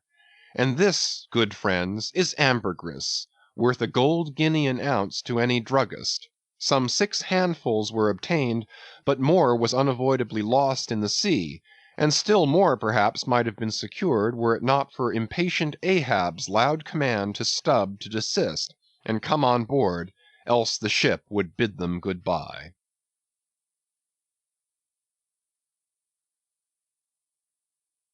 Chapter 92. Ambergris.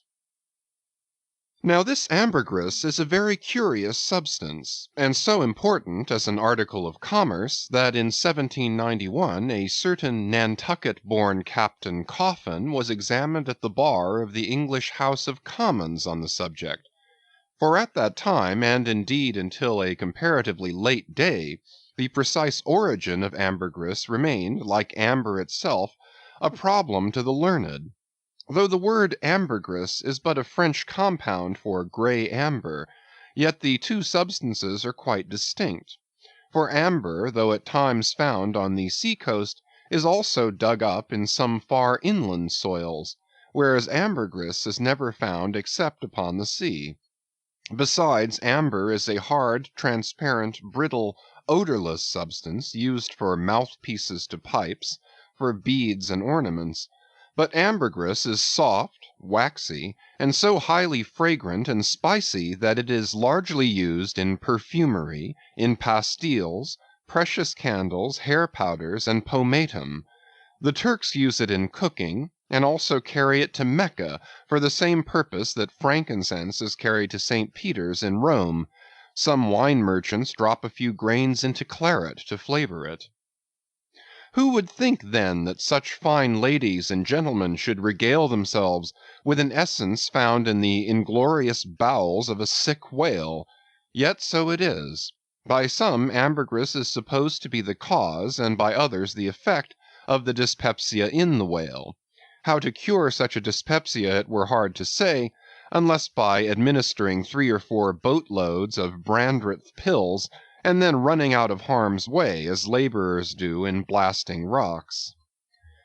I have forgotten to say that there were found in this ambergris certain hard, round, bony plates, which at first Stubb thought might be sailors' trousers buttons, but afterwards it turned out that they were nothing more than pieces of small squid bones embalmed in that manner. Now, that the incorruption of this most fragrant ambergris should be found in the heart of such decay, is this nothing?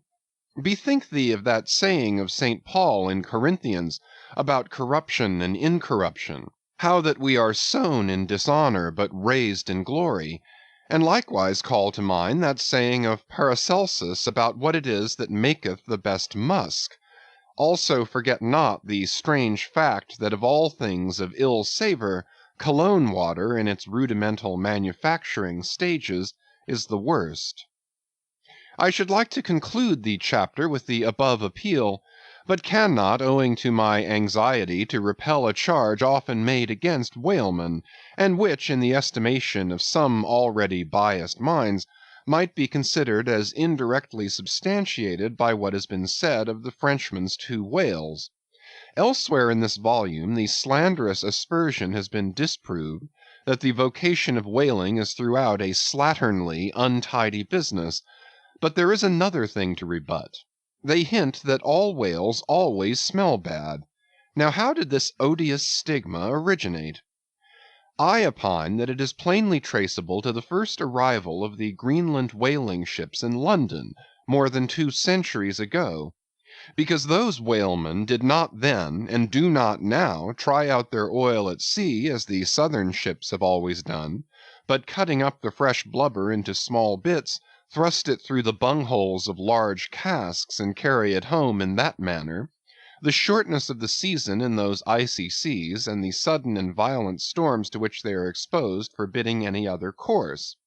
The consequence is, that upon breaking into the hold, and unloading one of these whale cemeteries in the Greenland dock, a savor is given forth somewhat similar to that arising from excavating an old city graveyard for the foundations of a lying-in hospital.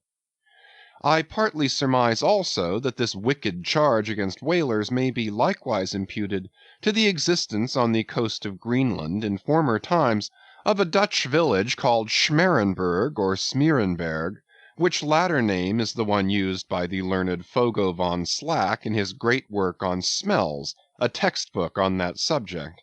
As its name imports, smer, fat, berg, to put up, this village was founded in order to afford a place for the blubber of the Dutch whale fleet to be tried out, without being taken home to Holland for that purpose. It was a collection of furnaces, fat kettles, and oil sheds, and when the works were in full operation certainly gave forth no very pleasant savor. But all this is quite different with a South Sea sperm whaler, which in a voyage of 4 years perhaps, after completely filling her hold with oil, does not perhaps consume 50 days in the business of boiling out, and in the state that it is casked, the oil is nearly scentless.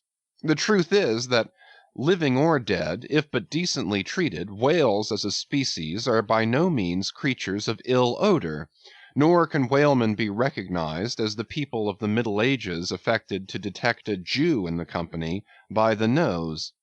Nor indeed can the whale possibly be otherwise than fragrant, when as a general thing he enjoys such high health, taking abundance of exercise, always out of doors, though it is true seldom in the open air.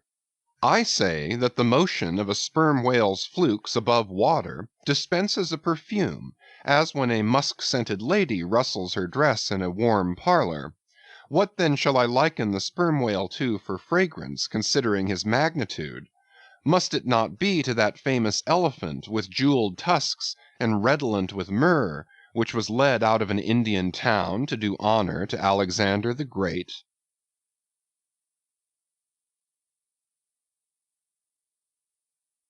Chapter 93. The Castaway.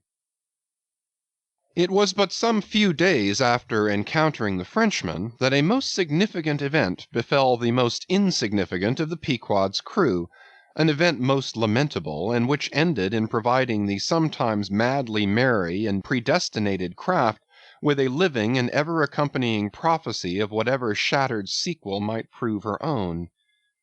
Now, in the whale ship it is not every one that goes in the boats. Some few hands are reserved called shipkeepers, whose province it is to work the vessel while the boats are pursuing the whale.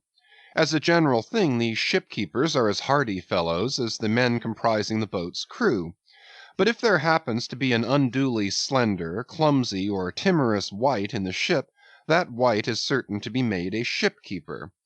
It was so in the Pequod with the little negro Pippin by nickname, Pip by abbreviation. Poor Pip! You have heard of him before. You must remember his tambourine on that dramatic midnight, so gloomy jolly. In outer aspect, Pip and Doughboy made a match, like a black pony and a white one, of equal developments though of dissimilar color, driven in one eccentric span. But while hapless Doughboy was by nature dull and torpid in his intellects, Pip, though over tender-hearted, was at bottom very bright, with that pleasant, genial, jolly brightness peculiar to his tribe, a tribe which ever enjoy all holidays and festivities with finer, freer relish than any other race. For blacks the year's calendar should show naught but 365 Fourth of Julys and New Year's days. Nor smile so while I write that this little black was brilliant, for even blackness has its brilliancy. Behold yon lustrous ebony, panelled in kings' cabinets. But Pip loved life and all life's peaceable securities, so that the panic-striking business in which he had somehow unaccountably become entrapped had most sadly blurred his brightness, though, as ere long will be seen, what was thus temporarily subdued in him, in the end was destined to be luridly illuminated by strange wild fires, that fictitiously showed him off to 10 times the natural luster with which, in his native Tolland County in Connecticut, he had once enlivened many a fiddler's frolic on the green, and at melodious eventide with his gay ha-ha had turned the round horizon into one star-belled tambourine. So, though in the clear air of day, suspended against a blue-veined neck, the pure-watered diamond drop will healthful glow, yet when the cunning jeweler would show you the diamond in its most impressive luster, he lays it against a gloomy ground, and then lights it up, not by the sun, but by some unnatural gases. Then come out those fiery effulgences, infernally superb. Then the evil blazing diamond, once the divinest symbol of the crystal skies, looks like some crown jewel stolen from the king of hell. But let us to the story. It came to pass that in the ambergris affair Stubb's after-oarsman chanced so to sprain his hand as for a time to become quite maimed, and temporarily Pip was put in his place. The first time Stubb lowered with him, Pip evinced much nervousness, but happily for that time escaped close contact with the whale, and therefore came off not altogether discreditably, though Stubb, observing him, took care afterwards to exhort him to cherish his courageousness to the utmost, for he might often find it needful. Now, upon the second lowering, the boat paddled upon the whale, and as the fish received the darted iron, it gave its customary rap, which happened in this instance to be right under poor Pip's seat. The involuntary consternation of the moment caused him to leap, paddle in hand, out of the boat, and in such a way that part of the slack whale line coming against his chest, he breasted it overboard with him so as to become entangled in it, when at last plumping into the water. That instant the stricken whale started on a fierce run, the line swiftly straightened, and presto! Poor Pip came all foaming up to the chocks of the boat, remorselessly dragged there by the line, which had taken several turns around his chest and neck. Tashtego stood in the bows. He was full of the fire of the hunt. He hated Pip for a poltroon. Snatching the boat knife from its sheath, he suspended its sharp edge over the line, and turning towards Stubb, exclaimed interrogatively, "Cut?" Meantime, Pip's blue, choked face plainly looked, "Do, for God's sake!" All passed in a flash. In less than half a minute, this entire thing happened. "Damn him, cut!" roared Stubb, and so the whale was lost, and Pip was saved. So soon as he recovered himself, the poor little negro was assailed by yells and execrations from the crew. Tranquilly permitting these irregular cursings to evaporate, Stubb then in a plain, businesslike, but still half-humorous manner, cursed Pip officially, and that done, unofficially gave him much wholesome advice.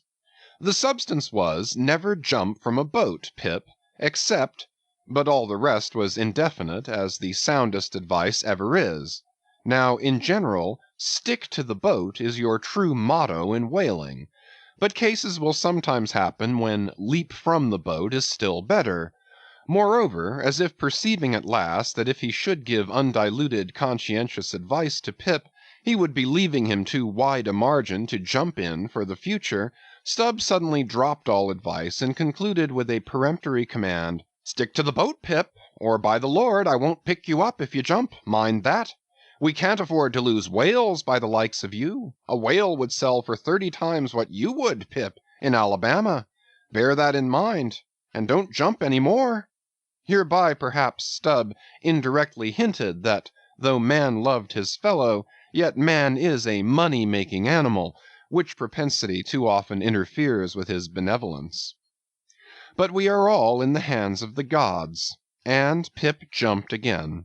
It was under very similar circumstances to the first performance, but this time he did not breast out the line, and hence when the whale started to run, Pip was left behind on the sea, like a hurried traveller's trunk. Alas! Stubb was but too true to his word.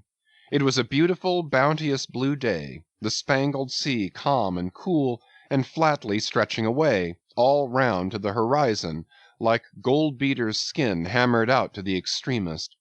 Bobbing up and down in that sea, Pip's ebon head showed like a head of cloves. No boat-knife was lifted when he fell so rapidly astern. Stubb's inexorable back was turned upon him, and the whale was winged. In 3 minutes a whole mile of shoreless ocean was between Pip and Stubb. Out of the center of the sea, poor Pip turned his crisp, curling black head to the sun, another lonely castaway, though the loftiest and the brightest. Now, in calm weather, to swim in the open ocean is as easy to the practised swimmer as to ride in a spring carriage ashore, but the awful lonesomeness is intolerable. The intense concentration of self in the middle of such a heartless immensity, my God, who can tell it? Mark how when sailors in a dead calm bathe in the open sea, mark how closely they hug their ship, and only coast along her sides. But had Stubb really abandoned the poor little negro to his fate?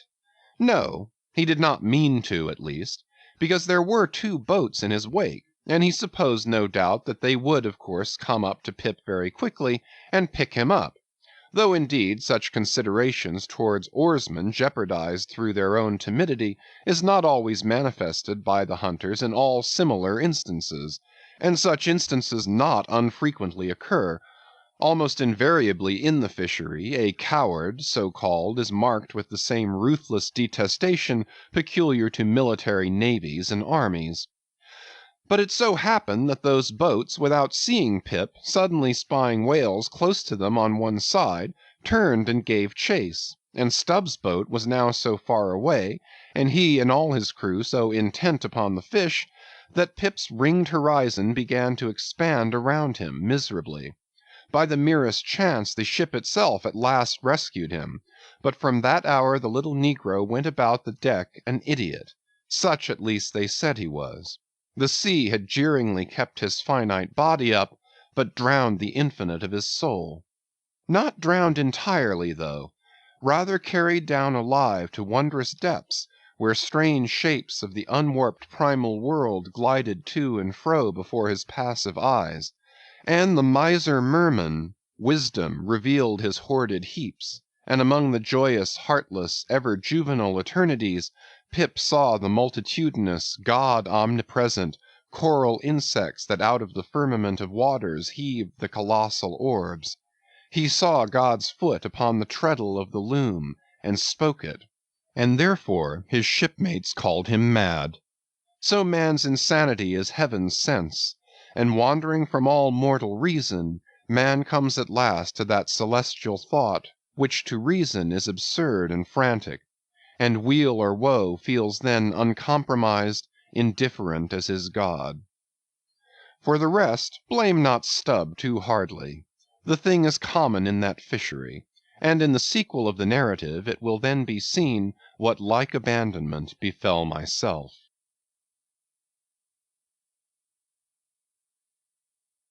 Chapter 94. A Squeeze of the Hand. That whale of Stubb's, so dearly purchased, was duly brought to the Pequod's side, where all those cutting and hoisting operations previously detailed were regularly gone through, even to the bailing of the Heidelberg tun, or case. While some were occupied with this latter duty, others were employed in dragging away the larger tubs so soon as filled with the sperm, and when the proper time arrived, this same sperm was carefully manipulated ere going to the try works, of which anon. It had cooled and crystallized to such a degree that when, with several others, I sat down before a large Constantine's bath of it, I found it strangely concreted into lumps, here and there rolling about in the liquid part. It was our business to squeeze these lumps back into fluid. A sweet and unctuous duty. No wonder that in old times this sperm was such a favorite cosmetic, such a clearer, such a sweetener, such a softener, such a delicious mollifier. After having my hands in it for only a few minutes, my fingers felt like eels, and began, as it were, to serpentine and spiralize. As I sat there at my ease, cross-legged on the deck, after the bitter exertion at the windlass, under a blue tranquil sky, the ship under indolent sail, and gliding so serenely along, as I bathed my hands among those soft, gentle globules of infiltrated tissues, woven almost within the hour, as they richly broke to my fingers and discharged all their opulence, like fully ripe grapes their wine, as I snuffed up that uncontaminated aroma, literally and truly like the smell of spring violets, I declare to you that for the time I lived as in a musky meadow. I forgot all about our horrible oath. In that inexpressible sperm I washed my hands and my heart of it. I almost began to credit the old Paracelsan superstition that sperm is of rare virtue in allaying the heat of anger. While bathing in that bath, I felt divinely free from all ill will or petulance or malice of any sort whatsoever. Squeeze, squeeze, squeeze, all the morning long I squeezed that sperm till I myself almost melted into it. I squeezed that sperm till a strange sort of insanity came over me, and I found myself unwittingly squeezing my co-laborers' hands in it, mistaking their hands for the gentle globules. Such an abounding, affectionate, friendly, loving feeling did this avocation beget, that at last I was continually squeezing their hands, and looking up into their eyes sentimentally, as much as to say, "Oh, my dear fellow beings, why should we longer cherish any social acerbities, or know the slightest ill humor or envy? Come, let us squeeze hands all round; nay, let us all squeeze ourselves into each other. Let us squeeze ourselves universally into the very milk and sperm of kindness." Would that I could keep squeezing that sperm forever.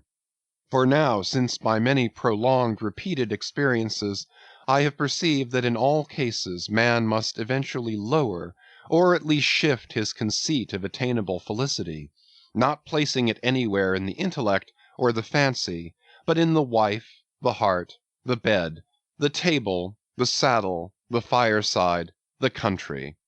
Now that I have perceived all this, I am ready to squeeze Case eternally. In thoughts of the visions of the night, I saw long rows of angels in paradise, each with his hands in a jar of spermaceti. Now, while discoursing on sperm, it behooves to speak of other things akin to it, in the business of preparing the sperm whale for the try works. First comes white horse, so called, which is obtained from the tapering part of the fish, and also from the thicker portions of his flukes. It is tough with congealed tendons, a wad of muscle, but still contains some oil. After being severed from the whale, the white horse is first cut into portable oblongs, ere going to the mincer. They look much like blocks of Berkshire marble. Plum pudding is the term bestowed upon certain fragmentary parts of the whale's flesh, here and there adhering to the blanket of blubber, and often participating to a considerable degree in its unctuousness.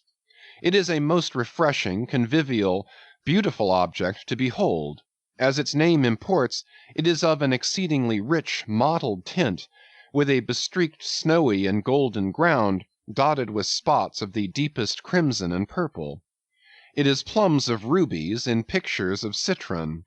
Spite of reason, it is hard to keep yourself from eating it. I confess that once I stole behind the foremast to try it. It tasted something as I should conceive a royal cutlet from the thigh of Louis le Gros might have tasted, supposing him to have been killed the first day after the venison season, and that particular venison season contemporary with an unusually fine vintage of the vineyards of Champagne. There is another substance, and a very singular one, which turns up in the course of this business, but which I feel it to be very puzzling adequately to describe. It is called slobgollion, an appellation original with the whalemen, and even so is the nature of the substance. It is an ineffably oozy, stringy affair, most frequently found in the tubs of sperm after a prolonged squeezing and subsequent decanting. I hold it to be the wondrously thin, ruptured membranes of the case, coalescing. Glurry, so called, is a term properly belonging to right whalemen, but sometimes incidentally used by the sperm fishermen. It designates the dark, glutinous substance which is scraped off the back of the Greenland or right whale, and much of which covers the decks of those inferior souls who hunt that ignoble leviathan. Nippers. Strictly this word is not indigenous to the whale's vocabulary, but as applied by whalemen it becomes so. A whaleman's nipper is the short firm strip of tendinous stuff cut from the tapering part of the leviathan's tail.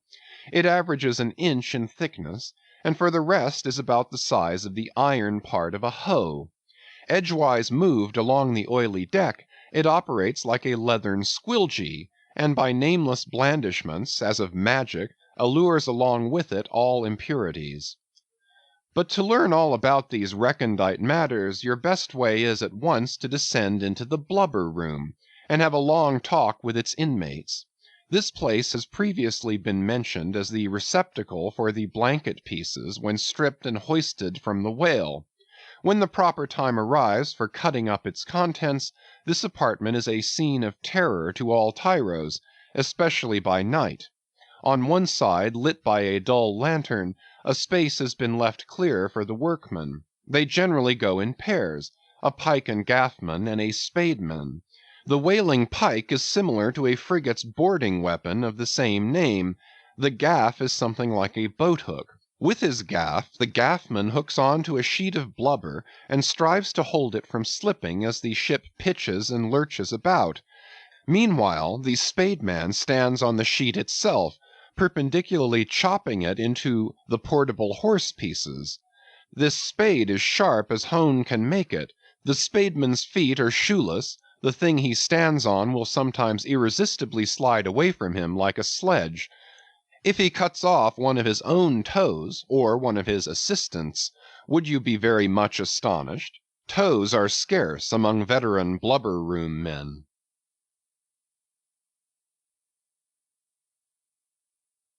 Chapter 95. The Cassock.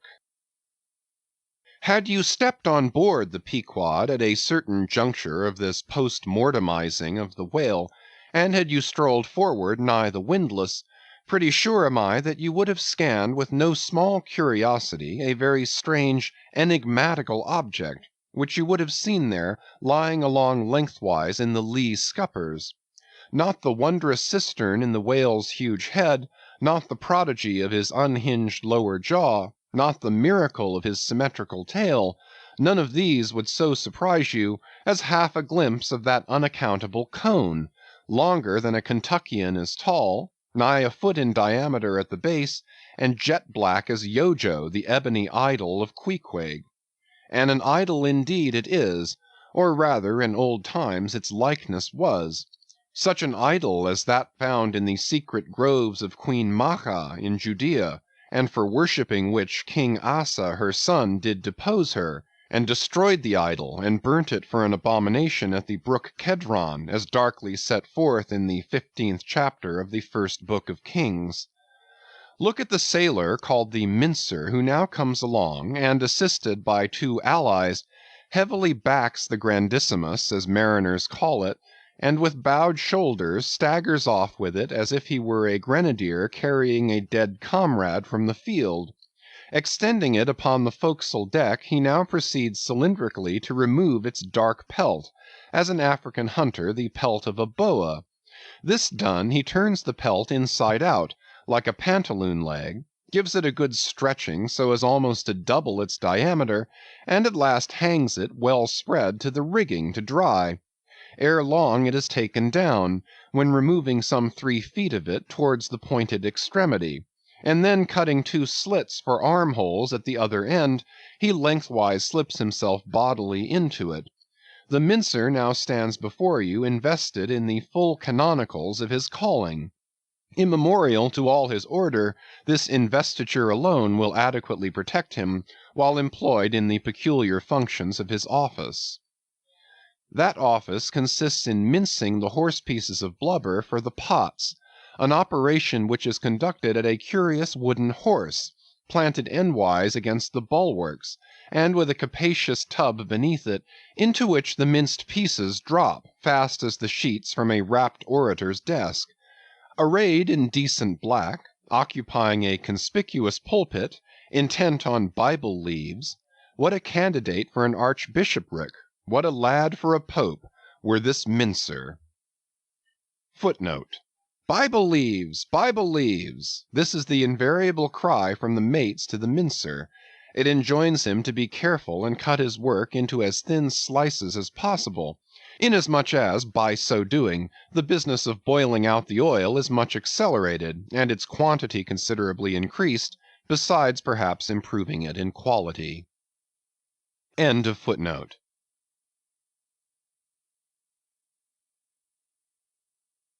Chapter 96. The Try-Works. Besides her hoisted boats, an American whaler is outwardly distinguished by her try-works. She presents the curious anomaly of the most solid masonry joining with oak and hemp in constituting the completed ship.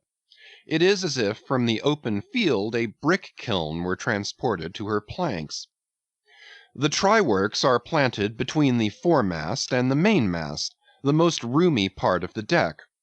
The timbers beneath are of a peculiar strength, fitted to sustain the weight of an almost solid mass of brick and mortar some 10 feet by 8 square, and 5 in height.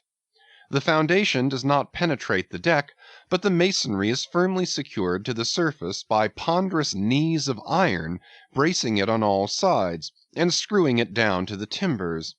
On the flanks it is cased with wood, and at top completely covered by a large sloping battened hatchway. Removing this hatch, we expose the great trypots, 2 in number, and each of several barrels' capacity. When not in use, they are kept remarkably clean. Sometimes they are polished with soapstone and sand, till they shine within like silver punch bowls. During the night watches, some cynical old sailors will crawl into them, and coil themselves away there for a nap. While employed in polishing them, 1 man in each pot, side by side, many confidential communications are carried on over the iron lips.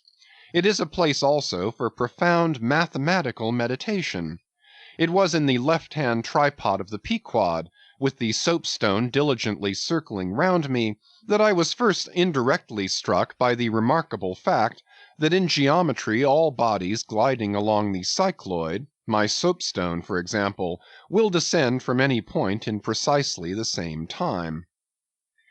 Removing the fireboard from the front of the try-works, the bare masonry of that side is exposed. penetrated by the two iron mouths of the furnaces, directly underneath the pots. These mouths are fitted with heavy doors of iron. The intense heat of the fire is prevented from communicating itself to the deck by means of a shallow reservoir extending under the entire enclosed surface of the works. By a tunnel inserted at the rear, this reservoir is kept replenished with water as fast as it evaporates. There are no external chimneys, they open direct from the rear wall. And here let us go back for a moment. It was about 9 o'clock at night that the Pequod's try works were first started on this present voyage. It belonged to Stubb to oversee the business. "All ready there? Off hatch then, and start her. You cook, fire the works." This was an easy thing, for the carpenter had been thrusting his shavings into the furnace throughout the passage. Here be it said that in a whaling voyage the first fire in the try works has to be fed for a time with wood. After that no wood is used except as a means of quick ignition to the staple fuel. In a word, after being tried out, the crisp shriveled blubber, now called scraps or fritters, still contains considerable of its unctuous properties. These fritters feed the flames. Like a plethoric burning martyr or self-consuming misanthrope, once ignited, the whale supplies his own fuel and burns by his own body. Would that he consumed his own smoke!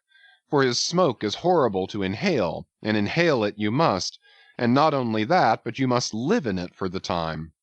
It has an unspeakable, wild, Hindoo odor about it, such as may lurk in the vicinity of funeral pyres. It smells like the left wing of the Day of Judgment. It is an argument for the pit.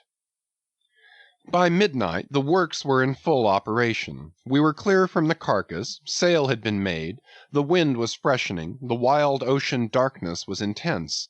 But that darkness was licked up by the fierce flames, which at intervals forked forth from the sooty flues and illuminated every lofty rope in the rigging, as with the famed Greek fire.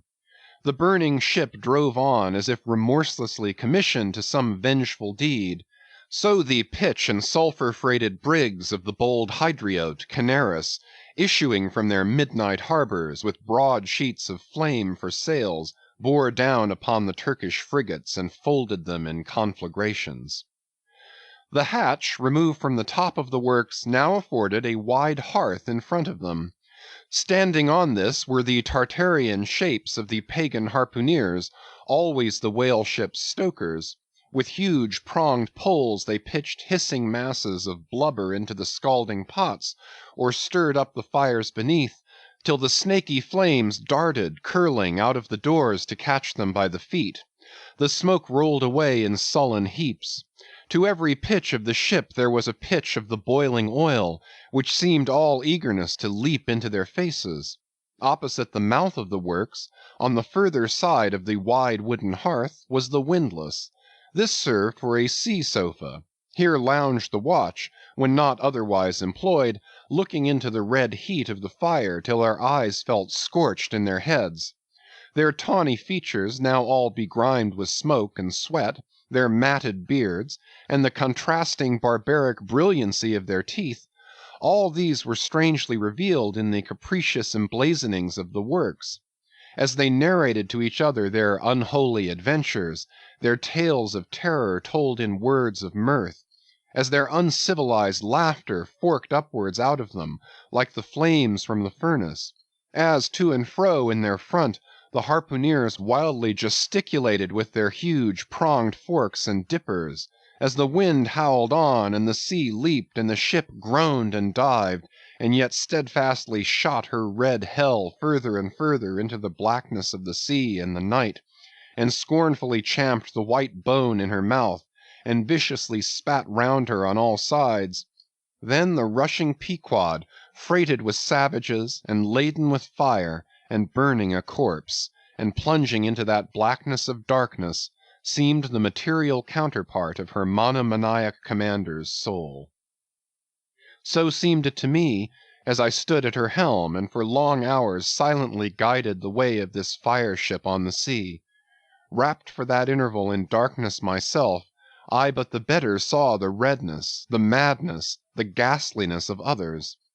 The continual sight of the fiend shapes before me, capering half in smoke and half in fire, these at last begat kindred visions in my soul, so soon as I began to yield to that unaccountable drowsiness which ever would come over me at a midnight helm. But that night in particular, a strange, and ever since inexplicable thing occurred to me. Starting from a brief standing sleep, I was horribly conscious of something fatally wrong. The jawbone tiller smote my side, which leaned against it. In my ears was the low hum of sails, just beginning to shake in the wind. I thought my eyes were open. I was half conscious of putting my fingers to the lids, and mechanically stretching them still further apart. But spite of all this, I could see no compass before me to steer by, though it seemed but a minute since I had been watching the card, by the steady binnacle lamp illuminating it. Nothing seemed before me but a jet gloom, now and then made ghastly by flashes of redness. Uppermost was the impression that whatever swift rushing thing I stood on was not so much bound to any haven ahead as rushing from all havens astern. A stark, bewildered feeling as of death came over me. Convulsively my hands grasped the tiller, but with the crazy conceit that the tiller was, somehow, in some enchanted way, inverted. My God! What is the matter with me? I thought. Lo, in my brief sleep I had turned myself about, and was fronting the ship's stern, with my back to her prow and the compass. In an instant I faced back, just in time to prevent the vessel from flying up into the wind, and very probably capsizing her. How glad and how grateful the relief from this unnatural hallucination of the night, and the fatal contingency of being brought by the lee. Look not too long in the face of fire, O man. Never dream with thy hand on the helm. Turn not thy back to the compass. Accept the first hint of the hitching tiller. Believe not the artificial fire, when its redness makes all things look ghastly. Tomorrow, in the natural sun, the skies will be bright. Those who glared like devils in the forking flames, the morn will show in far other, at least gentler relief. The glorious golden glad sun, the only true lamp, all others but liars. Nevertheless, the sun hides not Virginia's dismal swamp, nor Rome's accursed Campagna, nor wide Sahara, nor all the millions of miles of deserts and of griefs beneath the moon. The sun hides not the ocean, which is the dark side of this earth, and which is 2/3 of this earth. So, therefore, that mortal man who hath more of joy than sorrow in him, that mortal man cannot be true, not true or undeveloped. With books the same. The truest of all men was the man of sorrows, and the truest of all books is Solomon's, and Ecclesiastes is the fine hammered steel of woe. All is vanity. All. This wilful world hath not got hold of unchristian Solomon's wisdom yet. But he who dodges hospitals and jails, and walks fast crossing graveyards, and would rather talk of operas than hell, calls Cowper, Young, Pascal, Rousseau, poor devils all of sick men, and throughout a carefree lifetime swears by Rabelais as passing wise and therefore jolly, not that man is fitted to sit down on tombstones and break the green damp mould with unfathomably wondrous Solomon. But even Solomon, he says, the man that wandereth out of the way of understanding shall remain, i.e., even while living, in the congregation of the dead. Give not thyself up then to fire, lest it invert thee, deaden thee, as for the time it did me. There is a wisdom that is woe, but there is a woe that is madness. And there is a Catskill eagle in some souls that can alike dive down into the blackest gorges, and soar out of them again, and become invisible in the sunny spaces. And even if he forever flies within the gorge, that gorge is in the mountains, so that even in his lowest swoop, the mountain eagle is still higher than other birds upon the plain, even though they soar.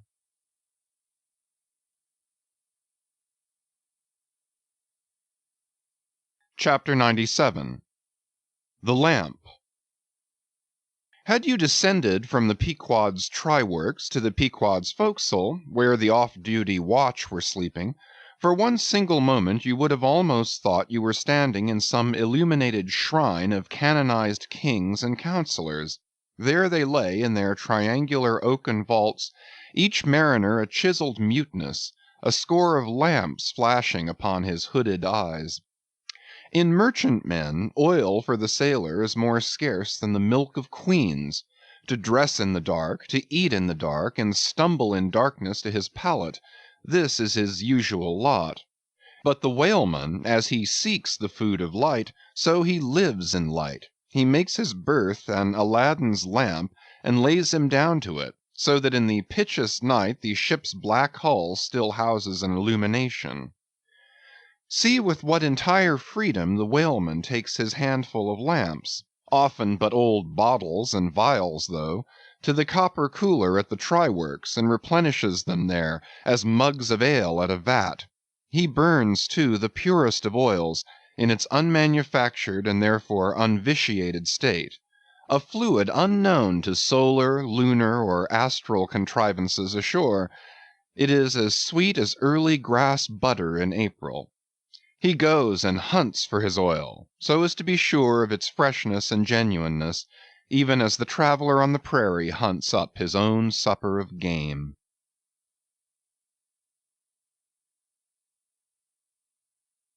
Chapter 98. Stowing Down and Clearing Up. Already it has been related how the great Leviathan is afar off descried from the masthead, how he is chased over the watery moors, and slaughtered in the valleys of the deep, how he is then towed alongside and beheaded, and how, on the principle which entitled the headsman of old to the garments in which the beheaded was killed, his great padded surtout becomes the property of his executioner, how in due time he is condemned to the pots, and like Shadrach, Meshach, and Abednego, his spermaceti, oil, and bone pass unscathed through the fire. But now it remains to conclude the last chapter of this part of the description by rehearsing, singing if I may, the romantic proceeding of decanting off his oil into the casks and striking them down into the hold, where once again Leviathan returns to his native profundities, sliding along beneath the surface as before, but, alas, never more to rise and blow. While still warm, the oil, like hot punch, is received into the 6-barrel casks, and while, perhaps, the ship is pitching and rolling this way and that in the midnight sea, the enormous casks are slewed round and headed over, end for end, and sometimes perilously scoot across the slippery deck, like so many landslides, till at last, man-handled and stayed in their course, and all round the hoops rap, rap, go as many hammers as can play upon them, for now ex officio every sailor is a cooper. At length, when the last pint is casked, and all is cool, then the great hatchways are unsealed, the bowels of the ship are thrown open, and down go the casks to their final rest in the sea. This done, the hatches are replaced and hermetically closed, like a closet walled up. In the sperm fishery this is perhaps one of the most remarkable incidents in all the business of whaling. One day the planks stream with freshets of blood and oil.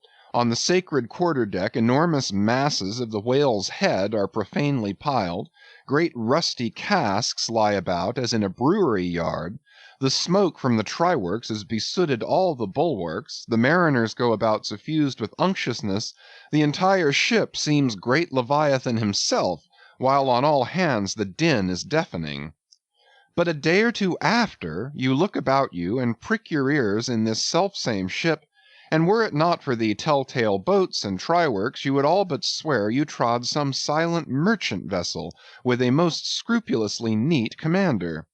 The unmanufactured sperm oil possesses a singularly cleansing virtue. This is the reason why the decks never look so white as just after what they call an affair of oil. Besides, from the ashes of the burned scraps of the whale, a potent lye is readily made, and whenever any adhesiveness from the back of the whale remains clinging to the side, that lye quickly exterminates it. Hands go diligently along the bulwarks, and with buckets of water and rags to restore them to their full tidiness. The soot is brushed from the lower rigging. All the numerous implements which have been in use are likewise faithfully cleansed and put away. The great hatch is scrubbed and placed upon the try works, completely hiding the pots. Every cask is out of sight, all tackles are coiled in unseen nooks, and when by the combined and simultaneous industry of almost the entire ship's company, the whole of this conscientious duty is at last concluded, then the crew themselves proceed to their own ablutions, shift themselves from top to toe, and finally issue to the immaculate deck, fresh and all aglow, as bridegroom new leaped from out of the daintiest Holland. Now with elated step they pace the planks in twos and threes, and humorously discourse of parlors, sofas, carpets, and fine cambrics, propose to mat the deck, think of having hanging to the top, object not to taking tea by moonlight on the piazza of the forecastle. To hint to such musked mariners of oil and bone and blubber were little short of audacity. They know not the thing you distantly allude to. Away, and bring us napkins. But mark, aloft there, at the three mastheads, stand three men intent on spying out more whales, which, if caught, infallibly will again soil the old oaken furniture, and drop at least one small grease spot somewhere. Yes, and many is the time when, after the severest uninterrupted labors which know no night, continuing straight through for 96 hours, when from the boat, where they have swelled their wrists with all day rowing on the line, they only step to the deck to carry vast chains, and heave the heavy windlass, and cut and slash, yea, and in their very sweatings to be smoked and burned anew by the combined fires of the equatorial sun and the equatorial try-works. When, on the heels of all this, they have finally bestirred themselves to cleanse the ship, and make a spotless dairy room of it, many is the time the poor fellows, just buttoning the necks of their clean frocks, are startled by the cry of "There she blows!" and away they fly to fight another whale, and go through the whole weary thing again. Oh, my friends, but this is man-killing! Yet this is life, for hardly have we mortals, by long toilings, extracted from this world's vast bulk its small but valuable sperm, and then with weary patience cleansed ourselves from its defilements, and learned to live here in clean tabernacles of the soul, hardly is this done, when, there she blows, the ghost is spouted up, and away we sail to fight some other world, and go through young life's old routine again. Oh, the metempsychosis! Oh, Pythagoras, that in bright Greece 2000 years ago did die, so good, so wise, so mild. I sailed with thee along the Peruvian coast last voyage, and, foolish as I am, taught thee, a green, simple boy, how to splice a rope.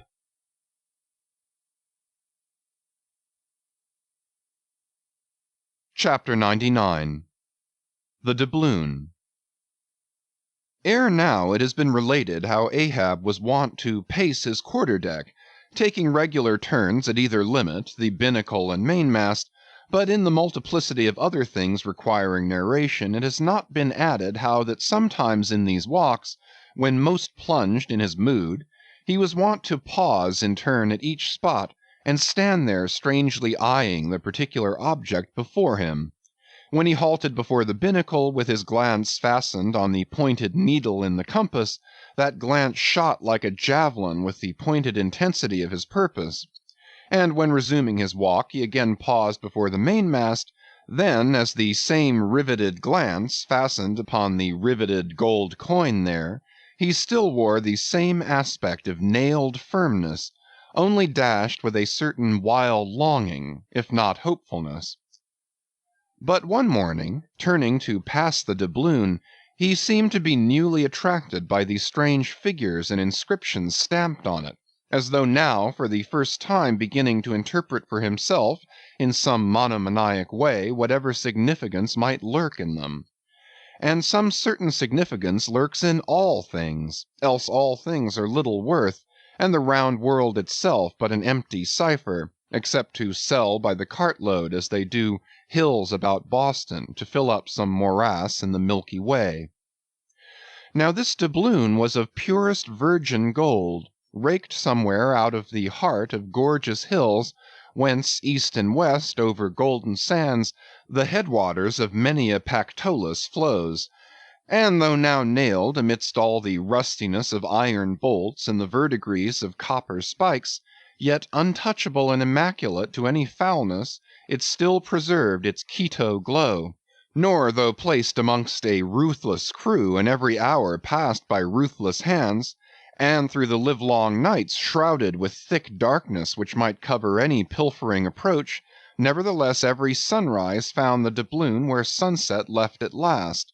For it was set apart and sanctified to one awe-striking end, and however wanton in their sailor ways, one and all, the mariners revered it as the white whale's talisman. Sometimes they talked it over in the weary watch by night, wondering whose it was to be at last, and whether he would ever live to spend it. Now those noble golden coins of South America are as medals of the sun and tropic token pieces. Here palms, alpacas, and volcanoes, sun's disks and stars, ecliptics, horns of plenty, and rich banners waving are in luxuriant profusion stamped, so that the precious gold seems almost to derive an added preciousness and enhancing glories by passing through those fancy mints, so Spanishly poetic. It so chanced that the doubloon of the Pequod was a most wealthy example of these things. On its round border it bore the letters Republica del Ecuador, Quito. So this bright coin came from a country planted in the middle of the world, and beneath the great equator, and named after it. And it had been cast midway up the Andes, in the unwaning clime that knows no autumn.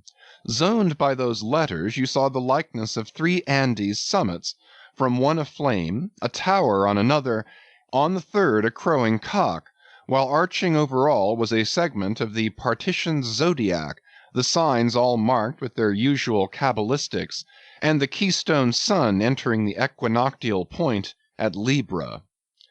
Before this equatorial coin, Ahab, not unobserved by others, was now pausing.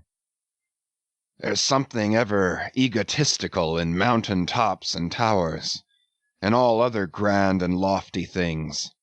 Look here, 3 peaks as proud as Lucifer. The firm tower, that is Ahab. The volcano, that is Ahab. The courageous, the undaunted, and victorious fowl, that too is Ahab. All are Ahab. And this round gold is but the image of the rounder globe, which, like the magician's glass, to each and every man in turn but mirrors back his own mysterious self. Great pains, small gains for those who ask the world to solve them. It cannot solve itself. Methinks now this coined sun wears a ruddy face. But see, aye, he enters the sign of storms, the equinox. And but 6 months before he wheeled out of a former equinox at Aries. From storm to storm. So be it then. Born in throes, it is fit that man should live in pains and die in pangs. So be it then. Here's stout stuff for woe to work on.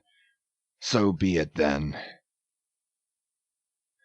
No fairy fingers can have pressed the gold, but the devil's claws must have left their mouldings there since yesterday, murmured Starbuck to himself, leaning against the bulwarks.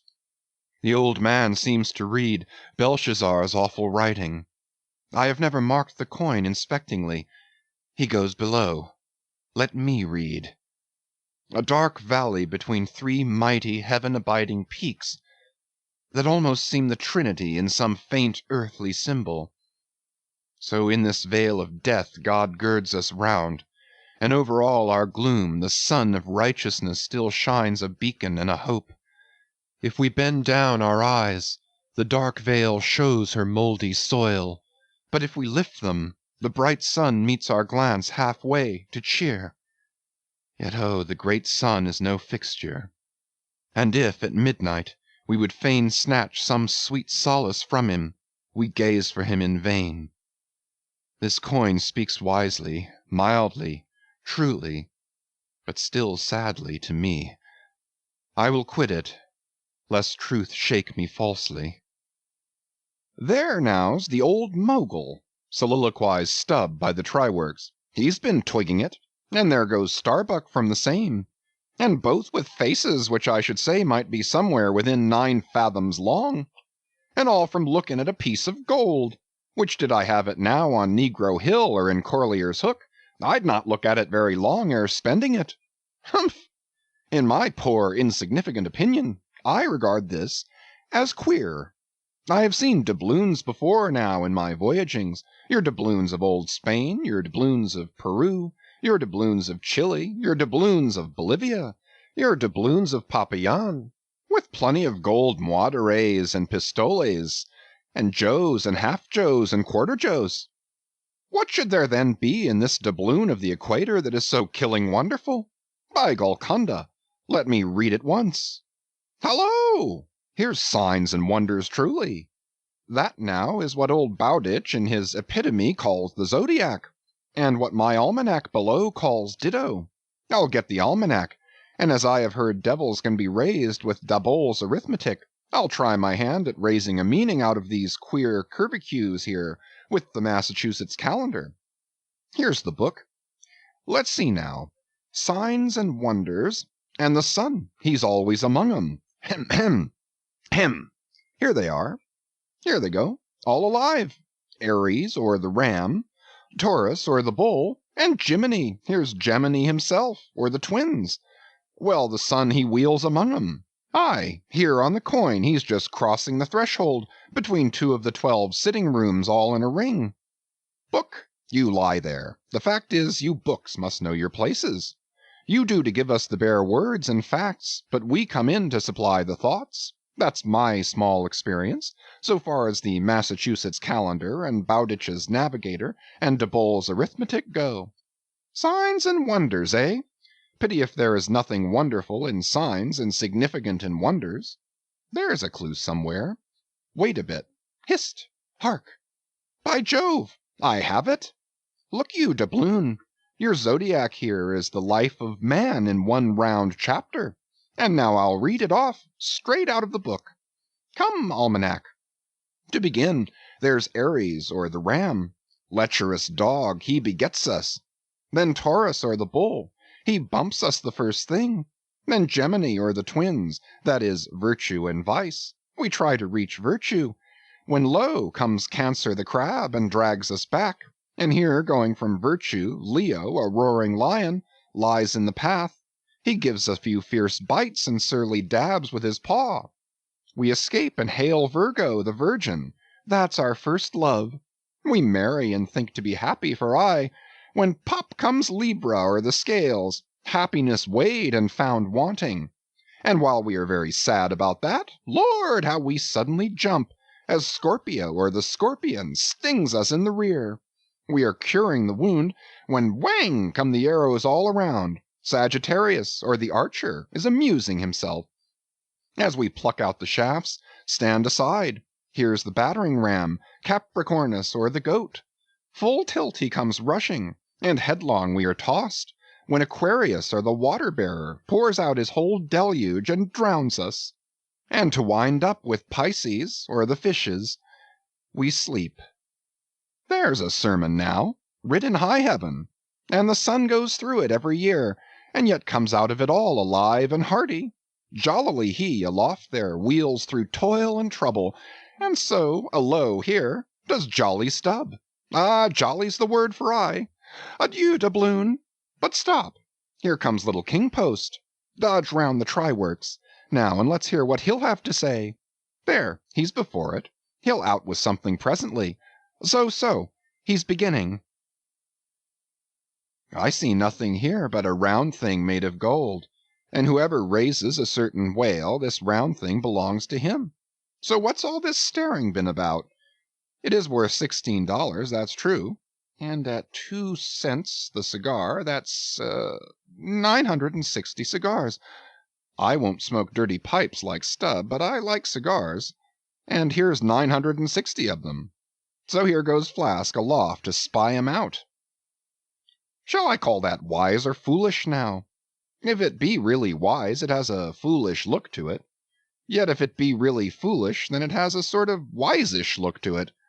But avast, here comes our old Manxman, the old hearse driver he must have been, that is, before he took to the sea. He luffs up before the doubloon, hallo, and goes round the other side of the mast.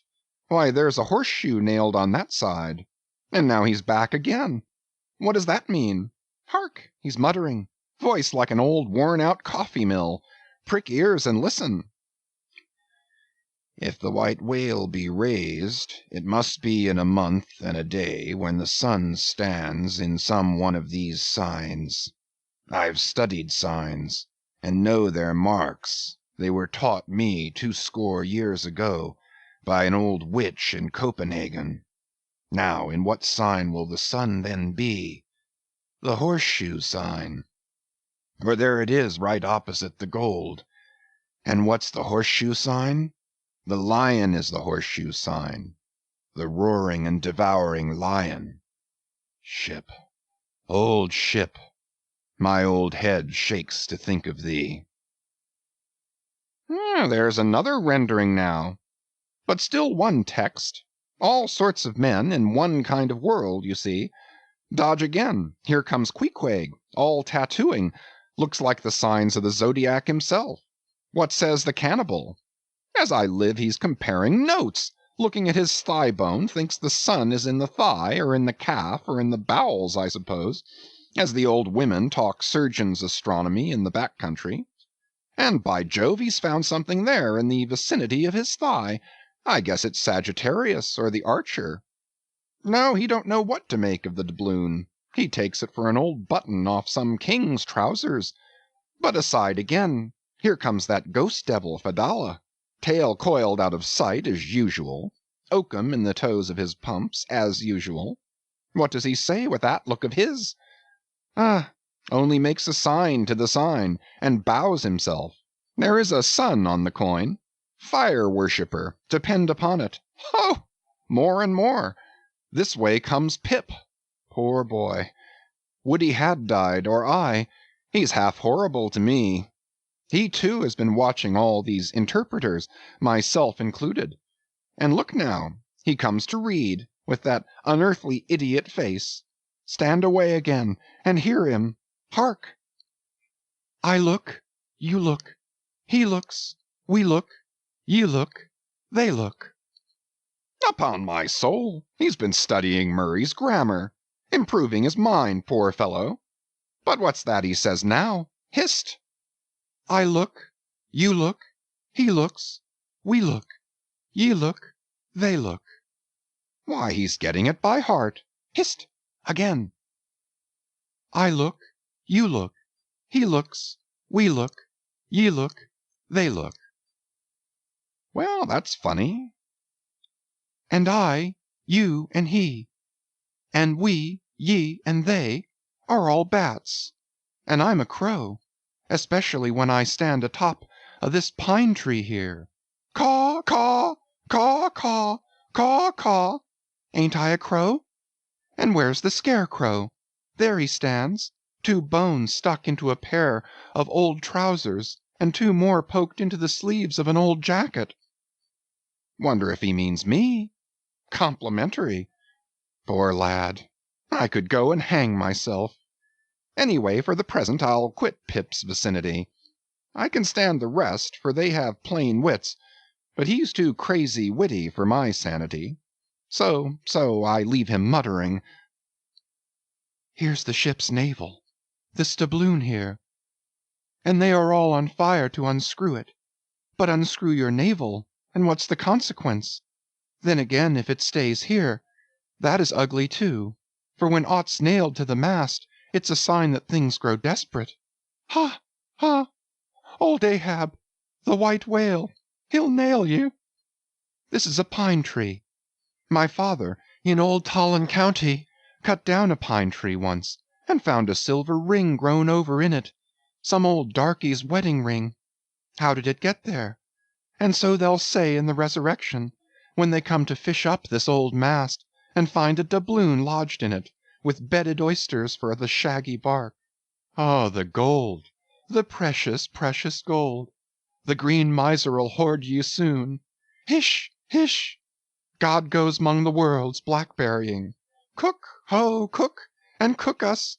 Jenny, hey, hey, hey, hey, hey, Jenny, Jenny, and get your hoe cake done.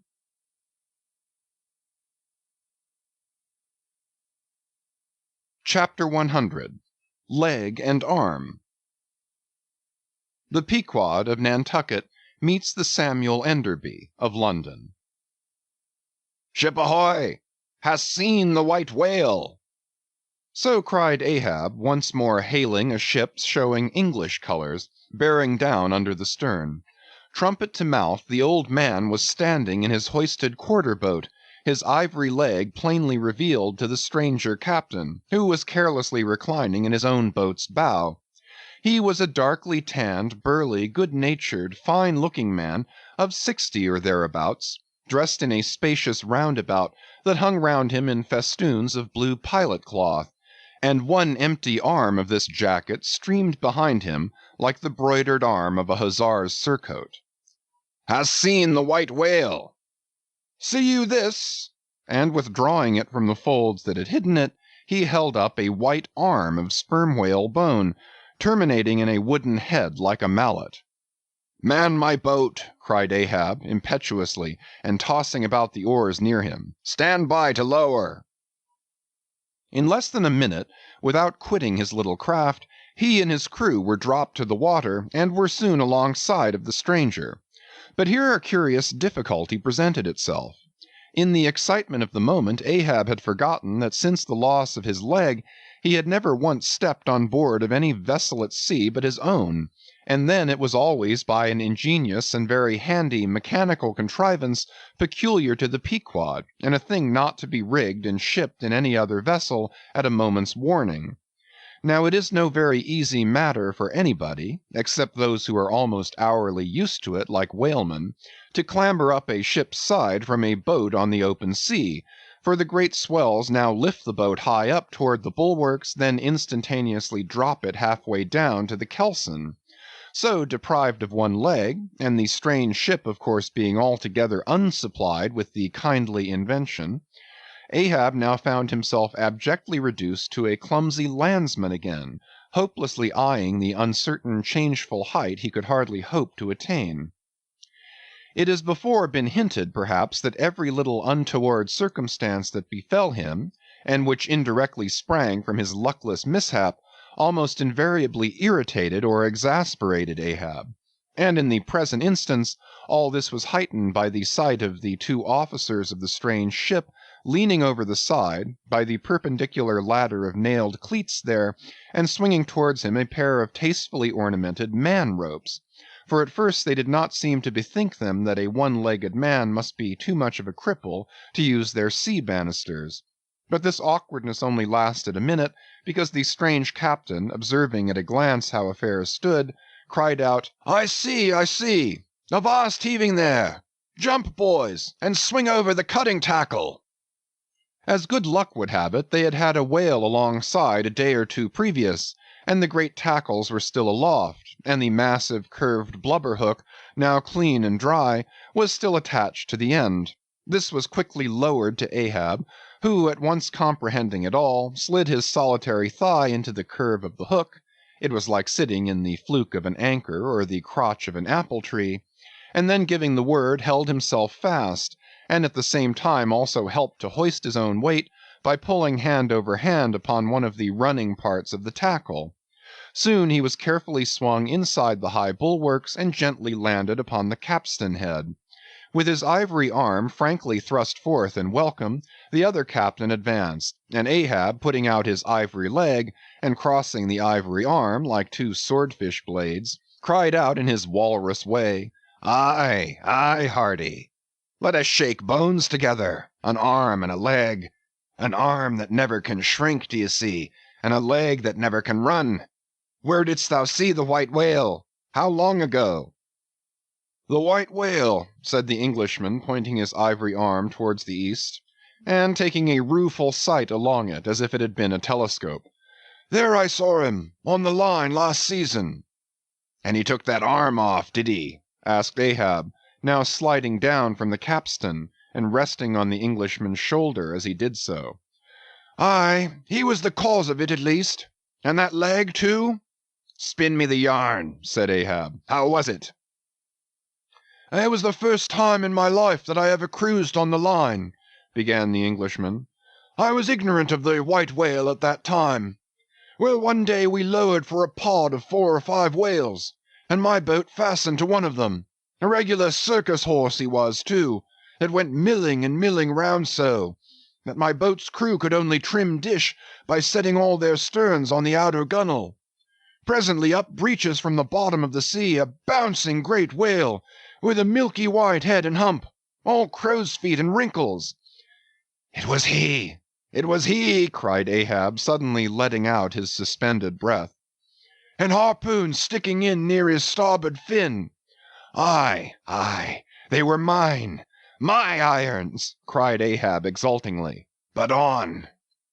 "Give me a chance, then," said the Englishman good-humouredly. "Well, this old great-grandfather, with a white head and hump, runs all afoam into the pod, and goes to snapping furiously at my fast line. Aye, I see. Wanted to part it, free the fast fish. An old trick. I know him." "How it was exactly," continued the one-armed commander, "I do not know, but in biting the line it got foul of his teeth, caught there somehow, but we didn't know it then, so that when we afterwards pulled on the line, bounce we came plump onto his hump, instead of the other whales that went off to windward, all fluking.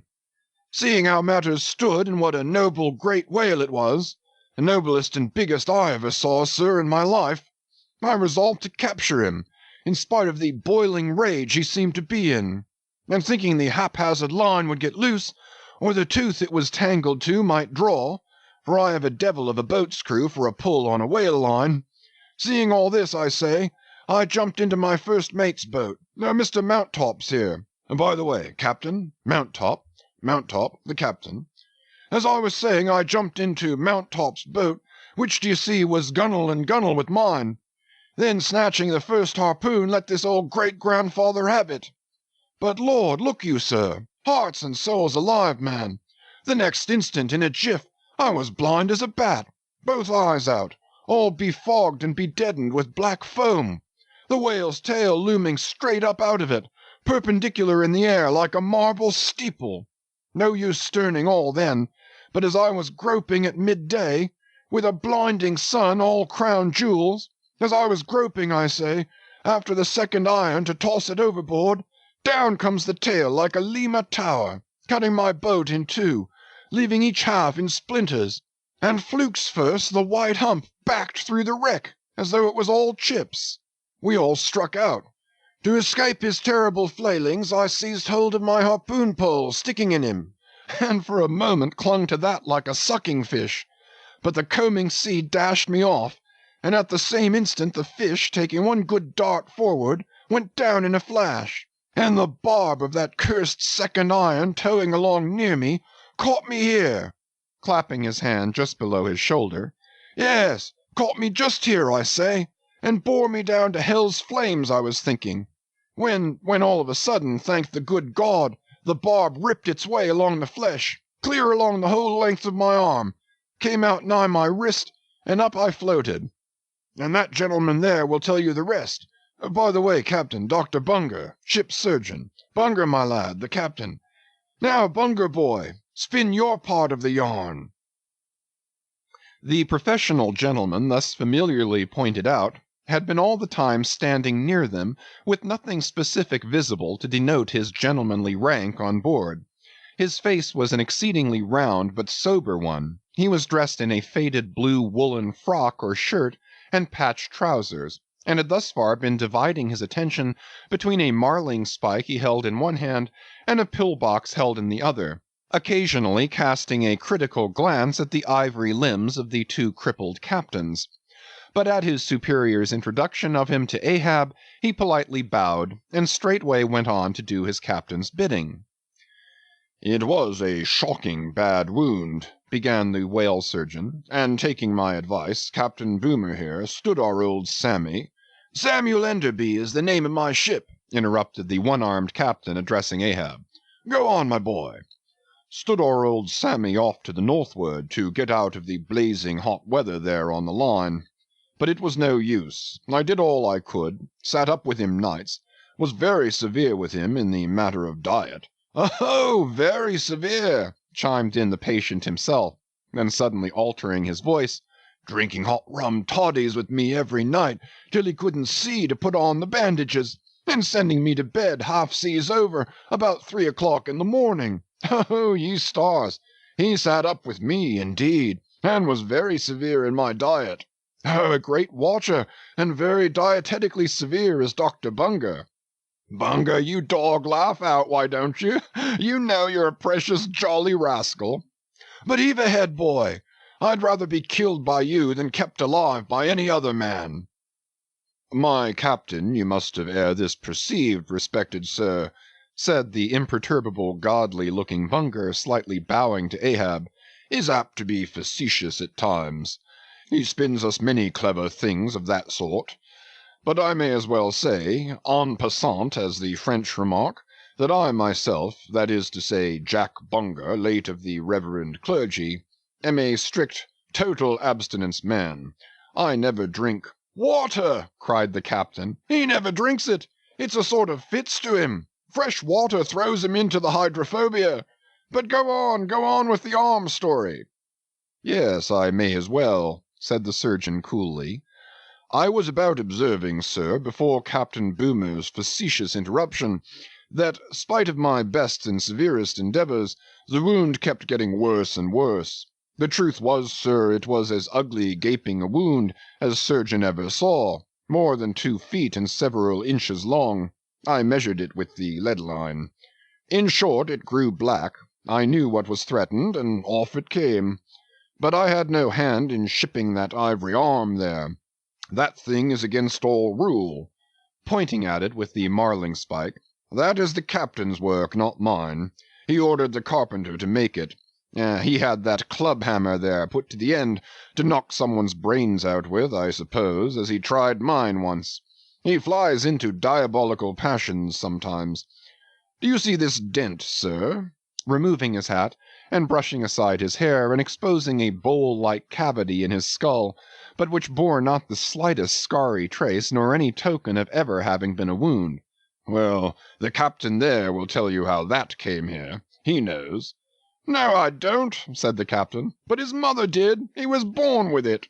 Oh, you solemn rogue, you Bunger! Was there ever such another Bunger in the watery world? Bunger, when you die, you ought to die in pickle, you dog. You should be preserved to future ages, you rascal." "What became of the white whale?" now cried Ahab, who thus far had been impatiently listening to this by-play between the 2 Englishmen. "Oh!" cried the one-armed captain. "Oh, yes! Well, after he sounded, we didn't see him again for some time. In fact, as I before hinted, I didn't then know what whale it was that had served me such a trick, till some time afterwards, when coming back to the line, we heard about Moby Dick, as some call him, and then I knew it was he." "Didst thou cross his wake again?" "Twice." "But could not fasten?" "Didn't want to try to. Ain't one limb enough? What should I do without this other arm? And I'm thinking Moby Dick doesn't bite so much as he swallows." "Well, then," interrupted Bunger, "give him your left arm for bait to get the right. Do you know, gentlemen," very gravely and mathematically bowing to each captain in succession, "do you know, gentlemen, that the digestive organs of the whale are so inscrutably constructed by divine providence that it is quite impossible for him to completely digest even a man's arm? And he knows it, too. So that what you take for the white whale's malice is only his awkwardness.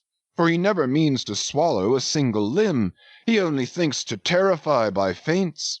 But sometimes he is like the old juggling fellow, formerly a patient of mine in Ceylon, that making believe to swallow jackknives, once upon a time let one drop into him in good earnest, and there it stayed for a 12-month or more. when I gave him an emetic, and he heaved it up in small tacks, d'ye see.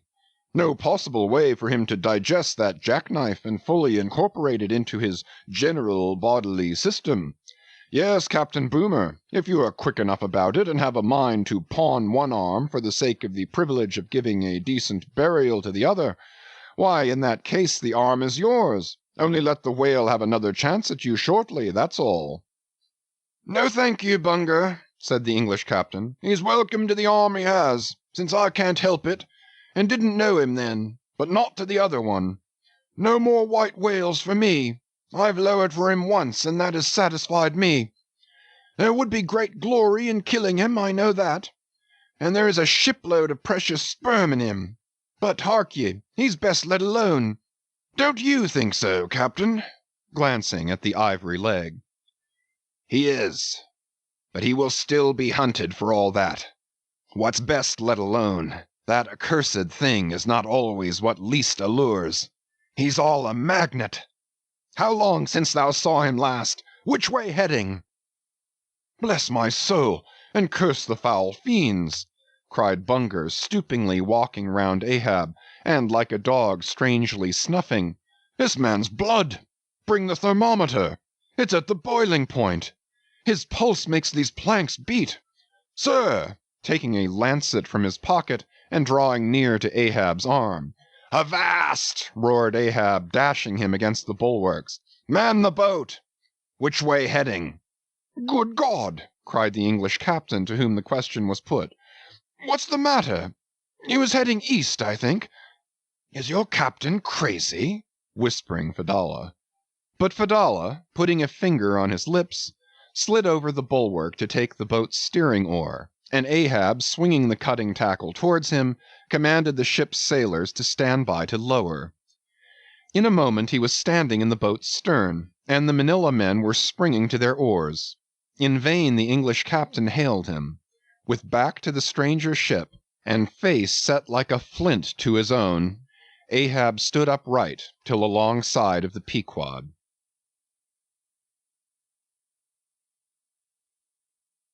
Chapter 101. The Decanter. Ere the English ship fades from sight, be it set down here that she hailed from London, and was named after the late Samuel Enderby, merchant of that city, the original of the famous whaling house of Enderby and Sons, a house which, in my poor whaleman's opinion, comes not far behind the united royal houses of the Tudors and Bourbons in point of real historical interest. How long prior to the year of our Lord 1775 this great whaling house was in existence, my numerous fish documents do not make plain. But in that year, 1775, it fitted out the first English ships that ever regularly hunted the sperm whale, though for some score of years previous, ever since 1726, our valiant Coffins and Maceys of Nantucket and the Vineyard had in large fleets pursued that leviathan, but only in the North and South Atlantic, not elsewhere. Be it distinctly recorded here that the Nantucketers were the first among mankind to harpoon with civilized steel the great sperm whale, and that for a half-century they were the only people of the whole globe who so harpooned him. In 1778 a fine ship, the Amelia, fitted out for the express purpose and at the sole charge of the vigorous Enderbys, boldly rounded Cape Horn, and was the first among the nations to lower a whaleboat of any sort in the great South Sea. The voyage was a skilful and lucky one, and returning to her berth with her hold full of the precious sperm, the Amelia's example was soon followed by other ships, English and American, and thus the vast sperm whale grounds of the Pacific were thrown open. But not content with this good deed, the indefatigable house again bestirred itself.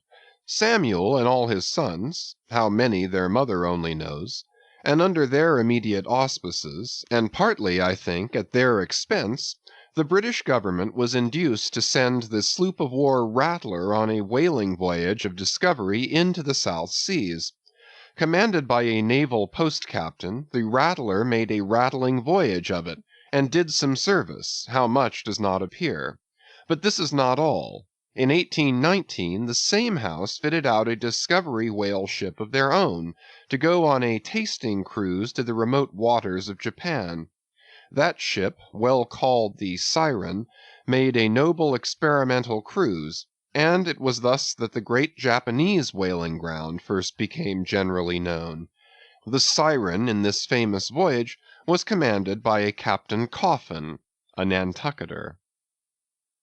All honor to the Enderbys, therefore, whose house, I think, exists to the present day, though doubtless the original Samuel must long ago have slipped his cable for the great South Sea of the other world. The ship named after him was worthy of the honor, being a very fast sailer and a noble craft in every way. I boarded her once at midnight somewhere off the Patagonian coast, and drank good flip down in the forecastle.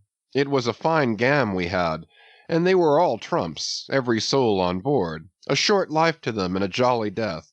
And that fine gam I had, long, very long after old Ahab touched her planks with his ivory heel, it minds me of the noble, solid Saxon hospitality of that ship. And may my parson forget me, and the devil remember me, if ever I lose sight of it. Flip? Did I say we had flip? Yes, and we flipped it at the rate of 10 gallons the hour, and when the squall came, for it's squally off there by Patagonia, and all hands, visitors and all, were called to reef topsails, we were so top-heavy that we had to swing each other aloft in bowlines, and we ignorantly furled the skirts of our jackets into the sails, so that we hung there, reefed fast in the howling gale, a warning example to all drunken tars.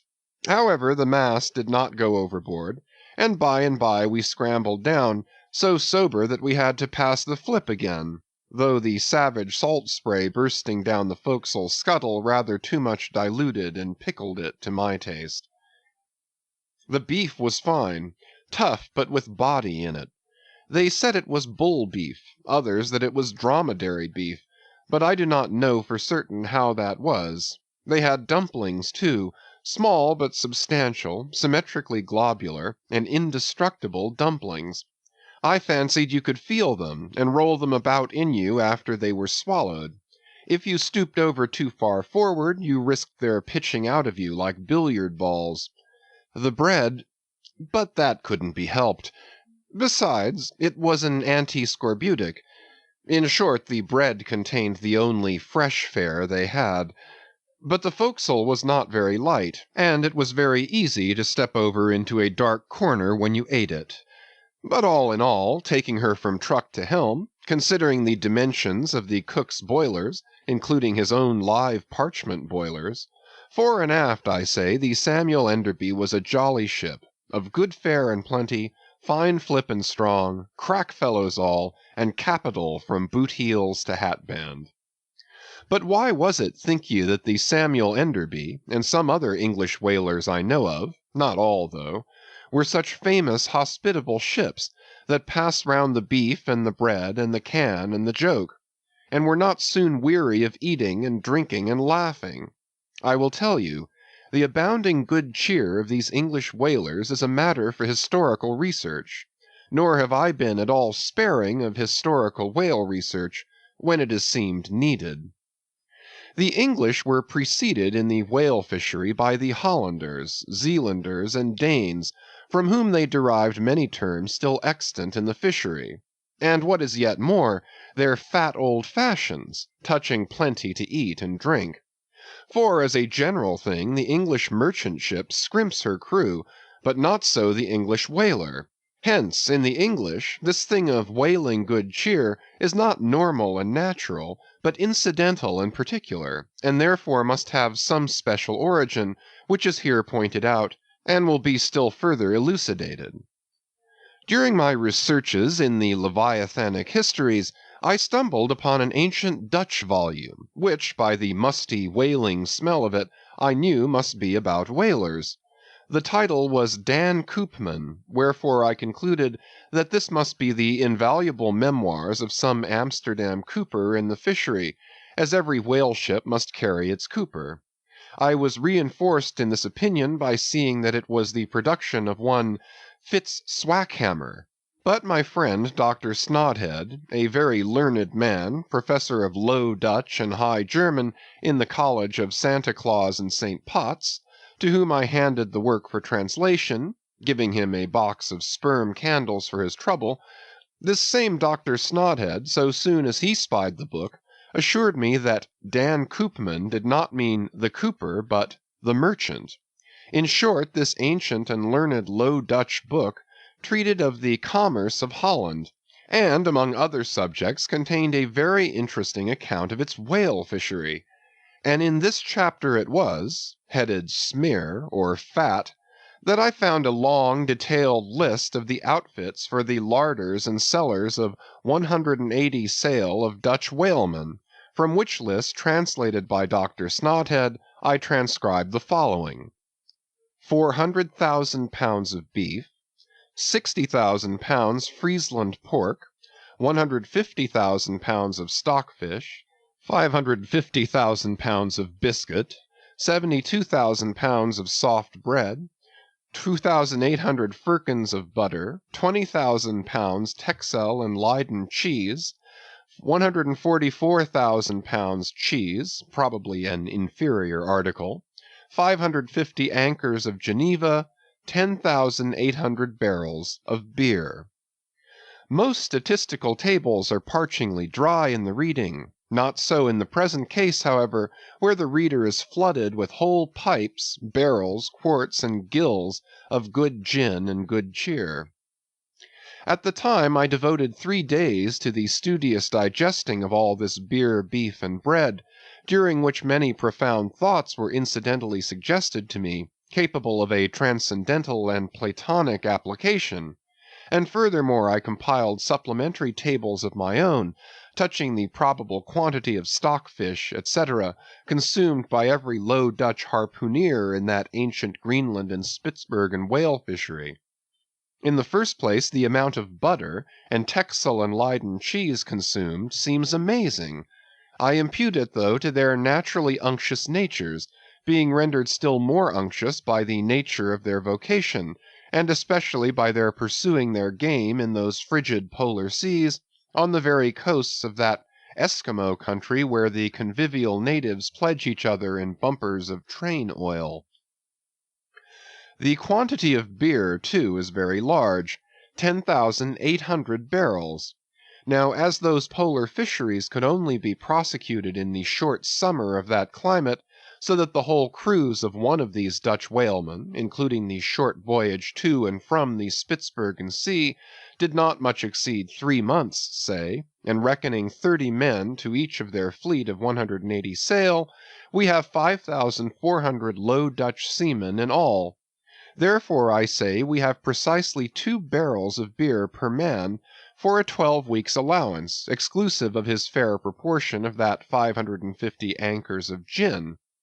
Now, whether these gin and beer harpooneers, so fuddled as one might fancy them to have been, were the right sort of men to stand up in a boat's head and take good aim at flying whales, this would seem somewhat improbable; yet they did aim at them, and hit them too. But this was very far north, be it remembered, where beer agrees well with the constitution. Upon the equator, in our southern fishery, beer would be apt to make the harpooneer sleepy at the masthead and boozy in his boat, and grievous loss might ensue to Nantucket and New Bedford. But no more. Enough has been said to show that the old Dutch whalers of 2 or 3 centuries ago were high livers, and that the English whalers have not neglected so excellent an example. For, say they, when cruising in an empty ship, if you can get nothing better out of the world, get a good dinner out of it at least. And this empties the decanter.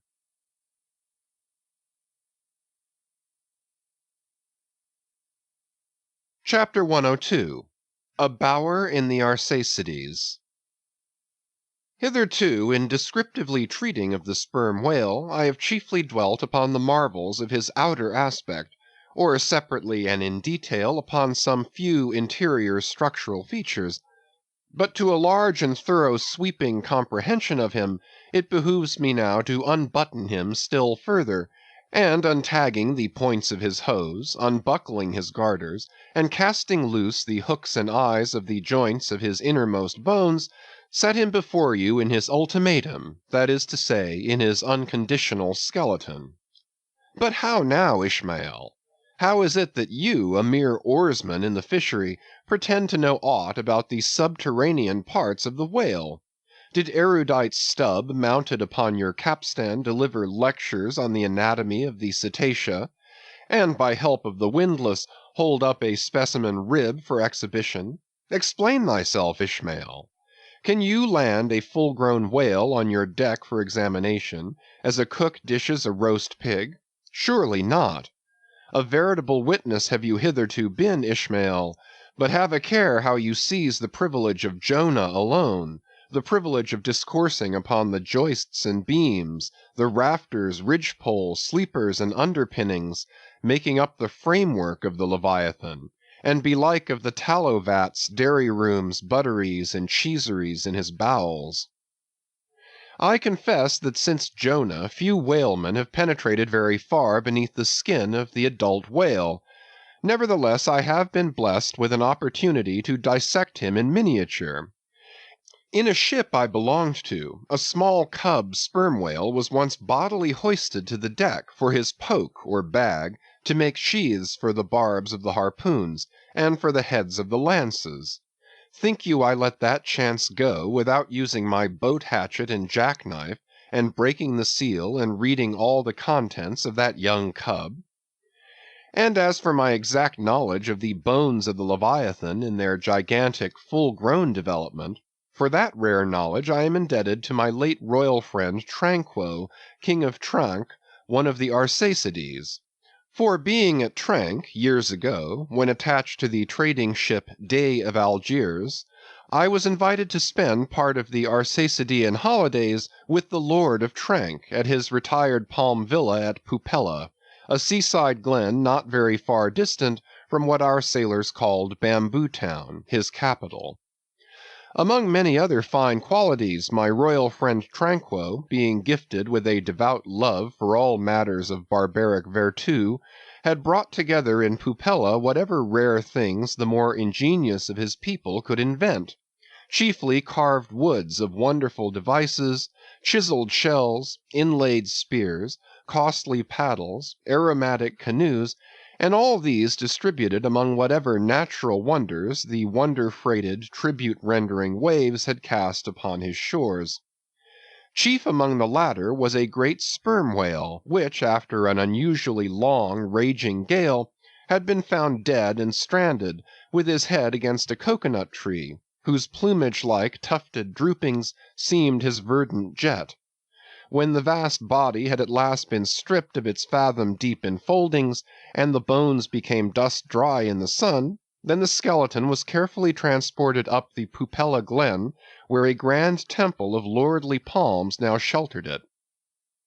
The ribs were hung with trophies, the vertebrae were carved with Arsacidean annals in strange hieroglyphics, in the skull the priests kept up an unextinguished aromatic flame, so that the mystic head again sent forth its vapory spout, while suspended from a bough, the terrific lower jaw vibrated over all the devotees, like the hair-hung sword that so affrighted Damocles. It was a wondrous sight. The wood was green as mosses of the icy glen, the trees stood high and haughty, feeling their living sap, the industrious earth beneath was as a weaver's loom, with a gorgeous carpet on it, whereof the ground-vine tendrils formed the warp and woof, and the living flowers the figures. All the trees with all their laden branches, all the shrubs and ferns and grasses, the message-carrying air, all these unceasingly were active. Through the lacings of the leaves the great sun seemed a flying shuttle, weaving the unwearied verdure. O busy weaver, unseen weaver! Pause, one word! Whither flows the fabric? What palace may it deck? Wherefore all these ceaseless toilings? Speak, weaver! Stay thy hand! But one single word with thee! Nay, the shuttle flies, the figures float from forth the loom, the freshet rushing carpet for ever slides away. The weaver god, he weaves, and by that weaving is he deafened, that he hears no mortal voice. And by that humming, we too, who look on the loom, are deafened, and only when we escape it shall we hear the thousand voices that speak through it. For even so it is in all material factories. The spoken words that are inaudible among the flying spindles, those same words are plainly heard without the walls, bursting from the opened casements. Thereby have villainies been detected. Ah, mortal, then be heedful, for so in all this din of the great world's loom, thy subtlest thinkings may be overheard afar. Now amid the green, life-restless loom of that Arsacidean wood, the great, white, worshipped skeleton lay lounging, a gigantic idler. Yet, as the ever-woven, verdant warp and woof intermixed and hummed around him, the mighty idler seemed the cunning weaver, himself all woven over with the vines, every month assuming greener, fresher verdure, but himself a skeleton. Life folded death, death trellised life, the grim god wived with youthful life, and begat him curly-headed glories. Now when with the royal Tranquo I visited this wondrous whale, and saw the skull an altar and the artificial smoke ascending from where the real jet had issued, I marveled that the king should regard a chapel as an object of vertu. He laughed. But more I marveled that the priest should swear that smoky jet of his was genuine. To and fro I paced before this skeleton, brushed the vines aside, broke through the ribs, and with a ball of Arsacidean twine, wandered, eddied long amid its many winding, shaded colonnades and arbors. But soon my line was out, and following it back, I emerged from the opening where I entered. I saw no living thing within, naught was there but bones. Cutting me a green measuring rod, I once more dived within the skeleton. From their arrow slit in the skull, the priests perceived me taking the altitude of the final rib. "How now?" they shouted. "Darest thou measure this, our god? That's for us." "Aye, priests. Well, how long do ye make him, then?" But hereupon a fierce contest rose among them, concerning feet and inches. They cracked each other's sconces with their yardsticks. The great skull echoed, and seizing that lucky chance, I quickly concluded my own admeasurements. These admeasurements I now propose to set before you. But first be it recorded that, in this matter, I am not free to utter any fancied measurement I please, because there are skeleton authorities you can refer to test my accuracy. There is a Leviathanic museum, they tell me, in Hull, England, one of the whaling ports of that country, where they have some fine specimens of finbacks and other whales. Likewise I have heard that in the Museum of Manchester, in New Hampshire, they have what the proprietors call, "the only perfect specimen of a Greenland or river whale in the United States." Moreover, at a place in Yorkshire, England, Burton Constable by name, a certain Sir Clifford Constable has in his possession the skeleton of a sperm whale, but of moderate size, by no means of the full-grown magnitude of my friend King Tranquo's. In both cases the stranded whales to which these two skeletons belonged were originally claimed by their proprietors upon similar grounds, King Tranquo seizing his because he wanted it, and Sir Clifford because he was lord of the seigneuries in those parts. Sir Clifford's whale has been articulated throughout, so that like a great chest of drawers you can open and shut him in all of his bony cavities, spread out his ribs like a gigantic fan, and swing all day upon his lower jaw. Locks are to be put upon some of his trap doors and shutters, and a footman will show round future visitors with a bunch of keys at his side. Sir Clifford thinks of charging twopence for a peep at the whispering gallery in the spinal column, 3d. to hear the echo of the hollow of his cerebellum, and 6d. for the unrivalled view from his forehead. The skeleton dimensions I shall now proceed to set down are copied verbatim from my right arm, where I had them tattooed, as in my wild wanderings at that period there was no other secure way of preserving such valuable statistics. But as I was crowded for space, and wished the other parts of my body to remain a blank page for a poem I was then composing, at least what untattooed parts might remain, I did not trouble myself with the odd inches, nor indeed should inches at all enter into a congenial admeasurement of the whale.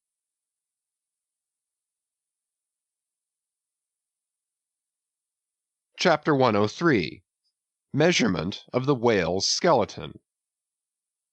In the first place, I wish to lay before you a particular plain statement touching the living bulk of this Leviathan, whose skeleton we are briefly to exhibit. Such a statement may prove useful here. According to a careful calculation I have made, and which I partly base upon Captain Scoresby's estimate of 70 tons for the largest size Greenland whale of 60 feet in length, according to my careful calculation, I say, a sperm whale of the largest magnitude, between 85 and 90 feet in length, and something less than 40 feet in its fullest circumference, such a whale will weigh at least 90 tons, so that reckoning 13 men to a ton, he would considerably outweigh the combined population of a whole village of 1,100 inhabitants. Think you not, then, that brains like yoked cattle should be put to this Leviathan, to make him at all budge to any landsman's imagination? Having already in various ways put before you his skull, spout-hole, jaw, teeth, tail, forehead, fins, and divers other parts, I shall now simply point out what is most interesting in the general bulk of his unobstructed bones.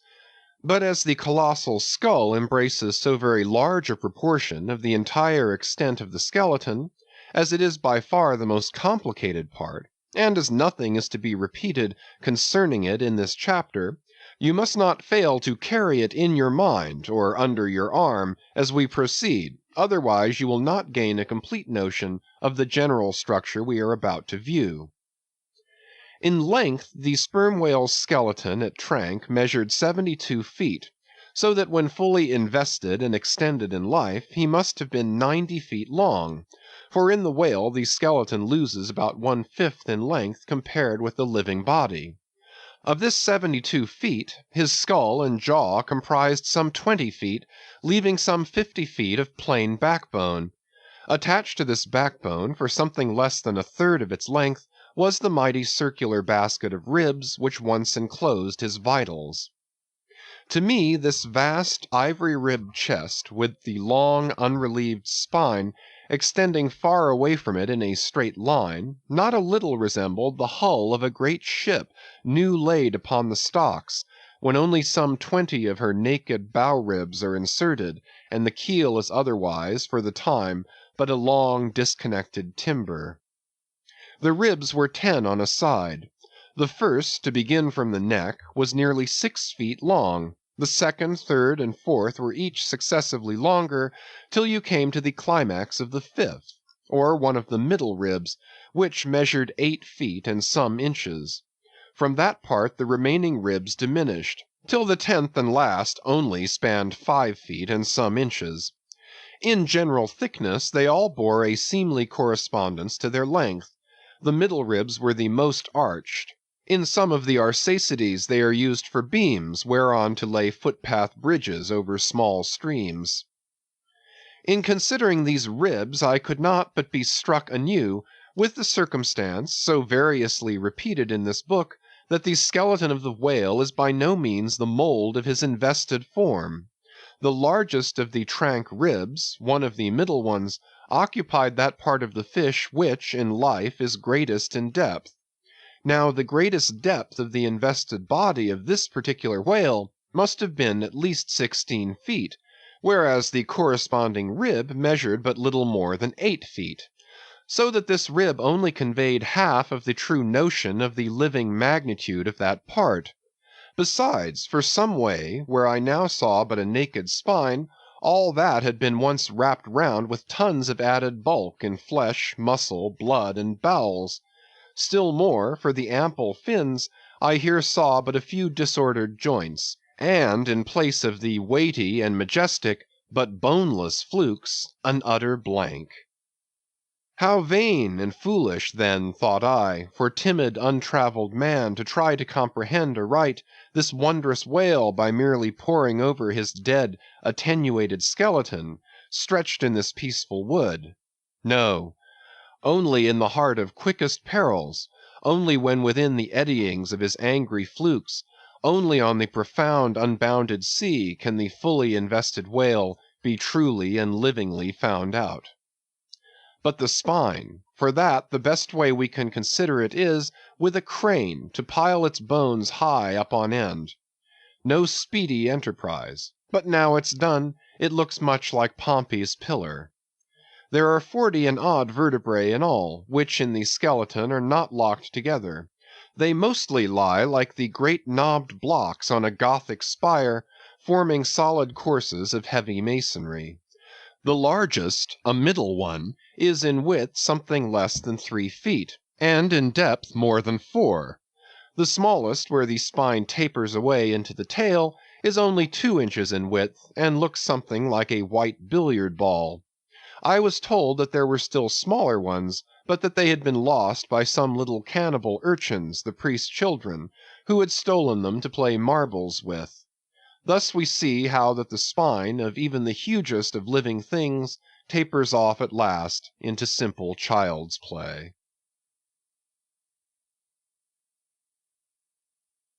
Chapter 104. The Fossil Whale. From his mighty bulk the whale affords a most congenial theme whereon to enlarge, amplify, and generally expatiate. Would you could not compress him. By good rights he should only be treated of in imperial folio. Not to tell over again his furlongs from spiracle to tail, and the yards he measures about the waist, only think of the gigantic involutions of his intestines, where they lie in him like great cables and hawsers coiled away in the subterranean orlop deck of a line of battle ship.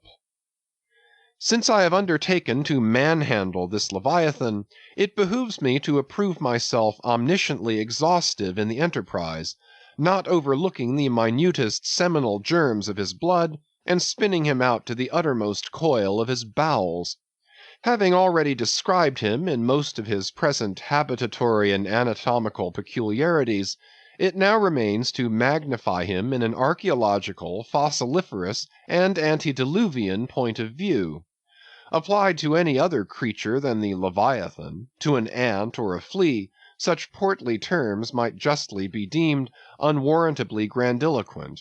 But when Leviathan is the text, the case is altered.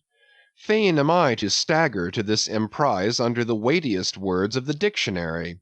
And here be it said, that whenever it has been convenient to consult one in the course of these dissertations, I have invariably used a huge quarto edition of Johnson, expressly purchased for that purpose, because that famous lexicographer's uncommon personal bulk more than fitted him to compile a lexicon to be used by a whale author like me.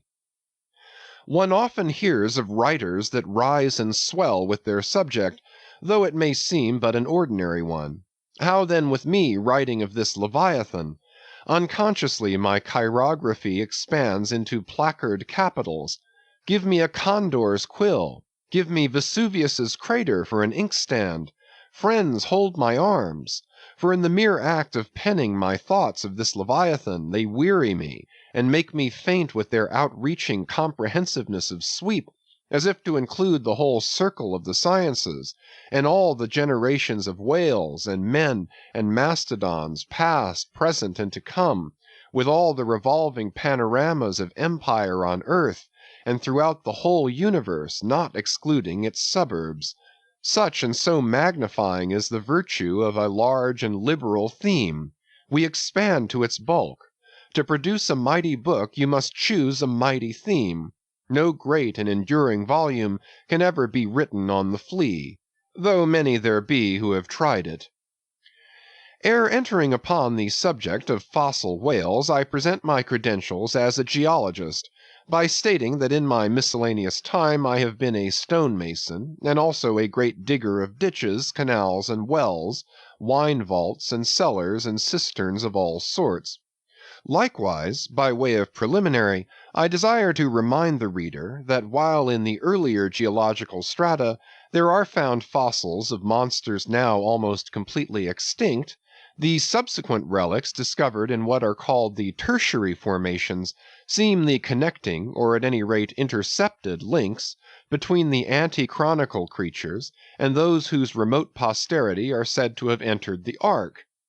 All the fossil whales hitherto discovered belong to the tertiary period, which is the last preceding the superficial formations. And though none of them precisely answer to any known species of the present time, they are yet sufficiently akin to them in general respects to justify their taking rank as cetacean fossils.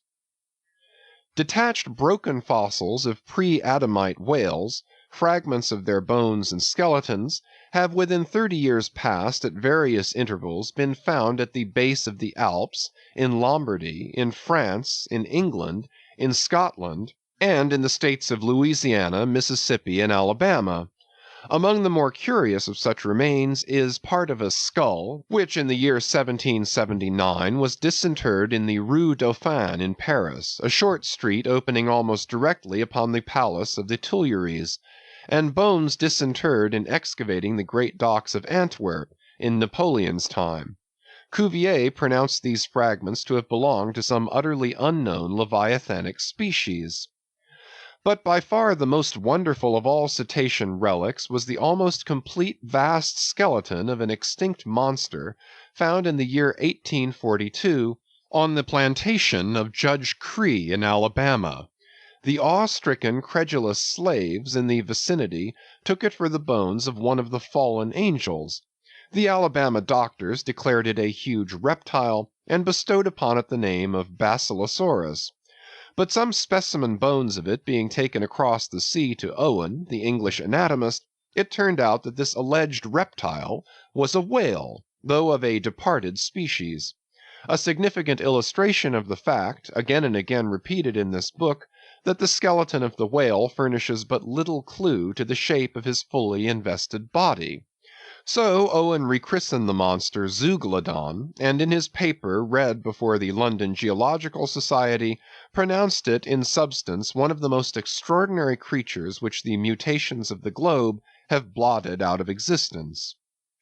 When I stand among these mighty leviathan skeletons, skulls, tusks, jaws, ribs, and vertebrae, all characterized by partial resemblances to the existing breeds of sea monsters, but at the same time bearing, on the other hand, similar affinities to the annihilated ante-chronicle leviathans, their incalculable seniors, I am, by a flood, borne back to that wondrous period, ere time itself can be said to have begun, for time began with man. Here Saturn's gray chaos rolls over me, and I obtain dim, shuddering glimpses into those polar eternities, when wedged bastions of ice pressed hard upon what are now the tropics, and in all the 25,000 miles of this world's circumference, not an inhabitable hand's breadth of land was visible. Then the whole world was the whale's, and, king of creation, he left his wake along the present lines of the Andes and the Himalayas. Who can show a pedigree like Leviathan? Ahab's harpoon had shed older blood than the Pharaoh's. Methuselah seems a schoolboy. I look round to shake hands with Shem.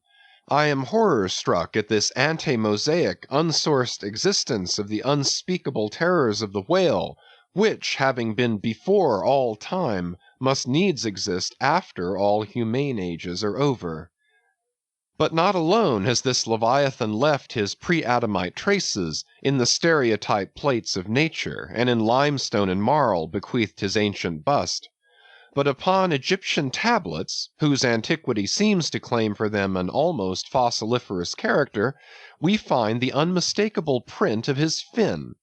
In an apartment of the great temple of Dendera, some 50 years ago, there was discovered upon the granite ceiling a sculptured and painted planisphere abounding in centaurs, griffins, and dolphins, similar to the grotesque figures on the celestial globe of the moderns.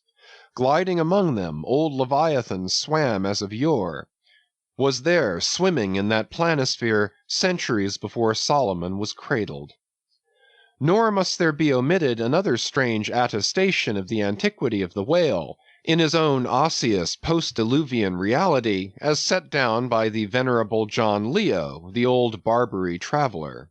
Quote, "Not far from the seaside they have a temple, the rafters and beams of which are made of whale bones, for whales of a monstrous size are oftentimes cast up dead upon that shore. The common people imagine that by a secret power bestowed by God upon the temple, no whale can pass it without immediate death. But the truth of the matter is, that on either side of the temple there are rocks that shoot 2 miles into the sea, and wound the whales when they light upon them. They keep a whale's rib of an incredible length for a miracle, which lying upon the ground with its convex part uppermost, makes an arch, the head of which cannot be reached by a man upon a camel's back. This rib, says John Leo, is said to have lain there 100 years before I saw it. Their historians affirm that a prophet who prophesied of Mahomet came from this temple, and some do not stand to assert that the prophet Jonas was cast forth by the whale at the base of the temple." End quote. In this Afric temple of the whale I leave you, reader, and if you be a Nantucketer and a whaleman, you will silently worship there.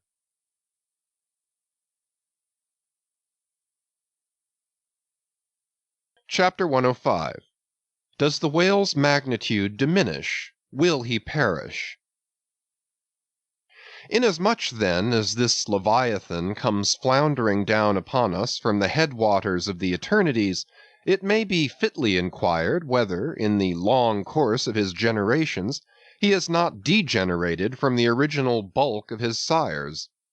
But upon investigation we find that not only are the whales of the present day superior in magnitude to those whose fossil remains are found in the tertiary system, embracing a distinct geological period prior to man, but of the whales found in that tertiary system, those belonging to its latter formations exceed in size those of its earlier ones. Of all the pre-Adamite whales yet exhumed, by far the largest is the Alabama one mentioned in the last chapter, and that was less than 70 feet in length in the skeleton, whereas we have already seen that the tape measure gives 72 feet for the skeleton of a large-sized modern whale, and I have heard on whalemen's authority that sperm whales have been captured near 100 feet long at the time of capture. But may it not be that while the whales of the present hour are an advance in magnitude upon those of all previous geological periods, may it not be that since Adam's time they have degenerated? Assuredly we must conclude so, if we are to credit the accounts of such gentlemen as Pliny and the ancient naturalists generally. For Pliny tells us of whales that embraced acres of living bulk, and Aldrovandus of others which measured 800 feet in length, rope walks and Thames tunnels of whales.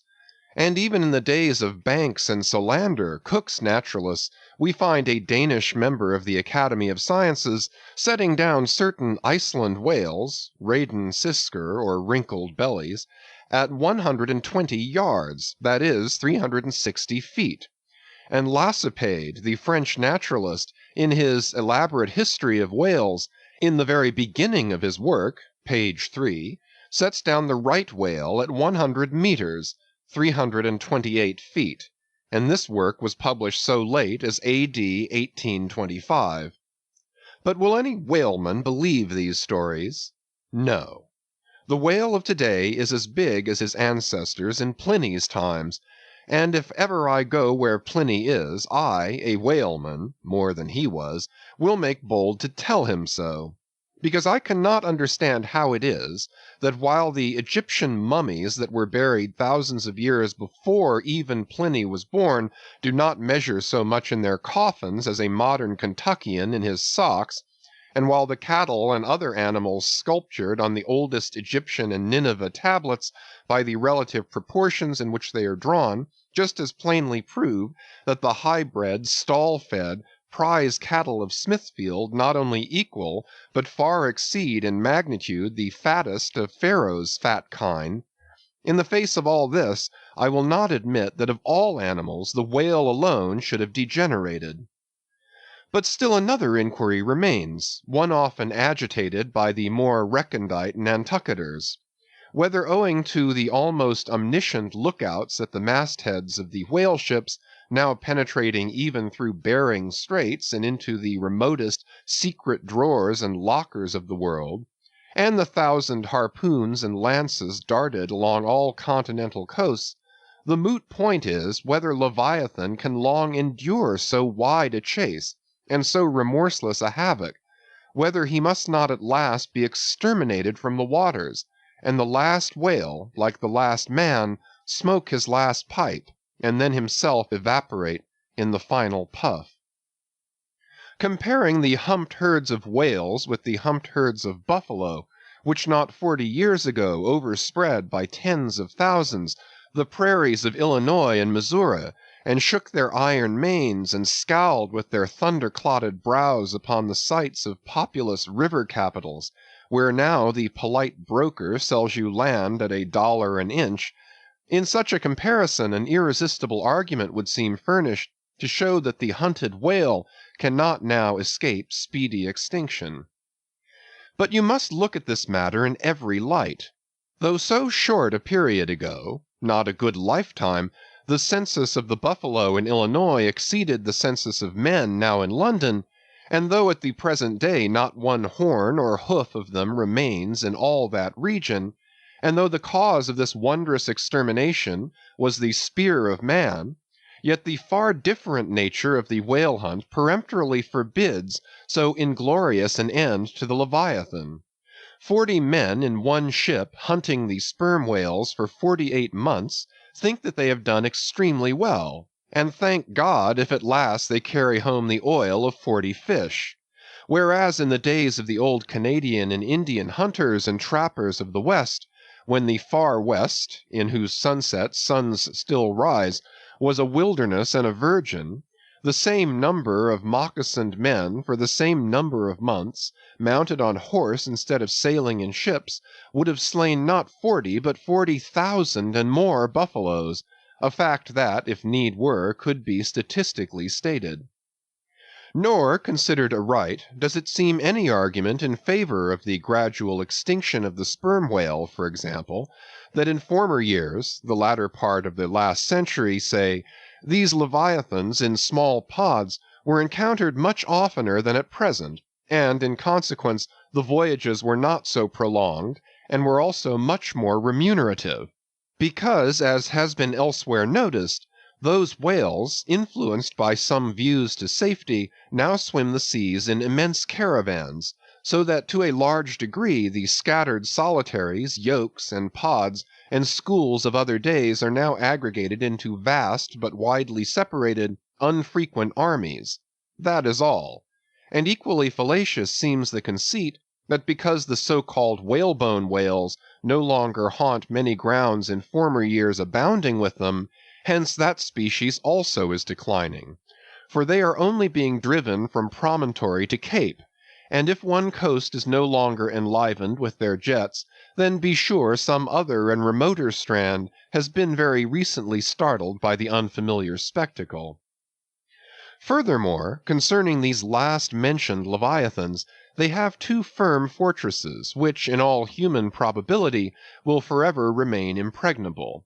And as upon the invasion of their valleys the frosty Swiss have retreated to their mountains, so, hunted from the savannas and glades of the middle seas, the whalebone whales can at last resort to their polar citadels, and diving under the ultimate glassy barriers and walls there, come up among icy fields and floes, and in a charmed circle of everlasting December bid defiance to all pursuit from man. But as perhaps 50 of these whalebone whales are harpooned for 1 cachalot, some philosophers of the forecastle have concluded that this positive havoc has already very seriously diminished their battalions. But though for some time past a number of these whales, not less than 13,000, have been annually slain on the northwest coast by the Americans alone, yet there are considerations which render even this circumstance of little or no account as an opposing argument in this matter. Natural as it is to be somewhat incredulous concerning the populousness of the more enormous creatures of the globe, yet what shall we say to Harto, the historian of Goa, when he tells us that at one hunting the king of Siam took 4,000 elephants, that in those regions elephants are as numerous as droves of cattle in the temperate climes? And there seems no reason to doubt that if these elephants, which have now been hunted for thousands of years by Semiramis, by Porus, by Hannibal, and by all the successive monarchs of the East, if they still survive there in great numbers, much more may the great whale outlast all hunting, since he has a pasture to expatiate in which is precisely twice as large as all Asia, both Americas, Europe, and Africa, New Holland, and all the isles of the sea combined. Moreover, we are to consider that from the presumed great longevity of whales, their probably attaining an age of a century or more, therefore at any one period of time several distinct adult generations must be contemporary. And what that is we may soon gain some idea of by imagining all the graveyards, cemeteries, and family vaults of creation yielding up the live bodies of all the men, women, and children who were alive 75 years ago, and adding this countless host to the present human population of the globe. Wherefore, for all these things, we account the whale immortal in his species, however perishable in his individuality. He swam the seas before the continents broke water. He once swam over the site of the Tuileries and Windsor Castle and the Kremlin. In Noah's flood he despised Noah's Ark, and if ever the world is to be again flooded, like the Netherlands, to kill off its rats, then the eternal whale will still survive, and rearing upon the topmost crest of the equatorial flood, spout his frothed defiance to the skies.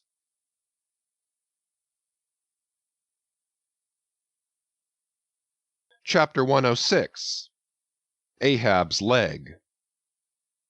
The precipitating manner in which Captain Ahab had quitted the Samuel Enderby of London had not been unattended with some small violence to his own person. He had lighted with such energy upon the thwart of his boat that his ivory leg had received a half-splintering shock, and when, after gaining his own deck and his own pivot-hole there, he so vehemently wheeled round with an urgent command to the steersman, it was, as ever, something about his not steering inflexibly enough. Then the already shaken ivory received such an additional twist and wrench, that though it still remained entire and to all appearances lusty, yet Ahab did not deem it entirely trustworthy. And indeed it seemed small matter for wonder, that for all his pervading mad recklessness, Ahab did at times give careful heed to the condition of that dead bone upon which he partly stood. For it had not been very long prior to the Pequod's sailing from Nantucket that he had been found one night lying prone upon the ground and insensible, by some unknown and seemingly inexplicable, unimaginable casualty, his ivory limb having been so violently displaced that it had stake-wise smitten and all but pierced his groin, nor was it without extreme difficulty that the agonizing wound was entirely cured. Nor at the time had it failed to enter his monomaniac mind that all the anguish of that then present suffering was but the direct issue of a former woe, and he too plainly seemed to see that as the most poisonous reptile of the marsh perpetuates his kind as inevitably as the sweetest songster of the grove, so equally, with every felicity, all miserable events do naturally beget their like. Yea, more than equally, thought Ahab, since both the ancestry and posterity of grief go further than the ancestry and posterity of joy.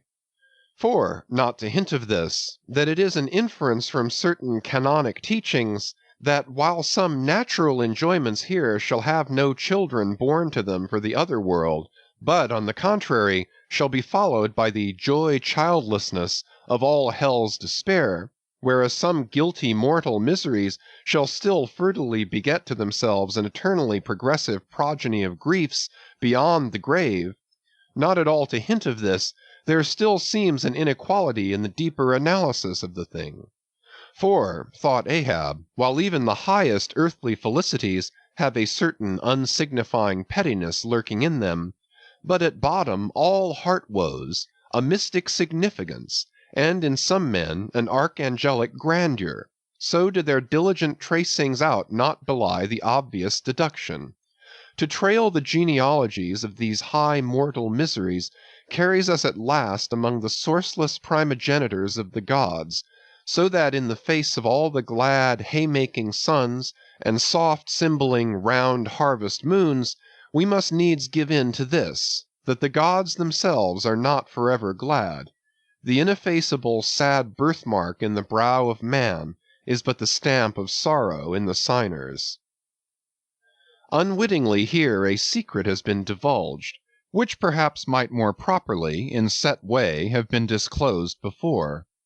With many other particulars concerning Ahab, always had it remained a mystery to some why it was that for a certain period, both before and after the sailing of the Pequod, he had hidden himself away with such Grand Lama-like exclusiveness, and for that one interval sought speechless refuge, as it were, among the marble senate of the dead. Captain Peleg's bruited reason for this thing appeared by no means adequate, though indeed, as touching all Ahab's deeper part, every revelation partook more of significant darkness than of explanatory light. But in the end it all came out, this one matter did at least. That direful mishap was at the bottom of his temporary recluseness. And not only this, but to that ever-contracting, dropping circle ashore, who for any reason possessed the privilege of a less banned approach to him, to that timid circle the above-hinted casualty, remaining as it did, moodily unaccounted for by Ahab, invested itself with terrors not entirely underived from the land of spirits and of whales, so that, through their zeal for him, they had all conspired, so far as in them lay, to muffle up the knowledge of this thing from others, and hence it was that not till a considerable interval had elapsed did it transpire upon the Pequod's decks. But be all this as it may, let the unseen ambiguous synod in the air, or the vindictive princes and potentates of fire, have to do or not with earthly Ahab, yet in this present matter of his leg, he took plain practical procedures. He called the carpenter. And when that functionary appeared before him, he bade him without delay set about making a new leg, and directed the mates to see him supplied with all the studs and joists of jaw ivory (sperm whale) which had thus far been accumulated on the voyage, in order that a careful selection of the stoutest, clearest grained stuff might be secured. This done, the carpenter received orders to have the leg completed that night, and to provide all the fittings for it, independent of those pertaining to the distrusted one in use. Moreover, the ship's forge was ordered to be hoisted out of its temporary idleness in the hold, and to accelerate the affair, the blacksmith was commanded to proceed at once to the forging of whatever iron contrivances might be needed.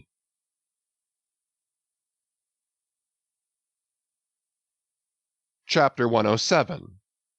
The Carpenter.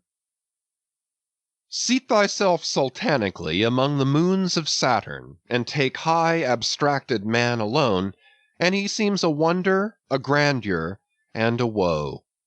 But from the same point take mankind in mass, and for the most part they seem a mob of unnecessary duplicates, both contemporary and hereditary. But most humble though he was, and far from furnishing an example of the high humane abstraction, the Pequod's carpenter was no duplicate. Hence he now comes in person on this stage. Like all sea-going ship carpenters, and more especially those belonging to whaling vessels, he was to a certain off-handed practical extent alike experienced in numerous trades and callings collateral to his own, the carpenter's pursuit being the ancient and outbranching trunk of all those numerous handicrafts which more or less have to do with wood as an auxiliary material. But besides the application to him of the generic remark above, this carpenter of the Pequod was singularly efficient in those thousand nameless mechanical emergencies continually recurring in a large ship, upon a 3 or 4 years' voyage in uncivilized and far distant seas. For not to speak of his readiness in ordinary duties, repairing stove boats, sprung spars, reforming the shape of clumsy bladed oars, inserting bull's eyes in the deck, or new tree nails in the side planks, and other miscellaneous matters more directly pertaining to his special business, he was moreover unhesitatingly expert in all manner of conflicting aptitudes, both useful and capricious. The one grand stage where he enacted all his various parts, so manifold, was his vice bench, a long, rude, ponderous table, furnished with several vices, of different sizes, and both of iron and of wood. At all times, except when whales were alongside, this bench was securely lashed athwartships against the rear of the tryworks. A belaying pin is found too large to be easily inserted into its hole. The carpenter claps it into one of his ever-ready vices, and straightway files it smaller. A lost land bird of strange plumage strays on board and is made a captive. Out of clean-shaved rods of right whalebone and cross-beams of sperm whale ivory, the carpenter makes a pagoda-looking cage for it. An oarsman sprains his wrist. The carpenter concocts a soothing lotion. Stubb longed for vermilion stars to be painted upon the blade of his every oar. Screwing each oar in his big vise of wood, the carpenter symmetrically supplies the constellation. A sailor takes a fancy to wear shark-bone earrings. The carpenter drills his ears. Another has a toothache. The carpenter out-pincers, and clapping one hand upon his bench, bids him be seated there. But the poor fellow unmanageably winces under the unconcluded operation.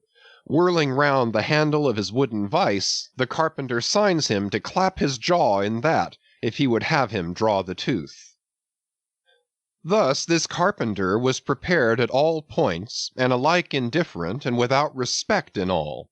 Teeth he accounted bits of ivory. Heads he deemed but top-blocks. Men themselves he lightly held for capstans. But while now upon so wide a field thus variously accomplished, and with such liveliness of expertness in him too, all this would seem to argue some uncommon vivacity of intelligence. But not precisely so. For nothing was this man more remarkable than for a certain impersonal stolidity, as it were. Impersonal, I say, for it so shaded off into the surrounding infinite of things that it seemed one with the general stolidity discernible in the whole visible world, which while pauselessly active in uncounted modes, still eternally holds its peace, and ignores you, though you dig foundations for cathedrals. Yet was this half-horrible stolidity in him, involving too, as it appeared, an all-ramifying heartlessness, yet was it oddly dashed at times with an old, crutch-like, antediluvian, wheezing humorousness, not unstreaked now and then with a certain grizzled wittiness, such as might have served to pass the time during the midnight watch on the bearded forecastle of Noah's Ark. Was it that this old carpenter had been a lifelong wanderer, whose much rolling to and fro not only had gathered no moss, but, what is more, had rubbed off whatever small outward clingings might have originally pertained to him?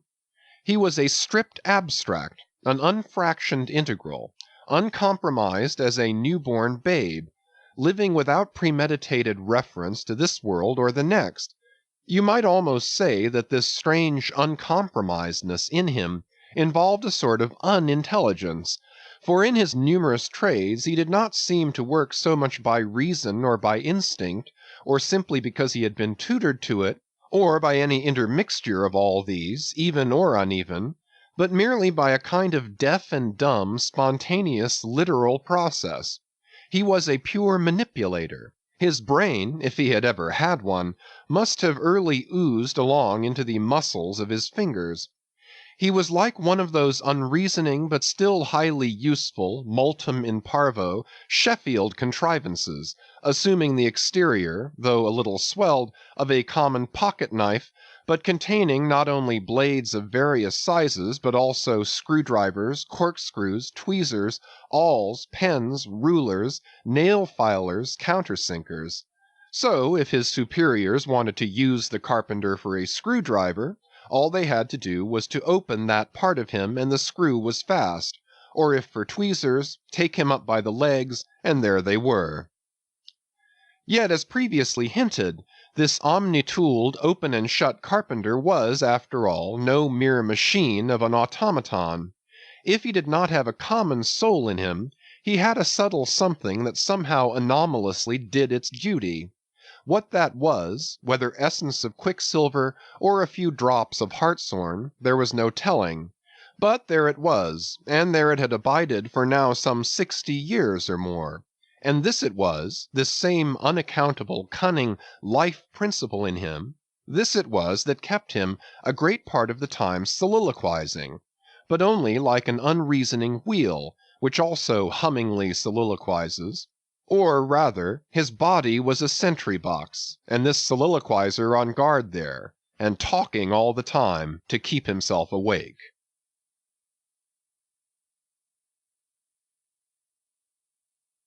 Chapter 108. Ahab and the Carpenter. The deck. First night watch. Carpenter standing before his vice bench, and by the light of 2 lanterns, busily filing the ivory joist for the leg, which joist is firmly fixed in the vice. Slabs of ivory, leather straps, pads, screws, and various tools of all sorts lying about the bench. Forward, the red flame of the forge is seen, where the blacksmith is at work. Drat the file, and drat the bone. That is hard which should be soft, and that is soft which should be hard. So we go who file old jaws and shin bones. Let's try another. Aye, now this works better. Sneezes. Hello, this bone dust is... Sneezes. Why, it's... Sneezes. Yes, it's... Sneezes. Bless my soul, it won't let me speak. That is what an old fellow gets now for working in dead lumber. Saw a live tree, and you don't get this dust. Amputate a live bone, and you don't get it. Sneezes. Come, come, you, old smut, there, bear a hand, and let's have that ferrule and buckle screw. I'll be ready for them presently. Lucky now, sneezes, there's no knee joint to make. That might puzzle a little, but a mere shin bone, why, it's as easy as making hop poles, only I should like to put a good finish on. Time. If I but only had the time, I could turn him out as neat a leg now as ever, sneezes, scraped to a lady in a parlor. Those buckskin legs and calves of legs I've seen in shop windows wouldn't compare at all. They soak water, they do, and of course get rheumatic and have to be doctored, sneezes, with washes and lotions, just like live legs. There, before I saw it off now, I must call his old mogulship, and see whether the length will be all right. Too short, if anything, I guess. Ha! That's the heel. We are in luck. Here he comes. Or it's somebody else, that's certain. Ahab, advancing. During the ensuing scene, the carpenter continues, sneezing at times. Well, man-maker? Just in time, sir. If the captain pleases, I will now mark the length. Let me measure, sir. Measured for a leg. Good. Well, it's not the first time. About it. There, keep thy finger on it. This is a cogent vice thou hast here, carpenter. Let me feel its grip once. So, it does pinch some. Oh, sir, it will break bones. Beware. No fear. I like a good grip. I like to feel something in this slippery world that can hold man. What's Prometheus about there? The blacksmith, I mean. What's he about? He must be forging the buckle screw, sir, now. Right. It's a partnership. He supplies the muscle part. He makes a fierce red flame there. Aye, sir, he must have the white heat for this kind of fine work. So he must. I do deem it now a most meaning thing, that this old Greek Prometheus, who made men, they say, should have been a blacksmith, and animated them with fire. For what's made in fire must properly belong to fire, and so hell's probable. How the soot flies! This must be the remainder the Greek made the Africans of. Carpenter, when he's through with that buckle, tell him to forge a pair of steel shoulder blades. There's a peddler aboard with a crushing pack. Sir. Hold. While Prometheus is about it, I'll order a complete man after a desirable pattern. Imprimis, 50 feet high in his socks, then chest modeled after the Thames Tunnel, then legs with roots to 'em to stay in one place, then arms 3 feet through the wrist, no heart at all, brass forehead, and about 1/4 of an acre of fine brains. And let me see. Shall I order eyes to see outwards? No, but put a skylight on top of his head to illuminate inwards. There, take the order and away. Now what's he speaking about, and who's he speaking to? I should like to know. Shall I keep standing here? Aside. 'Tis but indifferent architecture to make a blind dome. Here's one. No, no, no, I must have a lantern. Ho, ho! That's it, eh? Here are 2, sir. One will serve my turn. What art thou thrusting that thief-catcher into my face for, man? Thrusted light is worse than presented pistols. I thought, sir, that you spoke to Carpenter. Carpenter? Why, that's... But no. A very tidy, and, I may say, an extremely gentlemanlike sort of business thou art in here, Carpenter. Or wouldst thou rather work in clay? Sir? Clay? Clay, sir? That's mud. We leave clay to ditchers, sir. The fellow's impious. What art thou sneezing about? Bone is rather dusty, sir. Take the hint, then, and when thou art dead, never bury thyself under living people's noses. Sir? Oh, I guess so. Yes. Dear. Look ye, Carpenter. I dare say thou callest thyself a right good, workmanlike workman, eh? Well, then, will it speak thoroughly well for thy work, if, when I come to mount this leg thou makest, I shall nevertheless feel another leg in the same identical place with it? That is, Carpenter, my old lost leg, the flesh and blood one, I mean. Canst thou not drive that old Adam away? Truly, sir, I begin to understand somewhat now. Yes, I have heard something curious on that score, sir. How a dismasted man never entirely loses the feeling of his old spar, but it will be still pricking him at times. May I humbly ask if it really be so, sir? It is, man. Look, put thy live leg here in the place where mine once was. So, now, here is only one distinct leg to the eye, yet 2 to the soul. Where thou feelest tingling life, there, exactly there to a hair, do I. Is it a riddle? I should humbly call it a poser, sir. Hiss, then. How dost thou know that some entire, living, thinking thing may not be invisibly and uninterpenetratingly standing precisely where thou now standest, aye, and standing there in thy spite?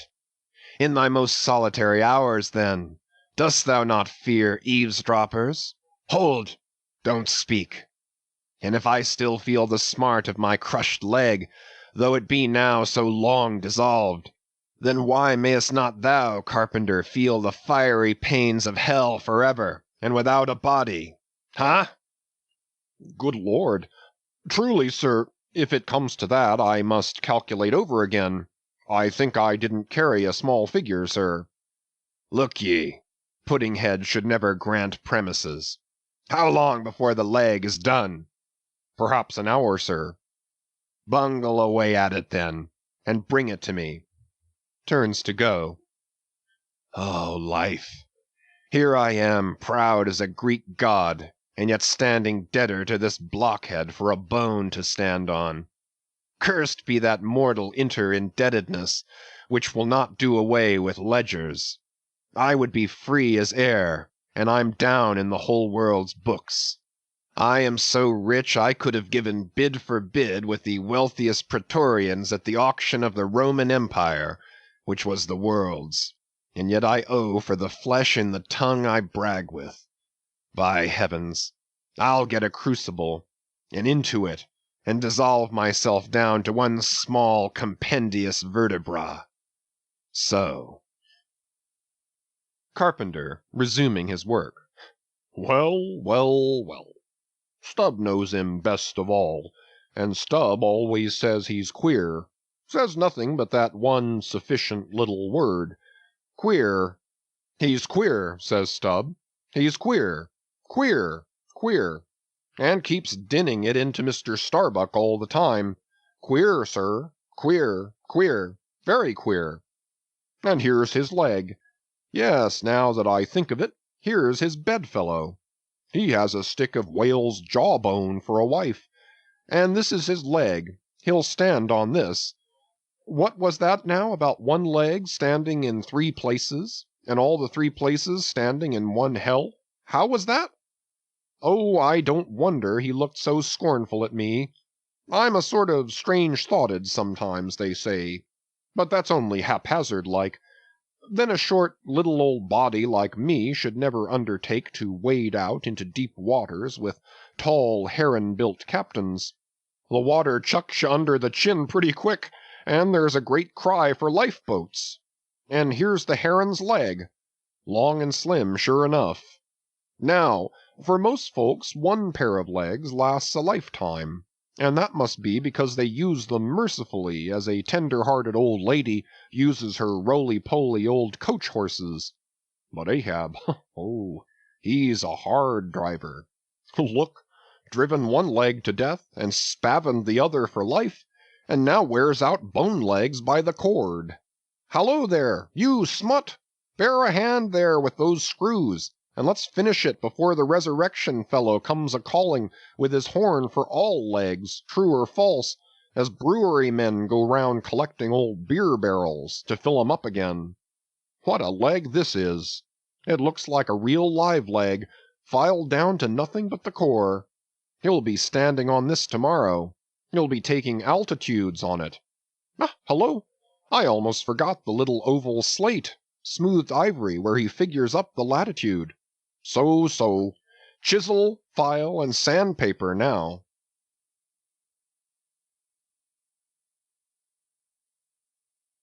Chapter 109. Ahab and Starbuck in the cabin. According to usage, they were pumping the ship the next morning, and lo, no inconsiderable oil came up with the water. The casks below must have sprung a bad leak. Much concern was shown, and Starbuck went down into the cabin to report this unfavorable affair. Footnote: in sperm whalemen with any considerable quantity of oil on board, it is a regular semi-weekly duty to conduct a hose into the hold and drench the casks with sea water, which afterwards at varying intervals is removed by the ship's pumps. Hereby the casks are sought to be kept damply tight, while by the changed character of the withdrawn water the mariners readily detect any serious leakage in the precious cargo. End of footnote. Now, from the south and west the Pequod was drawing nigh to Formosa and the Bashee Isles, between which lies one of the tropical outlets from the China waters into the Pacific. And so Starbuck found Ahab with a general chart of the Oriental archipelagos spread before him, and another separate one representing the long eastern coasts of the Japanese islands, Niphon, Matsumai, and Shikoke. With his snow-white new ivory leg braced against the screwed leg of his table, and with a long pruning hook of a jackknife in his hand, the wondrous old man, with his back to the gangway door, was wrinkling his brow and tracing his old courses again. Who's there? hearing the footstep at the door, but not turning round to it. "On deck! Be gone!" "Captain Ahab mistakes. It is I. The oil in the hold is leaking, sir. We must up Burton's and break out." "Up Burton's and break out? Now that we are nearing Japan? Heave to here for a week to tinker a parcel of old hoops?" "Either do that, sir, or waste in one day more oil than we may make good in a year. What we come 20,000 miles to get is worth saving, sir." "So it is, so it is, if we get it." "I was speaking of the oil in the hold, sir." "And I was not speaking or thinking of that at all. Begone! Let it leak. I'm all a leak myself. Aye, leaks in leaks. Not only full of leaky casks, but those leaky casks are in a leaky ship. And that's a far worse plight than the Pequod's, man. Yet I don't stop to plug my leak, for who can find it in the deep-loaded hull? Or how hope to plug it, even if found, in this life's howling gale? Starbuck, I'll not have the Burtons hoisted." "What will the owners say, sir?" "Let the owners stand on Nantucket beach and out-yell the typhoons. What cares Ahab? Owners, owners! Thou art always prating to me, Starbuck, about those miserly owners, as if the owners were my conscience. But look ye, the only real owner of anything is its commander, and hark ye, my conscience is in this ship's keel. On deck!" "Captain Ahab," said the reddening mate, moving further into the cabin, with a daring so strangely respectful and cautious, that it almost seemed not only every way seeking to avoid the slightest outward manifestation of itself, but within also seemed more than half distrustful of itself. "A better man than I might well pass over in thee what he would quickly enough resent in a younger man. Aye, and in a happier, Captain Ahab." "Devils! Dost thou then so much as dare to critically think of me? On deck!" "Nay, sir, not yet. I do entreat, and I do dare, sir, to be forbearing. Shall we not understand each other better than hitherto, Captain Ahab?" Ahab seized a loaded musket from the rack, forming part of most South Seamen's cabin furniture, and pointing it towards Starbuck, exclaimed, "There is one God that is Lord over the earth, and one Captain that is Lord over the Pequod. On deck!" For an instant, in the flashing eyes of the mate, and his fiery cheeks, you would have almost thought that he had really received the blaze of the levelled tube. But, mastering his emotion, he half calmly rose, and as he quitted the cabin, paused for an instant, and said, "Thou hast outraged, not insulted me, sir. But for that I ask thee not to beware of Starbuck. Thou wouldst but laugh. But let Ahab beware of Ahab. Beware of thyself, old man." "He waxes brave, but nevertheless obeys. Most careful bravery that," murmured Ahab, as Starbuck disappeared. "What's that he said? Ahab, beware of Ahab. There's something there." Then, unconsciously using the musket for a staff, with an iron brow he paced to and fro in the little cabin, but presently the thick pleats of his forehead relaxed, and returning the gun to the rack, he went on deck. "Thou art but too good a fellow, Starbuck," he said lowly to the mate. Then raising his voice to the crew, "Furl the topgallant sails and close reef the topsails, fore and aft. Back the main-yard. Up Burton's and break out in the main hold." It were perhaps vain to surmise exactly why it was that, as respecting Starbuck, Ahab thus acted. It may have been a flash of honesty in him, or a mere prudential policy which, under the circumstance, imperiously forbade the slightest symptom of open disaffection, however transient, in the important chief officer of his ship. However it was, his orders were executed, and the Burtons were hoisted.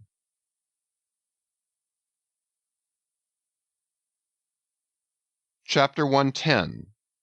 Queequeg in his coffin.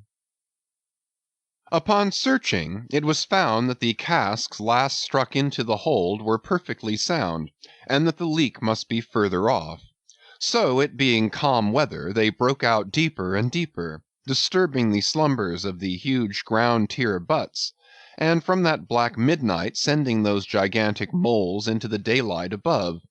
So deep did they go, and so ancient and corroded and weedy the aspect of the lowermost puncheons, that you almost looked next for some mouldy cornerstone cask containing coins of Captain Noah, with copies of the posted placards vainly warning the infatuated old world from the flood. Tierce after tierce, too, of water and bread and beef, and shooks of staves and iron bundles of hoops were hoisted out, till at last the piled decks were hard to get about, and the hollow hull echoed underfoot, as if you were treading over empty catacombs, and reeled and rolled in the sea like an air-freighted demijohn. Top-heavy was the ship as a dinnerless student with all Aristotle in his head. Well was it that the typhoons did not visit them then. Now at this time it was that my poor pagan companion and fast bosom friend Queequeg was seized with a fever, which brought him nigh to his endless end. Be it said, that in this vocation of whaling, sinecures are unknown. Dignity and danger go hand in hand. Till you get to be captain, the higher you rise, the harder you toil. So with poor Queequeg, who, as harpooneer, must not only face all the rage of the living whale, but, as we have elsewhere seen, mount his dead back in a rolling sea, and finally descend into the gloom of the hold, and bitterly sweating all day in that subterraneous confinement, resolutely manhandle the clumsiest casks, and see to their stowage. To be short, among whalemen, the harpooneers are the holders, so called. Poor Queequeg! When the ship was about half disemboweled, you should have stooped over the hatchway, and peered down upon him there, where, stripped to his woolen drawers, the tattooed savage was crawling about amid that dampness and slime, like a green spotted lizard at the bottom of a well. And a well or an ice-house it somehow proved to him, poor pagan, where, strange to say, for all the heat of his sweatings, he caught a terrible chill which lapsed into a fever, and at last, after some days' suffering, laid him in his hammock, close to the very sill of the door of death. How he wasted and wasted away in those few long lingering days, till there seemed but little left of him but his frame and tattooing. But as all else in him thinned and his cheekbones grew sharper, his eyes nevertheless seemed growing fuller and fuller. They became of a strange softness of lustre, and mildly but deeply looked out at you there from his sickness, a wondrous testimony to that immortal health in him which could not die or be weakened. And like circles on the water, which, as they grow fainter, expand, so his eyes seemed rounding and rounding like the rings of eternity. An awe that cannot be named would steal over you, as you sat by the side of this waning savage, and saw as strange things in his face as any beheld who were bystanders when Zoroaster died. For whatever is truly wondrous and fearful in man, never yet was put into words or books. And the drawing near of death, which alike levels all, alike impresses all with a last revelation, which only an author from the dead could adequately tell. So that, let us say it again, no dying Chaldee or Greek had higher and holier thoughts than those whose mysterious shades you saw creeping over the face of poor Queequeg, as he quietly lay in his swaying hammock, and the rolling sea seemed gently rocking him to his final rest, and the ocean's invisible flood tide lifted him higher and higher towards his destined heaven. Not a man of the crew but gave him up, and as for Queequeg himself, what he thought of the case was forcibly shown by a curious favor he asked. He called one to him in the grey morning watch when the day was just breaking, and taking his hand said that while in Nantucket he had chanced to see certain little canoes of dark wood, like the rich war wood of his native isle, and upon inquiry he had learned that all whalemen who died in Nantucket were laid in those same dark canoes, and that the fancy of being so laid had much pleased him, for it was not unlike the custom of his own race, who, after embalming a dead warrior, stretched him out in his canoe, and so left him to be floated away to the starry archipelagos. For not only do they believe that the stars are isles, but that far beyond all visible horizons, their own mild, uncontinented seas interflow with the blue heavens, and so form the white breakers of the Milky Way. He added that he shuddered at the thought of being buried in his hammock, according to the usual sea custom, tossed like something vile to the death-devouring sharks. No, he desired a canoe like those of Nantucket, all the more congenial to him, being a whaleman, that like a whaleboat these coffin canoes were without a keel, though that involved but uncertain steering and much leeway adown the dim ages. Now when this strange circumstance was made known aft, the carpenter was at once commanded to do Queequeg's bidding, whatever it might include. There was some heathenish, coffin-colored old lumber aboard, which upon a long previous voyage had been cut from the aboriginal groves of the Lackaday Islands, and from these dark planks the coffin was recommended to be made. No sooner was the carpenter apprised of the order, than taking his rule he forthwith, with all the indifferent promptitude of his character, proceeded into the forecastle and took Queequeg's measure with great accuracy, regularly chalking Queequeg's person as he shifted the rule. "Ah, poor fellow, he'll have to die now," ejaculated the Long Island sailor. Going to his vice bench, the carpenter, for convenience sake and general reference, now transferringly measured on it the exact length the coffin was to be, and then made the transfer permanent by cutting 2 notches at its extremities. This done, he marshaled the planks and his tools, and to work. When the last nail was driven, and the lid duly planed and fitted, he lightly shouldered the coffin and went forward with it, inquiring whether they were ready for it yet in that direction. Overhearing the indignant but half-humorous cries with which the people on deck began to drive the coffin away, Queequeg, to everyone's consternation, commanded that the thing should be instantly brought to him, nor was there any denying him, seeing that of all mortals some dying men are the most tyrannical, and certainly since they will shortly trouble us so little for evermore, the poor fellows ought to be indulged. Leaning over in his hammock, Queequeg long regarded the coffin with an attentive eye. He then called for his harpoon, and had the wooden stock drawn from it, and then had the iron part placed in the coffin along with one of the paddles of his boat.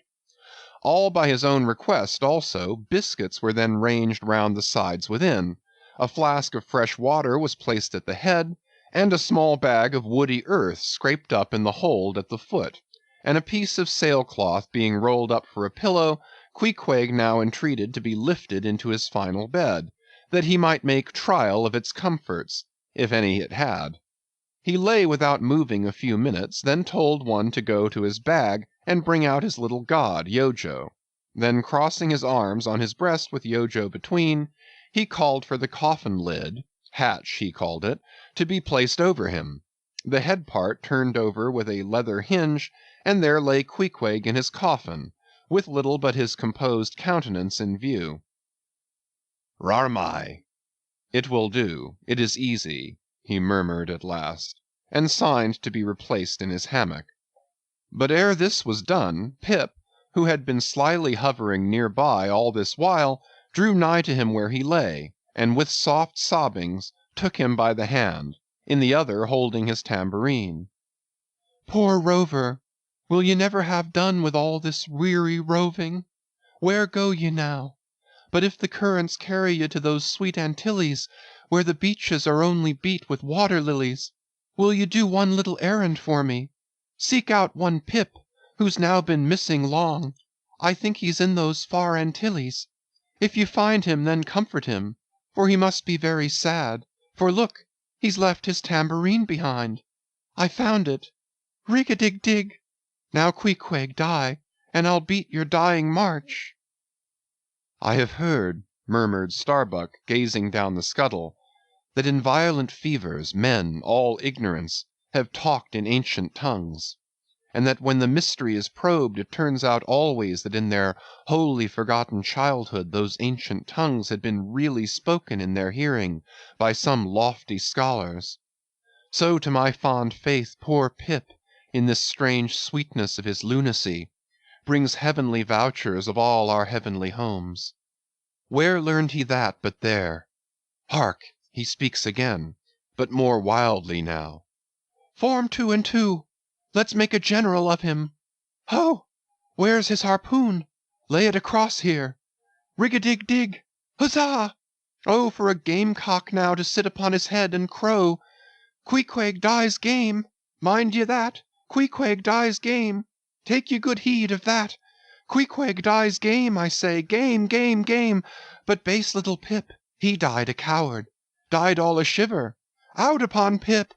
Hark ye, if ye find Pip, tell all the Antilles he's a runaway, a coward, a coward, a coward. Tell them he jumped from a whaleboat. I'd never beat my tambourine over base Pip, and hail him general, if he were once more dying here. No, no, shame upon all cowards, shame upon them. Let him go drown like Pip that jumped from a whaleboat. Shame, shame. During all this Queequeg lay with closed eyes, as if in a dream. Pip was led away, and the sick man was replaced in his hammock. But now that he had apparently made every preparation for death, now that his coffin was proved a good fit, Queequeg suddenly rallied. Soon there seemed no need of the carpenter's box, and thereupon when some expressed their delighted surprise, he, in substance, said that the cause of his sudden convalescence was this. At a critical moment he had just recalled a little duty ashore, which he was leaving undone, and therefore had changed his mind about dying. He could not die yet, he averred. They asked him then whether to live or die was a matter of his own sovereign will and pleasure. He answered, certainly. In a word, it was Queequeg's conceit that if a man made up his mind to live, mere sickness could not kill him. Nothing but a whale or a gale, or some violent, ungovernable, unintelligent destroyer of that sort. Now there is this noteworthy difference between savage and civilized, that while a sick civilized man may be 6 months convalescing, generally speaking a sick savage is almost half well again in a day.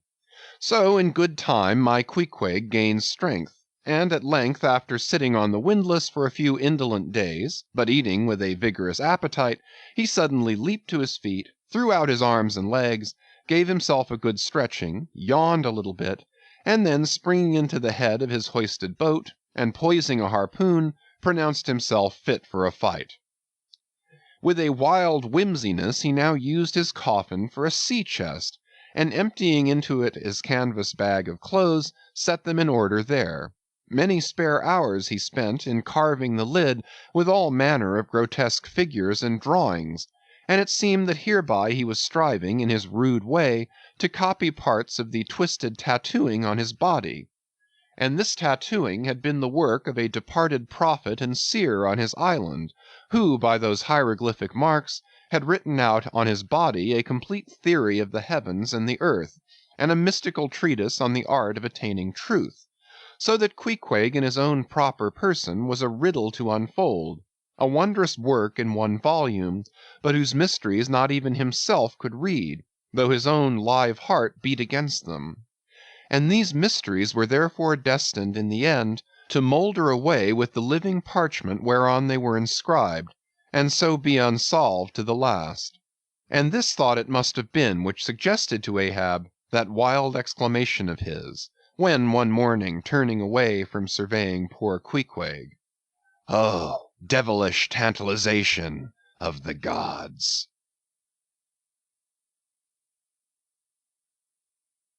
Chapter 111. The Pacific. When gliding by the Bashee Isles, we emerged at last upon the great South Sea.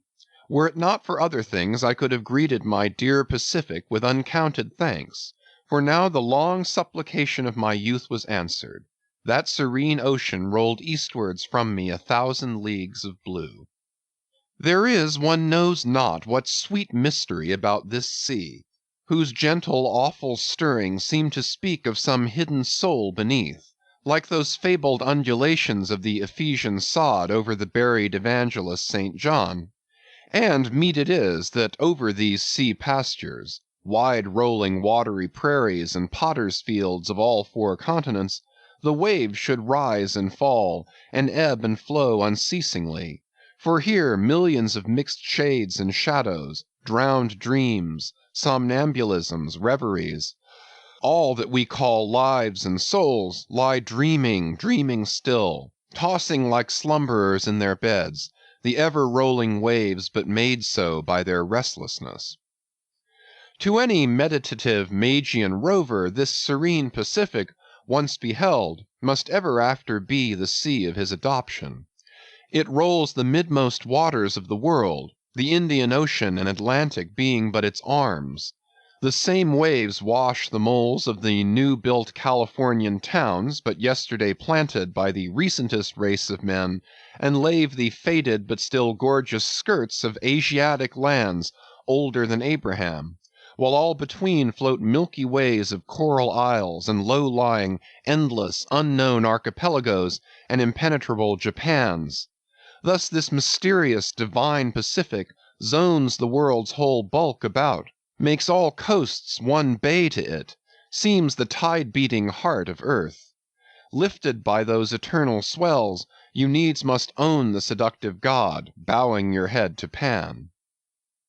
But few thoughts of Pan stirred Ahab's brain, as, standing like an iron statue at his accustomed place beside the mizzen-rigging, with one nostril he unthinkingly snuffed the sugary musk from the Bashy Isles, in whose sweet woods mild lovers must be walking, and with the other consciously inhaled the salt breath of the new-found sea, that sea in which the hated white whale must even then be swimming. Launched at length upon these almost final waters, and gliding towards the Japanese cruising ground, the old man's purpose intensified itself. His firm lips met like the lips of a vice. The delta of his forehead's veins swelled like overladen brooks. In his very sleep, his ringing cry ran through the vaulted hull. "Stern all! The white whale spouts thick blood!"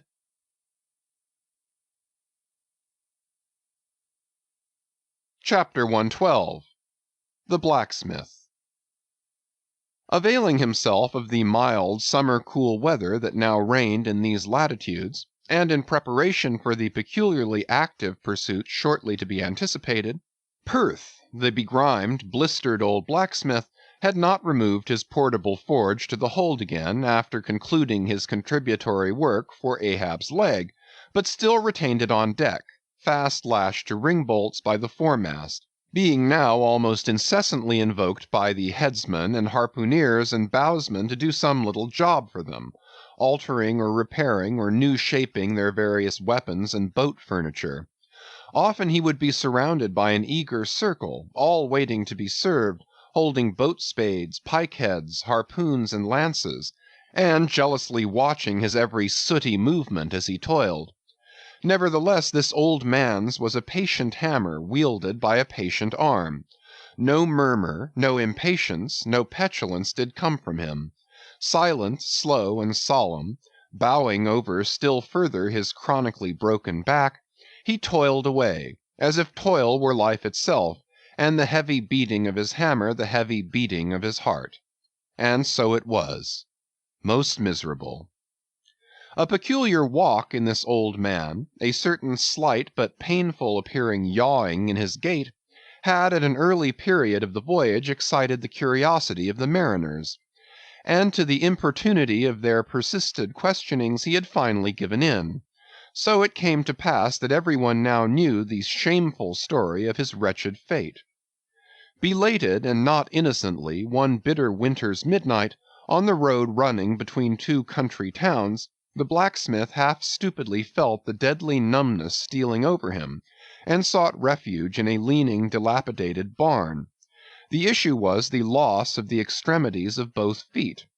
Out of this revelation, part by part, at last came out the 4 acts of the gladness, and the one long and as yet uncatastrophed 5th act of the grief of his life's drama. He was an old man who, at the age of nearly 60, had postponedly encountered that thing in sorrow's technicals called ruin. He had been an artisan of famed excellence, and with plenty to do, owned a house and garden, embraced a youthful, daughter-like, loving wife, and 3 blithe, ruddy children, every Sunday went to a cheerful-looking church planted in a grove. But one night under cover of darkness, and further concealed in a most cunning disguisement, a desperate burglar slid into his happy home and robbed them all of everything. And darker yet to tell, the blacksmith himself did ignorantly conduct this burglar into his family's heart. It was the bottle conjurer. Upon the opening of that fatal cork, forth flew the fiend and shriveled up his home. Now for prudent, most wise and economic reasons, the blacksmith's shop was in the basement of his dwelling, but with a separate entrance to it, so that always had the young and loving, healthy wife listened with no unhappy nervousness, but with vigorous pleasure, to the stout ringing of her young-armed old husband's hammer, whose reverberations, muffled by passing through the floors and walls, came up to her not unsweetly in her nursery. And so to stout labor's iron lullaby the blacksmith's infants were rocked to slumber. Oh, woe on woe! O death, why canst thou not sometimes be timely? Hadst thou taken this old blacksmith to thyself ere his full ruin came upon him, then had the young widow had a delicious grief, and her orphans a truly venerable, legendary sire to dream of in their after years, and all of them a care-killing competency. But death plucked down some virtuous elder brother, on whose whistling daily toil solely hung the responsibilities of some other family, and left the worse than useless old man standing, till the hideous rot of life should make him easier to harvest. Why tell the whole? The blows of the basement hammer every day grew more and more between, and each blow every day grew fainter than the last. The wife sat frozen at the window, with tearless eyes, glitteringly gazing into the weeping faces of her children. The bellows fell, the forge choked up with cinders, the house was sold, the mother dived down into the long churchyard grass, her children twice followed her thither, and the houseless, familyless old man staggered off a vagabond in crape, his every woe unreverenced, his grey head a scorn to flaxen curls. Death seems the only desirable sequel for a career like this, but death is only a launching into the region of the strange untried. It is but the first salutation to the possibilities of the immense remote, the wild, the watery, the unshored. Therefore, to the death-longing eyes of such men, who still have left in them some interior compunctions against suicide, does the all-contributed and all-receptive ocean alluringly spread forth his whole plain of unimaginable, taking terrors, and wonderful, new life adventures, and from the hearts of infinite Pacifics, the 1,000 mermaids sing to them, "Come hither, broken-hearted. Here is another life without the guilt of intermediate death. Here are wonders supernatural, without dying for them. Come hither, bury thyself in a life which, to your now equally abhorred and abhorring landed world, is more oblivious than death. Come hither, put up thy gravestone too within the churchyard, and come hither till we marry thee." Hearkening to these voices, east and west, by early sunrise, and by fall of eve, the blacksmith's soul responded, "Aye, I come." And so Perth went a-whaling.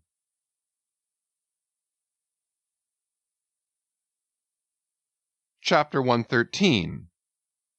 The Forge.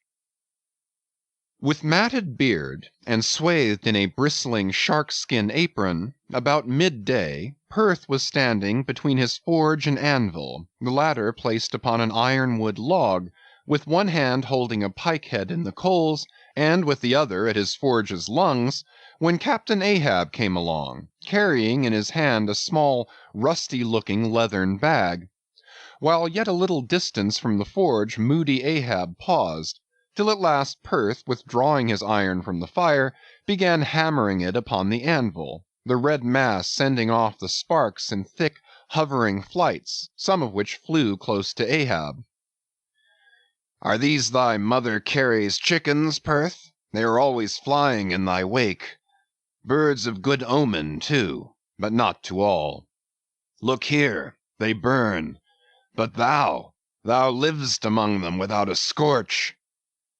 Because I am scorched all over, Captain Ahab, answered Perth, resting for a moment on his hammer. I am past scorching. Not easily canst thou scorch a scar. Well, well, no more. Thy shrunk voice sounds too calmly, sanely woeful to me. In no paradise myself, I am impatient of all misery in others that is not mad.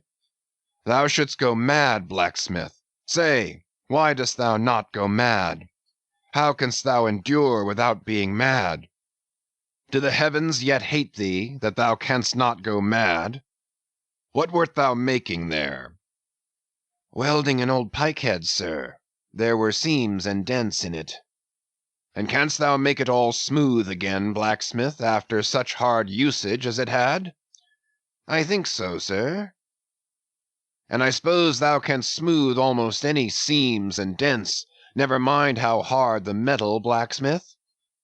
Aye, sir, I think I can. All seams and dents but one. Look ye here, then, cried Ahab, passionately advancing, and leaning with both hands on Perth's shoulders. Look ye here, here. Can you smooth out a seam like this, blacksmith? Sweeping one hand across his ribbed brow. If thou couldst, blacksmith, glad enough would I lay my head upon thy anvil, and feel thy heaviest hammer between my eyes. Answer, canst thou smooth this seam? Oh, that is the one, sir. Said I not all seams and dents but one? Aye, blacksmith, it is the one. Aye, man, it is unsmoothable.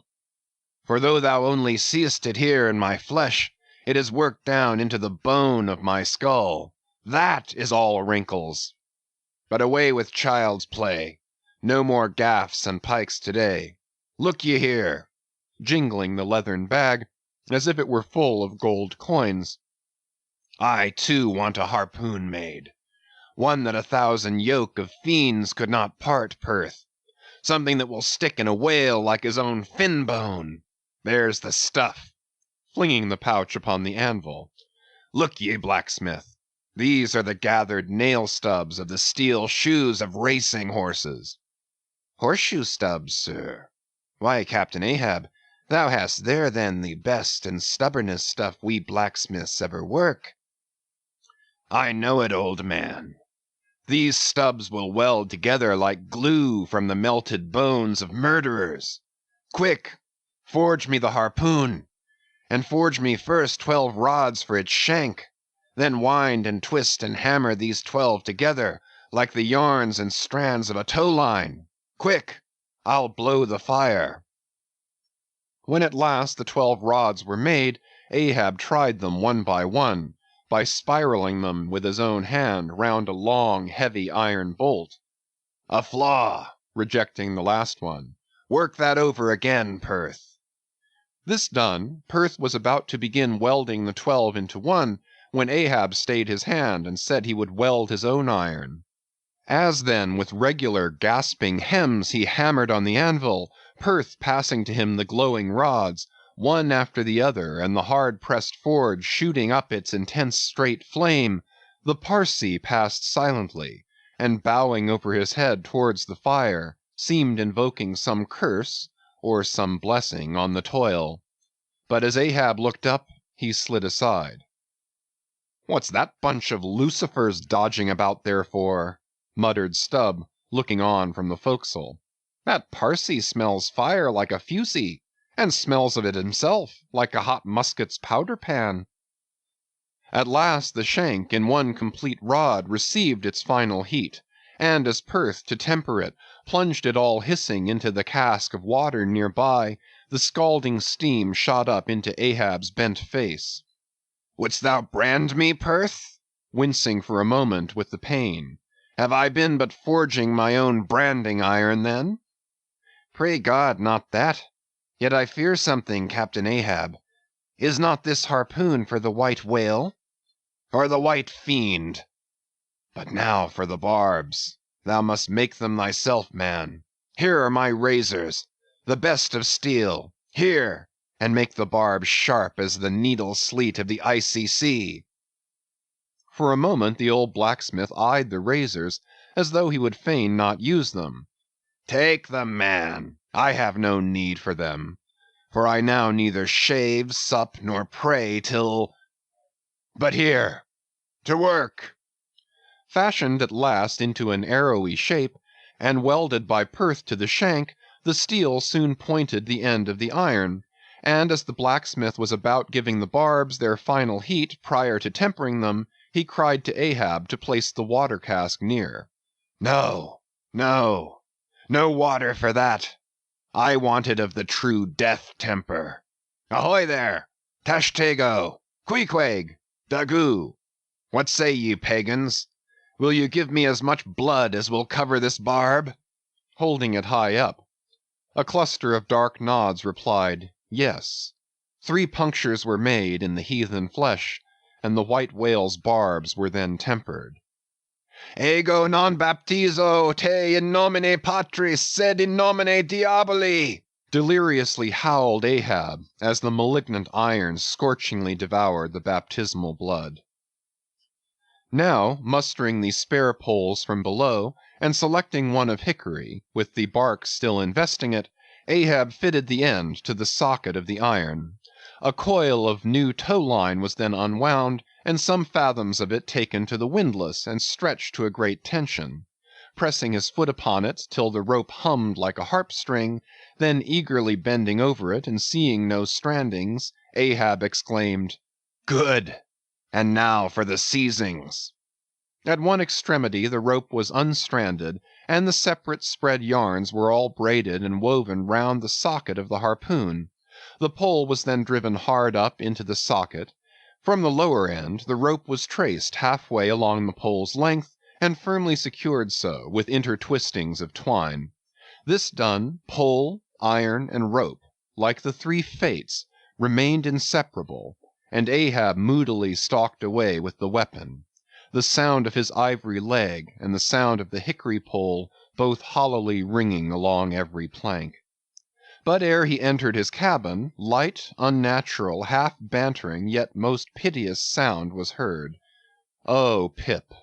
Thy wretched laugh, thy idle but unresting eye, all thy strange mummeries not unmeaningly blended with the black tragedy of the melancholy ship, and mocked it.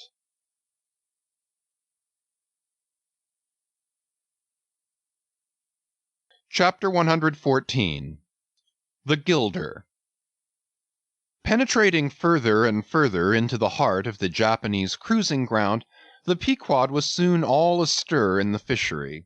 Often in mild, pleasant weather, for 12, 15, 18, and 20 hours on the stretch, they were engaged in the boats, steadily pulling, or sailing, or paddling after the whales, or for an interlude of 60 or 70 minutes, calmly awaiting their uprising, though with but small success for their pains. At such times, under an unabated sun, afloat all day upon smooth, slow, heaving swells, seated in his boat light as a birch canoe, and so sociably mixing with the soft waves themselves that like hearthstone cats they purr against the gunwale, these are the times of dreamy quietude, when beholding the tranquil beauty and brilliancy of the ocean's skin, one forgets the tiger heart that pants beneath it, and would not willingly remember that this velvet paw but conceals a remorseless fang. These are the times when in his whaleboat the rover softly feels a certain filial, confident, land-like feeling towards the sea, that he regards it as so much flowery earth, and the distant ship revealing only the tops of her masts, seems struggling forward not through high rolling waves, but through the tall grass of a rolling prairie, as when the western emigrants' horses only show their erected ears, while their hidden bodies widely wade through the amazing verdure. The long-drawn virgin vales, the mild blue hillsides, as over these there steals the hush, the hum, you almost swear that play-wearied children lie sleeping in these solitudes in some glad May-time, when the flowers of the woods are plucked. And all this mixes with your most mystic mood, so that fact and fancy, halfway meeting, interpenetrate and form one seamless whole. Nor did such soothing scenes, however temporary, fail of at least as temporary an effect on Ahab. But if these secret golden keys did seem to open in him his own secret golden treasuries, yet did his breath upon them prove but tarnishing. O grassy glades! O ever vernal endless landscapes in the soul! In ye, though long parched by the dead drought of the earthly life, in ye men yet may roll, like young horses in new morning clover, and for some few fleeting moments feel the cool dew of the life immortal on them. Would to God these blessed calms would last! But the mingling threads of life are woven by warp and woof, calms crossed by storms, a storm for every calm. There is no steady, unretracing progress in this life. We do not advance through fixed gradations, and at the last one pause, through infancy's unconscious spell, boyhood's thoughtless faith, adolescence's doubt, the common doom, then skepticism, then disbelief, resting at last in manhood's pondering repose of if. But once gone through, we trace the round again, and are infants, boys, and men, and ifs eternally. Where lies the final harbor, whence we unmoor no more? In what rapt ether sails the world, of which the weariest will never weary? Where is the foundling's father hidden? Our souls are like those orphans whose unwedded mothers die in bearing them. The secret of our paternity lies in their grave, and we must there to learn it. And that same day, too, gazing far down from his boat's side into that same golden sea, Starbuck lowly murmured, "Loveliness unfathomable, as ever lover saw in his young bride's eye. Tell me not of thy teeth-tiered sharks and thy kidnapping cannibal ways. Let faith oust fact, let fancy oust memory. I look deep down, and do believe." And Stubb, fish-like, with sparkling scales, leaped up in that same golden light. I am Stubb, and Stubb has his history. But here Stubb takes oaths that he has always been jolly.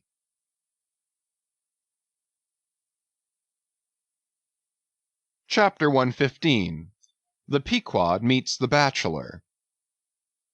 And jolly enough were the sights and sounds that came bearing down before the wind some few weeks after Ahab's harpoon had been welded.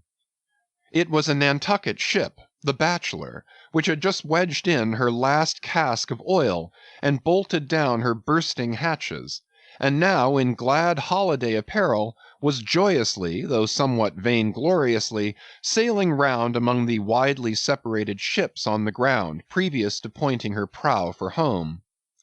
The three men at her masthead wore long streamers of narrow red bunting at their hats. From the stern a whaleboat was suspended, bottom down, and hanging captive from the bowsprit was seen the long lower jaw of the last whale they had slain. Signals, ensigns, and jacks of all colors were flying from her rigging, on every side. Sideways lashed in each of her three basketed tops were 2 barrels of sperm, above which, in her topmast cross-trees, you saw slender breakers of the same precious fluid, and nailed to her main truck was a brazen lamp. As was afterwards learned, the Bachelor had met with the most surprising success, all the more wonderful for that while cruising in the same seas, numerous other vessels had gone entire months without securing a single fish. Not only had barrels of beef and bread been given away to make room for the far more valuable sperm, but additional supplemental casks had been bartered for from the ships she had met, and these were stowed along the deck and in the captain's and officers' staterooms. Even the cabin table itself had been knocked into kindling wood, and the cabin mess dined off the broadhead of an oil butt, lashed down to the floor for a centerpiece. In the forecastle the sailors had actually cocked and pitched their chests, and filled them. It was humorously added that the cook had clapped a head on his largest boiler and filled it, that the steward had plugged his spare coffee pot and filled it, that the harpooneers had headed the sockets of their iron and filled them, that indeed everything was filled with sperm, except the captain's pantaloons pockets, and those he reserved to thrust his hands into in self-complacent testimony of his entire satisfaction. As this glad ship of good luck bore down upon the moody Pequod, the barbarian sound of enormous drums came from her forecastle, and drawing still nearer, a crowd of her men were seen standing round her huge trypots, which, covered with the parchment-like poke or stomach skin of the black fish, gave forth a loud roar to every stroke of the clenched hands of the crew. On the quarter-deck the mates and harpooneers were dancing with the olive-hued girls who had eloped with them from the Polynesian Isles, while suspended in an ornamented boat, firmly secured aloft between the foremast and the mainmast, 3 Long Island negroes with glittering fiddle bows of whale ivory were presiding over the hilarious jig. Meanwhile, others of the ship's company were tumultuously busy at the masonry of the try-works, from which the huge pots had been removed. You would have almost thought they were pulling down the cursed Bastille, such wild cries they raised, as the now useless brick and mortar were being hurled into the sea.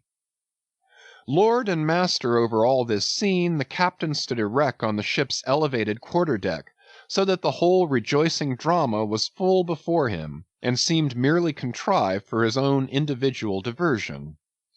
And Ahab, he too was standing on his quarter-deck, shaggy and black, with a stubborn gloom, and as the 2 ships crossed each other's wakes, one all jubilations for things past, the other all forebodings as to things to come, their 2 captains in themselves impersonated the whole striking contrast of the scene.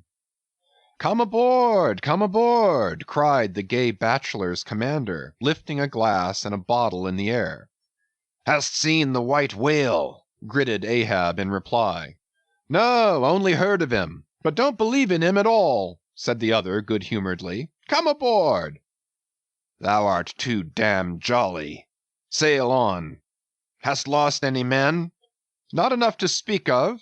2 islanders, that's all. But come aboard, old Hardy, come along. I'll soon take that black from your brow. Come along, will ye? Merry's the play. A full ship and homeward bound."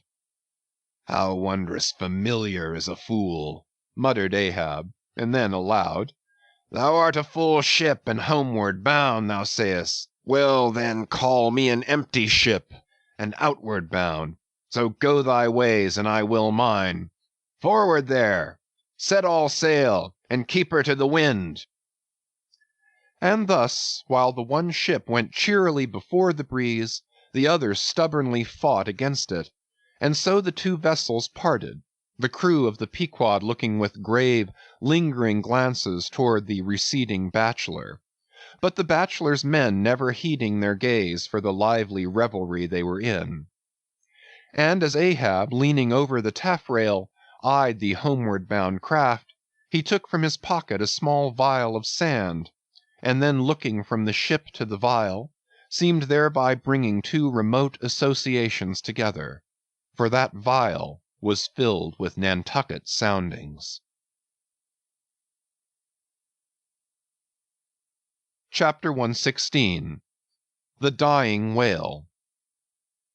Not seldom in this life, when, on the right side, fortune's favourites sail close by us, we, though all adroop before, catch somewhat of the rushing breeze, and joyfully feel our bagging sails fill out.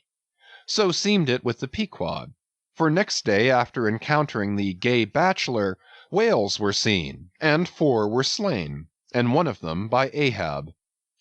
It was far down the afternoon, and when all the spearings of the crimson fight were done, and floating in the lovely sunset sea and sky, sun and whale both stilly died together, Then such a sweetness and such plaintiveness, such inwreathing orisons curled up in that rosy air, that it almost seemed as if far over from the deep green convent valleys of the Manila Isles, the Spanish land breeze, wantonly turned sailor, had gone to sea, freighted with these vesper hymns. Soothed again, but only soothed to deeper gloom, Ahab, who had sterned off from the whale, sat intently watching his final wanings from the now tranquil boat. For that strange spectacle observable in all sperm whales dying, the turning sunwards of the head, and so expiring, that strange spectacle, beheld of such a placid evening, somehow to Ahab conveyed a wondrousness unknown before. He turns and turns him to it. How slowly, but how steadfastly, his homage rendering and invoking brow, with his last dying motions. He too worships fire, most faithful, broad, baronial vassal of the sun. Oh, that these two favoring eyes should see these two favoring sights.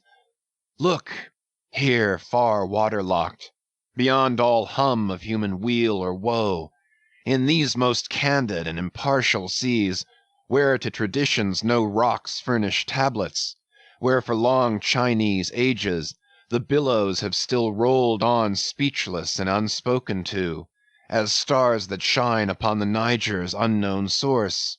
Here too life dies sunwards full of faith. But see, no sooner dead, than death whirls round the corpse, and it heads some other way. O thou dark Hindoo half of nature, who of drowned bones hast builded thy separate throne somewhere in the heart of these unverdured seas, thou art an infidel, thou queen, and too truly speakest to me in the wide slaughtering typhoon, and the hushed burial of its after calm.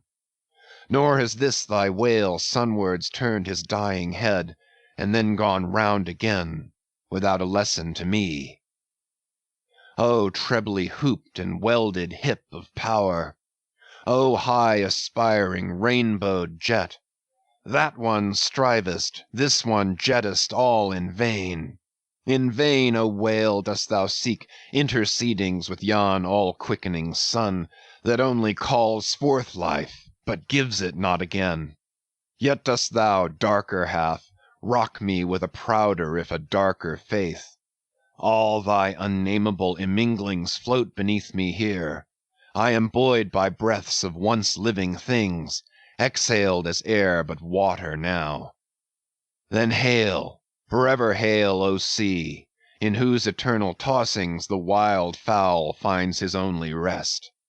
Born of earth, yet suckled by the sea, though hill and valley mothered me, you billows are my foster brothers.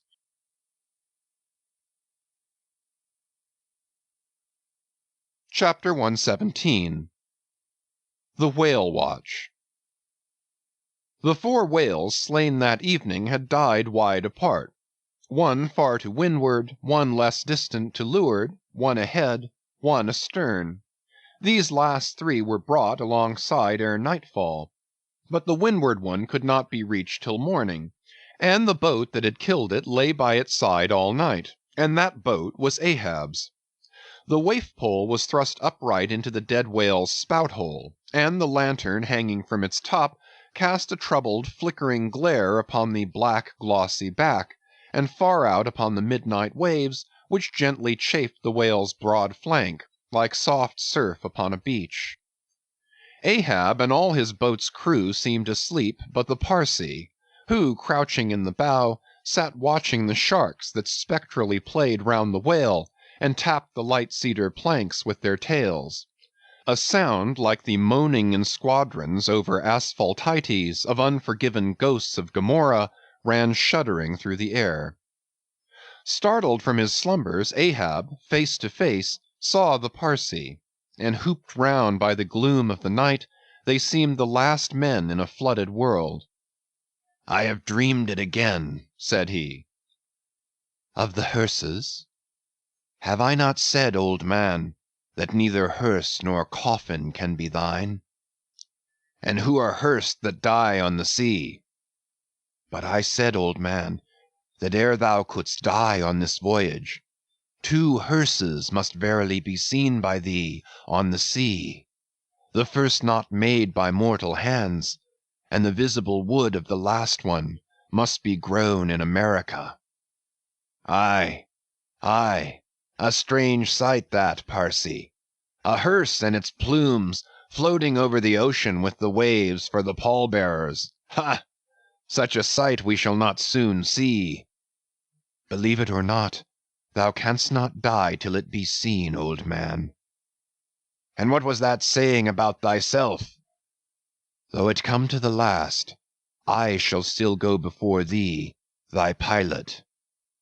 And when thou art so gone before, if that ever befall, then ere I can follow, thou must still appear to me, to pilot me still. Was it not so? Well, then, did I believe all you say, O my pilot. I have here 2 pledges that I shall yet slay Moby Dick and survive it. Take another pledge, old man, said the Parsee, as his eyes lighted up like fireflies in the gloom.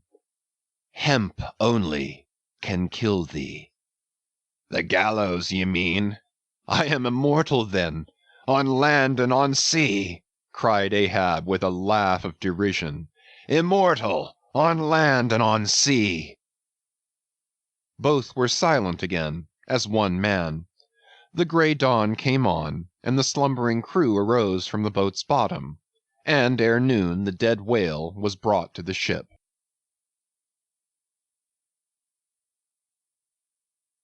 Chapter 118. The Quadrant. The season for the line at length drew near, and every day when Ahab, coming from his cabin, cast his eyes aloft, the vigilant helmsman would ostentatiously handle his spokes, and the eager mariners quickly run to the braces, and would stand there with all their eyes centrally fixed on the nailed doubloon, impatient for the order to point the ship's prow for the equator. In good time the order came. It was hard upon high noon, and Ahab, seated in the bows of his high-hoisted boat, was about taking his wonted daily observation of the sun to determine his latitude. Now in that Japanese sea the days in summer are as freshets of effulgences. That unblinkingly vivid Japanese sun seems the blazing focus of the glassy ocean's immeasurable burning glass. The sky looks lacquered, clouds there are none, the horizon floats, and this nakedness of unrelieved radiance is as the insufferable splendors of God's throne. Well that Ahab's quadrant was furnished with colored glasses, through which to take sight of that solar fire. So, swinging his seated form to the roll of the ship, and with his astrological-looking instrument placed to his eye, he remained in that posture for some moments to catch the precise instant when the sun should gain its precise meridian. Meantime, while his whole attention was absorbed, the Parsee was kneeling beneath him on that ship's deck, and with face thrown up like Ahab's, was eyeing the same sun with him, only the lids of his eyes half hooded their orbs, and his wild face was subdued to an earthly passionlessness. At length the desired observation was taken, and with his pencil upon his ivory leg, Ahab soon calculated what his latitude must be at that precise instant. Then falling into a moment's reverie, he again looked up towards the sun, and murmured to himself, "Thou sea mark, thou high and mighty pilot, thou tellest me truly where I am, but canst thou cast the least hint where I shall be? Or canst thou tell where some other thing besides me is this moment living? Where is Moby Dick? This instant thou must be eyeing him. These eyes of mine look into the very eye that is now beholding him. Aye, and into the eye that is even now equally beholding the objects on the unknown thither side of thee, thou sun." Then, gazing at his quadrant, and handling one after the other its numerous cabalistical contrivances, he pondered again, and muttered, "Foolish toy! Baby's plaything of haughty admirals and commodores and captains. The world brags of thee, of thy cunning and might. But what after all canst thou do but tell the poor, pitiful point where thou thyself happenest to be on this wide planet? And the hand that holds thee? No, not one jot more.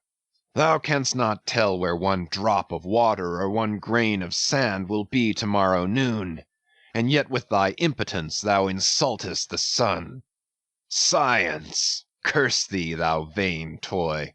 And cursed be all the things that cast man's eyes aloft to that heaven, whose live vividness but scorches him, as these old eyes are even now scorched with thy light, O sun! Level by nature to this earth's horizon are the glances of man's eyes, not shot from the crown of his head, as if God had meant him to gaze on his firmament. Curse thee, thou quadrant! Dashing it to the deck. No longer will I guide my earthly way by thee. The level ship's compass, and the level dead reckoning, by log and by line, these shall conduct me, and show me my place on the sea. Aye, lighting from the boat to the deck. Thus I trample on thee, thou paltry thing, that feebly pointest on high. Thus I split and destroy thee. As the frantic old man thus spoke, and thus trampled with his live and dead feet, a sneering triumph that seemed meant for Ahab, and a fatalistic despair that seemed meant for himself, these passed over the mute, motionless Parsee's face. Unobserved, he rose and glided away, while, awestruck by the aspect of their commander, the seamen clustered together on the forecastle, till Ahab, troubledly pacing the deck, shouted out, "To the braces! Up helm! Square in!" In an instant the yards swung round, and as the ship half wheeled upon her heel, her three firm-seated, graceful masts, erectly poised upon her long, ribbed hull, seemed as the three Horatii pirouetting on one sufficient steed. Standing between the knightheads, Starbuck watched the Pequod's tumultuous way, and Ahab's also, as he went lurching along the deck. I have sat before dense coal fire and watched it all aglow, full of its tormented, flaming life, and I have seen it wane at last, down, down to dumbest dust. Old man of oceans, of all this fiery life of thine, what will at length remain but one little heap of ashes? "Aye," cried Stubb, "but sea-coal ashes. Mind ye that, Mr. Starbuck, sea-coal, not your common charcoal. Well, well, I heard Ahab mutter, 'Here some one thrust these cards into these old hands of mine, swears I must play them and no others.' And damn me, Ahab, but thou actest right. Live in the game, and die in it."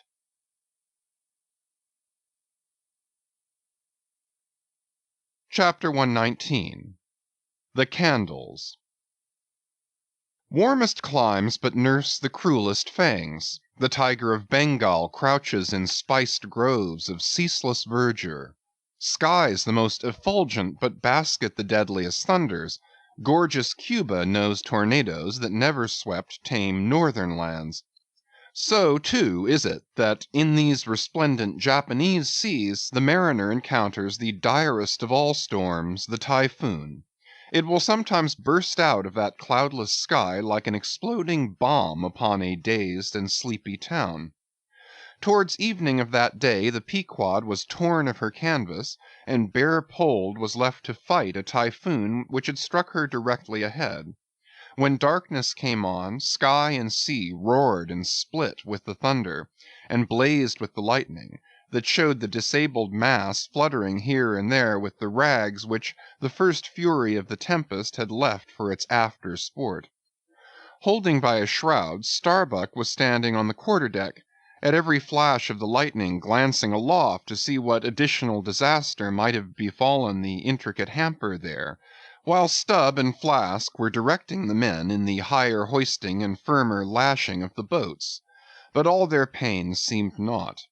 Though lifted to the very top of the cranes, the windward quarter-boat, Ahab's, did not escape, a great rolling sea dashing high up against the reeling ship's high teetering side, stove in the boat's bottom at the stern, and left it again all dripping through like a sieve.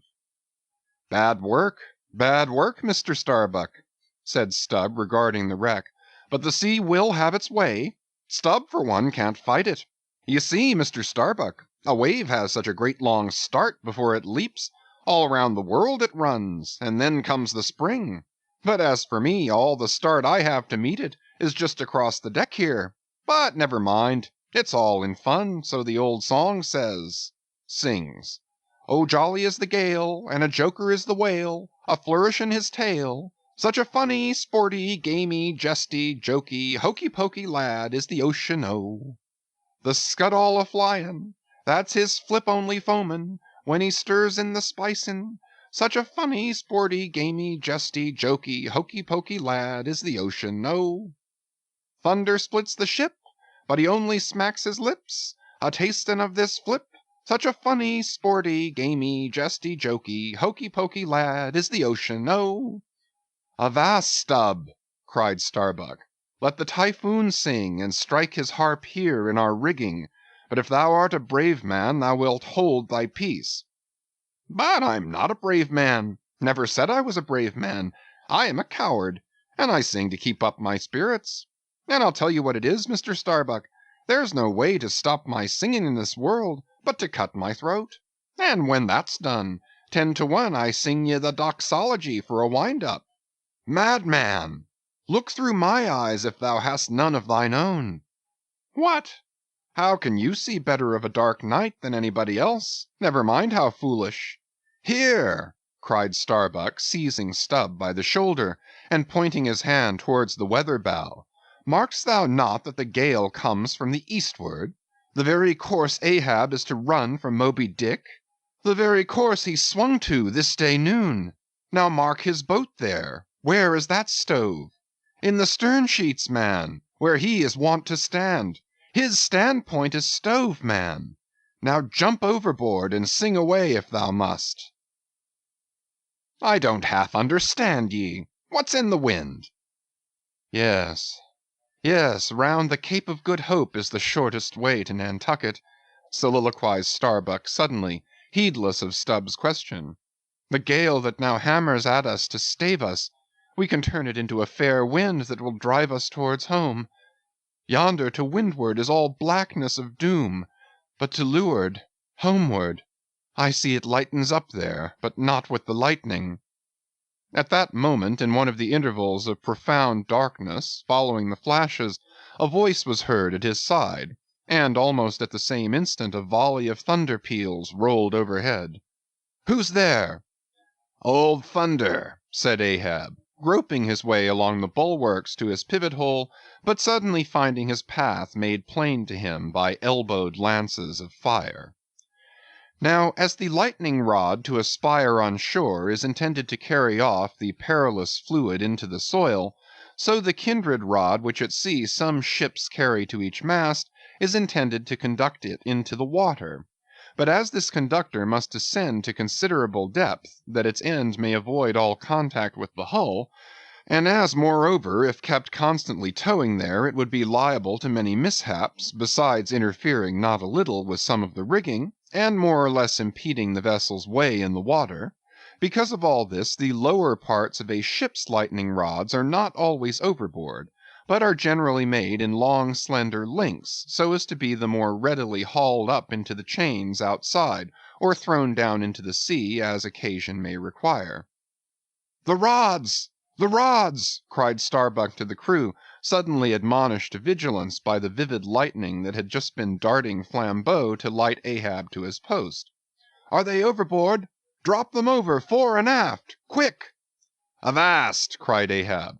Let's have fair play here, though we be the weaker side.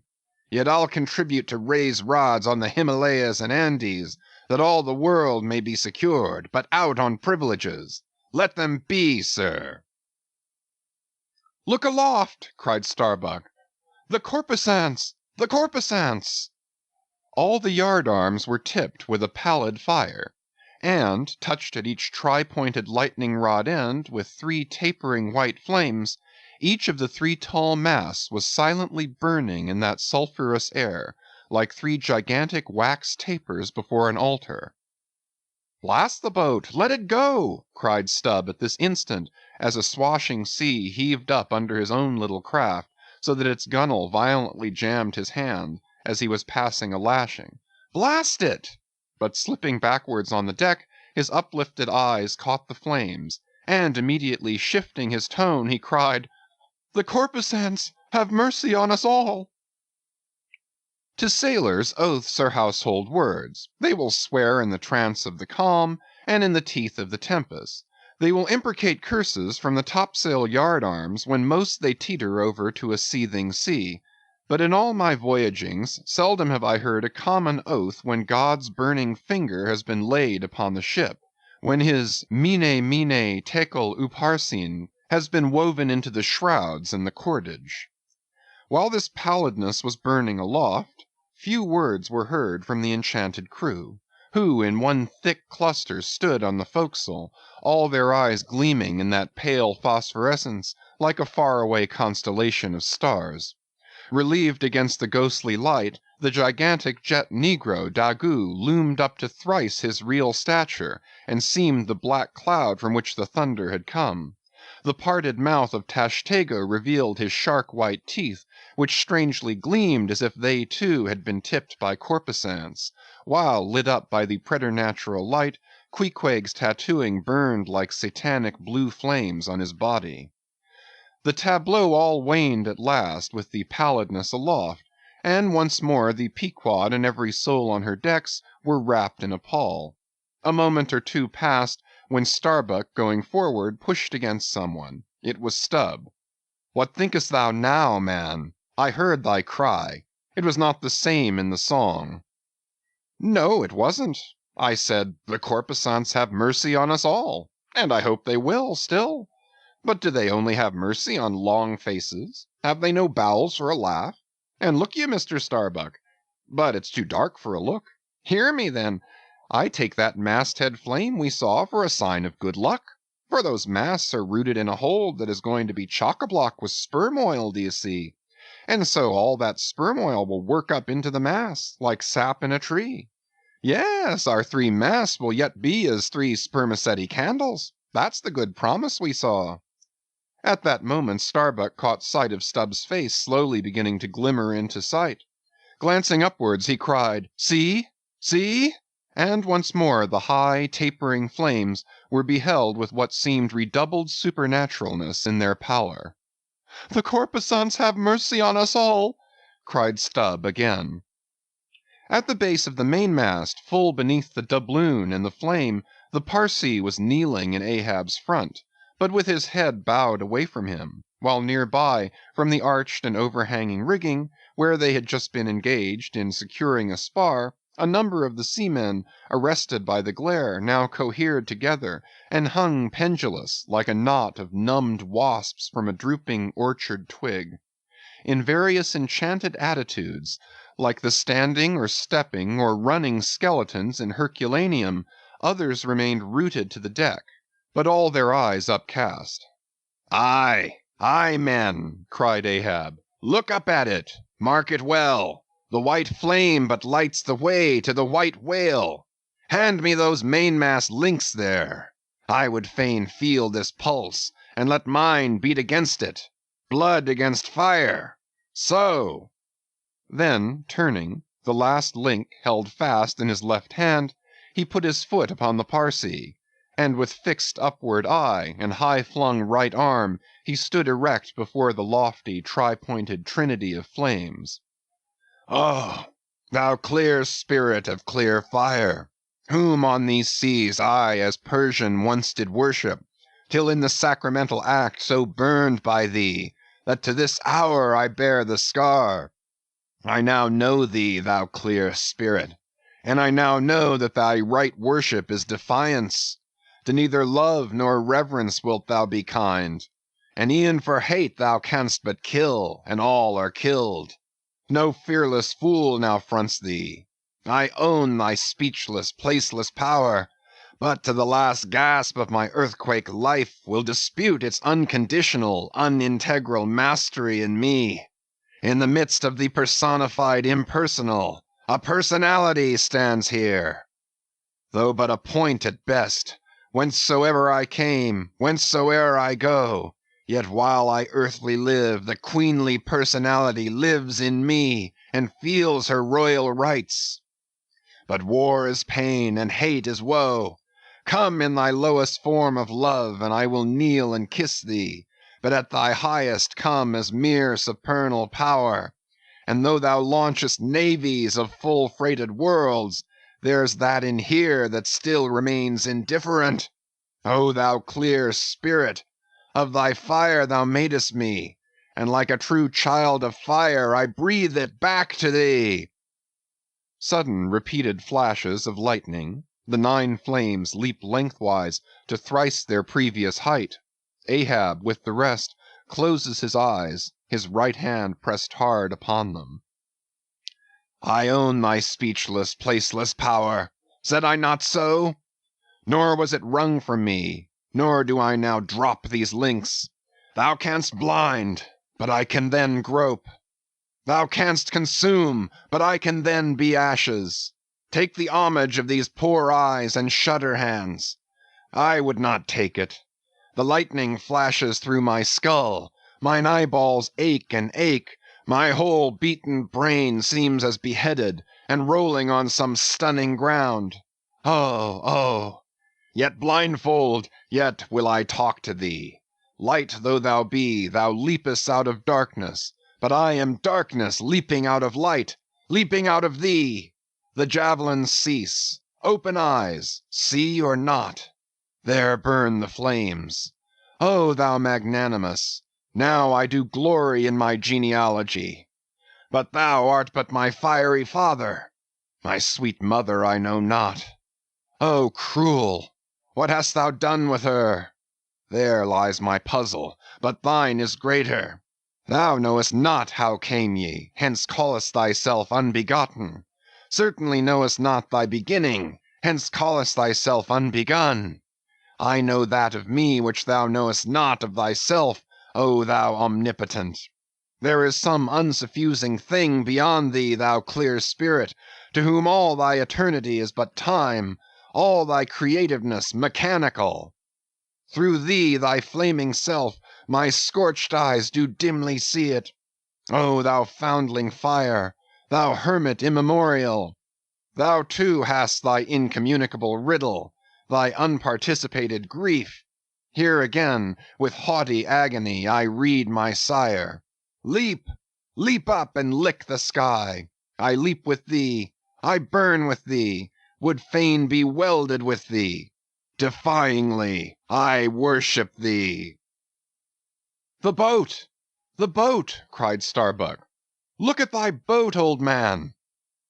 Ahab's harpoon, the one forged at Perth's fire, remained firmly lashed in its conspicuous crotch, so that it projected beyond his whaleboat's bow, but the sea that had stove its bottom had caused the loose leather sheath to drop off, and from the keen steel barb there now came a levelled flame of pale, forked fire. As the silent harpoon burned there like a serpent's tongue, Starbuck grasped Ahab by the arm. God! God is against thee, old man! Forbear! 'Tis an ill voyage, ill begun, ill continued. Let me square the yards while we may, old man, and make a fair wind of it homewards, to go on a better voyage than this. Overhearing Starbuck, the panic-stricken crew instantly ran to the braces, though not a sail was left aloft. For the moment all the aghast mate's thoughts seemed theirs. They raised a half-mutinous cry, but dashing the rattling lightning links to the deck, and snatching the burning harpoon, Ahab waved it like a torch among them, swearing to transfix with it the first sailor that but cast loose a rope's end. Petrified by his aspect, and still more shrinking from the fiery dart that he held, the men fell back in dismay, and Ahab again spoke. All your oaths to hunt the white whale are as binding as mine, and heart, soul, and body, lungs and life, Old Ahab is bound. And that ye may know to what tune this heart beats, look ye here. Thus I blow out the last fear." And with one blast of his breath he extinguished the flame. As in the hurricane that sweeps the plain men fly the neighborhood of some lone gigantic elm, whose very height and strength but render it so much the more unsafe, because so much the more a mark for thunderbolts, so at those last words of Ahab's, many of the mariners did run from him in a terror of dismay.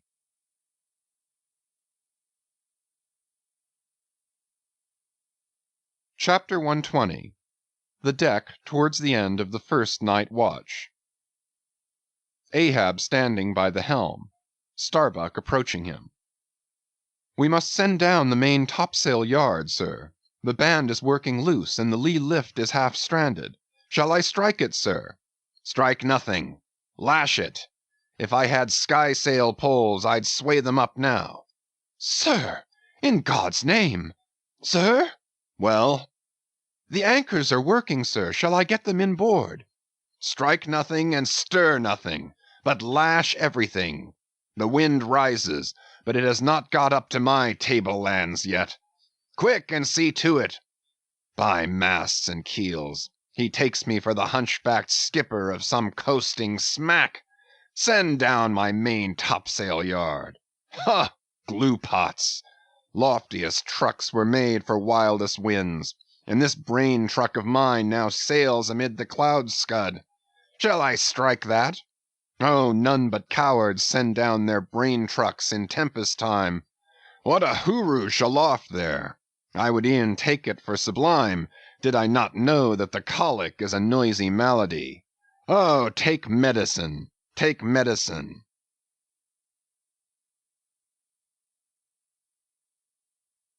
Chapter 121.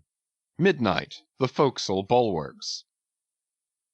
Stubb and Flask mounted on them, and passing additional lashings over the anchors there hanging. "No, Stubb, you may pound that knot there as much as you please, but you will never pound into me what you were just now saying. And how long ago is it since you said the very contrary? Didn't you once say that whatever ship Ahab sails in, that ship should pay something extra on its insurance policy, just as though it were loaded with powder barrels aft and boxes of lucifers forward? Stop now, didn't you say so?" "Well, suppose I did. What then? I've part changed my flesh since that time, why not my mind?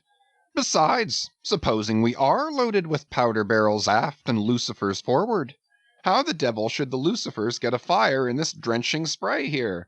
Why, my little man, you have pretty red hair, but you couldn't get afire now. Shake yourself.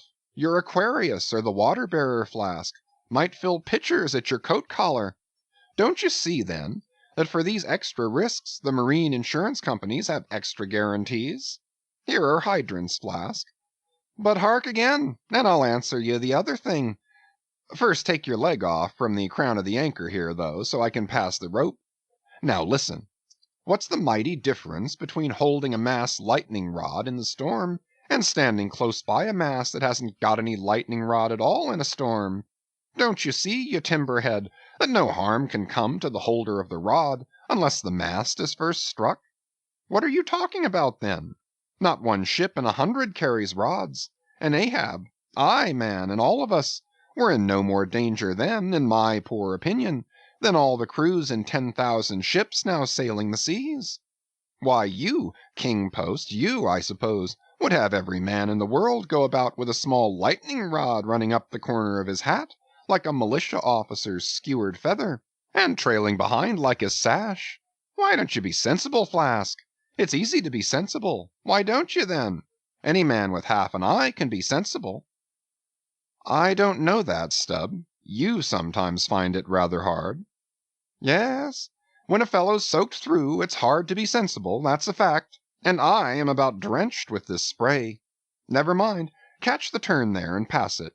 Seems to me we are lashing down these anchors now as if they were never going to be used again. Tying these 2 anchors here, Flask, seems like tying a man's hands behind him. And what big generous hands they are, to be sure. These are your iron fists, eh? What a hold they have, too. I wonder, Flask, whether the world is anchored anywhere. If she is, she swings with an uncommon long cable, though. There, hammer that knot down, and we're done. So, next to touching land, lighting on deck is most satisfactory. I say, just wring out my jacket skirts, will you? Thank you. They laugh at long togs so, Flask, but it seems to me a long-tailed coat ought always to be worn in storms afloat. The tails tapering down that way serve to carry off the water, d'ye see?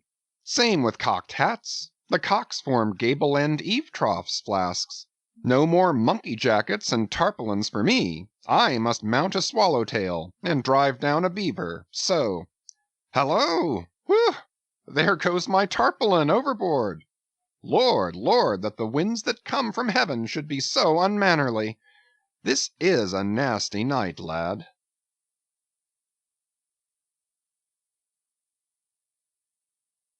Chapter 122. Midnight aloft. Thunder and lightning. The main topsail yard, Tashtego passing new lashings around it. Stop that thunder. Plenty too much thunder up here. What's the use of thunder? We don't want thunder, we want rum. Give us a glass of rum.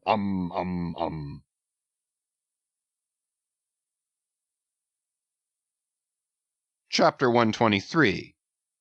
The Musket. During the most violent shocks of the typhoon, the man at the Pequod's jawbone tiller had several times been reelingly hurled to the deck by its spasmodic motions, even though preventer tackles had been attached to it, for they were slack, because some play to the tiller was indispensable. In a severe gale like this, while the ship is but a tossed shuttlecock to the blast, it is by no means uncommon to see the needles in the compasses at intervals go round and round. It was thus with the Pequod's. At almost every shock the helmsman had not failed to notice the whirling velocity with which they revolved upon the cards. It is a sight that hardly anyone can behold without some sort of unwonted emotion. Some hours after midnight the typhoon abated so much, that through the strenuous exertions of Starbuck and Stubb, one engaged forward and the other aft, the shivered remnants of the jib and fore and main topsails were cut adrift from the spars, and went eddying away to leeward like the feathers of an albatross, which sometimes are cast to the winds when that storm-tossed bird is on the wing. The three corresponding new sails were now bent and reefed, and a storm trysail was set further aft, so that the ship soon went through the water with some precision again, and the course, for the present east-south-east, which he was to steer, if practicable, was once more given to the helmsman; for during the violence of the gale he had only steered according to its vicissitudes; but as he was now bringing the ship as near her course as possible, watching the compass needle meanwhile, lo, a good sign! The wind seemed coming round astern. Aye, the foul breeze became fair. Instantly the yards were squared. To the lively song of Ho, the fair wind, O ye ho cheerily, men, the crew singing for joy, that so promising an event should so soon have falsified the evil portents preceding it. In compliance with the standing order of his commander, to report immediately, and at any one of the 24 hours, any decided change in the affairs of the deck, Starbuck had no sooner trimmed the yards to the breeze, however reluctantly and gloomily, than he mechanically went below to apprise Captain Ahab of the circumstance. Ere knocking at his state-room door, he involuntarily paused before it a moment. The cabin lamp, taking long swings this way and that, was burning fitfully, and casting fitful shadows upon the old man's bolted door; a thin one, with fixed blinds inserted in place of upper panels. The isolated subterraneousness of the cabin made a certain humming silence to reign there, though it was hooped round by all the roar of the elements. The loaded muskets in the rack were shiningly revealed, as they stood upright against the forward bulkhead. Starbuck was an honest, upright man; but out of Starbuck's heart, at that instant when he saw the muskets, there strangely evolved an evil thought, but so blent with its neutral or good accompaniments, that for the instant he hardly knew it for itself. "He would have shot me once," he murmured. "Yes, there's the very musket that he pointed at me. That one with the studded stock. Let me touch it. Lift it. Strange that I, who have handled so many deadly lances, strange that I should shake so now. Loaded? I must see. Aye, aye. And powder in the pan. That's not good. Best spill it. Wait. I'll cure myself of this. I'll hold the musket boldly while I think. I come to report a fair wind to him. But how fair? Fair for death and doom. That's fair for Moby Dick. It's a fair wind that's only fair for that accursed fish. The very tube he pointed at me, the very one, this one, I hold it here. He would have killed me with the very thing I handle now. Aye, and he would fain kill all his crew.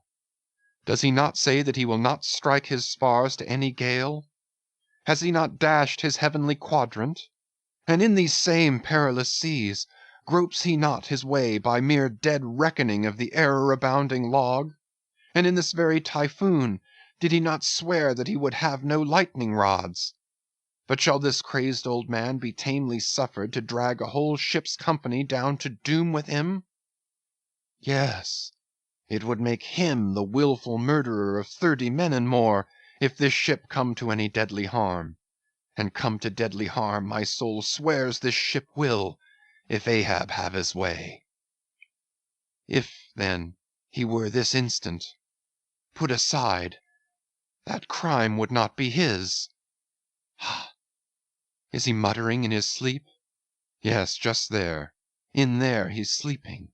Sleeping, aye, but still alive, and soon awake again. I can't withstand thee, old man. Not reasoning, not remonstrance, not entreaty wilt thou hearken to. All this thou scornest. Flat obedience to thy own flat commands. This is all thou breathest. Aye, and sayest the men have vowed thy vow. Sayest all of us are Ahab's. Great God forbid! But is there no other way? No lawful way? Make him a prisoner to be taken home? What? Hope to wrest this old man's living power from his own living hands? Only a fool would try it. Say he were pinioned even, knotted all over with ropes and hawsers, chained down to ring-bolts on his cabin floor. He would be more hideous than a caged tiger then. I could not endure the sight, could not possibly fly his howlings. All comfort, sleep itself, inestimable reason would leave me on the long, intolerable voyage. What then remains? The land is hundreds of leagues away, and locked Japan the nearest. I stand alone here upon an open sea, with 2 oceans and a whole continent between me and law. Aye, aye, 'tis so. Is heaven a murderer, when its lightning strikes a would-be murderer in his bed, tindering sheets and skin together? And would I be a murderer then, if— And slowly, stealthily, and half sideways looking, he placed the loaded musket's end against the door. On this level Ahab's hammock swings within, his head this way. A touch, and Starbuck may survive to hug his wife and child again. Oh, Mary, Mary, boy, boy, boy! But if I wake thee not to death, old man, who can tell to what unsounded deeps Starbuck's body this day week may sink, with all the crew? Great God! Where art thou? Shall I? Shall I? The wind has gone down and shifted, sir. The fore and main topsails are reefed and set. She heads her course. Stern all! O Moby Dick, I clutch thy heart at last! Such were the sounds that now came hurtling from out the old man's tormented sleep, as if Starbuck's voice had caused a long, dumb dream to speak. The yet levelled musket shook like a drunkard's arm against the panel. Starbuck seemed wrestling with an angel, but turning from the door, he placed the death tube in its rack and left the place. He's too sound asleep, Mr. Stubb. Go thou down and wake him and tell him, I must see to the deck here. Thou knowest what to say.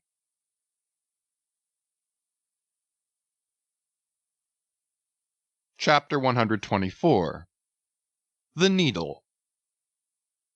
Next morning the not yet subsided sea rolled in long, slow billows of mighty bulk, and striving in the Pequod's gurgling track, pushed her on like giants' palms outspread.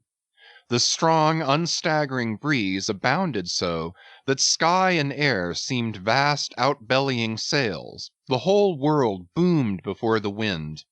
Muffled in the full morning light, the invisible sun was only known by the spread intensity of his place, where his bayonet rays moved on in stacks. Emblazonings as of crowned Babylonian kings and queens reigned over everything. The sea was as a crucible of molten gold that bubblingly leaps with light and heat.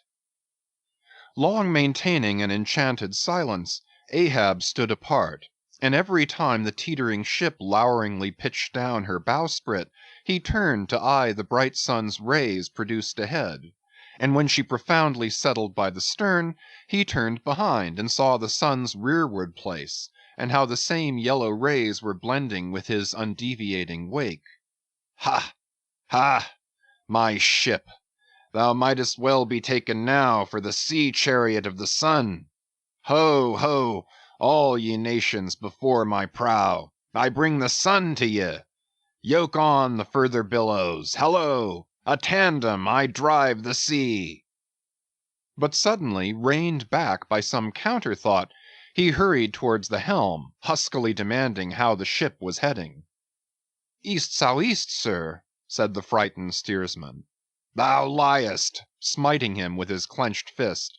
Heading east at this hour in the morning, and the sun astern. Upon this every soul was confounded, for the phenomenon just then observed by Ahab had unaccountably escaped every one else, but its very blinding palpableness must have been the cause. Thrusting his head halfway into the binnacle, Ahab caught one glimpse of the compasses. His uplifted arm slowly fell. For a moment he almost seemed to stagger. Standing behind him, Starbuck looked, and lo! the two compasses pointed east, and the Pequod was as infallibly going west. But ere the first wild alarm could get out abroad among the crew, the old man, with a rigid laugh, exclaimed, I have it! It has happened before. Mr. Starbuck, last night's thunder turned our compasses, that's all. Thou hast before now heard of such a thing, I take it? Aye, but never before has it happened to me, sir, said the pale mate, gloomily. Here it must needs be said, that accidents like this have in more than one case occurred to ships in violent storms. The magnetic energy, as developed in the mariner's needle, is, as all know, essentially one with the electricity beheld in heaven. Hence it is not to be much marveled at that such things should be. Instances where the lightning has actually struck the vessel, so as to smite down some of the spars and rigging, the effect upon the needle has at times been still more fatal, all its lodestone virtue being annihilated, so that the before magnetic steel was of no more use than an old wife's knitting needle. But in either case the needle never again of itself recovers the original virtue thus marred or lost, and if the binnacle compasses be affected, the same fate reaches all the others that may be in the ship, even were the lowermost one inserted into the kelson. Deliberately standing before the binnacle, and eyeing the transpointed compasses, the old man, with the sharp of his extended hand, now took the precise bearing of the sun, and satisfied that the needles were exactly inverted, shouted out his orders for the ship's course to be changed accordingly. The yards were hard up, and once more the Pequod thrust her undaunted bows into the opposing wind, for the supposed fair one had only been juggling her. Meanwhile, whatever were his own secret thoughts, Starbuck said nothing, but quietly he issued all requisite orders, while Stubb and Flask, who in some small degree seemed then to be sharing his feelings, likewise unmurmuringly acquiesced. As for the men, though some of them lowly rumbled, their fear of Ahab was greater than their fear of fate. But as ever before, the pagan harpooneers remained almost wholly unimpressed, or if impressed, it was only with a certain magnetism shot into their congenial hearts from inflexible Ahab's. For a space the old man walked the deck in rolling reveries, but chancing to slip with his ivory heel, he saw the crushed copper sight tubes of the quadrant he had the day before dashed to the deck. "Thou poor, proud heaven-gazer and sun's pilot! Yesterday I wrecked thee, and today the compasses would fain have wrecked me. So, so. But Ahab is lord over the level lodestone yet. Mr. Starbuck, a lance without a pole, a top-maul, and the smallest of the sailmaker's needles. Quick!" Accessory, perhaps, to the impulse dictating the thing he was now about to do, were certain prudential motives, whose object might have been to revive the spirits of his crew by a stroke of his subtle skill in a matter so wondrous as that of the inverted compasses. Besides, the old man well knew that to steer by transpointed needles, though clumsily practicable, was not a thing to be passed over by superstitious sailors without some shudderings and evil portents. "Men," said he, steadily turning upon the crew as the mate handed him the things he had demanded. "My men, the thunder turned old Ahab's needles, but out of this bit of steel Ahab can make one of his own that will point as true as any." Abashed glances of servile wonder were exchanged by the sailors as this was said, and with fascinated eyes they awaited whatever magic might follow. But Starbuck looked away. With a blow from the top-maul, Ahab knocked off the steel head of the lance, and then handing to the mate the long iron rod remaining, bade him hold it upright, without its touching the deck. Then with the maul, after repeatedly smiting the upper end of this iron rod, he placed the blunted needle endwise on top of it, and less strongly hammered that several times, the mate still holding the rod as before.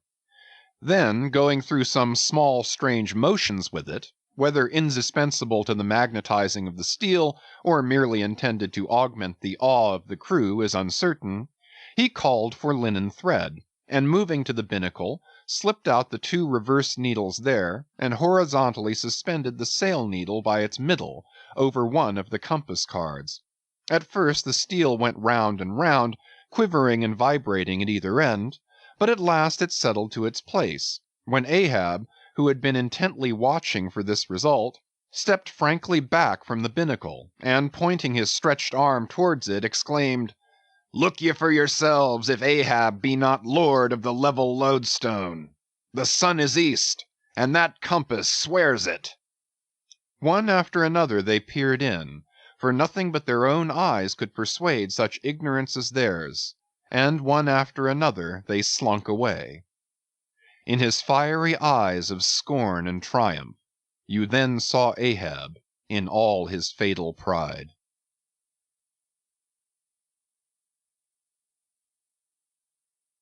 Chapter 125. The Log and Line.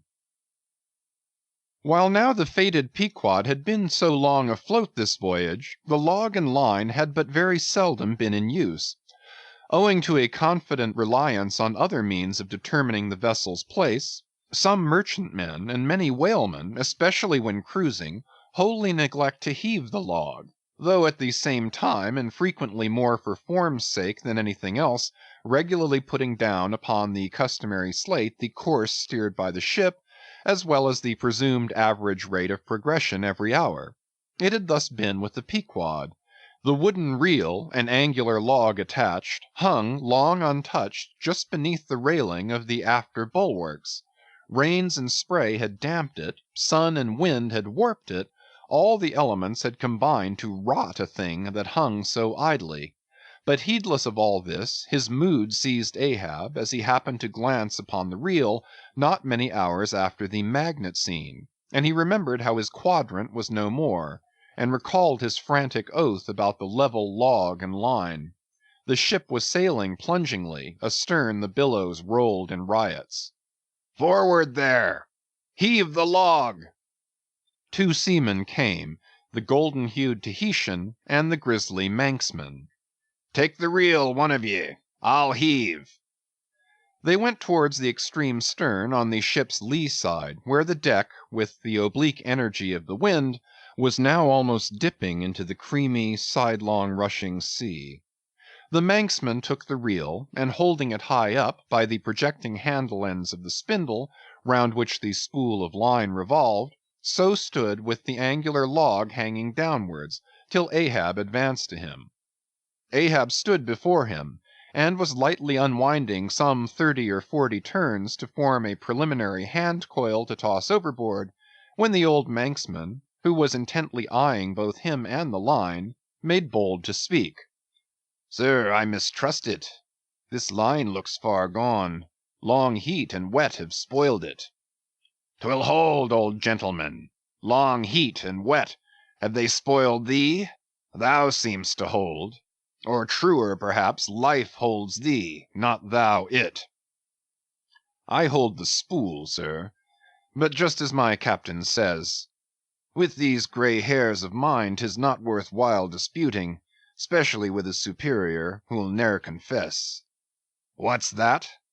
There now's a patched professor in Queen Nature's granite-founded college, but methinks he's too subservient. Where wert thou born?" "In the little rocky Isle of Man, sir." "Excellent. Thou'st hit the world by that." "I know not, sir, but I was born there." "In the Isle of Man, hey?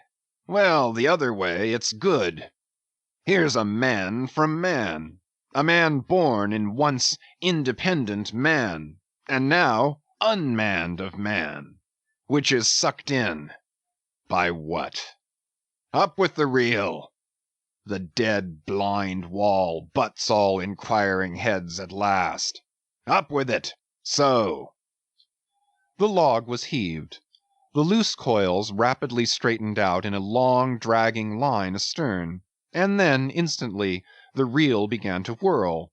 In turns, jerkingly raised and lowered by the rolling billows, the towing resistance of the log caused the old reelman to stagger strangely. "Hold hard!" Snap! The overstrained line sagged down in one long festoon. The tugging log was gone. "I crush the quadrant. The thunder turns the needles, and now the mad sea parts the log line. But Ahab can mend all.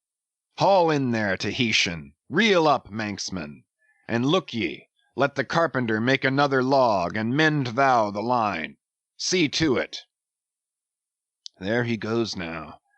To him nothing's happened, but to me the skewer seems loosening out of the middle of the world.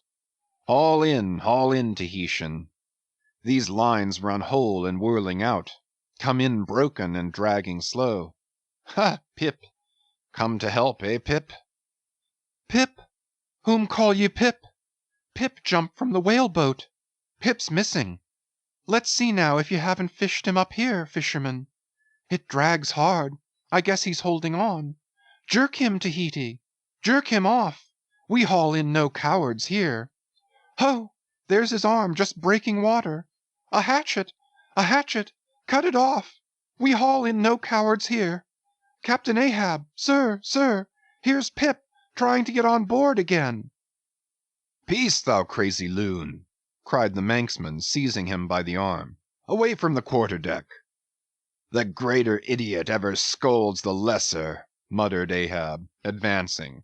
"Hands off from that holiness. Where sayest thou Pip was, boy?" "Astern there, sir, astern. Low, low." "And who art thou, boy?" "I see not my reflection in the vacant pupils of thy eyes." "O God, that man should be a thing for immortal souls to sieve through! Who art thou, boy?" "Bell boy, sir. Ship's crier. Ding, dong, ding. Pip, Pip, Pip. 100 pounds of clay reward for Pip. 5 feet high. Looks cowardly. Quickest known by that. Ding, dong, ding. Who's seen Pip, the coward? There can be no hearts above the snow line. Oh, ye frozen heavens, look down here. Ye did beget this luckless child, and have abandoned him, ye creative libertines. Here, boy, Ahab's cabin shall be Pip's home henceforth, while Ahab lives. Thou touchest my innermost centre, boy. Thou art tied to me by cords woven of my heartstrings. Come, let's down. What's this? Here's velvet shark skin. Intently gazing at Ahab's hand and feeling it. Ah, now, had poor Pip but felt so kind a thing as this, perhaps he had ne'er been lost. This seems to me, sir, as a man-rope, something that weak souls may hold by. Oh, sir, let old Perth now come and rivet these 2 hands together, the black one with the white, for I will not let this go. Oh, boy, nor will I thee, unless I should thereby drag thee to worse horrors than are here. Come then to my cabin. Lo, ye believers in God's all goodness, and in man all ill. Lo you, see the omniscient gods oblivious of suffering man, and man, though idiotic, and knowing not what he does, yet full of the sweet things of love and gratitude. Come, I feel prouder leading thee by thy black hand, than though I had grasped an emperor's. There go 2 daft ones now, muttered the old Manxman. One daft with strength, the other daft with weakness. But here's the end of the rotten line, all dripping too. Mend it, eh? I think we had best have a new line altogether. I'll see Mr. Stubb about it.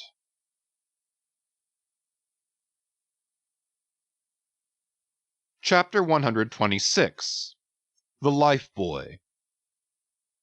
Steering now southeastward by Ahab's leveled steel, and her progress solely determined by Ahab's level log and line, the Pequod held on her path towards the equator. Making so long a passage through such unfrequented waters, descrying no ships, and ere long sideways impelled by unvarying trade winds, over waves monotonously mild, all these seemed the strange calm things preluding some riotous and desperate scene. At last, when the ship drew near to the outskirts, as it were, of the equatorial fishing ground, and in the deep darkness that goes before the dawn was sailing by a cluster of rocky islets, the watch, then headed by Flask, was startled by a cry so plaintively wild and unearthly, like half-articulated wailings of the ghosts of all Herod's murdered innocents, that one and all they started from their reveries, and for the space of some moments stood, or sat, or leaned all transfixedly listening, like the carved Roman slave, while that wild cry remained within hearing. The Christian or civilized part of the crew said it was mermaids, and shuddered, but the pagan harpooneers remained unappalled. Yet the grey Manxman, the oldest mariner of all, declared that the wild thrilling sounds that were heard were the voices of newly drowned men in the sea. Below, in his hammock, Ahab did not hear of this till grey dawn, when he came to the deck. It was then recounted to him by Flask, not unaccompanied with hinted dark meanings. He hollowly laughed, and thus explained the wonder. Those rocky islands the ship had passed were the resort of great numbers of seals, and some young seals that had lost their dams, or some dams that had lost their cubs, must have risen nigh the ship and kept company with her, crying and sobbing with their human sort of wail. But this only the more affected some of them, because most mariners cherish a very superstitious feeling about seals, arising not only from their peculiar tones when in distress, but also from the human look of their round heads and semi-intelligent faces, seen peeringly uprising from the water alongside. In the sea, under certain circumstances, seals have more than once been mistaken for men. But the bodings of the crew were destined to receive a most plausible confirmation in the fate of one of their number that morning. At sunrise, this man went from his hammock to the masthead at the fore, and whether it was that he had not yet half waked from his sleep, for sailors sometimes go aloft in a transition state, whether it was thus with the man, there is now no telling, but be that as it may, he had not been long at his perch when a cry was heard, a cry and a rushing, and looking up they saw a falling phantom in the air, and looking down, a little tossed heap of white bubbles in the blue of the sea. The life buoy, a long slender cask, was dropped from the stern, where it always hung obedient to a cunning spring, but no hand rose to seize it, and the sun having long beat upon this cask, it had shrunken, so that it slowly filled, and that parched wood also filled at its every pore, and the studded iron-bound cask followed the sailor to the bottom, as if to yield him his pillow, though in sooth but a hard one. And thus the first man of the Pequod that mounted the mast to look out for the white whale, on the white whale's own peculiar ground, that man was swallowed up in the deep. But few perhaps thought of that at the time.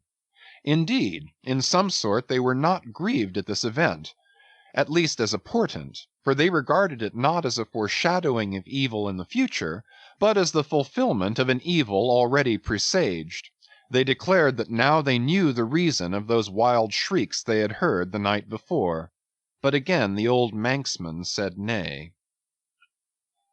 The lost life buoy was now to be replaced. Starbuck was directed to see to it, but as no cask of sufficient lightness could be found, and as in the feverish eagerness of what seemed the approaching crisis of the voyage, all hands were impatient of any toil but what was directly connected with its final end, whatever that might prove to be, therefore they were going to leave the ship's stern unprovided with a buoy, when by certain strange signs and innuendoes, Queequeg hinted a hint concerning his coffin.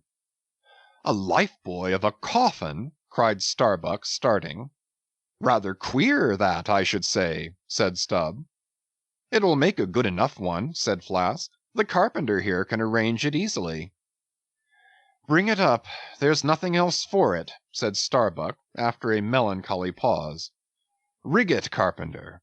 Do not look at me so. The coffin, I mean. Dost thou hear me? Rig it." "And shall I nail down the lid, sir?" moving his hand as with a hammer. "Aye." "And shall I caulk the seams, sir?" moving his hand as with a caulking iron. "Aye." "And shall I then pay over the same with pitch, sir?" moving his hand as with a pitch-pot. "Away! What possesses thee to this? Make a life buoy of the coffin, and no more. Mr. Stubb, Mr. Flask, come forward with me." Off he goes in a huff. The whole he can endure, at the parts he balks. Now I don't like this. I make a leg for Captain Ahab, and he wears it like a gentleman. But I make a bandbox for Queequeg, and he won't put his head into it. Are all my pains to go for nothing with that coffin? And now I'm ordered to make a life buoy of it. It's like turning an old coat, going to bring the flesh on the other side now. I don't like this cobbling sort of business. I don't like it at all. It's undignified. It's not my place. Let tinkers' brats do tinkerings. We are their betters. I like to take in hand none but clean, virgin, fair and square mathematical jobs, something that regularly begins at the beginning, and is at the middle when midway, and comes to an end at the conclusion. Not a cobbler's job that's at an end in the middle, and at the beginning at the end. It's the old woman's tricks to be giving cobbling jobs. Lord, what an affection all women have for tinkers. I know an old woman of 65 who ran away with a bald-headed young tinker once, and that's the reason I never would work for lonely widow old women ashore when I kept my job shop in the vineyards. They might have taken it into their lonely old heads to run off with me. But hi-ho! There are no caps at sea but snow-caps. Let me see. Nail down the lid, caulk the seams, pay over the same with pitch, batten them down tight, and hang it with the snap-spring over the ship's stern. Were ever such things done before with a coffin? Some superstitious old carpenters, now, would be tied up in the rigging ere they would do the job. But I'm made of knotty Aroostook hemlock. I don't budge. Cruppered with a coffin, sailing about with a graveyard tray. But never mind. We workers in woods make bridal bedsteads and card tables, as well as coffins and hearses. We work by the month, or by the job, or by the profit. Not for us to ask the why and wherefore of our work, unless it be too confounded cobbling. Then we stash it if we can. Hem! I'll do the job now, tenderly. I'll have me, let's see, how many in the ship's company, all told, but I've forgotten. Anyway, I'll have me 30 separate Turk's-headed life-lines, each 3 feet long, hanging all round the coffin. Then, if the hull go down, there'll be 30 lively fellows all fighting for one coffin, a sight not seen very often beneath the sun. Come, hammer, caulking iron, pitch-pot, and marling-spike, let's to it.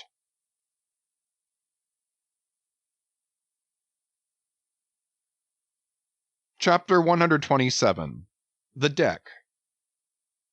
The coffin laid upon 2 line tubs, between the vice bench and the open hatchway, the carpenter caulking its seams, the string of twisted oakum slowly unwinding from a large roll of it placed in the bosom of his frock. Ahab comes slowly from the cabin gangway, and hears Pip following him. "Back, lad. I will be with you again presently." He goes. Not this hand complies with my humor more genially than that boy. Middle aisle of a church. What's here? Life boy, sir. Mr. Starbuck's orders. Oh, look, sir, beware the hatchway. Thank ye, man. Thy coffin lies handy to the vault. Sir? The hatchway. Oh, so it does, sir, so it does. Art thou not the leg maker? Look, did not this stump come from thy shop? I believe it did, sir. Does the ferrule stand, sir? Well enough. But art thou not also the undertaker? Aye, sir. I patched up this thing here as a coffin for Queequeg, but they've set me now to turning it into something else.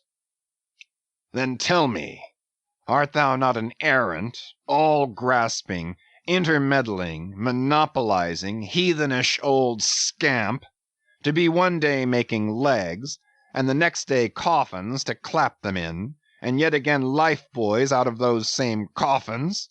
Thou art as unprincipled as the gods, and as much of a jack of all trades. But I do not mean anything, sir. I do as I do. The gods again. Hark ye! Dost thou not ever sing working about a coffin? The Titans, they say, hummed snatches when chipping out the craters for volcanoes, and the grave digger in the play sings, spade in hand. Dost thou never? Sing, sir? Do I sing? Oh, I'm indifferent enough, sir, for that. But the reason why the grave digger made music must have been because there was none in his spade, sir. But the caulking mallet is full of it. Hark to it. Aye, and that's because the lid there's a sounding board. And what in all things makes the sounding board is this: there's naught beneath. And yet a coffin with a body in it rings pretty much the same, carpenter. Hast thou ever helped carry a bier, and heard the coffin knock against the churchyard gate going in? Faith, sir, Faith! What's that? Why, faith, sir, it's only a sort of exclamation like. That's all, sir. Go on. I was about to say, sir, that... Art thou a silkworm? Dost thou spin thy own shroud out of thyself? Look at thy bosom. Dispatch, and get these traps out of sight. He goes aft. That was sudden, now. But squalls come sudden in hot latitudes. I've heard that the Isle of Albemarle, one of the Galapagos, is cut by the equator right in the middle. Seems to me some sort of equator cuts yon old man, too, right in his middle. He's always under the line. Fiery hot, I tell ye. He's looking this way. Come, Oakum, quick. Here we go again. This wooden mallet is the cork, and I'm the professor of musical glasses. Tap, tap. Ahab to himself. There's a sight. There's a sound. The gray-headed woodpecker tapping the hollow tree. Blind and dumb might well be envied now. See, that thing rests on 2 line tubs full of tow lines. A most malicious wag, that fellow. Rat, tat. So man's seconds tick. Oh, how immaterial are all materials. What things real are there but imponderable thoughts? Here now's the very dreaded symbol of grim death, by a mere hap made the expressive sign of the help and hope of most endangered life. A life-buoy of a coffin. Does it go further? Can it be that in some spiritual sense, the coffin is, after all, but an immortality preserver? I'll think of that. But no. So far gone am I in the dark side of earth, that its other side, the theoretic bright one, seems but uncertain twilight to me. Will ye never have done, carpenter, with that accursed sound? I go below. Let me not see that thing here when I return again. Now then, Pip, we'll talk this over. I do suck most wondrous philosophies from thee. Some unknown conduits from the unknown worlds must empty into thee.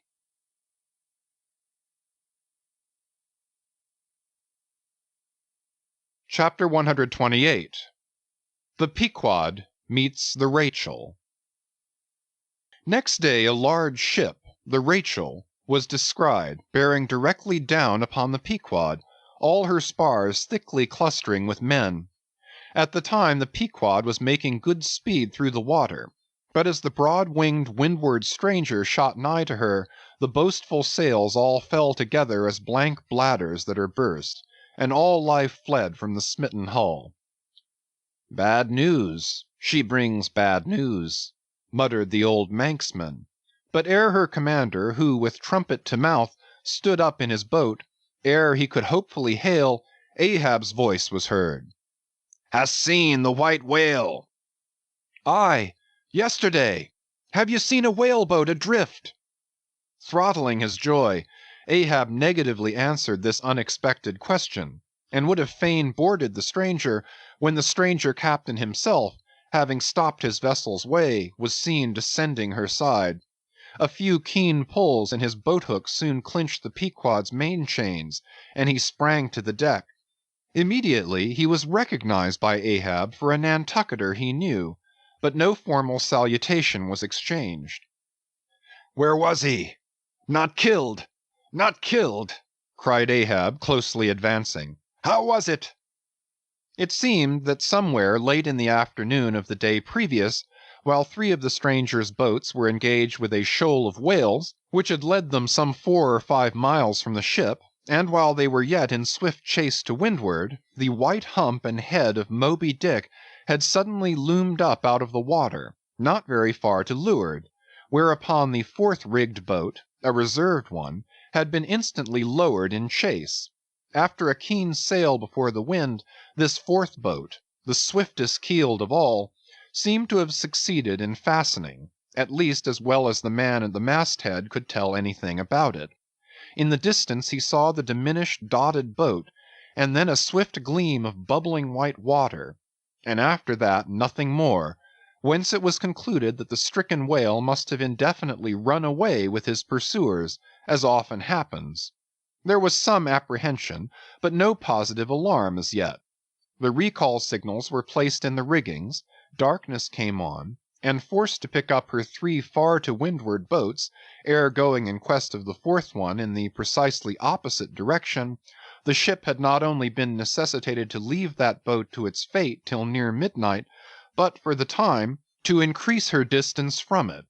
But the rest of her crew being at last safe aboard, she crowded all sail, stunsail on stunsail, after the missing boat, kindling a fire in her trypots for a beacon, and every other man aloft on the lookout. But though when she had thus sailed a sufficient distance to gain the presumed place of the absent ones when last seen, though she then paused to lower her spare boats to pull all around her, and not finding anything, had again dashed on, again paused and lowered her boats, and though she had thus continued doing till daylight, yet not the least glimpse of the missing keel had been seen. The story told, the stranger captain immediately went on to reveal his object in boarding the Pequod. He desired that ship to unite with his own in the search, by sailing over the sea some 4 or 5 miles apart on parallel lines, and so sweeping a double horizon, as it were. "I will wager something now," whispered Stubb to Flask, "that someone in that missing boat wore off that captain's best coat. Mayhap his watch, he's so cursed anxious to get it back. Who ever heard of 2 pious whale ships cruising after one missing whale boat in the height of the whaling season? See, Flask, only see how pale he looks, pale in the very buttons of his eyes. Look, it wasn't the coat. It must have been my boy. My own boy is among them. For God's sake, I beg, I conjure," here exclaimed the stranger captain to Ahab, who thus far had but icily received his petition, "for 48 hours let me charter your ship. I will gladly pay for it, and roundly pay for it, if there be no other way. For 48 hours only that, you must, oh you must, and you shall do this thing." "His son!" cried Stubb. "Oh, it's his son he's lost. I take back the coat and the watch. What says Ahab? We must save that boy." "He's drowned with the rest of 'em last night," said the old Manx sailor standing behind them. "I heard. All of you heard their spirits."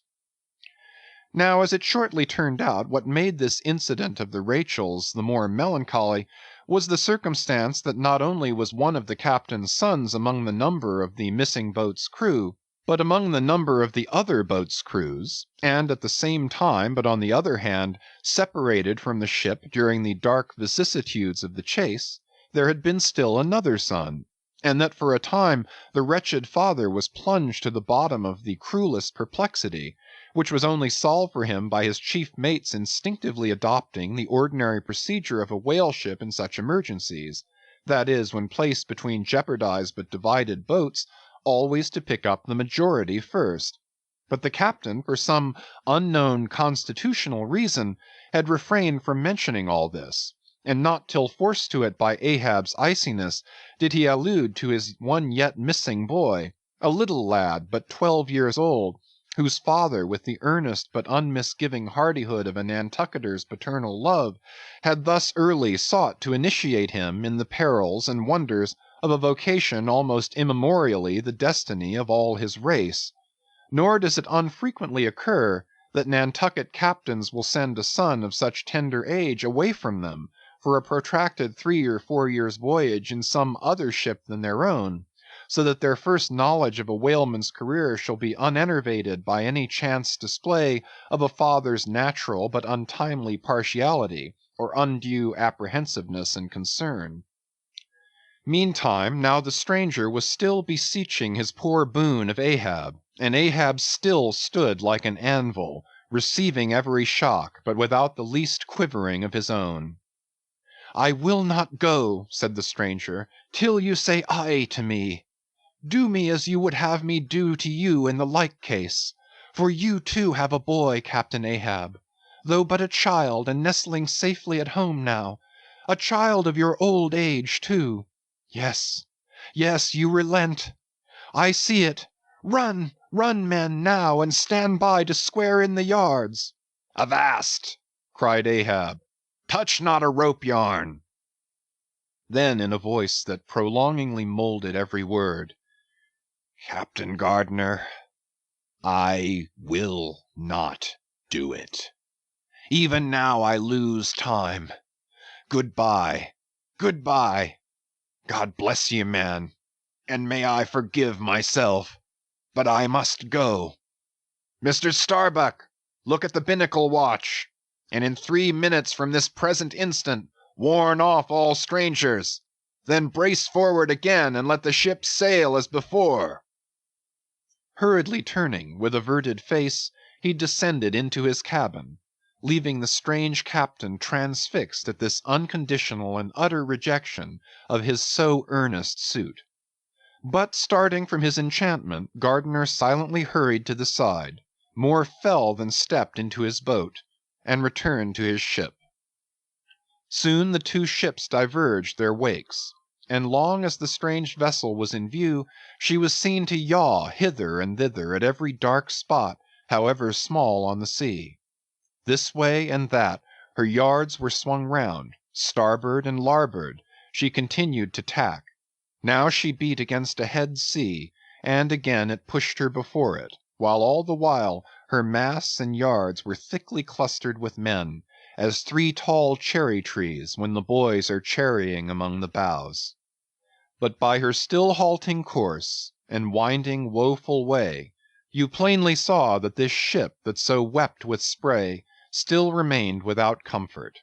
She was Rachel, weeping for her children, because they were not.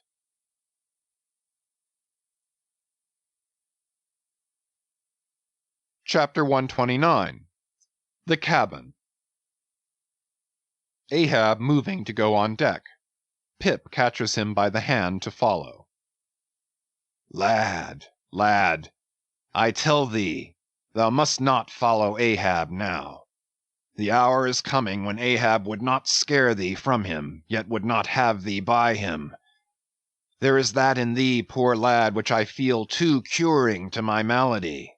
Like cures like, and for this hunt my malady becomes my most desired health. Do thou abide below here, where they shall serve thee as if thou wert the captain. Aye, lad, thou shalt sit here in my own screwed chair. Another screw to it thou must be."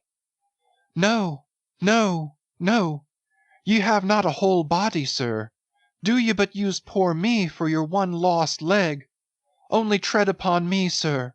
I ask no more, so I remain a part of ye."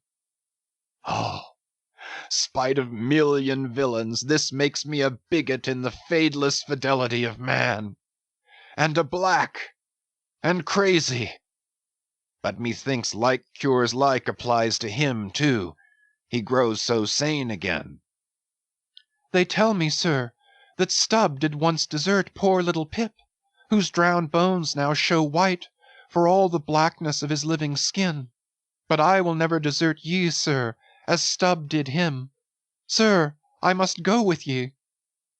"If thou speakest thus to me much more, Ahab's purpose keels up in him. I tell thee no, it cannot be." "Oh, good master, master, master!" "Weep so, and I will murder thee. Have a care, for Ahab too is mad. Listen, and thou wilt often hear my ivory foot upon the deck, and still know that I am there. And now I quit thee. Thy hand met. True art thou, lad, as the circumference to its centre. So God forever bless thee, and if it come to that, God forever save thee, let what will befall." Ahab goes. Pip steps 1 step forward. "Here he this instant stood. I stand in his air, but I'm alone. Now were even poor Pip here I could endure it, but he's missing. Pip, Pip, ding dong ding, who's seen Pip? He must be up here. Let's try the door. What? Neither lock, nor bolt, nor bar, and yet there's no opening it. It must be the spell. He told me to stay here, aye, and told me this screwed chair was mine. Here then, I'll seat me against the transom, in the ship's full middle, all her keel and her 3 masts before me. Here our old sailors say, in their black 74s great admirals sometimes sit at table and lord it over rows of captains and lieutenants. Huh! What's this? Epaulets! Epaulets! The epaulets all come crowding. Pass round the decanters. Glad to see ye. Fill up, messieurs. What an odd feeling now, when a black boy's host to white men with gold lace upon their coats. Messieurs, have you seen one Pip? A little negro lad, 5 feet high, hang-dog look, and cowardly. Jumped from a whale-boat once. Seen him? No? Well then, fill up again, captains, and let's drink shame upon all cowards. I name no names. Shame upon them. Put one foot upon the table. Shame upon all cowards. Hist! Above there! I hear ivory. Oh, master, master, I am indeed downhearted when you walk over me.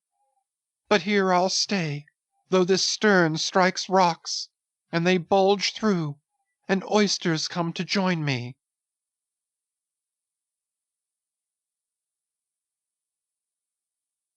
Chapter 130 The Hat. And now that at the proper time and place, after so long and wide a preliminary cruise, Ahab, all other wailing waters swept, seemed to have chased his foe into an ocean fold to slay him the more securely there; now that he found himself hard by the very latitude and longitude where his tormenting wound had been inflicted; now that a vessel had been spoken, which on the very day preceding had actually encountered Moby Dick; and now that all his successive meetings with various ships contrastingly concurred to show the demoniac indifference with which the white whale tore his hunters, whether sinning or sinned against; now it was that there lurked a something in the old man's eyes which it was hardly sufferable for feeble souls to see. As the unsetting polar star, which through the livelong Arctic 6 months' night sustains its piercing, steady, central gaze, so Ahab's purpose now fixedly gleamed down upon the constant midnight of the gloomy crew. It domineered above them so, that all their bodings, doubts, misgivings, fears, were fain to hide beneath their souls, and not sprout forth a single spear or leaf. In this foreshadowing interval, too, all humor, forced or natural, vanished. Stubb no more strove to raise a smile; Starbuck no more strove to check one. Alike joy and sorrow, hope and fear, seemed ground to finest dust, and powdered for the time in the clamped mortar of Ahab's iron soul. Like machines they dumbly moved about the deck, ever conscious that the old man's despot eye was on them. But did you deeply scan him in his more secret confidential hours, when he thought no glance but one was on him, then you would have seen that even as Ahab's eyes so awed the crew's, the inscrutable Parsee's glance awed his, or somehow at least in some wild way at times affected it.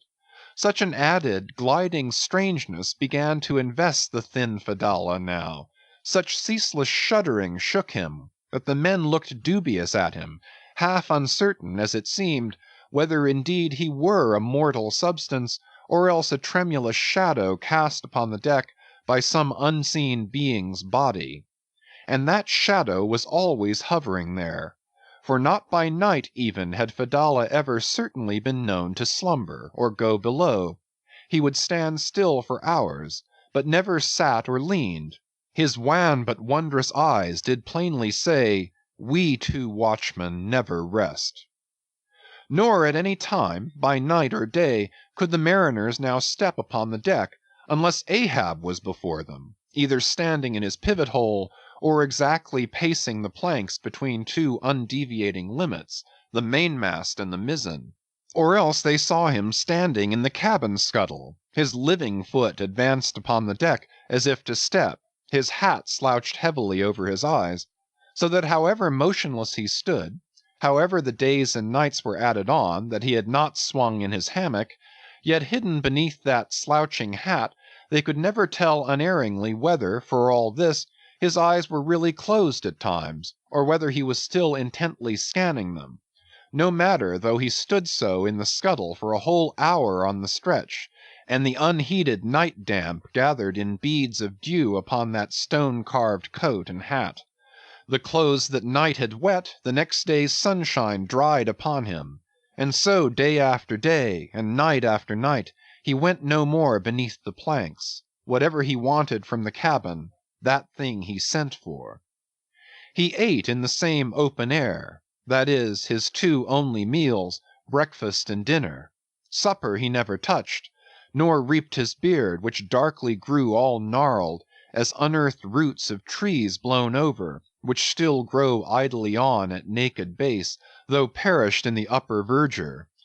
But though his whole life was now become one watch on deck, and though the Parsee's mystic watch was without intermission as his own, yet these two never seemed to speak, one man to the other, unless at long intervals some passing, unmomentous matter made it necessary.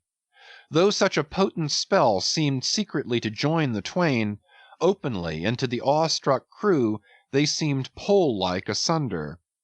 If by day they chanced to speak one word, by night dumb men were both, so far as concerned the slightest verbal interchange.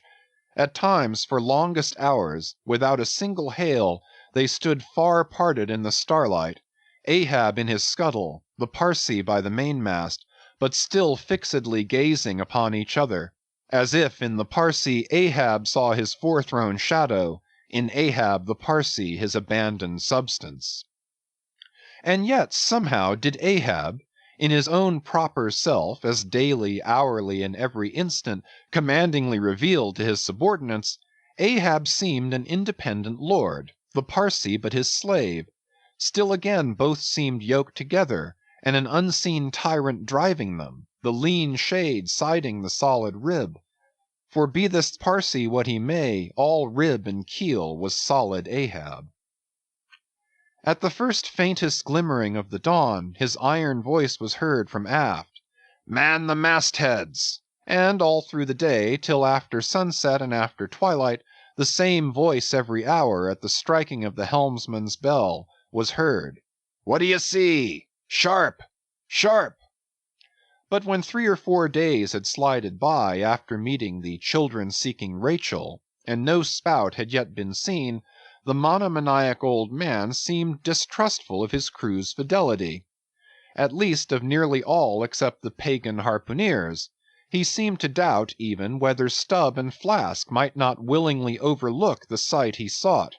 But if these suspicions were really his, he sagaciously refrained from verbally expressing them, however his actions might seem to hint them. "I will have first sight of the whale myself," he said. "Aye, Ahab must have the doubloon."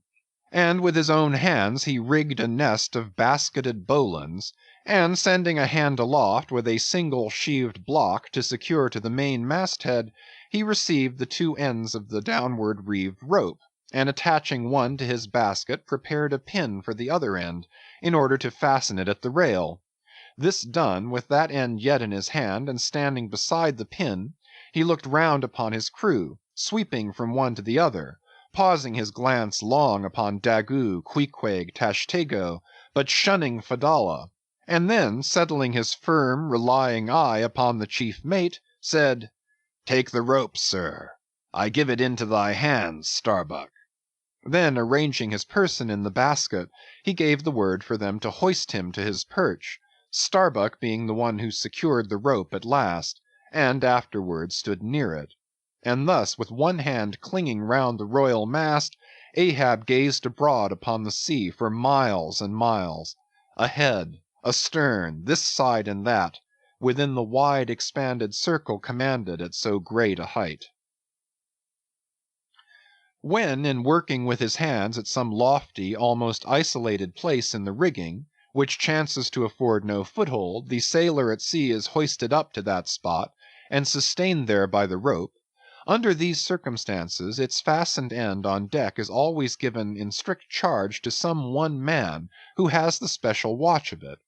Because in such a wilderness of running rigging, whose various different relations aloft cannot always be infallibly discerned by what is seen of them at the deck, and when the deck ends of these ropes are being every few minutes cast down from the fastenings, It would be but a natural fatality if, unprovided with a constant watchman, the hoisted sailor should by some carelessness of the crew be cast adrift and fall all swooping to the sea.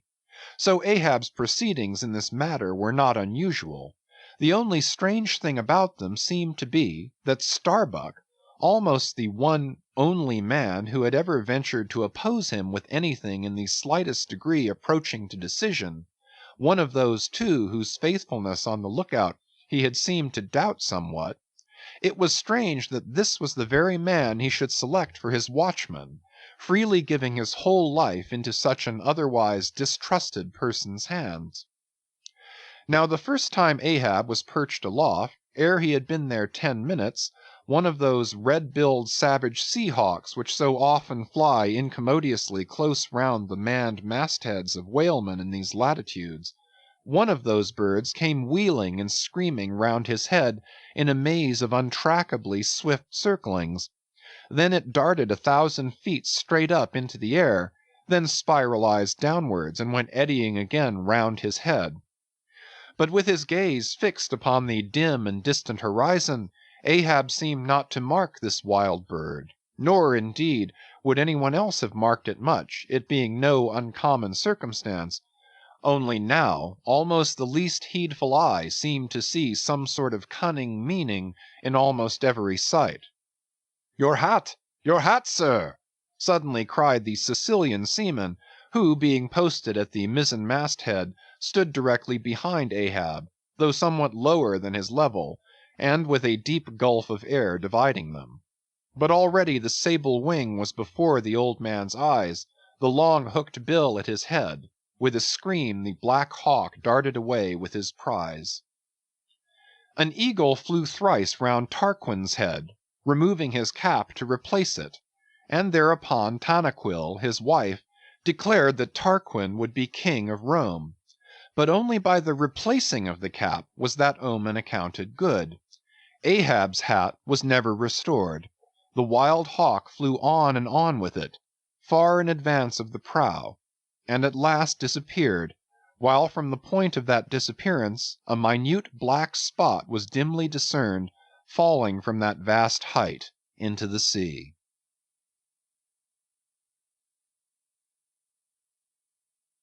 Chapter 131. The Pequod Meets the Delight. The intense Pequod sailed on, the rolling waves and days went by, the life-buoy Coffin still lightly swung, and another ship, most miserably misnamed the Delight, was descried. As she drew nigh, all eyes were fixed upon her broad beams, called sheers, which in some whaling ships cross the quarter-deck at the height of 8 or 9 feet, serving to carry the spare, unrigged, or disabled boats. Upon the stranger's sheers were beheld the shattered white ribs and some few splintered planks of what had once been a whale-boat, but you now saw through this wreck, as plainly as you see through the peeled, half-unhinged, and bleaching skeleton of a horse. Hast seen the white whale? Look, replied the hollow-cheeked captain from his taffrail, and with his trumpet he pointed to the wreck. Hast killed him? The harpoon is not yet forged that will ever do that, answered the other, sadly glancing upon a rounded hammock on the deck, whose gathered sides some noiseless sailors were busy in sewing together. Not forged? And snatching Perth's levelled iron from the crotch, Ahab held it out, exclaiming, Look ye, Nantucketer, here in this hand I hold his death. Tempered in blood, and tempered by lightning are these barbs, and I swear to temper them triply in that hot place behind the fin, where the white whale most feels his accursed life. Then God keep thee, old man. Seest thou that? Pointing to the hammock. I bury but one of 5 stout men, who were alive only yesterday, but were dead ere night. Only that one I bury. The rest were buried before they died. You sail upon their tomb. Then turning to his crew, Are you ready there? Place the plank then on the rail and lift the body. So then. O God! advancing toward the hammock with uplifted hands. "May the resurrection and the life—" "Brace forward! Up helm!" cried Ahab like lightning to his men. But the suddenly started Pequod was not quick enough to escape the sound of the splash that the corpse soon made as it struck the sea. Not so quick, indeed, but that some of the flying bubbles might have sprinkled her hull with their ghostly baptism. As Ahab now glided from the dejected Delight, the strange life buoy hanging at the Pequod's stern came into conspicuous relief. "Ha! Yonder! Look yonder, men!" cried a foreboding voice in her wake. "In vain, oh, ye strangers, you fly our sad burial. You but turn us your taffrail to show us your coffin."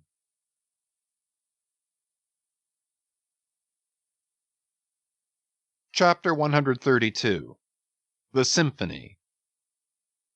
It was a clear, steel-blue day. The firmaments of air and sea were hardly separable in that all-pervading azure. Only the pensive air was transparently pure and soft, with a woman's look, and the robust and man-like sea heaved with long, strong, lingering swells, as Samson's chest in his sleep. Hither and thither, on high, glided the snow-white wings of small, unspeckled birds. These were the gentle thoughts of the feminine air, but to and fro in the deeps, far down in the bottomless blue, rushed mighty leviathans, swordfish, and sharks, and these were the strong, troubled, murderous thinkings of the masculine sea. But though thus contrasting within, the contrast was only in shades and shadows without. Those two seemed one. It was only the sex, as it were, that distinguished them. Aloft, like a royal czar and king, the sun seemed giving this gentle air to this bold and rolling sea, even as bride to groom. And at the girdling line of the horizon, a soft and tremulous motion, most seen here at the equator, denoted the fond, throbbing trust, the loving alarms with which the poor bride gave her bosom away. Tied up and twisted, gnarled and knotted with wrinkles, haggardly firm and unyielding, his eyes glowing like coals that still glow in the ashes of ruin, untottering Ahab stood forth in the clearness of the morn, lifting his splintered helmet of a brow to the fair girl's forehead of heaven. O immortal infancy and innocency of the azure! Invisible winged creatures that frolic all round us! Sweet childhood of air and sky! How oblivious were ye of old Ahab's close-coiled woe! But so have I seen little Miriam and Martha, laughing-eyed elves, heedlessly gambol around their old sire, sporting with the circle of singed locks which grew on the marge of that burnt-out crater of his brain. Slowly crossing the deck from the scuttle, Ahab leaned over the side and watched how his shadow in the water sank and sank to his gaze, the more and the more that he strove to pierce the profundity. But the lovely aromas in that enchanted air did at last seem to dispel, for a moment, the cankerous thing in his soul. That glad, happy air, that winsome sky, did at last stroke and caress him. The stepmother world, so long cruel, forbidding, now threw affectionate arms round his stubborn neck, and did seem to joyously sob over him, as if over one that however wilful and erring, she could yet find it in her heart to save and to bless. From beneath his slouched hat Ahab dropped a tear into the sea. Nor did all the Pacific contain such wealth as that one wee drop. Starbuck saw the old man, saw him, how he heavily leaned over the side, and he seemed to hear in his own true heart the measureless sobbing that stole out of the center of the serenity around. Careful not to touch him, or be noticed by him, he yet drew near to him, and stood there. Ahab turned. "Starbuck." "Sir."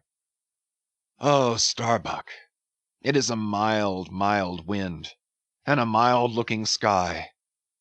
On such a day, very much such a sweetness as this, I struck my first whale. A boy harpooneer of 18. 40, 40, 40 years ago. 40 years of continual whaling. 40 years of privation and peril and storm time. 40 years on the pitiless sea. For 40 years has Ahab forsaken the peaceful land. For 40 years to make war on the horrors of the deep. Aye, and yes, Starbuck, out of those 40 years I have not spent 3 ashore. When I think of this life I have led, the desolation of solitude it has been, the masoned, walled town of a captain's exclusiveness, which admits but small entrance to any sympathy from the green country without. Oh, weariness, heaviness, Guinea coast slavery of solitary command. When I think of all this, only half suspected, not so keenly known to me before, and how for 40 years I have fed upon dry salted fare, fit emblem of the dry nourishment of my soul, when the poorest landsman has had fresh fruit to his daily hand, and broken the world's fresh bread to my mouldy crusts. Away, whole oceans away from that young girl wife I wedded past 50, and sailed for Cape Horn the next day, leaving but one dent in my marriage pillow.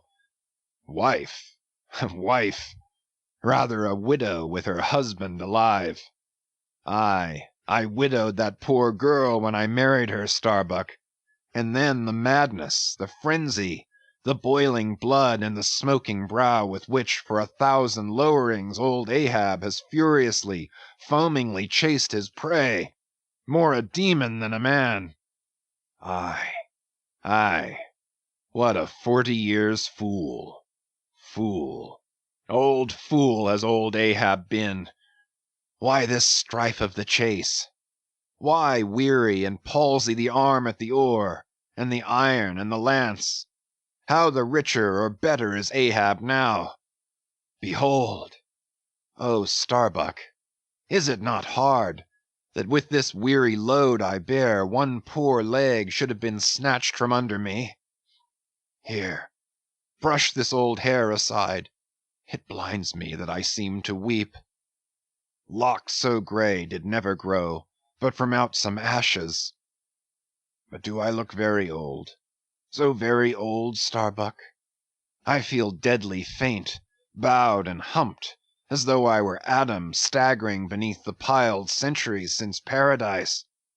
God, God, God, crack my heart, stave my brain. Mockery, mockery, bitter, biting mockery of grey hairs. Have I lived enough joy to wear ye, and seem and feel thus intolerably old? Close, stand close to me, Starbuck. Let me look into a human eye. It is better than to gaze into sea or sky, better than to gaze upon God. By the green land, by the bright hearthstone, this is the magic glass, man. I see my wife and my child in thine eye. No, no, stay on board, on board. Lower not when I do, when branded Ahab gives chase to Moby Dick. That hazard shall not be thine. No, no, not with the far-away home I see in that eye. Oh, my captain, noble soul, grand old heart after all! Why should any one give chase to that hated fish? Away with me! Let us fly these deadly waters. Let us home. Wife and child, too, are Starbuck's. Wife and child of his brotherly, sisterly, playfellow youth, even as thine, sir, are the wife and child of thy loving, longing, paternal old age. Away! Let us away! This instant let me alter the course. How cheerily, how hilariously, O my captain, would we bowl our way to see old Nantucket again!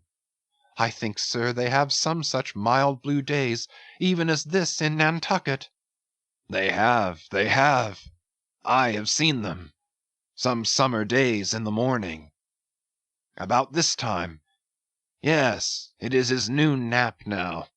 The boy vivaciously wakes, sits up in bed, and his mother tells him of me, of cannibal old me, how I am abroad upon the deep, but will yet come back to dance him again. 'Tis my Mary herself.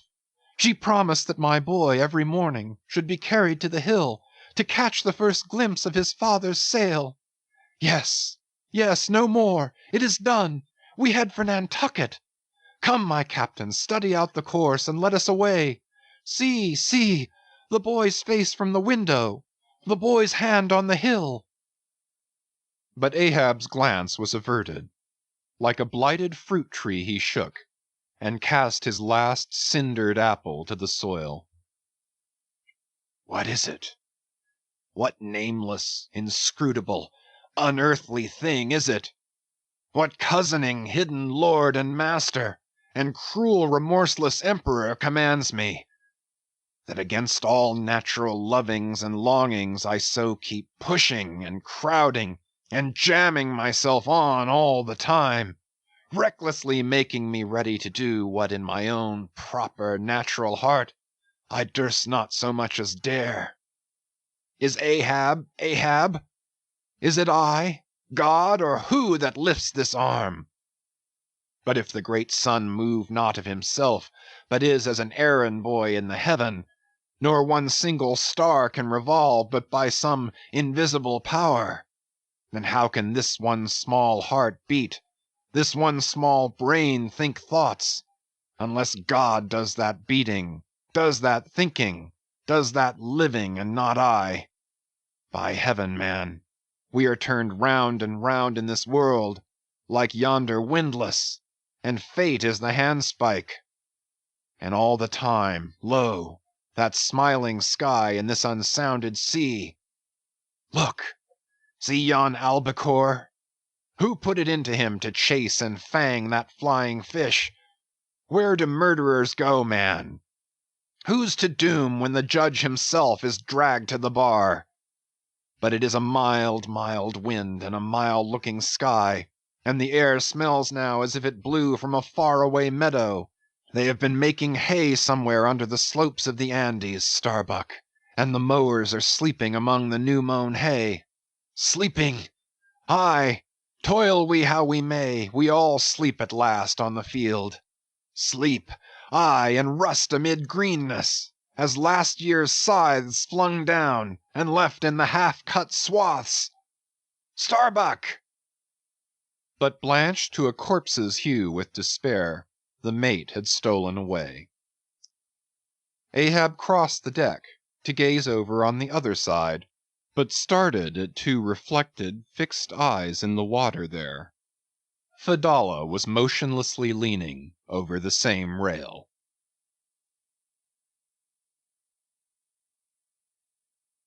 Chapter 133. The Chase. First Day. That night in the mid-watch, when the old man, as his wont at intervals, stepped forth from the scuttle in which he leaned, and went to his pivot-hole, he suddenly thrust his face out fiercely, snuffing up the sea air as a sagacious ship's dog will, in drawing nigh to some barbarous isle. He declared that a whale must be near. Soon that peculiar odor, sometimes to a great distance given forth by the living sperm whale, was palpable to all the watch, nor was any mariner surprised when, after inspecting the compass, and then the dog vane, and then ascertaining the precise bearing of the odor as nearly as possible, Ahab rapidly ordered the ship's course to be slightly altered, and the sail to be shortened. The acute policy dictating these movements was sufficiently vindicated at daybreak by the sight of a long sleek on the sea directly and lengthwise ahead, smooth as oil, and resembling, in the pleated watery wrinkles bordering it, the polished metallic-like marks of some swift tide-rip at the mouth of a deep, rapid stream. "Man the mastheads! Call all hands!" Thundering with the butts of 3 clubbed handspikes on the forecastle deck, Daggoo roused the sleepers with such judgment claps that they seemed to exhale from the scuttle, so instantaneously did they appear with their clothes in their hands. "What do you see?" cried Ahab, flattening his face to the sky. "Nothing, nothing, sir," was the sound hailing down in reply. "T'gallant sails, stunsails, alow and aloft, and on both sides." All sail being set, he now cast loose the life-line reserved for swaying him to the main royal masthead, and in a few moments they were hoisting him thither, when, while but 2/3 of the way aloft, and while peering ahead through the horizontal vacancy between the main topsail and the t'gallant sail, he raised a gull-like cry in the air. "There she blows! There she blows! A hump like a snow hill! It is Moby Dick!" Fired by the cry, which seemed simultaneously taken up by the 3 lookouts, the men on deck rushed to the rigging to behold the famous whale they had so long been pursuing. Ahab had now gained his final perch, some feet above the other lookouts, Tashtego standing just beneath him on the cap of the t'gallant mast, so that the Indian's head was almost on a level with Ahab's heel. From this height the whale was now seen some mile or so ahead, at every roll of the sea revealing his high sparkling hump, and regularly jetting his silent spout into the air. To the credulous mariners it seemed the same silent spout they had so long ago beheld in the moonlit Atlantic and Indian Oceans. "And did none of ye see it before?" cried Ahab, hailing the perched men all around him. "I saw him almost that same instant, sir, that Captain Ahab did, and I cried out," said Tashtego. "Not the same instant, not the same. No, the doubloon is mine. Fate reserved the doubloon for me. I only. None of you could have raised the white whale first. There she blows! There she blows! There she blows! There again! There again!" he cried out in long-drawn, lingering, methodic tones, attuned to the gradual prolongings of the whale's visible jets. "He's going to sound! In stunsails! Down t'gallant sails! Stand by the 3 boats! Mr. Starbuck, remember, stay on board and keep the ship. Helm there! Luff, luff a point! So, steady, man, steady! There go flukes! No, no, only black water! Already the boat's there! Stand by! Stand by! Lower me, Mr. Starbuck! Lower, lower! Quick, quicker!" And he slid through the air to the deck. "He's heading straight to leeward, sir," cried Stubb. "Right away from us. Cannot have seen the ship yet." "Be dumb, man! Stand by the braces! Hard down the helm! Brace up! Shiver her, shiver her! So, well that! Boats, boats!" Soon all the boats but Starbuck's were dropped, all the boat sails set, all the paddles plying, with rippling swiftness shooting to leeward, and Ahab heading the onset. A pale death glimmer lit up Fedallah's sunken eyes, a hideous motion gnawed his mouth. Like noiseless nautilus shells their light prows sped through the sea, but only slowly they neared the foe. As they neared him, the ocean grew still more smooth, seemed drawing a carpet over its waves, seemed a noon meadow so serenely it spread. At length the breathless hunter came so nigh his seemingly unsuspecting prey that his entire dazzling hump was distinctly visible, sliding along the sea as if an isolated thing, and continually set in a revolving ring of finest, fleecy, greenish foam. He saw the vast, involved wrinkles of the slightly projecting head beyond. Before it, far out on the soft, Turkish-rugged waters, went the glistening white shadow from his broad, milky forehead, a musical rippling playfully accompanying the shade, and behind the blue waters interchangeably flowed over into the moving valley of his steady wake, and on either hand bright bubbles arose and danced by his side. But these were broken again by the light toes of hundreds of gay fowl softly feathering the sea, alternate with their fitful flight, and like to some flagstaff rising from the painted hull of an argosy, the tall but shattered pole of a recent lance projected from the white whale's back, and at intervals one of the cloud of soft-toed fowls hovering and to and fro skimming like a canopy over the fish, silently perched and rocked on this pole, the long tail feathers streaming like pennons. A gentle joyousness, a mighty mildness of repose and swiftness invested the gliding whale. Not the white bull Jupiter swimming away with ravished Europa clinging to his graceful horns, his lovely leering eyes sideways intent upon the maid, with smooth bewitching fleetness rippling straight for the nuptial bower in Crete. Not Jove, not that great majesty supreme did surpass the glorified whale as he so divinely swam. On each soft side, coincident with the parted swell, that but once leaving him then flowed so wide away, on each bright side the whale shed off enticings.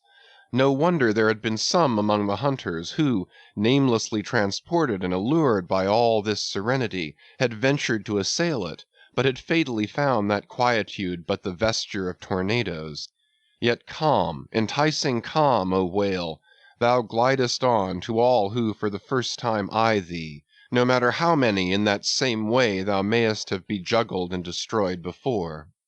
And thus, through the serene tranquillities of the tropical sea, among waves whose hand-clappings were suspended by exceeding rapture, Moby Dick moved on, still withholding from sight the full terrors of his submerged trunk, entirely hiding the wrenched hideousness of his jaw.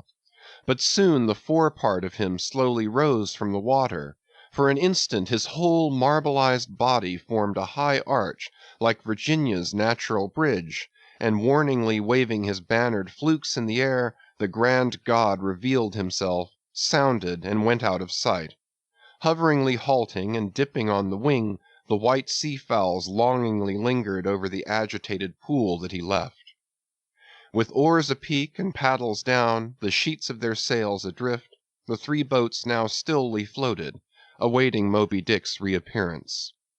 "An hour," said Ahab, standing rooted in his boat's stern, and he gazed beyond the whale's place, towards the dim blue spaces and wide wooing vacancies to leeward.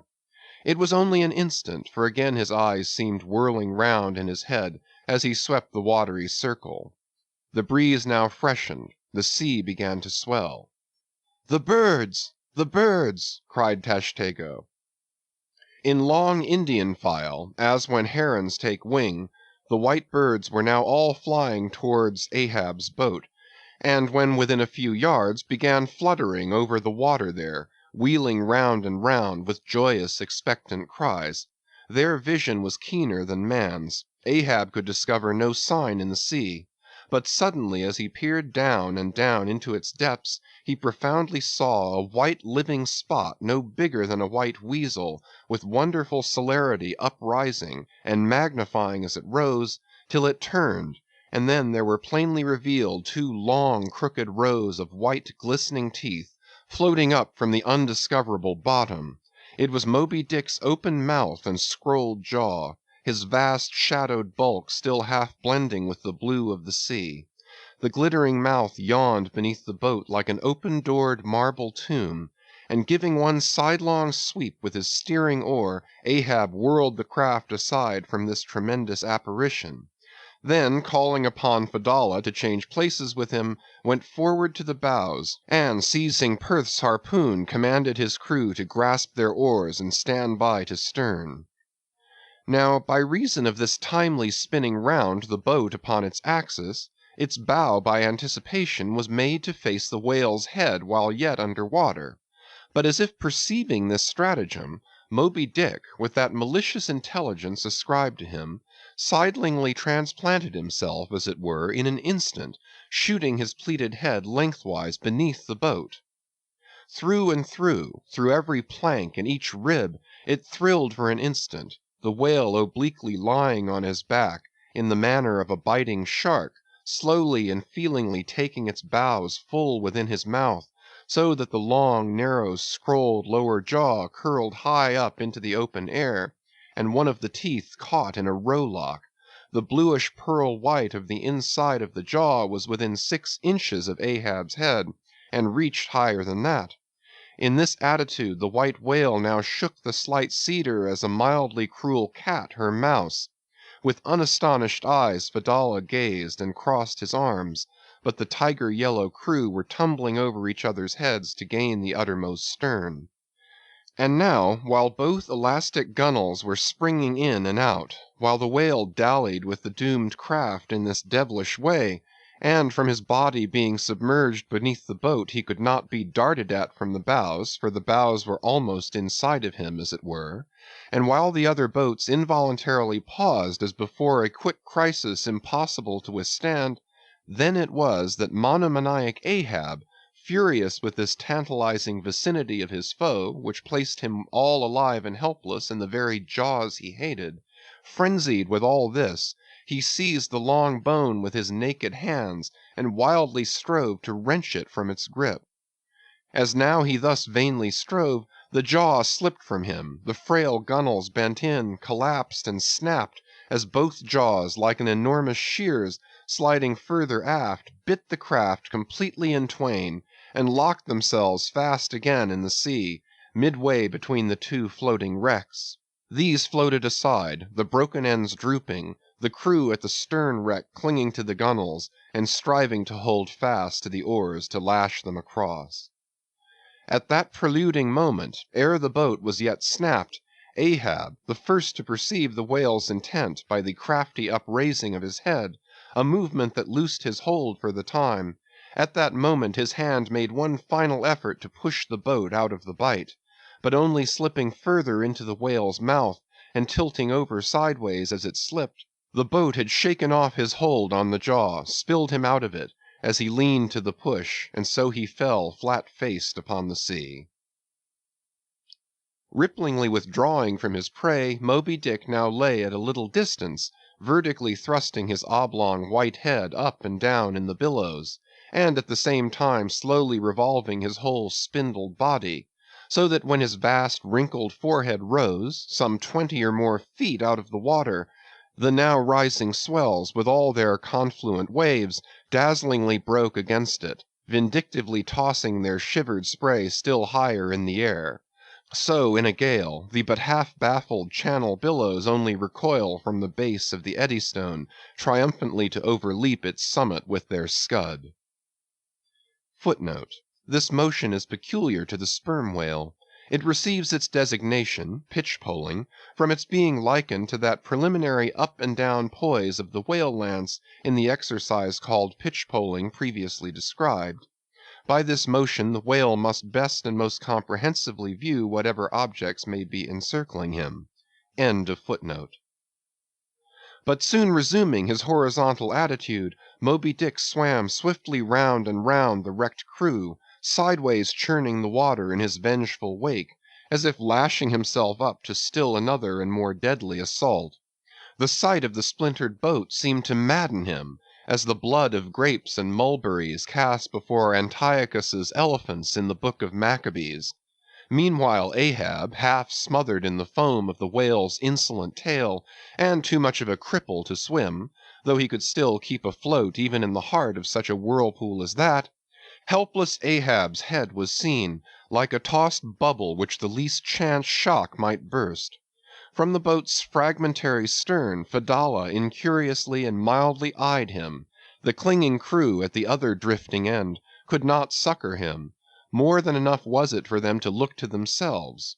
For so revolvingly appalling was the white whale's aspect, and so planetarily swift the ever-contracting circles he made, that he seemed horizontally swooping upon them. And though the other boats, unharmed, still hovered hard by, still they dared not pull into the eddy to strike, lest that should be the signal for the instant destruction of the jeopardized castaways, Ahab and all, nor in that case could they themselves hope to escape. With straining eyes, then, they remained on the outer edge of the direful zone, whose center had now become the old man's head. Meantime, from the beginning, all this had been descried from the ship's mastheads, and squaring her yards, she had borne down upon the scene, and was now so nigh that Ahab in the water hailed her. "Sail on the—" But that moment a breaking sea dashed on him from Moby Dick, and whelmed him for the time. But struggling out of it again, and chancing to rise on the towering crest, he shouted, "Sail on the whale! Drive him off!" The Pequod's prows were pointed, and breaking up the charmed circle, she effectually parted the white whale from his victim. As he sullenly swam off, the boats flew to the rescue. Dragged into Stubb's boat with bloodshot, blinded eyes, the white brine caking in his wrinkles, the long tension of Ahab's bodily strength did crack, and helplessly he yielded to his body's doom, for a time lying all crushed in the bottom of Stubb's boat, like one trodden under foot of herds of elephants. Far inland nameless wails came from him, as desolate sounds from out ravines. But this intensity of his physical prostration did but so much the more abbreviate it. In an instant's compass, great hearts sometimes condense to one deep pang the sum total of those shallow pains kindly diffused through feebler men's whole lives; and so such hearts, though summary in each one suffering, still, if the gods decree it, in their lifetime aggregate a whole age of woe, wholly made up of instantaneous intensities. For even in their pointless centres, those noble natures contain the entire circumferences of inferior souls. "The harpoon," said Ahab, halfway rising, and draggingly leaning on one bended arm. "Is it safe?" "Aye, sir, for it was not darted. This is it," said Stubb, showing it. "Lay it before me. Any missing men?" "1, 2, 3, 4, 5. There were 5 oars, sir, and here are 5 men." "That's good. Help me, man. I wish to stand. So, I see him. There. Going to leeward still. What a leaping spout. Hands off from me. The eternal sap runs up in Ahab's bones again. Set the sail. Out oars. The helm." It is often the case that when a boat is stove, its crew, being picked up by another boat, help to work that second boat, and the chase is thus continued with what is called double-banked oars. It was thus now. But the added power of the boat did not equal the added power of the whale, for he seemed to have treble-banked his every fin, swimming with a velocity which plainly showed that if now under these circumstances pushed on, the chase would prove an indefinitely prolonged if not a hopeless one, nor could any crew endure for so long a period such an unintermitted, intense straining at the oar, a thing barely tolerable only in some one brief vicissitude. The ship itself then, as it sometimes happens, offered the most promising intermediate means of overtaking the chase. Accordingly the boats now made for her, and were soon swayed up to their cranes, the 2 parts of the wrecked boat having been previously secured by her; and then hoisting everything to her side, and stacking her canvas high up, and sideways outstretching it with stunsails like the double-jointed wings of an albatross, the Pequod bore down in the leeward wake of Moby Dick. At the well-known methodic intervals, the whale's glittering spout was regularly announced from the manned mastheads, and when he would be reported as just gone down, Ahab would take the time, and then pacing the deck, binnacle watch in hand, so soon as the last second of the allotted hour expired, his voice was heard. "Whose is the doubloon now? D'ye see him?" And if the reply was "No, sir," straightway he commanded them to lift him to his perch. In this way the day wore on, Ahab now aloft and motionless, anon unrestingly pacing the planks. As he was thus walking, uttering no sound except to hail the men aloft, or to bid them hoist a sail still higher, or to spread one to a still greater breadth, thus to and fro pacing beneath his slouched hat, at every turn he passed his own wrecked boat, which had been dropped upon the quarter-deck, and lay there reversed, broken bow to shattered stern. At last he paused before it, and as in an already overclouded sky fresh troops of clouds will sometimes sail across, so over the old man's face there now stole some such added gloom as this. Stubb saw him pause, and perhaps intending, not vainly though, to evince his own unabated fortitude, and thus keep up a valiant place in his captain's mind, he advanced, and eyeing the wreck, exclaimed, "The thistle the ass refused. It pricked his mouth too keenly, sir. Ha, ha!" What soulless thing is this that laughs before a wreck? Man, man, did I not know thee brave as fearless fire, and as mechanical, I could swear thou wert a poltroon. Groan nor laugh should be heard before a wreck. Aye, aye, sir, said Starbuck, drawing near. 'Tis a solemn sight, an omen and an ill one. Omen, omen, the dictionary! If the gods think to speak outright to man, they will honorably speak outright, not shake their heads and give an old wives' darkling hint. Begone! Ye two are the opposite poles of one thing. Starbuck is Stubb reversed, and Stubb is Starbuck. And ye two are all mankind. And Ahab stands alone among the millions of the peopled earth, nor gods nor men his neighbors. Cold, cold, I shiver. How now? Aloft there! D'ye see him? Sing out for every spout, though he spout 10 times a second. The day was nearly done, only the hem of his golden robe was rustling. Soon it was almost dark, but the lookout men still remained unset. "Can't see the spout now, sir. Too dark," cried a voice from the air. How heading when last seen? "As before, sir. Straight to leeward." Good. He will travel slower now 'tis night. Down royals and t'gallant stunsails, Mr. Starbuck. We must not run over him before morning. He's making a passage now, and may heave to a while. Helm there! Keep her full before the wind. Aloft, come down! Mr. Stubb, send a fresh hand to the foremast head, and see it manned till morning."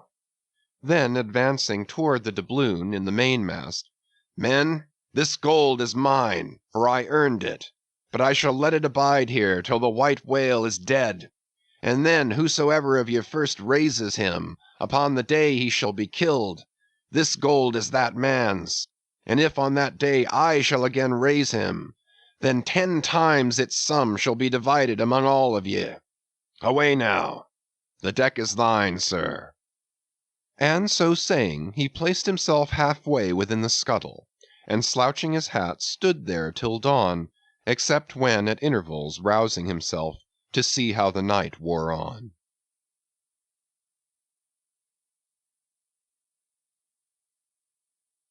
Chapter 134. The Chase, Second Day. At daybreak the 3 mastheads were punctually manned afresh. "D'ye see him?" cried Ahab, after allowing a little space for the light to spread. "See nothing, sir." "Turn up all hands and make sail. He travels faster than I thought for. The t'gallant sails! Aye, they should have been kept on her all night. But no matter, 'tis but resting for the rush."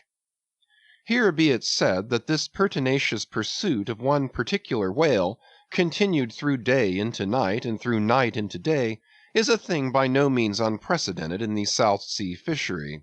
For such is the wonderful skill, prescience of experience, and invincible confidence acquired by some great natural geniuses among the Nantucket commanders, that from the simple observation of a whale when last described, they will, under certain given circumstances, pretty accurately foretell both the direction in which he will continue to swim for a time while out of sight, as well as his probable rate of progression during that period.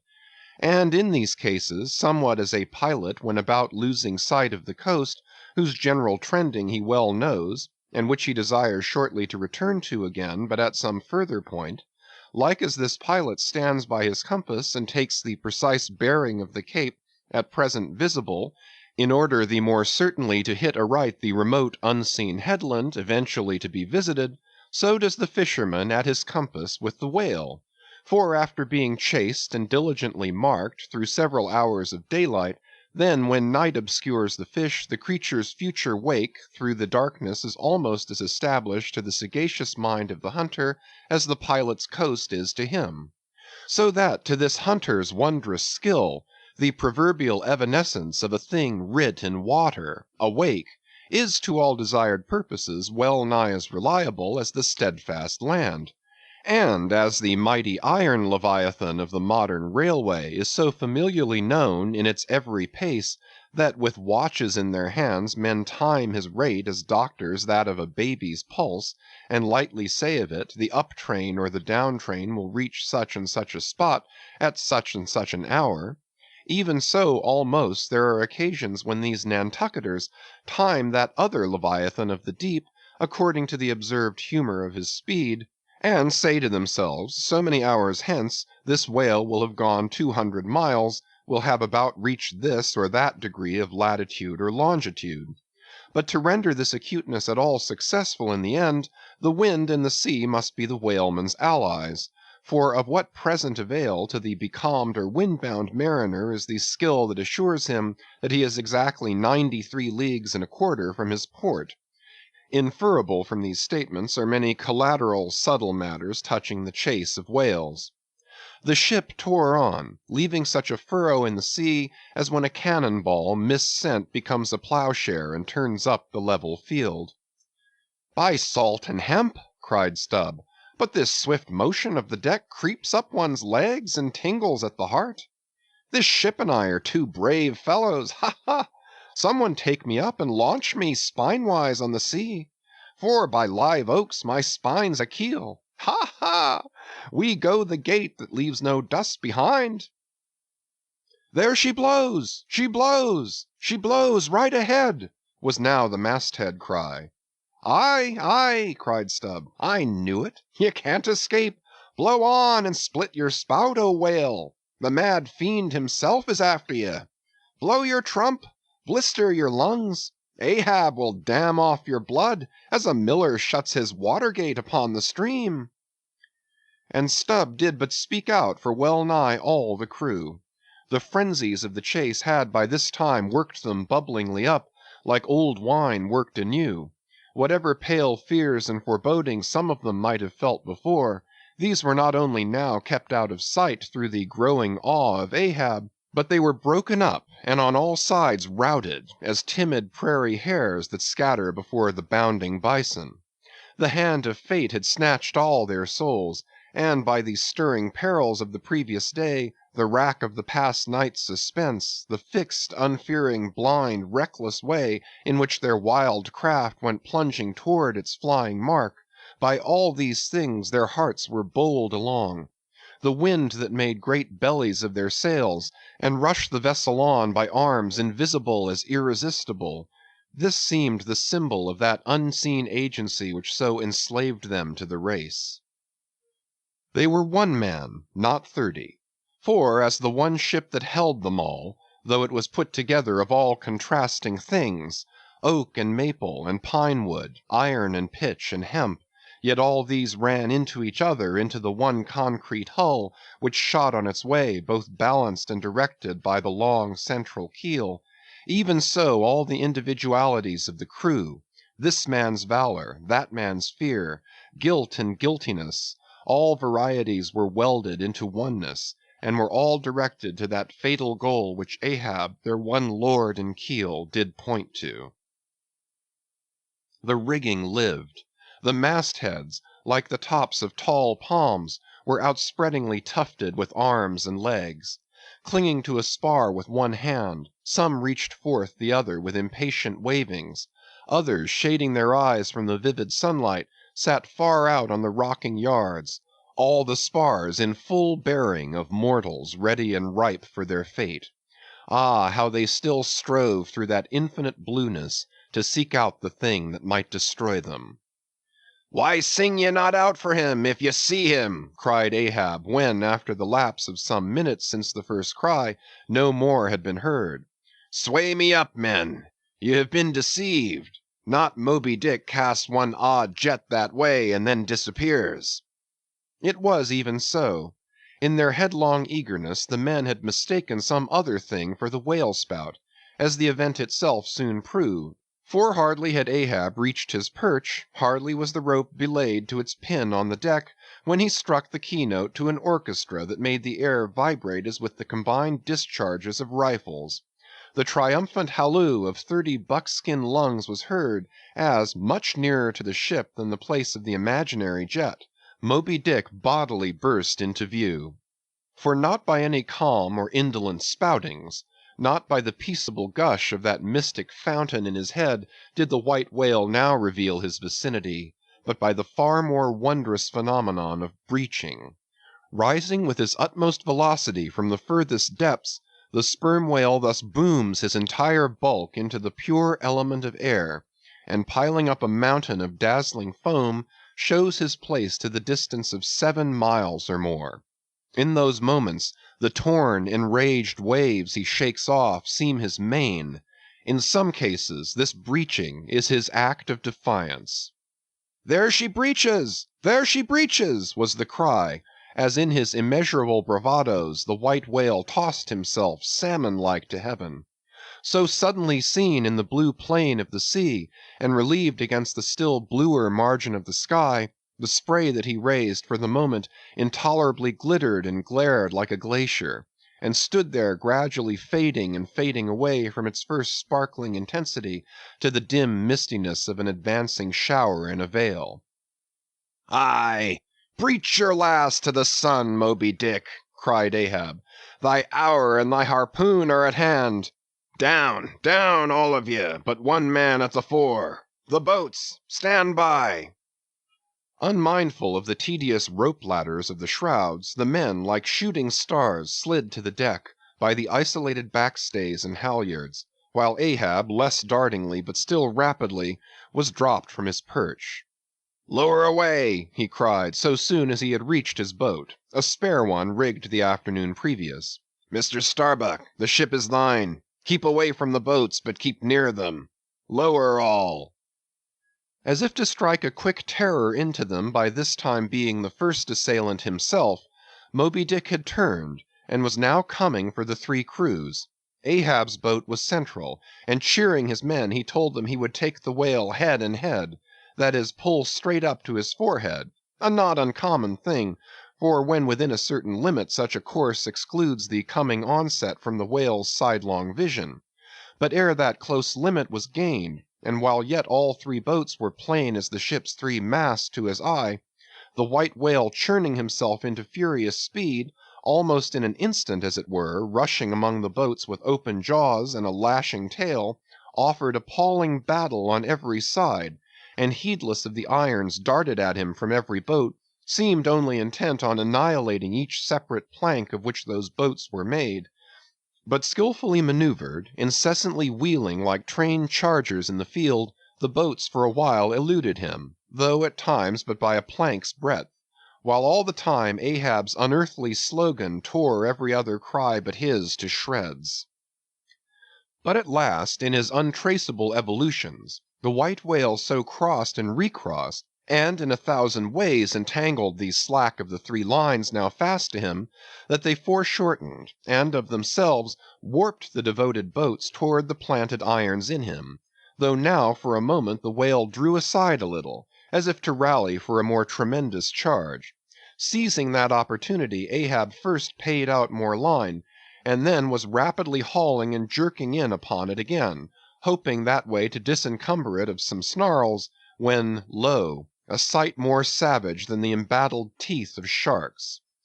Caught and twisted, corkscrewed in the mazes of the line, loose harpoons and lances, with all their bristling barbs and points, came flashing and dripping up to the chocks in the bows of Ahab's boat. Only one thing could be done. Seizing the boat knife, he critically reached within, through, and then without the rays of steel, dragged in the line beyond, passed it inboard to the bowsman, and then twice sundering the rope near the chocks, dropped the intercepted faggot of steel into the sea, and was all fast again.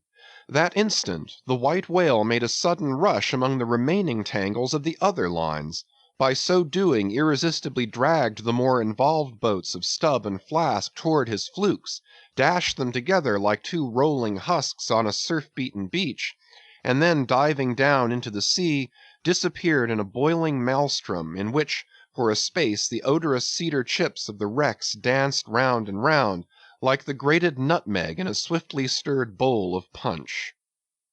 While the two crews were yet circling in the waters, reaching out after the revolving line tubs, oars, and other floating furniture, while a slope little flask bobbed up and down like an empty vial, twitching his legs upwards to escape the dreaded jaws of sharks, and Stubb was lustily singing out for someone to ladle him up, and while the old man's line, now parting, admitted of his pulling into the creamy pool to rescue whom he could, in that wild simultaneousness of 1,000 concreted perils, Ahab's yet unstricken boat seemed drawn up towards heaven by invisible wires, as arrow-like, shooting perpendicularly from the sea, the white whale dashed his broad forehead against its bottom, and sent it turning over and over into the air, till it fell again, gunwale downwards, and Ahab and his men struggled from out under it like seals from a seaside cave.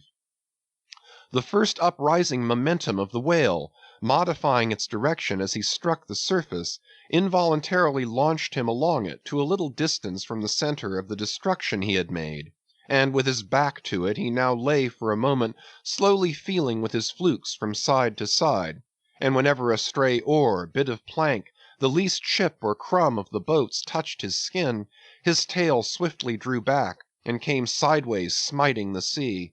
But soon, as if satisfied that his work for that time was done, he pushed his pleated forehead through the ocean, and trailing after him the intertangled lines, continued his leeward way at a traveller's methodic pace.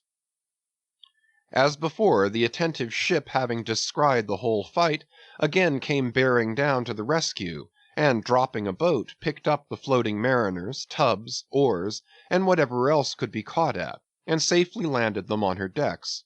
Some sprained shoulders, wrists, ankles, livid contusions, wrenched harpoons and lances, inextricable intricacies of rope, shattered oars and planks, all these were there, but no fatal or even serious ill seemed to have befallen anyone. As with Fedallah the day before, so Ahab was now found grimly clinging to his boat's broken half, which afforded a comparatively easy float, nor did it so exhaust him as the previous day's mishap. But when he was helped to the deck, all eyes were fastened upon him, as instead of standing by himself, he still half hung upon the shoulder of Starbuck, who had thus far been the foremost to assist him. His ivory leg had been snapped off, leaving but one short, sharp splinter. Aye, Starbuck, 'tis sweet to lean sometimes, be the leaner who he will, and would old Ahab had leaned oftener than he has. The ferrule has not stood, sir, said the carpenter, now coming up. I put good work into that leg. But no bones broken, sir, I hope, said Stubb, with true concern. Aye, and all splintered to pieces, Stubb, d'ye see it? But even with a broken bone, old Ahab is untouched, and I account no living bone of mine one jot more me than this dead one that's lost. Nor white whale, nor man, nor fiend can so much as graze old Ahab in his own proper and inaccessible being. Can any lead touch yonder floor, any mast scrape yonder roof? Aloft there, which way? Dead to leeward, sir. Up helm then. Pile on the sail again, shipkeepers. Down the rest of the spare boats, and rig them. Mr. Starbuck, away, and muster the boat's crews. Let me first help thee towards the bulwarks, sir. Oh, how this splinter gores me now.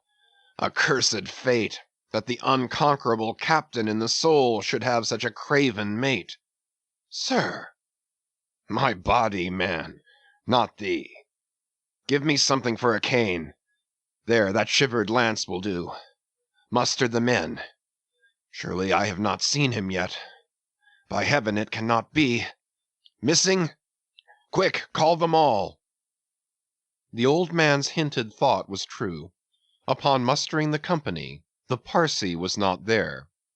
The Parsee, cried Stubb. He must have been caught in the black vomit wrench thee. Run, all of ye, above, alow, cabin, forecastle. Find him. Not gone, not gone.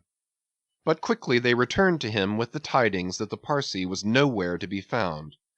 Aye, sir, said Stubb. Caught among the tangles of your line. I thought I saw him dragging under. My line! My line! Gone! Gone! What means that little word? What death knell rings in it, that old Ahab shakes as if he were the belfry? The harpoon, too! Toss over the litter there. Do ye see it? The forged iron, men, the white whales! No, no, no! Blistered fool! This hand did dart it, 'tis in the fish! Aloft there! Keep him nailed! Quick! All hands to the rigging of the boats! Collect the oars! Harpooneers, the irons, the irons! Hoist the royals higher! A pull on all the sheets! Helm there, steady, steady for your life! I'll 10 times girdle the unmeasured globe, yea, and drive straight through it, but I'll slay him yet. Great God! But for one single instant show thyself, cried Starbuck. Never, never wilt thou capture him, old man. In Jesus' name, no more of this. That's worse than devil's madness. 2 days' chase, twice stove to splinters, thy very leg once more snatched from under thee, thy evil shadow gone, all good angels mobbing thee with warnings. What more wouldst thou have? Shall we keep chasing this murderous fish till he swamps the last man? Shall we be dragged by him to the bottom of the sea? Shall we be towed by him to the infernal world? Oh, oh, impiety and blasphemy to hunt him more! Starbuck, of late I've felt strangely moved to thee. Ever since that hour we both saw, thou know'st what, in each other's eyes. But in this matter of the whale, be the front of thy face to me as the palm of this hand, a lipless, unfeatured blank. Ahab is forever Ahab, man. This whole act's immutably decreed. 'Twas rehearsed by thee and me a billion years before this ocean rolled. Fool! I am the Fates' lieutenant. I act under orders. Look thou, underling, that thou obeyest mine. Stand round me, men. Ye see an old man cut down to the stump, leaning on a shivered lance, propped up on a lonely foot. 'Tis Ahab, his body's part. But Ahab's soul's a centipede that moves upon 100 legs. I feel strained, half stranded, as ropes that tow dismasted frigates in a gale. And I may look so. But ere I break, you'll hear me crack. And till ye hear that, know that Ahab's hawser tows his purpose yet. Believe ye, men, in the things called omens? Then laugh aloud and cry encore. For ere they drown, drowning things will twice rise to the surface, then rise again to sink for evermore. So with Moby Dick. 2 days he's floated. Tomorrow will be the 3rd. Aye, men, he'll rise once more, but only to spout his last. Do ye feel brave, men? Brave! As fearless fire, cried Stubb. And as mechanical, muttered Ahab. Then, as the men went forward, he muttered on. The things called omens. And yesterday I talked the same to Starbuck there concerning my broken boat. Oh, how valiantly I seek to drive out of others' hearts what's clinched so fast in mine! The Parsee gone, gone! And he was to go before, but still was to be seen again ere I could perish. How's that? There's a riddle now might baffle all the lawyers backed by the ghosts of the whole line of judges.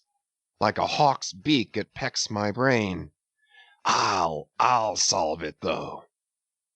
When dusk descended, the whale was still in sight to leeward. So once more the sail was shortened, and everything passed nearly as on the previous night, only the sound of hammers and the hum of the grindstone was heard till nearly daylight, as the men toiled by lanterns in the complete and careful rigging of the spare boats, and sharpening their fresh weapons for the morrow. Meantime, of the broken keel of Ahab's wrecked craft, the carpenter made him another leg, while still as on the night before, slouched Ahab stood fixed within his scuttle, his hid heliotrope glance anticipatingly gone backward on its dial, sat due eastward for the earliest sun.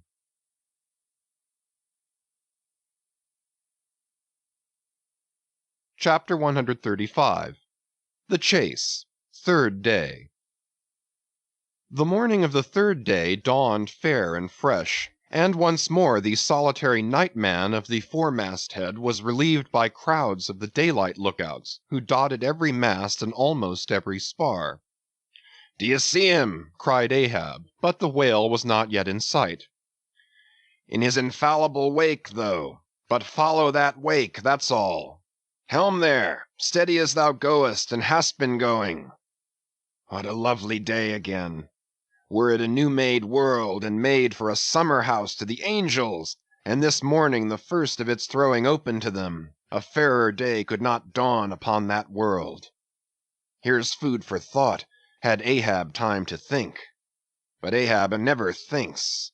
He only feels, feels, feels. That's tingling enough for mortal man. To think's audacity.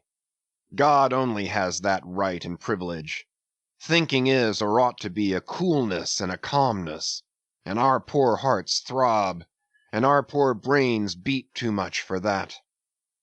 And yet I've sometimes thought my brain was very calm, frozen calm.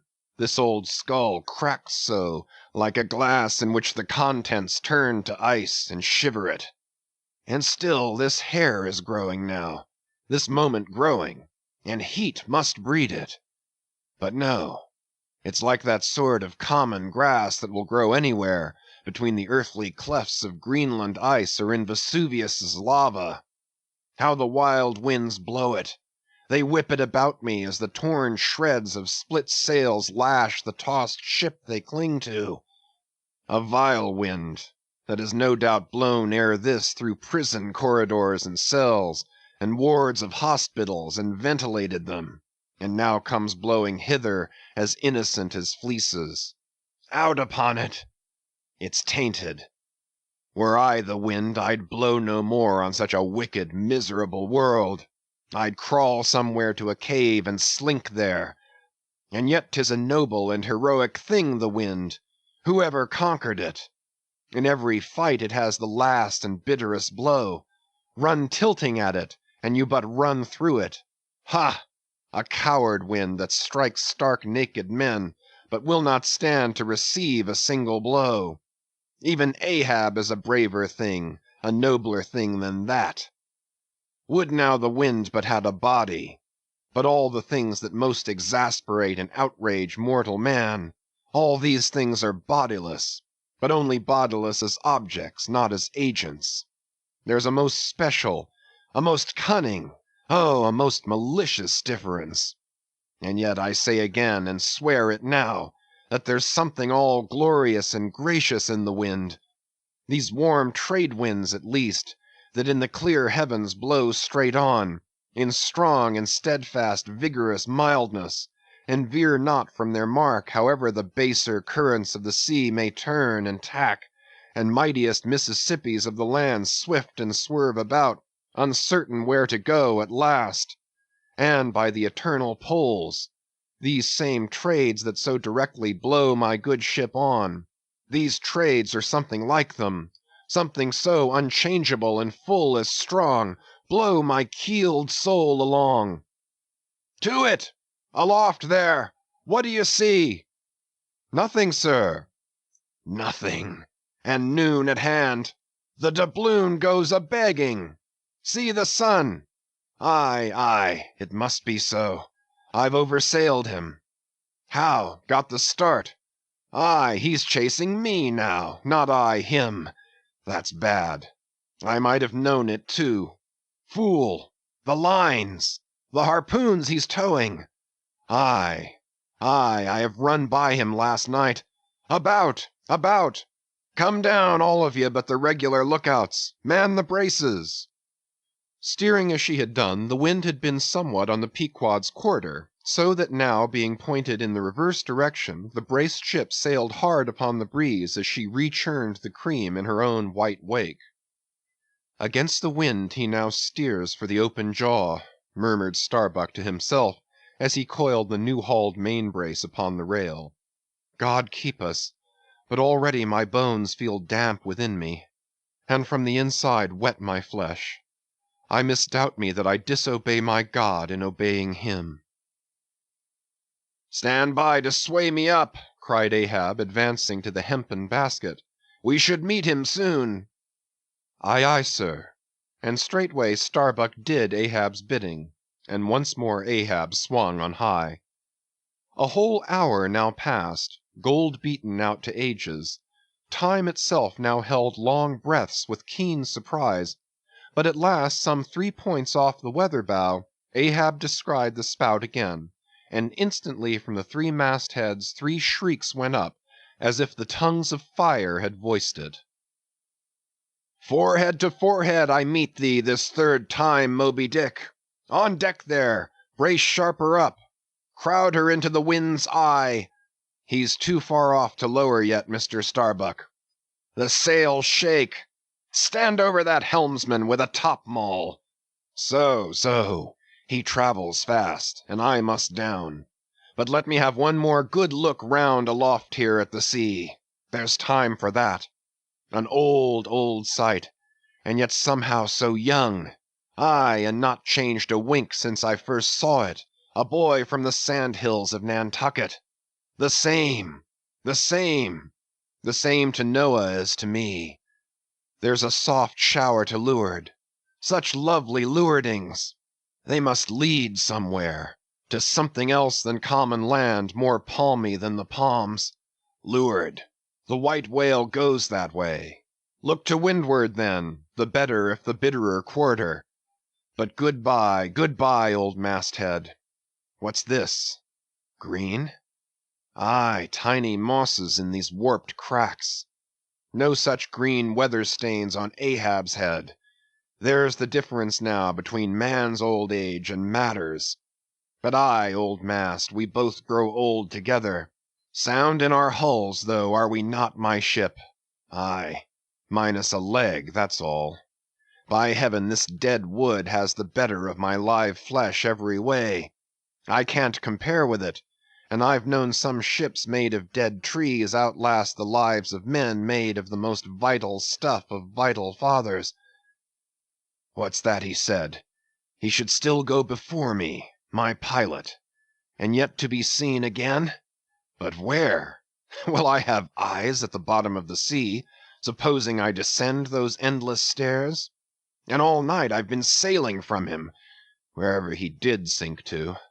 Aye, aye. Like many more, thou toldst direful truth as touching thyself, O Parsee. But Ahab, there thy shot fell short. Good-bye, masthead. Keep a good eye upon the whale while I'm gone. We'll talk to-morrow, nay, to-night, when the white whale lies down there, tied by head and tail." He gave the word, and still gazing round him, was steadily lowered through the cloven blue air to the deck. In due time the boats were lowered, but as, standing in his shallop's stern, Ahab just hovered upon the point of the descent, he waved to the mate, who held one of the tackle ropes on deck, and bade him pause. "Starbuck." "Sir." "For the third time my soul's ship starts upon this voyage, Starbuck." "Aye, sir. Thou wilt have it so." "Some ships sail from their ports, and ever afterwards are missing, Starbuck." "Truth, sir. Saddest truth." "Some men die at ebb tide, some at low water, some at the full of the flood. And I feel now like a billow that's all one crested comb, Starbuck. I am old. Shake hands with me, man." Their hands met, their eyes fastened, and Starbuck's tears the glue. "Oh, my captain, my captain! Noble heart, go not, go not! See, it's a brave man that weeps. How great the agony of the persuasion then!" "Lower away!" cried Ahab, tossing the mate's arm from him. "Stand by the crew!" In an instant the boat was pulling round close under the stern. "The sharks! the sharks!" cried a voice from the low cabin window there. "Oh, master, my master, come back!"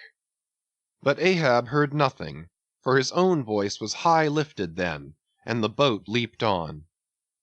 Yet the voice spake true, for scarce had he pushed from the ship when numbers of sharks, seemingly rising from out the dark waters beneath the hull, maliciously snapped at the blades of the oars every time they dipped in the water, and in this way accompanied the boat with their bites.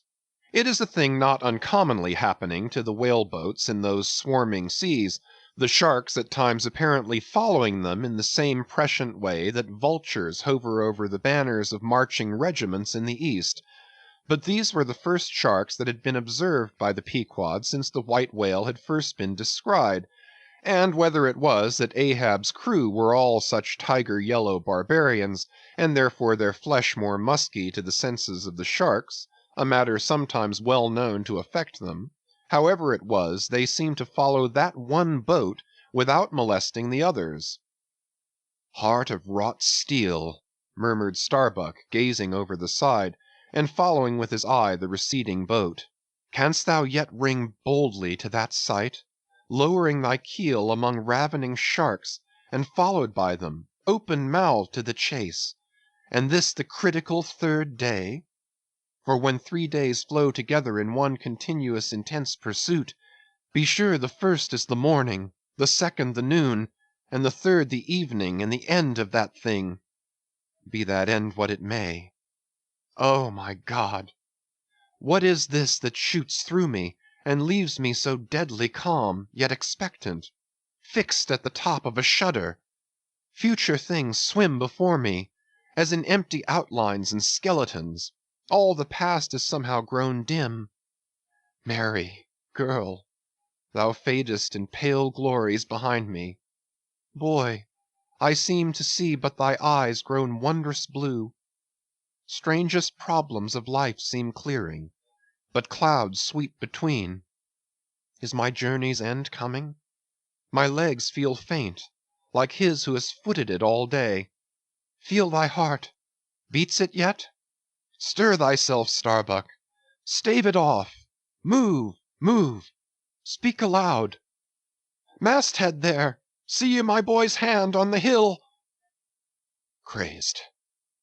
Aloft there! Keep thy keenest eye on the boats. Mark well the whale. Ho, again, drive off that hawk. See, he pecks, he tears the vane, pointing to the red flag flying at the main truck. Ha! He soars away with it.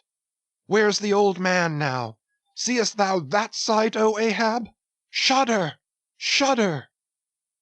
The boats had not gone very far, when by a signal from the mastheads, a downward pointed arm, Ahab knew that the whale had sounded; but intending to be near him at the next rising, he held on his way a little sideways from the vessel, the becharmed crew maintaining the profoundest silence as the head-beat waves hammered and hammered against the opposing bow. Drive, drive in your nails, O ye waves! To their uttermost heads drive them in! Ye but strike a thing without a lid, and no coffin and no hearse can be mine, and hemp only can kill me! Ha! ha! Suddenly the waters around them slowly swelled in broad circles, then quickly upheaved, as if sideways sliding from a submerged berg of ice swiftly rising to the surface. A low rumbling sound was heard, a subterraneous hum, and then all held their breaths, as bedraggled with trailing ropes, and harpoons, and lances, a vast form shot lengthwise but obliquely from the sea. Shrouded in a thin drooping veil of mist, it hovered for a moment in the rainbowed air, and then fell swamping back into the deep. Crushed 30 feet upwards, the waters flashed for an instant like heaps of fountains, then brokenly sank in a shower of flakes, leaving the circling surface creamed like new milk round the marble trunk of the whale. "Give way!" cried Ahab to the oarsmen, and the boats darted forward to the attack. But maddened by yesterday's fresh irons that corroded in him, Moby Dick seemed combinedly possessed by all the angels that fell from heaven. The wide tiers of welded tendons overspreading his broad white forehead, beneath the transparent skin, looked knitted together, as head on he came churning his tail among the boats, and once more flailed them apart, spilling out the irons and lances from the two mates' boats, and dashing in one side of the upper part of their bows, but leaving Ahab's almost without a scar. While Daggoo and Queequeg were stopping the strained planks, and as the whale swimming out from them turned and showed one entire flank as he shot by them again, at that moment a quick cry went up. Lashed round and round to the fish's back, pinioned in the turns upon turns in which during the past night the whale had reeled the involutions of the lines around him, the half-torn body of the Parsee was seen, his sable raiment frayed to shreds, his distended eyes turned full upon old Ahab. The harpoon dropped from his hand. "Befooled! Befooled!" drawing in a long, lean breath. "Aye, Parsee, I see thee again. Aye, and thou goest before, and this then is the hearse that thou didst promise. But I hold thee to the last letter of thy word. Where is the second hearse? Away, mates, to the ship! Those boats are useless now. Repair them if ye can in time, and return to me. If not, Ahab is enough to die. Down, men!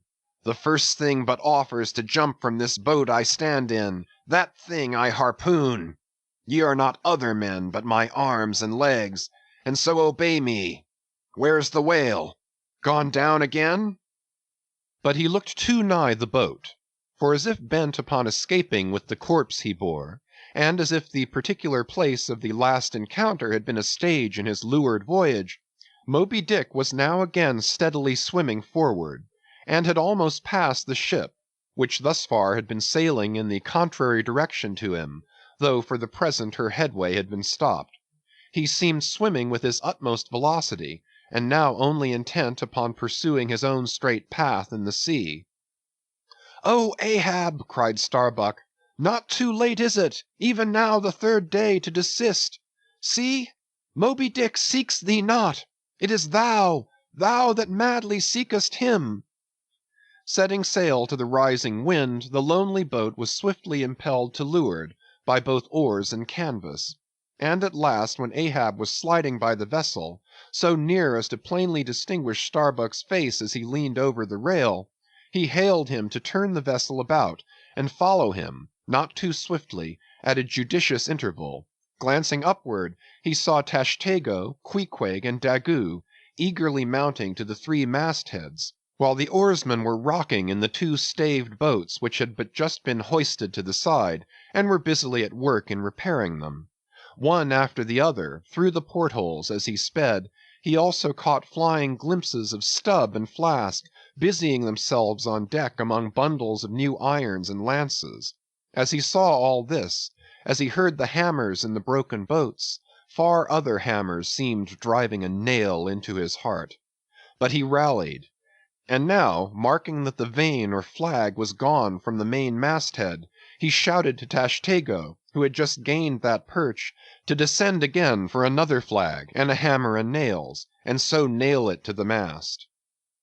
Whether fagged by the 3 days' running chase, and the resistance to his swimming in the knotted hamper he bore, or whether it was some latent deceitfulness and malice in him, whichever was true, the White Whale's way now began to abate, as it seemed, from the boat so rapidly nearing him once more, though indeed the whale's last start had not been so long a one as before. And still as Ahab glided over the waves, the unpitying sharks accompanied him, and so pertinaciously stuck to the boat, and so continually bit at the plying oars, that the blades became jagged and crunched, and left small splinters in the sea at almost every dip. "Heed them not! Those teeth but give new rowlocks to your oars. Pull on! 'Tis the better rest, the shark's jaw, than the yielding water." "But at every bite, sir, the thin blades grow smaller and smaller."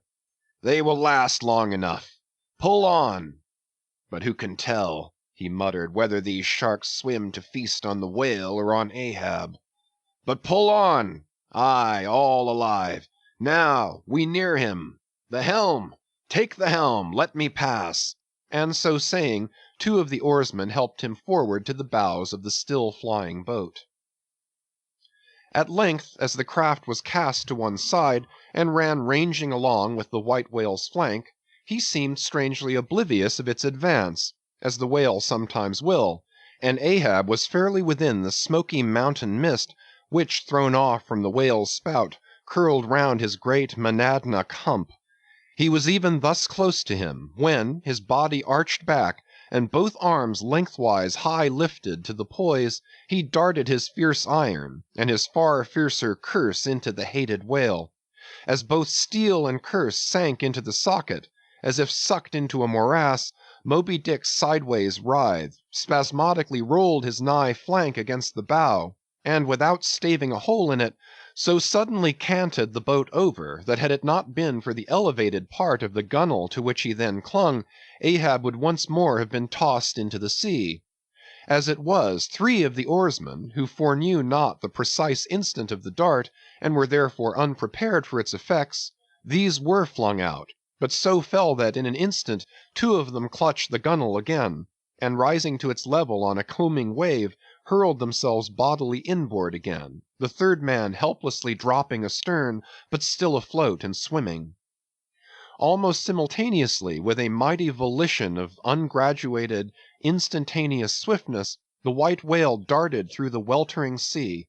But when Ahab cried out to the steersman to take new turns with the line, and hold it so, and commanded the crew to turn round on their seats, and tow the boat up to the mark, the moment the treacherous line felt that double strain and tug, it snapped in the empty air. What breaks in me? Some sinew cracks. 'Tis whole again. Oars! Oars! Burst in upon him! Hearing the tremendous rush of the sea-crashing boat, the whale wheeled round to present his blank forehead at bay. But in that evolution, catching sight of the nearing black hull of the ship, seemingly seeing in it the source of all his persecutions, bethinking it may be, a larger and nobler foe, of a sudden he bore down upon its advancing prow, smiting his jaws amid fiery showers of foam. Ahab staggered, his hand smote his forehead. I grow blind.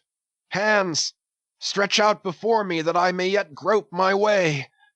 Is it night? The whale! The ship! cried the cringing oarsman. Oars! Oars! Slope downward to thy depths, O sea, that ere it be forever too late, Ahab may slide this last time upon his mark. I see! The ship! The ship! Dash on, my men! Will ye not save my ship? But as the oarsmen violently forced their boat through the sledge-hammering seas, the before whale-smitten bow ends of 2 planks burst through, and in an instant almost the temporarily disabled boat lay nearly level with the waves, its half-wading, splashing crew trying hard to stop the gap and bail out the pouring water. Meantime, for that one beholding instant, Tashtego's masthead hammer remained suspended in his hand, and the red flag, half wrapping him, as with a plaid, then streamed itself straight out from him, as his own forward-flowing heart, while Starbuck and Stubb, standing upon the bowsprit beneath, caught sight of the down-coming monster just as soon as he. The whale! The whale! Up helm! Up helm! O all ye sweet powers of air, now hug me close! Let not Starbuck die, if die he must in a woman's fainting fit. Up helm, I say! You fools! The jaw! The jaw! Is this the end of all my bursting prayers? All my lifelong fidelities? O Ahab, Ahab, lo thy work! Steady, helmsman! Steady! Nay, nay! Up helm again! He turns to meet us! Oh, his unappeasable brow drives on toward one whose duty tells him he cannot depart. My God, stand by me now! Stand not by me, but stand under me, whoever you are that will now help Stubb. For Stubb too sticks here. I grin at thee, thou grinning whale. Whoever helped Stubb or kept Stubb awake but Stubb's own unwinking eye? And now poor Stubb goes to bed upon a mattress that is all too soft. Would it were stuffed with brushwood. I grin at thee, thou grinning whale.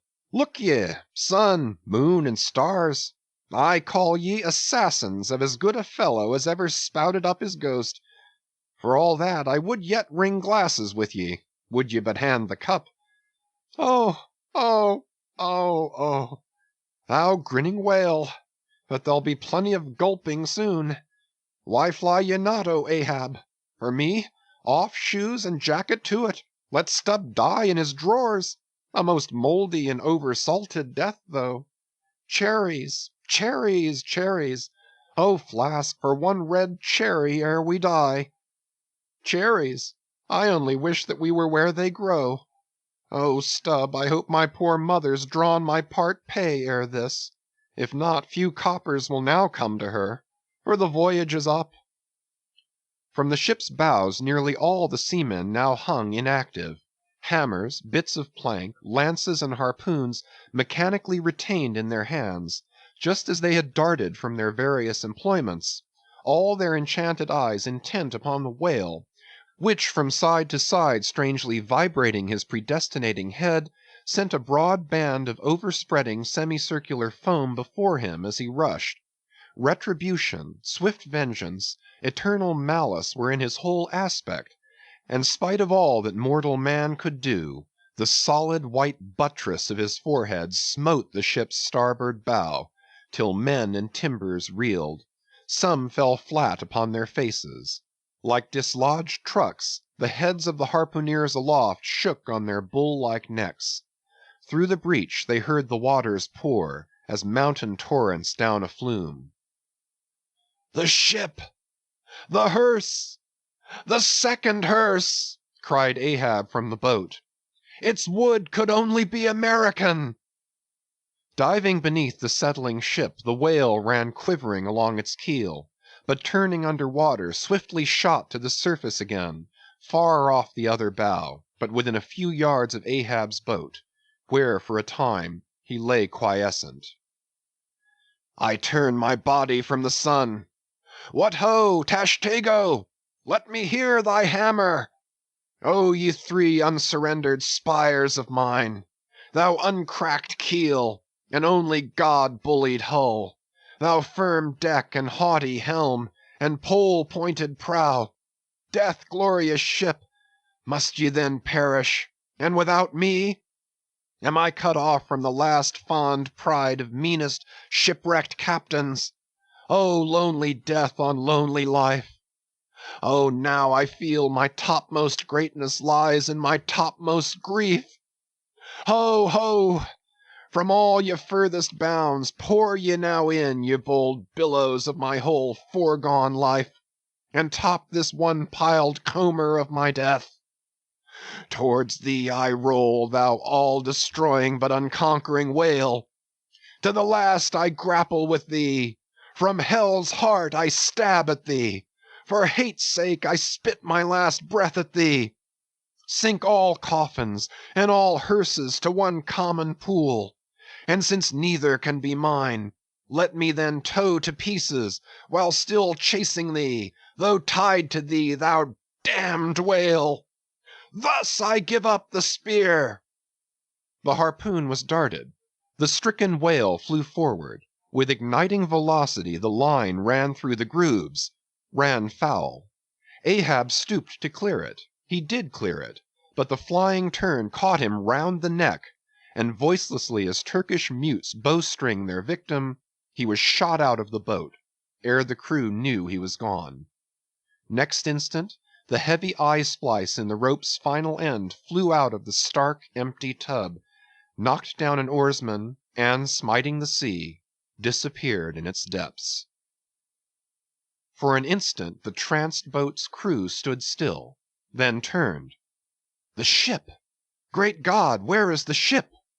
Soon they, through dim, bewildering mediums, saw her sidelong fading phantom, as in the gaseous Fata Morgana, only the uppermost mass out of the water, while fixed by infatuation, or fidelity, or fate, to their once lofty perches, the pagan harpooneers still maintained their sinking lookouts on the sea.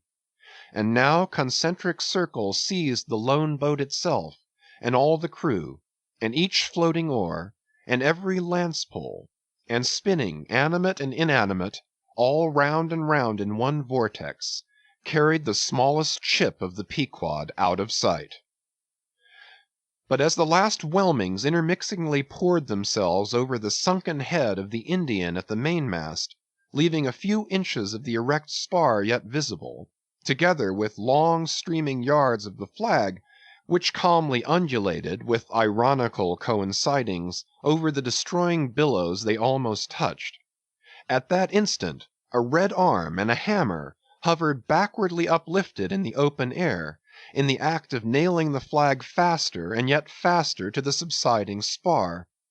A skyhawk that tauntingly had followed the main truck downwards from its natural home among the stars, pecking at the flag, and incommoding Tashtego there, this bird now chanced to intercept its broad fluttering wing between the hammer and the wood, and simultaneously feeling that ethereal thrill, the submerged savage beneath, in his death grasp, kept his hammer frozen there; and so the bird of heaven, with archangelic shrieks, and his imperial beak thrust upward, and his whole captive form folded in the flag of Ahab, went down with his ship, which, like Satan, would not sink to hell till she had dragged a living part of heaven along with her, and helmeted herself with it. Now small fowls flew screaming over the yet yawning gulf. A sullen white surf beat against its steep sides, then all collapsed, and the great shroud of the sea rolled on, as it rolled 5,000 years ago.